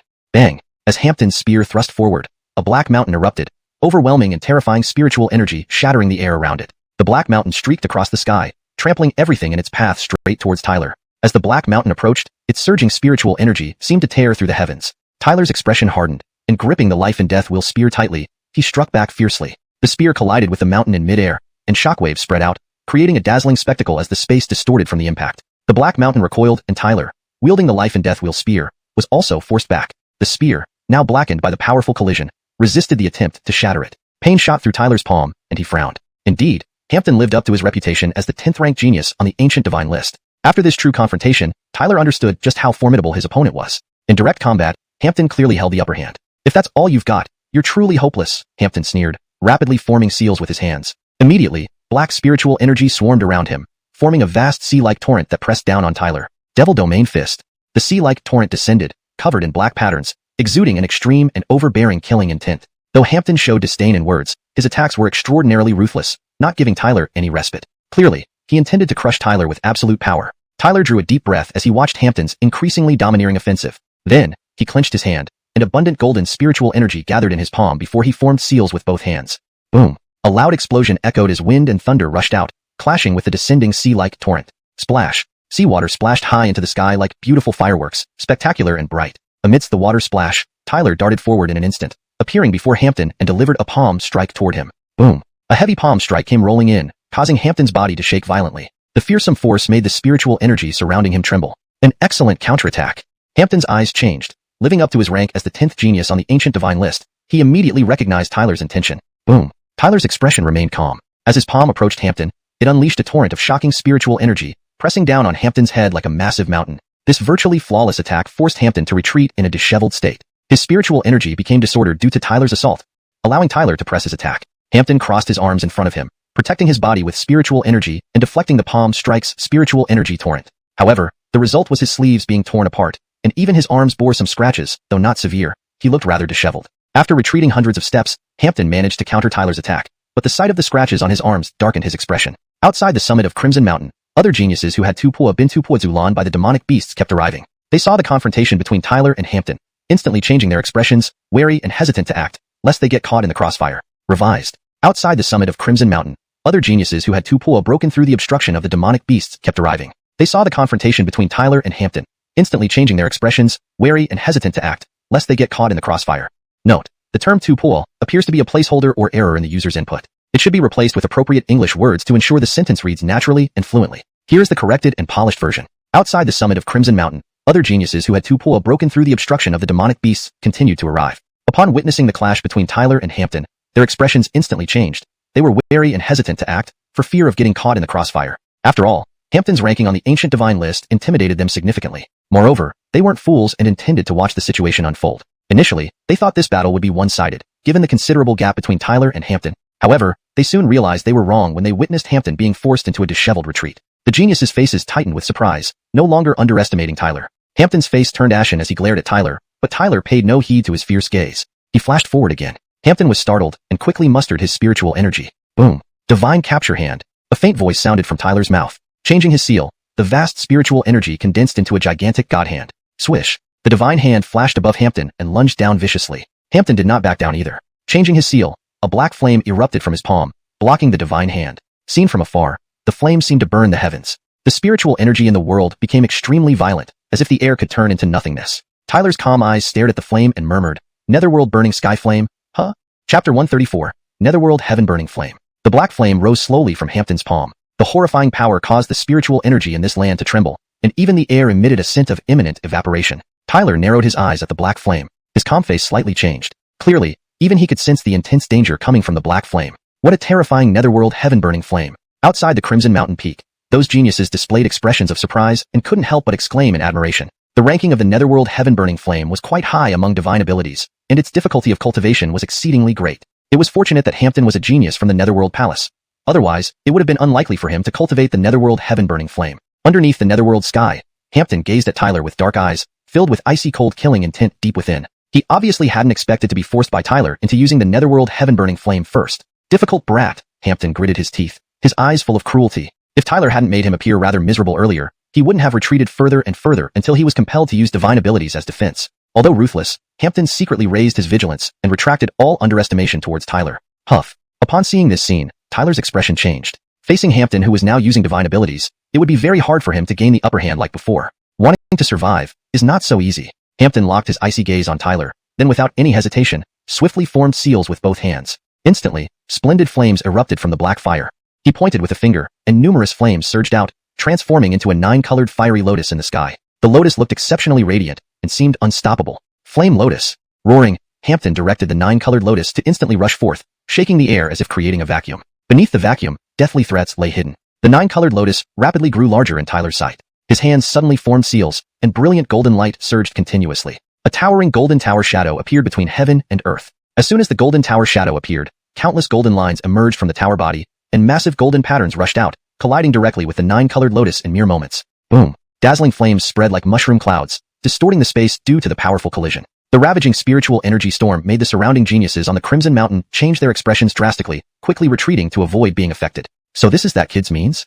Hampton frowned, observing the towering golden tower shadow, his expression changing uncontrollably because he sensed an indescribable danger from it. This danger made him feel incredulous. The netherworld heaven-burning flame he cultivated ranked highly among divine abilities. Yet now, Tyler's ability could pose a threat to it? Could his technique be stronger than the netherworld heaven-burning flame? Hampton stared at the golden tower shadow, still finding it unbelievable. Is it an illusion?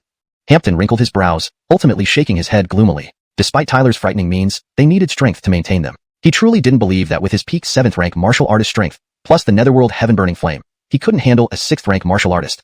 Boom! While he was pondering, a wave of golden light surged toward him. The golden tower shadow tore through everything in its path. Humph! Seeing Tyler dare to attack first, Hampton couldn't help but sneer. With the trembling of netherworld heaven-burning flame, it transformed into a huge fire talisman, then shook again, turning into an overwhelming sea of fire shadows. Bang! Bang! 2 attacks collided in the sky, making the heavens shake. Even the Crimson Mountain peak cracked from the vibrations. The rampant shockwaves raged like tornadoes, causing everyone's faces to change color. Around the Crimson Mountain, many geniuses watched in disbelief, hardly believing Tyler could match Hampton to such a degree. Among the younger generation of Star Continent, Hampton was quite renowned, ranked 10th on the ancient god list. Tyler, however, was almost unknown. While he had some identity due to coming from Star Sect, he clearly couldn't compare with geniuses like Hampton. Now, this previously unknown youth fought Hampton evenly. Though not gaining much advantage, he managed to hold his ground, which was already quite remarkable. Boom! The impregnable tower shadow clashed again with the fire shadows. Space burst with cracks, and storms swept across the sky. Both attacks were pushed back, but Hampton still had a slight advantage. Yet, despite this, Hampton's expression turned livid because he wanted more than just an edge. The power contained in Tyler's tower shadow exceeded his expectations. This guy's skills are quite strong. Hampton's eyes flickered. He glanced coldly at Tyler and swiftly formed strange seals with both hands, roaring. Following Hampton's seals, the netherworld heaven-burning flame intensified, burning fiercely. 9 colored flames quickly rose up, gathering above Hampton. An indescribable power enveloped the world. Some distant geniuses watching the spectacle also changed their expressions because they felt their spiritual energy becoming uncontrollable, showing signs of collapse. Changing expressions, they hurriedly retreated again, sensing that Hampton was about to erupt with anger. Tyler's tenacity had completely ignited his murderous intentions. He intended to resolve the matter swiftly. Tyler also lifted his head, his gaze on the increasingly terrifying netherworld heaven-burning flame, his expression gradually serious. Regardless of what means you have, I will crush it. Hampton grinned at Tyler sinisterly. Both hands abruptly merged, and countless flames converged in the sky, forming a gigantic fire seal thousands of feet tall. That fire seal appeared peculiar, emitting a somewhat terrifying aura. Hampton stared grimly at Tyler, then snapped his fingers. Instantly, the fire seal began burning fiercely. In the moment the fire seal ignited, Tyler felt pain spreading throughout his body. He discovered the fire seal had sealed him inside. Observing the trapped Tyler and giant tower within the fire seal, Hampton's lips curled into a vicious smile. Then, with his fingers bent, a sinister roar echoed across the heavens. Netherworld heaven-burning flame, heaven-burning demon seal. Boom. As Hampton roared, demon flames burned within the fire seal, swiftly transforming into a sea of demons within moments. Amidst the sea of demons, flames ascended. Within this sea of demons, a massive demonic seal suddenly took shape.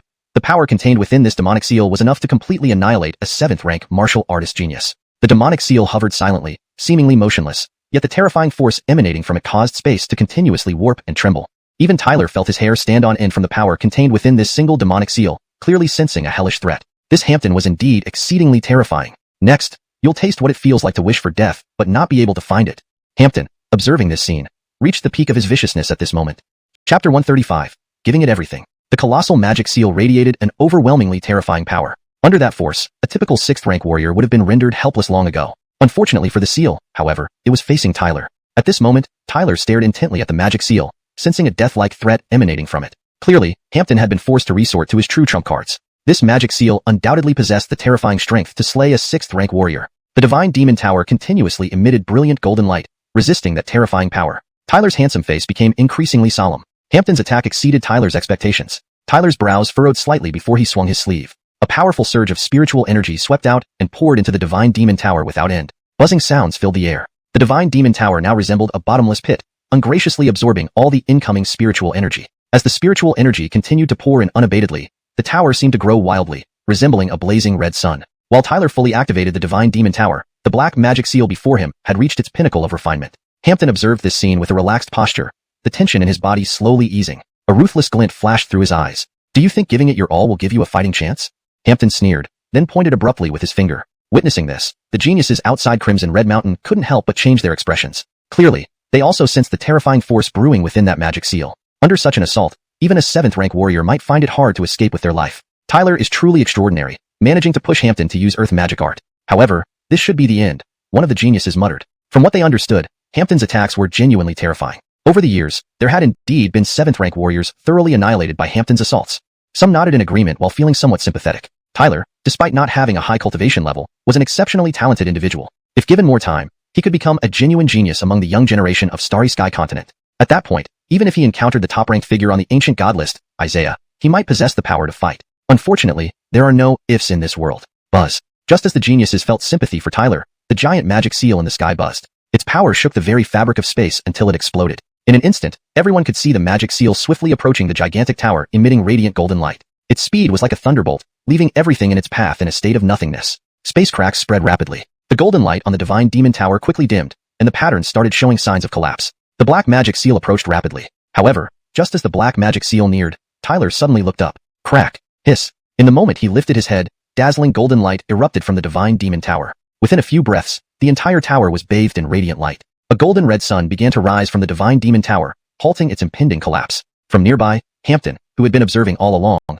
suddenly changed expression, clearly sensing the transformation in the divine demon tower. Preparing for a last-ditch effort? Hampton sneered, interpreting the changes in the divine demon tower as Tyler's desperate struggle. Regardless of Tyler's abilities, this attack would lead to certain death. In the next moment, Tyler appeared atop the divine demon tower. He looked up at the roaring black magic seal. The destructive force made even the surrounding space tremble.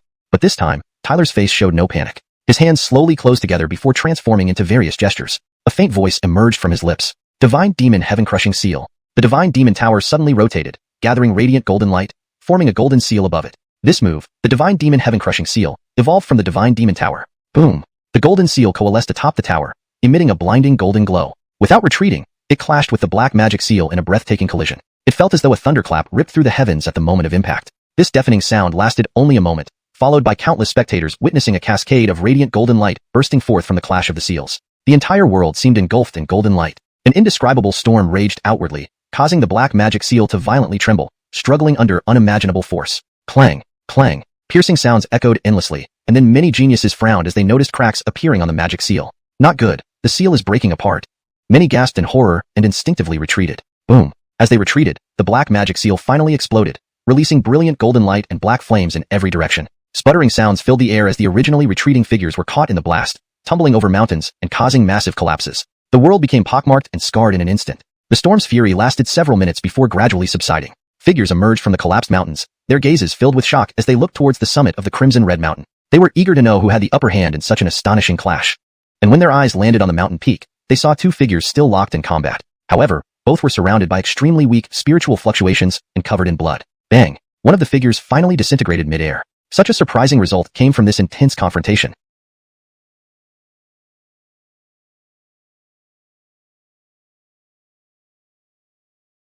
Chapter 136. One dead, one injured. Bang! As the two colossal seals exploded, transforming into a shower of sparkling lights, both Tyler and Hampton's bodies were shaken. They glared at each other. Then one silhouette couldn't withstand the explosion and was torn apart. Tyler forcefully stabilized his body. Then he slowly wiped the blood from the corner of his mouth. His gaze was calm as he watched Hampton, yet inwardly, he couldn't help but be somewhat surprised by the latter's strength. This took him off guard. Originally, he thought that when he unleashed the divine demon heaven-shattering seal with all his might, it would be enough to obliterate Hampton. Who could have predicted that the latter was not an easy opponent, and actually managed to resist his attack. But while Tyler was surprised in his heart, he did not know that Hampton's heart was even more shocked. Hampton's body was trembling continuously, his face alternated between dark and pale, filled with shock, horror, and disbelief. This outcome was clearly beyond what he could accept. In past confrontations, even against 7th stage martial masters, once he deployed the burning heaven demon seal, the clash would end with him standing unscathed. So this time, when he cast the burning heaven demon seal, he believed that Tyler was as good as dead. However, the final result did not go as he expected. That supposedly doomed Tyler launched a counterattack at a critical moment, and that counterattack force made Hampton feel danger.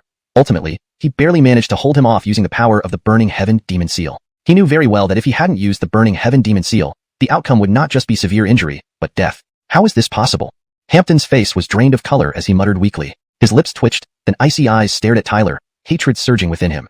Tyler's strength made him feel immense danger. This young man had lower cultivation than him, but the astonishing strength he showed was no less formidable. Given more time, Tyler would undoubtedly far surpass him. At this moment, Hampton finally understood why the Star Cluster sect allowed someone who was only a 6th stage martial master to participate in the ancient god Sky trial. With such strength, even 7th stage martial masters found it difficult to threaten him. Do you still think about killing me now? The intense animosity suddenly brimming in Hampton's eyes didn't escape Tyler's notice. He chuckled lightly and said, "But can you do it now?" Though Tyler was injured too, Hampton was obviously at his limit. Hampton's eyes turned cold, gritting his teeth. His gaze fluctuated as he involuntarily clenched his fists. Bang! Just as Hampton intended to make a desperate move, a loud thud rang out. A silhouette suddenly tumbled down onto the red mountain peak. Hampton's gaze shifted over, and his expression abruptly changed. Horror surged across his face. That silhouette was none other than his ally, Conroy. But at this moment, Conroy was gasping for breath, blood gushing out, dying soon after. Sigh. Outside the red mountain, those geniuses, upon seeing this scene, could not help but draw in a sharp breath. Their bodies shook violently because they recognized the corpse. None other than Conroy, ranked 9th on the ancient god list. That meant, the one lying lifeless atop the mountain was indeed Conroy. Conroy was dead? This shocking situation not only made Hampton shudder all over, but also gave goosebumps to the geniuses outside the red mountain. Though Conroy was only ranked 9th on the ancient god list, even Hampton felt wary of his strength. He might be able to fight against him, but slaughtering him was impossible.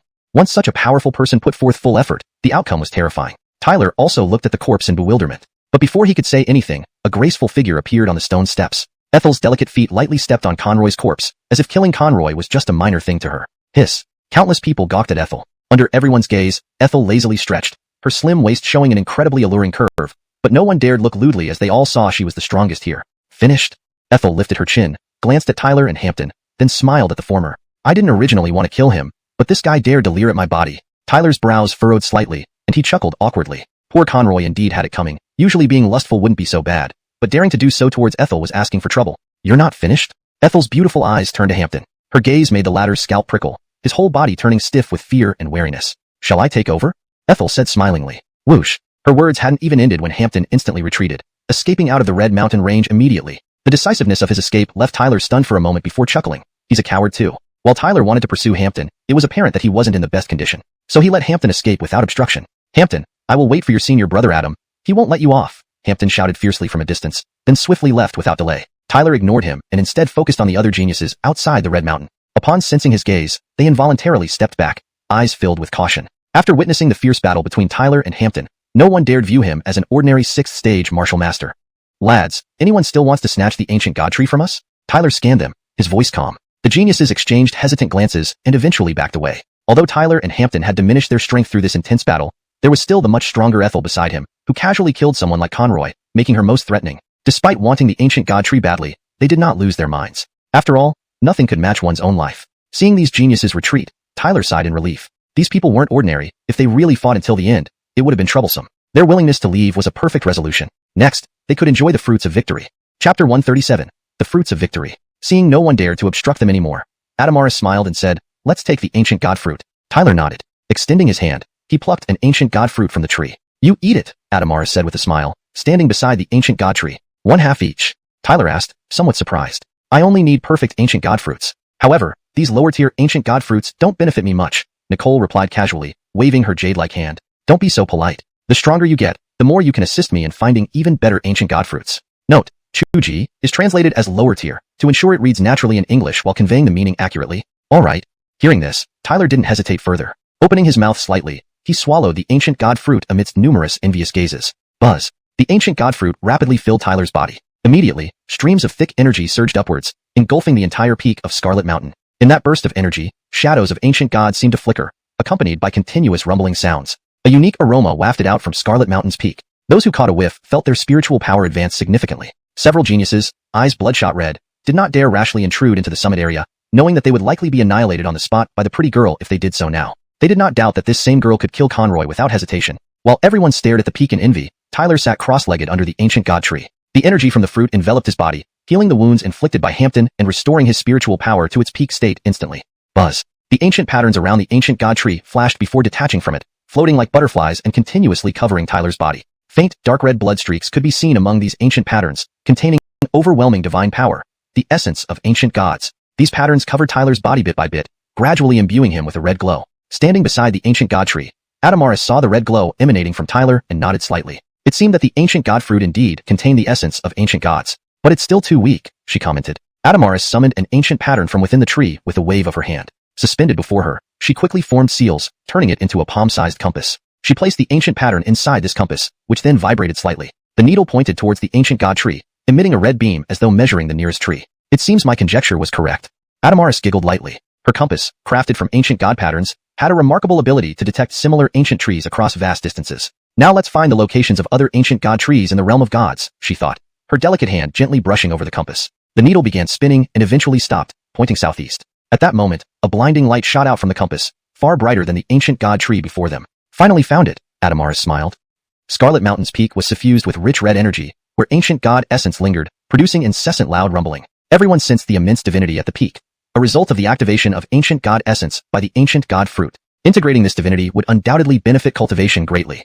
However, only the one who consumed the fruit could enjoy this rare opportunity. Though aware there was no chance of obtaining the fruit, many geniuses stayed around Scarlet Mountain, reluctant to leave. Despite their reluctance, they knew they couldn't compete, hence they could only look on enviously. Time passed, and the energy atop Scarlet Mountain grew more intense. This lasted nearly half a day until suddenly, the energy trembled. Boom! A loud rumble echoed through the heavens. Everyone looked up, seeing a red beam shooting upward from the peak. This beam was encircled by red ancient god patterns that caused darkness and light chaos. Despite ancient gods long fallen, their power persisted. Yet these patterns also seemed mutually repelling, resembling two ancient deities battling eons ago. Even after falling, their essences resisted each other. The resistance between the two essences continued for a while before finally merging into one. After the final fusion, the brilliant red beam calmed down, infusing into Tyler sitting quietly under the ancient god tree. Tyler was now bathed in radiant red light. His clothes appeared almost as if cast in fresh crimson, dazzlingly bright. Upon touching him, ancient patterns silently entered his body. He opened his tightly shut eyes slowly. Red light filled his gaze, as if ancient god figures lurked deep within his eyes, extremely strange and powerful. The red light persisted for a while before gradually dissipating. Feeling the boundless strength within, Tyler marveled at the force surging through him, stronger even than his divine magic power. Tyler clenched his fists, sensing immense power gathering within, ready to erupt. Moving his mind slightly, red light crawled over his body, ancient patterns swirling and thundering loudly. So, this This is a first-rank ancient god body? Tyler shook his head slightly in regret, but soon realized he had been overly eager. Although only first rank, the ancient god body was extremely potent. Moreover, the realm of gods had just begun. He still had opportunities to acquire more fruits, allowing him to evolve his ancient god body. Perhaps one day, he could achieve the perfect 9th rank ancient god body. Tyler dispelled the red ancient god patterns around his body. If he were to face Hampton now, the latter would likely meet a tragic end within just a few rounds. This single ancient god fruit not only advanced Tyler's cultivation to the 7th rank martial artist realm, but also caused his strength to skyrocket. Please note that I have maintained the same paragraph structure and line breaks as the original text while ensuring the translation is natural and fluent in English. ####Chapter 138. Together. So this is the ancient god body? A graceful figure appeared beside Tyler. Ethel appraised Tyler, who was standing there, her beautiful eyes revealing a trace of surprise. She chuckled lightly. It does have some peculiar qualities, but it seems somewhat inadequate. If you can cultivate into a true ancient god body, that would be truly terrifying. Her insight was extremely sharp. She immediately sensed the surging power within Tyler's body. Clearly, this was due to the divine nature contained within the ancient god blood fusing into his body. Though the divinity in this ancient god blood wouldn't grant him power comparable to an ancient god, it made him far stronger than before. Tyler smiled and then looked at the red mist gradually dissipating from the Scarlet Mountain peak. He asked, "Did you find any other ancient god trees?" His voice carried a hint of anticipation. Only after experiencing the benefits of the ancient god fruit firsthand could one understand its effects. And as Ethel said, his current first-rank ancient god body seemed insufficient. To evolve it to its peak form, he needed more ancient god blood. Considering the intense competition for the other 5 ancient god trees, if he wanted to acquire more ancient god blood, he would likely have to search for those trees that hadn't been claimed yet. And this clearly depended on Ethel. Facing Tyler's expectant gaze, Ethel smiled. She then held out her hand, revealing a compass. "Indeed, I found another ancient god tree," she said. Upon hearing this, Tyler's eyes lit up with wild joy. "But," Ethel hesitated, "it's a bit complicated." "How? Is the ancient god tree already occupied?" Tyler asked, taken aback. "Not exactly," Ethel shook her head slightly, her eyes showing a serious expression. "The ancient god tree I found exceeded our expectations. If my guess is correct, it's likely where 2 ancient gods truly fell." Sigh. Tyler froze for a moment, then couldn't help but draw a sharp breath. He knew very well that the place where ancient gods fell had the most ancient god blood. The ancient god tree they currently had was just a remnant of their blood. Compared to genuine ancient god blood, it was on a completely different level. Even just a remnant could grant him a first-rank ancient god body. How terrifying would the ancient god tree born from true ancient god blood be? Perhaps he wouldn't even need to go to the ancient god seat to cultivate a higher-rank ancient god body. Faced with such a lure, even Tyler, known for his composure, showed a glint of excitement. However, he quickly regained his senses and looked at Ethel, asking, "How complicated?" Ethel glanced at Tyler, whose eyes were still gleaming with excitement, but retained a rational depth. She smiled faintly and nodded. "There's a guardian beast there, much stronger than any monster we've encountered before. If we meet it, we might not escape unscathed." Tyler was startled. Even someone like Ethel, who was so powerful, considered it dangerous. The location of that ancient god tree must indeed be perilous. "What do you plan to do?" Tyler's face changed, staring intently at Ethel. Smiling, Ethel replied, "I'm naturally going to give it a try. That place holds something very important to me." She turned to Tyler with a smile. "But you don't have to come along. I won't forget what you've done. Besides, the other 5 ancient god trees may still be up for grabs. You might be able to claim one yourself. It seems quite troublesome." Tyler sighed helplessly. If even Ethel said so, that place was surely treacherous. Perhaps it was best for him to try seizing the other 5 ancient god trees. But, letting her face danger alone while he reaped the rewards wasn't his style. Ethel would likely look down on him too. This might damage their close relationship. Lifting his head slightly, the handsome young man flashed a charming smile. Amidst Ethel's astonished gaze, he smiled again. "I think we should go together." Wish. 2 figures streaked across the sky, tearing through the dense clouds and vanishing into the horizon in mere moments. Their speed drew the attention of some geniuses harvesting treasures in the ancient god sky, but no one dared provoke them due to the overwhelming spiritual energy they emitted. These 2 figures were Tyler and Ethel, who had swiftly left after acquiring an ancient god tree. However, their current target wasn't the other 5 ancient god trees, but the perfect ancient god tree that Ethel had discovered. Despite knowing it was dangerous, Tyler decided to accompany her, facing the challenges together. 2 hours later, Ethel and Tyler gradually slowed down, their expressions turning grave. They could feel a kind of ancient oppression permeating the area, making the natural spiritual energy solidify. "We seem to have come to the right place," Ethel said with a smiling glance. "To have this ancient pressure indicates this place indeed harbors an extraordinary ancient god tree." Ahead lay a towering 5-finger peak. Then, both faces changed abruptly as they saw a 10,000-foot deep pit ahead. The abyss looked bottomless and unnerving. But what shocked Tyler and Ethel the most were the 2 massive figures lying atop the deep pit. They were the colossal skeletons of 2 ancient gods. Tyler took a deep breath, eyes wide with astonishment, murmuring, "This really is where 2 ancient gods fell."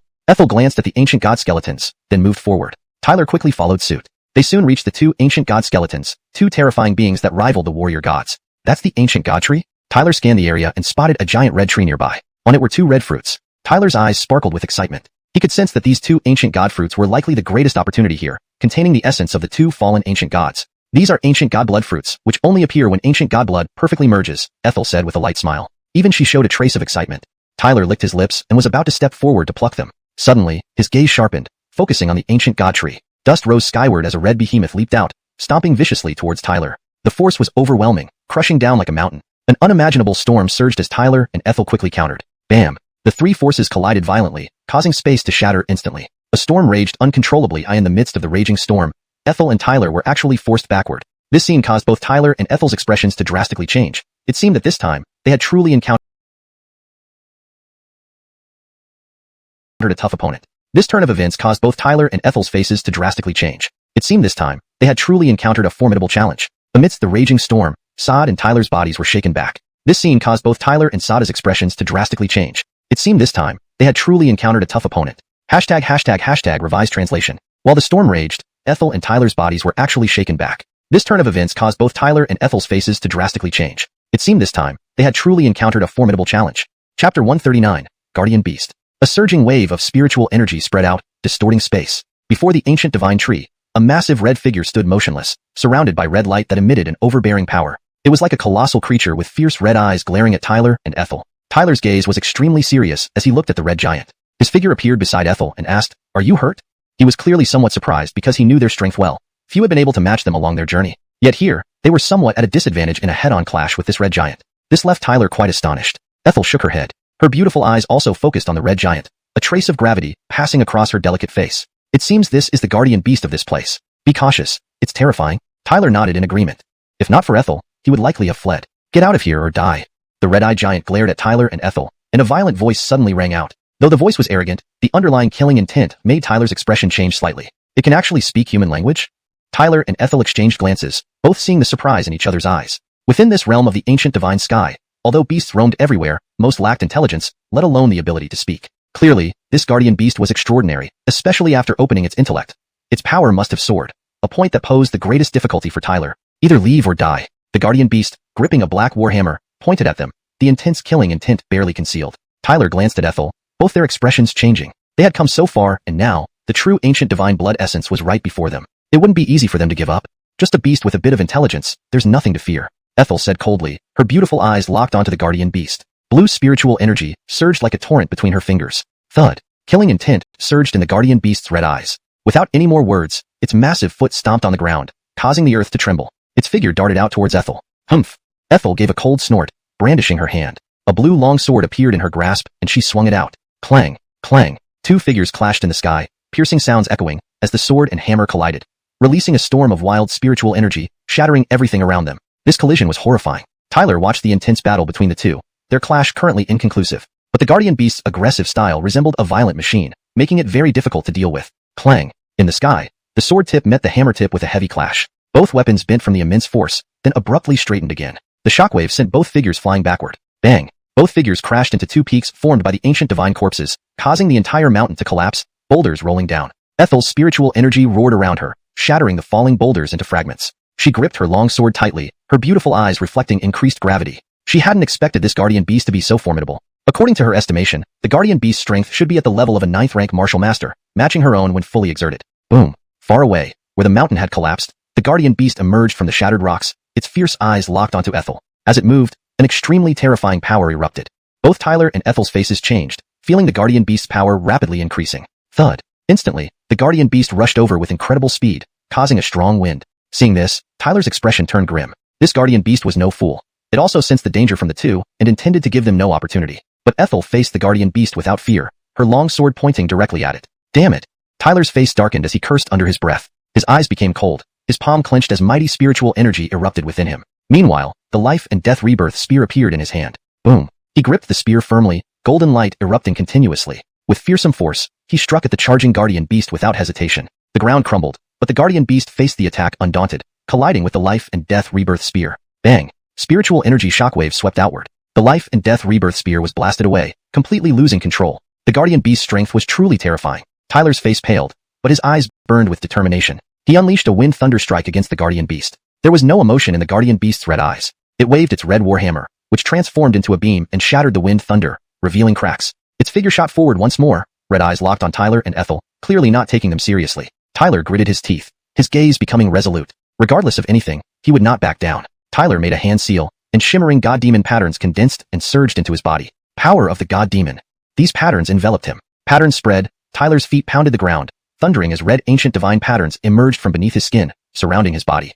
1 rank ancient divine body. 2 astonishing powers boosted him. Now Tyler exuded overwhelming momentum. He fiercely lunged downward, appearing like a god of war incarnate. Nearby, the originally charging guardian beast's form finally trembled. For the first time, its fierce red eyes showed a flicker of change. Clearly, this time it finally sensed some threat. Ethel's longsword slashed through the air and met Tyler's attack directly against the guardian beast's red warhammer. At the moment of impact, the heavens seemed to shake with thunder. Roar! The guardian beast roared in fury, red light surging as it struggled, but ultimately found itself helpless. Tyler and Ethel displayed terrifying strength. The red warhammer began tearing apart, eventually turning to fragments. Swish! As the red warhammer disintegrated, Ethel's longsword flashed, striking the guardian beast's forehead with lightning-fast precision. Instantly, the guardian beast's body trembled, even the brilliant red light dimming visibly, collapsing to the ground. Tyler and Ethel looked at the fallen guardian beast, sighing in relief. Now comes the time to reap the rewards. Ethel's beautiful eyes turned towards the red-tinged ancient divine tree. 2 ancient divine fruits on the tree glowed brilliantly, the most radiant things in this world. Tyler's fiery gaze fell upon the ancient divine fruit hanging from the ancient divine tree. The ancient divine blood essence contained within this fruit far surpassed that of the one he had encountered before. Moreover, he was eager to test whether he could truly integrate the ancient divine blood essence into his body, thereby achieving the peerless 9th rank ancient divine body, something no one else had been able to cultivate. Hashtag chapter 140, devouring. Phew.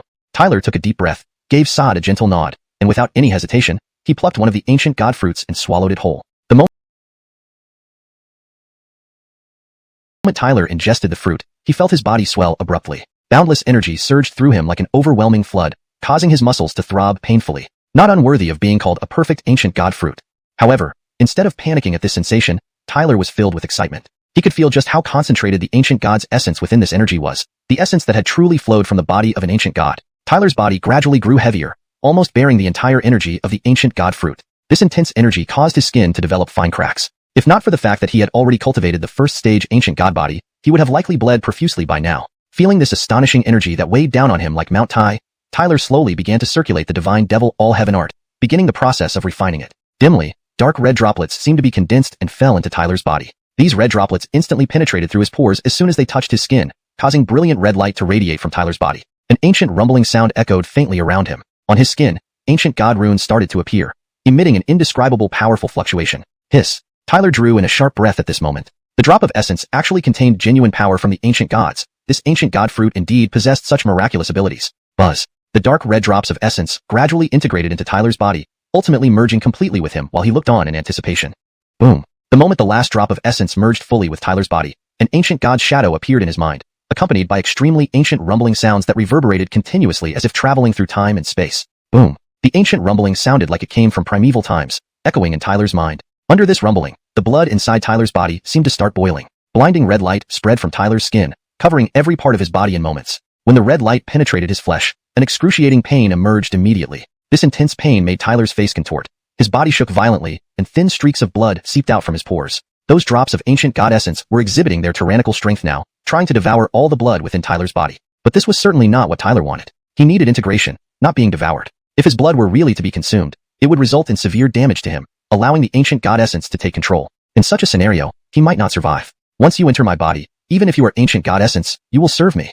Tyler gritted his teeth, swiftly directing his spiritual energy to flow, even accelerating the speed of his blood circulation. He knew that utmost caution was essential now. No matter how strong this ancient god essence was, he wouldn't let it consume all the blood in his body. Under Tyler's command, the blood in his body, aided by his spiritual energy, launched a counterattack, suppressing the ancient god essence once more. Inside Tyler's body, the two forces clashed repeatedly, each attack and defense making his body tremble with intense pain. It was almost unbearable for Tyler, as the pain pierced right through his bones. But at this point, he had no room to retreat. To cultivate the 9th stage ancient god body, sacrifices and risks were inevitable. If someone observed Tyler's body at this moment, they would see two types of flesh intertwining, struggling to either reject or merge with each other. Under this clash, Tyler's contorted expression was particularly twisted. Despite the ancient god essence's power, its influence remained limited. Thus, after a brief struggle, the ancient god essence finally retreated. As the essence retreated, faint dark red blood wheels began to form in his blood vessels, spreading throughout his limbs. They slowly moved, seemingly exuding an exceptionally vibrant vitality. Dark red light also rippled over Tyler's skin, with intricate light patterns emerging faintly. His entire body appeared to undergo a rebirth at this moment. Standing beneath the ancient god tree, Sod watched Tyler. It seemed his cultivation wasn't over yet. I wonder if Tyler can successfully cultivate the 9th stage ancient god body, she murmured to herself. Tyler's cultivation progress had also surprised her somewhat. The red glow remained dazzling but gradually weakened over time. When the red glow dimmed, Tyler's condition became clearer. Looking closely, Saad saw Tyler's expression was rigid, his body unmoving. Saada's eyes locked onto Tyler's figure, unsure whether he had succeeded or failed. Snap. Just as Saada's heart felt uneasy, Tyler's otherwise still body suddenly twitched. His eyes then opened slowly under Saada's delighted gaze. Boom. A radiant light shot out of Tyler's eyes as he opened them. At the same time, a red figure soared into the sky, letting out a long cry accompanied by ancient rumbling sounds. Red light bloomed around him, revealing a massive shadow of an ancient god behind him. A powerful force enveloped the heavens and earth. The red figure stood tall, accompanied by an ancient god, resembling a deity, awe-inspiring and domineering. Hashtag chapter 141. The 9th rank ancient god body. Blinding red light spread across the sky, like a canopy covering the heavens, majestic and awe-inspiring. Amidst the sky, a towering figure stood, with that radiant red light emanating from within him. Behind him, a colossal shadow of an ancient god loomed, accompanied by thunderous sounds that reverberated through the heavens and earth. Tyler lowered his head, slowly clenching his fists. The power within him surged like a tempest, an overwhelming force that, once unleashed, would surely shake the world. This strength was unprecedented for Tyler. Even the heavenly divine art did not compare to this level of power. He could feel a transformation akin to rebirth in his body, far beyond anything he had experienced before. The cost he paid finally seemed worthwhile. Tyler smiled, then moved, instantly appearing beside Nicole. He looked at her earnestly and said, "Manny, I've succeeded." Note, the name Liman Ni should be consistently translated as Manny or Adamarize. I chose Manny for a more natural flow in English. If you prefer Adamarize for full name representation, please let me know. For the sake of consistency and natural flow, I would suggest. Tyler smiled, then moved, instantly appearing beside Adamarize. He looked at her earnestly and said, "Manny, I've succeeded." Adamarize grinned, her beautiful eyes appraising Tyler with interest. She chuckled, truly deserving of the named 9th rank ancient god body. Indeed, it's extraordinary. With her discerning eye, she naturally saw the astonishing power now residing within Tyler. With this kind of strength, he would be formidable unless faced with a grand martial artist. Tyler nodded, deeply satisfied with the power of the ancient god body. If he encountered Hampton now, the overwhelming pressure would be all too apparent. With his current 8th rank martial artist strength coupled with the 9th rank ancient god body, few below the grand martial artist realm could rival him. With your current strength, you can finally compete with the top 5 geniuses on the ancient god list, Adamarize commented with admiration. Tyler immediately understood. You mean I'm qualified to compete for the ancient god's legacy? He smiled eagerly. Despite years of being open, no one had ever truly obtained the legacy left behind by the ancient god, clearly indicating the difficulty involved. While Tyler was confident, he didn't dare guarantee success, especially not with so many geniuses gathered in the ancient god heaven. Among them were Isa, Wiley, and Delaney, each possessing terrifying strength comparable to Adamarize. Defeating any of them wouldn't be easy. Have you lost confidence? Adamarize asked with a smile. Not at all, just that it's indeed quite challenging, Tyler laughed. Then he raised his gaze to a distant horizon, a fierce resolve flaring in his eyes like a volcanic eruption. But I do want to personally see how powerful the top young geniuses of the Star Continent are. Looking at Tyler, Adamarize saw fearlessness and unyielding determination in his eyes, a true warrior's heart. It made her curious whether, someday, Tyler might truly stand atop the world, gazing down on all. Let's go. We'll find out who deserves the ancient god's legacy when we reach the ancient god throne. This roused Tyler, who smiled and thought silently to himself, the ancient god throne. With the successful cultivation of the 9th rank ancient god body, Tyler and Adamarize did not linger further. After a brief rest, they set off. Calculating the time, they had already spent over half a month in the ancient god heaven. However, since there was no distinction between day and night here, the passage of time went unnoticed. Half a month wasn't short. Based on Tyler's speculation, the 6 discovered ancient god trees had likely been claimed long ago. Only a few individuals managed to secure these trees. Now, all geniuses were probably heading toward the crucial ancient god throne, where it was said the legacy awaited.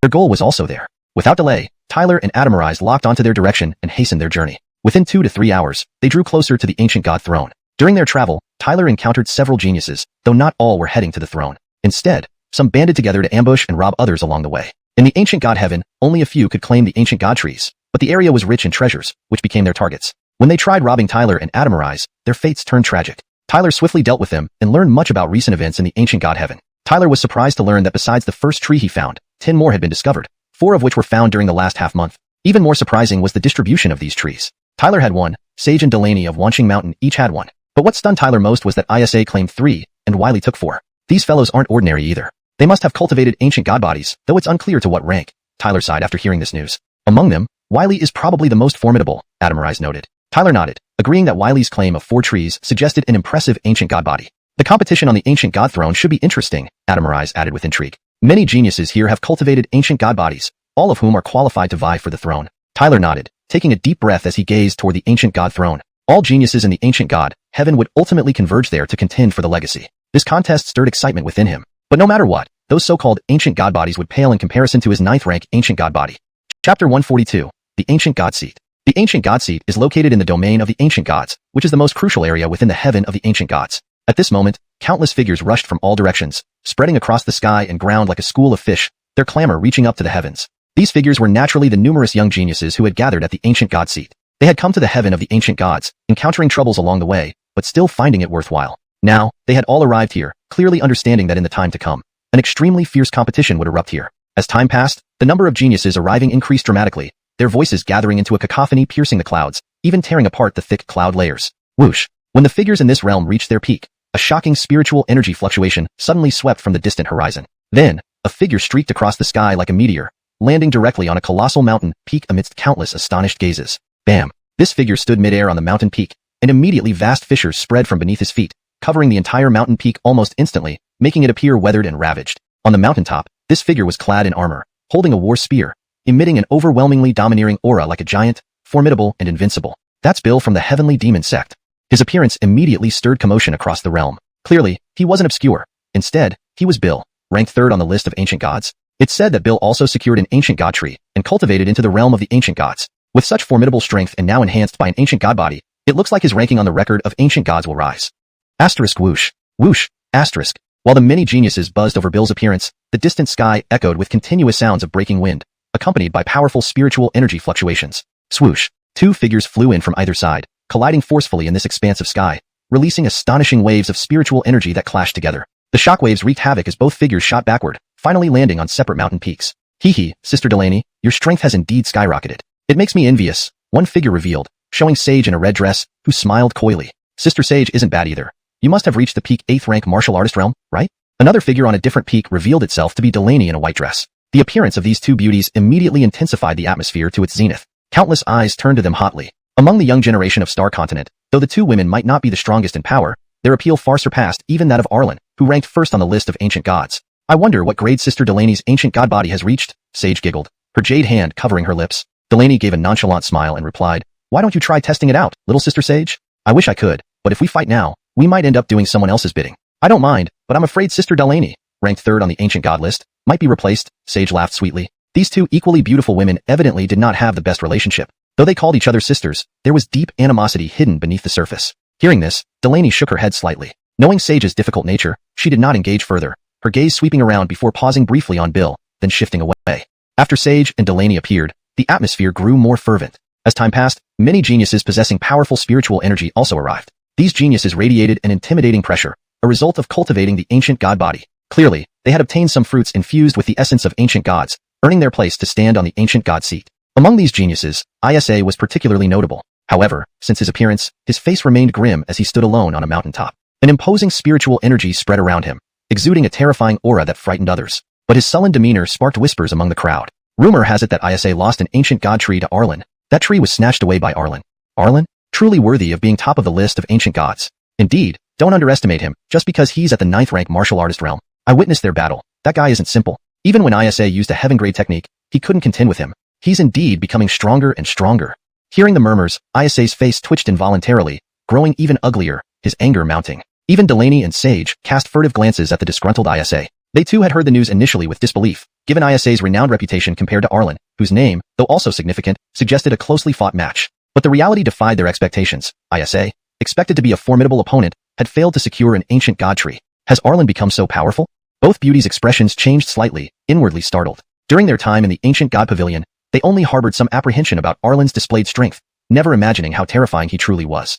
Sage and Delaney's eyes flickered, their gazes suddenly turning serious, focusing on a nearby mountain peak where space seemed to ripple before a figure emerged. This figure appeared incredibly eerie, drawing no attention at first. Yet, his sudden presence sent chills down the spines of countless geniuses. That's... Countless gazes converged, followed by low exclamations. Those geniuses who felt the pressure of the ancient god body changed their expressions, filled with intense gravity. That's number 1 on the list of ancient gods, Arlen. He's finally here. His appearance drew countless exclamations. Compared to other geniuses, this person was the real showstopper. Under the countless gazes, the figure stood on the mountain peak, hands behind his back, as if overlooking all the present geniuses. In the young generation of Star Continent, this person was almost unparalleled, a genius none could surpass. The entire world seemed to quiet down momentarily at his arrival, as if bowing down to him. Whoosh! However, this silence was soon broken by the rapid whizzing sound from the horizon as two figures raced over under countless gazes. None other than Tyler and Millicent. The atmosphere became strangely tense as everyone sensed the mutual vigilance and caution. Yet, they did not confront each other here as they all awaited the appearance of the ancient god's seat. And when they ascend the ancient god's seat, that intense battle will likely erupt. Tyler felt the almost eerie atmosphere in the universe, his eyes narrowing slightly. He quietly circulated the spiritual energy within his body, preparing for the worst. Currently, this place was filled with geniuses, and even Arlen, who had always harbored killing intent towards him, remained motionless. None of these individuals were ordinary. This competition for the ancient god seat would undoubtedly involve fierce battles. The strange atmosphere continued to linger, and as time passed, Tyler's expression suddenly changed. At the same moment, Arlen and others also looked towards the sky. The space there began to violently tremble, emitting ancient fluctuations from the shaking void. Roar! An ancient rumbling sound suddenly echoed, countless people widening their eyes at the moment. They saw ancient stone seats slowly emerge from the trembling space. Everyone's spirits were greatly uplifted. The ancient god seats had finally appeared. Chapter 143, Dominating the Summit. Buzz. One by one, ancient stone seats gradually emerged from the shaking space. These seats emitted an overwhelmingly powerful pressure that left countless geniuses feeling a chill run down their spines. The pressure radiating from these seats was simply too formidable. Despite this, all the geniuses stared intensely at the floating ancient god seats in the sky, eyes filled with an intense desire to possess them. It was rumored that on top of these seats lay the legacy of the ancient gods, a magnetism so potent it could drive any genius into frenzy. Is that the ancient god seat? Tyler also looked up, his gaze firmly fixed on the ancient stone seat. He felt the blood in his veins boiling more vigorously, as if being enticed by some strong allure. This feeling suggested something atop the seat could elevate him further. The ancient god seats have appeared. After a brief silence enveloped the earth and sky, cries of surprise suddenly echoed. Instantly, the sound of breaking wind followed, as figures shot upward from every direction toward the floating ancient god seats. Among these people, many hadn't cultivated an ancient god body, but they couldn't resist the greed welling up in their hearts. With the seats before their eyes, it seemed worth trying no matter what. Tyler and his companions watched this swarm-like movement calmly without moving from where they stood, letting them surge towards the ancient god seats. Whoosh! Whoosh! The sounds of breaking wind resounded across the sky, the figures almost covering the horizon, even overshadowing the ancient god seats beneath a sea of people, a truly spectacular sight. Those figures moved swiftly, and in just moments were close to the ancient god seats. However, as they made contact, sudden red beams erupted from the seats. Amidst the red light, there was an echoing ancient rumble. Bang! Bang! Wherever the red light passed, countless figures were instantly knocked back, falling from the sky like snowflakes in great numbers. Thud! Countless figures landed, spitting blood, each one severely injured. As the red light swept through, the sky became empty again, though not everyone had been knocked down. Dozens of figures surged upward, their bodies emanating faint ancient god light, showing they had indeed cultivated the ancient god body, allowing them to withstand the sweeping red light. Let's make our move. Upon witnessing this, Tyler said to Adamarize, and then dashed rapidly toward the ancient god seat. At the same time, Bill, Wiley, Delaney, and others also surged forward from their respective positions, speeding towards the ancient god seat. On the chaotic ground below, countless young geniuses helplessly watched these figures move with such vigor. They could only sigh bitterly. It was clear they lacked the qualifications to vie for the ancient god seat. However, they knew full well that the most intense battle among their generation on Starry Sky continent would be fought on top of those seats. Whoosh! As Tyler approached the ancient god seat, red beams shot towards him, immediately bringing an extremely powerful pressure. Truly, the might of the ancient gods. But this didn't hinder Tyler at all. Instead, his body emitted dazzling red light which swiftly dispelled the oppressive force. His speed increased until he finally stood on the ancient stone seat. Flash! Figures flashed on the ancient god seat, but they all maintained a cautious stance around each other. Adamarize appeared beside Tyler, her calm eyes fixed on Wiley, clearly vigilant against him. And Wiley obviously sensed Adamarize's antagonistic gaze. Though he remained calm-faced, his eyes betrayed a hint of seriousness. He now greatly respected Adamarize's strength, realizing it wasn't good to have her attention focused on him. In the blink of an eye, dozens of figures appeared on the ancient god seat, each emanating astonishing spiritual energy fluctuations, their strength mostly reaching the 8th realm of martial master except for a few outliers. These individuals were true elites among the younger generation on Starry Sky continent. With their arrival, an eerie silence fell over the vast ancient god seat. No one made a rash move, yet everyone felt the tension in the air. Tyler's expression remained calm. Despite the gathering of geniuses, none of whom were pushovers, he and Adamarize together faced no fear from anyone here. Moreover, after hearing Tyler defeated Hampton, few dared easily challenge them. Silence persisted on the ancient god seat for about several minutes. Suddenly, red light bloomed and coiled around their bodies. Instantly, everyone felt as if invisible beams scanned their bodies. Buzz! The red light flowed, and the next moment, varying shades of red light started emanating from each figure's body, accompanied by different intensities of booming sounds. This is assessing the grade of our ancient god bodies. Everyone suddenly realized the purpose of this test, determining the grade of their ancient god bodies, likely deciding who among them could receive the ancient god inheritance. Thus, all eyes nervously followed the red light emanating from their bodies. Boom! Just as everyone anxiously observed the red lights while glancing secretly at each other, a 5-colored red beam burst forth surpassing everyone else. All gazes shot toward Bill, whose face revealed a wide grin. His 5th-grade ancient god body was evidently quite powerful. Boom! But just as his laughter faded, another 6-colored red beam soared high. Delaney and Sage's red lights surged. Their ancient god bodies clearly surpassed Bill, as they had cultivated 6th grade ones. Flash. Everyone's attention turned towards Isa and Wiley. Observers noticed that red lights were starting to converge around them, and these lights were incredibly intimidating. Boom. Red light surged. In the next instant, huge 7-colored red light and 8-colored golden beams shot upwards, 7th and 8th grade ancient god bodies. These two types left all the other geniuses feeling somewhat inferior. Powerhouses, someone exclaimed. From the looks of it, it seemed Isa and Wiley would once again dominate. No, Tyler's ancient god body seems equally impressive. Suddenly, someone noticed Tyler because, on this ancient god seat, his red light shone no less brilliantly than Isa's or Wiley's. Amidst numerous astonished gazes, 9-colored red light exploded brilliantly from Tyler's body. Bang, bang, bang. At that moment, the red light emanating from the others dimmed suddenly. Only Tyler's 9-colored red light remained brilliant and dazzling. That scene, akin to submission, clearly demonstrated Tyler's superior cultivation of the ancient god body. Suddenly, the entire area fell silent, with gaze after gaze fixed intently on Tyler. Their eyes were filled with profound shock. Hashtag chapter 144, showing initial strength. Tyler actually managed to cultivate the 9th-grade ancient god body. It's beyond imagination. Yeah, even Wiley's body can't compare with his 9th-grade ancient god body. Does this mean that this boy's martial potential is even greater than Wiley? Impossible. As Tyler revealed his 9th-grade ancient god body, the many geniuses from the ancient god domain finally came to their senses. Immediately, exclamations of shock and amazement filled the air. Each one of them was deeply astonished. F***CK. That guy must have hit a stroke of luck, Hamptone said through gritted teeth, his face dark. That kid is just like a blind cat stumbling upon a dead mouse. How could he possibly have any martial potential? Another genius grumbled bitterly. Despite their reluctance, jealousy still seeped into their hearts. This time, Tyler not only cultivated an exceptionally powerful 9th-grade ancient god body, but also advanced to the 8th-rank martial master realm, significantly boosting his strength. For them, this was hardly good news. On the stone throne, Wiley's expression turned slightly gloomy, but he soon regained his composure. His gaze, filled with malice, intensely scanned Tyler from afar. The killing intent in his eyes grew stronger. Delaney, Sage, Isa, and others also wore grave expressions, clearly sensing the danger emanating from Tyler. The 9-colored red light remained for several moments under countless pairs of eyes before slowly weakening and finally completely dissipating within Tyler's body. Tyler glanced at the ancient god thrones around him, his brows slightly furrowed. Spiritual energy quietly circulated within his body as he raised his guard. The sudden exposure of his cultivation of the 9th-grade ancient god body was somewhat unexpected. If possible, Tyler would rather remain under the radar. With such a body, he was more likely to obtain the inheritance of the ancient gods, making him a public enemy. This situation inevitably led to numerous troubles, evident from the fierce gazes directed at him. Prior to this, these looks were mostly aimed at Wiley. Fortunately, Tyler had Ethel by his side, preventing other geniuses from taking any reckless actions. After the disappearance of the red lights, the ancient god thrones fell silent once again. Many geniuses exchanged glances, but dared not make the first move. After all, the first one to step out often faced opposition. Tyler looked up at the highest stone throne. Clearly, the ancient god inheritance should be there, and anyone who wished to obtain it must climb to the top. Whoever climbed up first would likely gain the inheritance, but no one seemed willing to break the balance for fear of provoking attacks from others. However, Tyler knew this balance wouldn't last long. The one who broke this balance was none other than Wiley, the undisputed top-ranked genius on the ancient god list. He glanced at Tyler and Ethel, then smiled faintly and said, "Since everyone is concerned about drawing hostility, I'll go first." With his unmatched strength, he obviously didn't care if others dared to challenge him. Without hesitation, he swiftly ascended to the topmost ancient god throne. Even though he made the first move, no one dared attack him. Bang, bang. Following his actions, the balance on the ancient god thrones was shattered. Spiritual energy surged like torrents from every body, shaking the stone thrones. Figures shot up into the sky. Tyler exchanged a glance with Ethel, and then rushed forward as well. Countless pairs of eyes watched the figures rising into the sky, their hearts racing with excitement. They knew that the pivotal battle for the ancient god thrones was now fully underway. It was uncertain who would ultimately claim the top of the throne, but regardless of the outcome, the ancient god list would undoubtedly see significant changes. Whoosh! Several leading figures moved incredibly fast, quickly approaching the topmost ancient god throne. However, none of these geniuses were ordinary.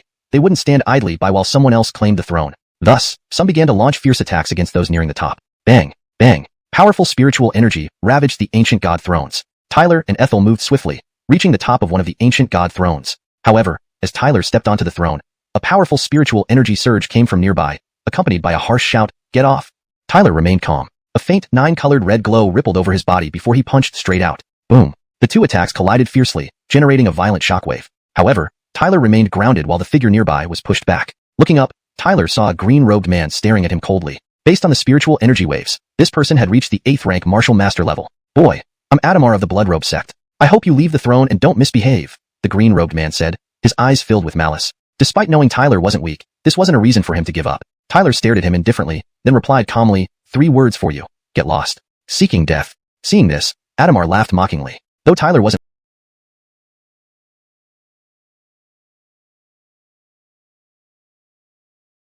weak, did he really think he was wily? To dare act so arrogantly. Boom.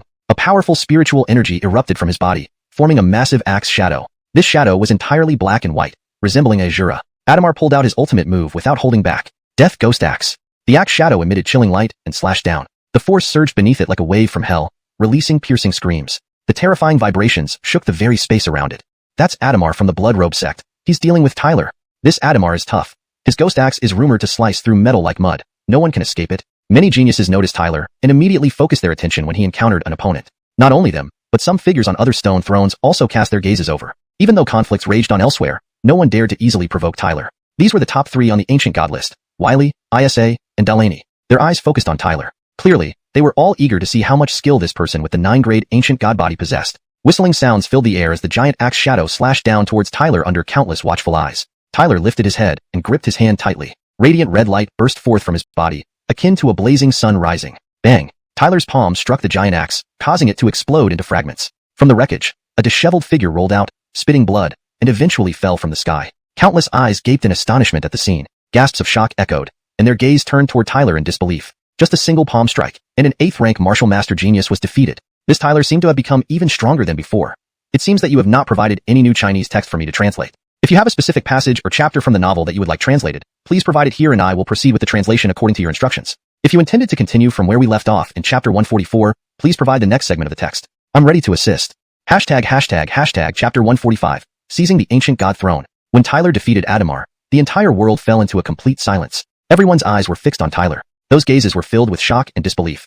It seemed that Tyler's victory over an 8th-rank martial master had left them deeply shaken. Delaney and Sage's beautiful eyes flickered slightly, their faces showing a hint of surprise. They had heard about Tyler defeating Hampton earlier, but since Hampton was only 10th on the ancient god list, and Tyler had the strong support of Nicole by his side, they couldn't help but doubt the authenticity of Tyler's triumph. Note: I kept Limon Ni as Nicole to maintain consistency with the provided text, although typically it should be fully translated or transliterated into English. If you prefer a full translation or transliteration, please let me know. However, witnessing this scene firsthand, they finally had to admit that Tyler, who appeared no more than an 8th-rank martial master and wasn't initially favored by them, wasn't as weak as they had thought. No wonder he dared to challenge Mike.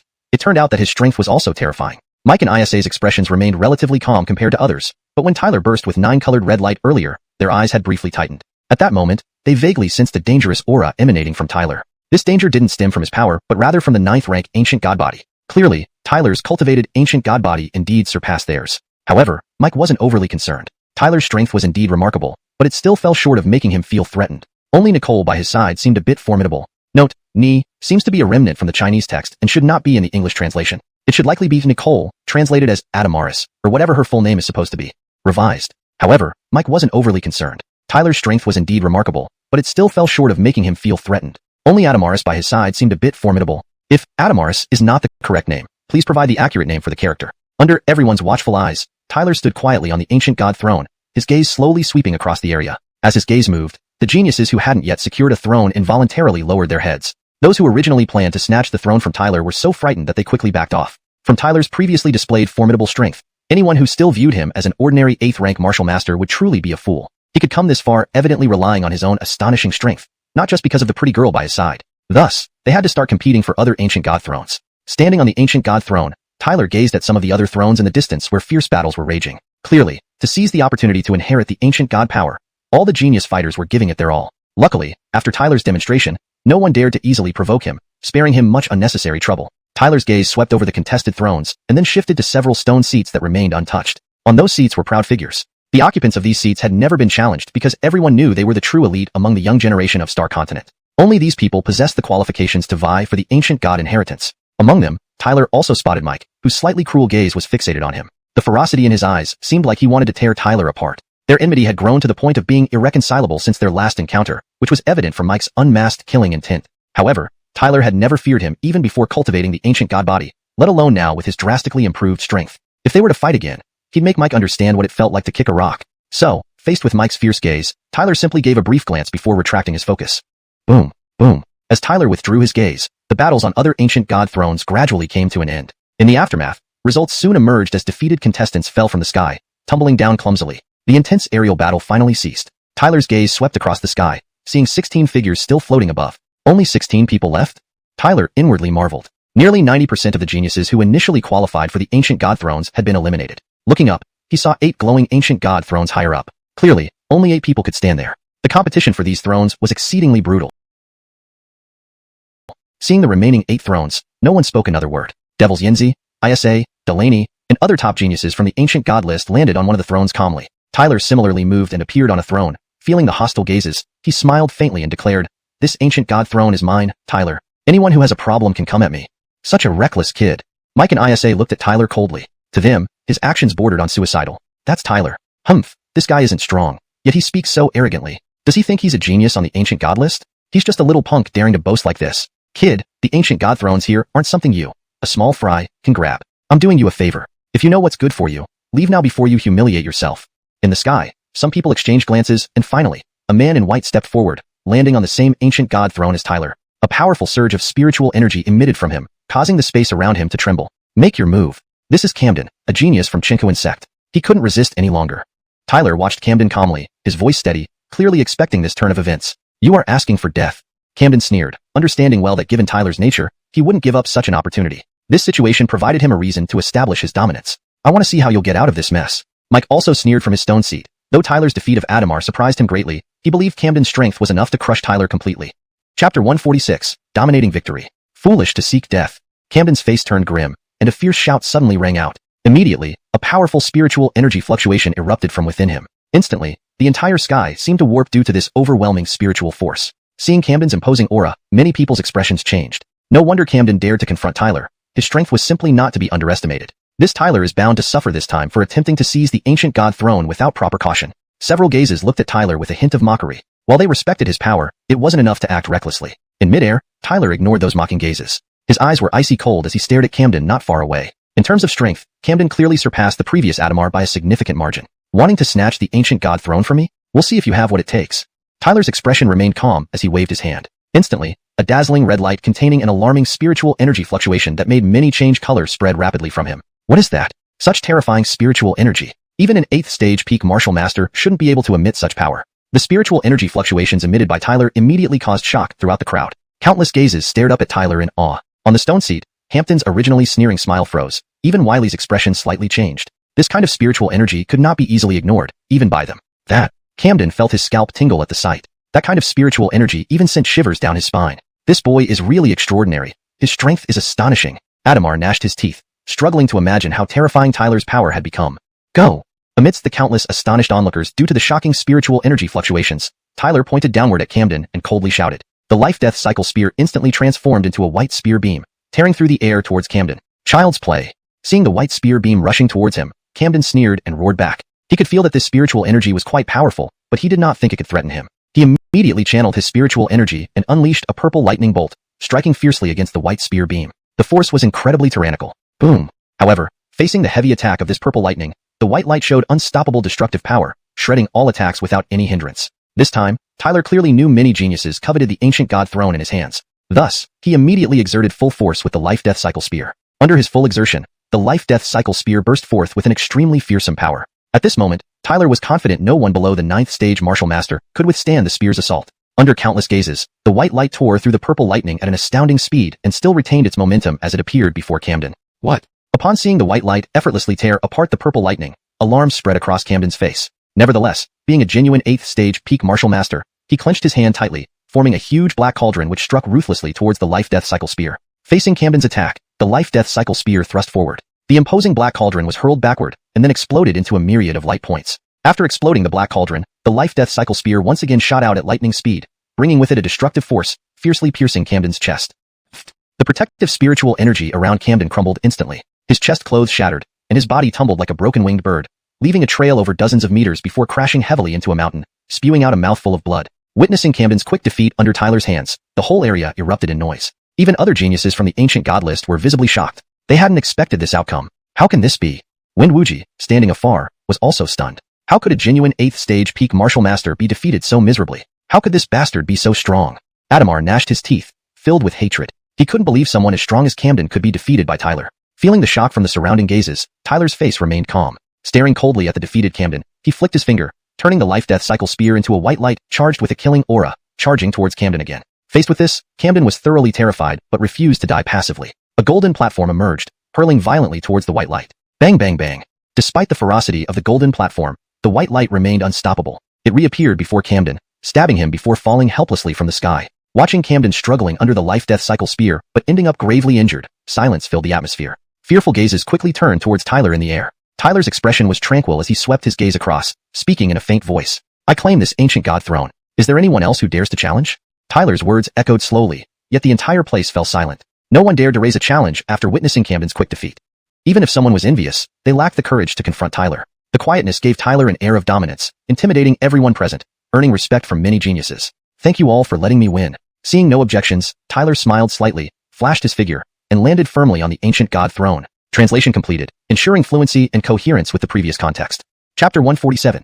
Intimidation. As Camden retreated, severely injured, the vast expanse of the heavens and earth fell silent. After a long moment, people gradually recovered from the crushing confrontation. Their eyes still brimmed with shock. The battle between Tyler and Camden was utterly one-sided. Despite lasting only a few rounds, a clear victor emerged. Many discerning observers recognized Tyler's strength, and their faces revealed a mixture of awe and apprehension. Such power placed him among the few top-ranking youths in all of Xianxia continent. No wonder he showed no fear toward Camden.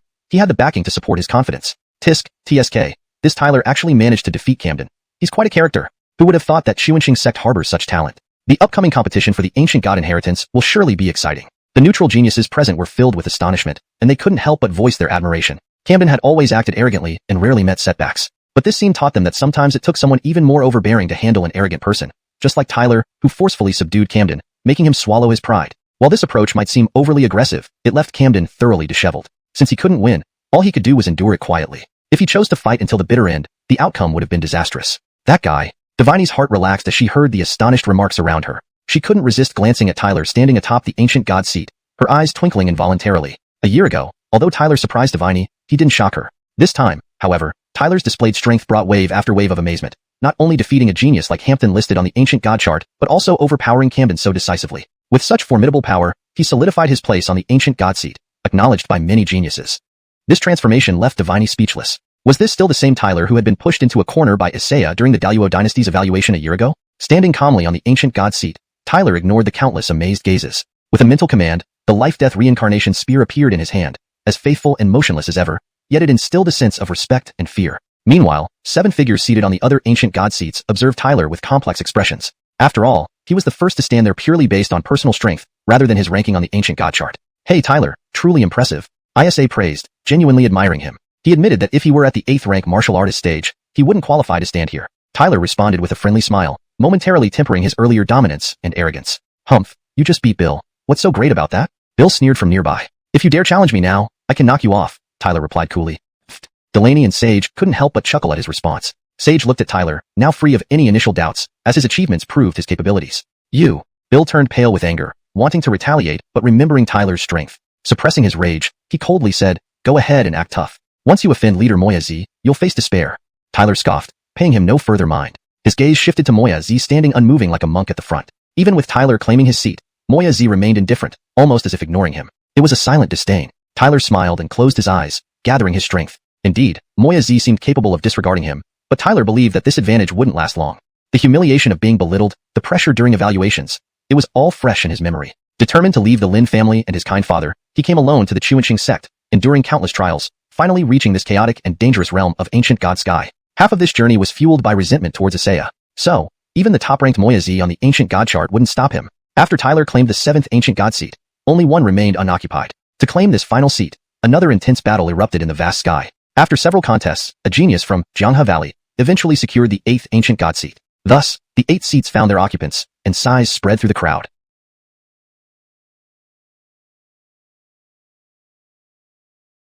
Earning a place among these seats was no easy feat. With all 8 seats claimed, Tyler sighed deeply. Raising his head, he gazed at the pinnacle ancient god seat, a lone grand seat towering above the rest. His hand clenched tightly as he sensed the formidable strength of the other 7 occupants. Having worked hard to secure a seat, he intended to reach the peak of the ancient god seats. Despite formidable opponents like Moya Z, he refused to give up. Let's see who can hinder my path. Tyler grinned, his eyes burning with fierce resolve. At that moment, the 8 figures stood proudly. The aura waves emanating from them swept across the sky, drawing countless spectators eagerly watching the unfolding drama. They knew that the awaited struggle for the ancient god seats had reached its climax. The competition for the ancient god inheritance. Hashtag chapter 148. The struggle for the ancient god inheritance. High above in the sky, 8 figures stood proudly, unmoving. Yet, the vast spiritual energy fluctuations emanating from them swept through the heavens like a tempest, even tearing apart the heavy clouds that hung in the sky. Countless people watched anxiously, the tense atmosphere before the impending battle causing their breathing to quicken. The 8 figures in the sky represented the most outstanding young talents of the Star Continent. Their strength was such that even among the top forces, they would be considered prodigies among prodigies, with boundless futures ahead. But now, as these geniuses who could overshadow countless others gathered together, it was like a meteoric collision, shocking and stirring. I wonder who will ascend the highest ancient god throne this time. Probably Jerome or Isa. These two rank first and second on the ancient god list, and no one else can shake their positions. Not necessarily. Tyler isn't simple either. Even Camden suffered a crushing defeat at his hands. That's true. Others shouldn't be underestimated either. Delaney and Sage aren't ordinary. If you underestimate them, you might regret it.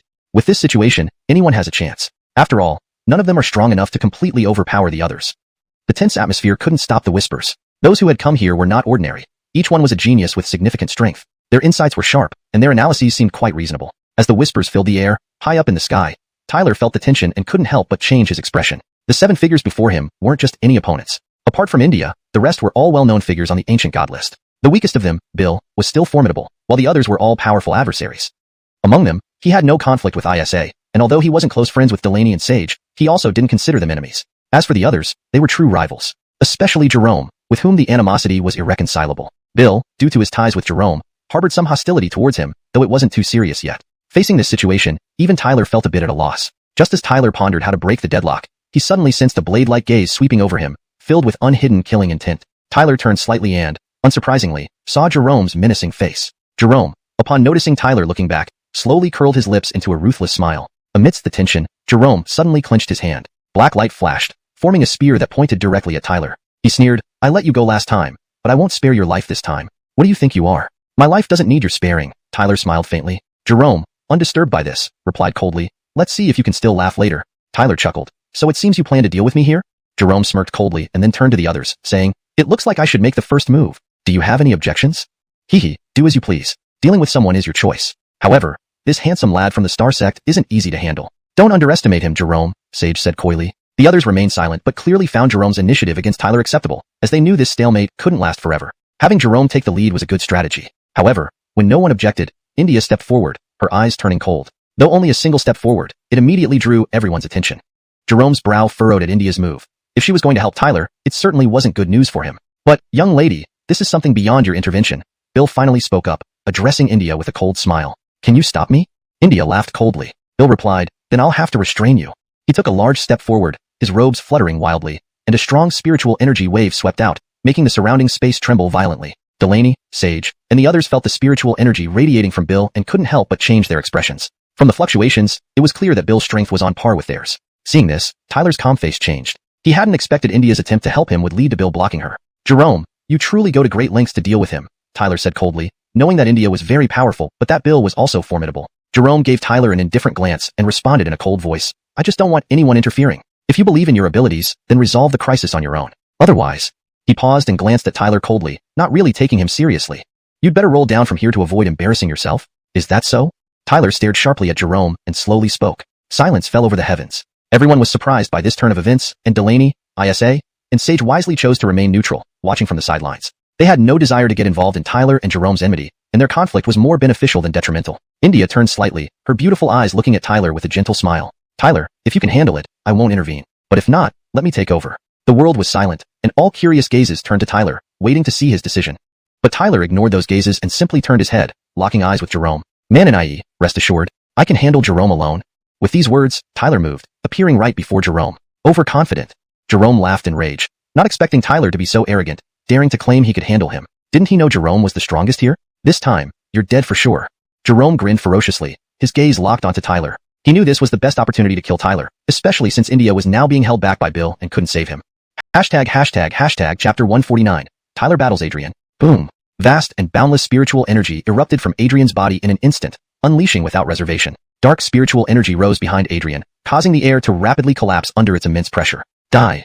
As Adrian finished his word, a dazzling light of spiritual energy instantly appeared on his body's surface, radiating a force that even a 9th-rank martial artist would fear. The spiritual energy then transformed into a black pillar of light, tearing through the air with indescribable speed and hurtling toward Tyler nearby. Not good. Tyler is in trouble. Everyone present was taken aback by this ruthless attack from Adrian, who spared no mercy and struck with extreme ruthlessness. Adrian's attack was terrifying beyond measure, leaving no room for evasion. That level of spiritual energy could obliterate a 9th-rank martial artist outright. With this single move, Adrian displayed his strength far surpassing that of a 9th-rank martial artist, shocking many as only a quasi-great martial artist could withstand such power.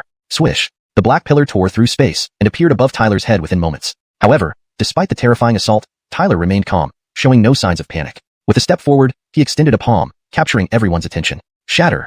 At the same time, a white spear materialized in Tyler's palm. In response to Tyler's cold shout, the black pillar that could annihilate a 9th-rank martial artist disintegrated under the force of Tyler's palm strike, much to everyone's astonishment. This, life and death cycle spear?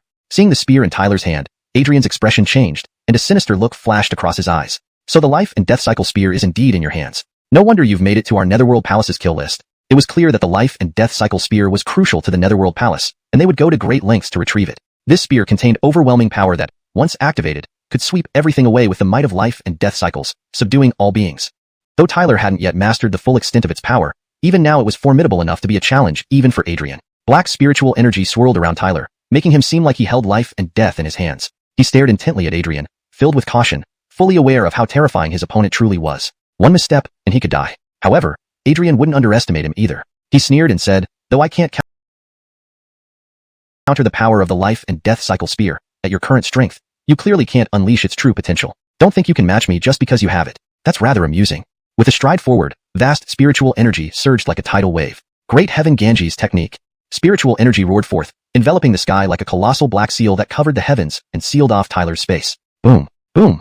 Asterisk asterisk. As the black seal appeared, thunderous sounds echoed, and an intense, horrifying force swept out, causing pain to ripple through Tyler's body. Adrian's gaze turned vicious. Pointing his finger, he shouted coldly, "Seal of heaven and earth." Boom. The moment Adrian's voice rang out, a torrent of power erupted from the black seal. It swept across the sky, crushing everything in its path as it bore down on Tyler. Moving at incredible speed, it slammed towards Tyler with deafening sonic booms. Tyler watched the black seal descend and released all his spiritual energy, forming a world before him. Amidst this world, a massive wind-thunder roar echoed, launching a fearsome force forward.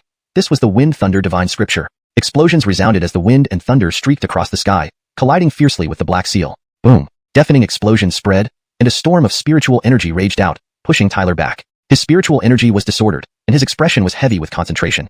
After the exchange, Tyler finally understood just how formidable Adrian truly was. It was no wonder he topped the ancient gods list. Looking up, Tyler saw Adrian standing still amidst the spiritual energy storm, seemingly unbothered by their clash. A mere 8th-rank martial artist surviving my seal of heaven and earth. You must have quite a destiny, Adrian remarked, smirking. Tyler wiped the blood from the corner of his mouth, feeling the ache in his body. Cracks appeared beneath his feet. The life and death cycle spear is what the Netherworld Palace desires. By coveting it, you've become our enemy. In this world, you have no way out. Adrian growled, determined to reclaim the spear and eliminate Tyler today. Since the life and death cycle spear has come to me, let the capable keep it. I advise you not to dream otherwise, or you'll surely meet the Netherworld Lord yourself.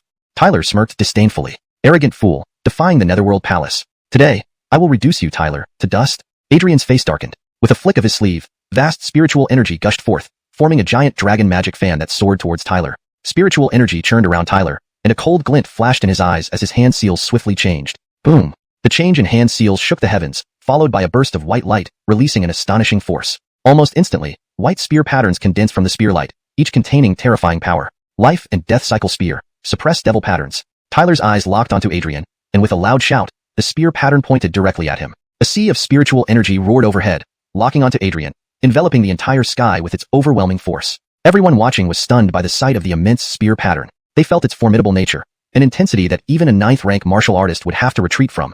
This young man named Tyler was indeed extraordinary. No wonder even Camden couldn't defeat him. Boom. Under countless gazes, the 100-jong dragon magic fan sliced through the air, sweeping down heavily. Under Tyler's command, the spear pattern expanded wildly, unleashing unimaginable force. Boom. In the sky, the spear pattern and the dragon magic fan collided furiously, sending shockwaves soaring into the heavens, as if covering the sky entirely.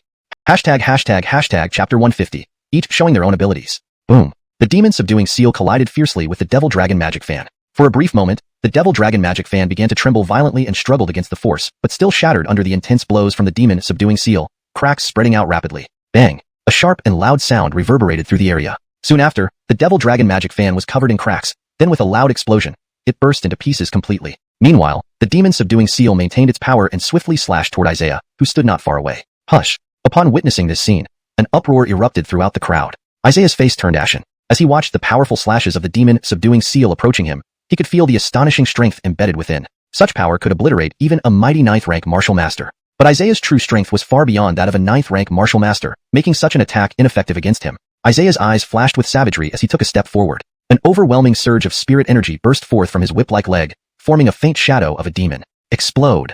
Isaiah roared, kicking out fiercely. The air around him exploded instantly, sending shockwaves of spirit energy rippling out like stormy waves. His whip leg struck the oncoming demon subduing seal with full force. Bang! Everyone present saw terrifying shockwaves of spirit energy erupt. Isaiah was forced back slightly, and several cuts appeared on his leg. Nevertheless, he managed to withstand the unstoppable force of the demon subduing seal. The attack that could eliminate a 9th-rank martial master had been deflected by Isaiah with just one kick.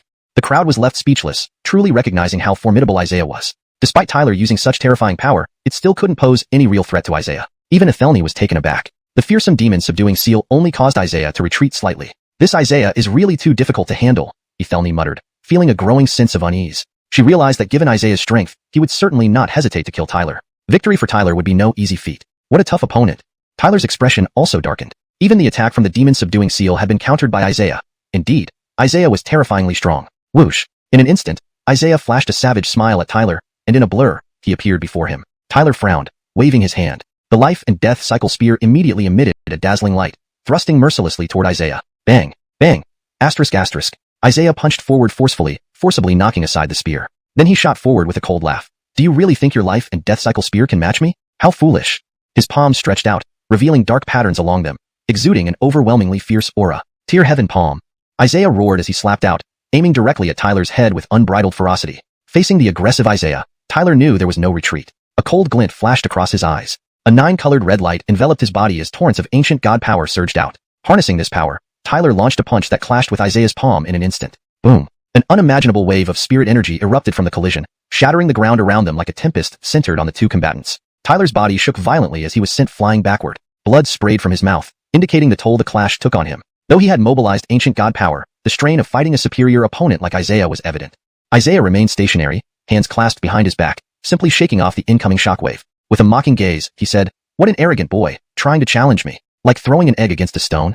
Tyler's face fell. The gap between them was significant. Killing Isaiah outright would be incredibly difficult, but even so, he had to do it. This wasn't just about the inheritance of the ancient god, but also about their survival. Without hesitation, Isaiah unleashed a roar and rushed toward Tyler, his palm striking out with terrifying power. Despite Tyler's relentless defense, Isaiah's attacks eventually landed, putting Tyler on the defensive. Countless spectators sighed, acknowledging Isaiah's superiority. Although Tyler's performance was commendable, he was clearly overmatched by Isaiah. Ethelny was worried. She understood that if Tyler faltered, Isaiah would show no mercy. Bang! Bang! Asterisk asterisk. In the sky, ear-splitting sounds echoed continuously as Isaiah's relentless assaults pushed Tyler further back, appearing increasingly desperate. Yet, every time Tyler retreated, the 9-colored red light seemed to grow brighter. Under Isaiah's frenzied assault, Tyler was forced into a corner, eliciting many sighs of disappointment. However, Tyler paid these no mind, maintaining an increasingly calm demeanor. Ethelny, seeing Tyler unable to resist, prepared to intervene. Indeed, Isaiah seemed to have the upper hand. Boom! Suddenly, Isaiah's ghostly figure loomed before Tyler, delivering a heavy blow with his fist straight at Tyler's forehead. Tyler changed his hand seal, conjuring wind and lightning to counter the punch. Bang! But Isaiah's punch shattered the wind and lightning, hitting Tyler squarely. Tyler flew back, and if it weren't for the ancient god power, he might have been killed outright. Blood gushed from Tyler's mouth, soaking his clothes red, yet his eyes burned with increasing ferocity. Tyler stood up, looking indifferently at Isaiah. "You're just wasting your efforts," Isaiah sneered. If it weren't for Tyler's resilience, even a 9th-rank martial master would have been obliterated by now. Yet Tyler, though injured, was far from defeated. An intolerable thought for Isaiah. "So, you will ultimately be eliminated by Isaiah." Isaiah's laughter grew more sinister as he readied to finish Tyler off. "I don't think so," Tyler chuckled, almost disdainfully. Boom! Just as his laughter subsided, an extremely powerful surge of spirit energy erupted from within Tyler. Everyone looked up in shock, seeing a small golden tower appear in his hands. Isaiah's brows furrowed slightly as he gazed up at the small golden tower. From within that tower, he sensed a significant danger. Tyler slowly lifted his head, his gaze locking onto the slightly frowning Isaiah. His voice, calm yet piercing like thunder, resonated through the heavens and earth. "Is it not you who overestimates yourself? Do you really think I can't match you?" A vast torrent of spiritual energy surged from Tyler like a storm, relentlessly pouring into the golden tower. Instantly, the golden tower began to expand wildly, its aura enveloping the sky as if it held the power to overturn oceans and mountains. Everyone watched in shock at the massive golden tower, sensing an immense threat even from a distance. Clearly, this golden tower was one of Tyler's trump cards. Seeing this scene, everyone couldn't help but widen their eyes. The looks they gave Tyler became more solemn. This Tyler was indeed not as simple as they initially thought. Earlier, it seemed he had been retreating under Isaiah's relentless attacks, but no one had expected that this apparent disadvantage was merely a cover for Tyler to secretly activate the golden tower.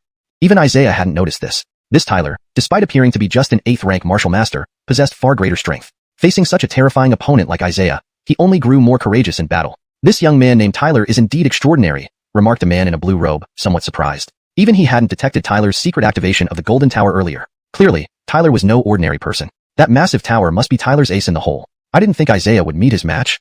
The man in the blue robe gazed at the Golden Tower, his brow creased. He could feel the extreme power contained within the tower, enough to pose a real threat to Isaiah. With this development, the outcome of the battle between Isaiah and Tyler was now uncertain. Chapter 151. The Art of Shape-Shifting. In the sky, under everyone's gaze, Hector stared grimly at the golden giant tower that had locked onto him. He then cast a chilly glance at Tyler nearby, his face seeming to twitch, making him look exceedingly fierce. I have to admit, you've taken me by surprise, Hector said in a savage tone, not expecting to miscalculate and allow Tyler an opportunity to retaliate. Although he seemed to have the upper hand earlier, he hadn't noticed Tyler secretly activating the golden giant tower. If he had discovered this beforehand, Tyler would have found it extremely difficult to accomplish. Initially, Hector never considered Tyler to be his match, thus providing Tyler with the chance to activate the divine demon tower. Now, as Tyler activated the golden tower, it was as if slapping Hector's face, making him seethe with rage. At this moment, Tyler's expression remained quite calm. He wiped the blood from the corner of his mouth. The tower he had activated was indeed the divine demon tower, known for its extraordinary power. Especially since Tyler had now reached the 8th rank of martial artist realm, its power had become even more formidable. Of course, if Hector had detected Tyler activating the divine demon tower, he would have undoubtedly tried to prevent it. Thanks to Tyler pretending to be at a disadvantage, leading to Hector's underestimation, Tyler seized this opportunity. Although it left him looking somewhat ragged, compared to the importance of the divine demon tower, it was insignificant. Tyler gave Hector a glance without any hesitation, then pointed at the giant tower. Immediately, the golden tower began spinning rapidly, emitting an overwhelming force from within. Did you really think this could turn the tide? Hector sneered, watching the golden tower. As soon as he spoke, he was shaken, and immediately, surging spiritual energy radiated out from his body. However, it was evident that he harbored some fear toward the divine demon tower. You're not the one who decides. Tyler smiled faintly, waving his sleeve, causing the power within the divine demon tower to increase sharply, reaching its peak. Boom. The moment the divine demon tower's power clashed with Hector's surging spiritual energy, the latter's spiritual energy shook and gradually disintegrated. An exceptionally astonishing wave emanated from the golden tower. Divine demon tower, advance. Tyler's gaze became cold and detached. With a voice filled with apathy, he commanded. Boom. As Tyler's voice echoed, the golden tower advanced like a violent storm. Golden patterns surged from within, sweeping towards Hector in an unstoppable force, akin to autumn winds sweeping away fallen leaves. Hector's brows furrowed tightly as he felt an unprecedented threat from those golden patterns. Just relying on this divine demon tower to counter me, Hector, you're far too naive. Hector's eyes turned icy. With a wave of his sleeves, surging spiritual energy roiled around him, forming a massive black cauldron in an instant that shot out forcefully. The surface of the black cauldron was covered with countless dark patterns, exuding an extremely terrifying force, appearing like a machine of violence. Boom, boom. Under Tyler's control, the divine demon tower continued to suppress the black cauldron, which resisted frantically under its pressure, gradually dissipating its power. Bang! Moments later, the divine demon tower thoroughly dispersed the cauldron's power and maintained its momentum, locking onto Hector. The terrifying power made the entire sky tremble. Tyler looked indifferently at Hector, whose expression turned increasingly pale. He abruptly pressed down with his palm. Boom! A sharp rumbling sound emerged from the divine demon tower as golden patterns burst forth from it. Like wind sweeping away clouds, they landed on the black cauldron entirely. Crash! Crash! Crash! Sharp sounds of fragmentation echoed continuously as the golden patterns bombarded the black cauldron, causing cracks to spread densely across it. The black cauldron struggled, trying to make a final desperate counterattack. Not far away, Hector narrowed his eyes, his expression fluctuating. His hands continuously formed seals, channeling spiritual energy into the black cauldron. He knew that this divine demon tower must be Tyler's trump card. If he could withstand it, Tyler wouldn't escape his grasp again. After being caught off guard by Tyler's activation of the divine demon tower earlier, he wouldn't underestimate or be overconfident again, nor give Tyler another chance. Tyler noticed Hector's increasingly ruthless expression but smiled carelessly, immediately intensifying the attack of the divine demon tower, unleashing an incredibly powerful force to completely exterminate him. Boom, boom. With Tyler enhancing the divine demon tower's attack, the cracks on the black cauldron expanded relentlessly until they covered the entire structure, causing its power to continuously crumble. Endless golden patterns continued shooting in, their terrifying power causing Hector's black cauldron to shudder violently, unable to bear it. As time passed, the black cauldron was riddled with cracks, its power almost entirely depleted, shocking countless onlookers who witnessed the divine demon tower's might, capable of resisting even Hector's black cauldron. Breakthrough! Tyler's eyes flashed coldly. Clenching his fingers, he issued a faint command. Boom! The divine demon tower emitted a dazzling light with thunderous booms, and the golden patterns expanded wildly, shooting towards the cracked black cauldron. Crack! Under the relentless assault of the golden patterns, the black cauldron finally couldn't withstand it. Cracking sounds were heard as explosions occurred inside it. Seeing this, Hector was greatly alarmed. Not far away, Ethel's expression brightened upon seeing the scene. Boom! Under everyone's watchful eyes, the black cauldron exploded completely. The golden patterns continued advancing unabated, aiming straight for Hector, who was utterly surprised. Everyone's gaze shifted towards Hector. Sizzle! The golden patterns shattered Hector's protective spiritual energy, even causing his body to rupture with wounds. The attack's terrifying force left Hector looking rather wretched. Spit. A mouthful of blood spewed from Hector's mouth as his cruel gaze locked onto Tyler. Finally, the golden patterns diffused and poured entirely onto his body. Countless people watched with widened eyes. Was their battle ending like this? The entire world fell silent as everyone focused on where the golden patterns were pouring. It was as though all noise ceased, with only breaths audible. After a long pause, they faintly heard cracking sounds and saw several figures suddenly appear in the area where the golden patterns were pouring. Tyler's expression also changed as he fixed his gaze intensely on those few figures. Those several figures were identical to Hector, as if there were no differences at all. This sudden appearance immediately sent everyone into a state of shock, their eyes filled with disbelief. They could clearly see that not only had Hector not been eliminated by Tyler, but he had become even more terrifying. These several Hectors. The man in the blue robe similarly frowned slightly upon witnessing this scene and remarked somewhat astonished. Could it be the art of shapeshifting from the Yamahal? This is indeed the art of shapeshifting. Isa couldn't help but chime in. It's one of the supreme earth magic techniques of the Yamahal. Only the top disciples are qualified to cultivate it. Once this technique is used, in times of peril, it can create multiple clones. These clones possess equal strength. However, once this art of shapeshifting is activated, it can only last for up to 3 minutes, but during this time, Hector's strength will reach its peak. I didn't expect that Tyler, who is merely at the 8th rank of martial artist realm, would actually force Hector to use the art of shapeshifting. It's quite unexpected, the man in the blue robe couldn't help but exclaim. Isa also nodded slightly. This young man named Tyler was indeed extraordinary. However, doing so put him in grave danger. Nearby, Delaney, Sage, and other geniuses also grew more interested upon seeing this situation. They could tell that the current Hector was the most terrifying version of himself, while Tyler's circumstances became extremely perilous. Beside them, Ethel bit her lips tightly, exasperatedly muttering, "Damned art of shapeshifting." While Tyler managing to force Hector to use the art of shapeshifting was impressive, she understood that Tyler would likely face extreme danger as a result, because Hector would spare no expense to deal with Tyler. Amidst the cacophony, Tyler also closely watched the several figures of Hector, his expression extremely serious. He hadn't expected that even after unexpectedly activating the Divine Demon Tower, he still couldn't eliminate Hector and instead forced him to reveal his most fearsome trump card. From this, it was evident how truly terrifying Hector was. Chapter 152, Fierce Struggle. Boom. As Tyler's expression grew solemn, Demon Yinzi's gaze locked onto him firmly. Demon Yinzi's body had not only swollen but also developed eerie patterns all over its surface. From these patterns, jagged, teeth-like extensions stretched out like deadly weapons, radiating terrifying power. His gaze was cold and merciless, as if he were a machine of violence. Boom. Demon Yinzi took a step forward, his body moving as if on solid ground, causing the entire sky to tremble. The space around him shattered continuously with each step, an extremely terrifying sight. Heh. Demon Yinzi's menacing eyes stared at Tyler with savage amusement, his face contorted into a brutal smile like a mechanical walking corpse. Tyler's eyes were filled with caution. The overwhelming spiritual energy swirling around him indicated that he felt an immense threat from this transformed Demon Yinzi. This version of Demon Yinzi was clearly more dangerous. My shape-shifting technique was forced by you. Now, you will face multiple versions of me. Demon Yinzi grinned viciously, his killing intent intensifying before his form suddenly blurred. Several Demon Yinzis emerged to attack from all sides. Tyler's face changed.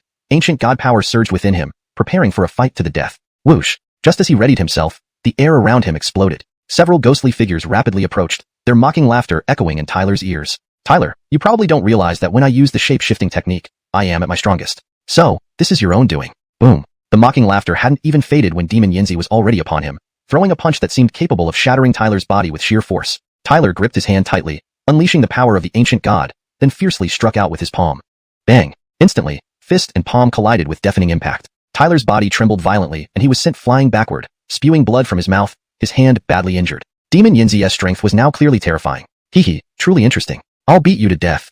Demon Yinzi's smile turned more savage. In a flash, he reappeared before Tyler again. Unparalleled force erupted from his fists, akin to punches that could explode heaven and earth. Boom. With one punch, the space beneath his feet collapsed. Tyler waved his sleeve, summoning the God Demon Tower which immediately enveloped his body for protection. Clang. Demon Yinzi's heavy punch struck the God Demon Tower with a thunderous sound. Sparks flew as the tower was knocked away. Tyler seized the chance to retreat swiftly. A truly unrealistic person, Demon Yinzi sneered, darting towards Tyler once more like a specter. Heh, you're about to die at my hands.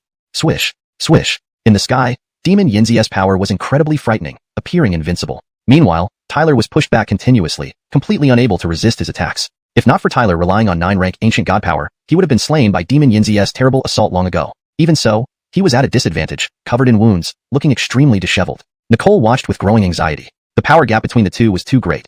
Even if Tyler exerted his full strength, it might be difficult for him to fight back. Tyler, you must be careful, Nicole murmured to herself, preparing for the worst. Correction. To maintain consistency in terminology and ensure natural fluency in English, we should use Adamaris instead of Nicole. The revised sentence is, Tyler, you must be careful, Adamaris murmured to herself, preparing for the worst.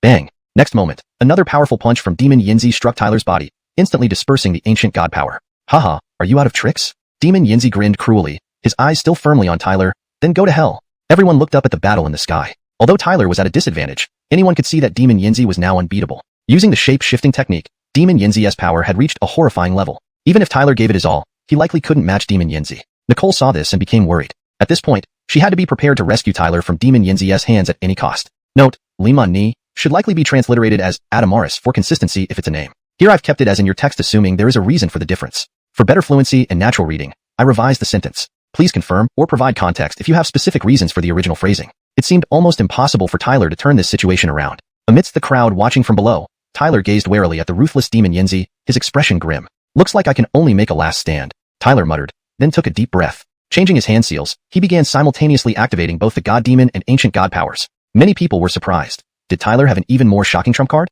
Himph, just struggling in vain. Demon Yinzi scoffed. Though he had to admit Tyler's techniques were astonishing, Demon Yinzi's current power made it impossible for Tyler to match him. Die! Demon Yinzi's body trembled as vast spiritual energy surged forth. Without hesitation, he unleashed a fearsome punch, releasing a monstrous force. Meanwhile, Tyler channeled the Ancient God and God Demon powers, whispering, "For me to wield." Buzz. With Tyler's command, both forces vibrated violently before emitting an incredible power. Demon Yinzi, don't think you can kill me so easily. Tyler's face hardened as he changed his hand seal, channeling the twin forces. Boom. Suddenly, unimaginable power coursed through Tyler's body. His body swelled as if filled with earth-shaking power, extremely formidable. Tyler's body trembled intensely as the awe-inspiring power surged through every limb before erupting outward, an unparalleled force. Tyler strained to control this power, knowing he needed to master it to combat Demon Yinzi. Buzz. The God Demon and Ancient God powers became docile under his intense control. Soon, this newfound power became fully under Tyler's command. An unprecedented feeling of power engulfed Tyler from head to toe. His hands clenched, releasing an awe-inspiring force like tidal waves surging into Tyler's entire body. Up in the sky, Tyler's gaze locked onto Demon Yinzi intently. All observers noticed that the world's spiritual energy seemed to tremble. Boom. When Demon Yinzi's fierce strike approached, an equally terrifying force erupted from Tyler. This force matched Demon Yinzi's power, causing everyone to gasp in astonishment. Even talented figures like Isa and Delaney were taken aback, shock flashing across their faces. What a terrifying force. It rivals Demon Yinzi's. Could this be Tyler's true power? Chapter 152, Fierce Struggle, continued. Isa and the others watched with grave expressions. Even they could sense a hint of danger from the terrifying power emanating from Tyler's burst. Demon Yinzi's brows furrowed as well at this moment. He felt an unbelievable threat from the terrifying force Tyler had unleashed, an expression of disbelief clouding his eyes. Because this was the first time he sensed any real threat from Tyler's power. How can this bastard suddenly possess the strength to match me? Demon Yinzi was equally shocked. This level of terrifying power was absolutely not within the reach of Tyler, who was only at the 8th level martial artist realm. Next year on this day will be your anniversary of death, Magic Yanzer. Given the context, it seems Magic Yanzer is a character's name. Typically, in English translations, names are kept as they are or transliterated to make them pronounceable for English readers. Thus, it would be better to present the name Yanzer consistently throughout the text. Depending on previous conventions in the work, you might use Yanzi or another romanization that fits the style. Here's an example using Yanzi. Next year on this day will be your anniversary of death, Yanzi. The overwhelmingly terrifying force coiled around Tyler, making his already swollen body appear like that of a giant at this moment. Nonsense. Demon Yinzi's face darkened. Although Tyler's current strength posed a genuine threat to him, he still did not believe that Tyler could be his match. Tyler's indifferent gaze was locked firmly on Demon Yinzi, as powerful spiritual energy circulated around his body, coursing through every limb and bone. This extreme strength caused intense pain in his body, but now that he had control over this power, it couldn't harm him. Demon Yinzi also locked his gaze intensely on Tyler, their eyes meeting in midair, each clearly seeing the Fengkong frenzied killing intent in the other's eyes. Note, the word Fengkong should be translated as frenzied or maniacal for a more natural English expression. Here's the refined translation. Demon Yinzi also locked his gaze intensely on Tyler, their eyes meeting in midair, each clearly seeing the maniacal killing intent in the other's eyes. Tyler, don't forget, I, Demon Yinzi, am the one controlling this battle. So, today, you, Tyler, are destined to be obliterated by me. Yama Magic Flame. Demon Yinzi's eyes turned viciously cold. With a single step, space shattered, and he instantly appeared before Tyler, as if he had shrunk the distance. His fist, like a Death Reaper's call, struck mercilessly and forcefully towards Tyler's head. Magic Yinzi, don't forget, since I dared to accept this fight, I was already resolved to kill you. So, in this battle between us, your death is certain. Note, Yanzer is specifically styled as Yinzi to maintain consistency with the original text's naming while ensuring it reads naturally in English. A surging, overwhelming force erupted from Tyler, and with both palms clenched tightly, he slapped out, unleashing his full power without reservation towards Demon Yinzi's head. That Isa and the others looked grave. The terrifying power unleashed by Tyler made even them feel a hint of danger. Demon Yinzi's brows furrowed at this moment too. He sensed the terrifying power emanating from Tyler, disbelief filling his eyes. Because this was the first time he felt a threat from the terrifying power within Tyler's body. How could this trash suddenly possess the power to challenge me? Demon Yinzi was equally shocked. This kind of terrifying power was absolutely not something Tyler, at the 8th rank martial artist realm, Should have. Demon Yanzi, next year on this day will be your death anniversary. An overwhelmingly terrifying power swirled around Tyler, making his already swollen body look like that of a giant at this moment. Daydreaming. Demon Yanzi's expression turned grim. Although Tyler's current strength made him feel threatened, he still didn't believe that Tyler could be his match. Tyler's indifferent gaze remained fixed on Demon Yanzi, as terrifying spiritual energy coursed through his body, moving through every limb and bone. The extreme power caused his body immense pain, but now that he had control over this power, it couldn't harm him. Demon Yanzi also locked eyes with Tyler, their gazes meeting in the air, both filled with murderous intent. Tyler, don't forget, I, Demon Yanzi, am the one who controls this battle. Therefore, you are destined to be wiped out by me today. Devil Flame of Yama. Demon Yanzi's eyes became fiercely ruthless. In a single step, space shattered as he moved swiftly, seemingly reducing distance in an instant, appearing right before Tyler. Then, with a merciless punch aimed like a deathbringer, he struck heavily at Tyler's head. Demon Yanzi, you should also remember that since I dared to accept this challenge, I've resolved to kill you. So, in this battle between you and me, you are certain to die. A surging, overwhelming power roared out from Tyler. Finally, he tightly clenched his palms and pushed out one hand, unleashing all his power towards Demon Yanzi's head without any restraint. Please confirm if you would like any adjustments or have specific preferences for certain terms. Chapter 153. The outcome is set. Bang. In an instant, Wiley's punch in Tyler's palm collided with immense force. After a moment, Tyler's palm shattered Wiley's punch with overwhelming power and continued to strike Wiley's chest unabated. An exceptionally terrifying force erupted from Tyler's palm, as if it could raise flying sand and rolling stones. Boom. A deafening sound echoed, followed by everyone witnessing the previously undefeated Wiley being directly forced back by Tyler's palm. Multiple wounds on Wiley's body burst open, spurting blood from his mouth, staining his entire body red. Wow. Seeing this, an uproar broke out in the heavens. Nobody could have imagined that Tyler, who had been at a disadvantage earlier, could now actually injure Wiley. After all, this was equal to several Wileys combined. Yet even so, Wiley was still injured by Tyler. Ethel also felt surprised and didn't react for quite some time. She couldn't fathom why Tyler's strength had suddenly become so terrifying, or whether this was his true power. Talents like Isa were also stunned. Their eyes filled with astonishment as they looked at Tyler, feeling particularly taken aback. This Tyler, who was no match for Wiley in their eyes, was now showing a reversal of fate. In the sky, Wiley steadied himself with a fierce expression, glaring at the cracks on his body and burning with rage over being struck by Tyler, a mere 8th rank warrior. A barely restrained fury flickered in Wiley's eyes before he roared, his body once again erupting with terrifying power, lunging toward Tyler like a ferocious tiger. Regardless of how it went, he couldn't believe that Tyler, after using the shape-shifting technique, could still be his match. Boom, boom. The shockwaves from their clash spread wildly like a tempest, making everyone shudder. Tyler remained calm, his gaze cold.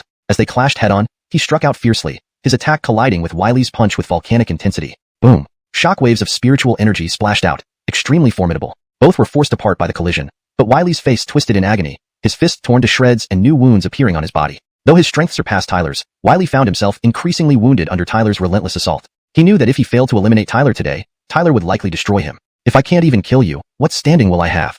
Wiley's murderous intent almost solidified as he roared and channeled a colossal surge of spiritual energy, forming a huge black demonic flame. The black flame rotated, engulfing spiritual energy, quickly locking down the sky with overwhelming power. With an icy expression, Wiley infused the flame with an unimaginable amount of spiritual energy, bringing its power to an apex within moments. A destructive force radiated outward. Yama's demonic flame.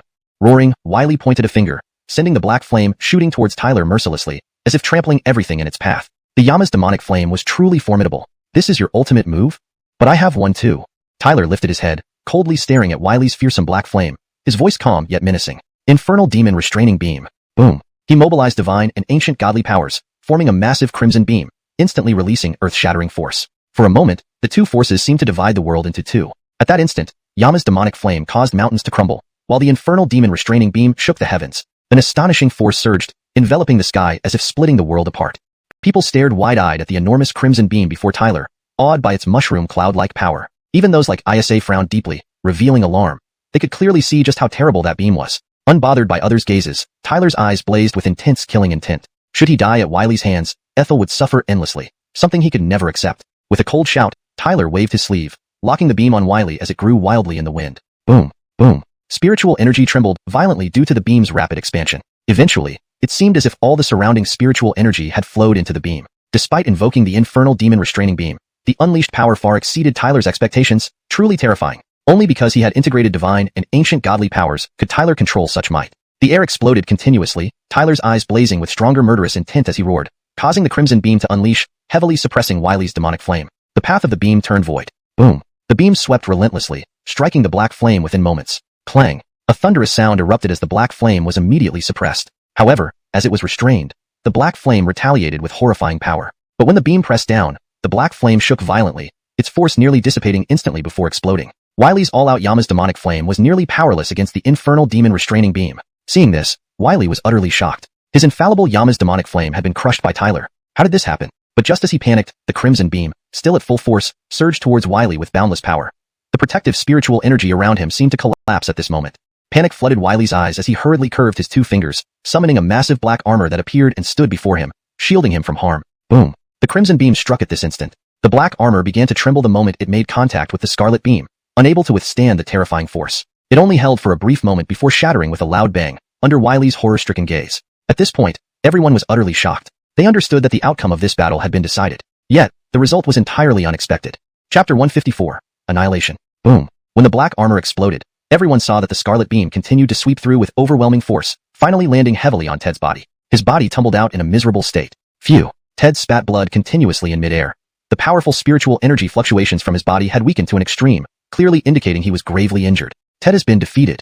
Countless geniuses cried out in shock across the heavens and earth. At this point in the battle, victory and defeat were almost clear. With Ted grievously wounded and his strength sharply diminished, there was no way he could match Tyler now. The scarlet beam, after severely wounding Ted, flashed once more into Tyler's hand. The formidable power still radiated strongly, yet many people hadn't fully grasped what had just happened. They gazed at Tyler in fear and disbelief. They could almost imagine that if it had been them earlier, their fate would have been even more tragic. In the sky, Tyler wiped away the blood at the corner of his mouth and looked indifferently towards the distance where a pitiful figure lay, which was unmistakably Ted. Ted now looked terribly disheveled, covered in bloodstains and bruises, barely alive. Isa and others also stared incredulously at the miserable Ted, hardly believing the outcome. This unexpected result took everyone by surprise. Who could have thought that Ted, who had been boasting earlier, would end up in such a wretched state? And all this was at the hands of Tyler, merely an 8th-rank martial artist. Tyler gazed at Ted coldly. Though the latter was now in a pitiful state, such a person must be eliminated entirely for future peace. Therefore, Ted must die. A murderous look appeared in Tyler's eyes, then he flicked his sleeve, causing the life and death cycle spear to shoot out mercilessly toward Ted's throat.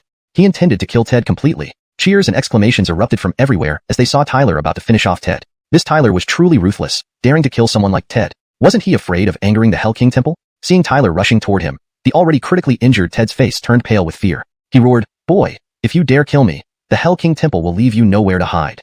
Given his current severe injuries, if Tyler didn't stop, he truly feared for his life today. However, facing Ted's threats, Tyler remained unfazed. A finger pointed at the life and death cycle spear, instantly sending it charging with terrifying power directly at Ted's throat. Facing Tyler's relentless attack, fear surfaced on Ted's face. Tyler's ruthlessness exceeded his expectations. Want to kill me? Not that easy.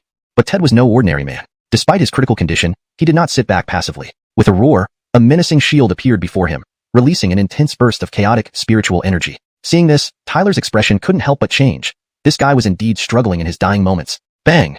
The next moment, an explosion echoed. Tyler's life and death cycle spear stabbed directly into the shield before Ted, shattering it instantly. A storm of spiritual energy surged, warping the space around them and cracking the area. Suddenly, a piercing scream broke out. Tyler's spear pierced straight through Ted's throat, tearing it open and spilling blood wildly before the latter fell limply to the ground. Thud. Landing on the ground, Ted met his final demise. Sighs of horror spread among countless spectators, watching Tyler with both reverence and awe. The ruthless efficiency with which he finished the job startled everyone. This youth named Isaias was indeed formidable. As the chaotic spiritual energy dissipated gradually, all gazes converged on Tyler floating in the air. Just standing there, he emitted a daunting aura that left even Isa and Delaney grimacing. Confronted with someone who had defeated and killed Ted, probably nobody except Tyler himself felt fearless. Thus, everyone present felt a deep sense of trepidation. In the sky, the red glow surrounding Tyler dissipated, revealing some wounds. With Tyler's injuries exposed, numerous geniuses were startled. Clearly, these wounds were inflicted by Ted. Tyler's body trembled slightly as the injuries healed rapidly right before everyone's eyes. In mere moments, his wounds vanished entirely, leaving onlookers speechless at the speed of recovery. Tyler felt highly satisfied with his healing speed. The ancient divine body enhanced his vitality, allowing him to heal quickly unless the damage was fatal. Feeling his fully restored body, Tyler raised his head and scanned everyone with an imperious gaze. This dominance, combined with the might shown in defeating Ted, made Tyler's presence overwhelmingly powerful. At this moment, even geniuses like Isa and Delaney lowered their heads slightly, avoiding direct eye contact and suppressing any hostile intentions. Offending Tyler was out of the question. Silence descended as countless geniuses exchanged glances, all awestruck by Tyler's overwhelming presence. Now, no one dared to underestimate him anymore. Tyler's gaze swept over everyone present, then he spoke calmly. "Are there any objections to my obtaining the ancient divine legacy?" Upon hearing Tyler's words, Isa and Delaney exchanged glances and shook their heads. Seeing how Ted ended up dead, none dared voice any dissatisfaction and instead nodded obediently. "Thank you."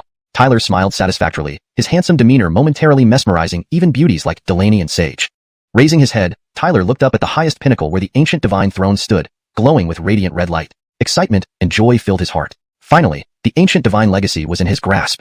Chapter 155, The Ancient God Inheritance. Above the sky, the surging fluctuations of spiritual energy had dissipated. That heart-stirring great battle had now completely ended. The figure standing proudly in midair had clearly become the most dazzling presence in this world. Under the reverent gazes that filled the heavens, Tyler stared intently at the pinnacle of the ancient god throne. A brilliant red glow emanated from there, with faint sounds of ancient rumbling intermittently rising. That was where the ancient god inheritance lay. Buzz. And as if sensing the end of the battle, red light patterns began to spread across the top of the ancient god throne. These eventually coalesced into a red stone staircase. At the pinnacle of that stone staircase was the ancient god inheritance. Go and receive the ancient god inheritance, Ethel said with a smile, gazing at the striking stone staircase. After all the hardships she endured to get here, it was for this ancient god inheritance. Tyler nodded, his figure moving immediately after, appearing at the base of the radiant stone staircase. He then strode forward amidst countless envious eyes. Behind them, Ethel, Isa, Delaney, and others followed from afar. Although they could not obtain the best of the ancient god inheritance, they too would gain some benefits. They walked up the stone staircase until they finally stopped. Tyler lifted his head to see a golden stone platform appear atop the stone staircase. It took on the shape of an ancient god, emitting old vibrations and a powerful pressure spreading throughout. This pressure seemed to freeze time and space at this moment. The pressure here? Tyler's expression turned grave, his brows furrowing. He felt that the pressure from this place, especially from the golden stone platform, was extremely strong. If he sat down, he knew that powerful ancient god pressure would immediately engulf him. The pressure here was so formidable that if it weren't for his 9-grade ancient god body, he probably wouldn't be able to withstand it. Tyler raised his head, looking at the golden stone platform enveloped in red light. Powerful pressure kept radiating outwards. The oldest ancient god inheritance lay right there. Want me to stop? Not that easy. Determination surged deep within Tyler's eyes. With no hesitation, he directly stepped onto the golden stone platform. Boom. At the instant Tyler stepped onto the platform, it seemed as if the sound of thunder suddenly roared. Immediately after, powerful pressure crashed down like Mount Tai collapsing. Tyler's body bore the weight of 10,000 mountains. Yet, he did not give up. Lifting his trembling feet, he seated himself on the golden stone platform. Tyler's body trembled violently on the platform, obviously enduring immense pressure. Within him was excruciating pain as if being torn apart, but he gritted his teeth, refusing to abandon. Behind him, though Ethel and others didn't feel the same agony as Tyler, their bodies still appeared incredibly heavy, also bearing astonishing pressure. Buzz. Suddenly, a dark red beam of light encased Tyler's figure. Some robust strands of ancient god blood essence also diffused outward, affecting Ethel, Isa, and the others. Though it couldn't compare to what Tyler experienced, absorbing and refining these essences would greatly benefit them. They were overjoyed, fully absorbing and refining those flowing ancient god blood essences. A dark red beam of light, accompanied by ancient roaring sounds, resonated through heaven and earth. This dark red light lasted roughly half an hour before gradually dissipating. All gazes immediately shifted towards the golden stone platform. The red light there slowly faded, finally entering Tyler's body entirely. Red light flowed on his surface, faintly giving off an ancient god pressure. Tyler's hand clenched tightly. He could sense the formidable power within him. It felt as if he harbored a real ancient god inside. He felt that his strength had become more than 10 times greater compared to before. Seemed like this time, he got quite a bargain. As the red light dissipated in the world, sudden beams of red light erupted from the golden stone platform, containing ancient characters. That's the inheritance left behind by the ancient gods. When those ancient characters appeared, there was a roar of astonishment from the crowd. Countless people opened their eyes wide. Obtaining any bit of ancient god inheritance would bring significant benefits to their cultivation. Numerous ancient characters hovered around the ancient god staircase, enveloping the entire structure. Clearly, Ethel, Isa, and the others could also gain some, albeit not as valuable as what the golden stone platform could offer. Ethel, Isa, and others looked at those swirling ancient characters transformed into light orbs with surprise, reaching out to grab them. Tyler lifted his head. Among the ancient light orbs circling the golden stone platform, the ones here were the finest. Tyler focused on one of those light orbs, sensing its extraordinary nature. Tyler's mind moved, and at this moment, his body emitted a faint red glow as he activated his 9-grade ancient god body. Sizzling, he decisively reached out, grabbing hold of that red light orb. It seemed to be a dark red scroll, covered with ancient patterns like the oldest writing, radiating waves of immense power. Tyler grasped the dark red scroll, feeling his internal red glow vibrate, brightening his eyes instantly. This scroll apparently held a great attraction for the ancient god body. Ancient god true canon. The dark red scroll transformed into ancient characters, rushing into Tyler's mind. The scroll started fragmenting, gradually turning into powder. Yet, Tyler felt profound knowledge added to his consciousness. That should be the so-called ancient god true canon. This made Tyler wildly joyful.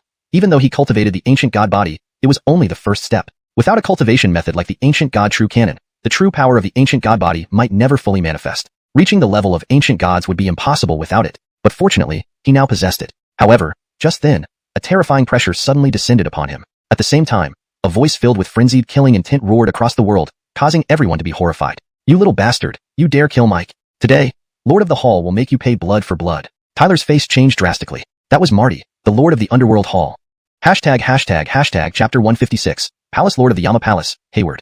A thunderous roar echoed through the heavens, immediately stirring up a terrifying wave of spiritual energy that caused all the experts present to change their expressions. The overwhelming pressure of spiritual energy surged across the sky and earth, as if it had frozen the spiritual energy within countless experts. Tyler's face also turned extremely pale due to the overwhelming spiritual energy pressure which targeted him first and foremost. The space around him seemed to be compressed and confined by this immense force. This kind of pressure was in no way inferior to that of the golden stone platform. Brilliant dark red light rippled across Tyler's body. With gritted teeth, he exerted the power of the ancient god body to resist this formidable pressure. His gaze remained fixed on the distant horizon. In that area, space violently trembled before a figure emerged from the shaking space. He wore black attire, exuding an awe-inspiring presence with each step like a dragon walking or a tiger pacing. Yet, his icy expression seemed to make the very air shudder. Even with his hands behind his back, it felt as though the entire world was bowing down to him. All the experts present felt powerless against him, finding it bone-chilling. Because this was the absolute strength of a top-tier expert. Is that the palace lord of the Yama Palace, Hayward? Heavens, how did such a significant figure appear here? Does he intend to personally deal with Tyler? When Hayward appeared, a shock wave of astonishment immediately erupted throughout the crowd. No one expected that this influential figure of the Star Continent would reveal himself at this moment. Then, countless regretful gazes fell upon Tyler. When a significant figure wanted to deal with someone, there was no possibility for the latter to survive. Under the immense pressure, Tyler's body was breaking apart. Despite some wounds appearing on his body, his handsome face showed no trace of fear. Raising his head, he looked at Hayward and said calmly, "Palace Lord Ling, in the realm of the ancient gods, life and death are matters of personal responsibility. Could it be that you intend to unjustly blame me for Imranzi's misfortune? Reason?" There seemed to be fierce killing intent brewing deep within Hayward's eyes. His chilling gaze stared at Tyler indifferently and coldly. "Didn't you know who decides what's right? You dare talk about reason before me? You aren't even worthy." Tyler frowned. He didn't expect Hayward to be so shameless. If that were the case, then today, no matter how hard he tried, escape would be impossible. Haha, I never thought the Grand Palace Lord of the Yama Palace would be so fond of wielding authority. As Tyler grew uneasy, an incongruous mocking voice suddenly sounded beside him. It belonged to Ethel. The tall, graceful young girl stood quietly next to Tyler. Her beautiful face bore a sarcastic expression, her calm eyes devoid of any fear despite Hayward's presence, filled instead with disdain. Countless strong figures present were dumbstruck. It was likely the first time they had seen someone challenge a martial emperor-level grand figure so boldly. Fearlessness comes from ignorance. Hayward glanced coldly at Ethel and extended his hand, abruptly seizing forward. Boom. The surrounding space shattered instantly. An enormous hand appeared out of nowhere, darkening the sky like a vast shadow. It was a manifestation of ultimate strength far beyond an ordinary martial emperor. Clearly, Hayward was not an ordinary martial emperor. The massive heavenly hand moved rapidly, tearing through the void in mere breaths and appearing directly above Tyler and Ethel. Seeing this, both of their faces changed drastically as they hastily attempted to defend themselves. Although they knew their resistance might be futile, they had to try. Boom. A dazzling spiritual energy hand crashed down. Just as Tyler and Ethel braced for the overwhelming blow, the space above them warped and revealed a towering figure. With a light slap upward, the space exploded and shattered the incoming spiritual energy hand. A storm of spiritual energy raged forth. Tyler looked up in astonishment, seeing the familiar towering figure standing mid-air. Astonishing waves of spiritual energy pulsed around him, causing the space to tremble subtly. Grandmaster Aaron.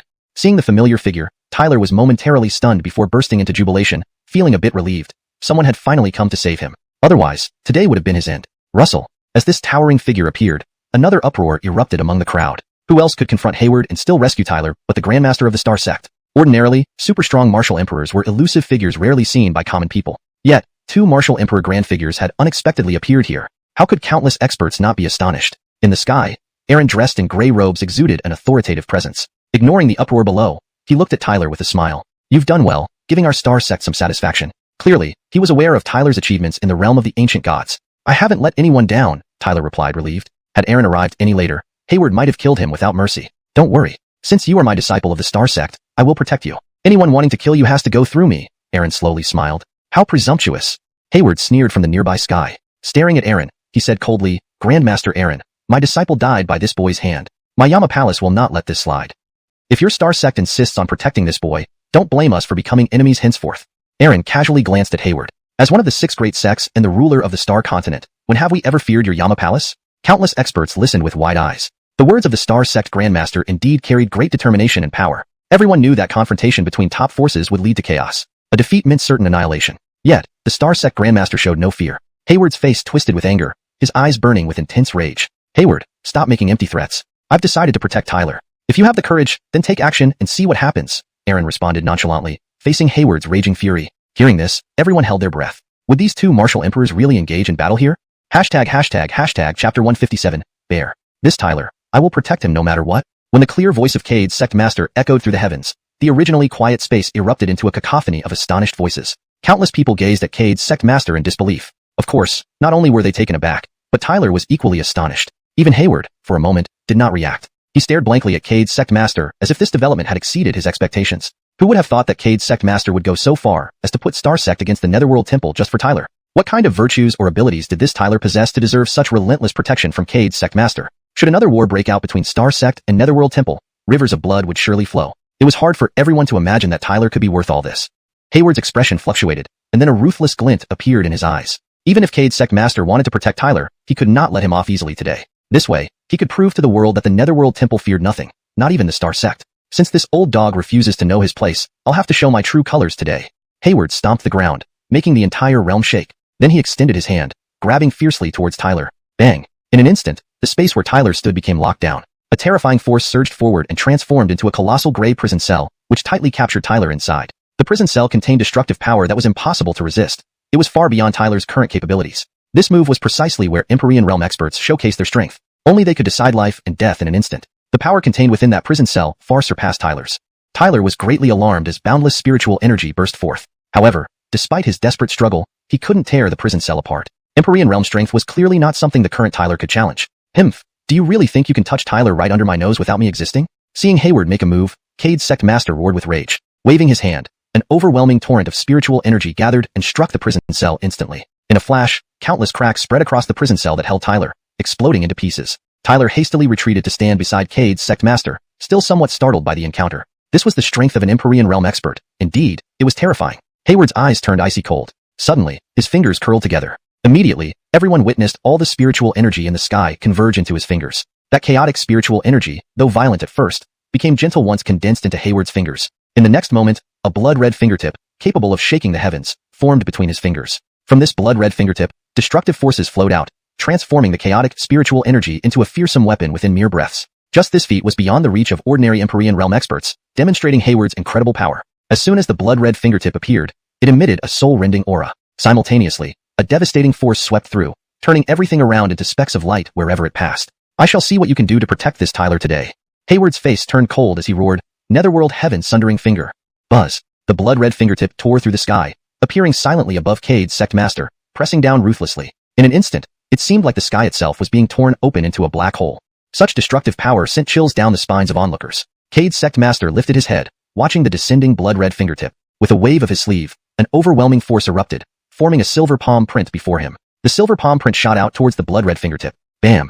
The blood-red fingertip sliced through the air, smashing down on the silver palm print. However, it didn't shatter as Hayward expected. Instead, the silver palm print expanded and struck back with great force, making the blood-red fingertip tremble violently.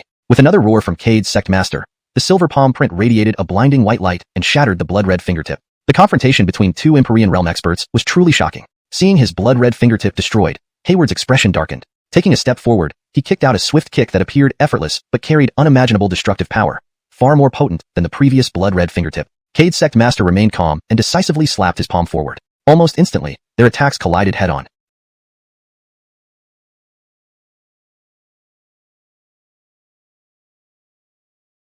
A deafening sound echoed as people looked up to see a tumultuous wave of spiritual energy spreading out from their clash, eventually obliterating everything around them. Though both were merciless in their attack, neither had the upper hand. Bam! After a brief moment, both Hayward and Cade's bodies shook and took several steps back. Neither gained any advantage over the other. Clearly, neither Hayward nor Cade's sect master possessed the overwhelming power to crush the other outright. Hee, you two old acquaintances shouldn't destroy this ancient deity sky, even if you must come to blows. Just as Hayward was about to unleash all-out force, a calm laugh echoed through the sky. Everyone saw a black-robed figure appear in the air, exuding pressure that matched both Hayward and Cade. Apart from the ancient deity pavilion master, no one else in the ancient deity sky was an Empyrean realm expert. That's the ancient deity pavilion master, Yates. Seeing their pavilion master, everyone exclaimed in surprise. The rarely seen Yates had been forced to appear today. The green-robed man promptly flew to Yates' side, addressing him, Father. This green-robed man was Doug, the young pavilion master of Ancient Deity Pavilion and a top-tier young talent on Star Continent. Having reached the 9th rank martial master level, Yates nodded slightly at Doug, then turned to look at the hostile Hayward and Cade. Although he didn't want to get involved, their fight would inevitably affect the entire Ancient Deity sky, so he had no choice but to mediate. However, he did not want to offend either the Star Sect or the Netherworld Temple. He could only act as an impartial mediator, as the forces represented by these two were too formidable for Ancient Deity Pavilion to provoke. It turns out it's Brother Yates, Cade's sect master said with a smile as he looked at Yates who had just appeared. I didn't expect this matter to alarm you, brother. It's my fault for being too abrupt. Brother Juan, you're too modest. Yates also chuckled. Although they were both top-tier figures on Star Continent, he knew in his heart that with his Empyrean realm strength, he could not contend against Cade. You two old acquaintances, this place is not suitable for you to settle your disputes. I hope you can give me Yates some face and stop here. What do you say?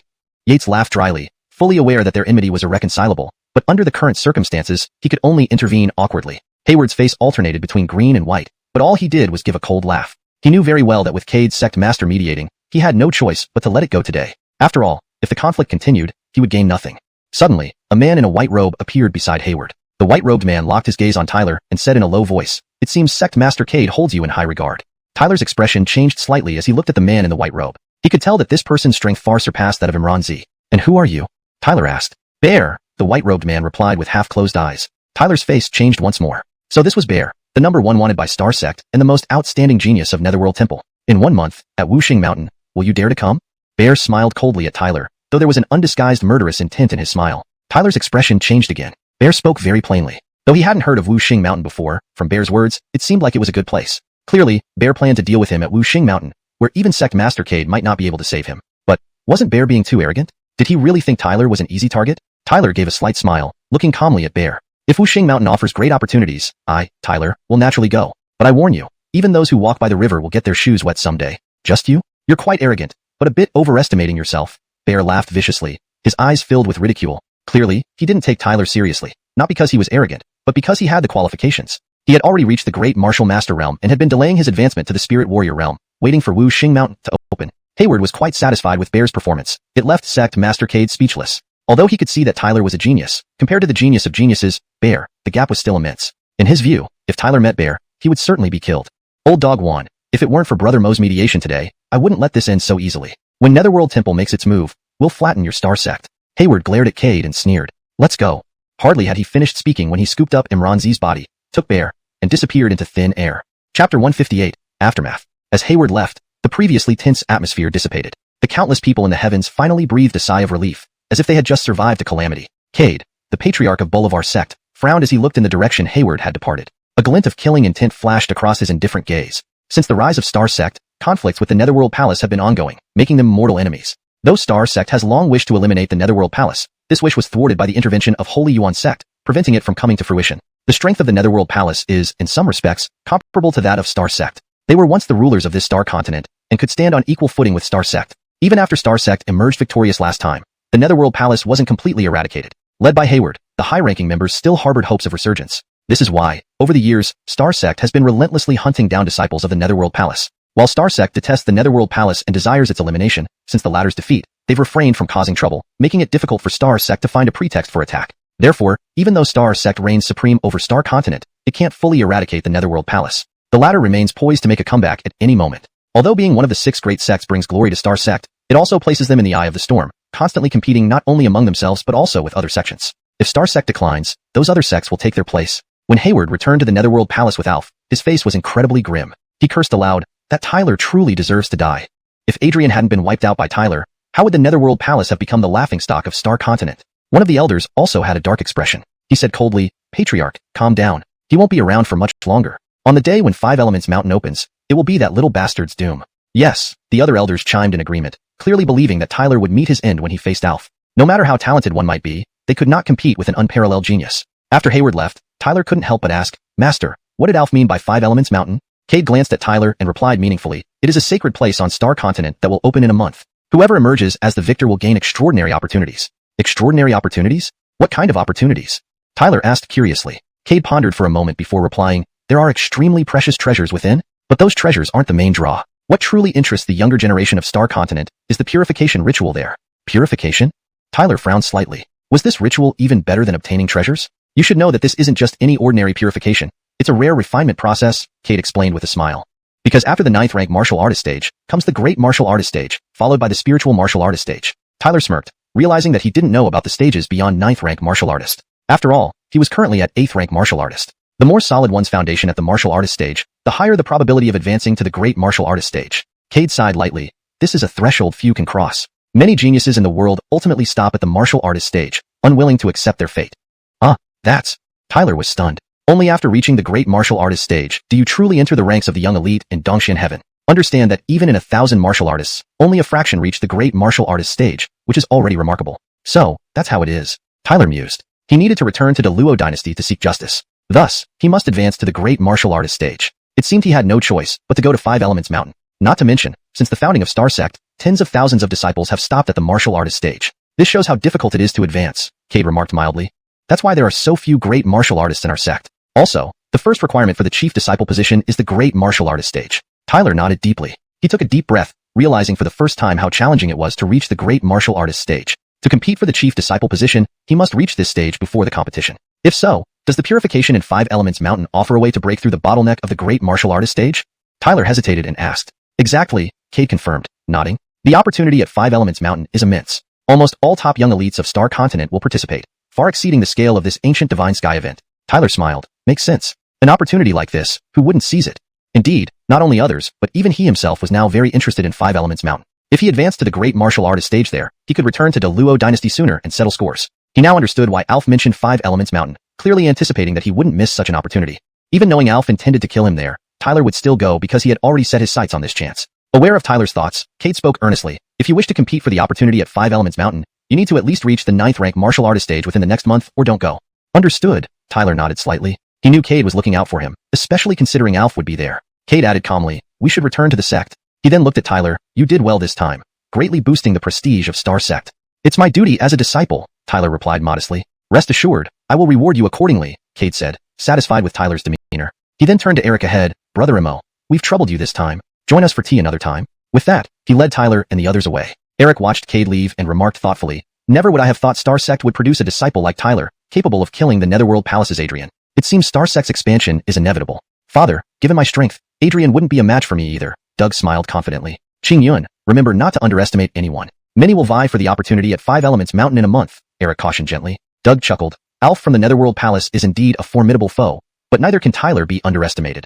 Chapter 159, Shock. When Tyler and his companions returned to the Star Cluster sect, it caused quite a stir. Especially when news of Tyler slaying Imran and securing the inheritance of the ancient god spread, the entire Star Cluster sect was in shock. Countless disciples, upon hearing this news, were momentarily stunned. A tempest of emotions raged within them. It was clear that this news had left them all astounded. The Imran, who ranked second on the wanted list and struck terror into the hearts of many Star Cluster sect disciples, had ultimately met his end at the hands of Tyler within the heavenly realm of the ancient god. As such, the entire Star Cluster sect was in a state of shock. Countless people discussed Tyler's prowess ceaselessly. Amidst this awe, Tyler's reputation soared like a rocket, even approaching the status of a diamond-ranked disciple. His remarkable performance won him admiration from countless disciples. After all, he had become a disciple of the Star Cluster sect for less than a year, yet his growth had already far surpassed that of most disciples, even outshining some of the seasoned ones. Because of this, no one dared to question Tyler's abilities anymore. Everyone understood clearly that with his current rate of progress, it wouldn't take long before he became a diamond-ranked disciple, or perhaps even the top disciple. At the same time, news of Tyler's confrontation with Alf also spread, causing further commotion.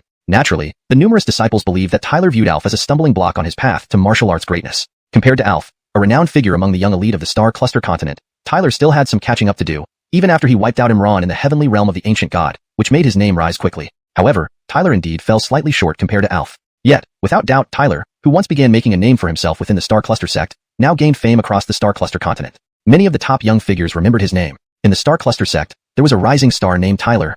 Although most did not know how far this Tyler could grow among the geniuses gathered in the Eastern Xian heaven, at least currently, his name started becoming more recognized. Whether this Tyler could eventually become famous throughout the Star Cluster continent would depend on whether he could truly stand above all others. Clearly, this answer would be revealed in the Five Elements Mountain in a month. There, Alf from the Underworld Hall would confront him. Their battle to the death was unavoidable. Tyler, however, didn't pay much attention to the shocks rippling through the Star Cluster sect and the continent. Ever since his return, he dedicated himself entirely to recuperating in his cave residence, as he too had been heavily injured during the fight with Imran. While eliminating Imran brought him significant attention, it wasn't something Tyler dwelled on too much. He knew future opponents would only be stronger, and he must continue to enhance his strength to remain unbeaten. His goal wasn't merely becoming a platinum-ranked disciple. He aimed to reach the heavens, his true ambition. Moreover, although he had eliminated Imran, it didn't bring him pride. Instead, it added pressure. After all, according to Grandmaster Cade, while Imran ranked second on their sect's wanted list, he wouldn't make it into the top 10 among the young elites in the entire Eastern Xian heaven. In this vast realm of Eastern Xian heaven, there were always enigmatic figures who represented the true peak of young geniuses. Compared to those individuals, Tyler clearly lagged behind. However, he believed that he still had a chance to surpass them. Once he did, a promising future awaited. Several days later, Tyler's injuries not only healed but his strength also fully recovered. Despite the heavy toll inflicted by using Hellfire Shackles to kill Imran, winning brought valuable experience and improved his mastery over the technique. Thus, he considered this setback as a blessing in disguise.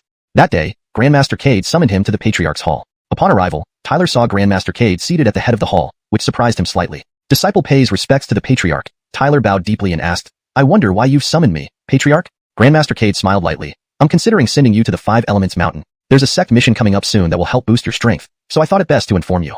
Tyler nodded gratefully. Thank you, patriarch. After a moment's contemplation, Grandmaster Cade continued, this mission will have Sacred Son Elliot as captain and Sacred Son Xian as vice-captain. The team comprises 9 members in total, including 2 Sacred Sons and other outstanding platinum-ranked disciples. A Supreme Spirit Ore has been discovered in the Beiju Mountains. This Supreme Spirit Ore can yield extremely rare Supreme Spirit Stones, making it very important to our Star Cluster sect. Tyler's expression changed. No wonder the sect valued this so much. It was about Supreme Spirit Ore. Since the ore is located outside the territories of the 6 major sects in the Beiju Mountains, they all wish to acquire it. Adding local forces vying for a share, the factions have agreed to dispatch disciples to decide the fate of this ore. Tyler's expression shifted slightly, not expecting this mission to involve the 6 major sects and local forces, complicating matters significantly. Clearly, for such Supreme Spirit Ore, even the 6 major sects couldn't remain indifferent and naturally sought a share. The decision likely involved competitions between disciples from various factions. Grandmaster Cade gave Tyler a meaningful look. This mission is crucial, but it's also an excellent opportunity for you to enhance your strength. I will do my best, patriarch. Tyler's eyes lit up with interest. Hearing this, Grandmaster Cade nodded approvingly. They will depart for the Beiju Mountains in 5 days, but you need to prove yourself to join, as they don't accept liabilities.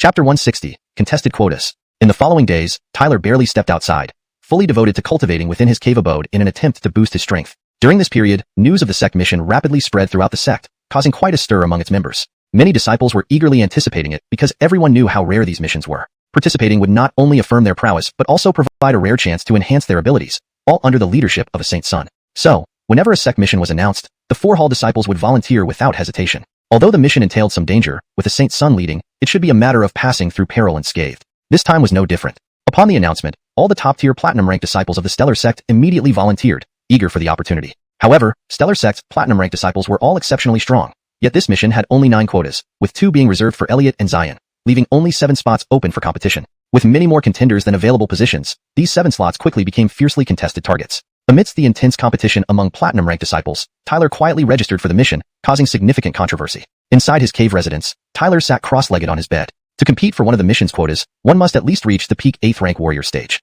Only then is there a possibility of securing a slot, Tyler murmured to himself. Taking a deep breath, Tyler immediately began circulating the Heaven Demon Art. Changing hand seals swiftly, spiritual energy surged into him through his pores, filling his body. His Dantian instantly assimilated this influx of spiritual energy, channeling it into every part of his body. Reaching the peak 8th rank warrior stage was no easy feat. Fully immersed in cultivation, Tyler continued undisturbed. By the 4th day, he opened his eyes gradually.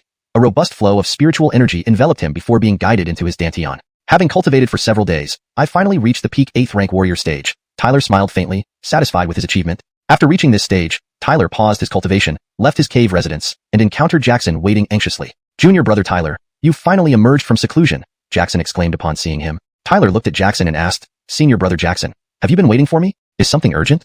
Jackson replied softly, yes, Saint Son Elliot instructed me to inform you to go to the Saint Son Hall immediately. The sect missions quotas are being finalized. All the platinum-ranked disciples are pulling out all stops. It's rumored that all quotas will be confirmed today since they leave tomorrow. After a brief pause, Jackson added, Saint Son Elliot said that currently, only the last quota remains undecided. Tyler frowned slightly, realizing many platinum-ranked disciples wanted this last spot. Securing it would not be straightforward, especially since he could become a target of criticism. What are Saint Sons Elliot and Xian's opinions? Tyler asked suddenly. Given his own registration, he couldn't be overlooked entirely. Jackson laughed helplessly. Saint Son Elliot is arguing fervently for you, stating you deserve this spot based on your performance. However, Blue Dragon Hall's Saint Son Xian repeatedly opposes it, deeming you unqualified.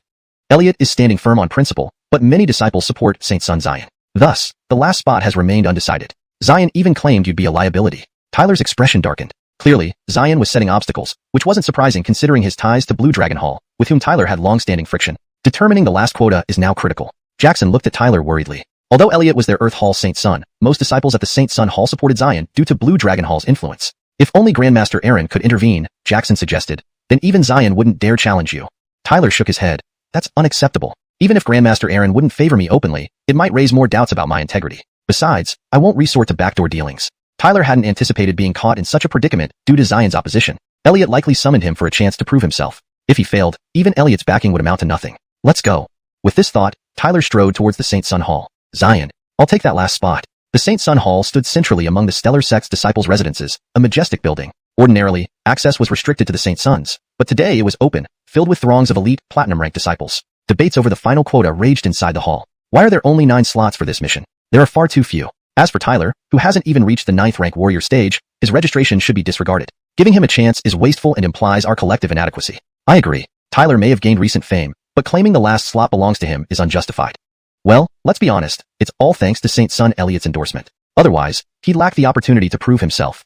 So what? All Elliot wants is a fair chance for him. He can't neglect so many other disciples just for Tyler. The last slot should be decided by merit. Yes, if Tyler becomes a liability, leading to mission failure, no one can bear that responsibility. That's true. We have plenty of superior platinum-ranked disciples. Translation notes. Kept character names as given. Preserve the original narrative structure and paragraph breaks. Maintain the original tone while ensuring the translation reads naturally and fluently in English. Chapter 161. Proving himself. The debate over Tyler's inclusion reverberated through the Hall of Holy Sons, with the majority expressing doubts and opposition. After all, this time around, it was only Elliot, the Holy Son, who showed confidence in him. The Star Sect had too many top-tier platinum disciples, and now that Tyler had a chance to secure the final spot, with Elliot vigorously supporting him, it inevitably sparked some reactions. Inside the hall, several figures were present. On the left stood Elliot, ranked 3rd on the heavenly list, whose expression turned grim as he heard the contentious voices. Seated on the right was a man with one leg crossed over the other. An aura of overpowering strength radiated from him, sending chills down everyone's spine. This person was Xian from the Azure Dragon Hall, ranked 9th on the heavenly list. Moreover, 6 figures stood proudly in the hall. They were clearly among the top-tier platinum disciples of the Star Sect and had already secured spots for the sect mission. Their strength even surpassed that of Evil Yama. Ha ha, senior brother Yi. You can't be so obstinate. Surely you understand the importance of this sect mission for the Star Sect. Setting aside the local forces near the northern Jushi Mountains, even the Holy Origin sect is vying for a share, dispatching their outstanding platinum disciples. Even we cannot afford to overlook them. Seeing the debate tipping in his favor, Xian smiled smugly and added fuel to the fire. If senior brother Yi doesn't think about the bigger picture, then I'm afraid I cannot agree. I believe that the slots should be based on capability to avoid task failure. After all, neither of us can bear the responsibility for such a failure. Zhao Holy Son makes sense. Numerous disciples echoed Xian's words. Junior brother Zhao, on what basis do you assume Tyler is not up to the task? Elliot glanced at Xian coldly and remarked, don't make hasty judgments and know your limits. Stirring things up isn't good for anyone. Apart from you, the Azure Dragon Hall has 3 spots already. What more could you want? Ye Holy Son, those words are too harsh. Next to Xian stood a burly disciple who spoke up. This disciple wore a black robe and was named Anwar, a top platinum disciple from the Azure Dragon Hall and one of the selected members for the mission. Ye Holy Son, as we all know, the Azure Dragon Hall has the strongest disciples, and securing more slots is quite reasonable. Zhao Holy Son is just considering the big picture. These spots determine the success or failure of the mission, and I doubt Ye Holy Son wants Tyler to jeopardize it. Humph, Elliot glared at Anwar, retorting, you're being unreasonable. Are you insulting my intelligence? I wouldn't dare, Anwar paused, quickly deferring despite Xian's presence. Haha, senior brother Yi. Anwar is just stating the facts, without any intention to provoke. Xian stepped in diplomatically. Of course, if Tyler can prove himself, then there's no need for further discussion on the last spot. You have a point. It's best to stop while ahead. Elliot nodded slightly. He understood that Sect Master Bolivar held Tyler in high regard, and being a new talent, he should support him. But Xian had already backed off, and he couldn't press the issue further. After all, strength was the ultimate criterion, and without it, nothing mattered. Ye Holy Son, I find Zhao Holy Son's reasoning sound. Let Tyler show what he's made of, and it'll be clear. I agree. Yes, if he lacks real ability, it's his own fault. This Tyler is too arrogant, still not showing up after making us wait so long. Does he think this last spot will automatically go to him? Seems like Tyler is just a coward. Many disciples voiced their support for Xian. Seeing this, Xian couldn't help but smile. Tyler was still inexperienced. Scanning the crowd, Xian said, senior brothers make valid points. It's indeed excessive of junior brother Tyler. His remarks inflamed the mood, causing many disciples to angrily denounce Tyler, deeming him irresponsible and unworthy of the spot. Witnessing this, Elliot's face darkened. Feeling helpless against these criticisms, he signaled a nearby disciple to buy some time. Zhao Holy Son, one incense hasn't even passed yet. Why jump to conclusions? Let's stay calm. I believe Tyler is on his way after receiving the notice. Speaking was Dovey, a White Tiger disciple from the White Tiger Hall, seated below Elliot. Although he didn't understand why Elliot favored Tyler, seeing Elliot's signal, he spoke up to ease the tension. Dovey's tone suggested he sided with Elliot.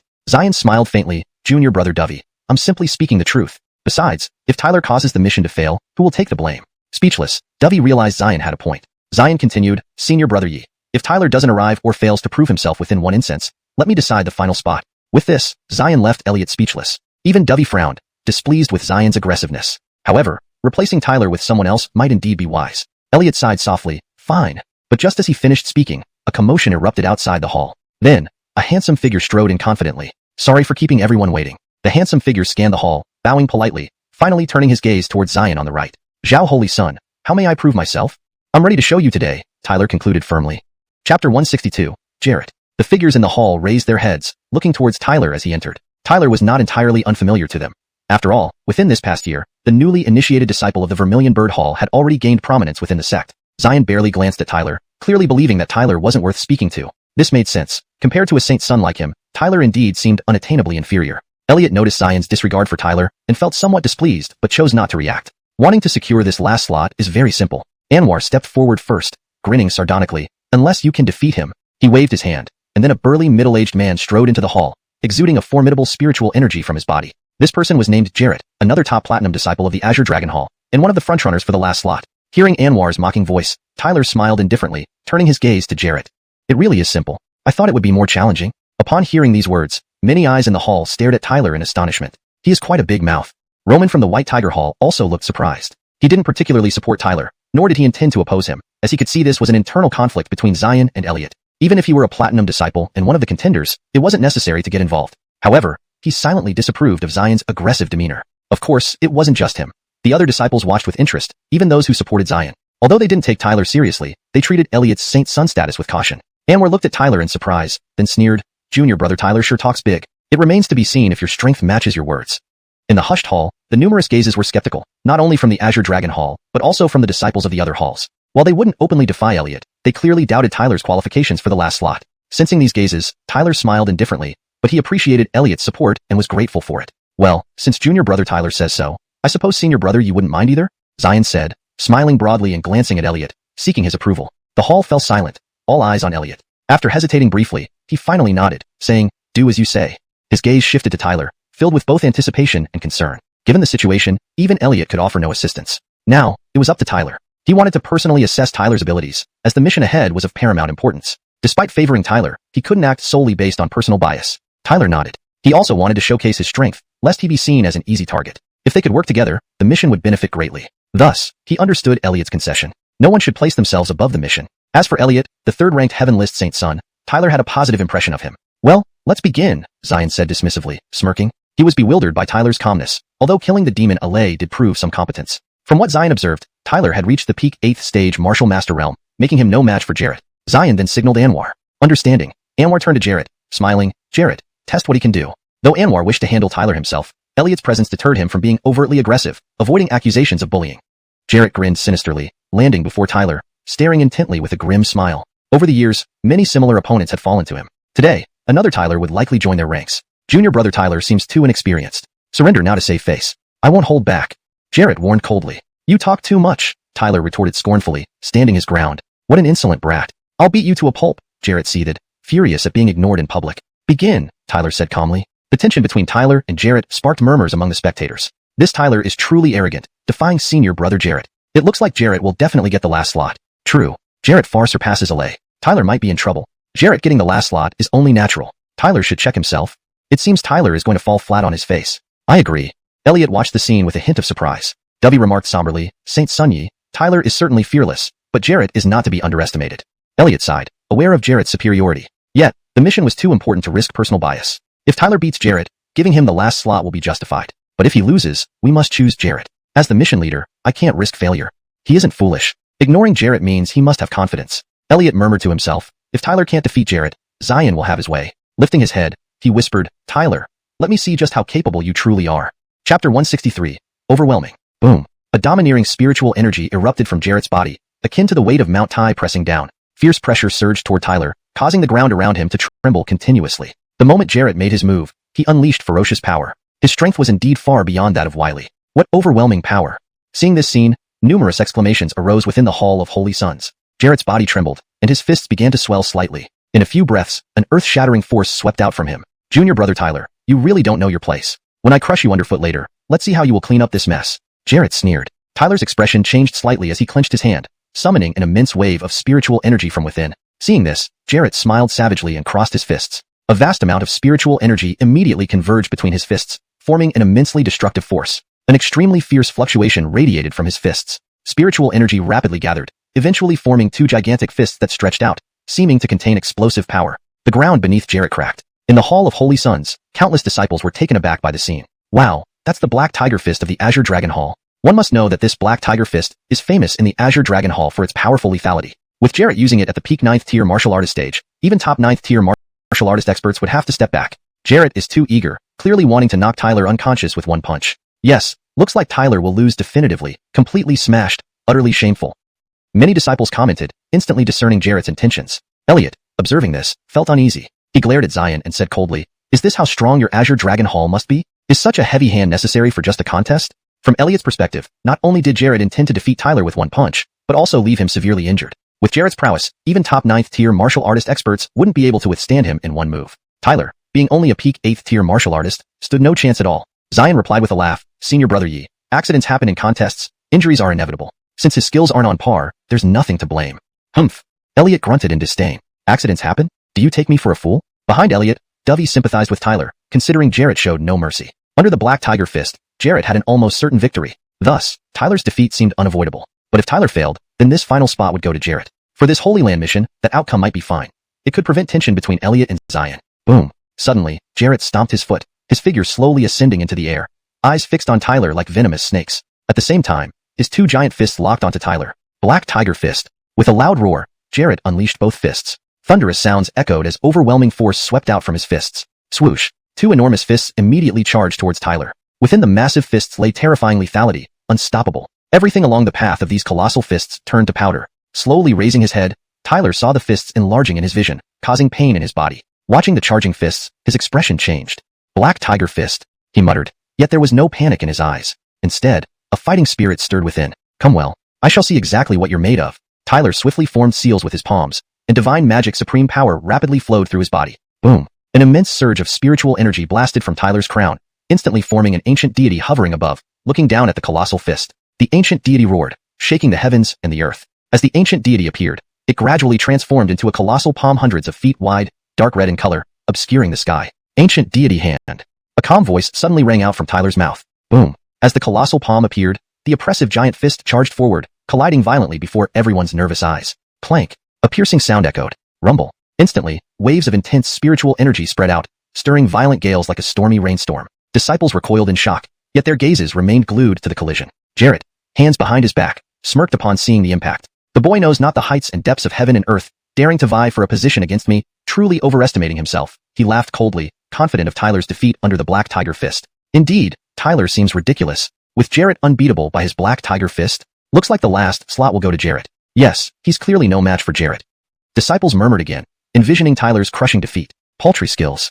Tyler smiled indifferently, then without hesitation, pointed with his finger, striking the colossal fist directly. He knew he needed to surpass Jarrett to win this last spot. Now he had to overwhelm Jarrett, leaving Xian speechless. To do so, he had to defeat Jarrett. Impale. Tyler bellowed. The ancient deity palm swelled wildly, resisting the relentless assault of the giant fist. Finally, the palm radiated brilliantly, while the fist exploded under its impact. Pant. Jarrett spewed blood and tumbled, his eyes filled with shock. Everyone watched dumbfounded, astonished. No one expected that Jarrett's formidable punch would be effortlessly shattered by Tyler. Chapter 164. Establishing a reputation. In the Holy Sun Hall, the usual din had abruptly died down. Numerous disciples were astounded. Even Xian's expression turned slightly grim. Though Jarrett was not the top platinum disciple in the Azure Dragon Hall, defeating him outright was definitely not an easy feat for just anyone. However, Tyler had achieved this effortlessly, clearly showing that his true strength surpassed Jarrett's. Thus, everyone was left wide-eyed and disbelieving. No one had expected Jarrett to lose so easily to Tyler. "It's no wonder Tyler has been gaining prominence," Elliot said admiringly as he looked at Tyler, sighing deeply. Below Elliot, Dovey watched the scene with some surprise and nodded slightly. Tyler's strength was indeed astonishing, and it was truly unexpected that Jarrett would be defeated by him. Xian glared at Tyler nastily, then glanced at the heavily injured Jarrett, sneering coldly, an incapable good-for-nothing. He was burning with anger inside. Originally, he wanted to use Jarrett to suppress Tyler, but he hadn't anticipated that even Jarrett was no match for Tyler. Jarrett trembled in fear, casting an unwilling glance at Tyler before slinking away shamefully. Tyler paid him no mind. Instead, he raised his head and looked at Xian with determination. Despite being the same person, no one dared to question him any longer. He smiled at Xian and said, "Holy Sun Zhao, I assume the last spot should belong to me, Tyler? Brat, are you challenging me? Or do you want to embarrass me in front of everyone?" As Xian heard Tyler's seemingly sarcastic words, fury flashed in his eyes. His sleeves waved sharply, instantly releasing a terrifying pressure that engulfed Tyler. It felt like a mountain pressing down, absolutely horrifying. Xian was a martial spirit realm powerhouse. Compared to him, Tyler obviously still had some gap in power, causing his body to shudder uncontrollably. "Humph, junior brother Zhao, do you still have respect for Elliot?" Just when Tyler seemed about to lose control, Elliot's large hand flicked, sending out an overwhelming force that directly scattered Xian's power. Behind Xian, Anwar pursed his lips. He hadn't expected Jarrett to be so weak, failing to defeat Tyler but instead helping Tyler establish his reputation. Of course, Anwar couldn't deny that from Tyler's previously displayed strength, ordinary platinum disciples were genuinely no match for him. This junior brother seems quite capable. I'm also itching for a fight. How about we spar, shall we? Anwar said to Tyler with a smile that wasn't quite a smile. He knew Xian didn't want Tyler to gain the last spot. Now that Tyler had defeated Jarrett, it was set in stone. If he didn't step forward, Xian might be enraged. Heartened, many of the disciples in the Holy Sun Hall exchanged glances. Anwar was a chief disciple candidate in the Azure Dragon Hall of the Stellar Sect, and this bullying was too much. Afraid of you? Never. Boom. Powerful spiritual energy erupted once again from Tyler's body. He had long been annoyed by Anwar's antics. If not for Tyler's own skills, he might have been manipulated. Now that Anwar had stepped up, Tyler wasn't going to let him off easily. That's enough. Junior brother Zhao, admit it, can't your Azure Dragon Hall take a loss? At this moment, a furious voice echoed. Elliot had finally lost his temper. Elliot had had enough. He saw that Tyler's strength was excellent. Although Tyler was only at the peak of the 8th tier Martial Master realm, he could defeat Jarrett. But Anwar had already reached the peak of the 9th tier Martial Master realm. In a real battle, Tyler probably wouldn't stand a chance against Anwar. His outburst made all the present disciples' expressions change. Anwar looked towards Xian, seeming panicked. Xian frowned slightly. He knew very well that Elliot's words were aimed at him. Senior brother Yi, our Azure Dragon Hall did not mean anything by it. It's just that Anwar felt like sparring for a moment. Xian brushed it off lightly. Holy Sun Yi, it's all my fault, Anwar quickly admitted. With Xian passing the blame onto him, he had to bite the bullet and acknowledge the mistake. Who could make senior brother Yi look bad? But Anwar believed that if Jarrett had been him, he would certainly have stomped Tyler into the ground. In the Holy Sun Hall, many disciples looked at Tyler with surprise. They could see that Tyler was no longer the same as before. I don't want to see this happen again. Elliot looked at Xian coolly. Since Tyler has defeated Jarrett, let him take the last spot, shall we? Xian narrowed his eyes. Jarrett indeed lost to him, which I can't deny, but I reserve my opinion. So it's settled. As for your reservations, they're up to you. However, I must warn you clearly, if anyone slacks off and causes the mission to fail because of this, don't blame me for severe punishment. Elliot warned Xian. Then his gaze swept over the crowd. The last spot is decided to be Tyler. Any objections? In the Holy Sun Hall, there were numerous top platinum disciples from the 4 halls, all aiming to be chosen for the sect's mission. After witnessing Tyler's victory over Jarrett, they understood that Tyler was indeed stronger than Jarrett, and most weren't even Jarrett's match. This realization made them fully accept that Tyler deserved the last spot. Adding Elliot's decisive decision, Tyler getting the last spot was now inevitable. Many disciples backed off after realizing this. No objections. Elliot smiled satisfactorily at the unanimous agreement. Xian and Anwar left with faces like thunder. Elliot ignored them and turned to Tyler. You've done well. You live up to the new star of our stellar sect. My efforts in fighting for you haven't been in vain. Behind Elliot, Dovey also looked at Tyler. Good job. To my knowledge, besides Holy Sun Yi, you're the first to put Xian in his place.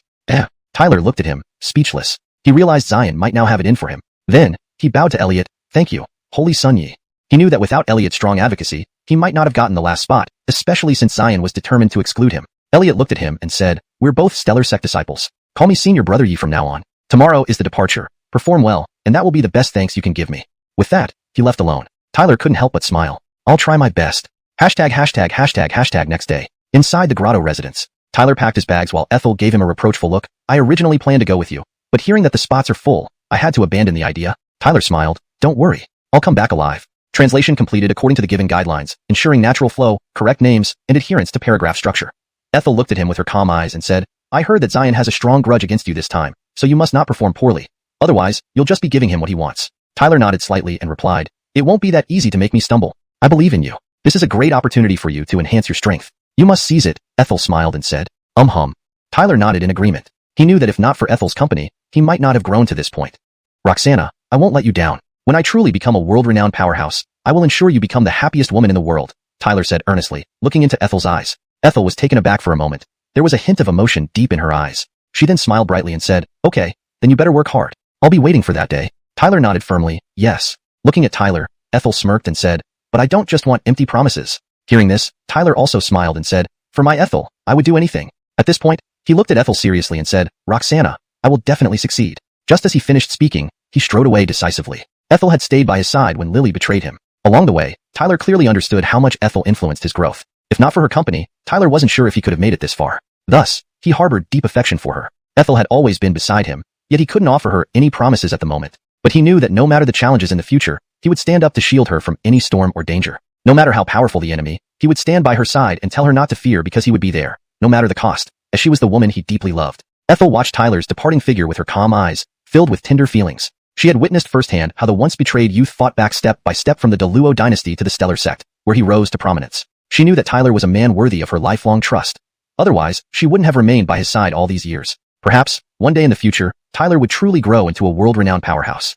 Chapter 165, Departure. After a short while, Tyler arrived in front of the Holy Sun Hall. At this moment, 8 figures were ready at the Holy Sun Hall, and the person standing at the very front was none other than Elliot, the team leader for this sect mission. When Tyler appeared, the clamor around the Holy Sun Hall subsided instantly. Countless gazes turned towards him, mixed with awe and respect. The scene of Tyler defeating Jarrett remained vividly imprinted in their minds. Elliot stood at the forefront, scanning his eyes over the 8 individuals before him. His voice rang out calmly yet firmly in everyone's ears. As disciples of the Star Cluster sect, it's our duty to contribute to the sect. This mission ahead carries significant risks, and the only things we can rely on are our strength and unity. I won't dwell on unnecessary words. We must work together as one. Only then can we successfully complete this mission. Of course, we all have to return alive. Elliot's voice grew heavy, and his gaze intensified as he looked at the 8 people before him. He knew that once they reached the northern Beast Mountain range, facing off against the 5 great sects and the local forces there, whether they would remain unharmed was uncertain. The path of martial arts was ultimately intertwined with both opportunities and dangers. Cooperation is crucial for this mission. Don't blame me, Elliot, if I don't recognize you otherwise. Elliot casted stern glances at Xian and the others, coldly admonishing them. Yes. Xian responded first. Yes. Tyler and Dovey exchanged glances with the rest and replied in unison. Clearly, no one could be complacent about this sect mission. However, despite the challenges, they remained resolute without any intention of giving up. Seeing this, Elliot finally gave a satisfied smile and said solemnly, "Let's depart." As soon as he spoke, Elliot took off into the air. Whoosh! Following Elliot's lead, Xian, Tyler, and the others swiftly followed suit. They bowed slightly to the Star Cluster sect disciples below. Cheers erupted from the gathered Star Cluster sect disciples. Seniors, you fight for our Star Cluster sect and showcase its power. Please return victoriously. The cheers echoed loudly, making the surrounding spiritual energy tremble and stirring the hearts of all present. Taking a deep breath, Tyler felt a surge of excitement at this moment. Let's go. Elliot surveyed the surroundings, then waved his hand decisively. Instantly, his figure darted forward. With Elliot leading the way, Xian, Tyler, and the others swiftly followed. In moments, sharp sonic booms filled the air. Soon after, 9 figures sped away from the Star Cluster sect, heading towards the northern Beast Mountain range like streaks of lightning.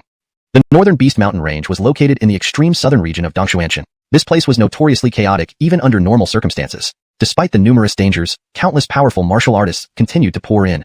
After all, many sought wealth through peril. Not far from the northern Beast Mountain range lay a city called Northern Beast City. Given its mix of characters, this city was technically ungoverned, but with so many inhabitants, conflict was inevitable. To survive here required substantial strength. Thus, while seemingly ungoverned, Northern Beast City was actually a haven for highly skilled individuals, most of whom possessed formidable abilities. As Elliot led Tyler and the others toward the northern Beast Mountain range, they observed numerous figures soaring through the skies, clearly all heading for the prime quality spirit ore. The nearby Northern Beast City naturally became their sole stopping point. There are so many people, Tyler observed, visibly surprised. Although he had visited Ancient God Sky, where there were also many people, it paled in comparison to Northern Beast City, given the influx of martial artists from across Xianxia, including some rather fierce individuals. We've reached the Northern Beast Mountain range. It'll take about half an hour to reach Northern Beast City. Once we get there, you'll truly understand what it means to be surrounded by crowds. Dovey chuckled beside him. Tyler nodded slightly, able to see Northern Beast City faintly on the horizon. Without delay, they sped onward, reaching Northern Beast City in about half an hour. A cacophony of noise greeted their ears as they approached. Hearing the din, Tyler raised his head and saw a massive city sprawling before him, teeming with activity. This is Northern Beast City, Dovey grinned. Let's enter. It's somewhat chaotic within the city, so everyone should try not to cause trouble. Of course, we won't shy away from conflict either.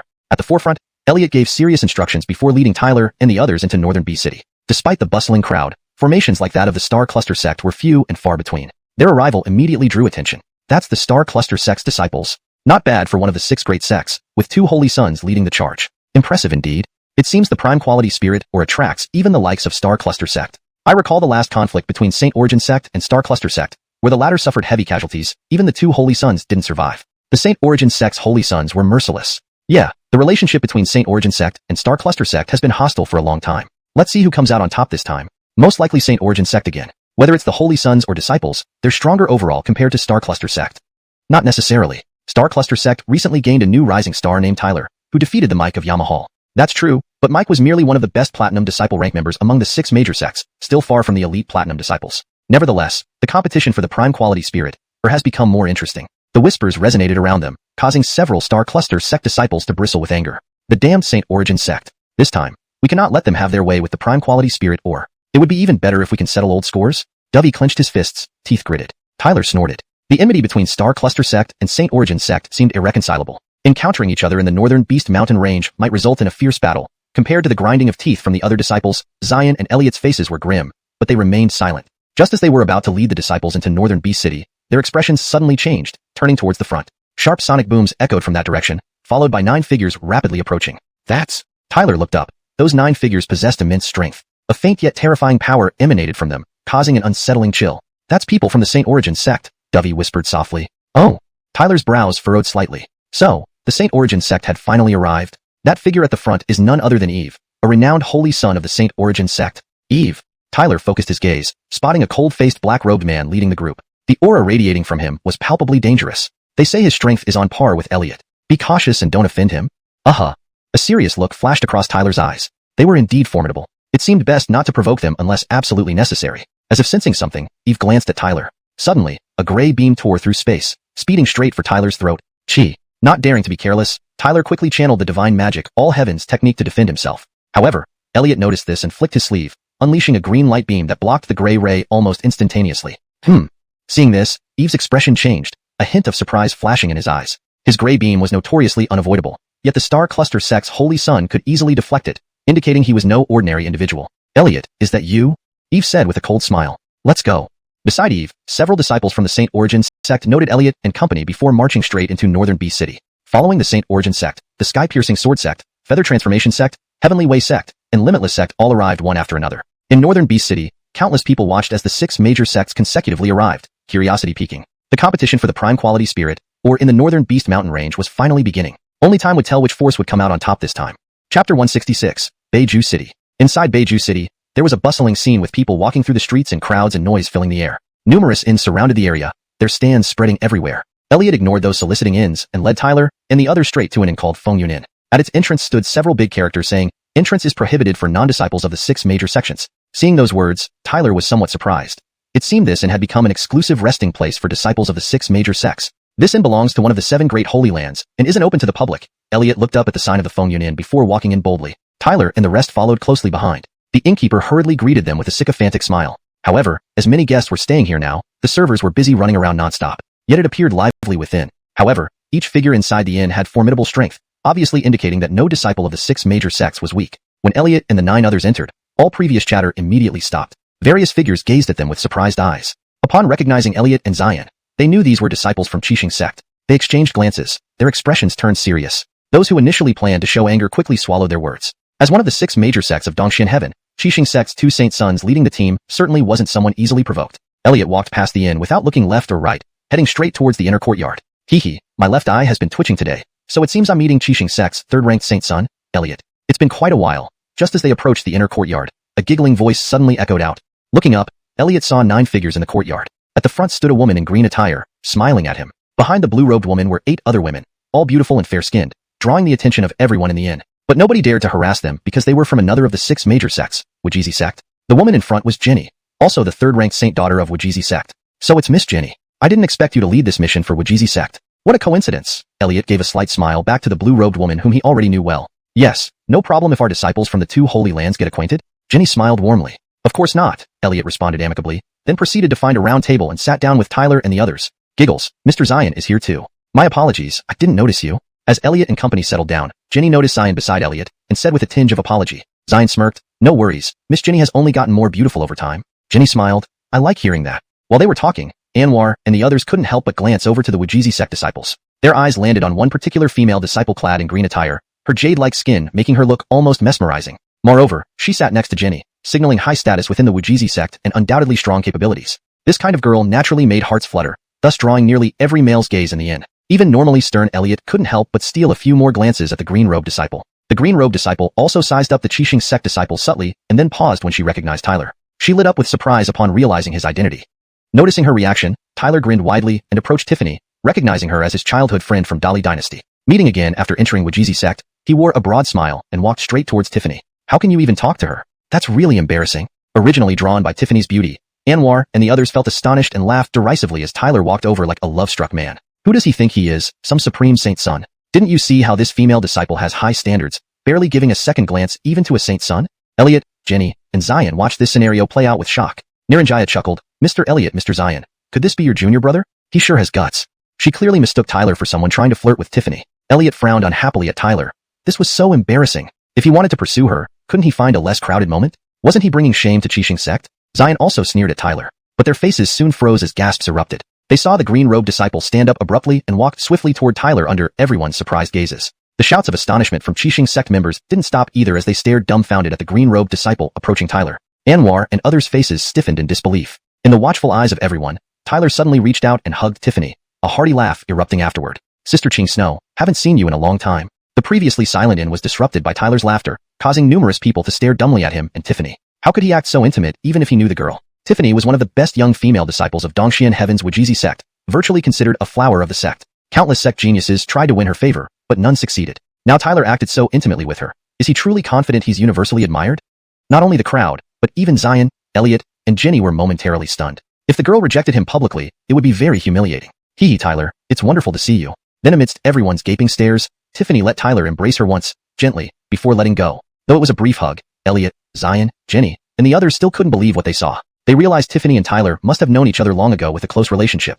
Anwar and others felt a bit heartbroken at this sight. Haha, Sister Ching Snow, I'm glad to see you. Me too, Tiffany replied with a smile. Their reunion brought back memories of old times. Yet, Tyler couldn't ignore the intense gazes surrounding him. Congratulations on becoming so successful, Tiffany remarked lightly. If I don't succeed, who else would?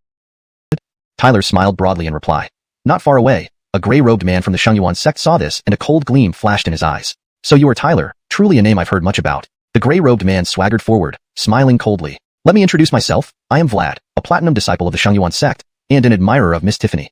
Chapter 167, Vlad. Vlad, a platinum disciple of the Sacred Yuan sect and admirer of Tallulah. Vlad's words made Tyler pause briefly, then he couldn't help but smile. He now understood why this so-called platinum disciple of the Sacred Yuan sect harbored such inexplicable hostility towards him. Clearly, Vlad was pursuing Tallulah and seemed to view him as a rival. As for someone pursuing Tallulah, it was not unexpected by Tyler. After all, the current Tallulah was extremely beautiful, enough to make one's heart race. You must stop your nonsensical talk. Just as Vlad finished speaking, Tallulah's expression turned cold, and she glared at Vlad, saying, I've already said that you are not the Vlad I like, so please stay away from me in the future. Heh, a graceful lady, whom every gentleman would desire. Have I done anything wrong? Despite Tallulah's displeasure, Vlad smiled indifferently, his gaze fixed on Tyler, clearly showing jealousy. Tyler shrugged, feeling somewhat helpless. Vlad was indeed persistent, and such behavior could easily become annoying. If he were really Tyler's rival over Tallulah, there might even be a desire to compete with him. Seems the contest for the Supreme Spirit Mine is about to begin in a few days?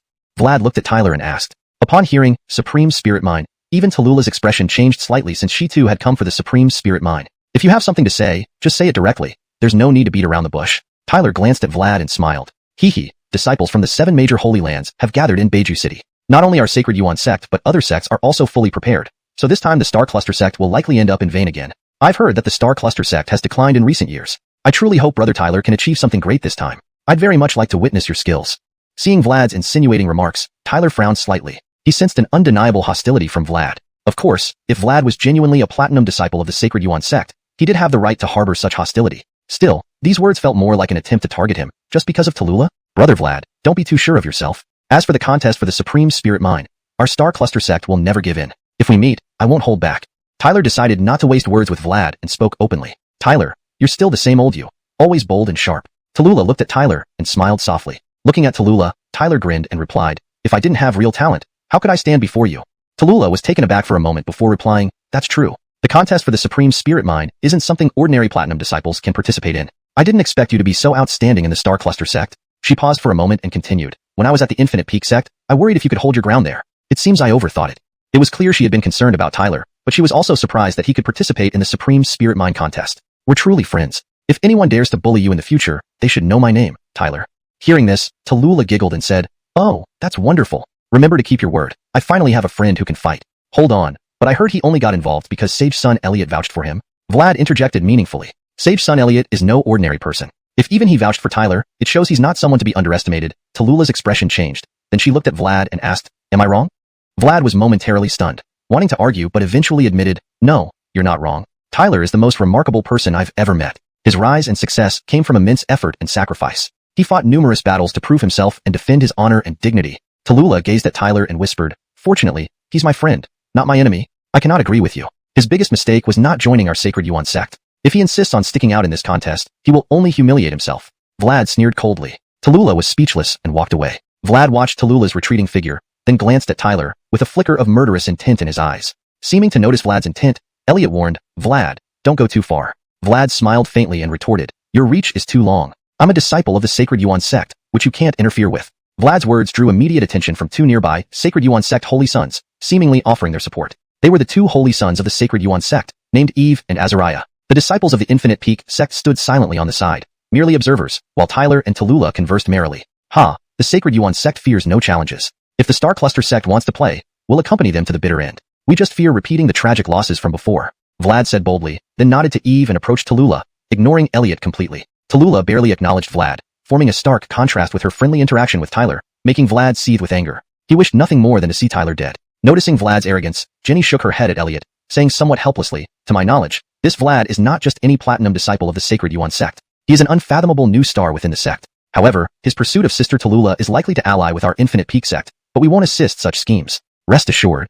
"That's good to hear, otherwise, I would have suspected collusion between your Infinite Peak sect and the sacred Yuan sect." Elliot breathed a sigh of relief and continued, "Honestly, our Star Cluster sect's Tyler is equally profound and deep. Given time, he could certainly become one of our holy sons." Elliot knew that among the disciples present, few could match Tyler's current strength. Hearing this, the Infinite Peak sect disciples glanced curiously at Tyler, wondering if he was indeed so profound. Tallulah looked at Tyler with pride. Indeed, he remained exceptional even in the Star Cluster sect. Only Vlad's expression faltered, though he did not consider Tyler a match for him. Jenny smiled gently. "I see. The translation maintains the original tone and style, ensures grammatical correctness, and keeps the paragraph structure consistent with the source text." A disciple of the Infinite Peak sect couldn't help but whisper to Jenny, "Senior Sister Lou, sage son Elliot's words sound somewhat boastful. That Tyler fellow, besides being a bit handsome, seems to have nothing extraordinary about him?" Jenny pondered for a moment, then glanced at Tallulah beside her and replied, "It's hard to say. Then we should keep Junior Sister Tallulah away from him. Remember, Senior Sister Tallulah is a flower of our Infinite Peak sect. We can't let her be with someone unworthy. It would be embarrassing for our sect," another disciple added. Yes, several other Infinite Peak sect disciples chimed in agreement. Everyone here had lofty standards, and to them, an ordinary disciple like Tyler, who hadn't even reached the 9th rank Martial Master realm, was utterly insignificant. Beside them, Vlad also scoffed slightly, thinking that Tyler was just all show and no substance. He dismissed Elliot's praise for Tyler as unwarranted. Tallulah, however, smiled without speaking. She knew well that anyone who underestimated Tyler would soon find themselves regretting it. Jenny glanced at both Tyler and Vlad before muttering to herself, "I wonder how capable Tyler truly is. I expect Vlad will test him for us." This translation maintains the original tone and style while ensuring grammatical correctness and fluency in English. The paragraph structure and line breaks are kept consistent with the source text. ##### Chapter 168, Blue. In the quiet room, Elliot, Zion, Tyler, and 7 others had gathered here. Chief Hallmaster Bai. Elliot's gaze fell upon the seat at the head of the room where a middle-aged man in a white robe was seated. This middle-aged man was none other than the Hallmaster of the White Tiger Hall of the Star Cluster sect, Blue. He was in charge of overseeing this particular mission. "Buffon, with you leading the team this time, I'm very reassured." Blue nodded slightly at Elliot. Even he held high regard for the current rising star within the Star Cluster sect, its holy son. Blue's gaze swept over the others before settling on Tyler, causing him to momentarily pause in surprise and skepticism. There's an 8th rank Martial Master disciple here? Clearly, Blue had detected Tyler's cultivation level, leading to this query. Seeing this, Zion gave a mocking smile. Knowing that Blue was someone who wouldn't tolerate any mistakes, it seemed like things wouldn't be easy for Tyler now. Anwar also watched the scene unfold with a look of schadenfreude. Tyler felt somewhat wronged. Was there something wrong with him being here, just because he was only an 8th rank Martial Master? Hearing this, Elliot quickly interjected, "Hallmaster Bai, this disciple is named Tyler. Not only did he inherit the ancient divine legacy from Heavenly God Amal, but he also defeated Jarrett of the Azure Dragon Hall, securing his place on this mission." "I see." Blue cast a curious glance at Tyler. He was aware of both Heavenly God Amal and Jarrett. Never would he have expected Tyler to emerge as the winner. This young man indeed showed promise. "So, it's reasonable that Tyler can participate in this mission," Blue mused aloud, pausing briefly before adding, "You must give your all this time. Absolutely no slacking off at crucial moments." "Yes, Hallmaster Bai." Tyler responded resolutely. Surprisingly, he hadn't anticipated Blue to be so accommodating, which left him a little taken aback. Though he didn't particularly care about what others thought, it would have been problematic if Blue had tried to make things difficult for him. Blue nodded in acknowledgement. Since Tyler had proven himself, it wasn't right to nitpick. After all, unity was paramount for this mission. "Hallmaster Bai, the sect leader places great importance on this 5 elements spirit or mind. Could you perhaps give us some more information?" Elliot asked straightforwardly, knowing the gravity of this mission. Upon hearing this, Blue became serious, explaining slowly, "The supreme grade spirit or found in the Beiju Mountains is exceedingly rare. Thus, even the 6 major sects are vying for a share. The Beiju Mountains are a lawless region, making this supreme grade or a coveted prize for all parties involved." Elliot and the others nodded in agreement. If not for the chaotic nature of the Beiju Mountains, any one faction might have already monopolized it, including the 7 great holy lands. Yet, due to its location, the opportunity arose for each of the 6 major sects to compete for a share. Whoever gained control would depend on their prowess. A simple rule in this vast world. Power equaled influence. "Before this, I discussed matters with representatives from the various factions," Blue continued. "Really? What were the results?" Elliot asked curiously. They're all cunning fellows," Blue chuckled, somewhat helplessly. "Each wants to monopolize the entire supreme grade or deposit." At this point, Blue waved his sleeve, revealing a map of the entire supreme grade or area. This is the supreme grade or deposit, divided into areas A, B, C, D, and E. Blue pointed to the map, saying calmly, "In 2 days, you will enter the ore area to vie for territorial ownership." He tapped his finger, sending a seal marked with the Star Cluster sect's symbol to the 9 disciples. Upon receiving the seals, Elliot and the others noticed an unusual force contained within them, seemingly repelling any outsiders. These seals, once planted, claim that territory for our Star Cluster sect. However, if the seal is destroyed, the territorial ownership will change accordingly. Elliot, Xian, and the others stared in surprise at the seals in their hands. From the rule set, this contest for supreme grade or ownership seemed unique. The seals acted as proof of ownership. Whoever planted them would gain control, provided they weren't destroyed. Hallmaster by, how many seals can each person plant? Xian inquired. 3. But remember, greed leads to failure, Blue smiled, adding, each area has varying values, with area A having the highest value. Conflict over its ownership is inevitable. The faces of Elliot, Xian, and the others darkened slightly. It seemed conflict could not be avoided, given the limited resources and numerous parties vying for control. Additionally, this supreme grade or deposit harbored some tenacious beast souls that feed on the ore. Intruding into their territory would likely lead to confrontations. Blue looked towards Area A on the map. The sect has decided that Elliot and Xian will vie for control of Area A. Anwar, Dovey, you and your teams will go after Areas B and C. Blue assigned tasks next. Soon, it was Tyler's turn. As for you, Blue glanced at him, saying, you will independently strive for control of Area D and provide support as needed. Anwar and Xian smirked inwardly. Even if Tyler managed to claim Area D, it would be considered a minor achievement. Clearly, Blue didn't fully trust Tyler's capabilities, hence this assignment. It was evident that Tyler was not highly regarded here. Though Elliot intended to advocate for Tyler, he ultimately remained silent. This was Blue's allocation of tasks, and even Elliot couldn't easily alter it. Blue concluded by waving his hand. You 9 will, in 2 days, follow my previous task assignments and do your utmost to secure control.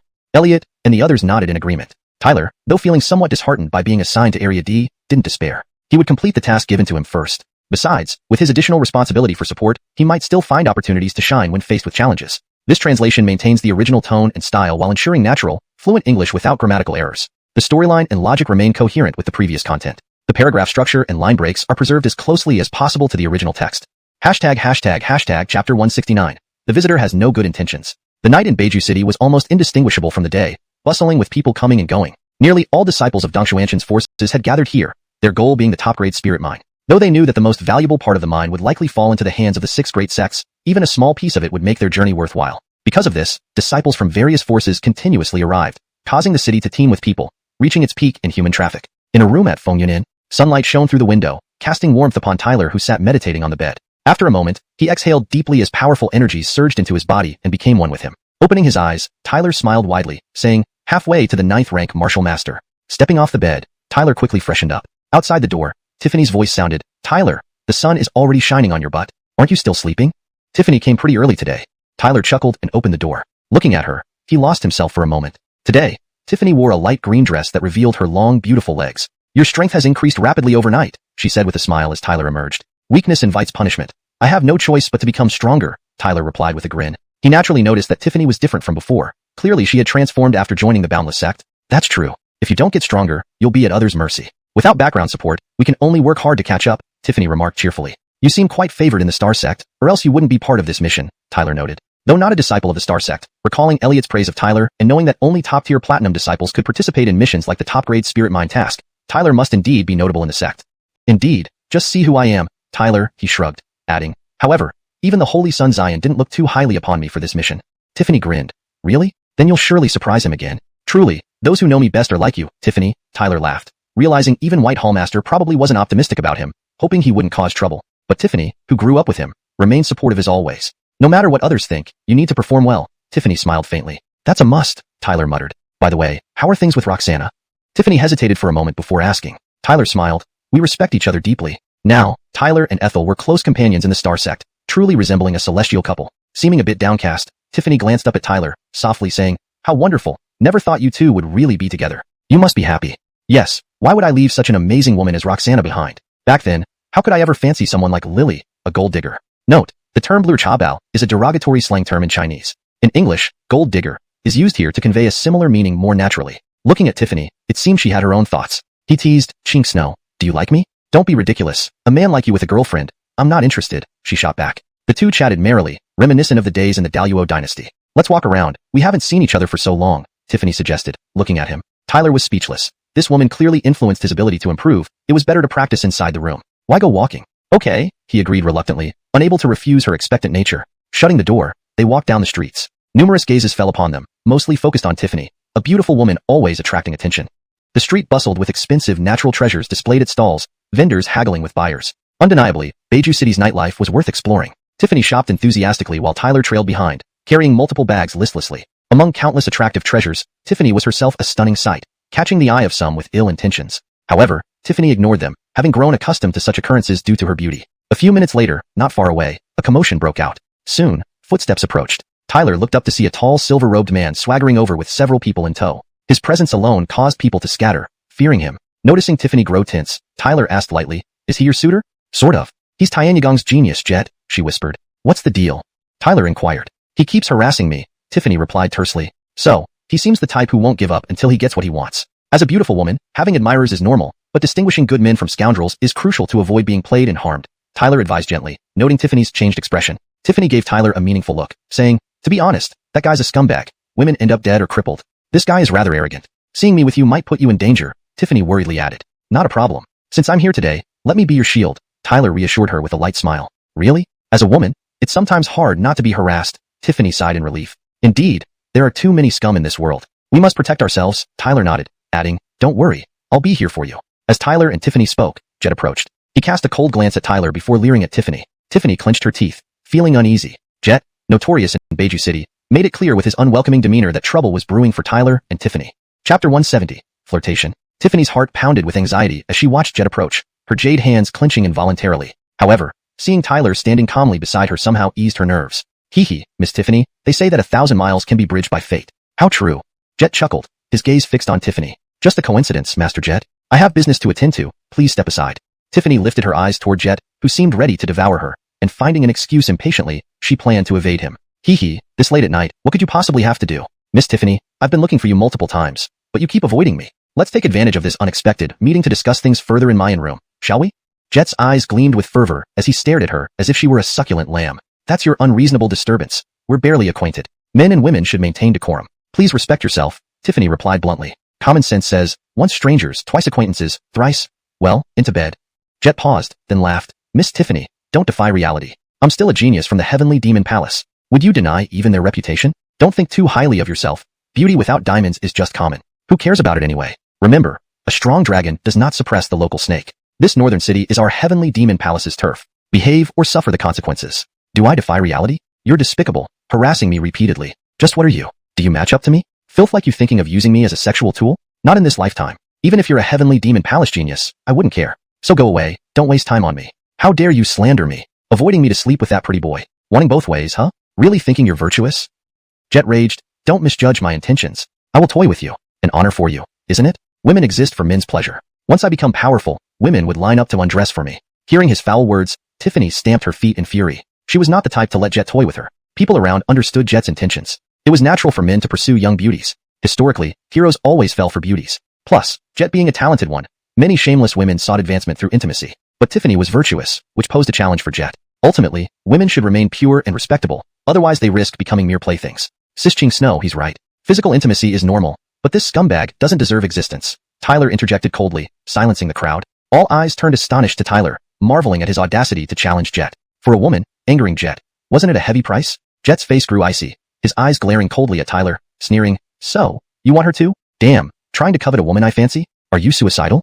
You might be the suicidal one. Warn you now, stay away or face the consequences." Tyler met Jet's gaze unflinchingly. "Don't get cocky, tell me your name." Jet roared. "I'm Tyler, platinum disciple of Starry Sky Sect, plain and simple," Tyler replied fearlessly. "You're the Tyler from Starry Sky Sect? The Tyler who slew ancient god General Arlen? No wonder he challenges Jet, making things more interesting. Won't the Heavenly Demon Palace react?" Uncertain, but facing Tyler, Jet must gauge his strength. Jet is a genius, yet Tyler is formidable. A clash may cause tensions between sections. Haha, no chance here. Jet won't back down, especially given Tyler's retribution tendencies.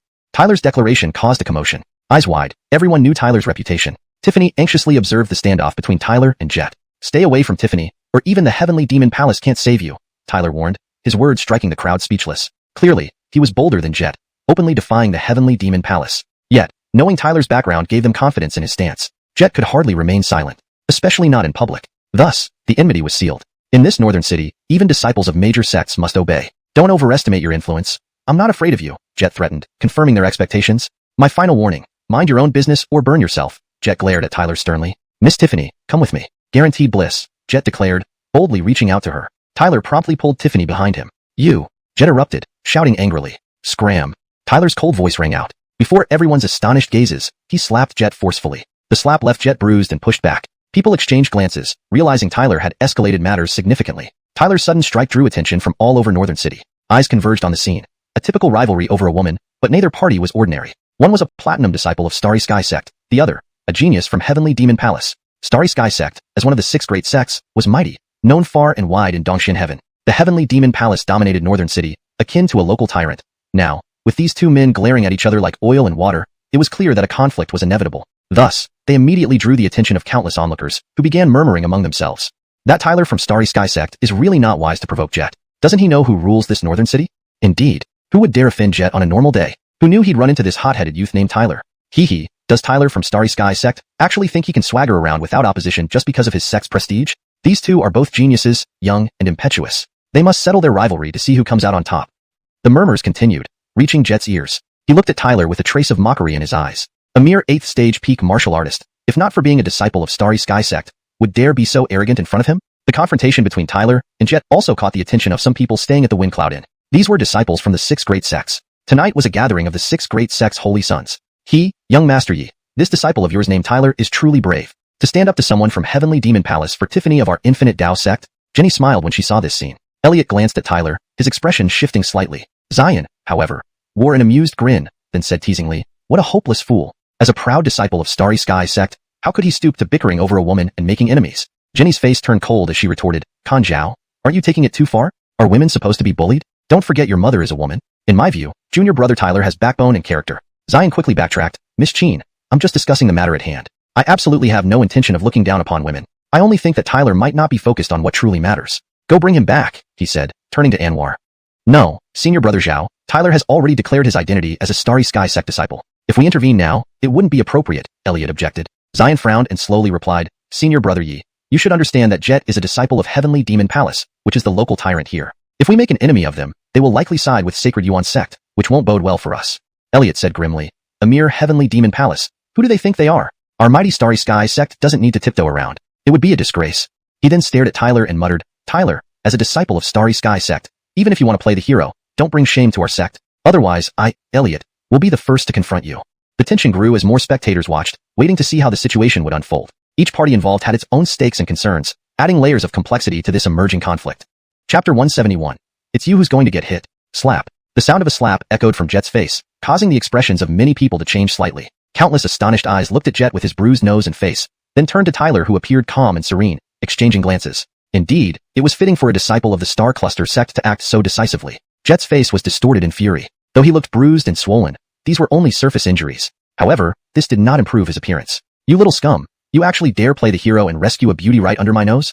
Today, I will cripple you. In North Juk City, when had Jet ever endured such humiliation? His expression instantly turned vicious, murderous intent surging within him. Bang! With Jet's roar, an extremely violent surge of spiritual energy erupted from his body, containing formidable destructive power that was terrifying. Caught off guard earlier by the attack, he hadn't anticipated that Tyler would dare strike him in public, even after threatening him. Jet was recognized as a genius in Heavenly Fiend Palace for a reason. Just from his spiritual energy alone, he far surpassed ordinary 9th-tier martial master level experts. Every so-called genius usually had records of defeating opponents above their level, and Jet himself had defeated 9th-tier martial masters. Roar! Jet's eyes were fierce. His form darted forward swiftly. Spiritual energy gathered around him, faintly forming into a massive evil dragon. The dragon opened its fearsome jaws, releasing waves of ferocious spiritual energy fluctuations. Evil dragon teeth. Jet's harsh shout rang out. Everyone felt a wave of terrifying power, even making the surrounding ground crack with ear-piercing sounds. Clearly, Jet was enraged beyond measure, holding nothing back, intent on delivering a fatal blow to Tyler. Tyler, be careful. Seeing Jet's merciless attack, Tiffany hurriedly warned him. Like a roaring dragon, Jet flashed before Tyler, throwing a savage punch that caused the air to explode. As the powerful evil dragon punch hurtled towards Tyler's head, red light suddenly flared up, followed by a loud explosion. Tyler slapped out, instantly clashing with the evil dragon punch. Boom! A sharp sound spread from the point of impact, followed by a terrifying storm of spiritual energy raging forth. Nearby warriors hurriedly retreated, fearing being drawn in. After several clashes, Jet's brow furrowed. His evil dragon punch visibly collapsed, and just as it crumbled, a palm struck him hard. Thud! A dull, sharp sound echoed as everyone watched in shock as Jet flew backward, landing on the ground in a miserable heap. Everyone gazed at the pathetic Jet sprawled on the ground, realizing the fight was decided. Tyler, as a Star Cluster sect disciple, indeed had some prowess, matching the rumors about him. I told you to get lost. Why don't you listen? Tyler, having injured Jet with one palm, showed complete indifference. Jet's pursuit and foul words against Tiffany clearly pushed him past his limits. Upon hearing Tyler's words, Jet's face contorted with rage, his appearance seeming to want to tear Tyler apart. Though Jet wasn't the strongest among the younger generation in Heavenly Fiend Palace, he was still considered a genius, often treated with respect by commoners. No one dared hit him like Tyler did. Merrill, kill him? Hatred filled Jet's heart as he shouted furiously. Behind him, Dee and Meryl immediately rushed forward, eyeing Tyler intently. Surges of spiritual energy swept out from them, revealing formidable strength. Both were clearly powerful figures from the Heavenly Fiend Palace. Although not quite reaching Jet's level, they had both advanced to peak 8th tier martial master, a formidable strength. Tyler walked toward them boldly. "You're courting death." Seeing Tyler's arrogant stance, Dee and Meryl flared with anger. Stepping forward, they unleashed powerful spiritual energy, launching punches towards Tyler. Swish! Red light emanated from Tyler as he stood calmly, allowing their fierce punches to hit him amidst shocked gasps. However, no sound came when the punches struck Tyler. Instead, Dee and Meryl's hands passed through Tyler's body. "What?" Startled, they saw Tyler suddenly appear before them, their faces pale. "How fast?"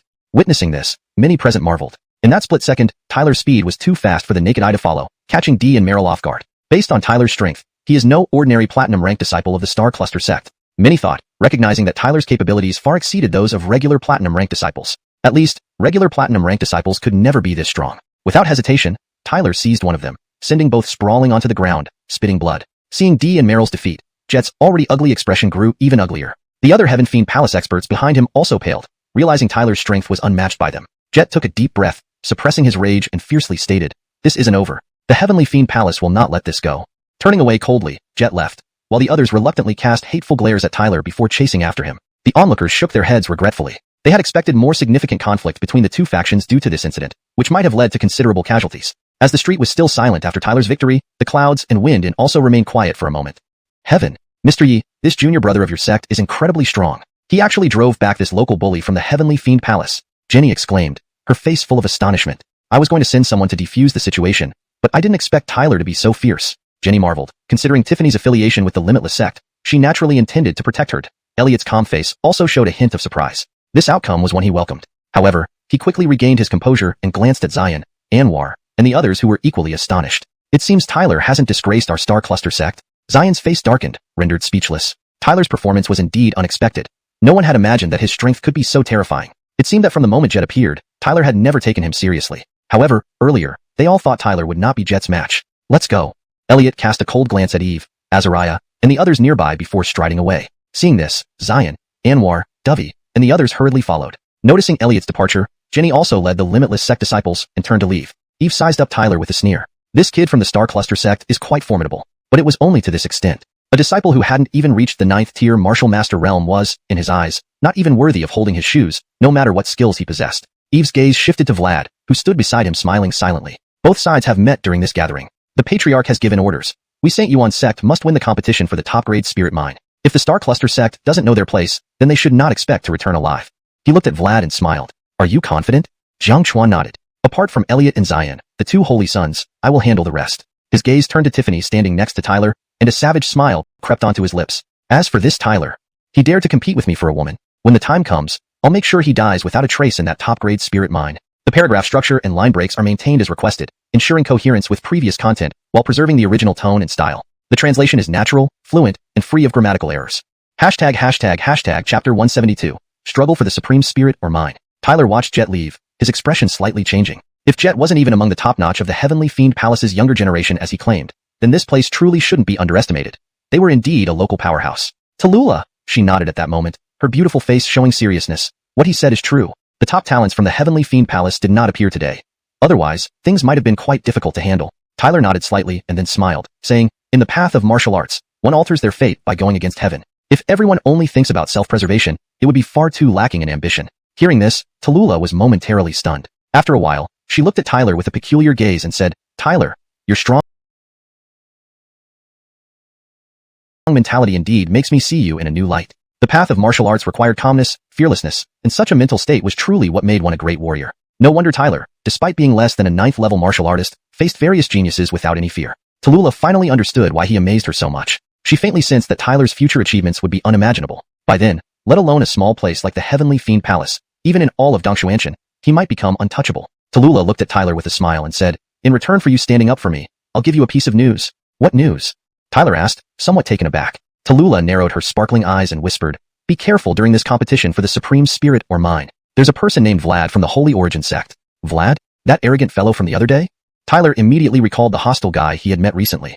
In this contest for the Supreme Spirit or Mine, apart from the Holy Origin sect and our Star Gathering sect, the other 4 major sects each sent only one sacred son, clearly just trying their luck rather than aiming to win. But our Star Gathering sect and the Holy Origin sect are different. Otherwise, they wouldn't have each sent 2 sacred sons, both leading teams commanded by 3rd-rank sacred sons.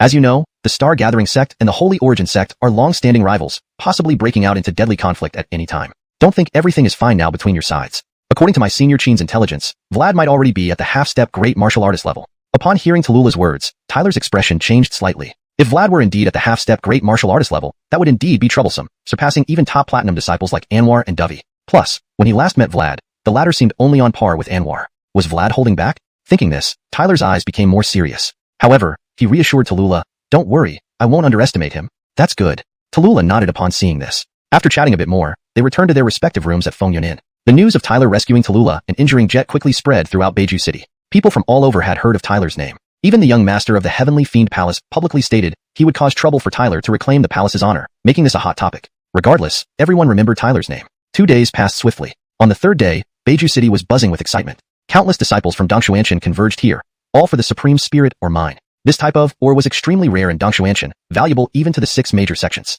For local forces like the Heavenly Fiend Palace, gaining a supreme spirit or mind could significantly boost their overall strength. Usually, with interference from the 6 major sects, ordinary local forces could only watch. But this time, since the ore mine was unclaimed, it became a contested prize, leading to open and covert struggles among even the 6 major sections. Thus, these minor factions saw a chance to get a share. Despite this, the most valuable areas of the mine had already fallen under the control of the 6 major sects. However, it didn't matter. As long as they could gain some territory within the mine, they were satisfied. So, many factions from Dongshuanshan sent their top disciples to Beiju City, waiting for the day of the ore mine competition. Knock knock knock. At this moment, there was a knock on Tyler's door. Opening it, Tyler heard Elliot say, "Brother Tyler, you've become famous accompanying Miss Tallulah. You won't forget our mission, right?" "Of course not, Brother Yi." Tyler hurriedly shook his head in denial. Elliot sighed casually, "Good. You haven't disgraced us Star Gathering sect. Hope you do well in the upcoming competition. And remember, although you're just competing for the area rights, don't lose heart or give up. Always be prepared to support others."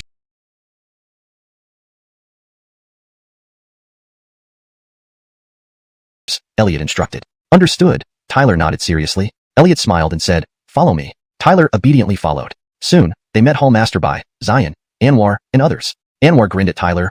"Brother Tyler has quite the romance going on, opening our eyes." "That's my skill. You can only stare jealously," Tyler replied coolly. "You." Anwar fumed. Hallmaster Bai scrutinized Tyler before saying sincerely, "Let's set off." With that, Hallmaster Bai waved his sleeve, and they flew off rapidly. At the same time, countless figures in Beiju City shot up toward the mountains. The battle for the supreme spirit or mind began. Swoosh, swoosh. At the entrance of Beiju Mountains, numerous figures descended from the sky. Each wore a vigilant look, knowing anyone outside their sect would be an opponent once inside. Soon, Hallmaster Bai, Elliot, Xian, and Tyler landed. Shortly after, the Holy Origin sect, Sky-Piercing Sword sect, Infinite Origin sect, and Feathered Transformation sect arrived. Tyler looked towards the Infinite Origin sect and caught sight of Tallulah, who gave him a small smile. Clearly, she would also enter the Beiju Mountains. Tyler smiled back at her, and then looked toward the Holy Origin sect. Leading their group was a gray-robed elder, whose spiritual energy fluctuations indicated strength comparable to Hallmaster Bai. He was clearly another Hallmaster from the Holy Origin sect. By his side were Eve and Azariah, while Vlad and others followed behind. Upon noticing Tyler's gaze, Vlad merely sneered coldly, a look that resembled a hunter eyeing prey. "Everyone, let's begin the contest for the supreme spirit or mind," the Holy Origin sect's Hallmaster said with a mild smile, turning his gaze to Hallmaster Bai and the other sect leaders. "Agreed." Hallmaster Bai and the others nodded in agreement. The gray-robed man glanced around and then shouted, "Disciples, you shall compete within the supreme spirit or mind according to your abilities. Begin." Boom. As soon as his voice fell, piercing winds tore through the sky as countless figures soared upwards, racing towards the Beiju Mountains where the supreme spirit or mind was located. The sonic booms of their speed reverberated continuously. "We should enter the Beiju Mountains now," Elliot said, sweeping his gaze over everyone, eventually resting on Tyler. Once inside the mine, everyone must fully commit to completing Hallmaster Bai's assigned tasks. Xian and Tyler both nodded. In an instant, they all shot towards the Beiju Mountains. They quickly appeared above the range, feeling intense heat but suppressing it with their spiritual energy. Go! Instantly, Elliot and company descended into the Beiju Mountains. The earth here was fiery red, and upon landing, robust spiritual energy fluctuations spread out. The competition for the supreme spirit or mind had officially begun. Elliot locked onto the location of the most valuable section of the mine and sped directly towards it. They moved incredibly fast, arriving after about 10 minutes to find the ground below littered with coveted supreme spirit stones. Tyler landed slowly here at D-Zone. This was the task Hallmaster Bai had assigned him. "Tyler, be cautious," Elliot advised, glancing at Tyler. Meanwhile, Xian and Anwar exchanged mocking glances, feeling this mission had thoroughly disgraced him. "Sure." Tyler gave Elliot a nod and, without hesitation, landed on the D-Zone ground. Seeing him off, Elliot frowned slightly, aware this wasn't the time to consider Tyler's feelings. He knew more Holy Origin sect members awaited them further ahead. So, he left D-Zone with Xian and the rest. Landing on the D-Zone ground, Tyler held the Star Gathering sect's talisman, searching for supreme spirit or veins. Gradually, other figures also arrived, each eyeing one another warily. These people regarded Tyler with caution, recognizing him as the platinum disciple who had caused a stir in Beiju City days earlier. But they were puzzled. Shouldn't the Star Gathering sect be operating in Zone C and above? Why was Tyler in D-Zone? Ignoring their surprised gazes, Tyler found a vein half an hour later. There were some mid-grade Supreme Spirit stones. These stones were of high quality indeed. Without delay, Tyler placed the Star Gathering sect seal on the ore deposit, which shimmered brilliantly and instantly enveloped the area. If anyone else wanted to remove his seal, they would have to ask him first. Standing amidst D-Zone, Tyler began mining the Supreme Spirit stones. Although he felt disrespected, lying low wasn't his style, yet there was definitely annoyance in being relegated to D-Zone. It felt like a waste of talent. But once the Holy Origin sect gang acted up, he would certainly get his chance to prove himself.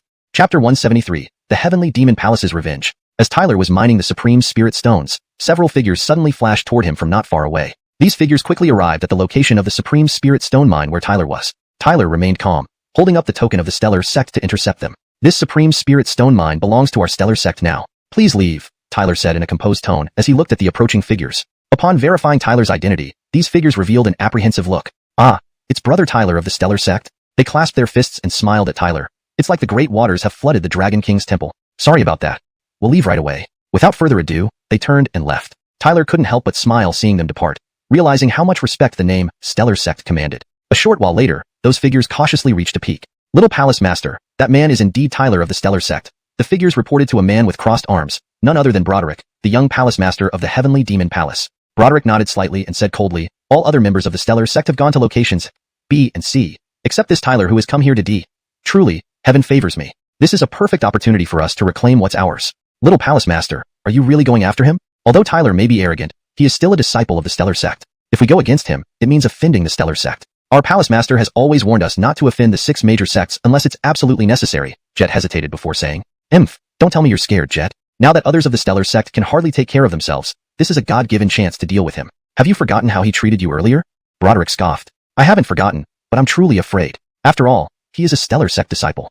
That's more like it. However, you do have a point. Despite this, Broderick wasn't a fool. He knew when to avoid risks. After pondering for a bit, he continued, we can eliminate this kid silently. What's your plan, Little Palace Master?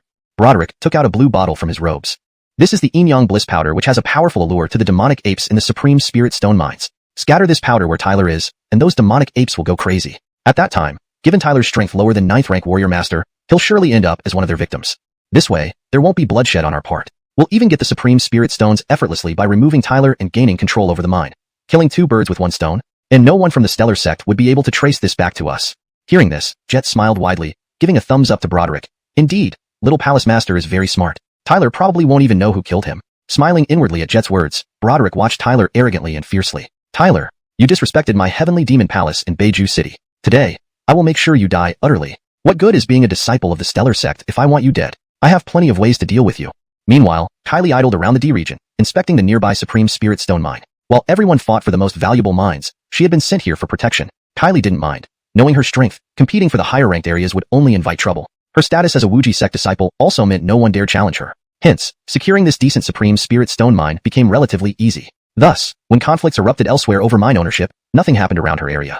Suddenly, Kylie noticed suspicious activities nearby. She saw several shadowy figures stealthily doing something furtive. Boom. Soon enough, huge demonic apes started surging towards the direction where the powder had been sprinkled. The shadowy figures grinned, satisfied. Kylie was baffled. What were they doing? Were they trying to play with these apes? Who has so much free time? Are they just full and bored? Kylie muttered. Driven by curiosity, she followed them silently and eventually overheard their conversation. Realizing they intended to use the apes to attack Tyler, a classic case of killing someone through another person's hands, she knew she must intervene. No, Tyler is in danger, and I need to help him. Recalling their intentions, she couldn't stand by idly. Tyler was one of her few close friends. Roaring, countless demonic apes charged into Tyler's area, among them 3 9th-rank Warrior Master demonic apes. Heh, quite an interesting scene, Broderick observed coldly. Pity Tyler will likely die at the hands of the apes, he continued. To think he considered himself equal to the Stellar Sect's holy son, Jet sneered, believing Tyler had brought this upon himself. Haha, I Broderick am truly ingenious, Broderick stretched, watching Tyler's direction with narrowed eyes. Tyler, this ends you early for rebirth. Thud. Amidst the swarm of demonic apes, Tyler's silhouette darted, terrifying force sending the apes flying. Tyler, surrounded by the apes, began fighting. 3 9th-rank Warrior Master apes, worthy opponents indeed, he murmured, realizing even such formidable adversaries could hardly match him. However, Tyler was different. Furthermore, he was interested in their demon cores, equivalent to elixirs capable of boosting strength significantly. Currently, Tyler stagnated at the peak of 8th-rank Warrior Master, and though practice advanced him somewhat, these pure energy-laden cores might push him into 9th-rank Warrior Master. Whore. Without hesitation, Tyler dashed toward the 3 ninth-rank warrior master apes. Whore. Upon sensing the threat, these apes charged recklessly at Tyler. Appearing before them, Tyler unleashed an intense force, delivering a devastating punch to one ape's body. Bang! Blood spattered everywhere as the huge ape exploded into pieces with a single blow. One punch knockout. Roar. Enraged by the death of their companion, the remaining 2 ninth-rank warrior master demonic apes instantly became fierce, their beastly eyes filled with savagery. With strength capable of severely wounding a 9th-rank warrior master, they lunged violently at Tyler. Bang! Bang! Bang! The attacks from the 3 ninth-rank warrior master demonic apes were rendered ineffective against Tyler's terrifying power that rivaled that of a peak 9th-rank warrior master. In just a few rounds, the 2 9th-rank warrior master beasts were brought down by Tyler's ferocious assault. Blood splattered everywhere, and the surrounding ordinary demonic apes were utterly terrified by the scene, causing chaos among them. Done! Tyler waved his hand, and 3 crimson demon cores flew out from the bodies of the 3 ninth-rank warrior master demonic apes, landing in his palm. Sizzle. Upon obtaining the demon cores, Tyler immediately activated the divine demon all-heaven art and rapidly refined them. Within moments, formidable energy surged through him, spreading throughout his body and dramatically increasing the spiritual energy in his chi. Seems like advancing to 9th-rank warrior master is just around the corner. Sensing the surge of spiritual energy in his chi, Tyler beamed with joy. These 3 demon cores were equivalent to several months of rigorous cultivation. Refining them had immediate and visible effects. These demonic apes should have other 9th-rank warrior masters among them. Since a beast tide has erupted, I can take advantage of this opportunity to harvest more demon cores. With this thought, Tyler charged back into the fray of demonic apes once again. Under Tyler's frenzied hunt, he quickly reaped substantial rewards. Within dozens of minutes, Tyler found over 39th-rank warrior master demonic apes, and naturally, their demon cores all ended up in his possession. At this moment, Tyler resembled a violent machine, mercilessly hunting 1 9th-rank warrior master demonic ape after another. In just a few short minutes, the ground was littered with the corpses of demonic apes, their blood staining the earth red. Tyler then found himself in a secluded cave, sitting quietly in meditation. He looked at the dozens of demon cores before him, and with a flick of his finger, they floated up in front of him. As soon as the demon cores appeared, within moments, torrents of immense energy surged forth, making Tyler's gaze even more fervent. With these demon cores, he would finally be able to advance to 9th-rank warrior master. Chapter 174. Sheep enters the tiger's mouth. Tyler sat cross-legged in a hidden cave, so he wasn't worried about anyone or beast suddenly appearing and interrupting his cultivation. A series of palm-sized demonic ape cores floated in front of Tyler like energy balls, emitting waves of massive energy that seemed to stir the surrounding spiritual energy into unrest. The energy contained within a single 9th-rank martial artist demon core equaled several months of his hard training. And now, with dozens of these cores before him, the energy was overwhelmingly immense. Every martial artist knew the importance of power, making countless people unable to resist such energy-laden cores. However, not everyone had the ability to hunt a 9th-rank martial artist demon ape. It was not an easy feat even for martial artists at that level. To think that Tyler managed to slay dozens of 9th-rank martial artist demon apes in just over 10 minutes. If this were known, no one would believe it. Tyler clenched his hand, causing the divine magic all heavens art to activate within him. A wave of divine magic power spread from his palms, enveloping all the cores, mechanically devouring and refining them. As the divine magic force consumed the cores, the formidable energy they contained was rapidly refined into potent spirit energy, continuously infusing Tyler's body. Crackling sounds could be heard as pure energy coursed through Tyler's limbs and bones, which emitted faint crisp sounds. This was the first time Tyler had obtained such pure core energy. The divine magic all heavens art slowly operated, mechanically refining the cores, extracting their overwhelming energy completely. At this moment, the might of the divine magic all heavens art showed itself. If it were an ordinary person, refining a single core would take half a day, but Tyler shortened this process to just a couple of hours. Massive waves of energy poured out from the cores, continuously pouring into Tyler's body. His spirit energy became increasingly robust. This cultivation session lasted half a day until he had refined all the cores. He then stopped cultivating, gradually opening his eyes. Zap. Upon opening his eyes, a sharp flash shot from Tyler's eyes, strikingly fierce. Heh. Tyler took a long breath. An incredibly powerful spirit. Many were confused by Tiffany's fury since she wasn't directly affected by the demon apes. Tiffany stood icily before Usher, her eyes burning with rage. Usher glanced at the enraged Tiffany and chuckled. Oh, it's Miss Tiffany of Limitless Sect. What brings you here? Pa, you lowlife. Stop pretending to be innocent. You're the mastermind behind killing Tyler. Haha, that's none of my business. How can you accuse me of something so baselessly? Don't think I'm easily manipulated, Usher replied innocently. Don't try to deny it. I saw everything with my own eyes. It was your doing, and there's no way you can wash yourself clean. Tiffany declared solemnly, seemingly determined to expose Usher. Then she revealed how Jet and others had sprinkled Inyang ecstasy powder, causing the demon apes to besiege Tyler. If you know it already, why ask? Yes, it was me. So what? What can you do to me? Usher coldly laughed, dropping the pretense. With peak 9th rank martial artist strength, dealing with Tiffany was effortless. Miss Tiffany, for Limitless Sect's sake, I don't want to trouble you, but you will bear the consequences. Try laying a finger on me if you dare, said Tiffany, though she secretly feared what was coming. This was like sending a sheep into the tiger's mouth. Huh, so you're the one trying to harm me? Are you planning to silence me? Just as Usher was about to deal with Tiffany, a light laugh sounded nearby. A figure flashed and appeared beside Tiffany, stunning Usher and the others with disbelief. Chapter 175. Repay Enmity. In the field of D, strewn with corpses. A sudden silence fell as countless eyes, filled with shock, gazed upon Tyler, who had reappeared beside Kylie. No one had anticipated that Tyler, surrounded by countless demon apes, would reappear alive before them. Among those demon apes were dozens at the 9th rank martial artist level, a situation from which escape was considered impossible. Even the 9th rank martial artists present felt shocked, for they knew if it had been them, death would have been inevitable. Yet here, Tyler not only escaped the siege but survived miraculously. This spectacle left an unprecedented impact on everyone present. You're Tyler? You're actually still alive? The first to react was Kylie. She had been most concerned about Tyler's fate and, believing he had been killed by Broderick, went after him in rage, completely forgetting Broderick's potential threat to silence her too. However, seeing Tyler, her face lit up with joy. Heaven! Tyler is actually still alive. What luck! Surrounded by countless demon apes, and yet he survived. This guy is simply blessed. Hehe, looks like Broderick's plot has failed. Now he has come back to repay his enmity. Not necessarily. Broderick possesses peak 9th rank martial artist strength, much stronger than Jet. So, repaying his enmity won't be easy for him. Amidst the whispers, Broderick's expression shifted from initial surprise to icy coldness. He glared at Tyler with fierce eyes and sneered, "You really got lucky, didn't you?" "Tyler, it's great to see you're still alive." Kylie calmed down and walked to Tyler's side, softly asking, "What do you plan to do now?"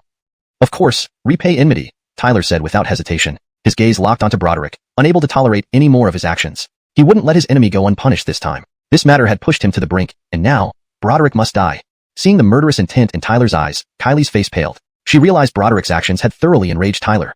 Tyler, since you managed to escape, you should know your place. Sometimes being too impulsive will only lead to your doom." Broderick, feeling Tyler's deadly intent, replied without fear, "If I don't kill scoundrels like you, my name might as well be written backward." With a grim face, Tyler didn't waste words. He took a large step forward, and the life and death wheel gun appeared in his hand, pointing straight at Broderick, clearly intending to end his life. Everyone around instantly backed away, unwilling to be caught in the crossfire. They could tell this confrontation would end in bloodshed. "Tyler, since you're so eager to seek your own destruction, so be it." Broderick's killing intent surged, and Jet stepped forward with a hostile gaze. "What do you think you're doing?" Kylie stood forward, unyielding. As she did, the tension in the air grew thick. "Xianxia, can you handle them?" Tyler suddenly turned to Kylie. "Sure, no problem," she nodded. "Glad to help. As for Broderick, I'll deal with him myself."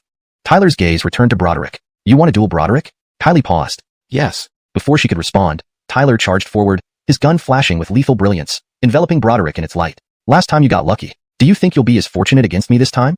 As Tyler lunged, Broderick roared, unleashing a powerful aura of spiritual energy. In the next moment, they collided violently. When the immense spiritual energy storm erupted, Kylie rushed forward, blocking Jet and the others. Boom, boom, boom. All spectators shuddered, feeling the intensity of the battle. Despite their disgust towards Broderick's treachery, they couldn't deny his prowess. Plank, plank, plank. A long white spear sliced through the air with tremendous force, aimed at Broderick's vital points. Broderick parried each thrust with his heavy sword, knowing the power of Tyler's weapon. "Humph, Tyler, dare you challenge me? That's like digging your own grave." As spears met swords, waves of spiritual energy raged. Broderick unleashed all his power, understanding Tyler's danger and leaving no room for mercy. "I'll kill you no matter what." Suddenly, Tyler's eyes gleamed with confidence. His body emitted a piercing red glow, releasing an overwhelming force like crashing waves. Broderick's expression changed as he sensed Tyler's newfound power matched his own. Red light swirled, transforming Tyler into a formidable shadow, wielding the life and death wheel gun as though it belonged to an ancient god. Since advancing to the 9th rank martial artist, Tyler mastered the ancient god power even better. Whoosh! Tyler became a red blur, merging with his spear, slicing through the sky at incomprehensible speed, carrying an indescribable force toward Broderick. The power immediately stunned everyone. Even some 9th rank martial artists gasped at the deadly energy within the red light. Devil transformation.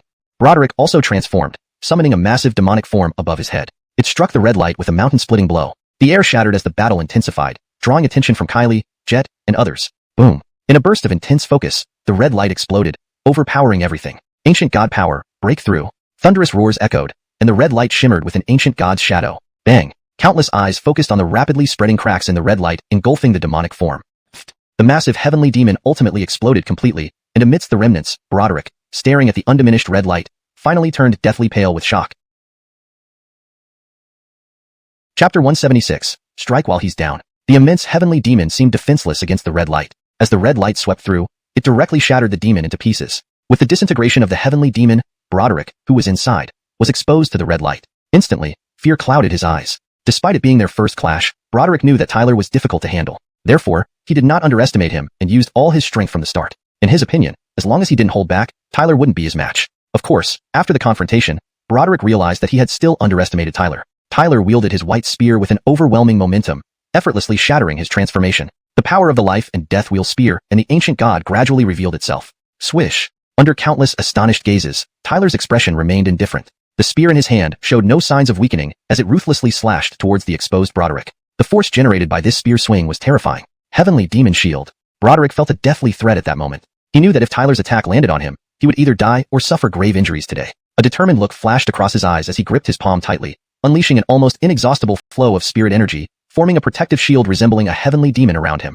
The heavenly demon shield radiated an unbreakable aura of defense. Just as the shield appeared, Tyler's spear, like an unstoppable force, came crashing down. Under countless watchful eyes, it struck heavily upon the shield. Boom! Instantly, the shield trembled violently, cracks spreading rapidly. Inside, Broderick's face turned pale in disbelief. He couldn't fathom how Tyler's strength could have become so terrifying in just half a day. Give way. A faint voice echoed from Tyler's mouth, immediately causing the shield to shatter under a torrent of formidable power, drenching Broderick. Blood gushed from his mouth as he flew backward like a wingless bird. Whoosh! As Broderick spat blood and flew back, there were exclamations of shock from the crowd. Everyone looked at Tyler in surprise. Although some had heard of his victories before, they hadn't witnessed them firsthand. Now, they clearly understood how powerful Tyler truly was. Those trying to break through Kylie's defense, Jet and others, also changed expressions dramatically. They had thought that even if Tyler reached the 9th rank Martial Master realm, he could only stand against Broderick at most. But Broderick's defeat far exceeded their expectations. In midair, Tyler calmly watched the spitting and retreating Broderick, the killing intent in his eyes growing stronger. He didn't merely want to teach Broderick a lesson, but to obliterate him entirely. The last time he let Jet go, it led to increased aggression from the latter. If he remained merciful, who knew what would happen next? Tyler wouldn't make the same mistake again. So, when Broderick steadied himself, Tyler pounced once more. Within moments, he appeared in front of the disheveled Broderick, his white spear piercing through the air, ruthlessly aiming for Broderick's head. Tyler, you dare? Broderick shouted in terror. Swoosh! Before his shout faded, Tyler's force had already inflicted wounds on him. At this point, Broderick finally understood Tyler's willingness to kill him. Roaring Lion Armor. Feeling threatened, Broderick activated the defensive armor attached to his body, releasing a fierce power. However, just as the Roaring Lion Armor took effect, a white beam tore through it mercilessly, striking Broderick.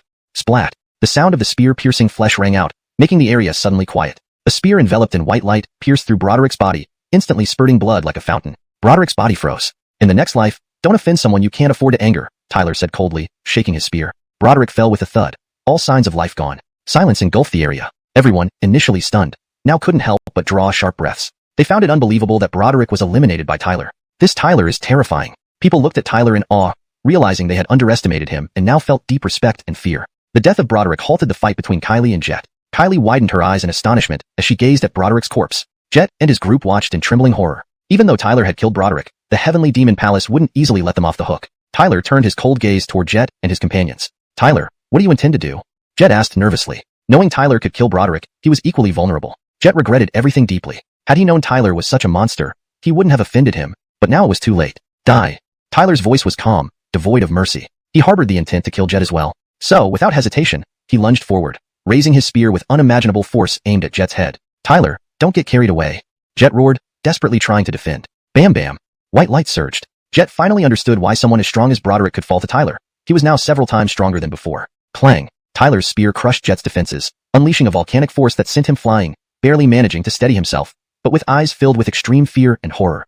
Seeing Tyler's terrifying prowess, everyone feared him. This 9th rank martial master, with his strength and ruthless methods, inspired dread. Whoosh! Tyler's eyes gleamed as he swung his spear towards Jet and his men, who were now trembling in fear. Under Tyler's relentless assault, Jet and his companions were quickly slaughtered with one spear strike each. At this moment, not far away, Kylie approached with light steps, her eyes filled with surprise as she looked at Tyler. It seems my worries were unnecessary. Broderick and his group are no match for you at all. She was clearly extremely astonished. Although Broderick was only nearing the 9th rank martial master realm, Tyler had just entered it. Yet, even so, Broderick had shown no resistance against Tyler. How terrifying must Tyler's strength be? She had initially worried that Tyler might fade into obscurity upon entering the Cluster Stars sect, as countless geniuses resided within such a super sect. Tyler stood out in their great Luo dynasty, but those opponents would be considered rather ordinary in the Cluster Stars sect. However, it was clear now that she had underestimated Tyler. No matter where he was, this Tyler seemed destined to shine brightly. Tyler smiled slightly upon hearing this. Sister Xianxia, regardless, I have to thank you. Note, the latter part of the user's translation seems incomplete or cut off. The provided edit focuses on the given input, ensuring it reads naturally and accurately conveys the meaning from the original Chinese text. It's nothing. I couldn't just stand by when you were in trouble. I intended to help you, but I arrived a bit too late, almost letting Broderick succeed, Kylie said with a smile. But honestly, I didn't really contribute much because you resolved everything on your own, she added, her tone shifting slightly. Tyler laughed helplessly, unsure how to respond, as he knew very well that if his strength hadn't far surpassed his cultivation level, he would have already fallen victim to Broderick's vicious actions. In a way, it could be considered a blessing in disguise. Since you're safe now, I'll take my leave. Just as Kylie was about to leave, her expression suddenly changed, and she swiftly grabbed a communication talisman. Is this an emergency communication from our infinite sect? Could Jenny and the others be in trouble? Kylie glanced at the talisman, and her face immediately showed concern. What's going on? Are the disciples of your infinite sect in some kind of trouble? Tyler asked curiously, noticing the change in her expression. Not my infinite sect. After examining the talisman for a moment, Kylie looked at Tyler, hesitating before speaking. It's your Cluster Stars sect's disciples sending a distress call because the Holy Origin sect's disciples attacked them. Translation notes. 1. The text has been translated keeping the original tone and style intact. 2. Pinyin names have been used accurately as provided. 3. Paragraph structure and line breaks have been maintained to reflect the original format. 4. Any adjustments were made to ensure natural flow and coherence in English. Chapter 177. Seeking help. What's going on? Tyler asked, his expression drastically changing. It seems the disciples of Holy Origin sect and Star Cluster sect had a conflict over an exceptional spirit or mind, and then both sides started fighting. Kylie explained everything in detail. From all appearances, it seemed like Holy Origin sect did this intentionally. After all, Star Cluster sect's disciples usually remained restrained. And now that Yama Temple was regaining momentum, even if they encountered Holy Origin sect, they would handle matters low-key. So for the two parties to erupt into conflict, it was mostly due to the aggressive stance of Holy Origin sect's disciples. After the large-scale fighting began, the Star Cluster sect disciples started to band together for warmth, while Holy Origin sect took advantage to pursue. It looks like Holy Origin sect is ready to deliver a fatal blow. So what's the situation with Star Cluster sect's disciples now? Tyler asked, his brows slightly furrowed. On the side of Star Cluster sect, many disciples have already been killed by Holy Origin sect's disciples. Kylie hesitated for a moment before revealing everything. Tyler asked in a low voice, who took action? It was Vlad. Elliot and Zion originally wanted to help, but were stopped by Eve and Azariah, leaving them too stretched out. Indeed, it's him. It seems Holy Origin sect was fully prepared. Tyler's eyes blazed with anger. He had long guessed that Holy Origin sect would make a move, but he never expected Star Cluster sect would suffer such heavy casualties. Now Vlad is still in Area C, hunting down Anwar and Dovey. Should you head over immediately? Kylie asked softly. Tyler nodded, knowing that it was time for him to play his part. As a disciple of Star Cluster sect, this time around, no matter what, he had to stop Vlad. A glint of killing intent flashed across Tyler's eyes, a frightening kind of intent. How long will it take to get from here to Area C? Tyler asked anxiously. 3 hours, Kylie thought for a moment before replying. Then let's go. As soon as he finished speaking, his figure transformed into a streak of light, soaring into the sky, dashing swiftly towards Area C. Kylie looked at Tyler filled with killing intent, and couldn't help but feel her expression change. Deep within her eyes, there was unease. Since coming to Northern City, she had seen the intense animosity between Holy Origin sect and Star Cluster sect. Last time, the Star Cluster sect almost suffered complete annihilation, even its holy son being killed by Holy Origin sect's holy son. This time, it seemed another tragedy awaited the Star Cluster sect. Because every time Holy Origin sect and Star Cluster sect's disciples fought, it always ended in the total defeat of Star Cluster sect, which fueled the arrogance of Holy Origin sect's disciples. But this time, things were a bit different. While Holy Origin sect's disciples held the upper hand this time, Star Cluster sect still had Tyler yet to act. This laid-back fellow would never stand by and watch as Star Cluster sect's disciples were slaughtered. Perhaps he would become the biggest variable in this clash. If Holy Origin sect kept pushing their luck, they might not find things as easy as they hoped. Recalling the killing intent in Tyler's eyes earlier, Kylie knew that Tyler was about to draw his sword, but this confrontation was bound to end in a bitter fight. Kylie sighed lightly, then hurried after Tyler. Whoosh! 2 figures flew through the sky at an indescribable speed, splitting the air and creating a series of sonic booms. These 2 figures were naturally Tyler and Kylie, rushing from Area D to Area C. On the way, they heard about the outbreak of conflict between Holy Origin sect and Star Cluster sect. Apart from the Holy Sons, the battle among the disciples was overwhelmingly one-sided. But despite this overwhelming advance by Holy Origin sect, Star Cluster sect's disciples refused to admit defeat and continued to resist with all their might, clearly making their last-ditch effort, hoping for a sliver of hope. Tyler, we're about to arrive at Area C. Kylie scanned around, and then looked at Tyler beside her. Tyler nodded without saying anything. Kylie hesitated a little and said, I know you will be facing Vlad shortly, but please be cautious of Vlad. Tyler glanced at Kylie. His strength should be at the peak of the 9th rank warrior master realm. Among the young generation in the high-grade spirit or minds, those who truly reached the peak of the 9th rank warrior master realm probably only included Vlad. The peak of the 9th rank warrior master realm was indeed formidable, but if he met Tyler, he would surely realize there were always stronger beings out there. According to current circumstances, Vlad's strength is indeed at the peak of the 9th rank warrior master realm, but he has managed to kill several Star Cluster sect disciples, and even someone as strong as Anwar and Dovey are no match for him, showing just how terrifying he really is. So, be very careful when facing him, Kylie said thoughtfully. Tyler frowned slightly. Yes, as Kylie said, Vlad could sweep through Star Cluster sect's disciples. Indeed, he wasn't an ordinary person. I understand. Why don't you come with me to Infinite Sect? I'll ask senior sister Jenny to protect you. Kylie's eyes flashed with a pleading look. Do you think I'm the type to run away in fear? Tyler shook his head, gazing toward Area C, his killing intent growing stronger. But Vlad holds deep enmity toward you because of me? Kylie expressed her concerns. Well, since he harbors such hostility, this time, I'll face him head-on. But I've never shown mercy to my enemies. This time, I'll let him taste the despair of being my enemy. A ferocious grin appeared on Tyler's lips, hinting at a slight madness. In a secluded valley in Area C, amidst a swampy area, 2 somewhat ragged figures were healing themselves. They were clearly Anwar and Dovey. What do we do now? Vlad is too strong. We can't match him at all, Anwar said with a heavy expression. Yes, Holy Sons Yi and Zhao are preoccupied, and we are heavily wounded. It seems difficult to fend off Vlad, Dovey nodded in agreement. If so, then Vlad's strength must have already reached the peak of the 9th rank warrior master realm, surpassing both of us. The two exchanged glances, seeing the worry in each other's eyes. If Vlad found them, their chances of escape were slim. Not good, we've been discovered. The next moment, Anwar's expression changed drastically as he spoke gravely. Upon hearing this, Dovey also frowned deeply and quickly channeled his spiritual energy. They both stared ahead, where several figures were approaching. Clearly, they were disciples of Holy Origin sect, and leading them was none other than Vlad. At the same time, at the entrance to Northern City Mountain Range, seeing the severe losses of Star Cluster sect, White Hall Master's face turned grim, looking coldly at the Hall Master of Holy Origin sect and said icily, "Your Holy Origin sect is too arrogant. How can you be so heartless and ruthless? Himph, a real man must be ruthless. This only shows that your Star Cluster sect's disciples are all useless," the Hall Master of Holy Origin sect sneered. After all, it's because Star Cluster sect doesn't know its place. If you had submitted to our Holy Origin sect, this wouldn't have happened. Do you really think Star Cluster sect can truly contend with our Holy Origin sect? This time, Wuxia sect, Heavenly Dao sect, Yuhua sect, and Sky-Piercing Sword sect have all compromised with Holy Origin sect, except for Star Cluster sect which ignored Holy Origin sect.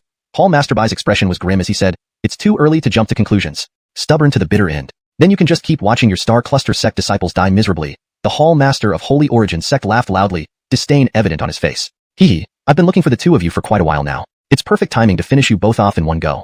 Vlad crossed his arms, looking at the distant figures of Anwar and Dovey with a mocking smile. His killing intent was glaringly obvious, as if their lives were in his hands. Upon hearing this, Anwar and Dovey's faces turned deathly pale. The casualties among their Star Cluster sect disciples had already been severe, and now Vlad intended to annihilate them completely. A ruthless sweep. Do you really think you can wipe out all of us from Star Cluster sect without suffering any consequences? Anwar laughed bitterly in anger. Vlad sneered menacingly and sighed softly. It seems you still delude yourselves into thinking you might escape. He licked his lips, and his smile grew more vicious. Refusing my kindness will only bring you greater calamity today. Anwar and Dovey exchanged a glance and retorted, "We're not pushovers either." With that, they unleashed their immense spiritual power without reserve. They preferred to die fighting rather than live on their knees, and were determined to make Vlad pay a price. Not far away, Vlad watched the desperate Anwar and Dovey with a mocking laugh. Desperation won't save you. It's like ants trying to shake a tree, futile. So let's see what kind of skills you've got. Anwar sneered coldly. Dovey also gave a chilly snort, unafraid. Vlad, eyeing the two who attempted resistance, sneered. Do you know why you're failing so miserably this time? Anwar and Dovey's expressions changed. Vlad seemed entirely confident of capturing them easily. That's because...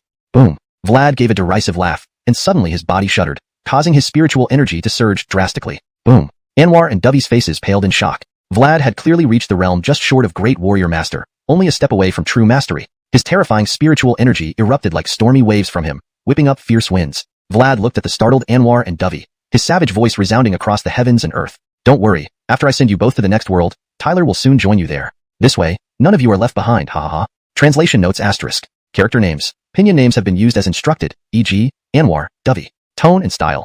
The original tone and style have been maintained to convey the intensity and tension of the scene. Fluency and grammar. The English translation is natural, fluent, and free of grammatical errors. Storyline coherence. The narrative seamlessly integrates with the previous context provided. Paragraph structure. Paragraphs and line breaks follow the structure of the original text. Hashtag chapter 178. Tyler steps forward. Just as Vlad had found Anwar and Dovey, Elliot and Zion were intercepted by Eve and Azariah of the Sacred Origin sect. Eve looked at them with a mocking smile, his five-pronged war spear emitting terrifying power as he said, "With us here, you won't have much leeway. Wouldn't it be too easy if you still could handle this situation?" Elliot's face turned cold, replying, "Eve, you'd better stop now. Don't push me to my limits." Eve sneered coldly, "This is a fight to the death." Elliot's expression grew icier. He understood that Eve and Azariah were determined to inflict heavy casualties on the Star Cluster sect. Since that was the case, he would have no choice but to take a desperate risk. Then we'll fight until one of us is destroyed. He exchanged glances with Zion. Both knew how perilous their disciple's situation was. Instantly, immense pillars of spiritual energy erupted from their bodies, enveloping the sky, stirring up a tempest. Bang! Two massive streams of spiritual energy swept down like thunder across the sky, everything in their path exploding into light points. Seeing Elliot and Zion launch an all-out attack, Eve and Azariah's expressions changed. They took large strides forward, spiritual energy erupting from their crowns and forming two terrifying storms. Boom! Boom! In an instant, the spiritual energy torrents collided with the storms, generating monstrous shockwaves that shattered the earth around them into countless cracks. Such combat was absolutely shocking. Heh, Elliot, wanting to fight us to the bitter end? Not so easy. Today I want to see just what makes you worthy of being mentioned alongside me, Eve said smilingly at Elliot. Elliot responded coldly, planning to wipe out our entire Star Cluster sect? Afraid it will be you who gets crushed. Sensing the murderous intent in Elliot's voice, Eve narrowed his eyes and laughed slyly. No matter what, you cannot escape from under our hands. Elliot's gaze turned even colder. Could he not see the true intentions of the Sacred Origin sect? But despite this, forcing these two back was now a matter of utmost urgency for them. In Area A, Elliot, Xian, Eve, and Azariah clashed fiercely, vast spiritual energy swirling around them. Their battle was extremely intense, drawing the attention of disciples from far-off sects like the Limitless Sect, Heavenly Tao Sect, Feather Transformation Sect, and Sky-Piercing Sword Sect. Even Jenny and several holy sons rushed into the air to investigate. As expected, they've come to blows. Jenny's expression changed. Usually, the holy sons were only there to intimidate, rarely getting involved unless absolutely necessary. Yet, now the Star Cluster Sect and Sacred Origin Sect's holy sons were fighting to the death. It seems the Sacred Origin Sect wants to annex the top-grade spirit mine held by the Star Cluster Sect. The Star Cluster Sect is merely defending itself, remarked a holy son of the Heavenly Tao Sect. Upon hearing this, Jenny frowned slightly. The relationship between the Star Cluster Sect and the Sacred Origin Sect was already like fire and water, one being the former strongest sacred land, the other currently the strongest sect. Their long-standing conflict was deeply rooted. The dispute over the spirit mine ownership made the other sects want their share but wary of provoking the Sacred Origin Sect. But for the sake of pride, the Star Cluster Sect would naturally resist the oppressive and domineering Sacred Origin Sect, preventing any opportunity for the Star Cluster Sect to grow. Thus, this confrontation was inevitable. Even though Jenny knew Elliot personally, she couldn't intervene as this involved conflicts between two major sects. Eve and Azariah clearly aimed to tie down Elliot and Xian. Despite their best efforts, success might be unattainable. It looks like the other Star Cluster Sect disciples will find it hard to survive, she sighed, feeling both helpless and sympathetic. Bang! In the valley of Area C, three powerful streams of spiritual energy collided violently, shattering the surrounding earth into fragments. Terrifying storms ravaged through, stirring up fierce winds. Puff! Amidst the raging storm, two figures spat out blood before rolling to the ground. Dovey and Anwar, both lying disheveled on the ground, covered in wounds and with signs of unstable spiritual energy. Haha, I told you, you can't win against me. Now you must believe me, Vlad sneered, observing Anwar and Dovey, surrounded by surging spiritual energy. Why not sit still and wait to die? Struggling in vain is pointless, Vlad mocked. You dream, shouted Dovey and Anwar in unison, launching another formidable assault at Vlad. Futile resistance.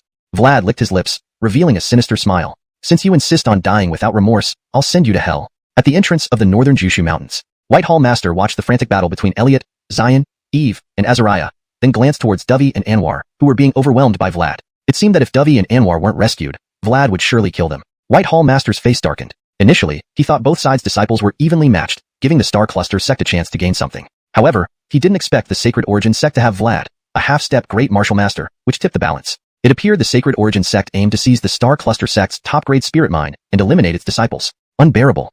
Enraged, Whitehall Master glared at the Sacred Origin Sect's Hall Master, who wore an arrogant smirk. Those present couldn't help but murmur and occasionally glance at Whitehall Master, clearly seeing the imminent doom of the Star Cluster Sect. What seemed like a mere contest over the spirit mine was actually a direct clash between the two major sections. Based on the current situation, the Sacred Origin Sect appeared to have the upper hand. If so, the previous massacre of the Star Cluster Sect was likely to happen again. Bang! Meanwhile, Anwar and Dovey tumbled clumsily once more after a few rounds, severely injured. Not far away, Vlad stood with his arms crossed, mockingly looking at the duo. I told you not to struggle in vain, yet you ignored my words. Vlad, scum, don't be arrogant. Someone from our Star Cluster Sect will eventually deal with you, Dovey yelled angrily. Vlad laughed coldly. Daydreaming is truly laughable. With a flick of his sleeve, a stream of spiritual energy surged forth, striking Dovey heavily, causing him to collapse. Vlad, may you suffer. Anwar roared, unleashing his remaining spiritual energy and rushing at Vlad. However, Vlad simply pointed his finger, releasing a torrent of overpowering spiritual energy that shattered Anwar's defenses, crashing into his chest and knocking him to the ground spitting blood. Note: to preserve the original chapter structure, each paragraph has been translated while maintaining the line breaks and flow as in the Chinese version.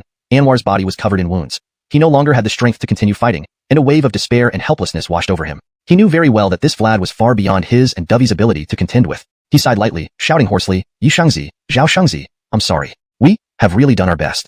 GG.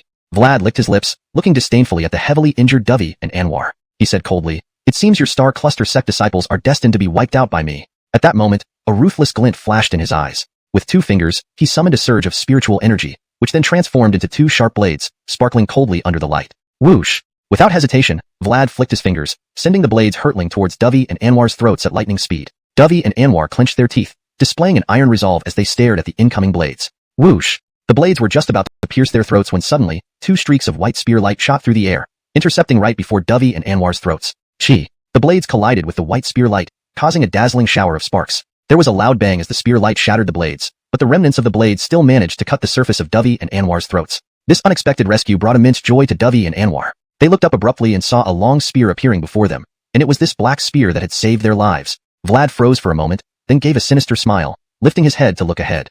Well, it's like searching high and low without success. Only to find what you need comes easily, he remarked. Before them, a young figure suddenly appeared. Dovey and Anwar stared in shock at the figure. You. Lin, Tyler, Dovey and Anwar could hardly believe it. Is it really you who rescued us? They almost died at Vlad's hands, and now Tyler had saved them from him. They couldn't have imagined that Tyler's strength would be so terrifying. Of course. Who else could save you besides me now? Tyler smiled faintly at Dovey and Anwar, then turned his gaze to Vlad, raising the long spear and pointing it directly at him. Blood debts must be repaid in blood. I will take your life to atone for my Star Cluster sect brothers who have fallen. Hashtag chapter 179. Sword unsheathed. At this moment, the sound of whistling winds could be heard intermittently in the northern Jushu Mountains. Numerous figures were continuously rushing over. These figures were clearly disciples from various factions. However, they had already completed the tasks assigned by their respective hall masters. So, when they heard that a conflict had erupted between the Holy Primordial Sect and the Star Cluster Sect here, they hastened over immediately, obviously all eager to see the spectacle. Even some disciples from the Heavenly Demon Palace were among them. Soon, they saw Tyler who had just saved Dovey and his companion from Vlad's hands. Looking at Tyler, some people's expressions slightly changed, with a trace of surprise in their eyes. They did not expect Tyler to dare stand up like this. The situation had now completely turned in favor of the Holy Primordial Sect. The Holy Primordial Sect was overwhelming the Star Cluster Sect, and Vlad was practically unstoppable. Even the strong duo of Dovey and Anwar from the Star Cluster Sect suffered a miserable defeat under Vlad. Tyler's attempt to rescue them would undoubtedly only amount to delivering himself to be killed. After all, Vlad's strength far surpassed all the Platinum disciples present. Compared to their surprise, the disciples of the Heavenly Demon Palace wore faces filled with gloating amusement. Previously, when Tyler had killed Broderick, the Palace Master must have been enraged, and everyone would be implicated then. Although they did not dare provoke Tyler anymore, they naturally took pleasure in seeing him actively deliver himself for execution. Ha! You damned brat, daring to oppose someone like Vlad? You're digging your own grave. In Area A, Elliot also saw Tyler saving Dovey and the other two from Vlad's hands. Immediately, he silently let out a sigh of relief, transmitting telepathically, "Junior brother Tyler, it's in your hands."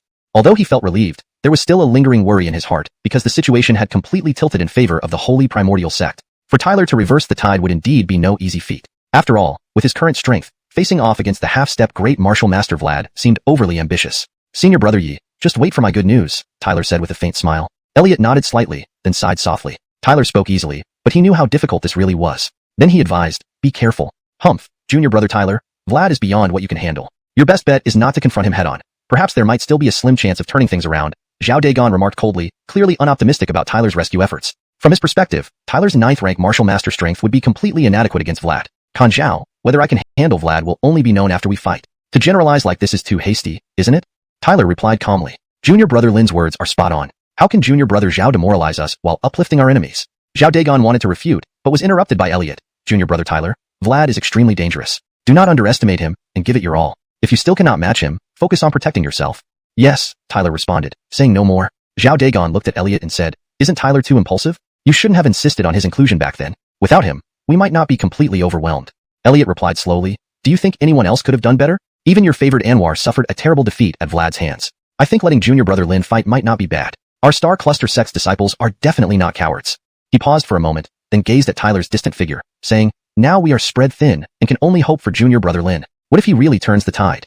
Though he knew the possibility of success was low, in the current situation, only Tyler could make an attempt at rescue. Zhao Dagon furrowed his brows upon hearing this. Regardless, he believed that pinning hopes on Tyler would ultimately lead to disappointment. To turn the tide? Too difficult. He sighed lightly, filled with unease. Elliot did not say more, merely looking at Eve and Azariah ahead, his gaze turning cold. Now with Tyler's rescue underway, they could fully concentrate on dealing with these two. As long as they could fend off Eve and Azariah, even if Tyler failed against Vlad, the situation could still be reversed. But with Tyler's current strength, confronting Vlad would remain extremely challenging. At the entrance of the northern Jushu Mountains, Hall Master Bai also noticed Tyler suddenly saving Dovey and the others from Vlad's grasp. After a moment, he remarked with admiration, "This disciple named Tyler is truly a fine member of the Star Cluster Sect."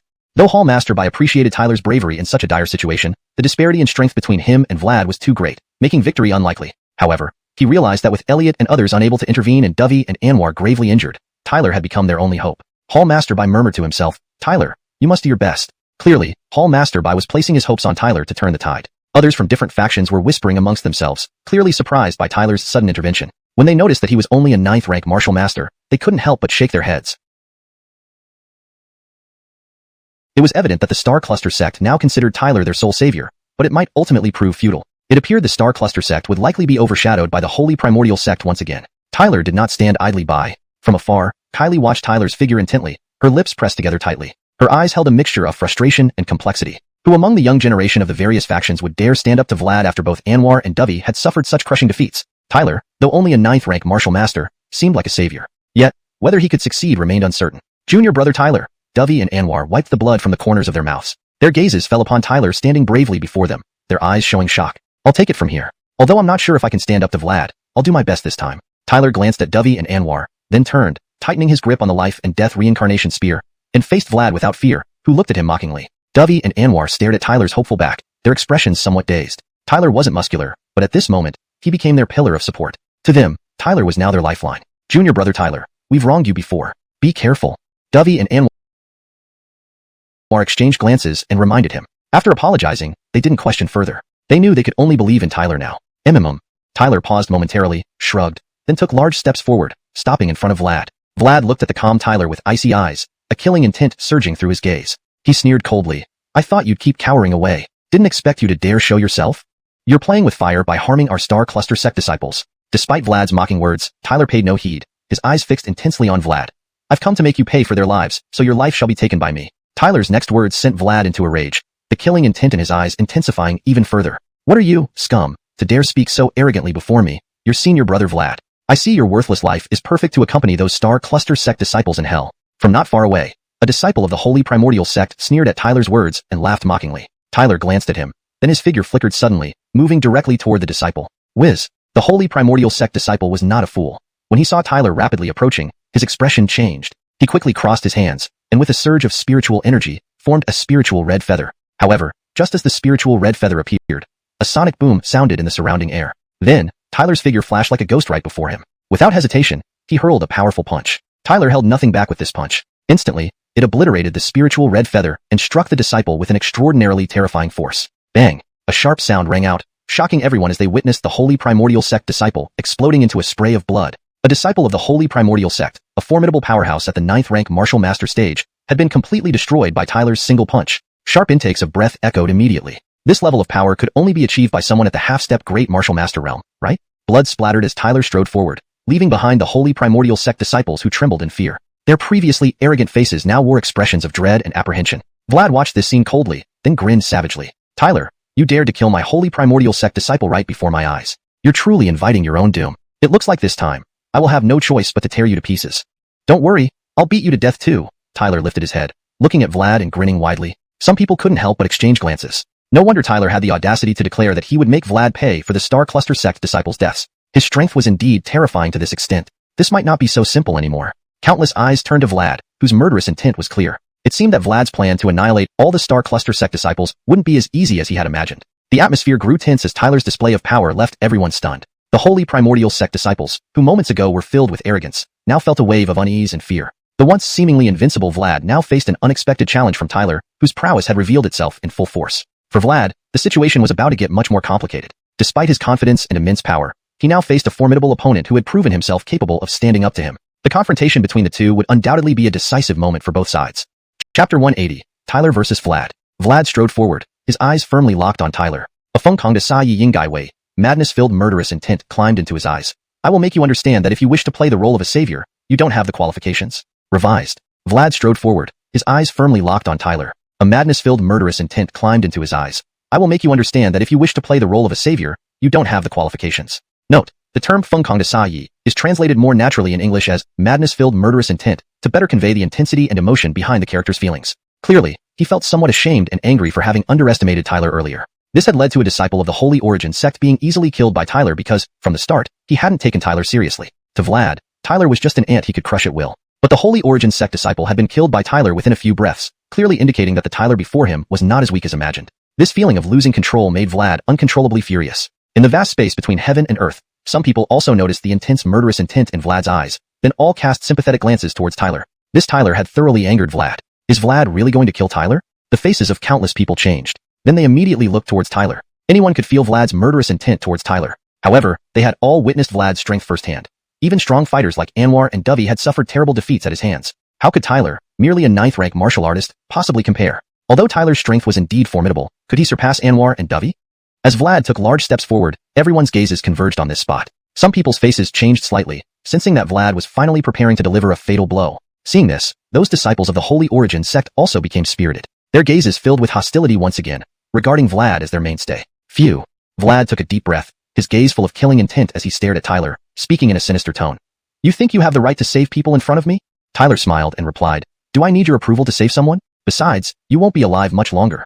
A look of disdain curled the corner of Vlad's lips. Suddenly, his gaze turned icy cold as vast spiritual energy began spreading from his body. The spiritual energy whistled through the sky, forming a tornado-like formation, extremely terrifying. Vlad's spiritual energy had reached an extraordinarily terrifying level. At half-step great martial artist realm, he possessed the power of a great martial artist within his body. This kind of power, infused into spiritual energy, exuded the might of a supreme ruler, which was incomparable to those below the great martial artist realm. Vlad slowly ascended into the air. His imposing spiritual energy surged behind him like turbulent waves, as he gazed down at Tyler from above, like a mighty king who wielded life and death over others. Then, he grinned chillingly. Tyler, what can you do against me? As laughter subsided, Vlad's eyes suddenly turned vicious. With one swift move, he clenched his fist and struck downwards at Tyler. Bang! With the force of his strike, terrifying spiritual energy immediately swirled upward, instantly forming a colossal dark palm hurtling towards Tyler in an overwhelming surge. Obviously, Vlad did not intend to hold back at all, leaving Tyler no chance of survival. Therefore, when countless people saw Vlad unleashing his full potential without reservation,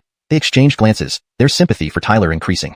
Tyler raised his head and observed the incoming dark palm, sensing its fierce power. His expression remained calm. Then, both his fists tightened, and boundless spiritual energy erupted from his body. Instantly, this overwhelming spiritual energy formed a colossal red fist, swelling in the wind, emitting brilliant red light as it collided head-on with the dark palm. Bang bang bang. Suddenly, numerous sharp sounds echoed around. Countless gazes were drawn to the scene. Tyler won't have been shattered by that strike, will he? With such an attack from Vlad, anyone below the great martial artist realm would struggle to resist. Tyler is only at the 9th rank martial artist level. Escaping death is unlikely. Who said it isn't so?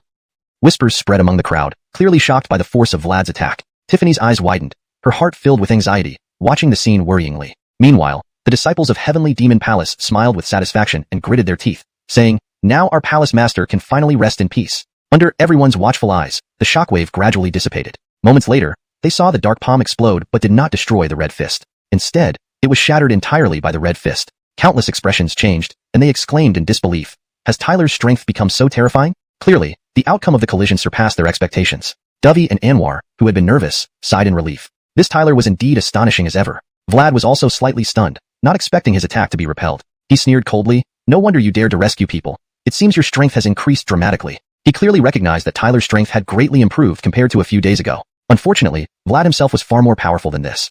Bang! Just as Vlad finished speaking, the red fist suddenly dispersed with a rumble, followed by an astonishing surge of spiritual energy shooting upwards. Wind Thunder Divine Record. The astonishing spiritual energy rapidly condensed, transforming into a giant, roaring wind thunderstorm charging at Vlad with great momentum. Clearly, Tyler had started his counterattack. Despite the intimidating sight of the giant thunderstorm, Vlad stood there indifferently, a slight smirk on his face. He delivered a whipping kick, releasing a surge of spiritual energy directly impacting the roaring storm. Bang! A powerful spiritual energy storm swept out, dense cracks sprawling across the ground.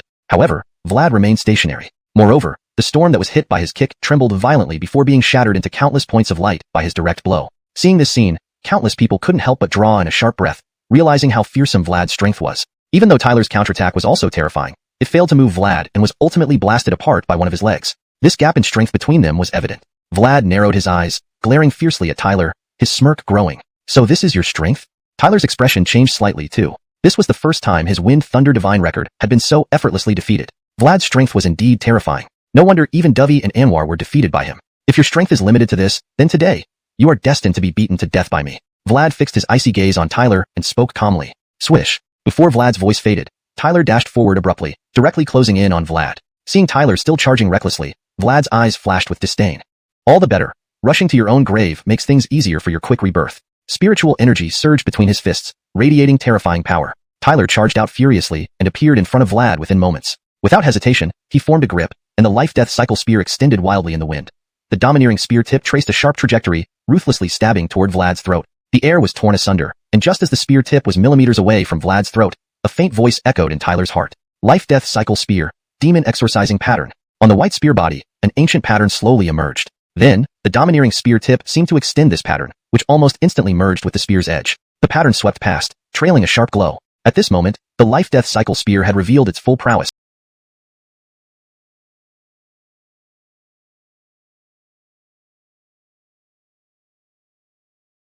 Becoming even sharper. However, Vlad's brows furrowed sharply as he sensed a hint of danger. The white spear pattern rapidly enlarged in his sight. Then he abruptly spread his fists, releasing surging spiritual energy that quickly formed a glowing shield. Holy Spirit Shield. SSSSHHH. As soon as the shield appeared, the spear pattern flashed, striking straight onto it. Instantly, A piercing light surged heavenward. Vlad's face suddenly changed when he saw the white spear pattern tear through the shield as if it were tofu. How is this possible? A note of disbelief rang out in Vlad's heart. This holy spirit shield had withstood even Dovey and Anwar together earlier. How could it now be so easily torn apart by a 9th-rank martial artist like Tyler? The spear pattern lunged straight at Vlad's throat. In this life-or-death moment, Vlad's body trembled, and a set of golden armor abruptly materialized around him. The divine protection halted the spear pattern, but it still managed to pierce through the armor. Spiritual energy shockwaves wreaked havoc as Vlad's body retreated. Countless gazes converged on this scene. Instantly, gasps filled the air as they noticed droplets of blood trickling from the spear tip in Tyler's hand. A visible wound appeared on Vlad's throat, blood instantly staining his clothes red. An uproar immediately erupted. No one expected Vlad to nearly be slain by Tyler. In the distance, Dovey and Anwar stared dumbfounded at this scene. They had failed to harm Vlad even when fighting together, yet Tyler had almost decapitated Vlad within a few exchanges. How is this possible? They gaped at Tyler's figure, stunned. Tyler glanced at the blood on the spear tip and shook his head regretfully. He had intended to end Vlad's life in one stroke, but the latter's strength was too formidable, managing to withstand his attack at the last moment. The life-death cycle spear quivered slightly in Tyler's hand, dispersing the blood. He looked at Vlad and remarked coolly, "It seems killing me isn't as easy as you imagined." Under countless gazes, Vlad lifted his head, wiped the blood from his throat, and his face twisted into a savage grin. "I will certainly tear you to pieces today." Boom. An overwhelming surge of spiritual energy burst from Vlad's crown, causing many to turn pale with fear. It was clear that Vlad was prepared to go all out to ensure Tyler's death. Chapter 181.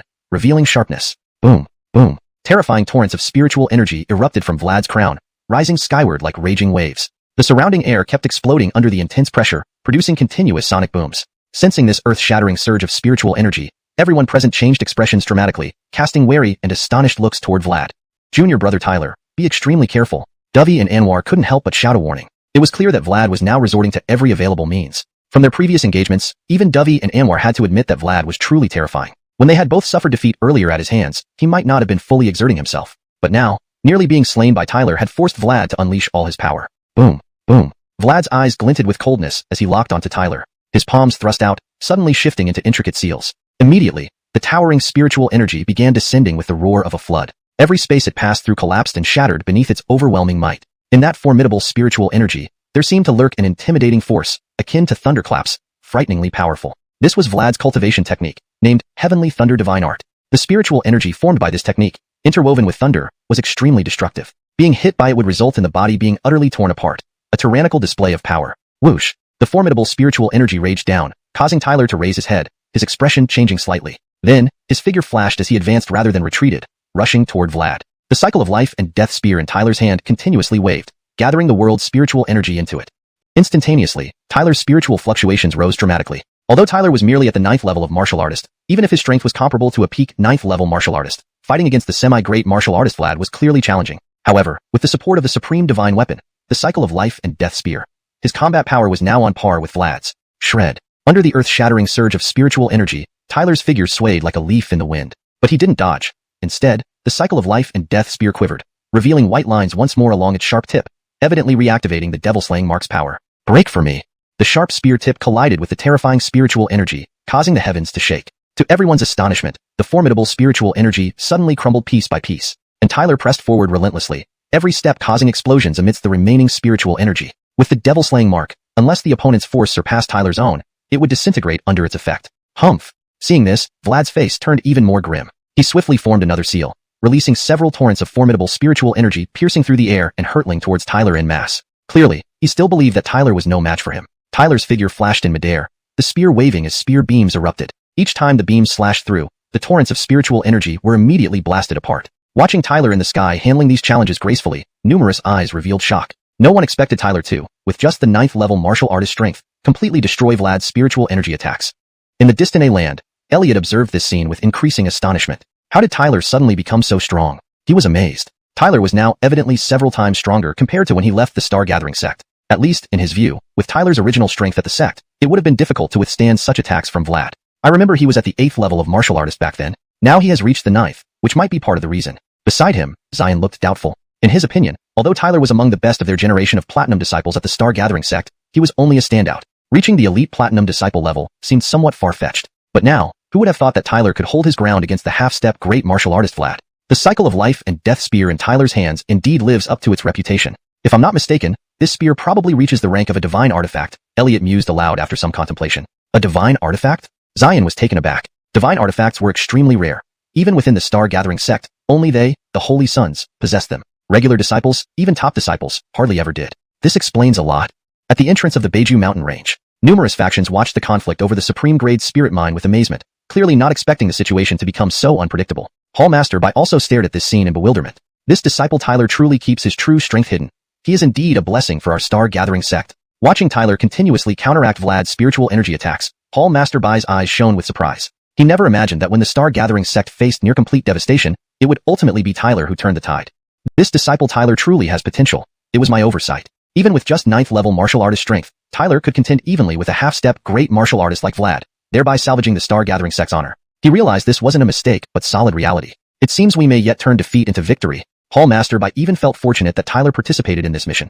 Otherwise, the consequences would have been dire. He knew well that, among all Platinum disciples, only Tyler could stand up to Vlad. Thus, he could only hope that Tyler would manage to triumph over Vlad. Initially, Hall Master Bai hadn't expected complete victory for the star-gathering sect, but preserving what belonged to the sect would suffice. Of course, thwarting the Holy Yuan sect schemes would be an additional achievement. Disciple Tyler, you must push harder. If you can restore the star-gathering sect's pride, Old Man will certainly recommend you to the sect leader. Bang, bang. In the sky, terrified torrents of spiritual energy continuously roared down, each wave powerful enough to obliterate a peak 9th-level martial artist. However, Tyler's figure fiercely advanced, meeting the challenge head-on. The terrifying torrents of spiritual energy his life and death cycle spear slashed through were all shattered into fragments, making it look like he was effortlessly sweeping away withered grass. Seeing this scene, Vlad's face turned even grayer. His powerful spiritual energy attacks had been enough to claim Dovey and Anwar's lives earlier, yet now they failed to harm Tyler in the slightest. Could it be because of that white spear Tyler is holding? He cast a dark gaze at the white spear in Tyler's hand, finally sensing something amiss. Bang! Another terrifying torrent of spiritual energy was sliced apart, and a flash of killing intent flickered in Tyler's eyes. His figure suddenly darted forward, almost as if teleporting, appearing ghost-like right before Vlad. Devil-slaying mark. Patterns seemed to surge from the spear tip, cutting through wind and rain. Every place the sharp spear tip passed was obliterated. It ruthlessly slashed towards the vital points around Vlad's body. Pa! Vlad changed his hand seal, and a torrent of terrifying spiritual energy surged out, instantly forming layers of protective barriers around him. Swoosh! But Vlad's barriers offered no resistance against the spear tip, which swept through like the wind scattering leaves, tearing the barriers apart as easily as paper. Die! Killing intent surged in Tyler's eyes as he shook the life and death cycle spear, aiming directly for Vlad's throat. Witnessing this, countless onlookers gasped in astonishment. It was clear that Tyler intended to seize this opportunity to finish off Vlad completely. Dovey, Anwar, and the other star-gathering sect disciples became visibly excited. Whoosh! The life and death cycle spear cut through the air. Just as it was about to strike Vlad's throat, a black heavy sword flashed by, colliding forcefully with the life and death cycle spear. Clang! Sparks flew everywhere. A fierce spiritual energy storm raged out, shaking the ground until it collapsed. Tyler's expression changed slightly. The force transmitted back from the life and death cycle spear forced Tyler to take a few steps back. The unstoppable offensive momentum was finally halted. He looked up and saw that what blocked his spear was a black heavy sword. The heavy sword thrust forward 3 times, radiating cold light and causing a fierce whirlwind. Spiritual energy from the surroundings converged toward the black heavy sword at this moment, and Vlad, holding the heavy sword, felt his power rapidly rising. He locked his gaze firmly on Tyler, his voice filled with ferocity as he roared. Tyler, you have your spear, and I have my heavy sword. Let's see who ultimately prevails. ##### Chapter 182. Long Spear vs Heavy Sword. In midair, the white long spear clashed head-on with the black heavy sword, and the burst of spiritual energy sent shockwaves rippling through the sky, causing it to tremble continuously. Clang!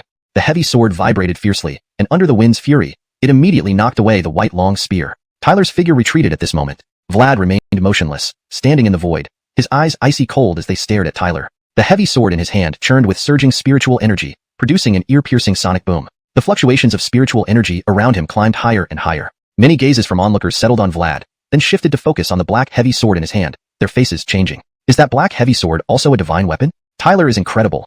Vlad has been forced to use a divine weapon by him. Dovey and Anwar didn't manage to push Vlad to this extent when they teamed up earlier. How interesting. Earlier, Tyler had the upper hand thanks to his white long spear. Now that Vlad wields the black heavy sword, Tyler will likely be suppressed. Amidst the murmurs, Tyler furrowed his brows as he stared at Vlad. After their initial clash, the heavy sword in Vlad's hands was indeed quite extraordinary but didn't seem to match the life and death cycle spear. With ancient god power and the life and death cycle spear, Tyler was at an undeniable advantage, significantly enhancing his prowess. However, now that Vlad wielded the heavy sword, Tyler's edge was greatly diminished. After all, Vlad was a half-step grand martial artist, while Tyler was only a 9th-rank martial artist. Consequently, facing the current Vlad, Tyler struggled to maintain the upper hand. Tyler slowly gripped the life and death cycle spear tighter. Fine lines writhed around the snow-white spear tip. Whoosh! Tyler's expression changed suddenly as Vlad appeared right before him. Then, the black heavy sword transformed into countless streaks of sword chi, ruthlessly stabbing at Tyler from all directions. Each streak carried terrifying force, so much so that Tyler's body started to ache. Tyler hurriedly channeled spiritual energy to resist the invading sword chi. With a flick of the life and death cycle spear, a brilliant light erupted, cutting through the air. Clang, clang. In midair, two figures engaged in intense combat. Countless sword and spear shadows collided, each clash releasing a tempest of spiritual energy storms, incredibly shocking. Each attack was lethal, yet both managed to parry or deflect the blows. But anyone could see that against the current Vlad, Tyler's previously unstoppable momentum had vanished. Clearly, with the enhancement of the heavy sword, Vlad gradually gained the upper hand. Countless people watched intently as the two figures clashed in midair. Within just a few minutes, over 100 exchanges occurred. Clang! Another violent clash sent Tyler retreating further. His frown deepened. Vlad was far stronger now compared to before. Even his body felt pain. You were quite arrogant earlier, weren't you? Vlad mocked, his eyes full of derision. You are doomed, Tyler responded sharply. The puny insect that challenges the chariot. Let's see how long you can keep up. Vlad's gaze turned chilling. The heavy sword vibrated, ascending into the sky with a deafening sonic boom. Spiritual energy converged around the sword, filling it and creating a tangible pressure wave. Qingyun's sword. 4 methods descend. Vlad changed his hand seals and shouted fiercely. In midair, overwhelming spiritual energy surged from the heavy sword, forming a colossal black shadow at its tip. This shadow, clawing and snarling, looked menacing and eerie. Whoosh! The black shadow was enveloped in raging spiritual energy and shot toward Tyler at an unimaginable speed. Seeing the black shadow, Tyler's expression turned grim, sensing the danger in Vlad's attack. He took a deep breath, waved his hand, and the life and death cycle spear ascended into the sky, drawing spiritual energy from the surroundings. A dazzling white light blossomed around it. Life and death cycle spear, demon-slaying patterns. As Tyler formed the hand seal, an ancient sound echoed from within the life and death cycle spear. Frightening spiritual energy swarmed around it. Simultaneously, ancient patterns emerged, wrapping around the spear. One by one, patterns kept appearing until they covered the entire spear. With Tyler reaching the 9th rank martial artist level, he could now unleash the full potential of the life and death cycle spear. Each demon-slaying pattern possessed formidable power.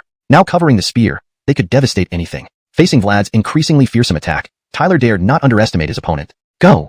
Tyler roared, shaking the life and death cycle spear, which emitted a loud whistling sound. He released the spear, letting it fly off, with the patterns wrapped around it, echoing across the heavens. Countless pairs of eyes watched intently. In midair, the colossal black shadow and the life and death cycle spear collided, the latter carrying countless patterns. Under everyone's watchful eyes, they crashed together violently. Boom! A massive storm of spiritual energy raged, flattening mountains and collapsing the earth around them. In midair, the demon-slaying pattern shattered, as did the black shadow. Tyler and Vlad, hit by the powerful storm, staggered back, somewhat disheveled.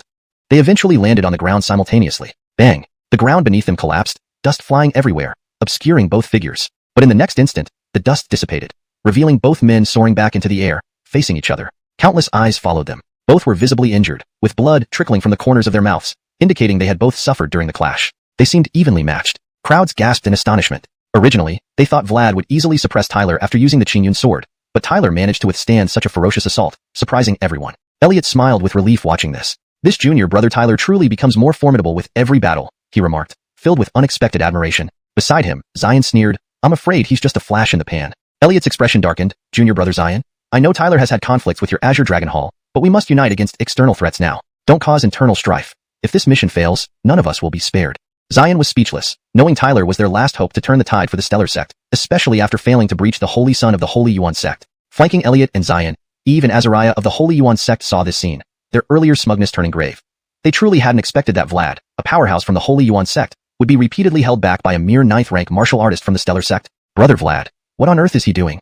Azariah asked somewhat displeased. That Tyler from the Stellar Sect, a platinum disciple, seems quite formidable, Eve said indifferently. His strength has likely reached the level of a half-step grand martial artist.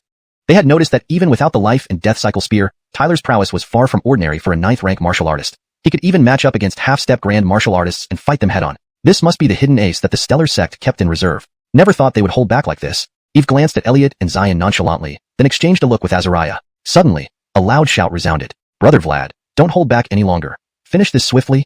His voice, amplified by surging spiritual energy, eventually reached Vlad's ears. Vlad's eyes were locked onto Tyler with a ferocious gaze. Hearing Eve and Azariah's voices, his brows furrowed slightly, a hint of hesitation flickering in his eyes. But ultimately, he quickly decided to throw everything into this one final push. In the Holy Yuan Sect, only success was tolerated, not failure. If this mission failed due to him, not only would he return humiliated but also face corporal punishment upon return, or possibly execution. Thus, today, no matter the cost, he had to kill Tyler. With this resolve, Vlad acted decisively. His sinister eyes fixated on Tyler. Suddenly, he focused his mind, and in his palm appeared an intensely dark pill. It seemed like a powerful stimulant. Originally, I intended to use this potent stimulant when vying for the position of chief disciple in the Holy Yuan Sect. I never imagined that you would force me to use it prematurely. You should be torn limb from limb, dying 10,000 deaths for your insolence. So, I will rip you to shreds today to vent my rage. As Vlad's voice echoed with maniacal killing intent, pooh. He opened his mouth and swallowed the dark pill directly. Boom. The moment the dark pill entered his mouth, everyone could feel an overwhelming surge of spiritual energy burst forth from him like a tidal wave, creating a tumultuous tempest. The ground trembled violently around Vlad, collapsing under the immense pressure. Countless eyes stared at Vlad in shock, because they could sense that despite still being a half-step grand martial artist, Vlad now possessed the power equivalent to that of a grand martial artist. Dovey, Anwar, and others couldn't help but turn pale at the sight. Even Tyler's brows knitted tightly. Who could have predicted that this was Vlad's terrifying trump card? ##### Chapter 183, Desperate Measures. The scene unfolded with shocking intensity. Chapter 183, Unleashing All Tricks. Boom. A towering surge of spiritual energy erupted from Vlad's body, sweeping through like a tidal wave and leaving countless spectators in awe. No one could have predicted that Vlad had such an almost abnormal trump card hidden up his sleeve. The spiritual energy radiating from within him surpassed the realm of a half-step great warrior, reaching a level nearly equivalent to that of a true great warrior. Although Vlad was still at the half-step great warrior stage, everyone could clearly sense the formidable strength emanating from him. This bastard! Upon seeing this scene, Dovey and the Starry Sky sect disciples couldn't help but curse out loud, their bodies trembling slightly. Vlad's current power far exceeded their expectations. One must understand that achieving the Great Warrior realm would grant someone the qualification to compete for the position of the top disciple among the 4 halls if they were in the Starry Sky sect. In a certain location, Elliot also changed expression when he saw this unexpected turn of events. His previously kindled hopes were quickly doused by this development. This was the power of a great warrior. Even Tyler might find it incredibly difficult to reverse the situation faced with such a significant disparity in strength. Tallulah clenched her delicate fists and gritted her teeth as she spat. That damned guy. Though anxious, she knew well that this wasn't child's play but a matter of life and death. Possessing such hidden reserves naturally demonstrated Vlad's capability. She simply hoped more than anything for Tyler's victory because, in some ways, he was one of her few close male friends. However, it now appeared that winning would be exceptionally hard. Amidst the countless shocked voices, Tyler's brows furrowed deeply. The overwhelming spiritual energy surging from Vlad made him feel an immense danger. The power of a great warrior was terrifyingly beyond his current capacity. As Tyler's brow remained tightly knit, Vlad's gaze filled with murderous intent locked onto him, staring like an executioner.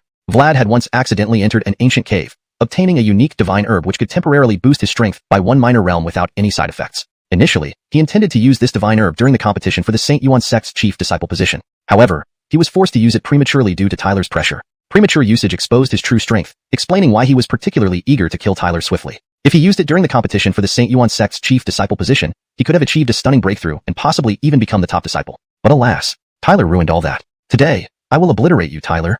The Fengkongdasung Yin should be translated to maintain coherence and fluency in English. Here's the corrected and fluent version. A crazed voice erupted from Vlad's mouth, each word deliberate and chilling. With a wave of his hand, the Qing Yun sword flashed into his grasp, and the spiritual energy emanating from him became increasingly terrifying. This translation ensures that the meaning is accurately conveyed, reads naturally, and maintains consistency in style and terminology. He flashed forward, moving at incredible speed akin to covering miles in mere inches. Tyler's face turned grim as he grew highly alert. Even as he became vigilant, a terrifying wave of spiritual energy rolled toward him, causing the earth around him to collapse. Tyler looked up and saw Vlad suddenly appear before him, his heavy sword slicing down with a powerful rush of spiritual energy. The force left everyone breathless.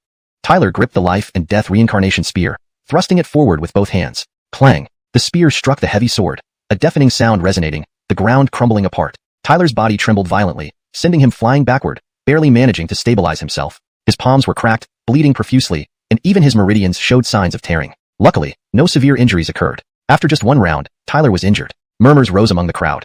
It was evident that with Vlad now wielding the power of a great warrior, Tyler stood little chance against him. Vlad glared at Tyler with ferocious eyes, blood dripping from his black heavy sword.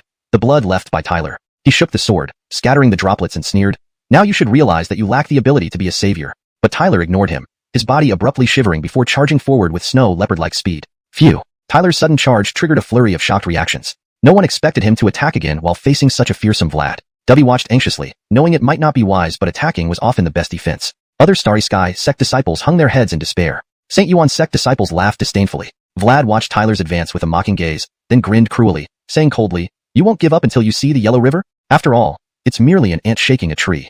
I told you trying to be a savior would only get you burned." Swish! Vlad shot forward, directly charging at Tyler, clearly underestimating him. In moments, the two figures clashed mid-air under everyone's watchful eyes. Within minutes, they clashed dozens of times. Vlad hadn't anticipated Tyler's resistance, so his heavy sword tore through the air aiming straight for Tyler's throat. Tyler's spear flickered, white patterns sweeping out rapidly forming barriers in front of him, blocking the heavy sword's assault. Thrust! The heavy sword hit the barrier, pushing against it with astonishing force. Despite its efforts, it managed to block the heavy sword after a moment. but the residual force of the heavy sword caused Tyler's body to shake, creating a deep sword mark on him. With another swing, Vlad sealed off Tyler's escape routes. Vlad stared intently at Tyler, a cruel smile playing on his lips, like a cat toying with a mouse. "You insignificant shrimp, did you really think you could contend with me?" Vlad sneered coldly. "If you self-disable your cultivation now, I might spare your life. What do you say?" Tyler breathed deeply, ignoring Vlad's mockery, his hand seal changing abruptly. The surrounding air rippled subtly. Above Tyler's head, a massive celestial hand formed from condensed spiritual energy. Boom. Thunderous sounds echoed continuously. Vlad's face changed slightly, his eyes turning sinister, struggling like a trapped beast, truly stubborn until the end. Tyler ignored him, pointing at the sky with his finger towards the colossal hand, his eyes becoming icy. Demonic capture hand. Go. In an instant, the colossal hand lunged towards Vlad. Chapter 184. Hellfire Demon Binding Beam vs Thunderous Fury. Boom. As the sky-reaching hand was summoned mid-air, it immediately caused the spiritual energy in the heavens and earth to tremble violently, carrying immense destructive power. At this sight, countless spectators involuntarily exclaimed in shock. Only now did they realize that Tyler hadn't been slacking but had been launching a genuine offensive. This young man is truly tenacious. Many couldn't help but exclaim in admiration. No one had expected that Tyler hadn't given up and was forced to marvel at his resilience. The Dovey and other disciples of the Starry Sky sect were also momentarily stunned, then slightly dejected. Earlier, they had believed Tyler was just conceding, hence their lingering dissatisfaction. But now, it appeared they had underestimated him and felt somewhat guilty. Dying struggle? Vlad gazed at the sky-reaching hand with an icy expression as surging spiritual energy enveloped him, emitting terrifying fluctuations. "Tyler, do you really think you're an invincible little cockroach?" he sneered while looking up at Tyler. Originally, Vlad considered Tyler a mere shrimp, merely at the peak 9th rank martial artist realm, easy to kill. But he never imagined that this insignificant youth could fight him to this extent, even forcing him to use his ultimate move, which exposed his true strength prematurely, a move intended for competing for the title of chief disciple of the Holy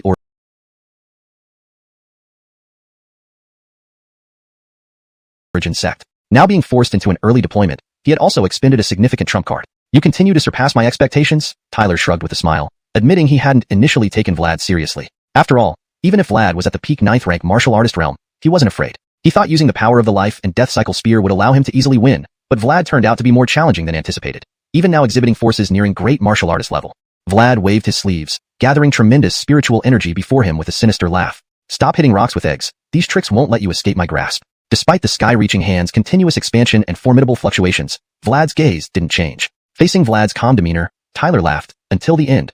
Who knows who will laugh last? His laughter ceased abruptly as Tyler's face turned cold, changing hand seals without hesitation. Divine demonic grappling hand. Boom. At that moment, the sky-reaching hand surged wildly and then, under countless astonished gazes, swept down tumultuously like a meteor across the sky, rushing toward Vlad crazily. Vlad stared icily at the encroaching sky-reaching hand. His entire body quaked as terrifying surges of spiritual energy rose from his skin like thunder beasts barring his path. Heavenly thunder beast.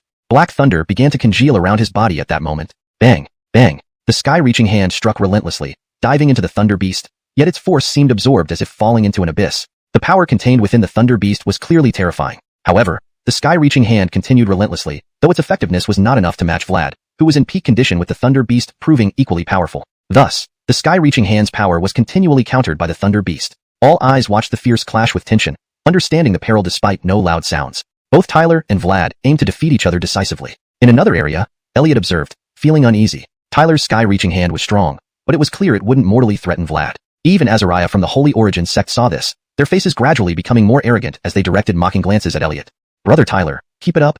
Anwar, Dovey, and others started cheering for Tyler. Regardless of their support, Vlad's thunder beast remained dominant, not being defeated by the sky-reaching hand, which started fading. Countless people sighed regretfully. It was evident even with Tyler's full effort, he still couldn't handle Vlad. The power of a great martial artist was simply too terrifying. As the thunder beast writhed, Vlad stared disdainfully at Tyler, like a hunter observing prey. But Tyler paid no mind, taking a deep breath, and his palms moved rapidly, causing his Dantian's spiritual energy to surge violently. A frightening wave of spiritual energy radiated from him. Next moment, his body expanded, causing the world's spiritual energy to ripple. Sensing something amiss, Vlad's expression changed. "Hellfire Demon Binding Beam." As Tyler softly shouted, a crimson beam formed above him, composed of surging spiritual energy. The moment the crimson beam appeared, it locked onto Vlad and shot forth with extreme precision. Clearly, after reaching the 9th rank martial artist realm, Tyler's Hellfire Demon Binding Beam had advanced, far exceeding its previous might. The crimson beam swept through, instantly shattering the surrounding air. Ripple. As the crimson beam unleashed, spiritual energy fluctuated wildly, and numerous spectators were once again amazed,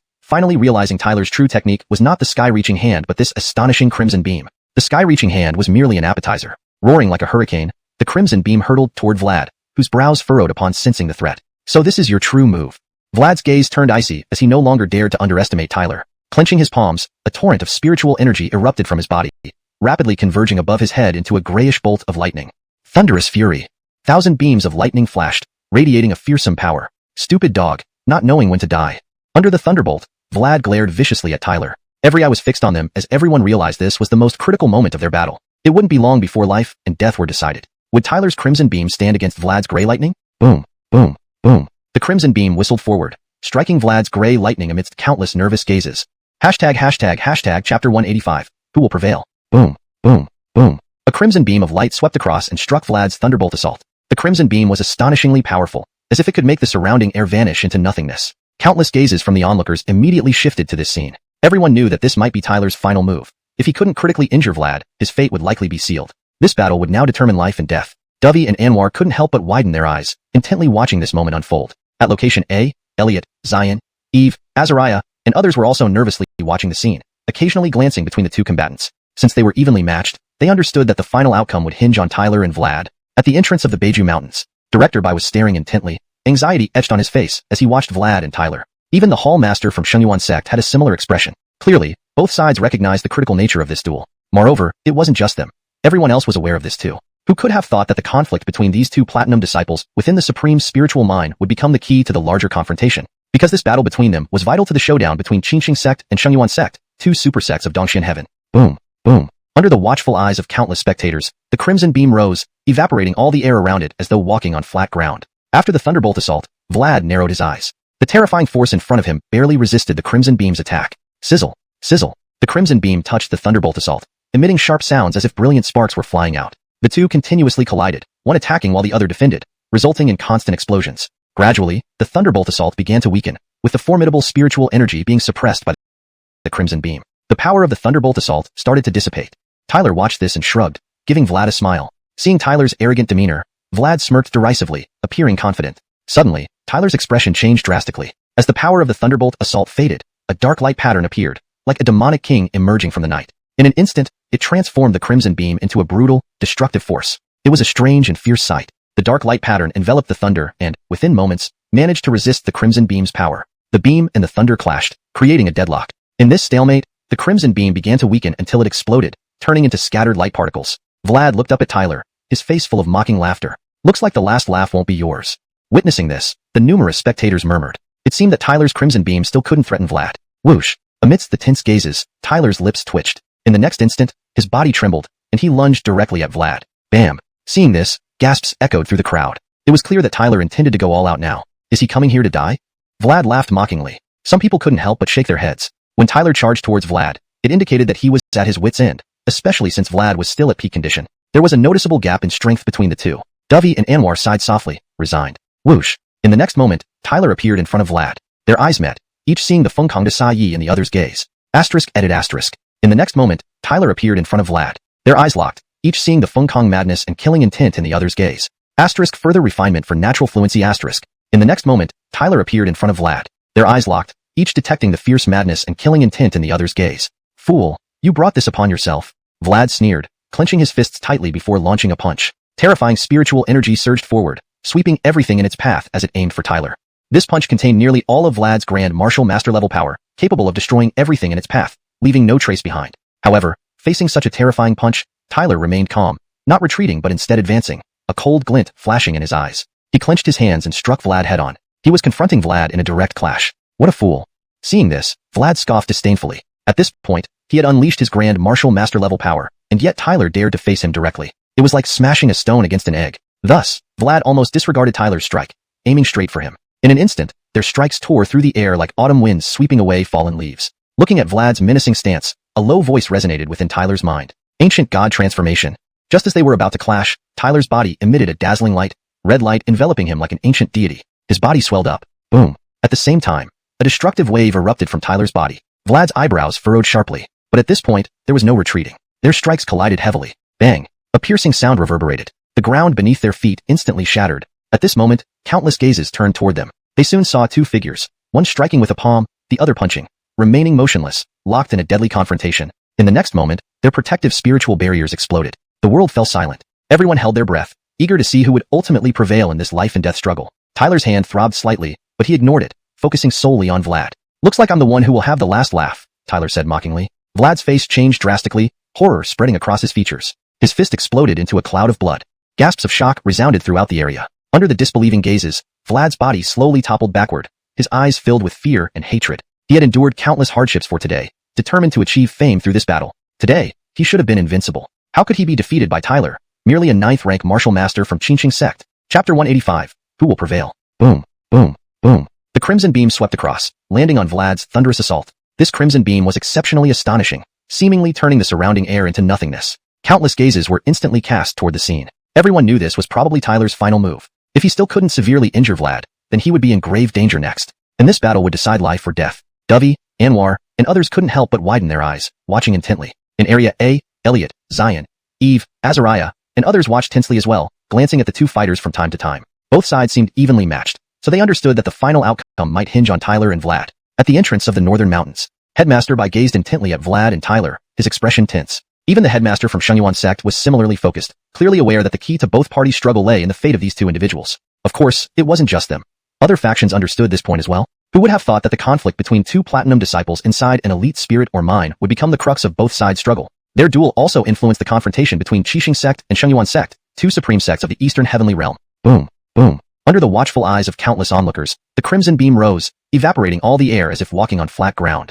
After the thunderous assault, Vlad squinted slightly. The overwhelming power emanating from his attack resisted the crimson beam's assault. Sizzle. Upon contact with thunderous assault, the crimson beam emitted a sharp sound, accompanied by dazzling sparks flying everywhere. Both attacks collided, each trying to overwhelm the other, producing continuous explosions. Gradually, the power of thunderous assault started to fade as terrifying spiritual energy surged and was suppressed by the crimson beam. Vlad's attack began to weaken. Tyler observed this, shrugged, and smiled at Vlad. Seeing Tyler's arrogant smile, Vlad chuckled mockingly, seeming quite confident. Suddenly, Tyler's expression changed. With the dissipation of thunderous assault's power, a dark light pattern appeared amidst the thunder, enveloping the crimson beam like a ruthless machine. It looked extremely strange and fierce. The dark light pattern wrapped around the thunder, subtly resisting the crimson beam's power within moments. Thunder and beam clashed again, now equally matched. In this stalemate, the crimson beam started to weaken until it exploded, transforming into countless light points. Vlad raised his head, looking at Tyler with a mocking grin, sneering, "Looks like the last laugh isn't yours." At this sight, everyone present gasped. It appeared that Tyler's crimson beam had failed to threaten Vlad.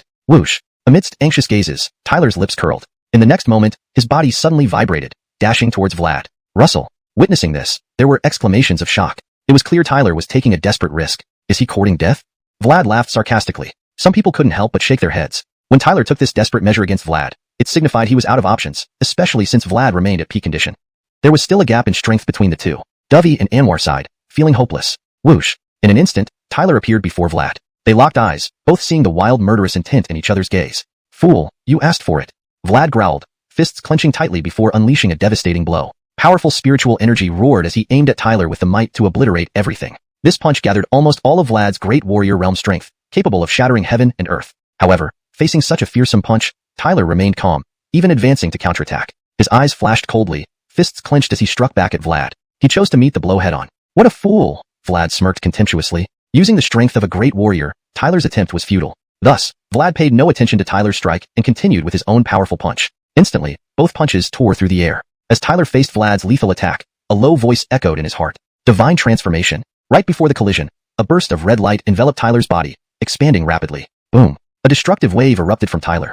Vlad's brows furrowed sharply, but now there was no retreat. So the two attacked each other fiercely. Boom! An ear-splitting sound rang out. The ground beneath their feet shattered instantly. Countless gazes were drawn to the scene. They saw two figures, one striking with a palm and the other punching, who, despite being unmoved, clearly fought to the death. Moments later, protective spiritual energies surrounding both exploded. For a moment, everything was silent. Everyone held their breath, watching Vlad and Tyler intensely, wanting to see who would prevail in this life-and-death struggle. Tyler's palm throbbed slightly, but he ignored it, focusing on Vlad. "Looks like the last laugh is mine," he said mockingly. Vlad's face paled, shock evident as his fist exploded into a cloud of blood mist. At that moment, gasps filled the air. Under the disbelieving gazes of many, Vlad gradually fell backward, his eyes filled with fear and resentment. He had endured hardships for this day, aiming to make a name for himself. Today, he should have been invincible. But how did he end up killed by a mere 9th-rank warrior from Xianxia sect? Chapter 186, Saving the Tide. When Vlad's lifeline was cut off, the entire world seemed to fall silent. Countless figures stood there with mouths agape, watching the scene unfold. Tiffany, Dovey, Anwar, and others were utterly stunned, their minds going blank. The disciples of Xianxia sect were similarly shocked into disbelief at this moment. Countless people who had rushed over to see what was happening also stood motionless in shock. Russell. After a brief moment, someone finally snapped back to reality. Soon after, cries of disbelief broke the silence, incessantly echoing through the heavens and earth. Heavens, Vlad actually got killed by Tyler? Boom. This voice of sheer astonishment ignited everyone present like a fuse. Incomprehensible murmurs instantly erupted nonstop. How is that possible? How could Vlad be so easily slain by Tyler? No way. To turn such a defeat into victory.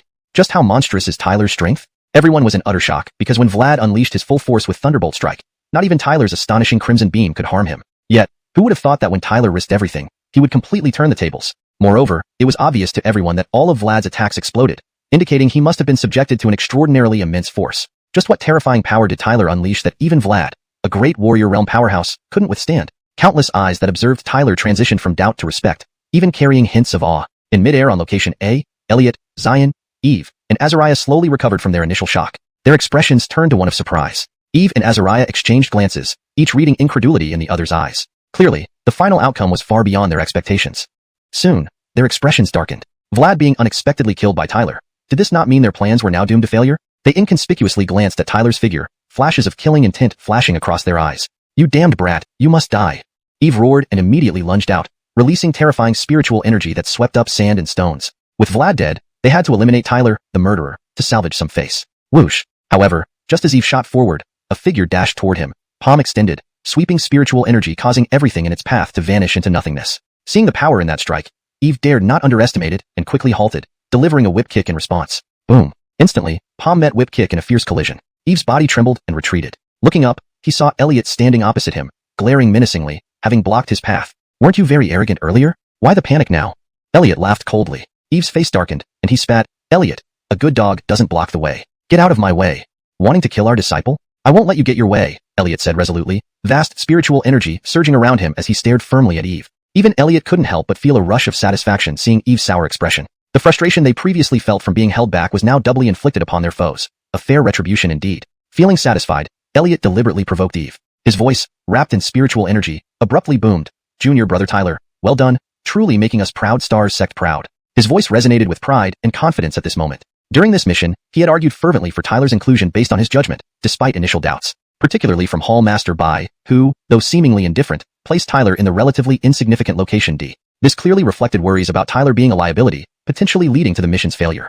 While Elliot could not openly support Tyler without hesitation, accepting the decision reluctantly, it inevitably left him somewhat troubled. Thus, when he saw Tyler take action, he was filled with mixed feelings of joy and concern. But these concerns vanished when Vlad was killed by Tyler's hands. He hadn't imagined that when their sect faced total defeat, it would be this initially unremarkable Tyler who would step forward, turning the tide and slaying Vlad. Observing Tyler from afar, Elliot couldn't help but sigh inwardly, finally understanding why Sect Master Wan and Elder Fu placed great hopes on Tyler. It seemed this young man was indeed a prodigy, always capable of creating surprising miracles, appearing only at the 9th level warrior realm, yet managing to reverse the crisis and save the proud Star sect. Looking at Tyler from afar, even Elliot felt a growing appreciation. With time, this youth might indeed become a sacred son. At the entrance of the Beiju Mountains, excited voices still reverberated. Clearly, they too were astonished by Tyler killing Vlad. Well done, disciple.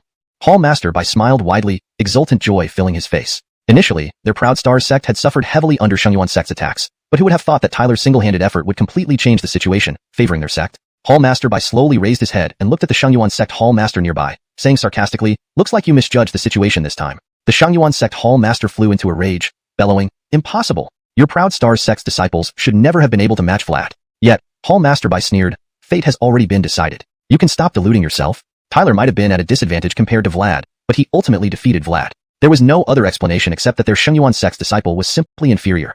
He looked at Tyler and said lightly, didn't expect this youth to turn the tide for us? What a significant gain. Once we return to the sect, I will surely commend you to the sect master. Previously, he considered Tyler a reserve and thus didn't place much importance on him. He hadn't anticipated that the one to save the day would be this overlooked youth. Though he miscalculated Tyler's potential, the fact that their proud Stars sect triumphed over Xianxia sect's schemes overshadowed any oversight. Chapter 187, Turning the Tables. With Vlad dead, Tyler let out a relieved sigh. Though Vlad had been quite troublesome, thankfully it ended without disaster and Tyler emerged as the ultimate victor. Dovey and Anwar gazed at Tyler with complex expressions. Had this been earlier, they would have doubted Tyler's qualifications for the mission. However, now that they'd witnessed him kill Vlad and turn the tide in their favor, all previous doubts vanished. After all, even the two of them together had miserably failed against Vlad. Tyler, on the other hand, had defeated him outright, testifying to the terrifying extent of Tyler's true strength. Such power could earn one the rank of a diamond disciple within the 4 halls of Starry Sky Sect. But, back at Starry Sky Sect, Tyler hadn't been this strong. Facing Jarrett for the last spot, he clearly lacked such prowess. Tyler shrugged, gripping the life-death cycle spear in his hand. In an instant, he landed beside Dovey and Anwar.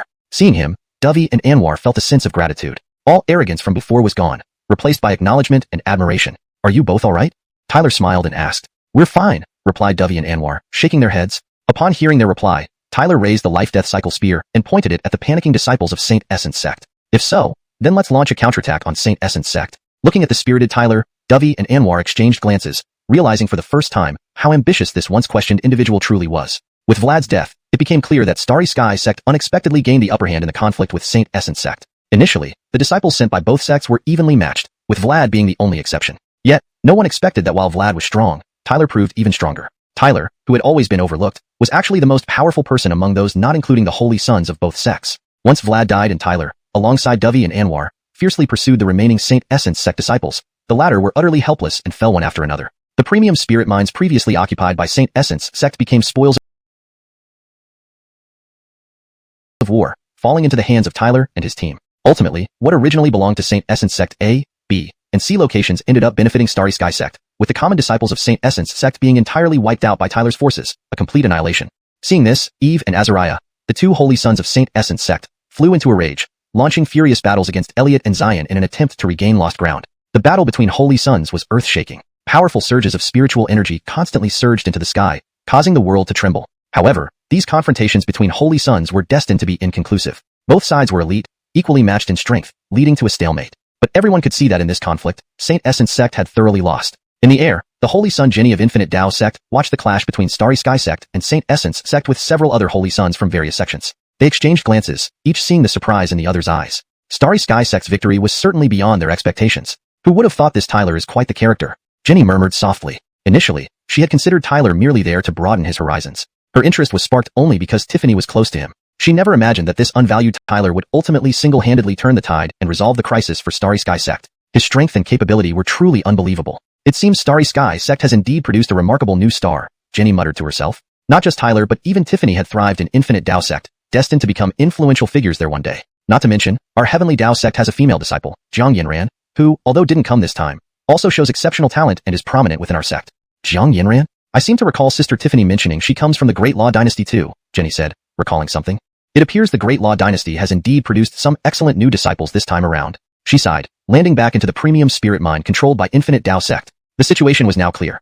Starry Sky Sect secured most of the premium spirit mines, becoming the biggest winner of this conflict. Meanwhile, Saint Essence Sect, aiming for dominance, met a humiliating defeat at the hands of Starry Sky Sect, an unexpected outcome. Surprisingly, it wasn't the holy sons of the 6 major sects who shone brightest in this premium spirit mine competition, but rather Tyler, an unknown youth from Starry Sky Sect. It seems if things go as expected, Tyler and his ilk will dominate the future. She chuckled dryly. As Jenny predicted, Tyler, along with Dovey and Anwar, swept through areas B and C, marking the end of the Starry Sky Sect and Saint Essence Sect conflict. With Eve and Azariah detained by Elliot and Zion, Saint Essence Sect's other disciples stood no chance against Tyler and company, swiftly meeting their end. The premium spirit mines thus fell under Tyler and his team's control. When Starry Sky Sect secured the majority of the premium spirit mines, it showcased the victorious stance, leaving various factions stunned. No one dared challenge or contest Starry Sky Sect's control over the mines after witnessing Saint Essence Sect's downfall. Quickly cleaning up the battlefield and securing their spoils, Tyler, Dovey, and Anwar rushed to Area A, where Elliot and Zion still battled Eve and Azariah furiously. Initially injured during their attempts to rescue Starry Sky Sect disciples, Elliot and Zion were slightly at a disadvantage. Seeing this, the trio exchanged glances and decisively joined the fray. Although their attack wasn't overwhelming, it caused distractions and troubles for the opposing side. With Tyler's involvement, Eve and Azariah's plans to reclaim lost ground crumbled. Under Elliot's relentless assault, they began retreating, sustaining injuries, while Elliot and Zion fought more fiercely, showing signs of overpowering Eve and Azariah. Eve and Azariah's faces grew increasingly grim. They had anticipated victory, yet their Saint Essence Sect suffered a crushing defeat. Their gazes repeatedly fell on Tyler, filled with palpable killing intent. However, Tyler merely smiled indifferently at their murderous intent. With Elliot and Zion around, even if they were holy sons, it was difficult for them to pose any real threat, especially since they were already in a weaker position. Damn it, Elliot. This time our Saint Essence Sect admits defeat. But rest assured, we won't let this matter drop so easily. Eve glared at Elliot with a sinister expression, snarling fiercely. You're simply outmatched, Elliot replied nonchalantly. Eve chuckled coldly, but don't get too cocky. The competition over these premium spirit mines is just a warm-up. When the Wuxia Grotto opens in a few months, our Saint Essence Sect will return with vengeance. Elliot's face turned cold as he said menacingly, if we meet again in the Wuxia Grotto, believe me, you'll be defeated even more miserably than this time. Eve laughed cruelly. You? From what I know, that place has caused the most casualties among your Starry Sky Sect's holy sons. Neither of them backed down, both refusing to yield an inch. Ultimately, Eve only issued his threats before withdrawing from the battlefield along with Azariah, deciding to prioritize securing the few remaining premium spirit mines for Saint Essence Sect. Seeing this, Elliot and Xian couldn't help but breathe a sigh of relief. Elliot's figure slowly descended, his gaze turning towards Tyler with satisfaction. "Junior brother Tyler, this time we owe it all to you," Elliot said, gratitude and pride evident in his eyes. "You truly live up to being a disciple of the Starry Sky Sect. You did a fantastic job." Xian's expression shifted slightly, and he remarked sarcastically, "Senior brother Yi, don't give him too much credit. If it weren't for us holding off Eve and Azariah, he wouldn't have had a chance to shine." Dovey, however, cut right to the heart of the matter. If not for Tyler's timely rescue earlier, Anwar and I would have been killed by Vlad. At that point, Vlad would have led the Saint Essence Sect disciples to assist Eve and Azariah, forcing you two into a retreat. Hearing this, Anwar remained speechless because he knew Dovey spoke the truth. He dared not question Tyler anymore, knowing full well that Tyler had saved his life. How could he repay kindness with ingratitude? "You." Xian's eyes bulged with anger, but he found no valid reason to argue. When had gold disciples ever dared to defy a holy sun? This behavior was all because of Tyler's influence. Reflecting on this, Xian looked at Tyler once more. Seeing Tyler basking in glory made him extremely frustrated. Initially, he believed Tyler would be a drag on their mission, yet Tyler had single-handedly turned the tide. Upon returning to the sect, Tyler would undoubtedly overshadow him. Nonetheless, he also understood that their mission was completed far beyond expectations, and the most fundamental reason for this success was due to a mere 9th-rank warrior Tyler.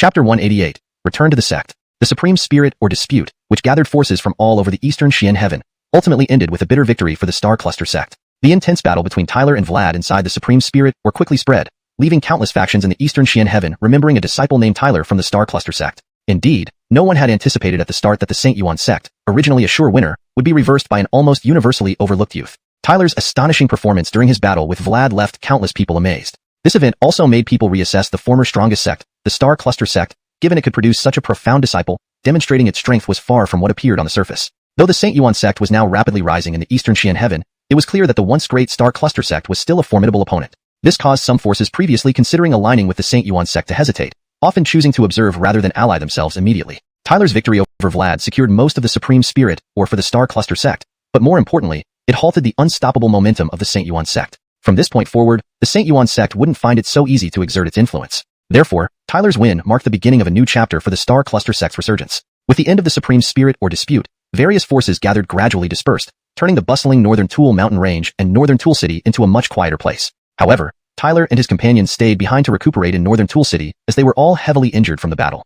Outside the stormy Cloud Inn in northern Tool City, Tyler looked at Tiffany and Jenny, who stood nearby, their gazes frequently shifting between him and Tiffany, seemingly hoping to witness any chemistry between them. Tiffany and her group were preparing to return to the Boundless Sect today. "I thought once I entered the Boundless Sect, I would catch up with you, but you're still just as impressive as ever. You can even slay experts at the Great Warrior stage," Tiffany said, looking at Tyler with admiration. "He is only considered a pseudo-Great Warrior expert." "I am not as exaggerated as you think," Tyler replied with a smile. "It's only a matter of time for you." Tiffany gave him a look and huffed. "But don't get too cocky. I'm also a prodigy. It's hard to say who will surpass whom."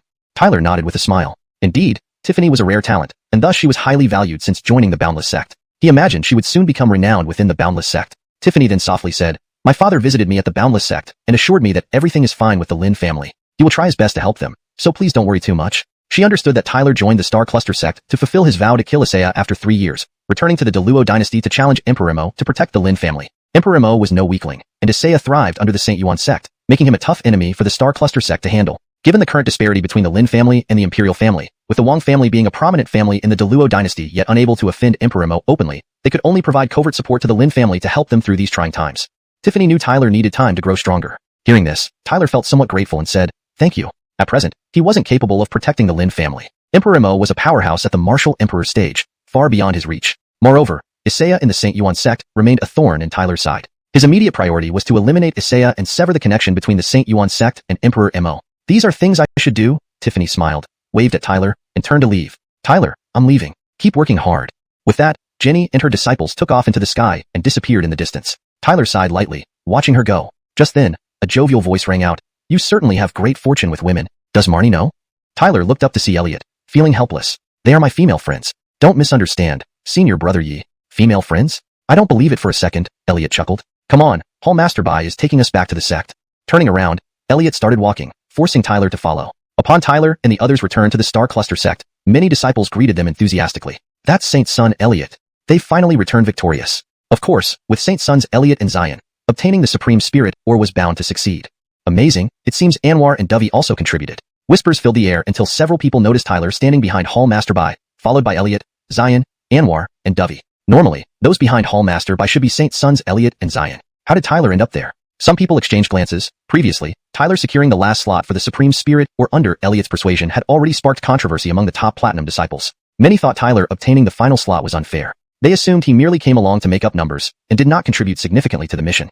Humph, this guy is still pushing his luck. But like a rabbit's tail, his luck won't last long. Even if he returns victoriously, with his strength, he probably did nothing and might even be expelled for holding everyone back, one disciple sneered. Yeah, others agreed. A sect mission wasn't a joke. Failing to contribute could lead to punishment. Especially the Green Dragon Hall disciples showed schadenfreude. Elliot, standing behind Tyler, heard the whispers and teased, Brother Tyler, it looks like they're mocking you. Tyler rolled his eyes and replied, they are blind to the truth.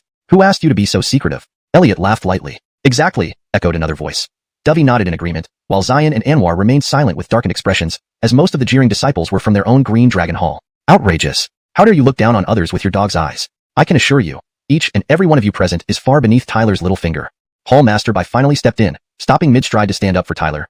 The reason our sect's mission was a complete success was entirely due to Tyler. He single-handedly killed Vlad, turning the tide. He eliminated 7 disciples of the Saint Yuan sect and secured 70% ownership of the Supreme Spirit Ore. As Hallmaster Bai spoke, the area fell into an eerie silence, so quiet that even the sound of a needle dropping could be heard. Jarrett and the other Green Dragon Hall disciples stared at Hallmaster Bai in disbelief, thinking they must have misunderstood him. After pinching themselves and feeling the pain, they realized it was true. Across the sect, countless pairs of eyes widened in shock and disbelief as they gazed upon Tyler's figure. Finally, Jarrett and the other Green Dragon Hall disciples couldn't help but gasp in unison, their faces flushing red as they screamed, how could this be?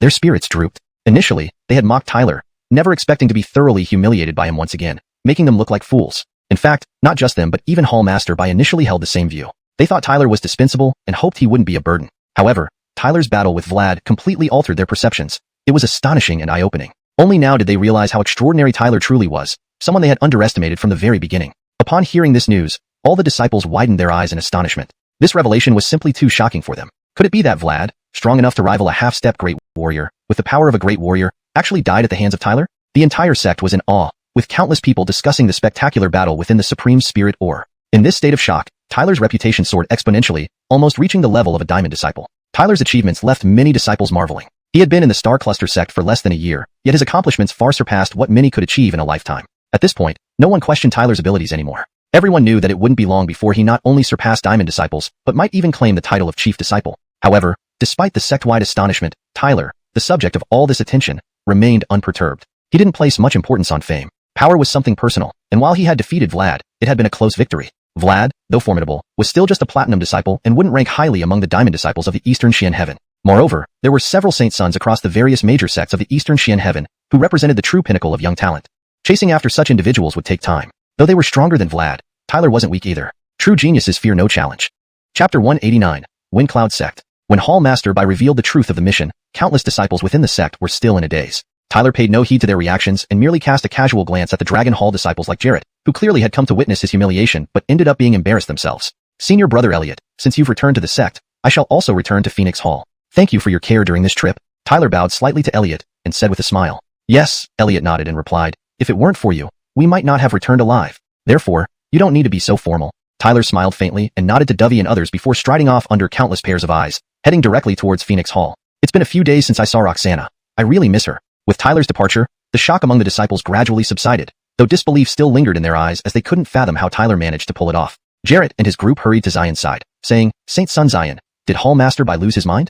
According to reason, someone who turns the tide should be someone like you. Who is Tyler, and what skills does he possess? Elliot glanced at these gestures beside him, shook his head, and left leisurely. Dovey looked at Jarrett and company with disdain, then rushed after Elliot. This left Jarrett and the others confused and wanted to question further, only to see Xian slap them across the face, yelling, Stay away from me, bunch of fools. He cursed and walked away sullenly. Punched black and blue, Jarrett and his group exchanged looks, wondering if what Hallmaster Bai said was true. A short while later, Tyler returned to Phoenix Hall and made his way to his cave abode.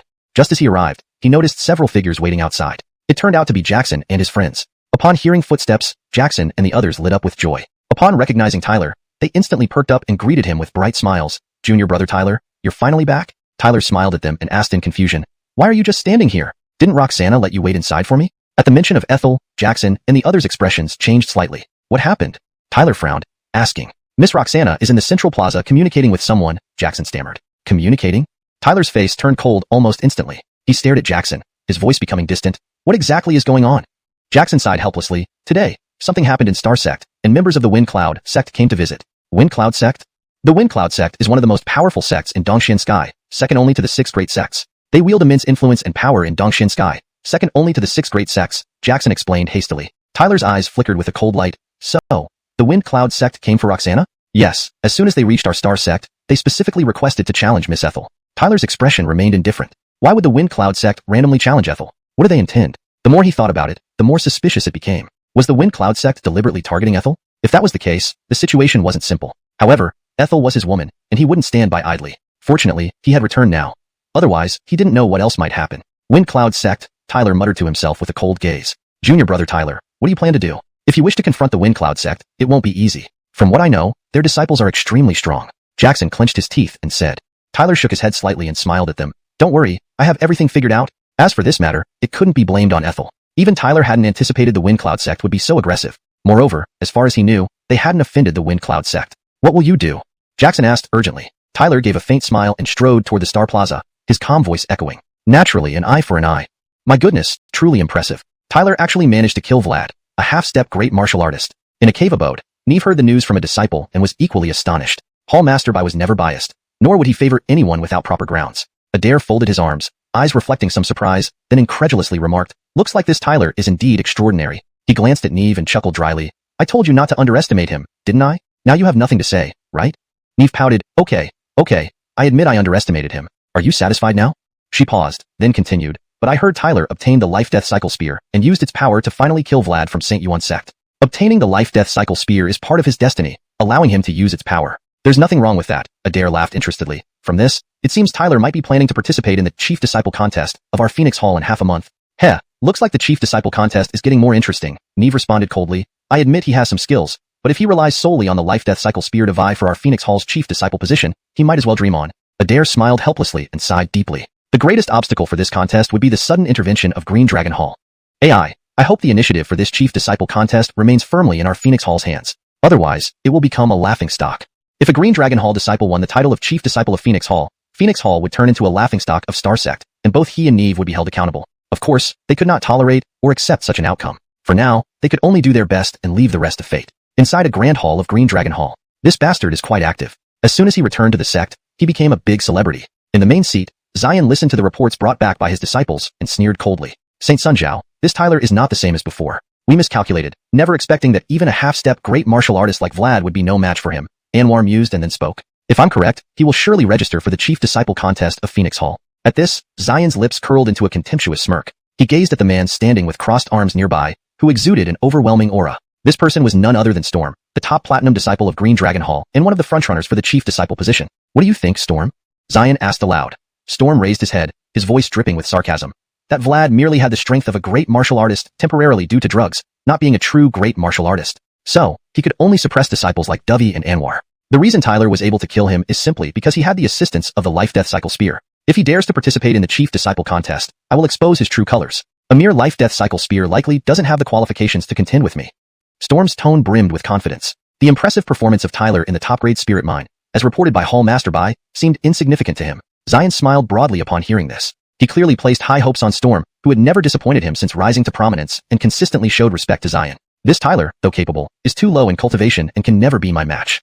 In this Chief Disciple Contest of Phoenix Hall, Storm, you will lead people to intercept the Phoenix Hall disciples. This is what the Hall Master wants to see. As long as you succeed, I will recommend you to the Hall Master. At that time, the cultivation resources of Green Dragon Hall will be tilted towards you. It's only a matter of time before you become a holy son. I want everyone to know that no one has the right to challenge our Green Dragon Hall. As for Tyler, no matter how much he jumps around, what can he do if he isn't valued? He's just an ordinary person we can manipulate at will. A genius disciple? Ha! Our Star Sect has an abundance of genius disciples, Xian said, a cold light gleaming in his eyes. Tyler will eventually realize that, no matter how talented he is, opposing our Green Dragon Hall is destined to end in mediocrity. Storm nodded vigorously, his eyes like those of a wolf, a smirk of disdain curling his lips, as if Tyler was utterly beneath his notice. Rest assured, holy son, the Phoenix Hall disciples aren't even worthy to carry my shoes, not worth mentioning. In this Chief Disciple Contest, I will definitely intercept the Phoenix Hall disciples and uphold the prestige of our Green Dragon Hall.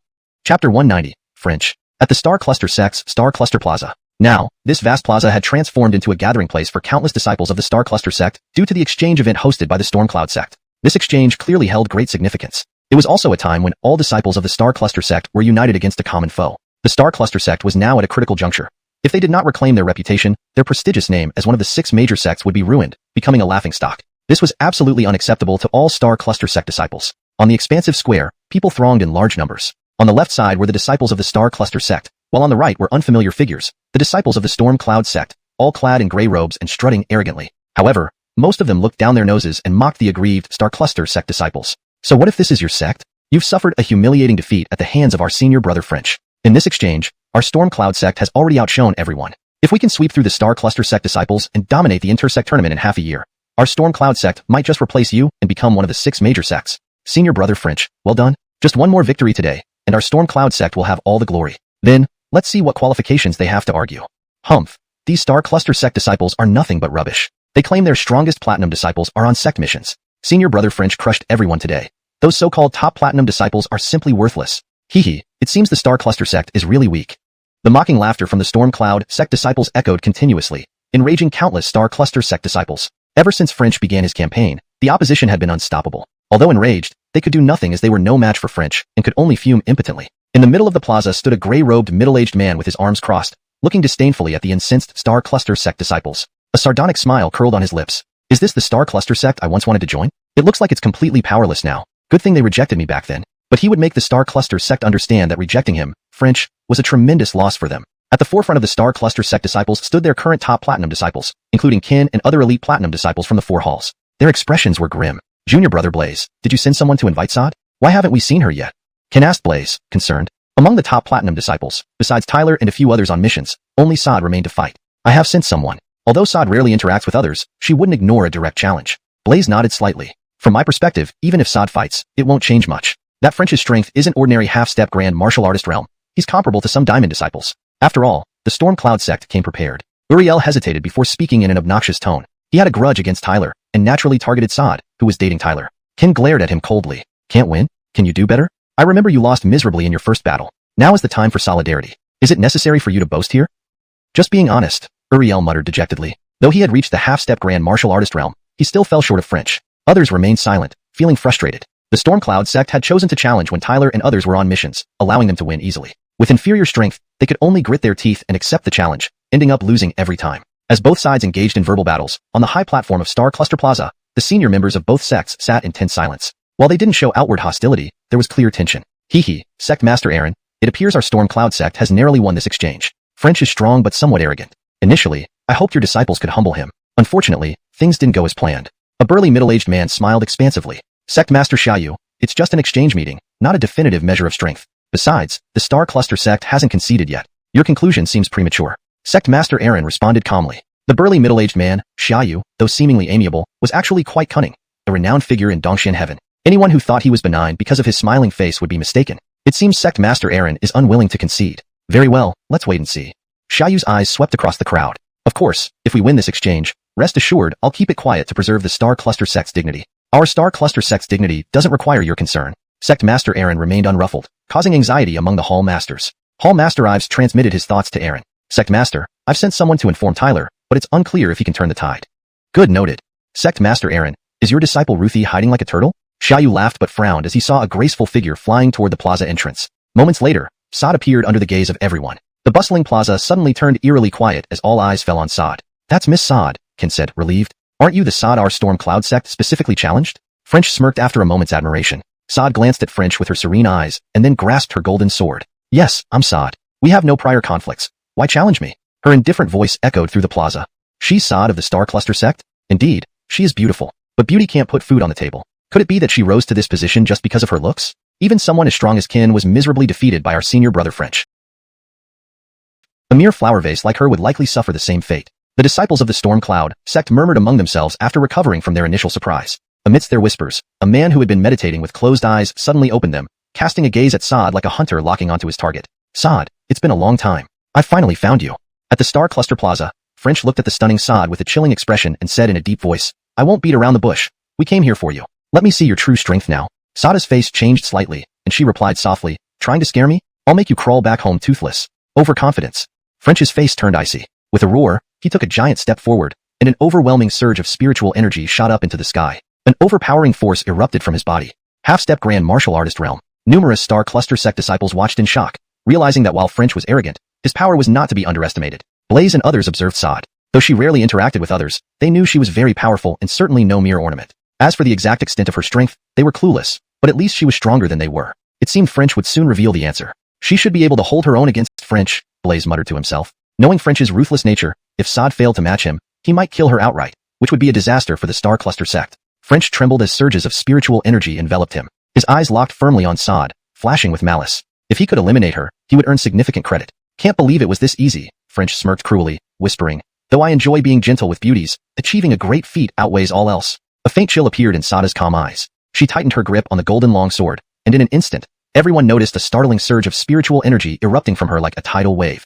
Her spiritual energy level reached grand martial artist realm. All Star Cluster sect disciples were astounded. Who would have thought that Sod was actually a grand martial artist level powerhouse? She was incredibly strong. The sudden revelation stunned everyone. The previously confident Storm Cloud sect disciples now wore expressions of disbelief. Ken and the other Star Cluster sect elites exchanged hopeful glances. It seemed the tide might turn after all. Chapter 191. The formidable Nicole. Nicole paid no attention to the astonished gazes. She only stared at Ebenezer, whose brows were slightly furrowed, and then her calm voice abruptly rang out. Dealing with a small fry like you, one move is enough.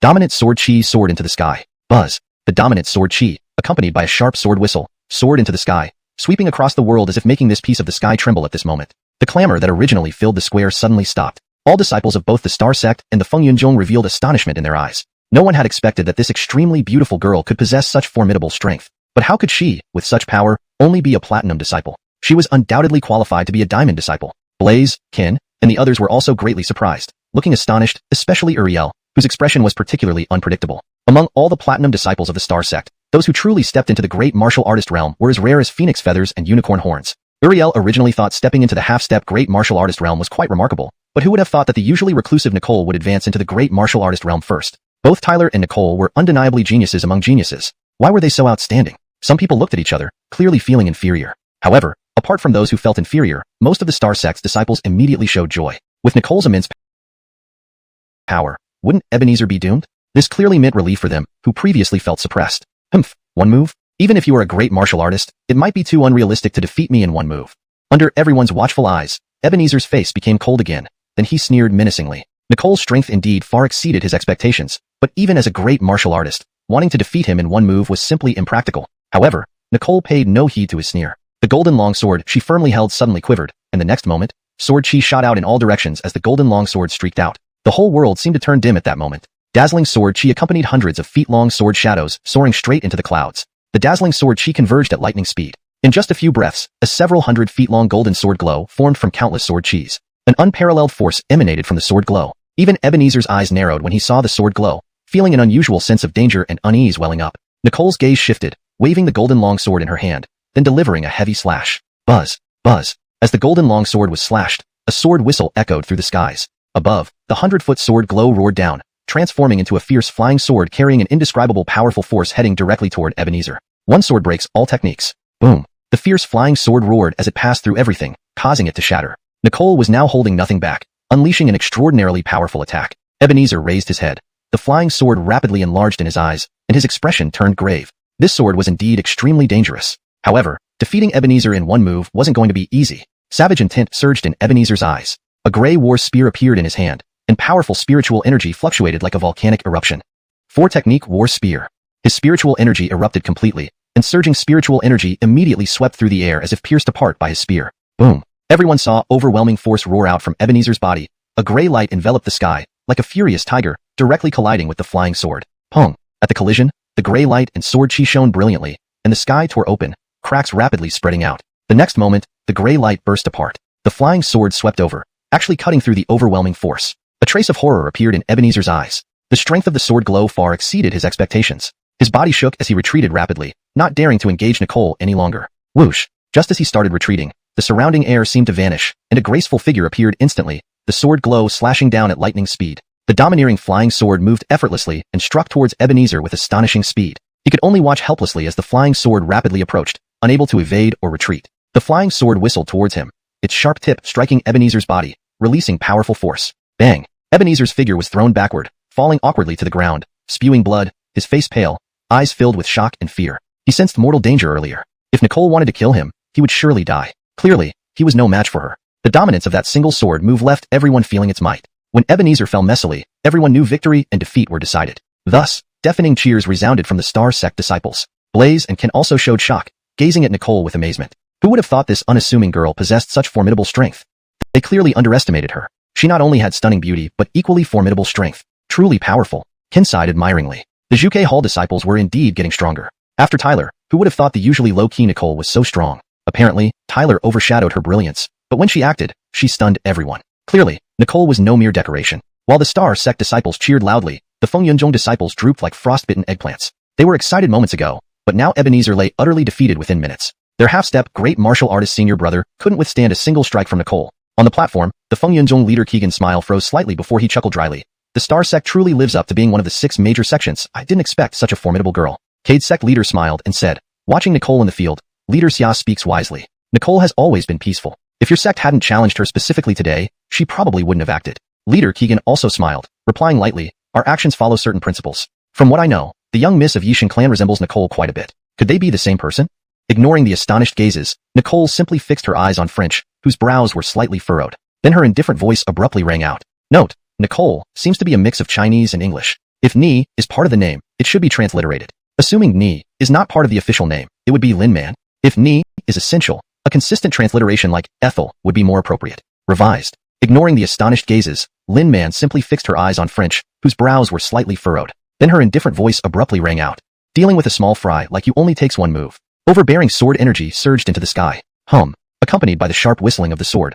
Overbearing sword energy shot up into the heavens, making the skies tremble. The bustling noise across the square suddenly came to a halt. Disciples from both the Star Cluster sect and Skystorm sect all revealed shocked expressions in their eyes. None had anticipated that this extremely beautiful girl possessed such formidable strength. But with such prowess, how could she still be just a platinum disciple? She was more than qualified to be a diamond disciple. Blaze, Kin, and the others were also greatly taken aback, their eyes wide with astonishment. Uriel's expression was particularly mixed. Among all the platinum disciples of the Star Cluster sect, those who truly attained the Great Warrior realm were exceedingly rare. Uriel thought he was already exceptional for reaching half-step Great Warrior. But who would have guessed that the usually reclusive Nicole had become a true Great Warrior first? Xiu Zhengwei. Uriel thought he was already quite remarkable for reaching the half-step Great Warrior realm. But who would have thought that the usually low-profile Nicole had become a true Great Warrior first? In this context, low-profile better captures the sense of Sunju Jianchu than reclusive, which can imply isolation or avoiding social contact, not necessarily intended here. Also, realm is often used in cultivation/novel context to describe levels of strength, fitting the style more naturally. Tyler and Nicole were undoubtedly geniuses among geniuses. Note, the name Nicole seems to be partially translated and partially in Chinese. Assuming the correct spelling is Nicole should be Adamaris in English. Revised, Tyler and Adamaris were undoubtedly geniuses among geniuses. Why are they so outstanding? People glanced at each other, clearly feeling somewhat overshadowed. However, apart from those platinum disciples who were willing to concede, most of the Star Cluster sect disciples' eyes immediately filled with jubilation. With Nicole being so powerful, wouldn't it mean bad luck for French? Note, the name Nicole seems inconsistent as Ni is a Chinese character and doesn't fit in an English text. I assume it should be Adamaris based on previous context. Here's the revised sentence. However, apart from those platinum disciples who were willing to concede, most of the Star Cluster sect disciples' eyes immediately filled with jubilation. With Adamaris being so powerful, wouldn't it mean bad luck for French? This certainly uplifted the spirits of the previously oppressed disciples. One move? Even if you're a great warrior, it's probably too unrealistic. Under the multitude's watchful eyes, French's expression turned cold again, and he laughed ominously. Nicole's strength indeed far exceeded his expectations, but even as a great warrior, to defeat him in one move sounded too unrealistic. However, Adamaris paid no heed to his menacing laugh. She gripped the golden longsword tightly, and suddenly it quivered slightly. In the next moment, sword energy erupted from it, sending the golden longsword flying outwards. It felt as though the world darkened at that moment. Dazzling sword energy accompanied towering hundreds of Zhang longsword shadows shooting towards the clouds. The dazzling sword energy converged with lightning speed, forming a massive golden sword beam within breaths. An unparalleled force radiated from the sword beam. Staring at the sword beam, even French's eyes slightly narrowed. A never-before-felt sense of danger and unease welled up in his heart.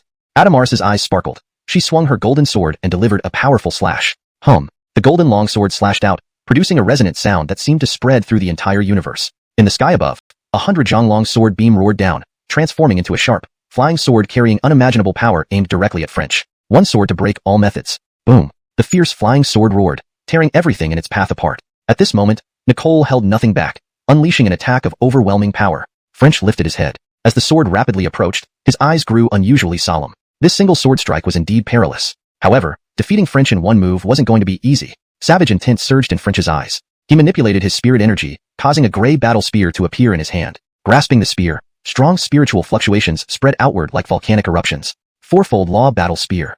His spirit energy burst forth, causing waves of power to surge. With a single thrust, he shattered the air around him. Boom! Everyone saw the immense power emanate from French, engulfing the heavens in a gray light, colliding fiercely with the incoming flying sword. Bang! Upon collision, the gray light and sword energy flashed intensely, tearing the sky apart with numerous cracks spreading quickly. Suddenly, the gray light exploded. The flying sword swept past, cutting through the formidable force. A look of horror finally appeared on French's face. The intensity of the opposing sword beam was much greater than expected. He trembled, retreating rapidly, not daring to engage Nicole any further. Note: the character Ni seems to be a remnant from the original Chinese text and should be removed for fluency in English.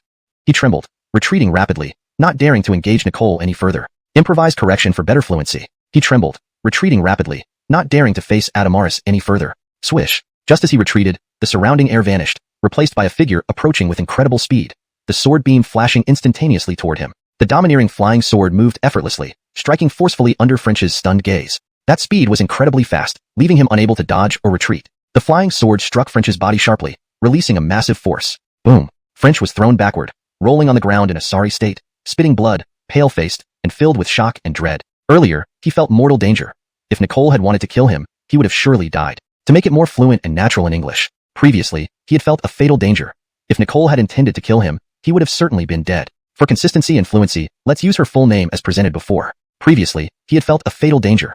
If Adamaris had intended to kill him, he would have certainly been dead. Clearly, he was no match for her. The overwhelming power of that single strike was felt by everyone. So when French fell wretchedly to the ground, everyone knew victory belonged to Nicole, and thunderous cheers erupted from the Star Cluster's sect disciples. Note: Nicole seems to be a mix of English and Chinese. If Ni is part of the name, it should be transliterated. Otherwise, it should be omitted. For this edit, I've left it as provided but noted for your awareness. Revised for fluency and consistency. The overwhelming power of that single strike was evident to all. Thus, when French landed in a sorry state on the ground, everyone knew that victory had gone to Nicole. Thunderous cheers instantly erupted from the Star Cluster sect disciples.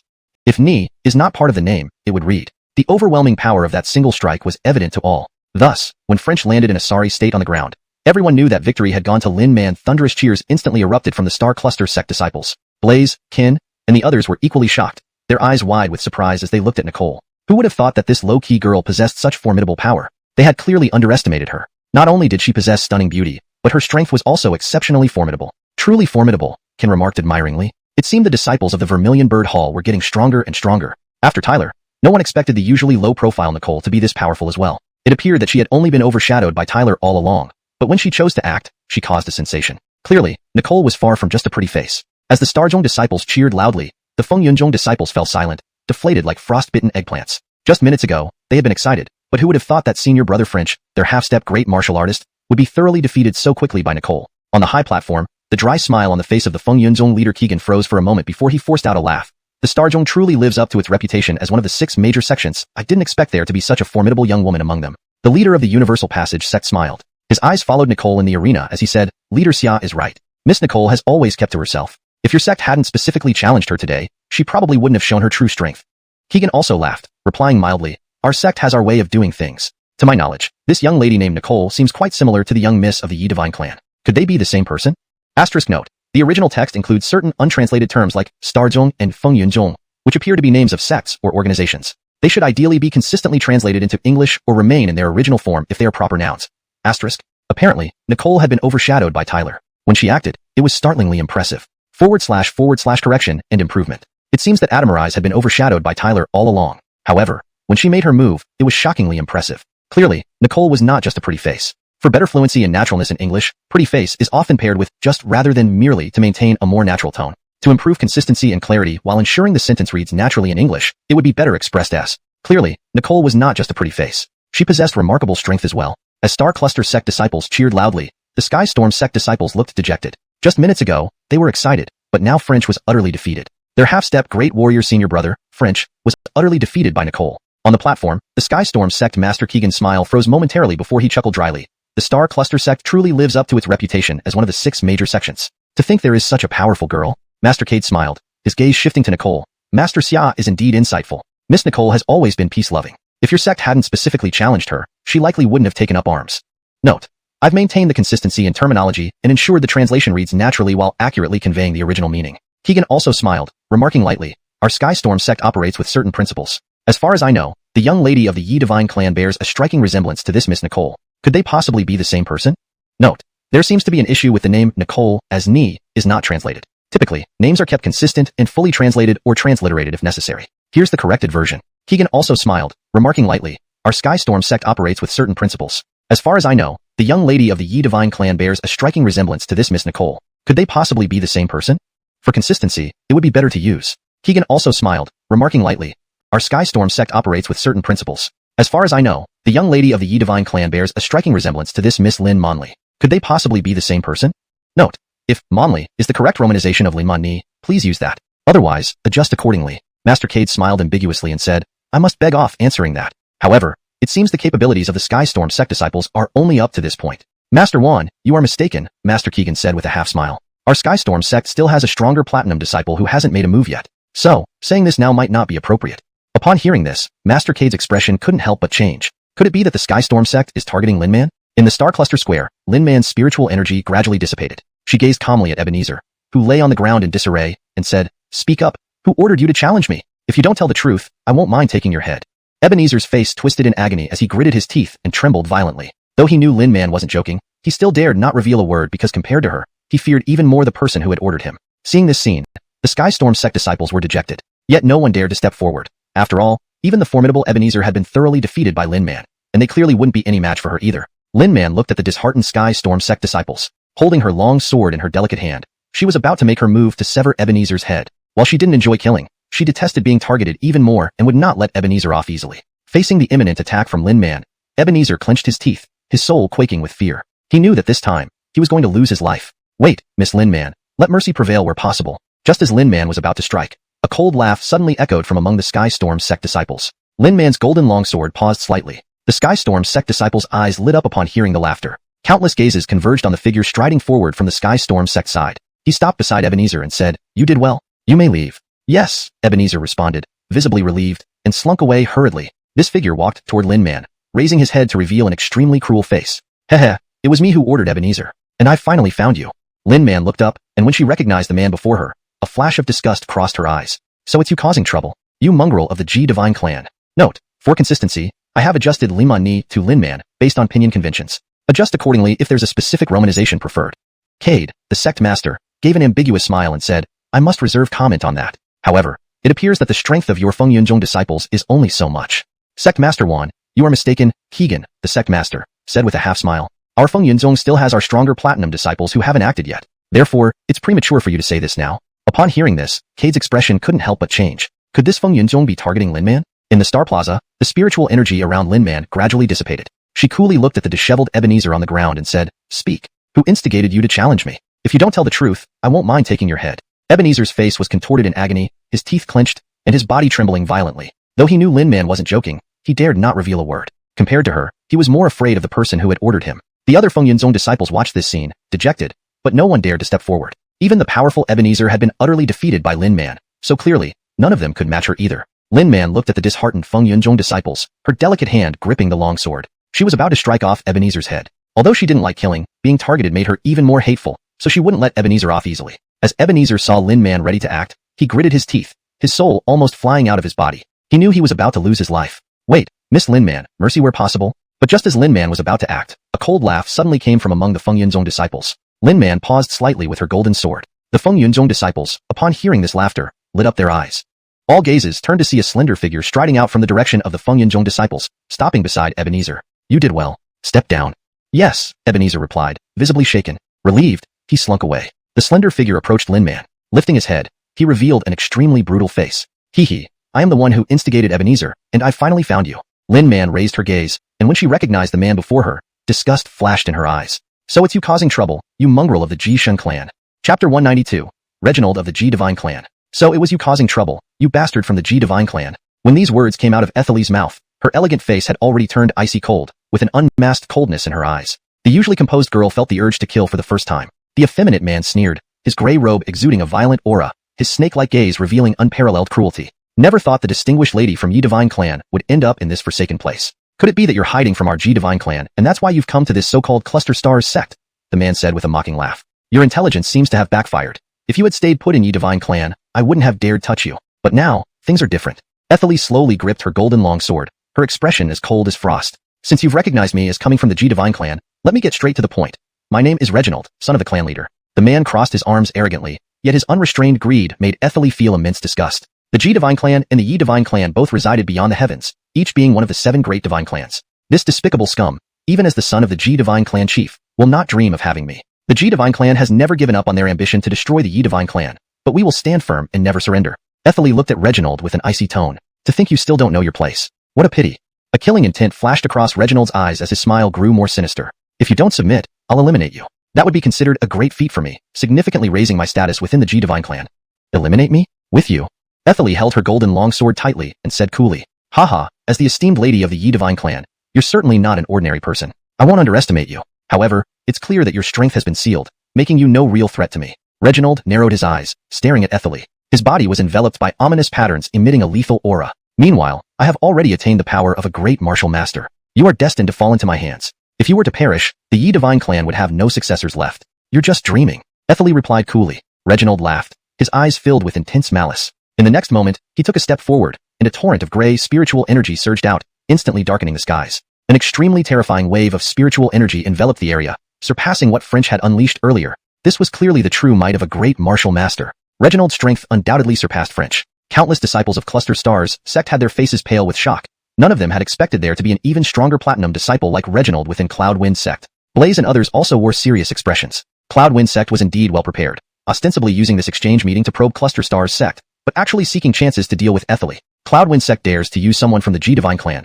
Aren't you afraid of inviting wolves into your own den? On the platform, Lucius turned to look at Frederick beside him. Hee, isn't it the same with the presence of Yi Divine Clan members in Cluster Stars sect? Besides, this mutual benefit between Reginald and me helps us surpass you. Xiaoyu smiled sardonically.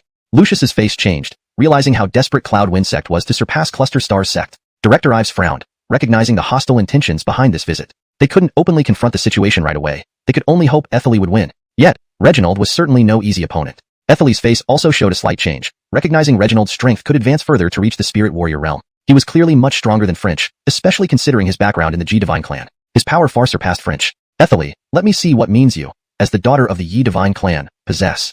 Reginald locked onto Ethyli with menacing eyes, a disdainful smirk curling his lips. I won't disappoint you. Ethyli's eyes turned icy cold, and once again, overwhelming sword energy roared forth. Swish, swish. Numerous sword energies gathered, forming a sword beam once more. Clearly, Ethyli wasn't holding back in the slightest, attacking with full force from the start. Don't really think I'm a weakling like French? Ha ha ha, you might not even be a match for me. Reginald gave an eerie laugh, his eyes filled with murderous intent. In the next moment, he swung his hand and shot forward explosively, a torrent of spiritual energy surging out like a massive flood, ruthlessly crashing towards Ethyli. Ethyli's delicate figure soared into the air at the same moment, merging with the sword beam which expanded wildly, carrying an astonishing force through the sky. That single sword stroke was far more shocking than before. Everyone watched this breathlessly, as neither of them intended to hold back, aiming to finish each other off from the very start. Relying on heaven halberd. The torrent and the sword beam collided midair, and as the two forces met head-on, a fierce halberd emerged from the swirling torrent under Reginald's command. Its thrust brought with it an immense surge of spiritual energy. Clang! The halberd clashed heavily with the longsword. The ground beneath their feet exploded, as if the sky and earth were collapsing. The destructive power caused ripples throughout the sky where they fought. Reginald curled his fingers, his face wearing a vicious smile. The torrents above his head abruptly coalesced into a massive black hole. From its slight quiver, a myriad of spiritual energy streams erupted outward. These streams swept across everything, reducing all in their path to nothingness. Ethyli, you are no match for me. Reginald chuckled menacingly, his voice like venom. Ethyli's body trembled as she saw cracks appear in her sword beam, which then exploded moments later. Ha ha ha, you're too weak after all. Reginald roared with laughter. As Ethyli's sword beam exploded, his halberd burst with terrifying force, its tip tearing through her protective spiritual energy, piercing her slender form. Thud. Ethyli staggered backward, hit hard. At that moment, she retaliated with a powerful sword slash, slicing deeply into Reginald's chest. In an instant, both figures were sent flying backwards. Ethyli landed shakily, steadying herself while blood streamed from her mouth. Not far away, Reginald appeared equally disheveled, bearing a deep sword wound, blood seeping through his entire body. Hee, you really don't back down at all. But with your strength, how can you protect the Yi Divine Clan? Truly a hopeless situation. Reginald gave a sinister laugh, taunting Ethyli who was now injured. Leaving the Yi Divine Clan will always come at a price. Ethyli's delicate face turned icy cold as she tightly gripped her golden longsword. If not for her sealed power, this Reginald would have no chance of harming her. Finished. From where the Cluster Stars sect disciples stood, there arose an uproar. Reginald was too powerful, actually managing to injure Ethyli. However, the raucous noise from them did not concern Reginald in the slightest. He only mocked them. I didn't expect that one of the 6 great sects, Cluster Stars sect, would have such weak platinum disciples, nothing but cowards. Innumerable Cluster Stars sect disciples were immediately enraged by his words. Reginald was simply too arrogant. But their anger could do little to change the situation, as their sect's true elite platinum disciples had almost all been defeated, and even someone as formidable as Ethely was now injured. So, they could do nothing but grit their teeth in hatred of their own weakness. Weakness indeed invited abuse. Ethely, it looks like today is your end. Reginald curled his lips into a cruel smile, sneering, so, I'll just send you to hell. As he spoke, he moved decisively to deliver a fatal blow to Ethely. Anyone who touches my woman dies. But just as Reginald was about to strike, a cold voice suddenly echoed through the air. Cade, the head of the Wanding sect, smiled faintly, while Keegan, the head of Xiaoyu sect, paled. The sudden voice immediately drew everyone's attention, and curious eyes darted towards the source. Who? Reginald's expression changed as he turned to look. The one who's going to take your life. Suddenly, a handsome figure appeared, flashing toward them. An extremely formidable spiritual energy fluctuation radiated from this handsome figure. Upon seeing him, all the Cluster Stars sect disciples on the square shouted out in surprise and joy. This figure was none other than Tyler. He had finally returned. Note, the translation has maintained the same paragraph structure and line breaks as the original text. ##### Chapter 193, Fury for a Loved One. Anyone who touches my woman, dies. With this cold command ringing out, a handsome figure strode confidently toward the entrance of the Star Cluster Square. As he walked, an astounding spiritual energy fluctuation radiated from his body. That's senior brother Tyler. Countless Star Cluster sect disciples exclaimed with surprise and delight, fully aware of Tyler's prowess. Senior brother Tyler has returned? He is finally going to take action? This should be good. He must be furious that Nicole was injured. Note, ni seems to be a remnant from the Chinese text and should be removed for the sentence to read naturally in English. Revised translation. This should be good. He must be furious that Adamaris was injured. If Manny is not the correct romanization of the name, please provide the correct spelling. Exclamations of shock continuously echoed through the Star Cluster Square. All the Star Cluster sect disciples looked elated. Tyler's reputation within the sect was now on par with some of the Diamond disciples. Therefore, when Diamond disciples couldn't intervene, Tyler was the one they most hoped would step forward. His commendable performance in the supreme grade spirit mine solidified his status among the disciples. Even some Diamond disciples could not compare to him in fame. So, this guy finally returned. Seeing it was indeed Tyler, Blaze and others secretly sighed in relief. Tyler's presence undeniably boosted the morale of all Star Cluster sect disciples. On the side, Uriel wore a look of uncertainty but ultimately remained silent. He knew that, whether in reputation or strength, Tyler surpassed him greatly. Despite any lingering resentment, he had no choice but to acknowledge it. Reginald crossed his arms and stared at the tall and handsome figure striding towards them. Hearing the cheers confirmed the identity of the newcomer. Is this the man Nicole likes, Tyler? / correction. Is this the man Nicole likes, Tyler?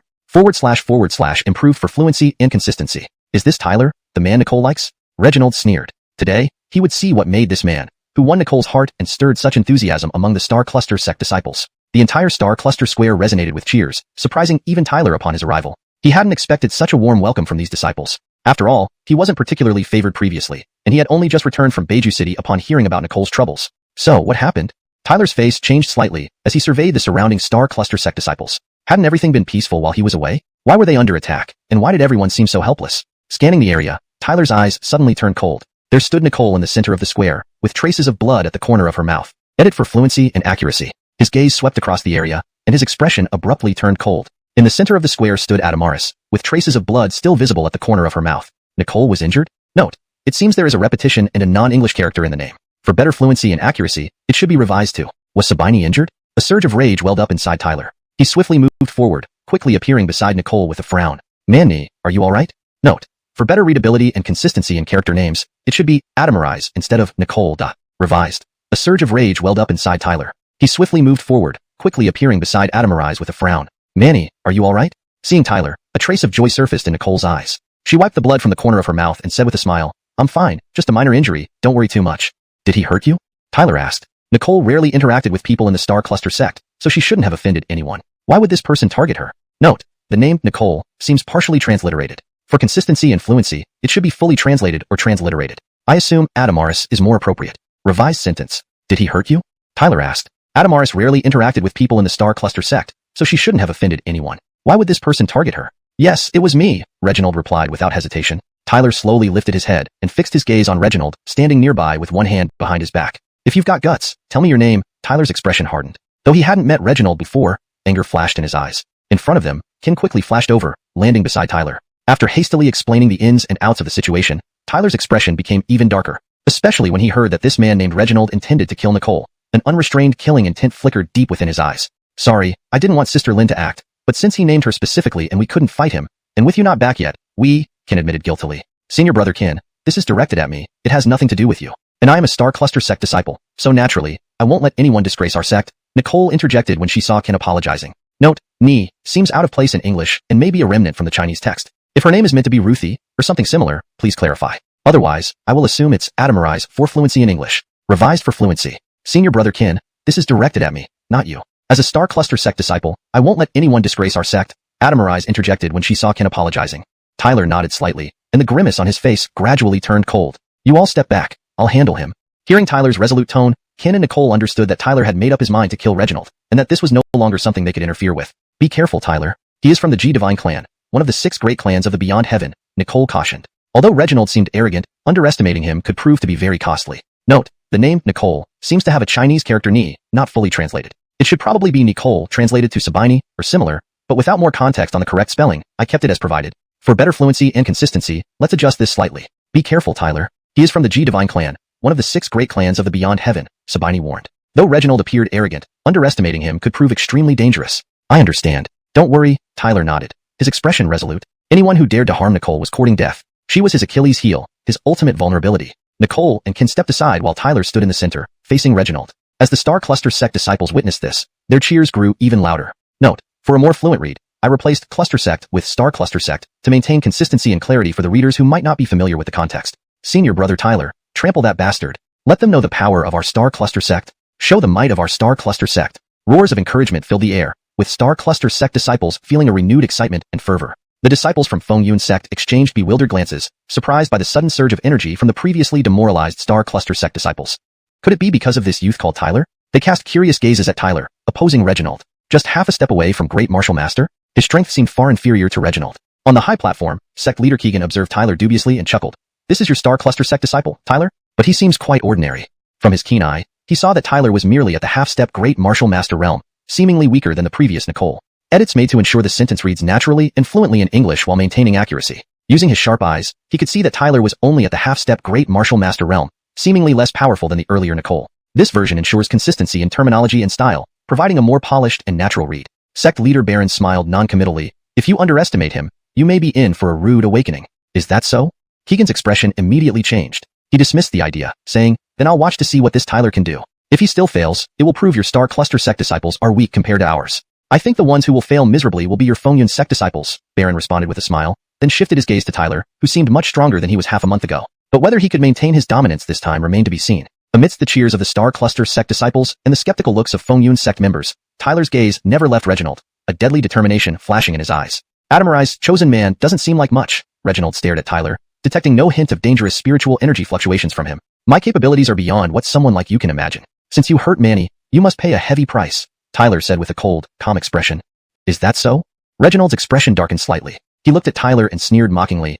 Adamarize is indeed extraordinary, but she has a very high standing. You don't deserve her. If I were you, I would run as far as I could to avoid burning myself. So, I need to prove that I'm worthy of her, Tyler replied with a smile, seemingly ignoring Reginald's words. Heh, does that mean you plan to prove it by defeating me? Reginald's cold laugh carried a ruthless edge. His gaze locked onto Tyler firmly. Just for saying that, you're dead? At this moment, Reginald's eyes were filled with venomous malice. This Tyler was merely at the half-step Great Martial Master realm and dared to be so arrogant before him. Unaware of your impending death, Reginald licked his lips and took a large step forward. A surging gray spiritual energy erupted, instantly engulfing the sky with terrifying force, more powerful than before. Clearly, Reginald had decided to deal a lethal blow. Seeing this, Ken and the others frowned deeply. Reginald's strength was indeed terrifying. They wondered if Tyler could truly stand against him this time. After all, Reginald wasn't someone to underestimate. Moreover, both parties seemed intent on killing each other. Sigh. Under the envelopment of the overwhelming gray, spiritual energy, Tyler's entire body shuddered. The spiritual energy within him erupted, forming a formidable aura that resisted the onslaught,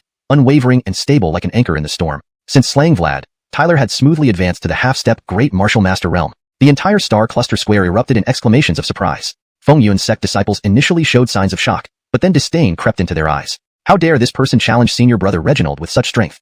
These fools actually pin their hopes on someone who's only at the half-step Great Martial Master realm. What pig-headedness! They mocked the Star Cluster sect disciples, only to pause when they saw those same disciples staring back at them with contempt, admiration in their eyes fixed on Tyler. These fools actually mocked senior brother Tyler. They truly have eyes but see not. In the next breath, the vast spiritual energy burst forth from Tyler, rising like a tidal wave. No matter how intensely the gray light assaulted him, his stance remained as solid as a rock. Ever since he had killed Vlad, Tyler had seamlessly progressed to the half-step Great Martial Master realm. At this moment, the entire Star Cluster square echoed with astonishment. Initially, the Feng Yun sect disciples were bewildered, then filled with disdain. What gave this person the nerve to challenge senior brother Reginald with such minimal strength? This group actually pins their hopes on someone barely at the half-step great martial master realm. What utter foolishness. They directed their mocking gazes toward the Star Cluster sect disciples and were taken aback. Those disciples first cast disdainful looks at them, then gazed admiringly at Tyler. These fools ridiculed senior brother Tyler. Truly blind. As Reginald prepared to launch his attack, the Star Cluster sect disciples' unwavering belief in Tyler became evident, setting the stage for the impending confrontation. Chapter 194, Tyler vs. Reginald. Two incredibly shocking spiritual energies swept across the semi-sky of Star Cluster Square, constantly colliding as if dividing this piece of sky in two, sending chills down people's spines. Half-step Great Warrior Realm? Reginald's eerie gaze stared at Tyler in front of him, the mockery on his lips growing deeper. He indeed hadn't misjudged. This Tyler hadn't even entered the Great Warrior Realm. A mere half-step Great Warrior Realm weakling. Where did he get the courage to dare speak toughly in front of him? Obviously, neither Reginald nor the disciples of the Feng Yuan sect knew that Tyler had previously, with a Strength Master 9th level, killed Vlad who possessed Great Warrior Realm power. However, the disciples of Star Cluster sect were all too aware. Boom. At this thought, Reginald no longer hesitated. No matter what abilities Tyler might have, he was determined to slay him. In one large stride, he rapidly formed hand seals with both hands. The gray light spiritual energy sweeping the sky howled over, transforming into an enormous gray palm print locking onto Tyler in mere moments. Thunderous roars echoed as the gray palm descended, space warping and the earth splitting wherever it passed. Reginald's first move left countless spectators startled. His earlier clash with Sod was terrifying, but now he seemed to be using his full strength, making everyone realize just how formidable his Great Warrior Realm power truly was. Boom. Tyler slowly raised his head, watching the raging gray palm. A torrent of spiritual energy erupted like a volcanic eruption from his body. Above his head, a godly giant hand condensed. Godly seizing hand. Tyler waved his hand, turning the godly hand into a torrent of spiritual energy that streaked across the sky, colliding heavily with the gray palm. Boom. An extremely shocking spiritual energy storm spread out, a powerful shockwave pushing towards Tyler and Reginald. The air collapsed, but the two figures remained unmoved. That shockwave clearly didn't affect them at all. The raging spiritual energy impact gradually dissipated. Countless eyes turned to the two still standing figures, filled with astonishment. Next moment, Tyler and Reginald locked eyes, their gazes flashing with murderous intent. With a bang, spiritual energy erupted from both almost simultaneously. Then the two figures rushed out at lightning speed, colliding mid-air. Neither figure showed any sign of weakness, continuously colliding, each trying to overpower the other. Their figures struck at each other repeatedly in that collision spot, fists hitting flesh, moves fatal, and ferocious spiritual energy swept out, passing by each other, leaving residual images shattered. Sharp clashing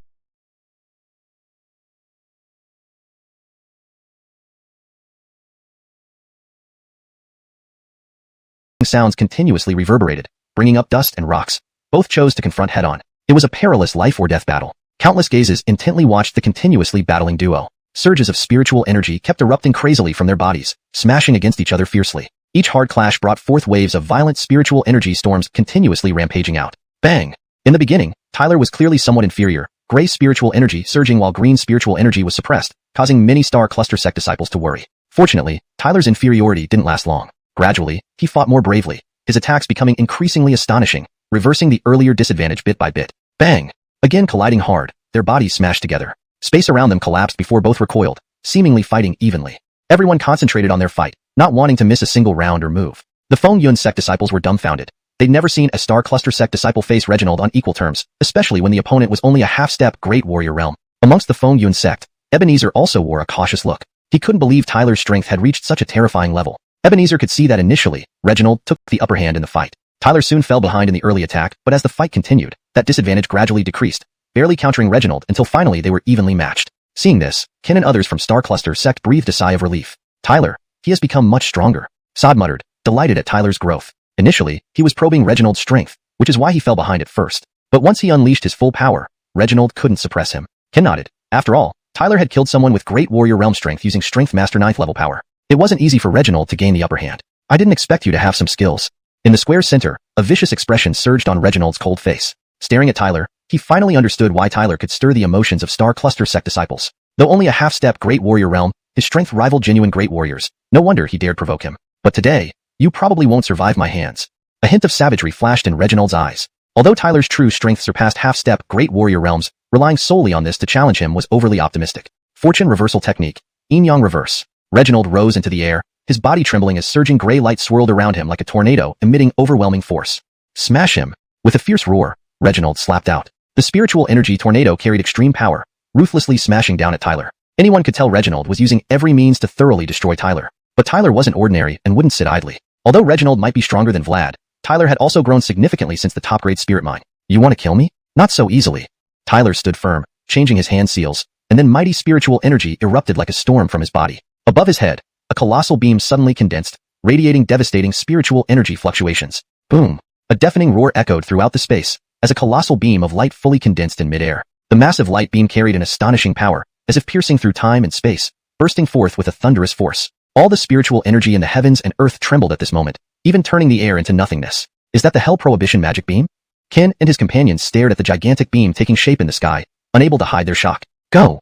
Tyler's gaze was indifferent. He suddenly pointed out with his finger. Immediately, the sky shook, and the colossal beam rapidly expanded in the wind. Carrying a breathtaking force, it clashed fiercely with the incoming tornado under countless shocked gazes. With his drastically increased strength, Tyler could now unleash the full power of the Hell Prohibition magic beam. Sizzling sounds erupted as the two forces continuously collided. The tornado abruptly burst into a sky full of gray light. The roaring spiritual energy tornado was visibly torn apart by the colossal beam at an alarming speed. Reginald's face finally showed panic. That tornado was formed by the Tao creation art, which even a first-stage spirit warrior would find hard to resist. Yet now, it had been shredded by Tyler's attack. How powerful had the opponent become? Suppress it for me.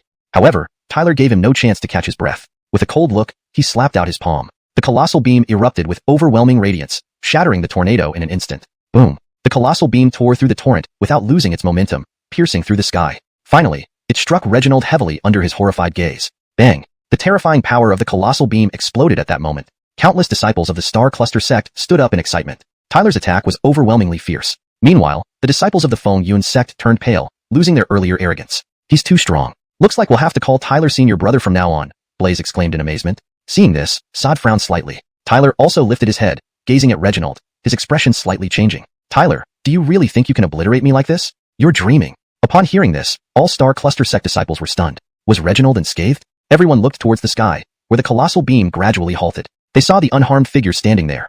Indeed, it was Reginald. His power seemed even more terrifying at this moment. Chapter 195, The Skeleton Mask Technique. A storm of spiritual energy raged in the sky, drawing the gazes of everyone present upward. There, amidst the dissipating gigantic beams of light, a figure shrouded in a skeletal mask emerged into view. The skeletal mask was pitch black, appearing extremely grotesque and bizarre, as if formed from countless human heads amalgamated together. Sharp ridges covered its surface, exuding an immensely terrifying lethality at first glance. On the mask's surface, countless eerie patterns wriggled, emitting a sense of savagery. This mask was akin to a killing machine, wild and brutal. Ethel gazed at the mask, her eyes slightly widening as she softly muttered, I didn't expect Reginald to have cultivated the skeleton mask technique. The skeleton mask technique? Ken and the others exclaimed in surprise, clearly puzzled despite also sensing the mask's terrifying nature. It's a unique secret art of the G Divine clan that can transform one's spiritual energy into a mask-like form. This greatly enhances combat strength, allowing the user to overpower their opponents, Ethel explained calmly. With Reginald's prowess, once he activates this technique, he might even have a chance against peak great martial artist realm experts, she added. Hearing this, Ken and the others frowned slightly. Indeed, Reginald lived up to being a member of the G Divine clan with such formidable skills. Will Tyler be in danger? Ken asked anxiously. Ethel looked intently at Tyler in the arena, then smiled faintly, her eyes filled with deep concern for him. Don't worry. If he's in trouble, I'll break the seal to save his life no matter what. Upon hearing this, Ken and the others felt a bit more reassured. Indeed, though Reginald wasn't ordinary, Tyler was far from average either. Since joining the Starry Sky sect, no one had truly been able to hinder Tyler's progress. Reginald was undoubtedly formidable, but compared to Tyler, he still seemed lacking to Ken and the others. Amidst countless pairs of eyes, Tyler stared at Reginald hovering midair, clad in his skeletal mask, a hint of surprise flashing across his eyes as he too sensed the mask's danger. This G Divine clan is indeed not to be underestimated. In the martial artist realm, you're the first to force me to use the skeleton mask technique. In the sky, Reginald lifted his head, his gaze locking onto Tyler with a chilling look. His voice echoed eerily through the air. Once the skeleton mask technique is activated, the opponent must be eliminated. Reginald clenched his hand slowly as terrifying spiritual energy surged from his body, enveloping the entire sky. So, it's time for you to ascend to the heavens. Boom. As Reginald finished his sentence, a fierce light flashed in his eyes. With a swift step, his figure tore through the air and appeared before Tyler almost instantly, delivering a powerful punch. The violent fist seemed like a surge of skeletal masks, with waves of overwhelming spiritual energy gathering and churning around it. Boom. However, as Reginald punched, a golden light erupted from Tyler's body, seemingly forming the shadow of an ancient god. A rumbling sound echoed, turning his figure into a phantom. Pong. Reginald's punch sent out gray light, reducing the phantom into light spots and causing the surrounding area to explode, leaving dense spatial cracks spreading rapidly. Tyler reappeared far off in the horizon, his face changing as he observed the expanding spatial rifts. Clearly, Reginald's power had increased significantly after activating the skeleton mask technique. Trying to run? Don't think so. Reginald missed his punch, but smiled disdainfully. The skeleton mask technique not only amplified his strength, but also granted him blinding speed. Thus, Tyler's attempts to evade him were nothing short of daydreaming.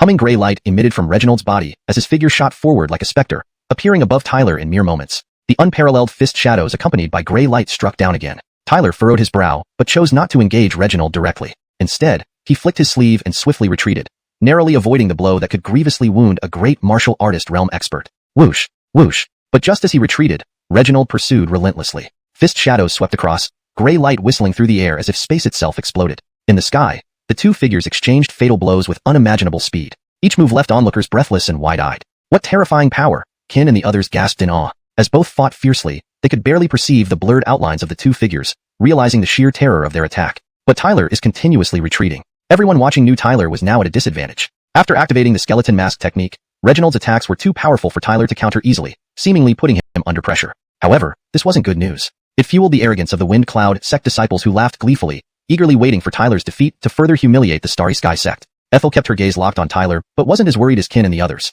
She saw that although Tyler appeared to be at a disadvantage, he hadn't lost his fighting spirit or been thoroughly suppressed. He seemed to be holding back, rather than being overwhelmed by Reginald. While unclear about Tyler's intentions, Ethel trusted that Tyler wouldn't engage without a plan. She knew Tyler wouldn't fight a battle he wasn't certain of winning. In the Starry Sky Square, all the Starry Sky sect disciples watched Tyler and Reginald with bated breath, their eyes full of tension. Every careless moment could result in a severe injury from the opposing side.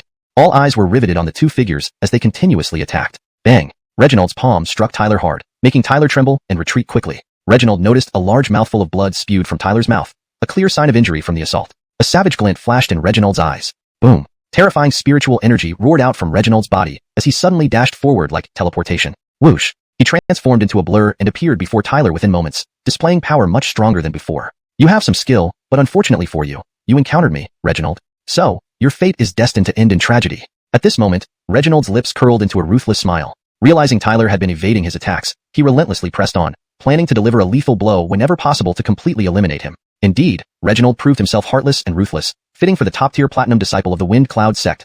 Tyler's gaze was indifferent as he watched the imminent approach of Reginald, with that terrifying force already rushing towards him. Yet, his eyes betrayed no hint of the panic Reginald hoped to see. Are you still trying to bluff? A sinister thought flashed through Reginald's mind. The killing intent in his eyes grew even stronger. Without any hesitation, he changed his hand seal, and gray light surged, forming massive grappling hooks before him, all pointing directly at Tyler. The malevolence in Reginald's eyes intensified. He sneered coldly and threw a punch. The surface of his fist erupted with blinding gray light, as if lightning was sparking from it, containing an immensely formidable power. Skull Mask Technique, Thunderclap Strike. Boom! The tyrannical punch, like thunder, tore through the air, carrying fearsome strength. Under the countless astonished gazes, it ruthlessly aimed for the top of Tyler's head. Such force was clearly enough to shatter Tyler's skull. That's the end of it.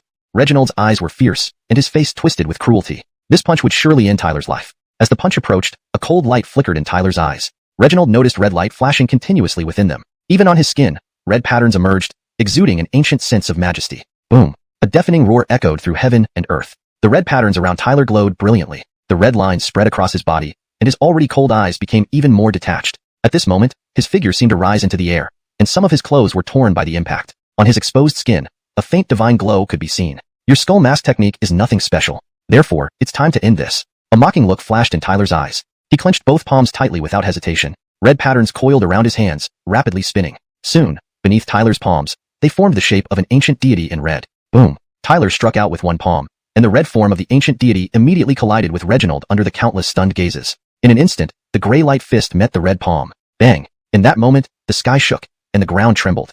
Chapter 196, Annihilation. The gray fist and the red palm tore through the air, both carrying overwhelming power, akin to two killing machines fiercely colliding mid-air. Boom! When they clashed, it seemed like even the heavens trembled violently. The space where they met instantly shattered as the gray fist and the red palm continuously eroded and struck each other, clearly trying to tear and destroy the other. With Tyler and Reginald at the center, the ground crumbled incessantly, looking as if mountains were collapsing and the earth splitting. The skeleton-masked fist and the ancient god-shaped palm collided mid-air. The spiritual energy storm created by their impact distorted the very fabric of space. Reginald's expression was grim. Such a domineering punch had been neutralized by Tyler's single palm. Worse still, the red palm seemed to have shaken some parts of his skeleton mask loose. The red palm seemed to contain an extraordinarily astonishing force. Die! Reginald roared, and skeleton masks continuously emerged from his body. His fists seemed like those of the black and white death gods, holding life and death in his palms, exuding a dense and terrifying aura. In Tyler's eyes, red light flickered. An astonishing spiritual energy fluctuation emanated from his hand, which swelled up almost instantly. An ancient god rune gradually appeared on his expanding hand, flashing with streaks of light and spreading out. 9th grade ancient god body. In the sky of gods, Tyler had truly cultivated the 9th grade ancient god body using the essence blood of the ancient gods. At the moment the ancient god rune spread out, Tyler's body became gigantic as if a god had possessed him, with runes circling his body. Boom! A loud rumble echoed as red light surged in Tyler's eyes, and he struck out with the palm again. Break! His shout resonated with the boom. Tyler's palm, adorned with the red god rune, forcefully struck Reginald's skeleton-masked fist in an unstoppable manner. Upon contact, Reginald's face changed dramatically, his eyes full of shock as he could sense an overwhelming force pressing down like Mount Tai. Under that devastating force, the terrifying power of his skeleton mask dispersed immediately. Oh no! Reginald's mind recoiled in horror. He hadn't expected Tyler to suddenly unleash such tremendous power. Immediately, he retreated swiftly. However, Tyler, who was now intent on killing, wouldn't let Reginald retreat. All this time, he had been retreating just to activate the 9th grade ancient god body and use his ultimate strength to annihilate Reginald. Bang! As Reginald rapidly retreated, Tyler unleashed all his overwhelming power. Boom! Everyone saw in midair a red palm burst forth unimaginably fast while the skeleton mask was thoroughly suppressed. Swish! The red palm shot out, sweeping past the ancient god rune. Crack! Reginald's skeleton mask exploded under the red palm, the sharp 9 curves bursting apart under the surge of ancient god force. The ancient god force swept across like a rampaging force. Bang! The skeleton masks on Reginald's 2 fists exploded entirely, spraying blood as his body flew back, dragging a deep groove several hundred meters long on the ground. The roaring in midair abruptly ceased. The ancient god rune and skeleton masks slowly disappeared, leaving Star Plaza in sudden silence, with countless people gazing at midair, stunned. In the sky, Tyler remained in his palm-striking posture while a massive crater lay below, with a chaotic scene at its end. He actually sent Reginald flying with one strike. Seeing this, not only did the members of Star Sect stand dumbfounded, but even the disciples who held high hopes for Tyler were shocked by his powerful strike. This palm is terrifying to this extent. Ken and others also felt surprised. A regular great martial master would be killed by such a strike. How did this guy become so frightening? Uriel, and those who had conflicts with Tyler turned pale. They now regarded Tyler with wariness. He was far more dangerous than he was half a month ago. Unconsciously, the once obscure Tyler had surpassed them and grown to a level they could only look up to. In the silence, everyone turned their attention to the ground, where a battered figure rose shakily from a large pit. It was Reginald, now covered in blood, with only one fist left intact, the other obliterated by Tyler's palm strike. The skeleton masks on Reginald's body were mostly scattered, appearing extremely dim and on the verge of vanishing. Clearly, Tyler's terrifying palm had severely injured him. How is this possible? Reginald stared at his remaining fist in disbelief. His skeleton mask technique, which could withstand a full blow from a spirit martial realm expert, was destroyed by Tyler, who was merely a semi-great martial master. It seems your skeleton mask technique is just a hollow show, Tyler said coldly. At this point, Reginald was gravely injured and no longer posed any threat. Hearing this, Reginald's face contorted with rage. As a member of the G Divine clan, he couldn't accept being seriously wounded by an unknown young man. I'll kill you, bastard. Reginald waved his sleeve, and a money dart shaped like saw teeth appeared in his hand. He charged towards Tyler at lightning speed, aiming straight for his throat. Whispers broke out around Star Plaza as people watched the already gravely injured Reginald try desperately to kill Tyler, subsequently mourning Reginald. Tyler watched the rushing Reginald with cold eyes. Without his skeleton mask, Reginald posed no threat, especially considering his earlier injuries. He was now powerless. Swish! Tyler's figure flashed, causing Reginald's face to drastically change as Tyler appeared before him instantaneously. I said, anyone who touches my woman dies. Since you touched her, you must die. Reginald's figure rapidly grew larger in Tyler's line of sight. A wild murderous intent flashed deep within Tyler's eyes, and a fierce smile curled at the corners of his mouth. Clearly, he had resolved to kill this man who had attempted to harm Ruthie. Moreover, since Reginald was not a member of the Star Sect, Tyler did not need to consider any fellow disciple sentiment. Whatever happened, there was always Sect Master Juan to back him up. Feeling the killing intent surging in Tyler's eyes, Reginald's hair stood on end as terror spread across his face. It seemed that Tyler harbored an intense desire to kill him. He had clearly underestimated this guy from the beginning. Despite Tyler's handsome appearance, once someone crossed his line, he would be utterly ruthless and fiercely aggressive. This bastard! As this thought flashed through his mind, Reginald felt a chill run down his spine. Before he could even finish his words, he saw Tyler's red palm coming down heavily on his crown. The attack was incomparably fierce. You dare, boy. Just as Tyler was about to strike Reginald's crown with his palm, a furious voice reverberated throughout the heavens. Immediately, Tyler sensed an overwhelming force pressing down on him, making it impossible for him to move. Heh, Sect Master Xia, this is a challenge between disciples. They must take full responsibility for their own life and death. These were your exact words before, so you can't go back on your promise. Came a faint laughter followed by the sudden disappearance of that oppressive force. Tyler let out a sigh of relief. The murderous look in his eyes reappeared as his palm slammed into Reginald's crown without hesitation, causing blood to spurt out. Reginald fell backward, lifeless. After killing Reginald, Tyler's face suddenly changed. He quickly retreated, but at that moment, a towering figure appeared in front of Reginald, glaring at him menacingly. Lawless brat. This towering figure was none other than Sect Master Keegan of Fengyun Sect. Seeing Reginald lifeless, he flew into a rage, his eyes wide with fury as he glared at Tyler. It seemed as though the spiritual energy of the universe converged towards Tyler, intending to crush him to death. Tyler's face turned pale, his body trembling violently as if he had already placed one foot into the underworld. This kind of power was far beyond what he could resist at present. However, just as Tyler was panicking, another imposing figure appeared beside him, Sect Master Cade. Cade flicked his sleeve, dispersing the force. Then he stared coldly at Keegan, shouting loudly, Sect Master Xia, do you really think our Star Sect has no one to stand up for it? Chapter 197. Shelter.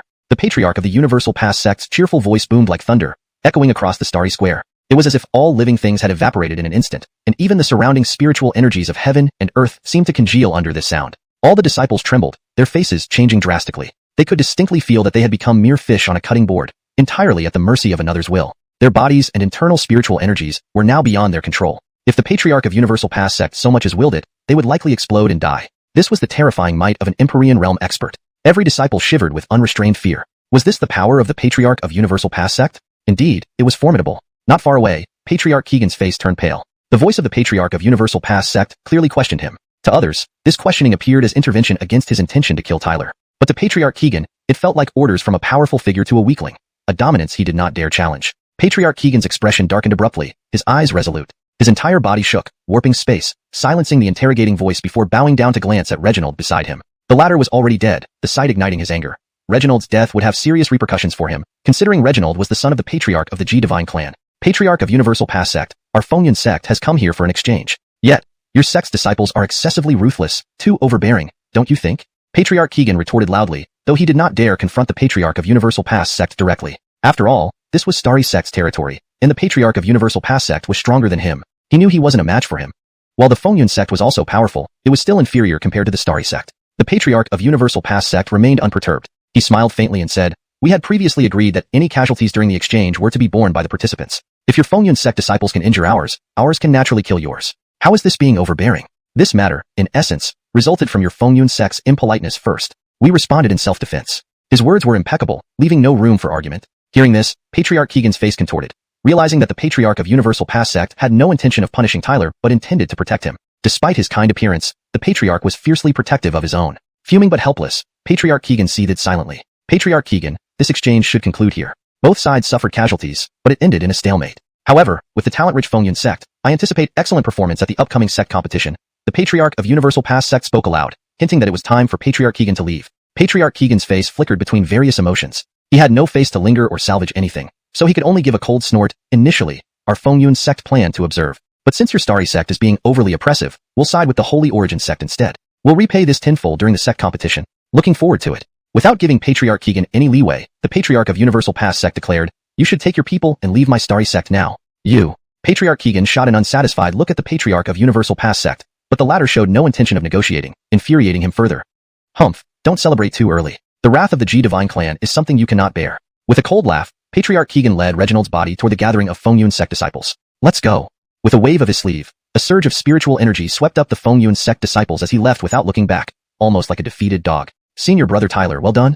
As the Fengyan sect left, the starry square erupted into thunderous cheers. The crowd gazed at Tyler with reverence and admiration, greater than ever before. The scene of Tyler killing Reginald with one palm still left everyone in awe. Tyler smiled at the continuous applause, then looked towards the direction where Patriarch Keegan had left. Reginald was a significant figure, and eradicating him would indeed cause trouble, but it was worth it for Ruthie. Fortunately, the patriarch of Universal Pass sect had provided him shelter. Otherwise, with Patriarch Keegan's fury earlier, even 100 of him wouldn't suffice. You're quite cunning, using me as a shield. The patriarch of Universal Pass sect walked over, gazing at Tyler with a mild expression. Tyler's face changed. He had relied on the patriarch's protection to kill Reginald, and with the patriarch's sharp insight, he must have seen through his plan. Facing the unexpressive patriarch, Tyler hesitated, finally admitting, "Disciple understands. However, I'm not someone who holds grudges." Just as Tyler felt uncomfortable, the patriarch laughed, his tone carrying a hint of approval. "Well done. Such audacious challengers must be dealt a severe blow, whether dead or crippled. It shows our starry sect's might. Even if you break the heavens, I will support you." Tyler was taken aback. The usually stern patriarch actually approved of his actions. It suited him fine as the patriarch didn't blame him. "This exchange is more harmful than beneficial for us. If they win, they will spread that we are inferior. Conversely, if we win, it's just expected of one of the 6 major sects, perhaps even deemed unfair." The patriarch chuckled. "It doesn't matter much usually, but since the top-grade spirit mine incident, conflicts between our Starry sect and the Holy Origin sect have intensified. Many factions will have to choose sides, so you've done a great service to the Starry sect by showing we are not afraid of any provocations or threats." The conflict has intensified? Tyler was puzzled. Yes, it's a showdown between the old and new strongest sections. The patriarch nodded slightly. The struggle between the old and new strongest sects, Tyler mused. Last time, he witnessed the Holy Origin sect's strength. Had it not been for Elliot and the 2 holy sons, he might not have escaped either, given he killed Vlad and seized the rights to the Holy Origin sect's spirit mine. An act that crossed their red line. You are not yet a holy son, so there are some struggles you shouldn't involve yourself in, the patriarch smiled. Though Tyler's strength rivaled that of a diamond disciple, he didn't want him bearing too much responsibility. Any mishap would be a significant loss to the Starry Sect, especially since he hadn't achieved Holy Sun status yet. So, focus on growing stronger. I know why you came to the Starry Sect. You wish to kill someone who isn't an ordinary figure, the Patriarch smiled. Tyler furrowed his brows. Was the person the Patriarch referred to Xianxia? This translation adheres closely to the original text while ensuring readability and coherence in English. It preserves the character names in pinyin and maintains the original narrative style and structure. Chapter 198. Preparations for the sect competition.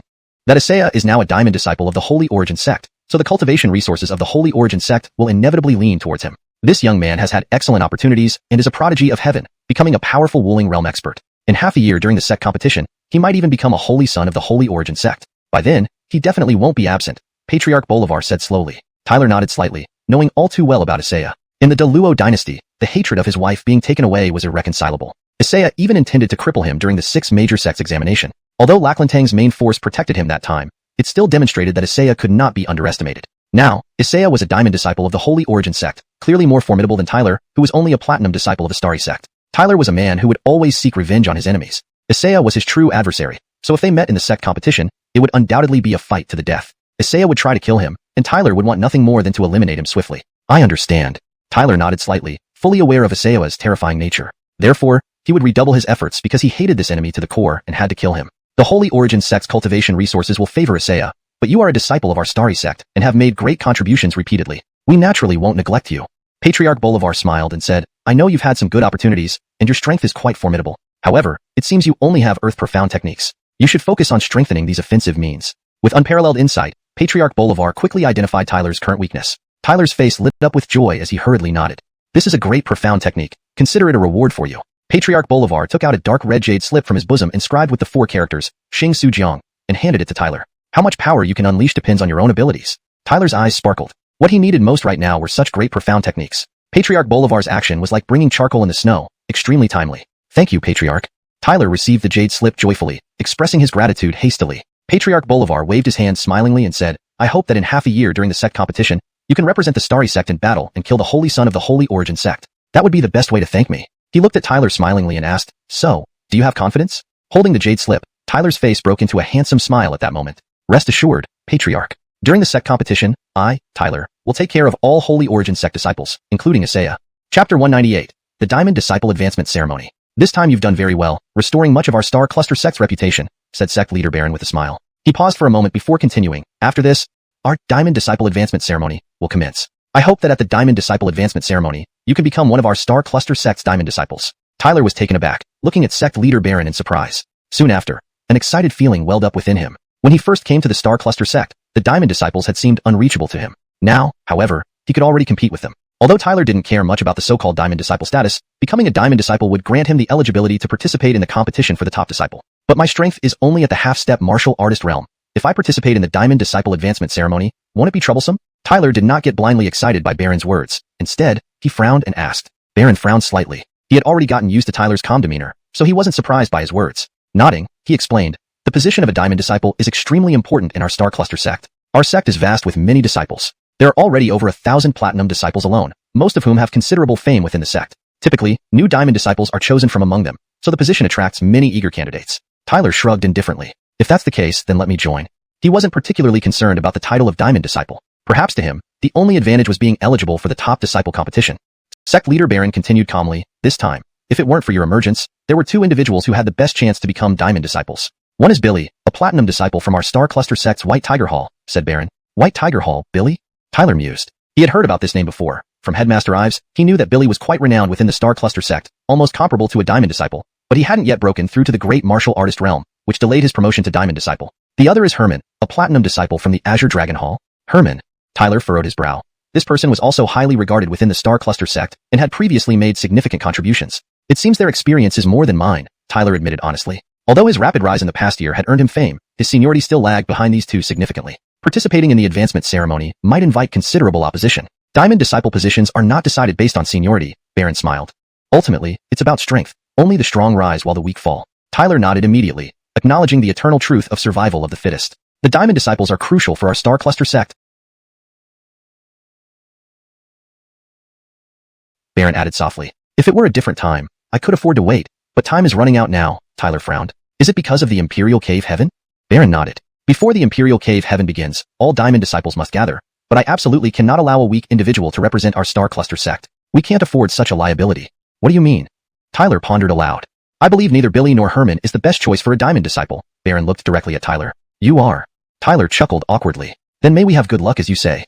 Though Tyler hadn't met Billy or Herman, given their high reputation within the sect, he deduced that their strength probably rivaled Reginald's. In a confrontation, Tyler couldn't be certain of victory either. I hope those two don't stand in my way, Tyler murmured under his breath. When Tyler returned to the Vermilion Bird Hall, he was indeed greeted with grand celebrations. Clearly, everyone in the hall knew of his victories at the Supreme Spirit Mine and the Star Cluster Square. Those victories brought honor back to the Vermilion Bird Hall. In recent years, despite being one of the 4 halls of the Star Cluster sect, the Vermilion Bird Hall had often been considered one of the weakest among the young disciples, especially after their talented youth had been slain by the Saint Origin sect, making the Star Cluster sect a laughingstock. They had faced defeat again and again until now. Initially, when Sub-Saint Elliot announced Tyler as the representative for the sect mission, the Star Cluster sect's leaders, although not saying much outwardly, had some doubts. Tyler's displayed strength had convinced them that he was no ordinary person, but compared to the top geniuses of Dong Xuanxian's various powers, he was still somewhat inferior. So initially, few expected much from Tyler's participation in the sect mission. Some even thought he was merely fodder. Regardless of what others thought, Tyler single-handedly fought into the Supreme Spirit Mine. Later, the entire Star Cluster sect received astonishing news. Tyler had defeated Vlad, securing the Supreme Spirit Mine's rights for the Star Cluster sect, and even took the rights originally belonging to the Saint Origin sect. Tyler's name overshadowed the famous young geniuses of the East.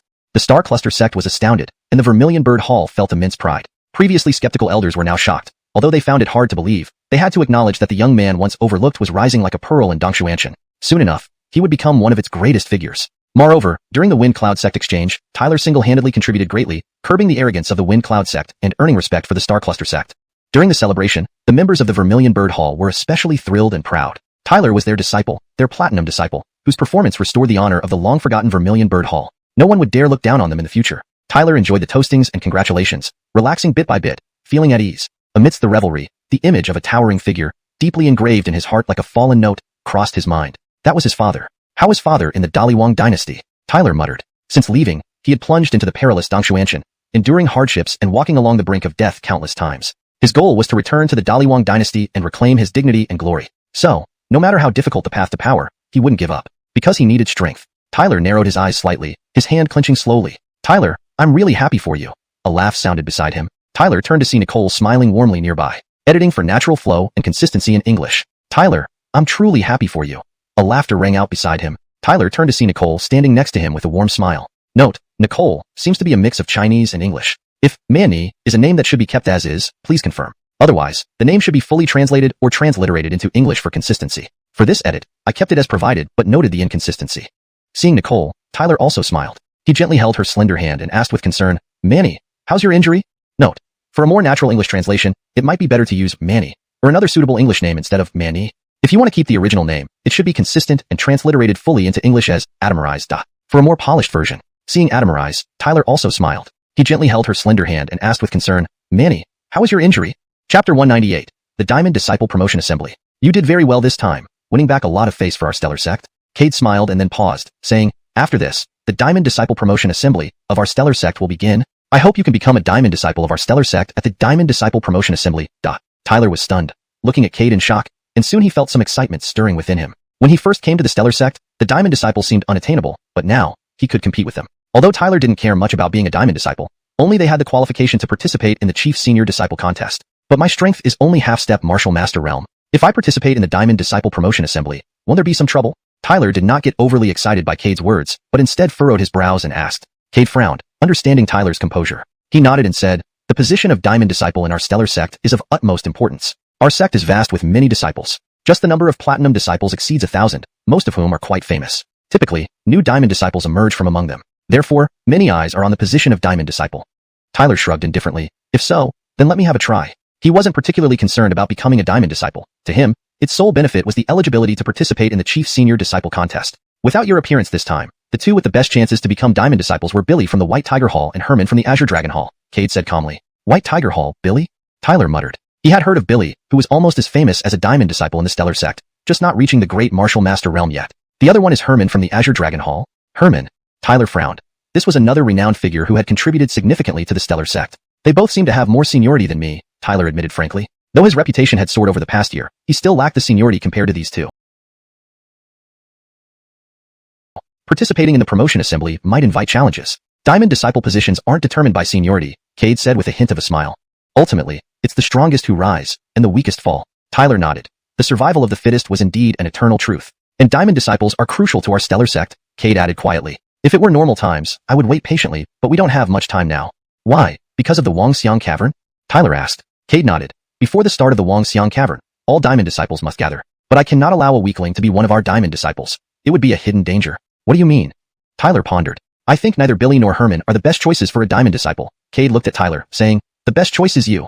Tyler smiled wryly. Then may the master's words come true. Though Tyler hadn't met Billy or Herman, their fame suggested they were formidable opponents, likely not weaker than Reginald. In a confrontation, Tyler couldn't guarantee a certain victory. I hope those two won't stand in my way, Tyler muttered. When Tyler returned to the Vermilion Bird Hall, he was indeed greeted by a grand celebration. Clearly, everyone knew about his victories in the top-grade spirit mine in the Stellar Plaza. Those victories had uplifted the morale of the Vermilion Bird Hall. In recent years, though the Vermilion Bird Hall was one of the 4 major halls, it had ranked low among the younger generation. Especially after the tragic loss of their young talents to the Holy Yuan sect, the Stellar sect had become a laughingstock. Year after year, the Stellar sect suffered defeats until now. Initially, when the Saint's son Elliot announced Tyler would represent the Stellar sect on a mission, many high-ranking officials harbored doubts despite not voicing them. They acknowledged Tyler's potential but felt he fell short compared to the peak geniuses from various forces in Xianxia. Few people initially believed Tyler would succeed. Some even secretly thought he was merely cannon fodder.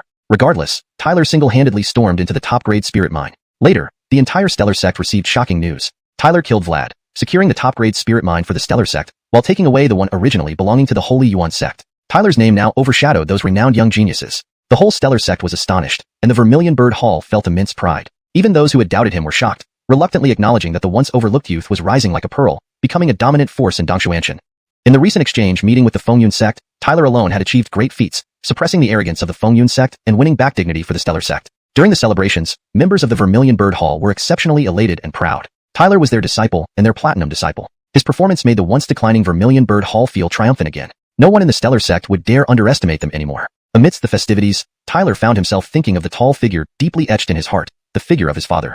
How is father doing in the Daluowang dynasty? Tyler murmured. Since leaving, he had plunged into the perilous Xianxia, facing countless trials, striving to return to Daluowang dynasty someday with honor and glory. No matter how difficult the path of strength, he wouldn't give up because he needed power. Tyler narrowed his eyes, clenching his fists. Tyler, I'm truly happy for you. A voice laughed nearby. Tyler turned to see Saad smiling at him. Seeing her, Tyler also smiled warmly and held Saada's slender hand, asking with concern, Mani, are you feeling better? Lin Man and I shook her head slightly and said, I'm much better now. It's just a minor injury. Although Reginald is strong, in a life-or-death fight, he wouldn't have much of an advantage. Reginald isn't much to fear, but the G Divine clan behind him does present some tricky challenges. They can be troublesome. I currently can't use my sealed powers, so I might struggle against them. Even Tyler wasn't entirely sure about the extent of Lin Man and I's strength, but he knew it was undoubtedly formidable. However, her inability to unlock her sealed power made Reginald gain the upper hand and injure her. The G Divine clan.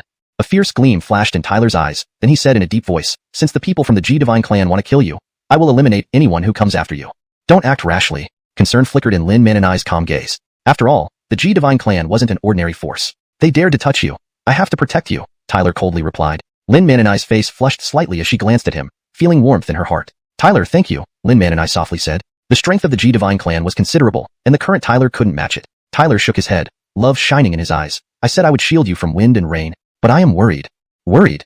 Tyler wrapped his arm around Lin Man and I's slim waist and asked. My situation in the Star Cluster sect has probably already spread, Lin Man and I said, sitting beside Tyler with her eyebrows furrowed tightly. If the Yi Divine clan and G Divine clan found out about her whereabouts, they might force her to separate from Tyler. She was the concubine of the Yi Divine clan's patriarch and their sole successor. If she died at the hands of the G Divine clan, it would spell doom for the Yi Divine clan. At that point, the entire Yi Divine clan would be oppressed by the other 6 Divine clans and eventually be destroyed. This was something she did not want to see and could not tolerate. So even if Reginald had been thoroughly eliminated by Tyler, it would only delay matters for a while. The G Divine clan would eventually find out about this and come back more fiercely. Upon hearing this, Tyler clenched his fist, feeling anxious. He regretted not being strong enough yet to protect Lin Man and I without worry. Tyler, don't act impulsively anymore. I know you killed Reginald to silence him, but you've also offended the Wind Cloud sect and the G Divine clan. Lin Man and I clearly understood how dangerous it would be if both the Wind Cloud sect and the G Divine clan targeted Tyler. Such danger could drive someone into a hopeless predicament. She didn't want anything to happen to Tyler, not even an injury.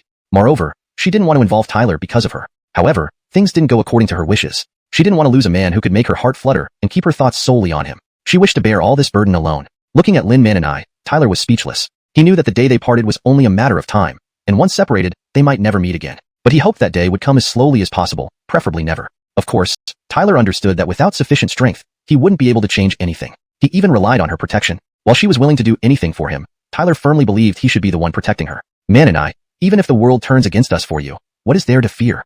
Tyler took a deep breath. Lin Man and I will work 10 times harder on the path to becoming a supreme powerhouse. One day, I will crush all our enemies. Therefore, for Lin Man and I, he must obtain the title of Diamond Disciple at any cost. Chapter 199. Great Martial Artist Realm. In the following days, Tyler did not leave the Vermilion Bird Hall. He secluded himself, directly entering the cultivation chamber to close his door for intense practice. After learning some information about the Jishin clan, he clearly understood that his perceived efforts and growth were still far from sufficient compared to the unattainable Jishin clan. The gap between him and the Jishin clan was immense, so now was certainly not the time for him to slack off. He needed to become even stronger. Meanwhile, while Tyler was in close seclusion, news about him began spreading throughout Eastern Xianxia, attracting considerable attention. After all, these many years in Eastern Xianxia, it was the first time someone had managed to slay a member of the Jishin clan. How could this fail to shock countless experts? Especially when they learned that Tyler's strength at the time was merely at the 9th rank martial artist level, the shock only intensified.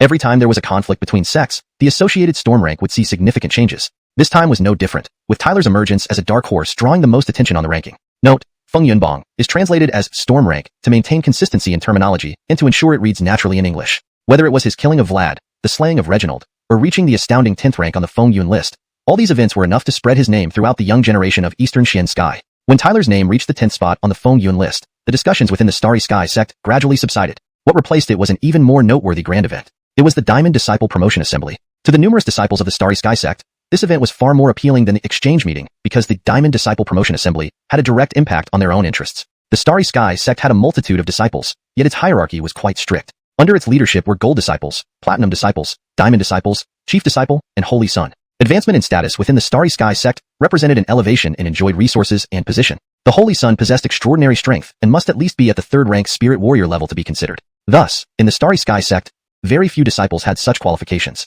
The identity of a Diamond Disciple was equally coveted within the Starry Sky sect. Becoming a Diamond Disciple meant gaining eligibility to compete for Chief Disciple, obtaining a large amount of cultivation resources from the Starry Sky sect. Hence, countless disciples in the Starry Sky sect were keenly interested in attaining Diamond Disciple status. However, according to the rules, one must reach the Great Martial Artist realm to participate in the Diamond Disciple Promotion Assembly. Diamond Disciples gained the direct qualification to compete for Chief Disciple, signifying the significant weight of this event within the Starry Sky sect. Therefore, while the Eastern Xianxia was astonished by Tyler's rise to the 10th spot on the Feng Yun list, all the disciples under the Starry Sky sect began focusing on the upcoming Diamond Disciple Promotion Assembly. Once becoming a Diamond Disciple, their status within the Starry Sky sect would drastically change. Thus, under the eager anticipation of countless disciples, the Diamond Disciple Promotion Assembly arrived as scheduled. Wish.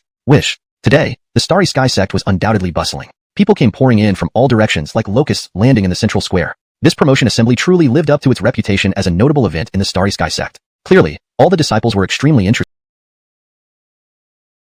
as everyone wanted to know who the new Diamond Disciple of the Starry Sky sect would be. Vermilion Bird Hall. Outside the cultivation room, a graceful figure stood waiting. It was none other than Saad. Moments later, a handsome figure emerged from the cultivation room. It was Tyler. Saad observed Tyler closely, her beautiful eyes flashing, feeling the aura that indicated Tyler had indeed entered the great martial artist realm. It seems you've made great progress this time. Saad smiled gently. Yes, Tyler also smiled. He could sense the astonishing surge in spiritual energy fluctuations around him. Truly worthy of being the Starry Sky sect's Diamond Disciple Promotion Assembly, Tyler said, somewhat surprised. In all the time he had been part of the Starry Sky sect, he had never seen so many disciples gathered together. Do you have confidence? Saad asked, smiling at Tyler. Tyler nodded. Whether it was Billy or Herman, their strength likely wouldn't surpass Reginald's. If he wanted to secure Diamond Disciple status, he would undoubtedly face a fierce battle. But no matter what, giving up was not an option for him. Tyler raised his head and took a step forward. Let's go. This Diamond Disciple status, he had already set his sights on. Today, the central square of the Starry Sky sect was undoubtedly crowded with people. Each new Diamond Disciple of the Starry Sky sect was born here. When Tyler and Saad arrived at the square, they immediately drew countless gazes. The once weak Vermilion Bird Hall had significantly risen in stature. All knew this previously weakest among the 4 halls had surged in power, so the gazes on Saad and Tyler were much more solemn than before. Over the past year, the prestige of the Vermilion Bird Hall within the Starry Sky sect had steadily increased. Some eyes lingered on Saada's slender figure before involuntarily shifting to Tyler standing beside her, filled with various kinds of scrutiny. Lately, Tyler's name had resonated throughout the entire Starry Sky sect. His remarkable achievements in the Northern Mountains had even surprised some seasoned old-timers within the sect. Moreover, everyone knew that Tyler had only been at the Starry Sky sect for less than a year. If given more time to grow, he would undoubtedly become a significant figure in the Starry Sky sect.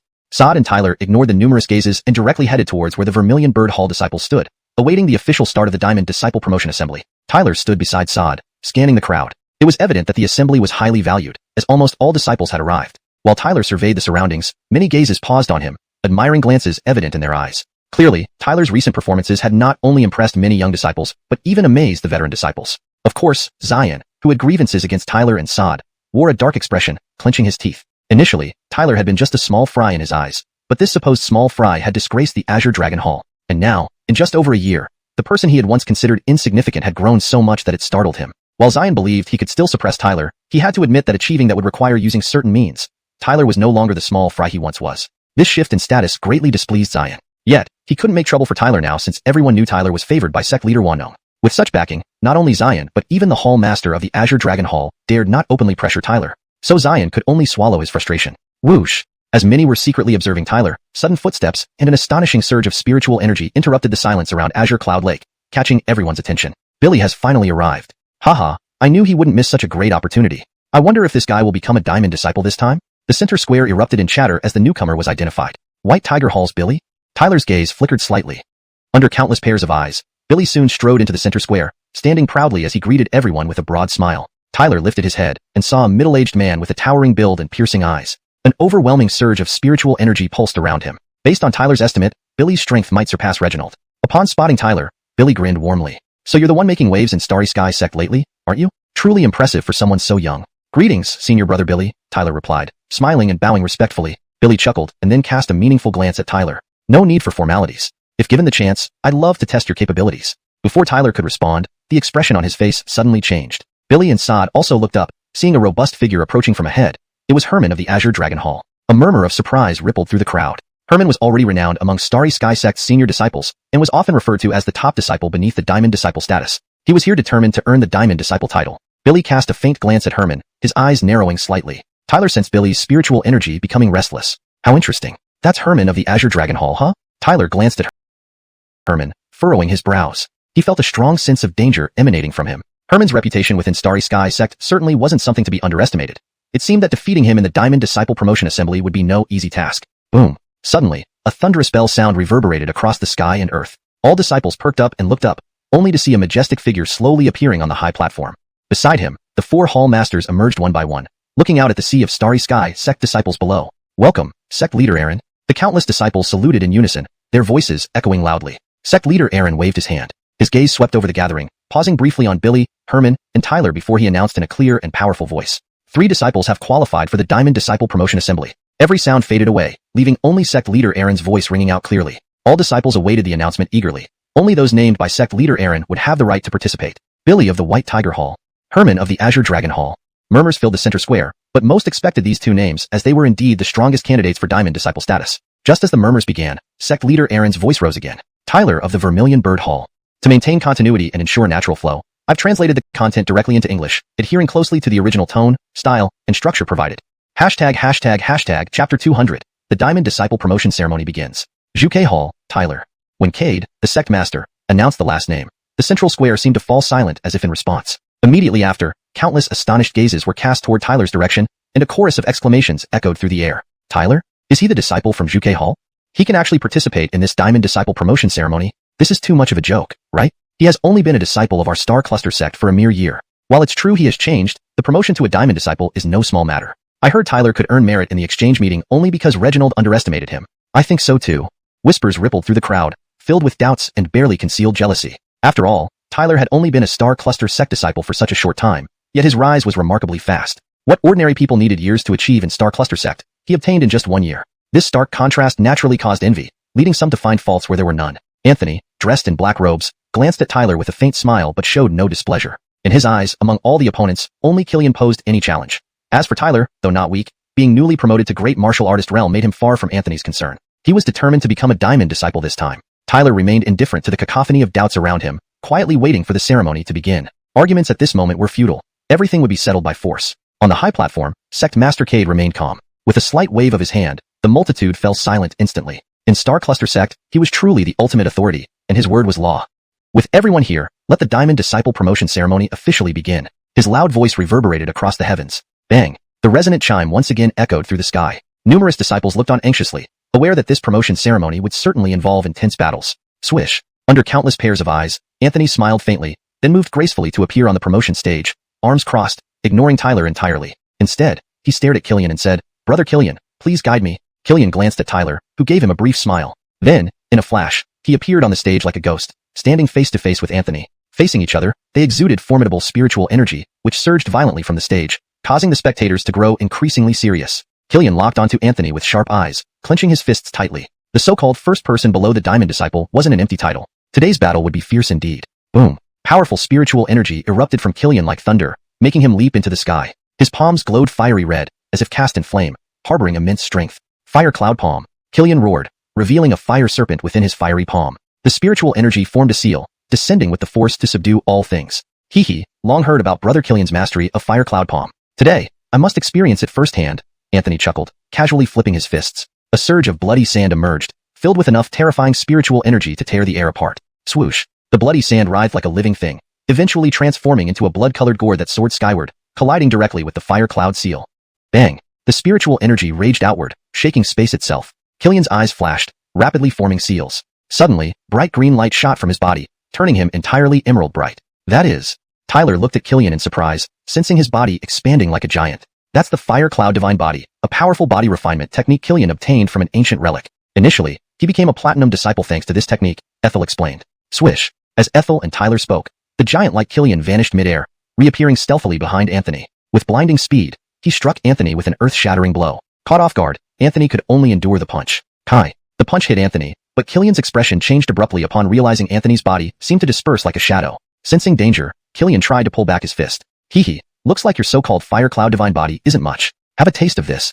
Anthony smirked. His body's bloody glow condensed, wrapping Killian's fist in spiraling spiritual energy that quickly spread up his arm, trying to engulf him. Killian's face paled as the energy attempted to bind his own spiritual energy. Focusing intensely, he unleashed his spiritual energy. Boom. An overwhelming spiritual energy erupted, creating a shocking pressure that drew numerous gasps. Clearly, Killian's power exceeded ordinary great martial artists, nearing the pinnacle of the realm. Seems Killian's strength has advanced further. If given more time, reaching spirit martial realm should be imminent, someone marveled. Killian had stagnated at the great martial artist level for years, finally ascending. Tyler also felt surprised. Indeed, Killian was quite capable, outclassing Reginald significantly since the latter was merely at the great martial artist level.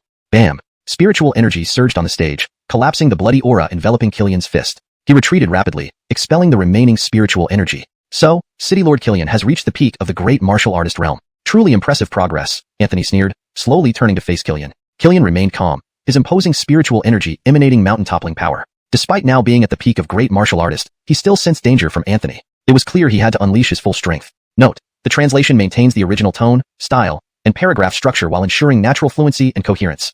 Killian took a deep breath, and his hands flashed like lightning. Instantly, dazzling green light burst forth, forming an immensely large shadow. The giant figure appeared as if cast from ancient lava, with an ancient fire pattern visible on its body, radiating a stunning force that made one's heart tremble. That is, Killian's eternal lava flame. As the colossal shadow resembling ancient lava emerged, murmurs erupted across the area. Clearly, Killian's eternal lava flame was no stranger to the crowd.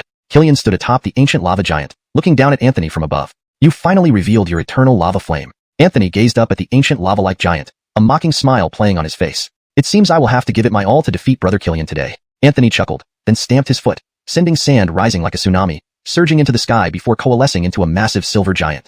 The silver giant was adorned with flying sand patterns resembling the coiled bodies of 100 tigers, exuding terrifying power that caused the entire space to shake slightly.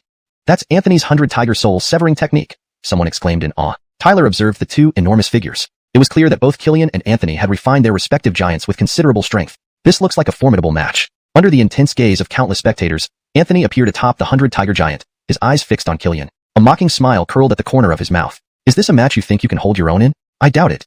Anthony extended his hands slowly, and a fierce look flashed in his eyes. In an instant, blood-colored spiritual energy surged from his body like waves crashing over rivers. An overwhelmingly terrifying spiritual pressure swept across the heavens. Sensing this spiritual pressure, Killian's expression finally turned grave. Tyler and Ethel furrowed their brows, involuntarily drawing deep breaths. This spiritual pressure was astonishingly surpassing Killian's. Anthony's strength was actually above Killian's. Chapter 201. Billy's Defeat. Surging spiritual energy enveloped the heavens and earth, an overwhelming pressure continuously spreading out. The space trembled under its might as the 100-tiger giant shadow stood tall, exuding a formidable force that made one's heart shudder. At this moment, countless disciples surrounding the central square felt a mix of awe and trepidation from Herman's terrifying spiritual power emanation. It was clear to everyone that this kind of pressure far exceeded Billy's and truly marked the pinnacle of a Grand Martial Master. Compared with Billy, also at the peak of Grand Martial Master, Herman appeared even more powerful. The disciples whispered among themselves in shock.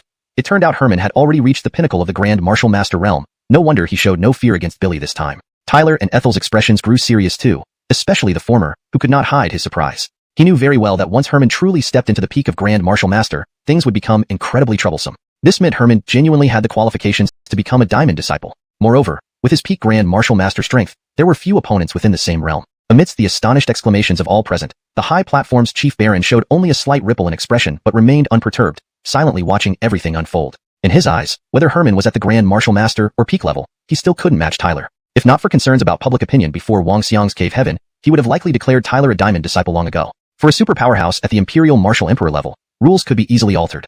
But for Tyler's growth, he wouldn't do so, causing a flicker of thought in Chief Baron's eyes. On the advancement stage, Billy gazed at Herman's terrifying strength with a sour look on his face. The waves of oppressive force emanating from him brought a sense of danger even to Billy. Despite having reached the peak of Grand Martial Master himself, he still lagged behind Herman, making this disparity almost equivalent to a weakness in equal cultivation. Admit defeat. You are not my match, Herman said with arms crossed, giving Billy a faint smile. Billy's face turned livid, then took a deep breath, showing no intention of backing down. No matter how strong Herman was, he refused to cower or quit. Billy glanced at Herman, his resolve solidifying. Then slowly forming seals with both palms, dazzling green light erupted from him as the fire snake shadow beneath him also emitted fiery brilliance. Countless disciples' faces changed, recognizing Billy's readiness to go all in. Overestimating yourself? Herman narrowed his eyes slightly, shaking his head, believing Billy was inviting humiliation. With a deafening boom, the dazzling green light covered half the sky before swiftly coalescing above Billy's head into a 1,000-zhang-long emerald python surrounded by shocking flames that absorbed the spiritual energy from the surroundings. An overbearing pressure spread, causing many disciples to take on solemn expressions.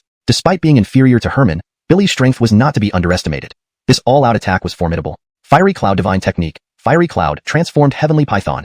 Billy's eyes flashed with green light, bellowing like thunder, as the seals changed and spiritual energy surged into the gigantic python. Whistling through the air, the massive python rose and lashed its tail, which possessed the power to tear the sky apart, casting darkness upon the sky as it swept towards Herman. Witnessing this dominating strike, numerous experts looked on with astonishment. It was Billy's most powerful offensive with all his strength. Such an assault was enough to heavily injure any ordinary peak Grand Martial Master. However, facing the approaching massive python tail, Herman's expression remained unchanged, only revealing a faint coldness in his slightly fierce gaze. Now, let you know just how much stronger I am.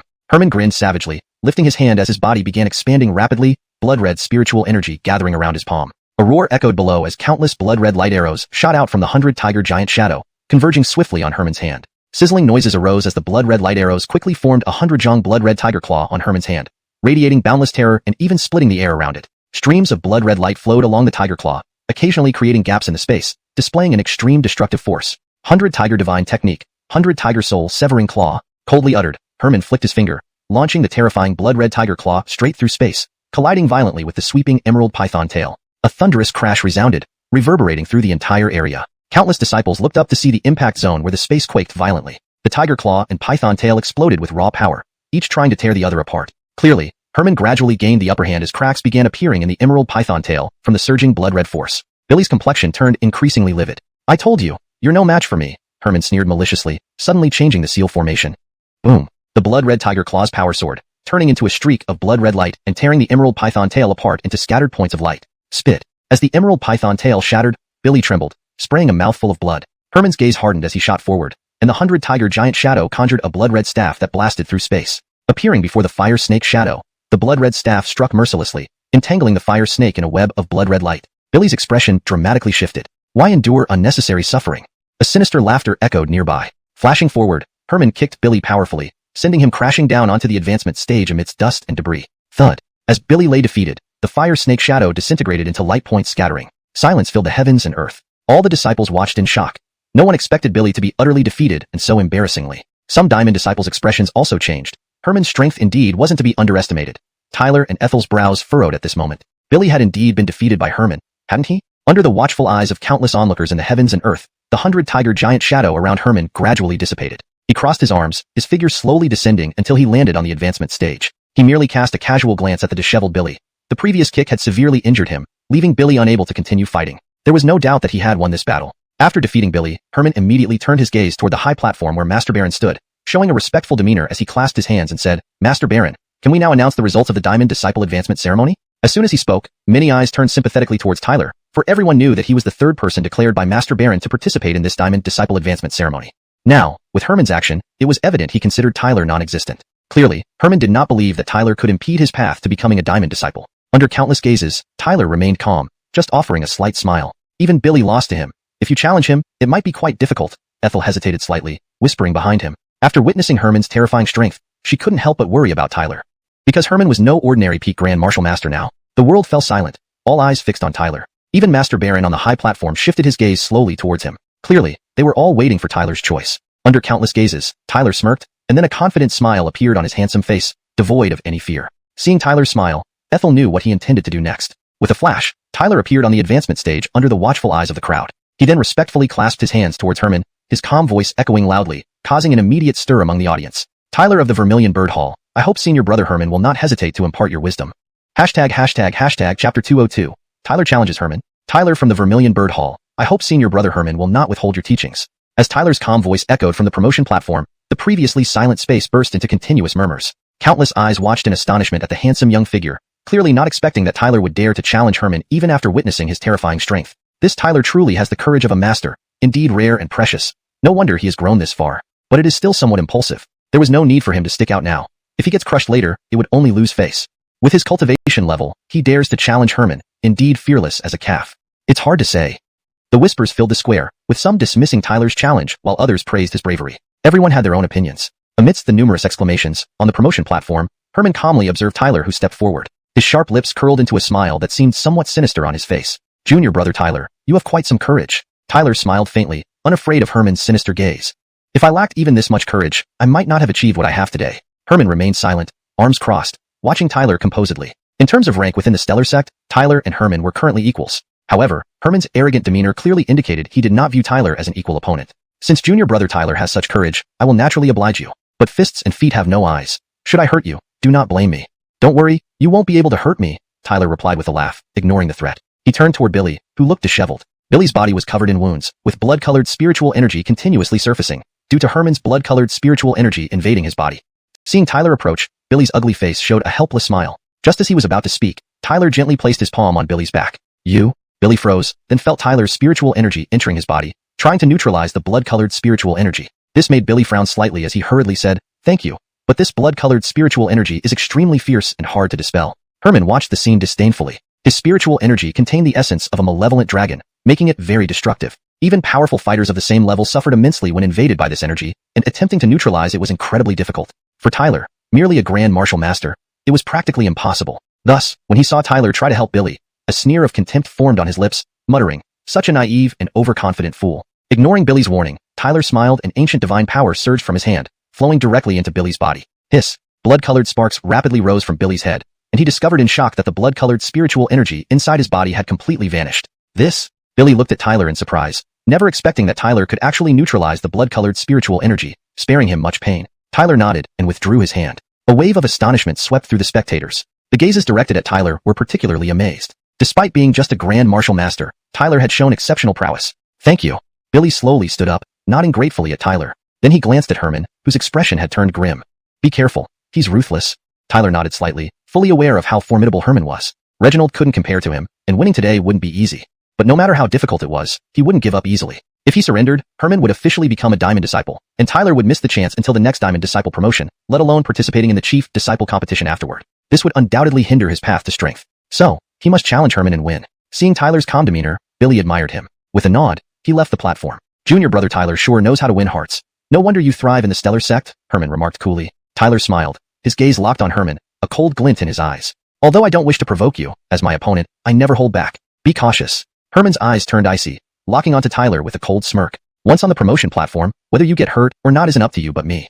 Boom. As Herman finished speaking, peak grand martial master level blood-colored spiritual energy surged out like a tempest, the overwhelming pressure descending upon Tyler like a mountain. If it were an ordinary grand martial master, they would have begged for mercy long ago under such pressure. But Tyler stood firm, his eyes void of fear. His mind focused, and red patterns rapidly appeared on his skin. 9th rank Ancient Divine Body. Tyler clenched his fist, activating the 9th rank Ancient Divine Body. Instantly, his body radiated brilliant red light, as if a divine being had descended upon him. The overwhelming pressure crumbled instantly. Tyler's calm gaze stared at Herman, utterly fearless due to the activated 9th rank Ancient Divine Body. The strength of his opponent caused no dread. Seeing Tyler easily neutralize the blood-colored pressure, Herman's brow furrowed. Though his strength far exceeded Tyler's, he felt a rising sense of caution. He knew Tyler was no ordinary adversary, even more challenging than Billy.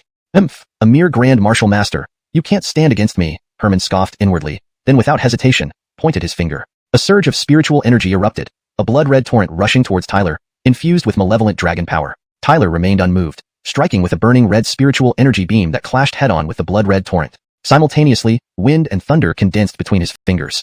Herman's eyes narrowed as he watched Tyler's actions. Before he could react, the wind thunder struck his chest. Boom! A resounding blast shook Herman, causing his internal spiritual energy to falter. Whoosh! Tyler's figure darted forward, tearing through the clashing spiritual energy. With a swing of his arm, the life-death cycle spear materialized and aimed fiercely at Herman. Herman's eyes flashed coldly. His body trembled as a black heavy hammer appeared in his hand, unleashing a brutal blow. Boom!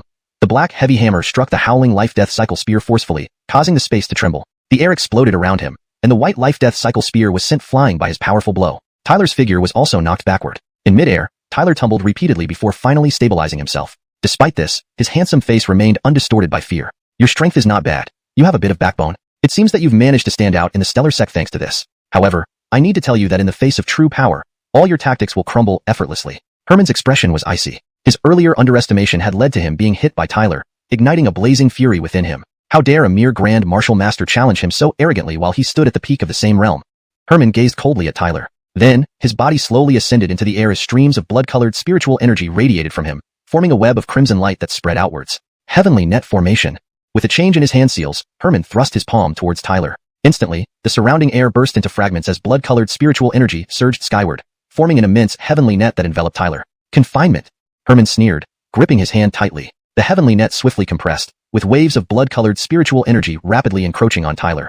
In such a state, even a peak grand martial master would be immobilized. The spectators shook their heads pitifully. The disparity between the two was too great. Under such intense spiritual energy suppression, no matter how formidable Tyler might be, resistance seemed futile. Inside the heavenly net, Tyler looked up at the surging blood-colored spiritual energy surrounding him. Red patterns spread over his body, slowing down the erosion caused by the blood-colored spiritual energy, but it was evident that despite the 9th-rank ancient divine body strength, Tyler's own level of spiritual energy simply could not match Herman's.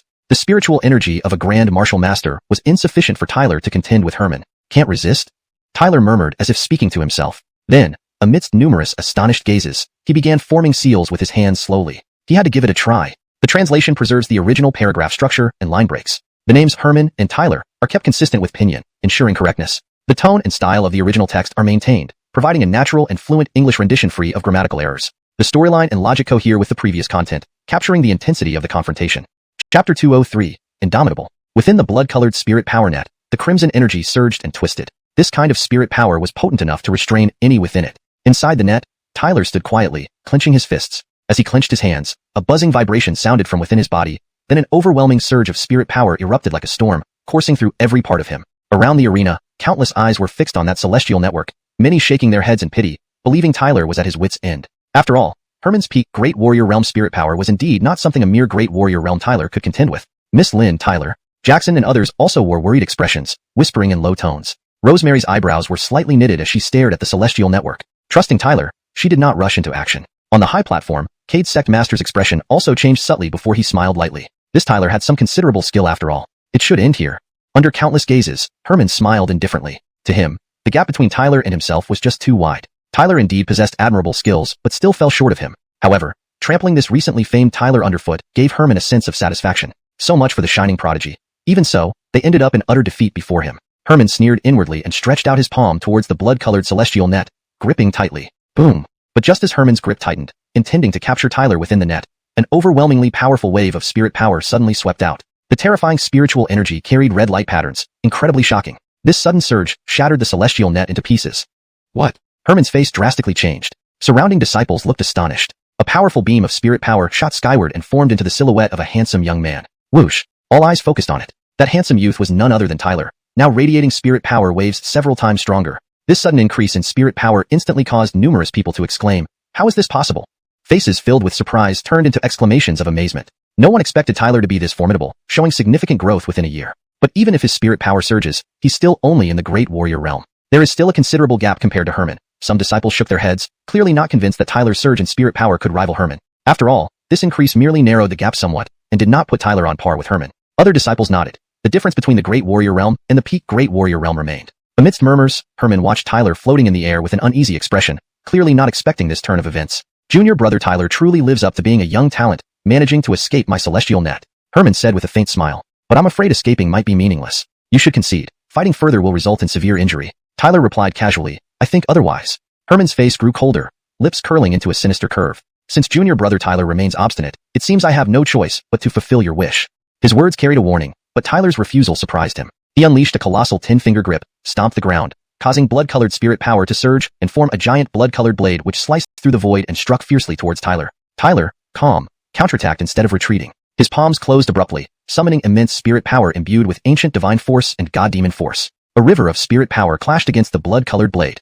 Bang! Their attacks collided. However, unlike earlier, Herman's attack wasn't invincible and both powers exploded together. Clearly, after using the 9-grade ancient divine body, Tyler managed to stand his ground without being overpowered by Herman. At least, Herman couldn't suppress Tyler purely by spirit power anymore. Noticing this, Herman's icy expression grew more ferocious. Tyler remained serene, his confidence bolstered by the ancient divine power, leaving him unafraid of any opponent. Junior brother Tyler truly has remarkable abilities. Let me see just how capable you are. Herman's face twisted, and he waved his sleeves. Vast spirit power soared into the sky, forming a massive blood-colored shadow, a 100-tiger giant shadow. Evidently, Herman understood that simply overpowering Tyler with spirit power wouldn't work anymore. He needed his true killer move. He wanted Tyler to know that despite his strength, he could not change the fact of being overpowered. Herman appeared atop the 100-tiger giant shadow, staring at Tyler like a demon. His fingers extended, and blood-colored spirit power spun around them, forming a gigantic blood-colored tiger claw once more. Seeing this, everyone's faces changed. Billy had fallen under this very tiger claw earlier, so its terror was well known. Tyler remained unfazed, sweeping his sleeve to unleash brilliant red light that formed into a giant red shadow, an ancient divine giant shadow. Upon appearance, the ancient divine giant shadow induced tremors in the surrounding spirit power. Even though the 100-tiger giant shadow was formidable, it failed to shake the region occupied by the ancient divine giant shadow. Everyone saw the extraordinary nature of Tyler's ancient divine giant shadow. Despite facing Herman's 100-tiger giant shadow, it did not appear inferior. Humph! Seeing the ancient divine giant shadow, Herman's eyes narrowed, recognizing its extraordinary nature. But he sneered inwardly. However astonishing a technique, it still relied on one's own spirit power to sustain it. Even a peak great warrior realm with weaker techniques far outweighed a simple great warrior realm. Since you're so stubborn. Herman's lips curled into a cruel smirk. Under countless gazes, his arms slowly stretched out, unleashing mountain-crushing blood-colored spirit power from the 100-tiger giant shadow, converging at his hand. Then, amidst gasps of astonishment, 5 tiger claws appeared before Herman. Previously, 1 tiger claw severely injured Billy. Now with 5 tiger claws, even with Tyler's surge in spirit power, it would be hard to defend. The translation closely follows the original structure, preserving paragraph breaks and maintaining the dramatic tension and pacing of the narrative. It adheres to the instructions while ensuring fluency and naturalness in English. This Herman indeed planned to cut through everything swiftly. He intended to trample Tyler underfoot right in front of everyone. The translation maintains the original tone and structure, ensuring fluency and coherence with the previous content. Chapter 204, The Ancient God Heaven Sealing Seal. Buzz. The spiritual energy in the world trembled violently. 5 blood-red tiger claws appeared under Herman's palm, radiating terrifying ripples of blood-colored spiritual power. Countless disciples' faces changed. They could sense a trace of danger from Herman's attack. It was evident that he planned to finish this swiftly. Many diamond-ranked disciples frowned slightly. Although Herman was clearly only a platinum-ranked disciple, this level of attack was enough to make them take notice. Go! Herman glared at Tyler with malice and then waved his sleeve. The 5 blood-red tiger claws burst forth from space, directly appearing above Tyler's head, as if alive, locking onto him tightly. Herman sneered, his eyes filled with killing intent. Since Tyler refused to show respect, he would crush him utterly. His fingers clenched abruptly. 5 tiger fusion. The 5 tiger claws, radiating endless power, suddenly merged, turning the already fearsome attack into something even more ferocious. Even the void seemed to shatter under its impact. Everyone's expressions turned grim, feeling the fatal threat in Herman's assault. Tyler hovered mid-air, lifting his head to meet the terrifying attack hurtling towards him. He formed seals with both hands rapidly. Buzz. With Tyler forming seals, ancient red light erupted from the colossal shadow of the ancient god, like a rising red sun. The red light enveloped Tyler's body, making him shimmer with crimson brilliance. The ancient god cannon and the divine power of the ancient god. Red light flashed in Tyler's eyes as he transformed the seal once again. A calm voice resounded in his heart. Ancient god divine power. Ancient god heaven sealing seal. Whoosh. An ancient red giant seal swiftly took shape under Tyler's palm and transformed into a streak of red light soaring through the sky, clashing directly with the blood-red tiger claws.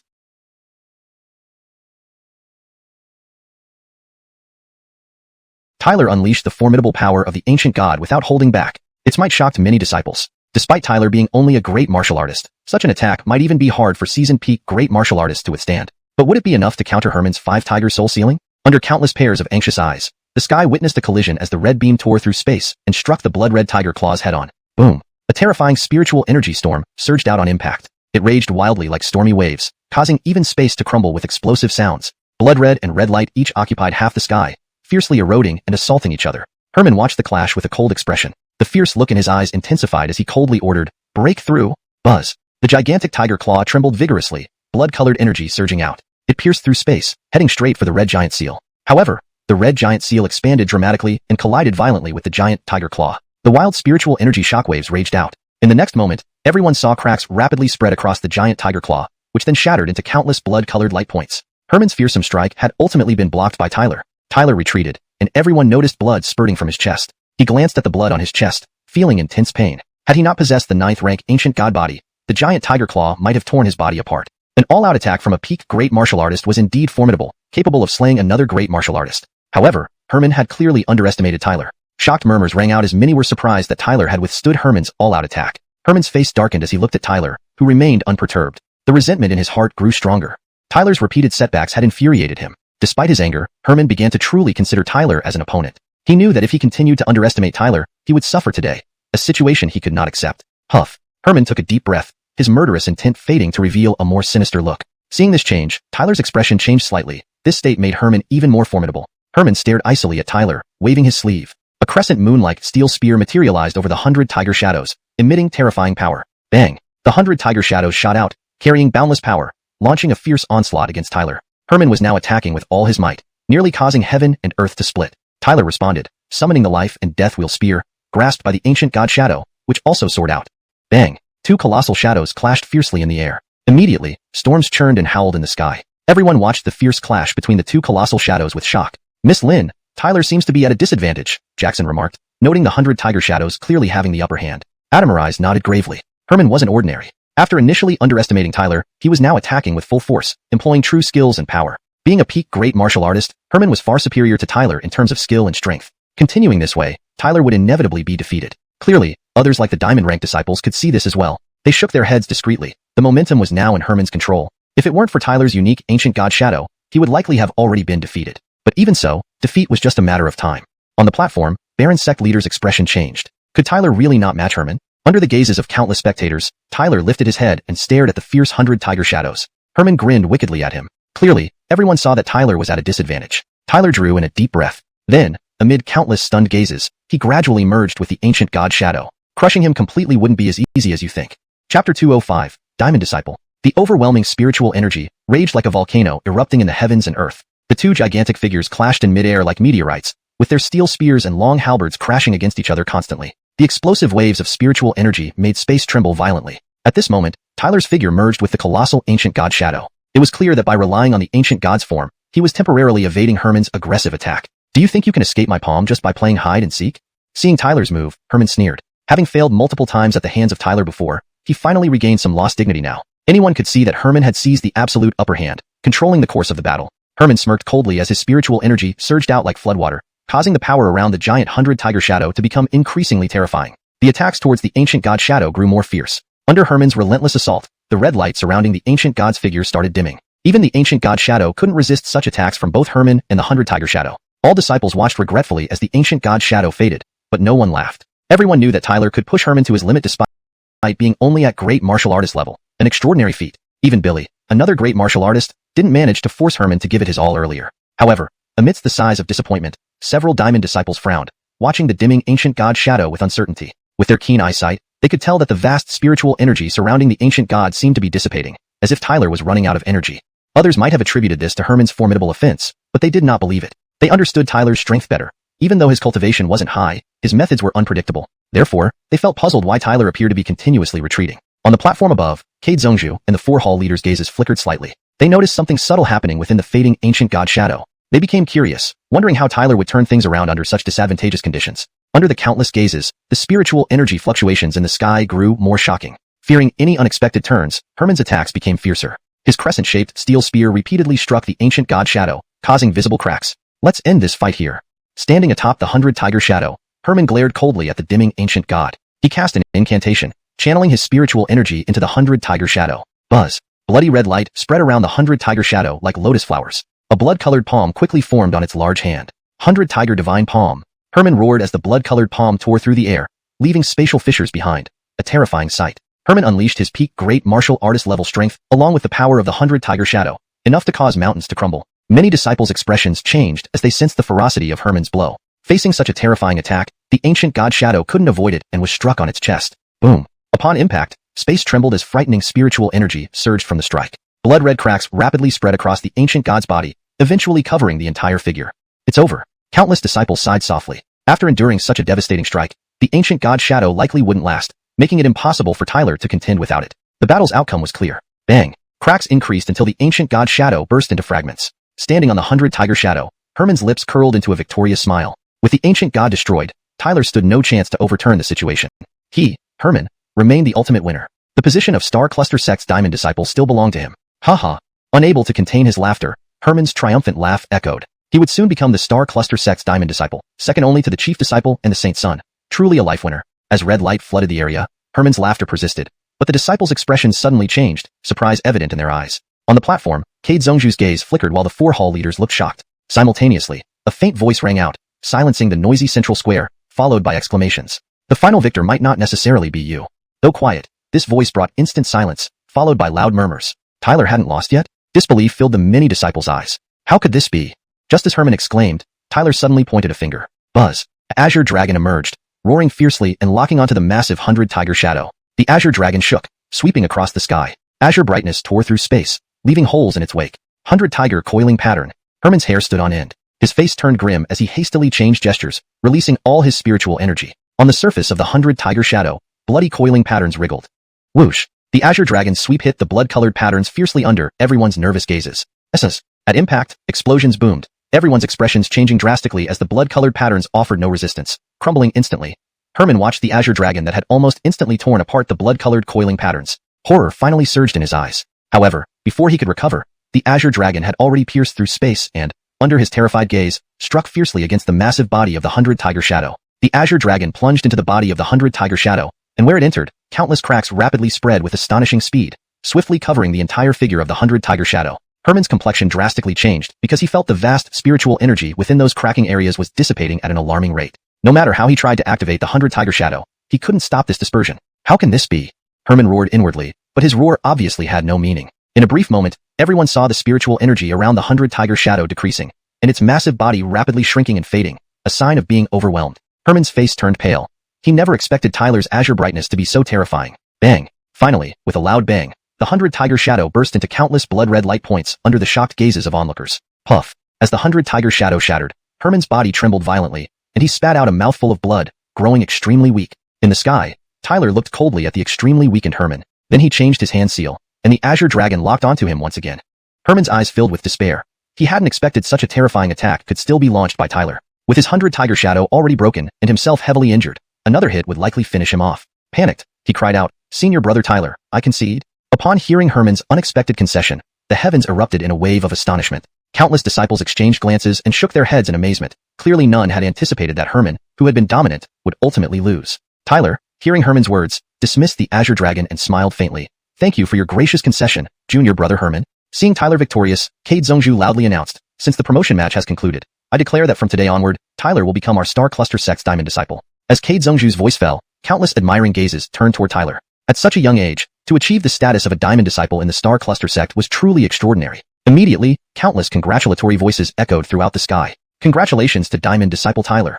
Chapter 206, Storms Rise Again. The Grand Diamond Disciple Advancement Ceremony concluded amid countless exclamations of surprise. The numerous disciples of the Star Cluster Sect were all in shock, as no one had anticipated that Tyler, who initially possessed only a great martial teacher realm strength, would emerge as the ultimate winner. Many disciples of the Star Cluster Sect felt awe and admiration but harbored no previous doubts. Tyler's true strength revealed on the advancement platform was enough to prove his qualification to become a Diamond Disciple of the Star Cluster Sect. His great martial teacher cultivation far surpassed the average peak great martial teacher. This level of strength was considered outstanding even among the Diamond Disciples of the Star Cluster Sect. Thus, for Tyler to finally become a Diamond Disciple of the Star Cluster Sect, though many disciples felt envy, no one dared to harbor any discontent.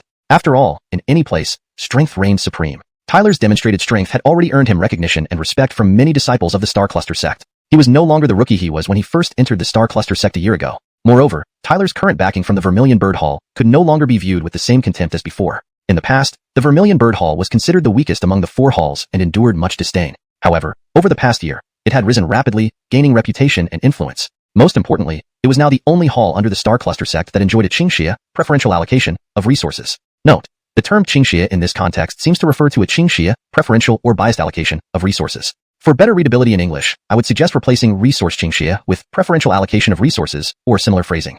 Revised version. Moreover, Tyler's current backing from the Vermilion Bird Hall could no longer be viewed with the same contempt as before. In the past, the Vermilion Bird Hall was considered the weakest among the four halls and endured much disdain. However, over the past year, it had risen rapidly, gaining reputation and influence. Most importantly, it was now the only hall under the Star Cluster sect that enjoyed a preferential allocation of resources. This meant the Vermilion Bird Hall acquired cultivation resources incomparable to the other 3 halls. Under such substantial resource allocation, the expansion of the Vermilion Bird Hall seemed imminent. Perhaps someday, the rankings among the 4 halls under the Star Cluster sect might change. So at this point, offending Tyler in the Vermilion Bird Hall was clearly the most foolish action. After the Diamond Disciple Advancement ceremony ended, Tyler retreated into the Vermilion Bird Hall to cultivate diligently, stabilizing the robust spiritual energy he just attained by breaking through to the great martial teacher realm. Besides that, he focused on enhancing his overall strength as the chief disciple competition approached, sensing the atmosphere within the Star Cluster sect growing tense and electrified. Although their Vermilion Bird Hall was one of the 4 halls under the Star Cluster sect, each chief disciple competition saw top disciples fail, while others took their place. The defeated disciples often had to endure humiliation or lose heart, suffering ridicule wherever they went. Thus, the chief disciple competition directly impacted them. To avoid being failures, they must do everything possible to ensure their Vermilion Bird Hall emerged victorious in the competition. Hence, during this period, the entire Vermilion Bird Hall prepared for battle, with a tense and oppressive atmosphere. While Tyler was in intense cultivation, his expression changed as he noticed a figure pacing anxiously outside his cave abode, hesitating to call out. "What is it?" Tyler's voice rang out. He recognized the figure as a disciple from the Vermilion Bird Hall, but not someone he was particularly familiar with. Upon hearing this, the disciple turned around, eyes lighting up upon seeing Tyler. Hastily approaching, he said, "Senior brother Tyler, something has happened. Please, quickly go and save senior brother Aster." Aster? Tyler was taken aback, then frowned. "What's going on?"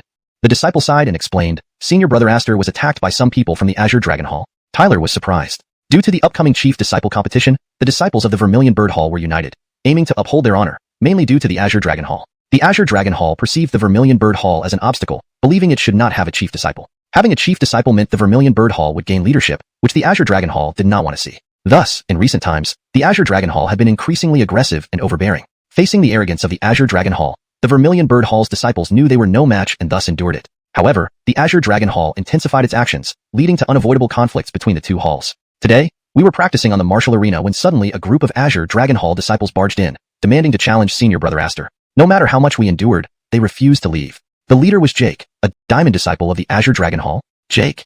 Tyler narrowed his eyes. He had heard of this name. Jake was well known among the Azure Dragon Hall disciples, and was one of those attempting to sabotage the Vermilion Bird Hall's chief disciple contender. However, such a saboteur challenging a diamond disciple of the Azure Dragon Hall? Aster is honest and never gets involved in trouble. Jake and his gang chose to challenge him. Tyler smiled faintly.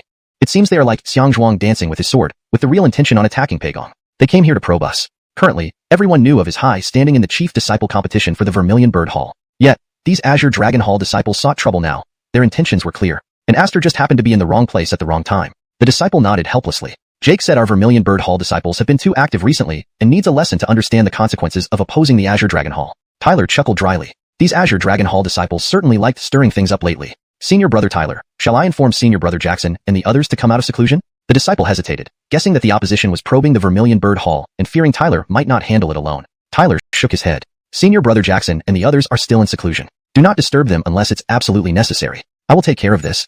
He waved his hand, ceasing his cultivation, and left the cave abode, heading straight to the martial arena. I want to see just what kind of skills Jake has today to dare attack our Vermilion Bird Hall disciple. His calm voice carried a hint of disdain. These Azure Dragon Hall disciples were indeed too arrogant. Didn't they really think the Vermilion Bird Hall's chief disciple was a foregone conclusion? ####Chapter 207. Jake. At the Zhuke Hall's arena, the place was already filled with a sea of people, with more figures continuously arriving one after another. Those who arrived were all there to watch the spectacle, and among them, the largest group was naturally the disciples of the Qinglong Hall. At this moment, they watched the scene ahead with mocking expressions, occasionally sneering and ridicule. Clearly, they did not take the Zhuke Hall disciples seriously at all. The disciples of Qinglong Hall were arrogant and unruly by nature, harboring a sense of superiority over the declining Zhuke Hall. With the impending chief disciple competition of Zhuke Hall, if they could successfully thwart their opponents, it would undoubtedly be a highly satisfying experience for them. Thus, as the countdown for the Zhuke Hall's chief disciple competition began, under the instigation of Saint Sun Zion, the arrogance of Qinglong Hall's disciples became even more rampant. In recent days, conflicts between the disciples of Zhuke Hall and Qinglong Hall had mostly been initiated by Qinglong Hall's disciples, who had achieved overwhelming victories in most of the disputes. After all, whether in cultivation or strength, Qinglong Hall's disciples were indeed stronger than those of Zhuke Hall. This led Qinglong Hall's disciples to become increasingly arrogant. In just a few days, the disciples of Zhuke Hall were left bruised and injured. At the forefront of Qinglong Hall's many disciples stood a gray-robed youth with his arms crossed. Hanging from his waist was a diamond disciple token. His face appeared stern, and the corners of his mouth gave off an air of pride. This person was named Jake. He was well known among Qinglong Hall's diamond disciples, and he was also one of the few tasked with thwarting Zhuke Hall's chief disciple competition. It was evident that his strength was astonishing. Jake glanced indifferently at a distance where Pedro, a burly figure, was supported by several Xianxia Hall disciples, covered in blood, clearly heavily injured. Xianxia Hall truly has no one left. Apparently, no one can match me, Jake said with a sneer. Pedro responded coolly, Senior Brother Jake, don't be too arrogant. We of Xianxia Hall are not without talent. We are merely in seclusion for cultivation. You are taking advantage of us when we are at our weakest, which is certainly not a fair victory.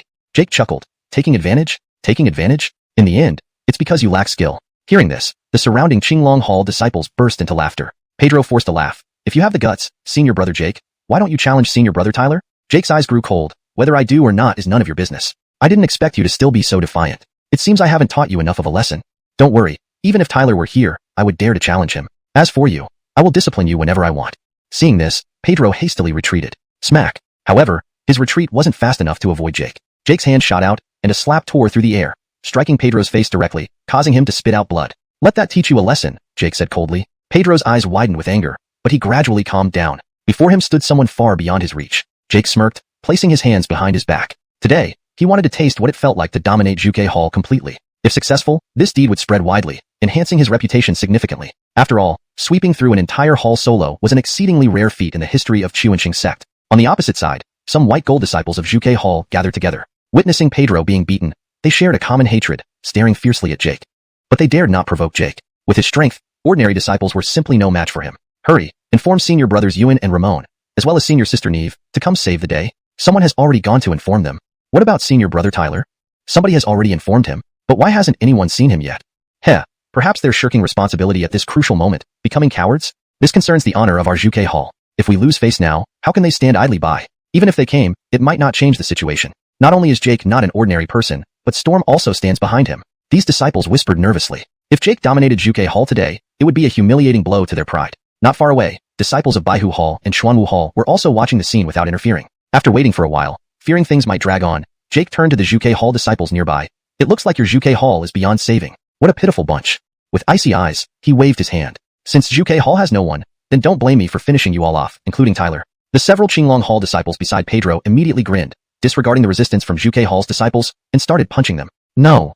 The Xianxia Hall disciples tried to defend themselves but were ignored. Soon, a few of them were brutally beaten to the ground, screaming in pain. The disciples of Xuanwu Hall and Baihu Hall shook their heads in disappointment. It seemed Xianxia Hall really had no one left, only allowing their disciples to be bullied. This lopsided farce isn't worth watching anymore. They exchanged glances and prepared to leave. Swoosh. Suddenly, the sound of something breaking through the air echoed. A handsome figure darted across the sky, finally landing in the arena. Countless gazes followed the handsome figure, causing ripples of surprise to spread around. The handsome figure was, of course, Tyler. So, you were finally forced to show up? Jake smiled coldly, looking up at Tyler. Senior Brother Tyler. Upon seeing this, the Xianxia Hall disciples shouted with excitement, but still showed signs of unease. Tyler's appearance might make the other side act even more recklessly. I thought you'd be a coward, Jake taunted. Since you've shown up, prostrate yourself a few times, and I'll let it go. How does that sound? Jake arrogantly stared at Tyler, grinning. I suppose you won't disappoint me, right? With someone like you, do you think you're worthy to command me? Tyler replied calmly. Jake narrowed his eyes. You want to suffer too? Tyler shook his head, then his domineering voice echoed in the arena. To make me suffer, just you? Whoever laid a hand first will lose that hand. Otherwise, I will cripple whoever does. Jake's smile gradually froze.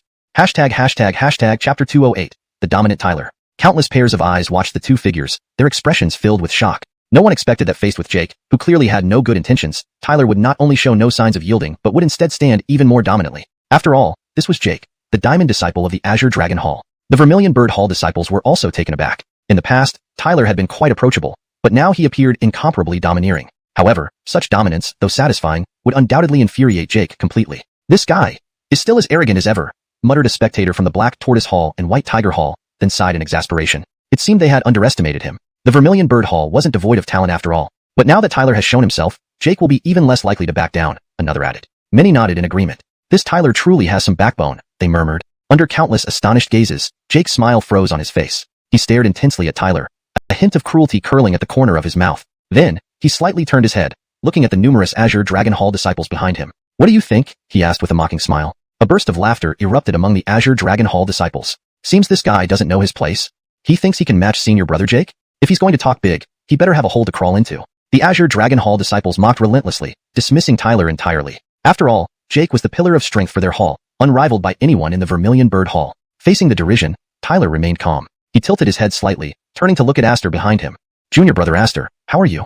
Tyler asked. Aster shook his head and chuckled awkwardly. Senior brother Tyler, I'm fine. Perhaps we should just let it go?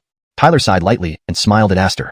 Don't worry. It's nothing serious, Tyler reassured him. Aster gave a bitter laugh, wanting to say something more but ultimately swallowing his words. A flicker of hope lit up his eyes as he looked at Tyler. He couldn't help but see Tyler standing up for the Vermilion Bird Hall's honor. Aster wasn't foolish. He and Jake had no grievances. Jake had merely wanted to test the Vermilion Bird Hall's diamond disciples, but seeing Tyler now made Aster feel like there was light at the end of the tunnel. Tyler raised his head and stared directly at Jake, smiling gently. You aren't following my advice, huh? Jake laughed too, pointing his finger at Tyler and sneering coldly. You never learn until you hit rock bottom, do you? Boom. Suddenly, a surging wave of spiritual energy erupted from Jake's body like a volcanic eruption, startling everyone nearby into scrambling backward to avoid getting caught in the crossfire. A powerful aura enveloped the area. His power was significantly stronger than Child of Blue Dragon Honest, truly worthy of being a well-regarded diamond disciple of the Azure Dragon Hall. Jake's expression grew sinister, his lips curling into a cruel smirk. If you won't drink my toast, then you'll drink the penalty wine. With a sudden clap of his hands, overwhelming spiritual energy erupted into formation, creating several towering mountains, each charged with immense power, sending shivers down everyone's spines. Whoosh, whoosh. Dozens of spiritual mountains descended like avalanches, moving so swiftly that they aimed directly at Tyler's vital points. Each mountain alone was enough to send a grand martial artist quivering, let alone facing them all at once. Even a peak grand martial artist would struggle against such force. Senior brother Jake is making his move. Looks like someone is about to lose badly, the Azure Dragon Hall disciples laughed. Vermilion Bird Hall members watched anxiously. Swish, swish. As spiritual mountains descended, Tyler stomped his foot and shot forward like a meteor, heading straight for Jake. Zzz. Every spiritual mountain exploded upon impact, shattered effortlessly. Without missing a beat, Tyler destroyed every mountain as if walking on flat ground. Seeing this, Jake's face changed, and with a sweep of his sleeve, sharp blades formed in midair, converging towards Tyler continuously. Good grief, Jake is too ruthless. Can Tyler withstand this? A black tortoise hall disciple wondered aloud. I doubt it, a white tiger hall disciple replied coolly. Once Jake uses his full strength, Tyler will be defeated quickly. Ultimately, he's no match for Jake. The white tiger hall disciple felt regret. Given more time, Tyler might have a place among the top 10 diamond disciples. Crack, crack. Innumerable spiritual blades struck Tyler, who countered fiercely, shattering the blades midair. Jake laughed contemptuously, changing his hand seals rapidly. Spiritual energy converged, forming a golden rune adorned with jagged edges, resonating with ominous thunder. Thunderbolt seal. With a point of Jake's finger, the golden rune shot out with sonic booms, an indomitable force. Golden rune surged toward Tyler, but he showed no panic, instead attacking boldly, smashing the rune with a palm strike. What a fool. Jake sneered coldly. Too reckless, observed the white tiger hall disciple, shaking his head. They hadn't expected Tyler to confront Jake's thunderbolt seal head-on with bare hands. SSSH. Amid the cacophony, Tyler's palm met the golden rune. Many thought his hand would explode from the impact. SSSH. Sparks flew as the rune crashed against Tyler's palm, yet surprisingly, it did not break through. Instead, Tyler deflected the rune entirely. Impossible, echoed around the arena, disbelief spreading among the spectators. They struggled to believe Tyler could truly resist Jake's formidable thunderbolt seal with just a single palm strike. Crack. Suddenly, Tyler's palm swelled dramatically, shattering the rune explosively. Flash. Almost instantaneously, Tyler flashed forward, appearing right before Jake. His eyes were cold, and he slapped out once more. The entire palm was radiant with light, an extremely shocking force erupting from it. The power of that one palm seemed capable of destroying everything. Jake was filled with horror and hastily put up a defense. Bang. However, when Tyler's palm struck, all of Jake's defenses crumbled almost instantly. It seemed that all his means were useless against Tyler's single palm. Boom. Then Tyler closed in, and with the full force still remaining, he slammed his palm into Jake's body. At this moment, a look of fear finally appeared in Jake's eyes. Thud. Under the astonished gazes of countless onlookers, Jake spat out a mouthful of blood, and his body flew backward like a dead dog. Thud. Thud. Thud. In the end, Jake fell to the ground miserably, like a dead dog. The entire area was silent. Tyler looked at the pitifully fallen Jake and smiled wryly. You fool. I told you to break your own hand, and we would be done with it, but you wouldn't listen to me. Now, both your hands are going to be gone. Chapter 209. Those who hit others will be hit. The arena was now full of cracks, the ground had collapsed, and everything looked desolate. Yet, this once turbulent space had become eerily quiet. Everyone present gaped in confusion at the scene unfolding before them. The disciples of the Qinglong Hall, who had just been jeering and mocking Tyler, now appeared as if they had seen a ghost, their faces dark with disbelief, a sight almost comical. The Xuanwu Hall and Baihu Hall disciples, who initially looked down on Tyler for daring to face Jake head-on, could not have anticipated that they would witness Jake's complete defeat. Similarly stunned were the disciples of the Zunio Hall, including some of the diamond-ranked members, who were left speechless by the handsome figure standing victorious. No one could have predicted that Tyler's attack would utterly rout Jake. How could this be?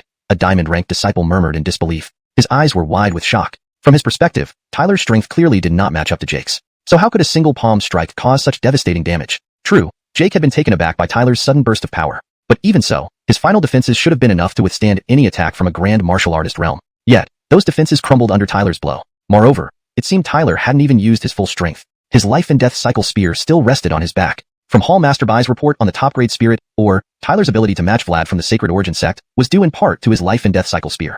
Otherwise, he wouldn't have been able to kill Vlad and turn the tide. But now, Tyler didn't use his life and death cycle spear at all. All the disciples focused intently on Tyler. They vaguely sensed that despite being merely at the peak grand martial artist realm, Tyler exuded an aura of unfathomable depth. Under countless astonished gazes, Tyler slowly withdrew his palm, and the ancient crimson glow gradually dissipated. He lowered his gaze to his hand, a hint of surprise flashing in his eyes. The 9th rank ancient divine body was indeed astonishing. Having just activated it, the explosive power already reached terrifying levels. With the strength of the 9th rank ancient divine body and his own spiritual energy, Tyler's prowess was enough to challenge any peak grand martial artist. And Jake was likely no more than a peak grand martial artist, perhaps slightly stronger than Herman. Jake's attack had not only failed to stop Tyler, but also led to his severe injury. After all, Jake was a peak grand martial artist. Few among the Zunio Hall's diamond disciples could achieve such a feat besides Tyler. Tyler lifted his head and scanned the collapsed earth, then flashed forward, appearing before the injured Jake. Jake was bruised and battered, looking quite disheveled. However, his eyes remained fiercely locked onto Tyler, albeit with a staggered step from the pain inflicted by Tyler's earlier palm strike. Tyler's gaze remained calm as he looked down at Jake and asked, "Wasn't it you who attacked Aster? So what if it was?" Jake replied coldly, "Tyler, don't get too cocky. I'm a diamond disciple of the Qinglong Hall." Without further ado, Tyler simply waved his sleeve. Swoosh. Spiritual energy surged out, forming a powerful force that struck Jake's left hand, resulting in a bone-cracking sound. Ah!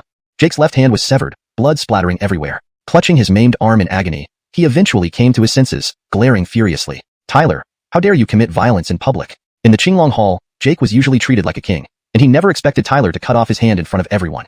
Bang! Tyler responded by pressing Jake to the ground, forcing him face first into the dirt. "Tyler, you bastard!" Bang! "Tyler, why don't you die?" Bang! Bang! Every time Jake shouted, Tyler pressed him down again, causing his forehead to repeatedly slam into the ground in a mockery of bowing. Around the arena, countless disciples watched in shock, their expressions frozen. One press after another, Tyler was thoroughly humiliating Jake. Some realized that Jake's assault on Aster must have truly enraged Tyler. Qinglong Hall disciples exchanged uneasy glances, wanting to intervene but hesitant given Jake's helpless state under Tyler's control. One of them hurriedly said, "Go fetch Brother Storm quickly." Each press left Jake disheveled and defeated. Trying to resist, he found himself easily overpowered, left only to rage verbally. "Stop. I admit defeat."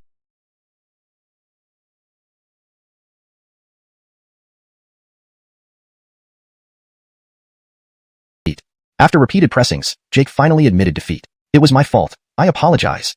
Tyler paused, then coolly replied, "I didn't hear you." His hand pressed down again. Jake's face turned green with frustration, shouting, "All right, it's all my fault. I apologize." Faced with Tyler's relentless pressure, Jake broke his guard. If this continued, he feared being pressed to death. Tyler calmly said, "An apology is enough? Where were you when this happened?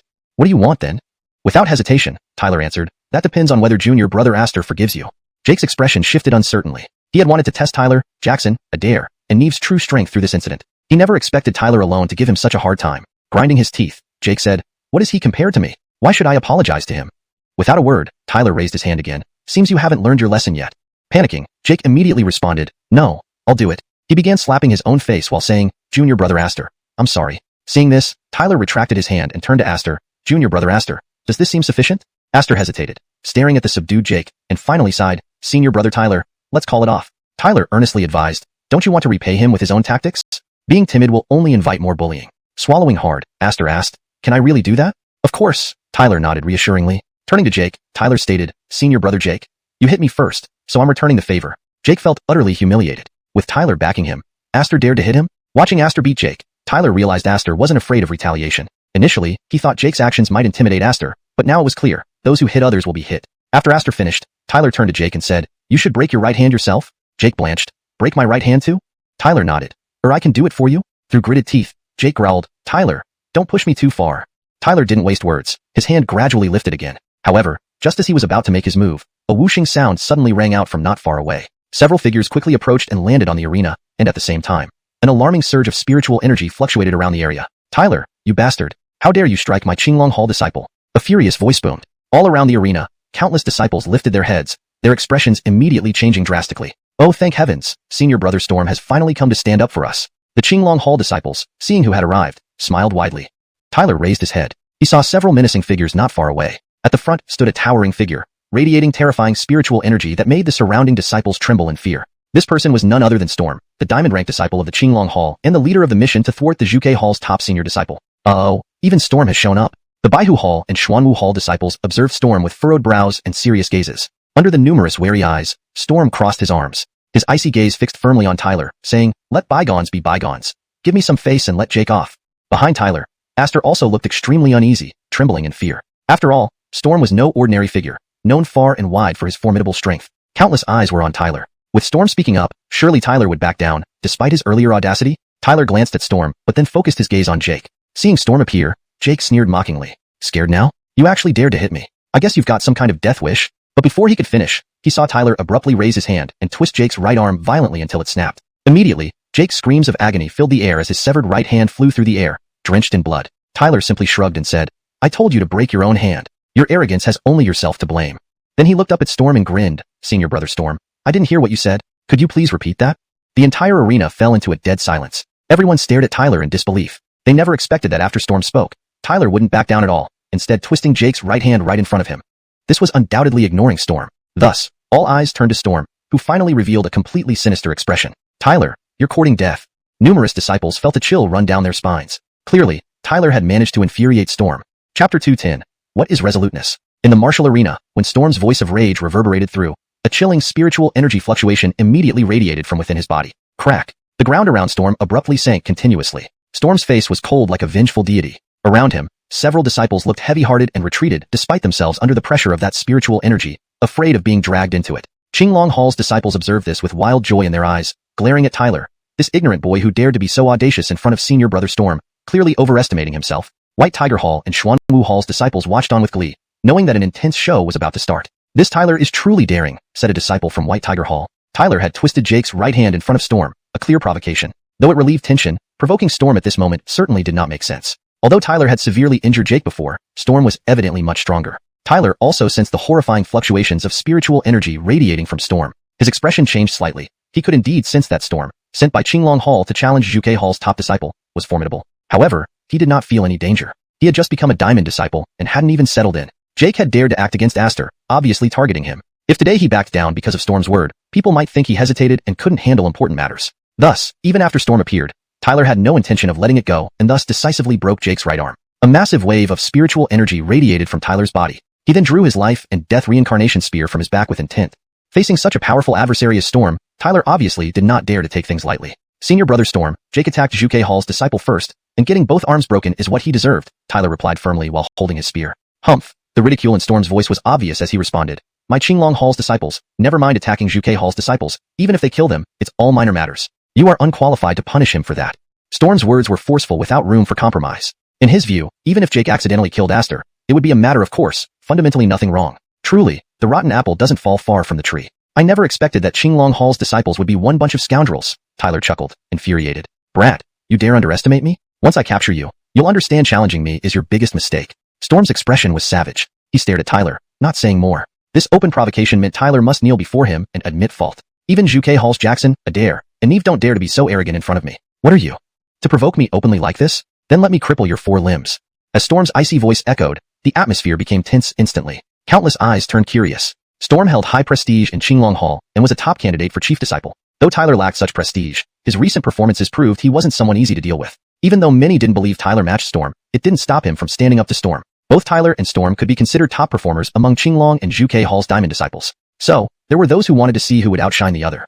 The intense atmosphere didn't last long as Storm suddenly stomped on the ground, flashed forward, and shot out like a meteor. At that moment, a colossal green spirit cauldron formed above Tyler's head, smashing down with tremendous power. Facing Storm's fearsome attack, Tyler remained grim-faced as terrifying spiritual energy erupted from his body, forming a giant tower of spiritual energy to clash with the cauldron. Bang! Powerful spiritual energy spread wildly from the collision point. Seeing Tyler dare to contest spiritual energy, disdain flickered across Storm's eyes. With a wave of his sleeve, blue streaks rapidly emanated from the green cauldron, sizzling. As these peculiar green streaks touched Tyler's spiritual energy tower, a burst of cold stars exploded, emitting immense destructive power that weakened Tyler's spiritual energy tower somewhat. This guy is indeed capable, despite his arrogance. Seeing Storm's spiritual energy having such killing power, Tyler's face also changed slightly. He laughed coldly, then red patterns started spreading on his body.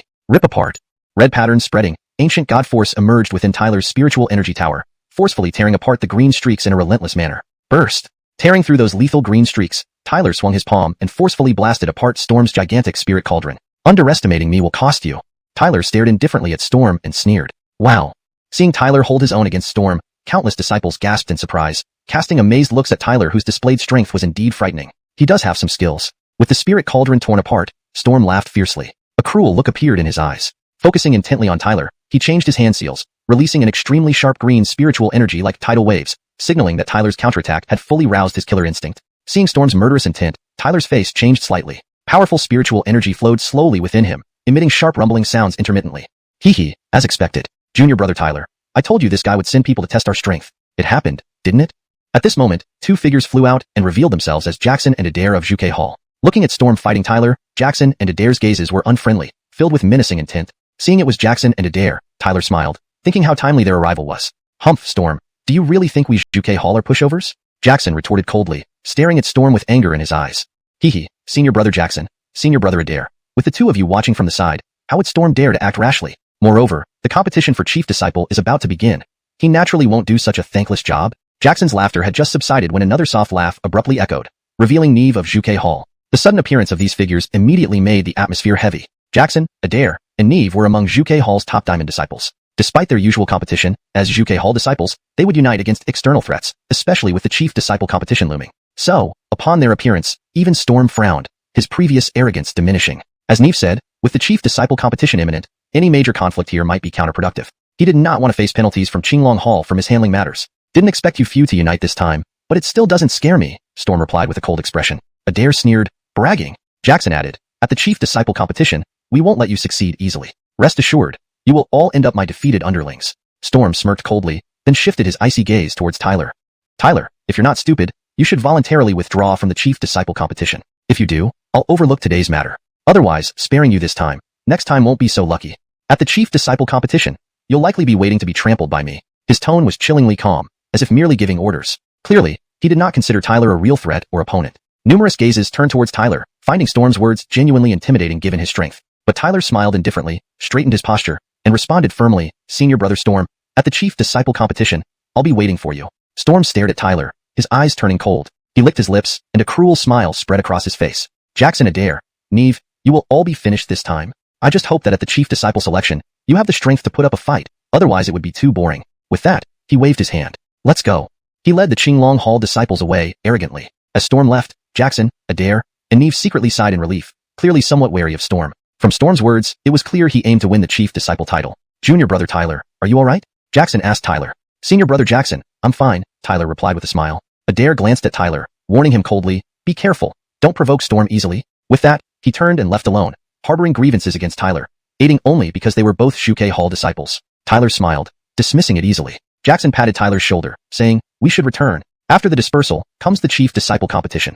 We need to cooperate to deal with Storm's challenges. Tyler watched Jackson's retreating back, his expression slightly changing. Indeed, Storm couldn't be underestimated and posed significant pressure on them. However, regarding the Chief Disciple title, Tyler was determined, and he wouldn't give up. Chapter 211, Winds Rise and Clouds Surge. The events that unfolded at the Wuxia Hall's arena soon sparked an uproar, indeed causing quite a sensation. After all, both Albert and Adriel were outstanding among the Diamond disciples. Thus, when news spread of Albert's crushing victory over Adriel, the many onlookers stood in stunned silence. What? Albert actually crushed the Qinglong Hall Diamond disciple Adriel so easily and even broke both of Adriel's arms right before Marco? Adriel is a peak great warrior after all. Although he's not top tier among the Qinglong Hall Diamond disciples, he's certainly much stronger than Xander. I heard Albert didn't even use his life and death reincarnation spear? So Adriel is really that weak? It's probably not that Adriel is weak, but rather that Albert is too strong. Adriel probably never expected Albert to be this powerful. If his opponent wasn't Albert, Adriel wouldn't have been utterly defeated. But regardless, Albert is quite the character. Countless disciples began to chatter amongst themselves upon learning of the incident. However, it didn't garner much attention. Neither Albert nor Adriel was considered the cream of the crop among the Diamond disciples in either Wuxia or Qinglong Hall. While their conflict stirred up some commotion, it quickly faded from people's minds. After all, everyone's attention was currently focused on the leading contenders for the 4-Hall Chief Disciple competition. Compared to these frontrunners, a squabble between Albert and Adriel was nothing more than child's play. Qinglong Hall, inside a grand hall. Claude sat in the chief's seat, his handsome face grim, eyes coldly fixated on the trembling Adriel below. He said with a chill, what a waste. I sent you to test Wuxia Hall, and you ended up making a mess of things. To lose so badly to a great warrior Albert, you truly disgraced us Qinglong Hall. Adriel shivered as he replied, Your Excellency, Albert is just too powerful. I gave my best, but I'm still no match for him. Humph. Claude scoffed, ignoring Adriel. Your Excellency, Albert's strength is indeed unfathomable. A disciple standing beneath Claude couldn't help but interject. Though Shenkong was thoroughly defeated by Albert, there were understandable reasons. Other disciples in the hall echoed similar sentiments, defending Adriel. In the end, it's due to his incompetence. Claude waved a hand dismissively, adding slowly, but But this kid has achieved half-step martial spirit realm prowess, which explains why he's so terrifying. Being a martial spirit realm expert himself, Claude could see through Albert's true capabilities. Not even a peak great warrior yet, but his strength has reached half-step martial spirit realm. What kind of freak is this? The disciples froze, then exchanged glances. No wonder Albert crushed Adriel. His power was evidently fearsome. He's got quite the ambition, wanting to play the wolf while disguised as a sheep. How dare he look down on our Qinglong Hall? Claude sneered. Numerous disciples shook their heads in the hall, eyes filled with helplessness, including the dispirited Adriel who clenched his teeth. I see now. That's why I fell to him.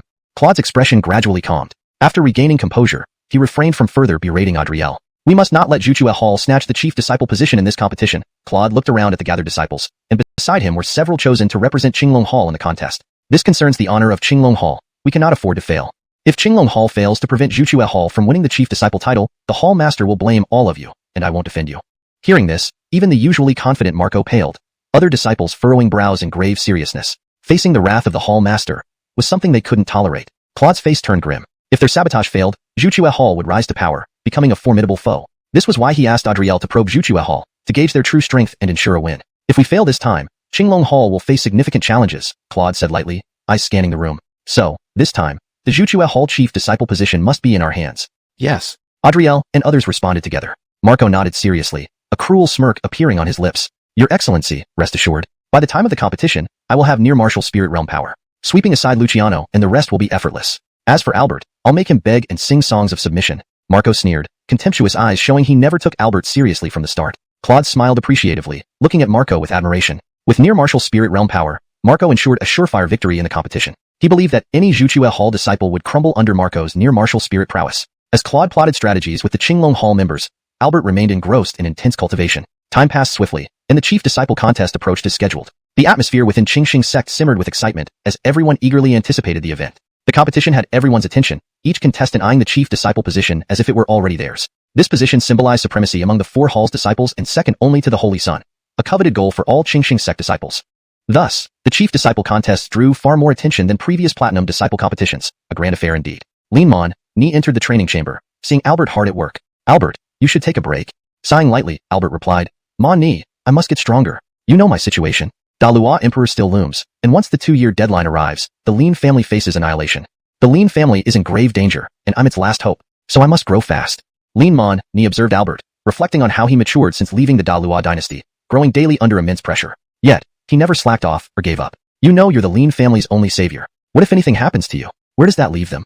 She paused, lowering her voice. And what will happen to me? Translation ends here. To adhere to word limit restrictions. Her voice carried a tinge of worry. Although she was from the Yishan clan, she only wished to be with Albert. The Yishan clan would never allow her to associate with him, and she truly couldn't imagine what would happen to her if anything went wrong with Albert. Who would shelter her then? Hearing the concern in Lin Manani's voice, Albert felt as though his heart was pricked by a needle. He reached out and embraced her soft, jade-like figure. Albert spoke softly, Manani, I know it's hard for us to be together. After all, even the Jishun clan wishes you dead, and compared to them, I'm still very weak. These past years, I've only been able to grow this far because of your companionship, but I've promised to protect you for my entire life. Looking at Lin Manani before him, he smiled and said, Manani, I strive to become stronger so desperately, first, to protect the Lin family, and secondly, for you. For this, I'm willing to pay any price. His smile was bitter, but his eyes gazed at Lin Manani with unwavering determination. Seeing Albert's resolute gaze, Lin Manani froze momentarily. Her usually indifferent heart seemed to soften just a little. So, she did not resist his embrace but held onto his back with her slender hands, whispering softly, Your safety is my greatest wish. So no matter what, I hope you can live on. On the 4th day, Albert paused his cultivation. At this point, he had already reached the peak of the great martial artist realm. Sensing his new strength, he smiled in satisfaction. Boom. Suddenly, the resounding ancient bell echoed throughout the sect. Albert clenched his fists tightly, his eyes burning with intense fighting spirit. He knew that the competition for the chief disciple position of the Wuxia Hall was finally about to begin. In his heart, a murmuring voice emerged. Storm, whether you can stop me from becoming the chief disciple depends on your ability.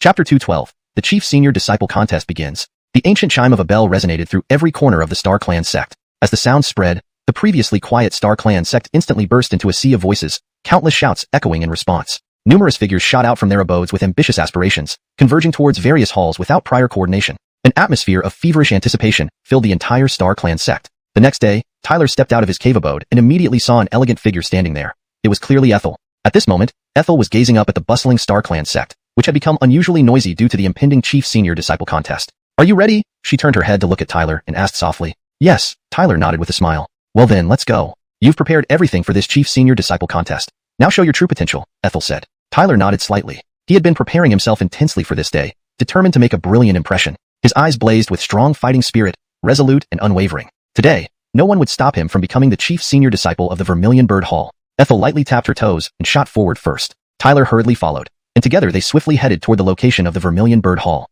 When Tyler and Ethel arrived at the Vermilion Bird Hall, they found that all the disciples had already gathered. Lachlan, the hall master, stood at the front with a stern expression, and beside him were Jackson, Adair, and Neve. Tyler walked up and greeted Lachlan with clasped hands. "Greetings, hall master." Lachlan nodded slightly at Tyler. "Since everyone is here, let's set off immediately."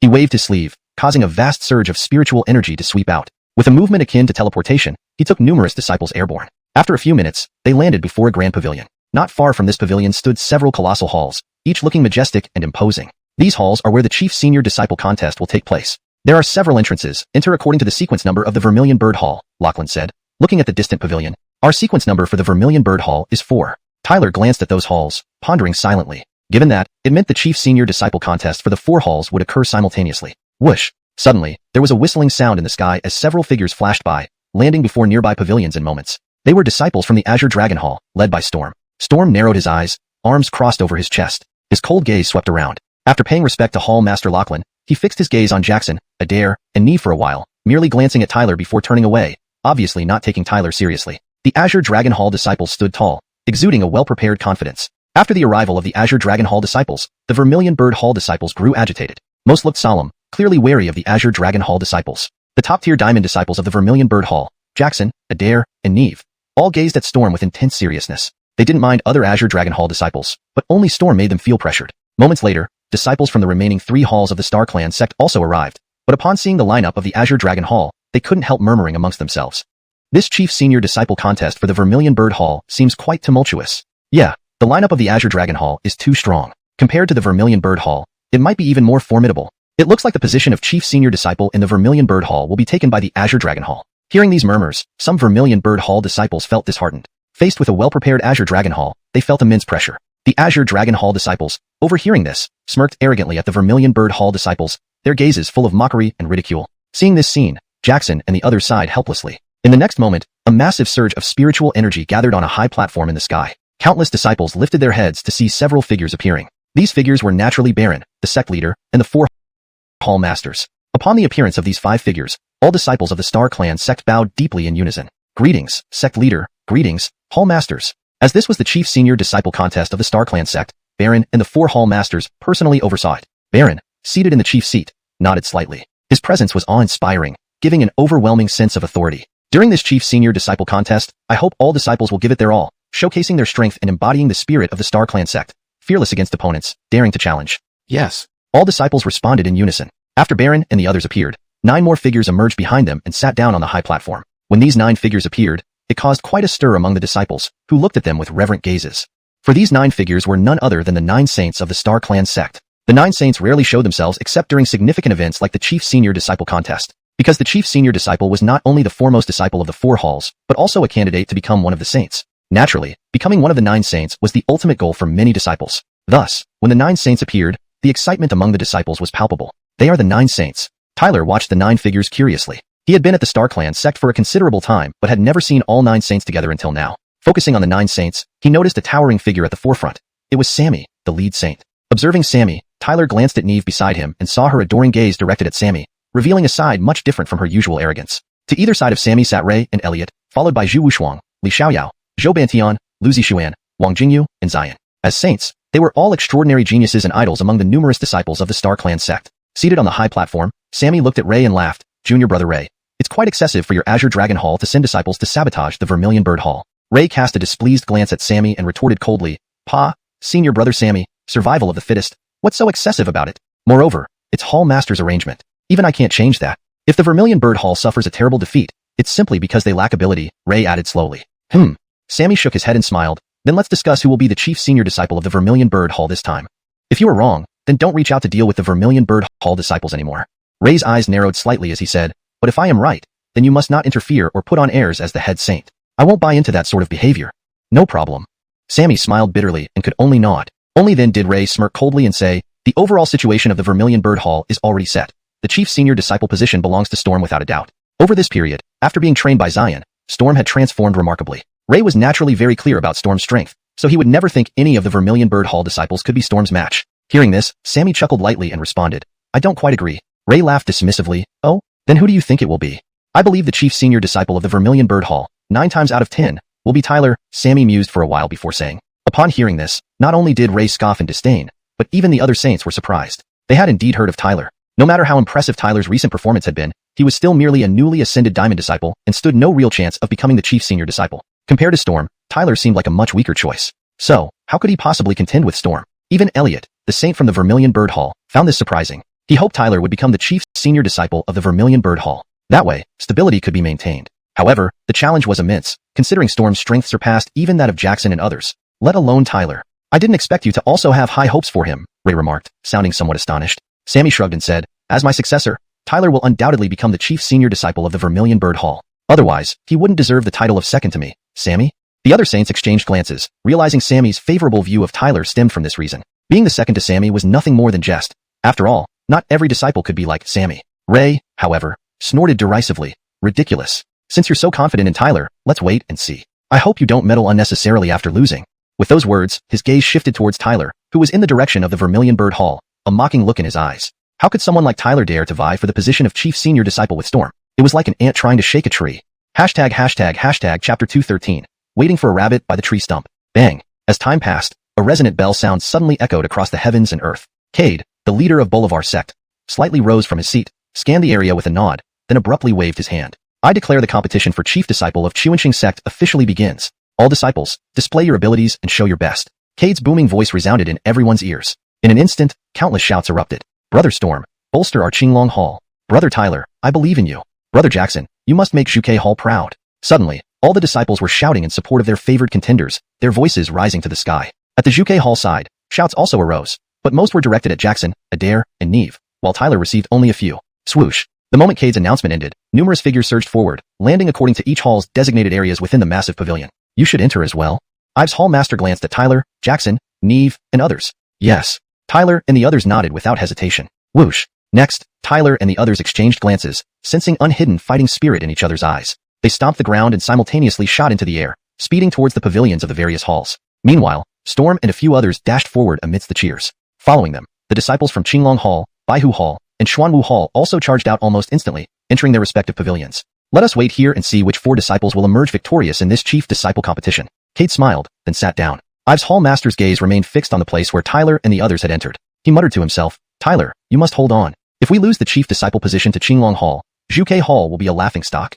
Moments later, Tyler and the other disciples quickly approached Zhuge Hall's pavilion. As they neared, Tyler felt an invisible pressure emanating from the pavilion, making their spiritual energy seem dimmer under its influence. The closer they got, the stronger the pressure became. But Tyler didn't falter. Lachlan had already warned him that the pavilion would have tests to evaluate their strength. Those who failed would be expelled, essentially serving as a preliminary screening process. If one couldn't pass this test, they would be disqualified from the chief disciple competition. Upon entering Zhuge Hall's pavilion, everyone's figures came to an abrupt halt, sending waves of spiritual energy surging out. Among these figures, Storm led the way, closely followed by Jackson, Adair, and Neve, with Tyler and others trailing behind. Without delay, Jackson, Adair, and Neve chased after Storm. Tyler darted through the intricate pavilion like a streak of light. Lachlan had already informed Tyler about the rules of the chief disciple competition. Approximately 100 elite diamond rank disciples participated, and only those who excelled among these diamond disciples could become one of the final 4 chief disciples. Tyler's figure rapidly moved through the pavilion as his spiritual energy circulated. He maintained vigilance, with formidable power surging on his body like a volcano. In such a fierce competition, no one dared to let their guard down. Otherwise, they would surely be eliminated. After several minutes of swift movement, Tyler finally cleared the first stage, seeing the entrance to the second stage ahead. Taking a deep breath, he steeled his resolve. Entering the second stage meant facing the most intense competition. To avoid elimination, he had to forge ahead bravely. With determined eyes, Tyler took a step forward and planted his foot firmly at the entrance. It immediately opened, signaling passage. Entering the next level, Tyler found himself in a vast hall that gave an eerie, heart-stirring sensation. Without hesitation, he strode forward. Soon, he paused, his gaze fixed on 2 figures standing not far away, arms crossed, looking at him with ill intent and mockery. Recognizing them as Qinglong Hall disciples, Tyler's expression changed. This first battle was to be 1 against 2. These 2 showed evident disdain, clearly underestimating him. Facing 2 opponents greatly reduced his chances of winning.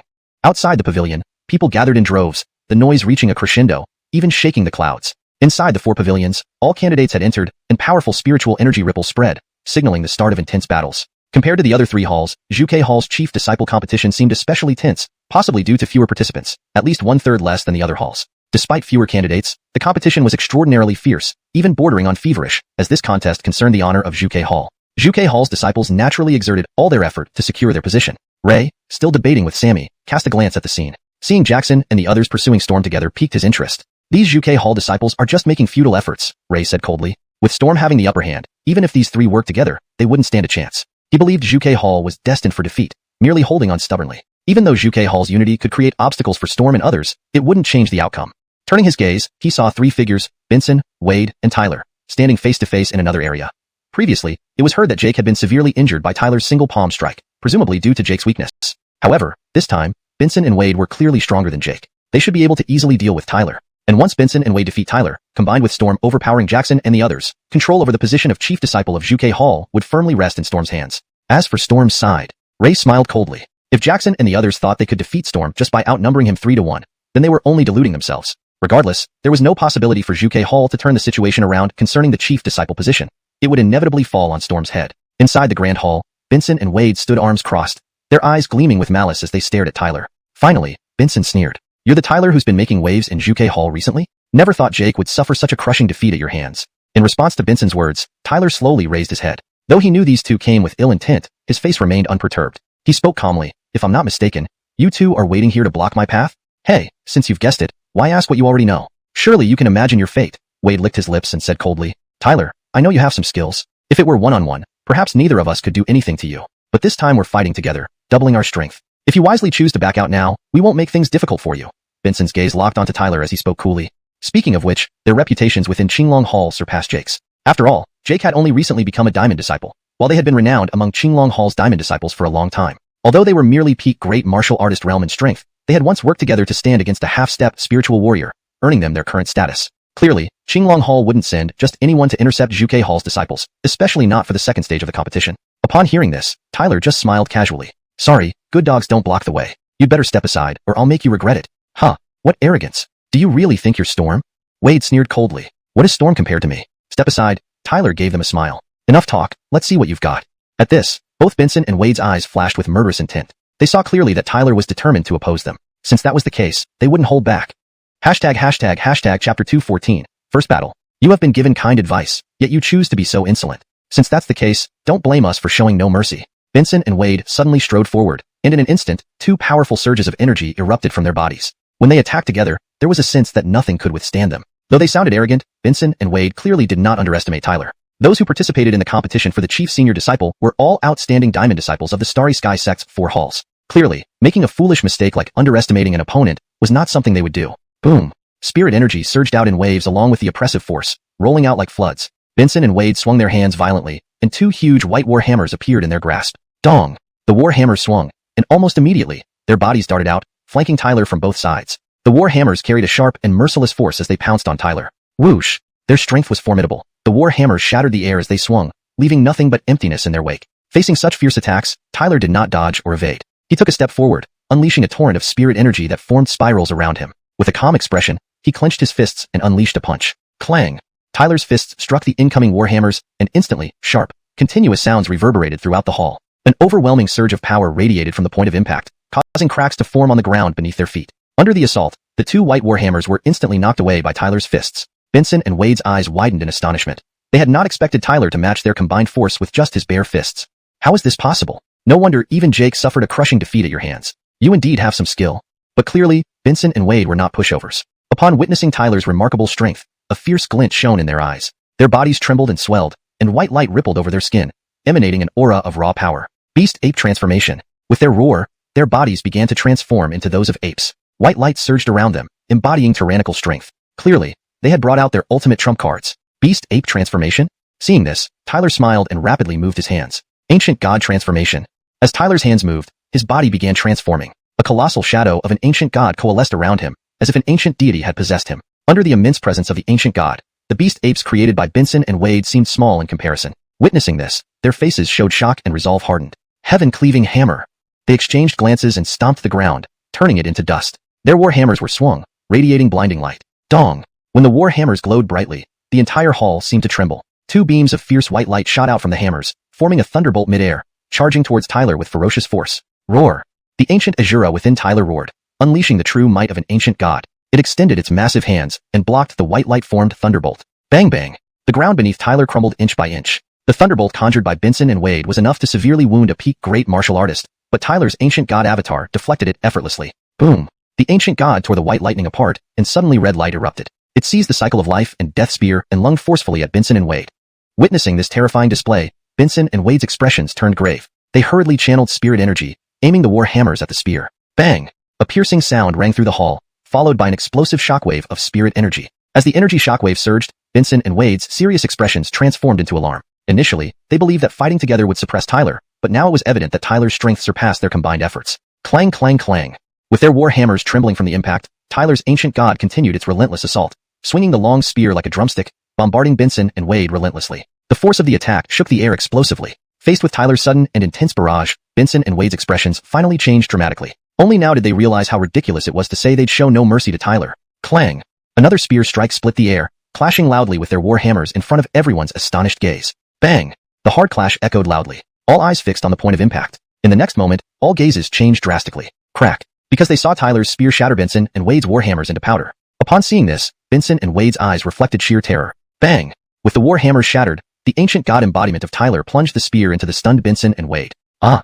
Piercing screams abruptly filled the air. Benson and Wade were impaled by the spear, lying blood-soaked on the ground nearby, appearing thoroughly battered. Outside the hall, an eerie silence fell. All eyes stared dazedly at the scene. Who would have thought that Benson and Wade, who initially held the advantage, would be crushed by Tyler and left gravely injured?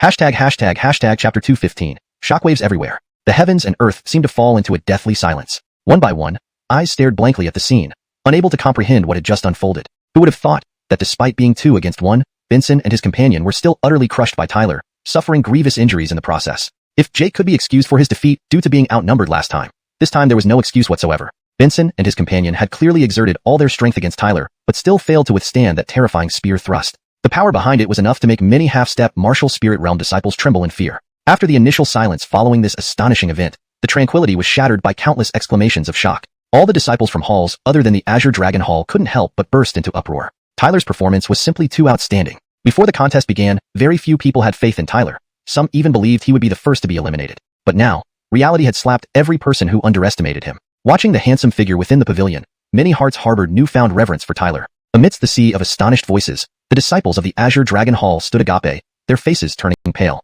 None of them had expected that in the Vermilion Bird Hall's chief disciple battle, the first to be defeated would be one of their own. On the high platform, Chief Arwen looked ghastly, his lips twisted with rage. 2 good-for-nothings. Arwen could only grit his teeth and vent his anger. These 2 had disgraced the Azure Dragon Hall. He had expected Benson and the other to cripple the Vermilion Bird Hall, yet they ended up being defeated by Tyler, nearly making him choke on his own blood. I've made a misjudgment. Arwen gritted his teeth. He hadn't imagined Tyler to be so formidable that even when Benson and the other joined forces, they were no match for him. His gaze shifted involuntarily to Director Ives beside him, who wore a pleased expression. Seeing Arwen's furious face, Ives smiled meaningfully at him. A mocking smile that only fueled Arwen's fury further. It seems Director Ives has quite an eye for talent, the surrounding 2 hall leaders said with smiles. That's true. Ives beamed. Tyler's victory caught him by surprise as well. Regardless of what happened next, this opening victory was a significant one. Arwen forced a cold smile, suppressing his anger. Though Benson and the others' defeat was unexpected, it wouldn't alter the overall situation. Storm was already at an advantage, and once he moved, even if Tyler was abnormally strong, he would still end up being eliminated. With a chilling gaze, Arwen stared at Tyler inside the pavilion, his eyes ice cold. Don't get too cocky. You'll soon realize that opposing my Azure Dragon Hall is like an egg hitting a rock. And then, you'll know what despair truly means. Inside the pavilion, Tyler's crushing victory over Benson and the other did not go unnoticed by the 9 holy sons on the high platform, sparking immediate discussions among them. This Tyler seems to have grown much stronger, Elliot remarked, his eyes wide with surprise. It looks like he has reached the peak of great martial master. Beside Elliot, the other holy sons also watched Tyler with astonishment. As holy sons, they naturally recognized Tyler's remarkable abilities. So, upon seeing Tyler's victory over Benson and the other, they felt both admiration and curiosity. How could a disciple of the declining Vermilion Bird Hall possess such terrifying power? Ray's face turned pale. He naturally supported the Azure Dragon Hall and had placed a bet with Sammy, so he certainly didn't want to see Tyler excel. Not bad, worthy successor of Sammy, Sammy commented with amazement. Using peak great martial master strength to defeat 2 peak great martial master disciples, this Tyler indeed bears the qualities of Sammy. For holy sons like Sammy, surpassing ranks was trivial, but even during their diamond disciple days, they didn't have achievements comparable to Tyler. Junior brother Ray, it looks like your calculations might be off, Sammy chuckled. Ray's face darkened. You're getting ahead of yourself. Just because Tyler won this time, doesn't mean he can change the entire course of the Vermilion Bird Hall's chief disciple battle. Despite Tyler's impressive victory over Benson and the other, Ray remained pragmatic. Without Benson and the other, Storm still held a significant advantage. Sammy shrugged, grinning. We'll see about that. Ray replied coolly, you'll be bitterly disappointed. For the sake of the Azure Dragon Hall, I advise you to keep out of it. Sammy sighed, resigned. As a holy son, you should focus on the greater picture, not just the Azure Dragon Hall. Only when our disciples grow stronger can the Starlight sect surpass the Holy Origin sect. Elliot and the other holy sons silently observed the verbal sparring between the two. Back in the pavilion, Tyler watched Benson and the other lying heavily wounded, sighing inwardly. Although he could feel countless gazes upon him, he felt no sense of complacency. He knew this was only the first hurdle he had cleared. The Azure Dragon Hall disciples, led by Storm, still held a significant advantage. I wonder how senior brother Jackson and the others are doing, Tyler muttered. In truth, Jackson and the others were the main force of the Vermilion Bird Hall. If even their combined efforts couldn't match Storm, then Storm was indeed frighteningly powerful. However, that wasn't something he needed to worry about right now. Whether or not Jackson and the others could match Storm, his current priority was to eliminate the remaining Azure Dragon Hall disciples. Once the Azure Dragon Hall gained an insurmountable lead, seizing the position of chief disciple would be infinitely harder. Charge forward. Tyler's gaze grew resolute. Raising his head, he saw the faint ripple of spiritual energy not far away. Although Storm is terrifying, if we can reduce him to a single fighter, he won't be so hard to deal with. With that thought, Tyler wasted no time, swiftly dashing towards his next target. In this chief disciple contest, his goal was clear: to systematically break down the Azure Dragon Hall disciples, starting with Storm. Chapter 216, a one-sided fight. Raging Dragon descends the mountain. An overwhelming surge of spiritual energy roared forward, forming a massive torrent that swept through the air like an enraged dragon capable of causing mountains to crumble and the earth to shatter. The Raging Dragon swept across with formidable power, striking down fiercely upon several disciples of the Green Dragon Hall before them. 9 Heavens Soaring Spirit. Following the Raging Dragon, a robust figure darted out. The palm wind was like a ferocious tiger, shaking the surrounding ground so violently that it collapsed in its wake. At this moment, whether it was Murray or Talon from the Vermilion Bird Hall, both were unleashing their full strength. Not far away, the few disciples of the Green Dragon Hall watched the furious attacks of the two men and couldn't help but smile mockingly. Among them, a disciple named Hank shook his head slightly and stepped forward. With a sweep of his sleeve, surging spiritual energy expanded, eventually forming a 1,000-foot-long torrent of energy in front of him. On the surface of this energy torrent, countless strange runes were embedded, looking incredibly menacing. Thunderbolt technique. Bang! Like a streak of lightning, the energy torrent struck the Raging Dragon. It rapidly expanded under the wind, unleashing a terrifying force that tore the fierce dragon apart. Boom! At the same time, the palm wind, akin to a roaring tiger, smashed down viciously. The air burst as if it were paper, finally striking the thunderbolt torrent. Hank pointed with a finger, and the thunderbolt torrent gushed forth. Thud! The power of the thunderbolt torrent completely crushed Talon's palm wind. A faint sound like bones cracking echoed, and Talon's face contorted in pain. Instantly, his body was hurled backward, slamming into a boulder, which exploded under the impact. A mouthful of blood spewed from Talon's mouth. Seeing this, Murray rushed over urgently, but before he could reach Talon's side, Hank appeared ghost-like in front of him, unleashing a powerful punch with spiritual energy swirling like a whirlwind. Talon hurriedly formed hand seals, rapidly condensing spiritual energy into a shield as sturdy as a bronze wall. Boom! However, the bronze wall shattered instantly, and Talon's body trembled, spitting out another mouthful of blood as he tumbled away in defeat. Within mere minutes, Murray and Talon were both severely injured. Not far away, Hank smirked at the two men. He looked at them with a condescending gaze and laughed. I told you not to fight like trapped beasts. You insisted on smashing against rocks. Murray glared at Hank, struggling to stand despite his injuries. Hank chuckled coldly, foolish dogs. With these words, he flicked his finger, sending a spiritual energy blade straight into Murray's chest, causing blood to spurt out as Murray flew backward. Hank, you bastard!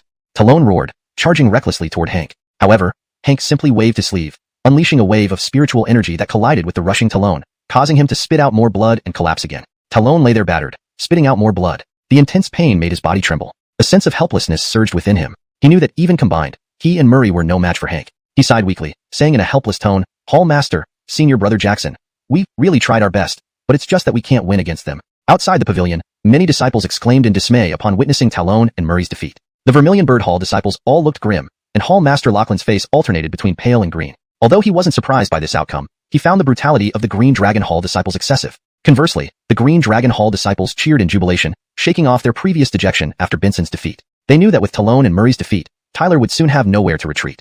Director Truman, who had been looking grim, gradually revealed a satisfied smile as he glanced at Hall Master Lachlan. Hank licked his lips, watching the defeated Murray and Talon with mocking eyes. Looking ahead, he saw Jackson, Adair, and Eve also at a disadvantage because their opponent, Storm, possessed overwhelming power. If nothing unexpected happened, the Vermilion Bird Hall disciples would be utterly crushed. Smiling sardonically at Murray and Talon, Hank said, It seems your Vermilion Bird Hall disciples will soon be wiped out by my Green Dragon Hall. Suddenly, Murray spat out a gold coin dart at breakneck speed, aiming directly at Hank's forehead. Hank caught it effortlessly, but several drops of saliva still landed on his handsome face. Twisting his neck in anger, Hank sneered coldly, "Though we are fellow disciples, I won't kill you outright. But since you persist in this futile resistance, don't blame me for maiming you." His eyes flashed with ruthlessness as spiritual energy gathered at his fingertips, forming a sharp blade. Whoosh! Hank flicked his finger, sending the blade shooting straight at Murray's tendons. Murray watched helplessly as the blade sped toward him, grinding his teeth but powerless to stop it. "Senior Brother Murray!" shouted a Vermilion Bird Hall disciple from outside the pavilion. Whoosh! Just as the blade was about to sever Murray's tendons, a white spear flashed, blocking it in front of Murray. Sizzle! The blade struck the spear, creating several sparks before shattering. However, its residual force left a bloody scratch on Murray's tendons. Snapping back to reality from the searing pain, Murray raised his head to see a white spear suddenly appear in front of him, having deflected the lethal strike. Then, a figure swiftly flew over and landed beside Murray. "Senior Brother Tyler?" Murray looked at the handsome youth and exclaimed in surprise. He hadn't expected Tyler to still be here, not eliminated yet. Tyler smiled at Murray, beckoning with his hand, the white spear returning to his grasp, pointing at Hank. "I haven't been eliminated yet. When you said all of my Vermilion Bird Hall disciples would be annihilated, weren't you just speaking nonsense?" Chapter 217. Timely Relief. In the space between heaven and earth, countless pairs of eyes stared blankly at the handsome figure who suddenly appeared beside Murray and Talon. Everyone could not help but swallow their saliva. No one had expected Tyler to show up at this critical moment. For Murray and Talon, Tyler's arrival was no different from a lifeline. Phew. Observing this scene, Lachlan, the Hall Master, couldn't help but exhale in relief. If Hank succeeded, then their Vermilion Bird Hall's top disciple competition would undoubtedly tip entirely in favor of the Azure Dragon Hall. Tyler's timely arrival was like a sudden rain after a drought. Not only did it offer immediate aid, but it also boosted the morale of the Vermilion Bird Hall, achieving 2 goals in one move. How can it be that troublemaker Tyler again? Truman, the Hall Master, had a sullen expression. Just as the 2 disciples of the Vermilion Bird Hall were about to be eliminated, Tyler intervened once more. The frustration he felt was indescribable. For some reason, Truman always had a premonition that the situation which seemed favorable for them might turn because of Tyler. Fanciful thoughts. How is that possible? With this boy's strength, wanting to turn the tide of defeat is nothing more than a daydream. But Truman quickly discarded these thoughts, sneering inwardly. He clearly didn't believe that Tyler possessed such strength. Under the absolute power of his Azure Dragon Hall disciples, Tyler would merely be blocking a chariot with his arms. Let you have your moment now. Once Storm becomes the chief disciple of the Vermilion Bird Hall, you will surely get what you deserve. Truman wore a grim face, imagining how Storm would ruthlessly humiliate Tyler. If Storm became the chief disciple of the Vermilion Bird Hall, it would have to follow Storm's command. At that time, humiliating Tyler would only take a word from Storm. He wanted to see what Tyler could do to turn things around under Storm's overwhelming advantage. Tyler, I'll make you understand that even if you are so-called genius, opposing my Azure Dragon Hall can only lead to you being lost among the crowd, never standing out. Inside the palace hall, several disciples of the Azure Dragon Hall watched Tyler's sudden appearance with astonishment. Then they exchanged glances, their gazes gradually turning fierce. Tyler's sudden intervention was indeed unexpected by them. Where are Benson and Wade?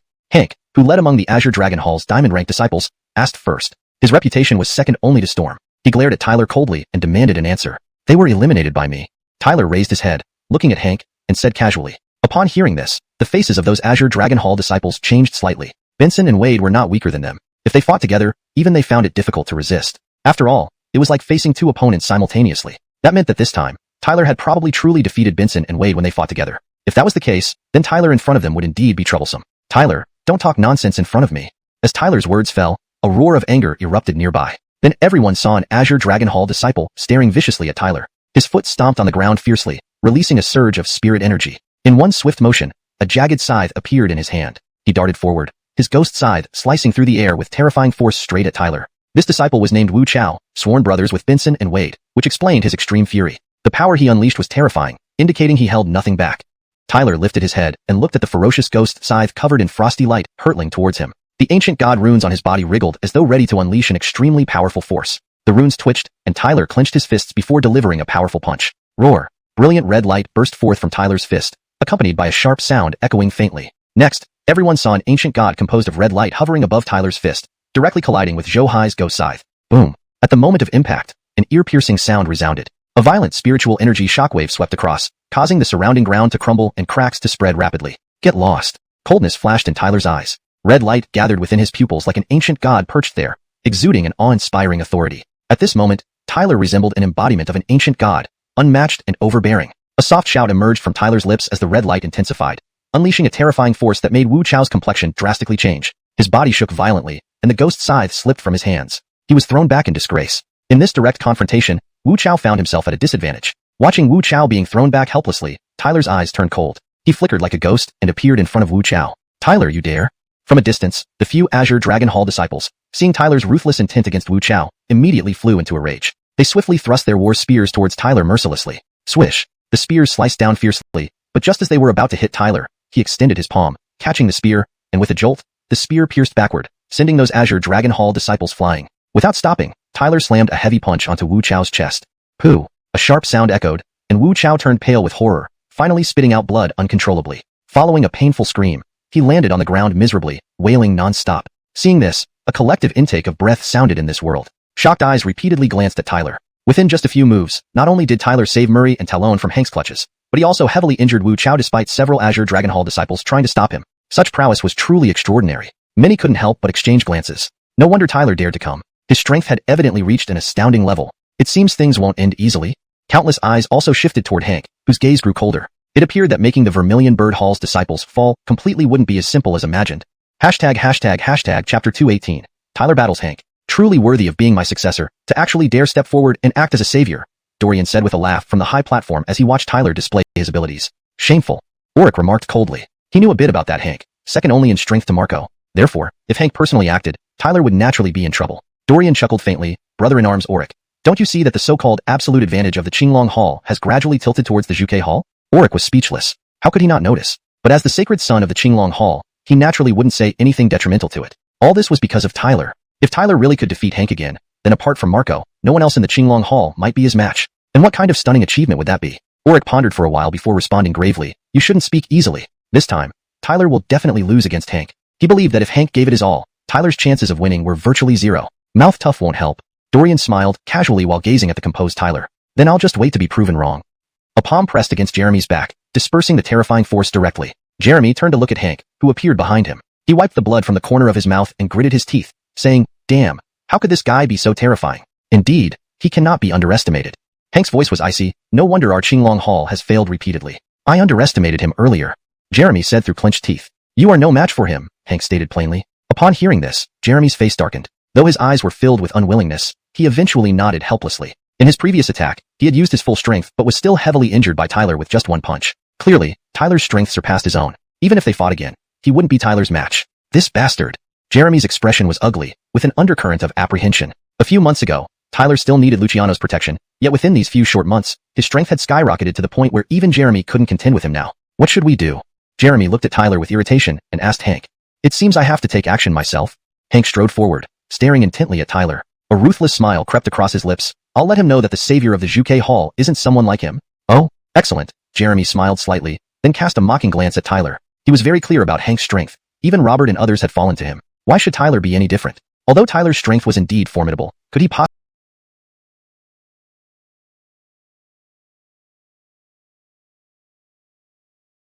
possibly be stronger than Robert and others? With Hank stepping forward, everyone's gaze immediately focused on the scene. Curiosity spread as many thought that Hank was finally going to take on Tyler himself. The spirits of the Qinglong Hall disciples visibly lifted. Their gazes turned hostile toward Tyler, clearly confident in Hank. You insolent fool.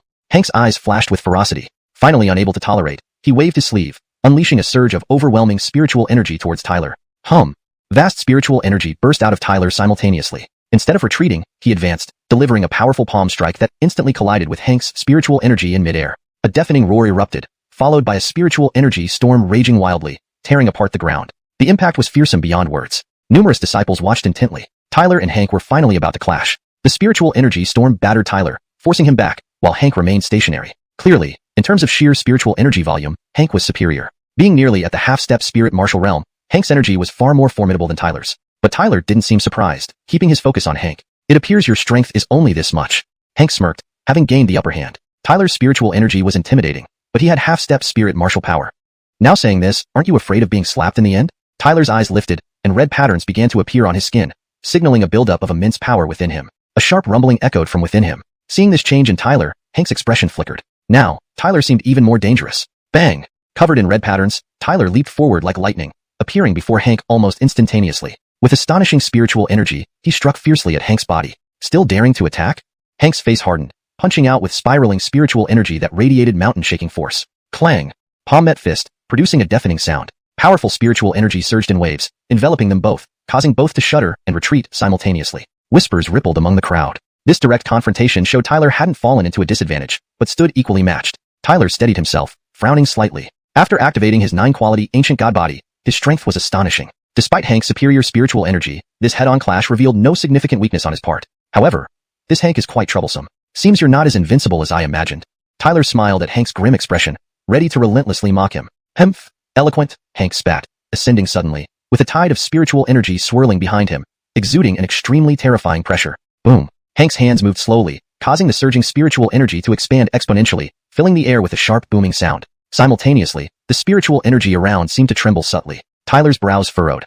Hank was about to unleash his full power. Boom! A vast torrent of spiritual energy roared in the sky like a tumultuous sea. Hank's body shook abruptly, releasing a brilliant light. The light expanded, forming a colossal phoenix shadow above his head, measuring about 1,000 feet, dimming the skies in its presence. With a ruthless gaze, Hank pointed a finger, and a piercing phoenix-like roar echoed through the heavens. Bang! The sound of the Kunping echoed through heaven and earth, as the enormous Peng shadow behind Hank flapped its wings, unleashing a gray feather several dozen yards long. The feather slowly rotated, exuding an exceptionally domineering aura, which made countless spectators feel a chill down their spines. They could sense the overwhelmingly terrifying power contained within that feather. Hank's fierce gaze locked onto Tyler, a sinister smile curving his lips. His cold voice reverberated through the air. Kunpeng technique, feather swallows heaven. He extended his finger, directly pointing at the rotating gray feather. Buzz! Suddenly, a storm akin to crashing waves roared open, with the Kunpeng's cry echoing through heaven and earth. In the next moment, it seemed as though the entire world was enveloped in that resounding cry. Whoosh! The gray feather sliced across the sky, gray light shooting up into the heavens. From afar, it resembled a massive golden-winged Peng bird, radiating an indescribable dominance. Countless pairs of eyes watched the gray feather with a mix of awe and gravity. This seemingly ordinary feather now carried earth-shattering power. Huff! Tyler took a deep breath, his eyes fixed on the hair-raising feather, growing increasingly cold. Then his hands abruptly shifted. Vast spiritual energy gathered above his head, forming a peculiar world where a white tiger condensed, as if transcending time and space, with overwhelming might spreading far and wide. Roar! The white tiger bellowed, and its overwhelming power surged upwards, creating a force that was unimaginable. Though Tyler was only at the peak great martial artist realm, the white tiger's momentum matched the gray feather in every way. On the side, Murray's face showed a trace of tension, while Talon's eyes were filled with worry. Foolishly trying to obstruct me with your white tiger against my golden wings, Hank sneered, a cruel smirk twisting his lips. You're just delusional. Shatter! Without giving Tyler any chance to react, Hank snarled, then brought his hand down forcefully. Boom! As his hand swung down, the gray feather spinning in midair let out a thunderous boom, shaking the heavens and earth. Gray light shot skyward as the feather descended from the sky, hurtling towards Tyler with tremendous force. Everyone could see that when the gray feather struck, the sky was ripped open by a gray crack. The gray feather crashed down, homing in on Tyler. Roar! The white tiger bellowed, releasing an overwhelming force that collided with the gray feather. Swish! However, the moment they clashed, the white tiger emitted a roar as a destructive shockwave erupted, but it was forcibly dispersed by the gray feather. The faces of countless onlookers changed drastically.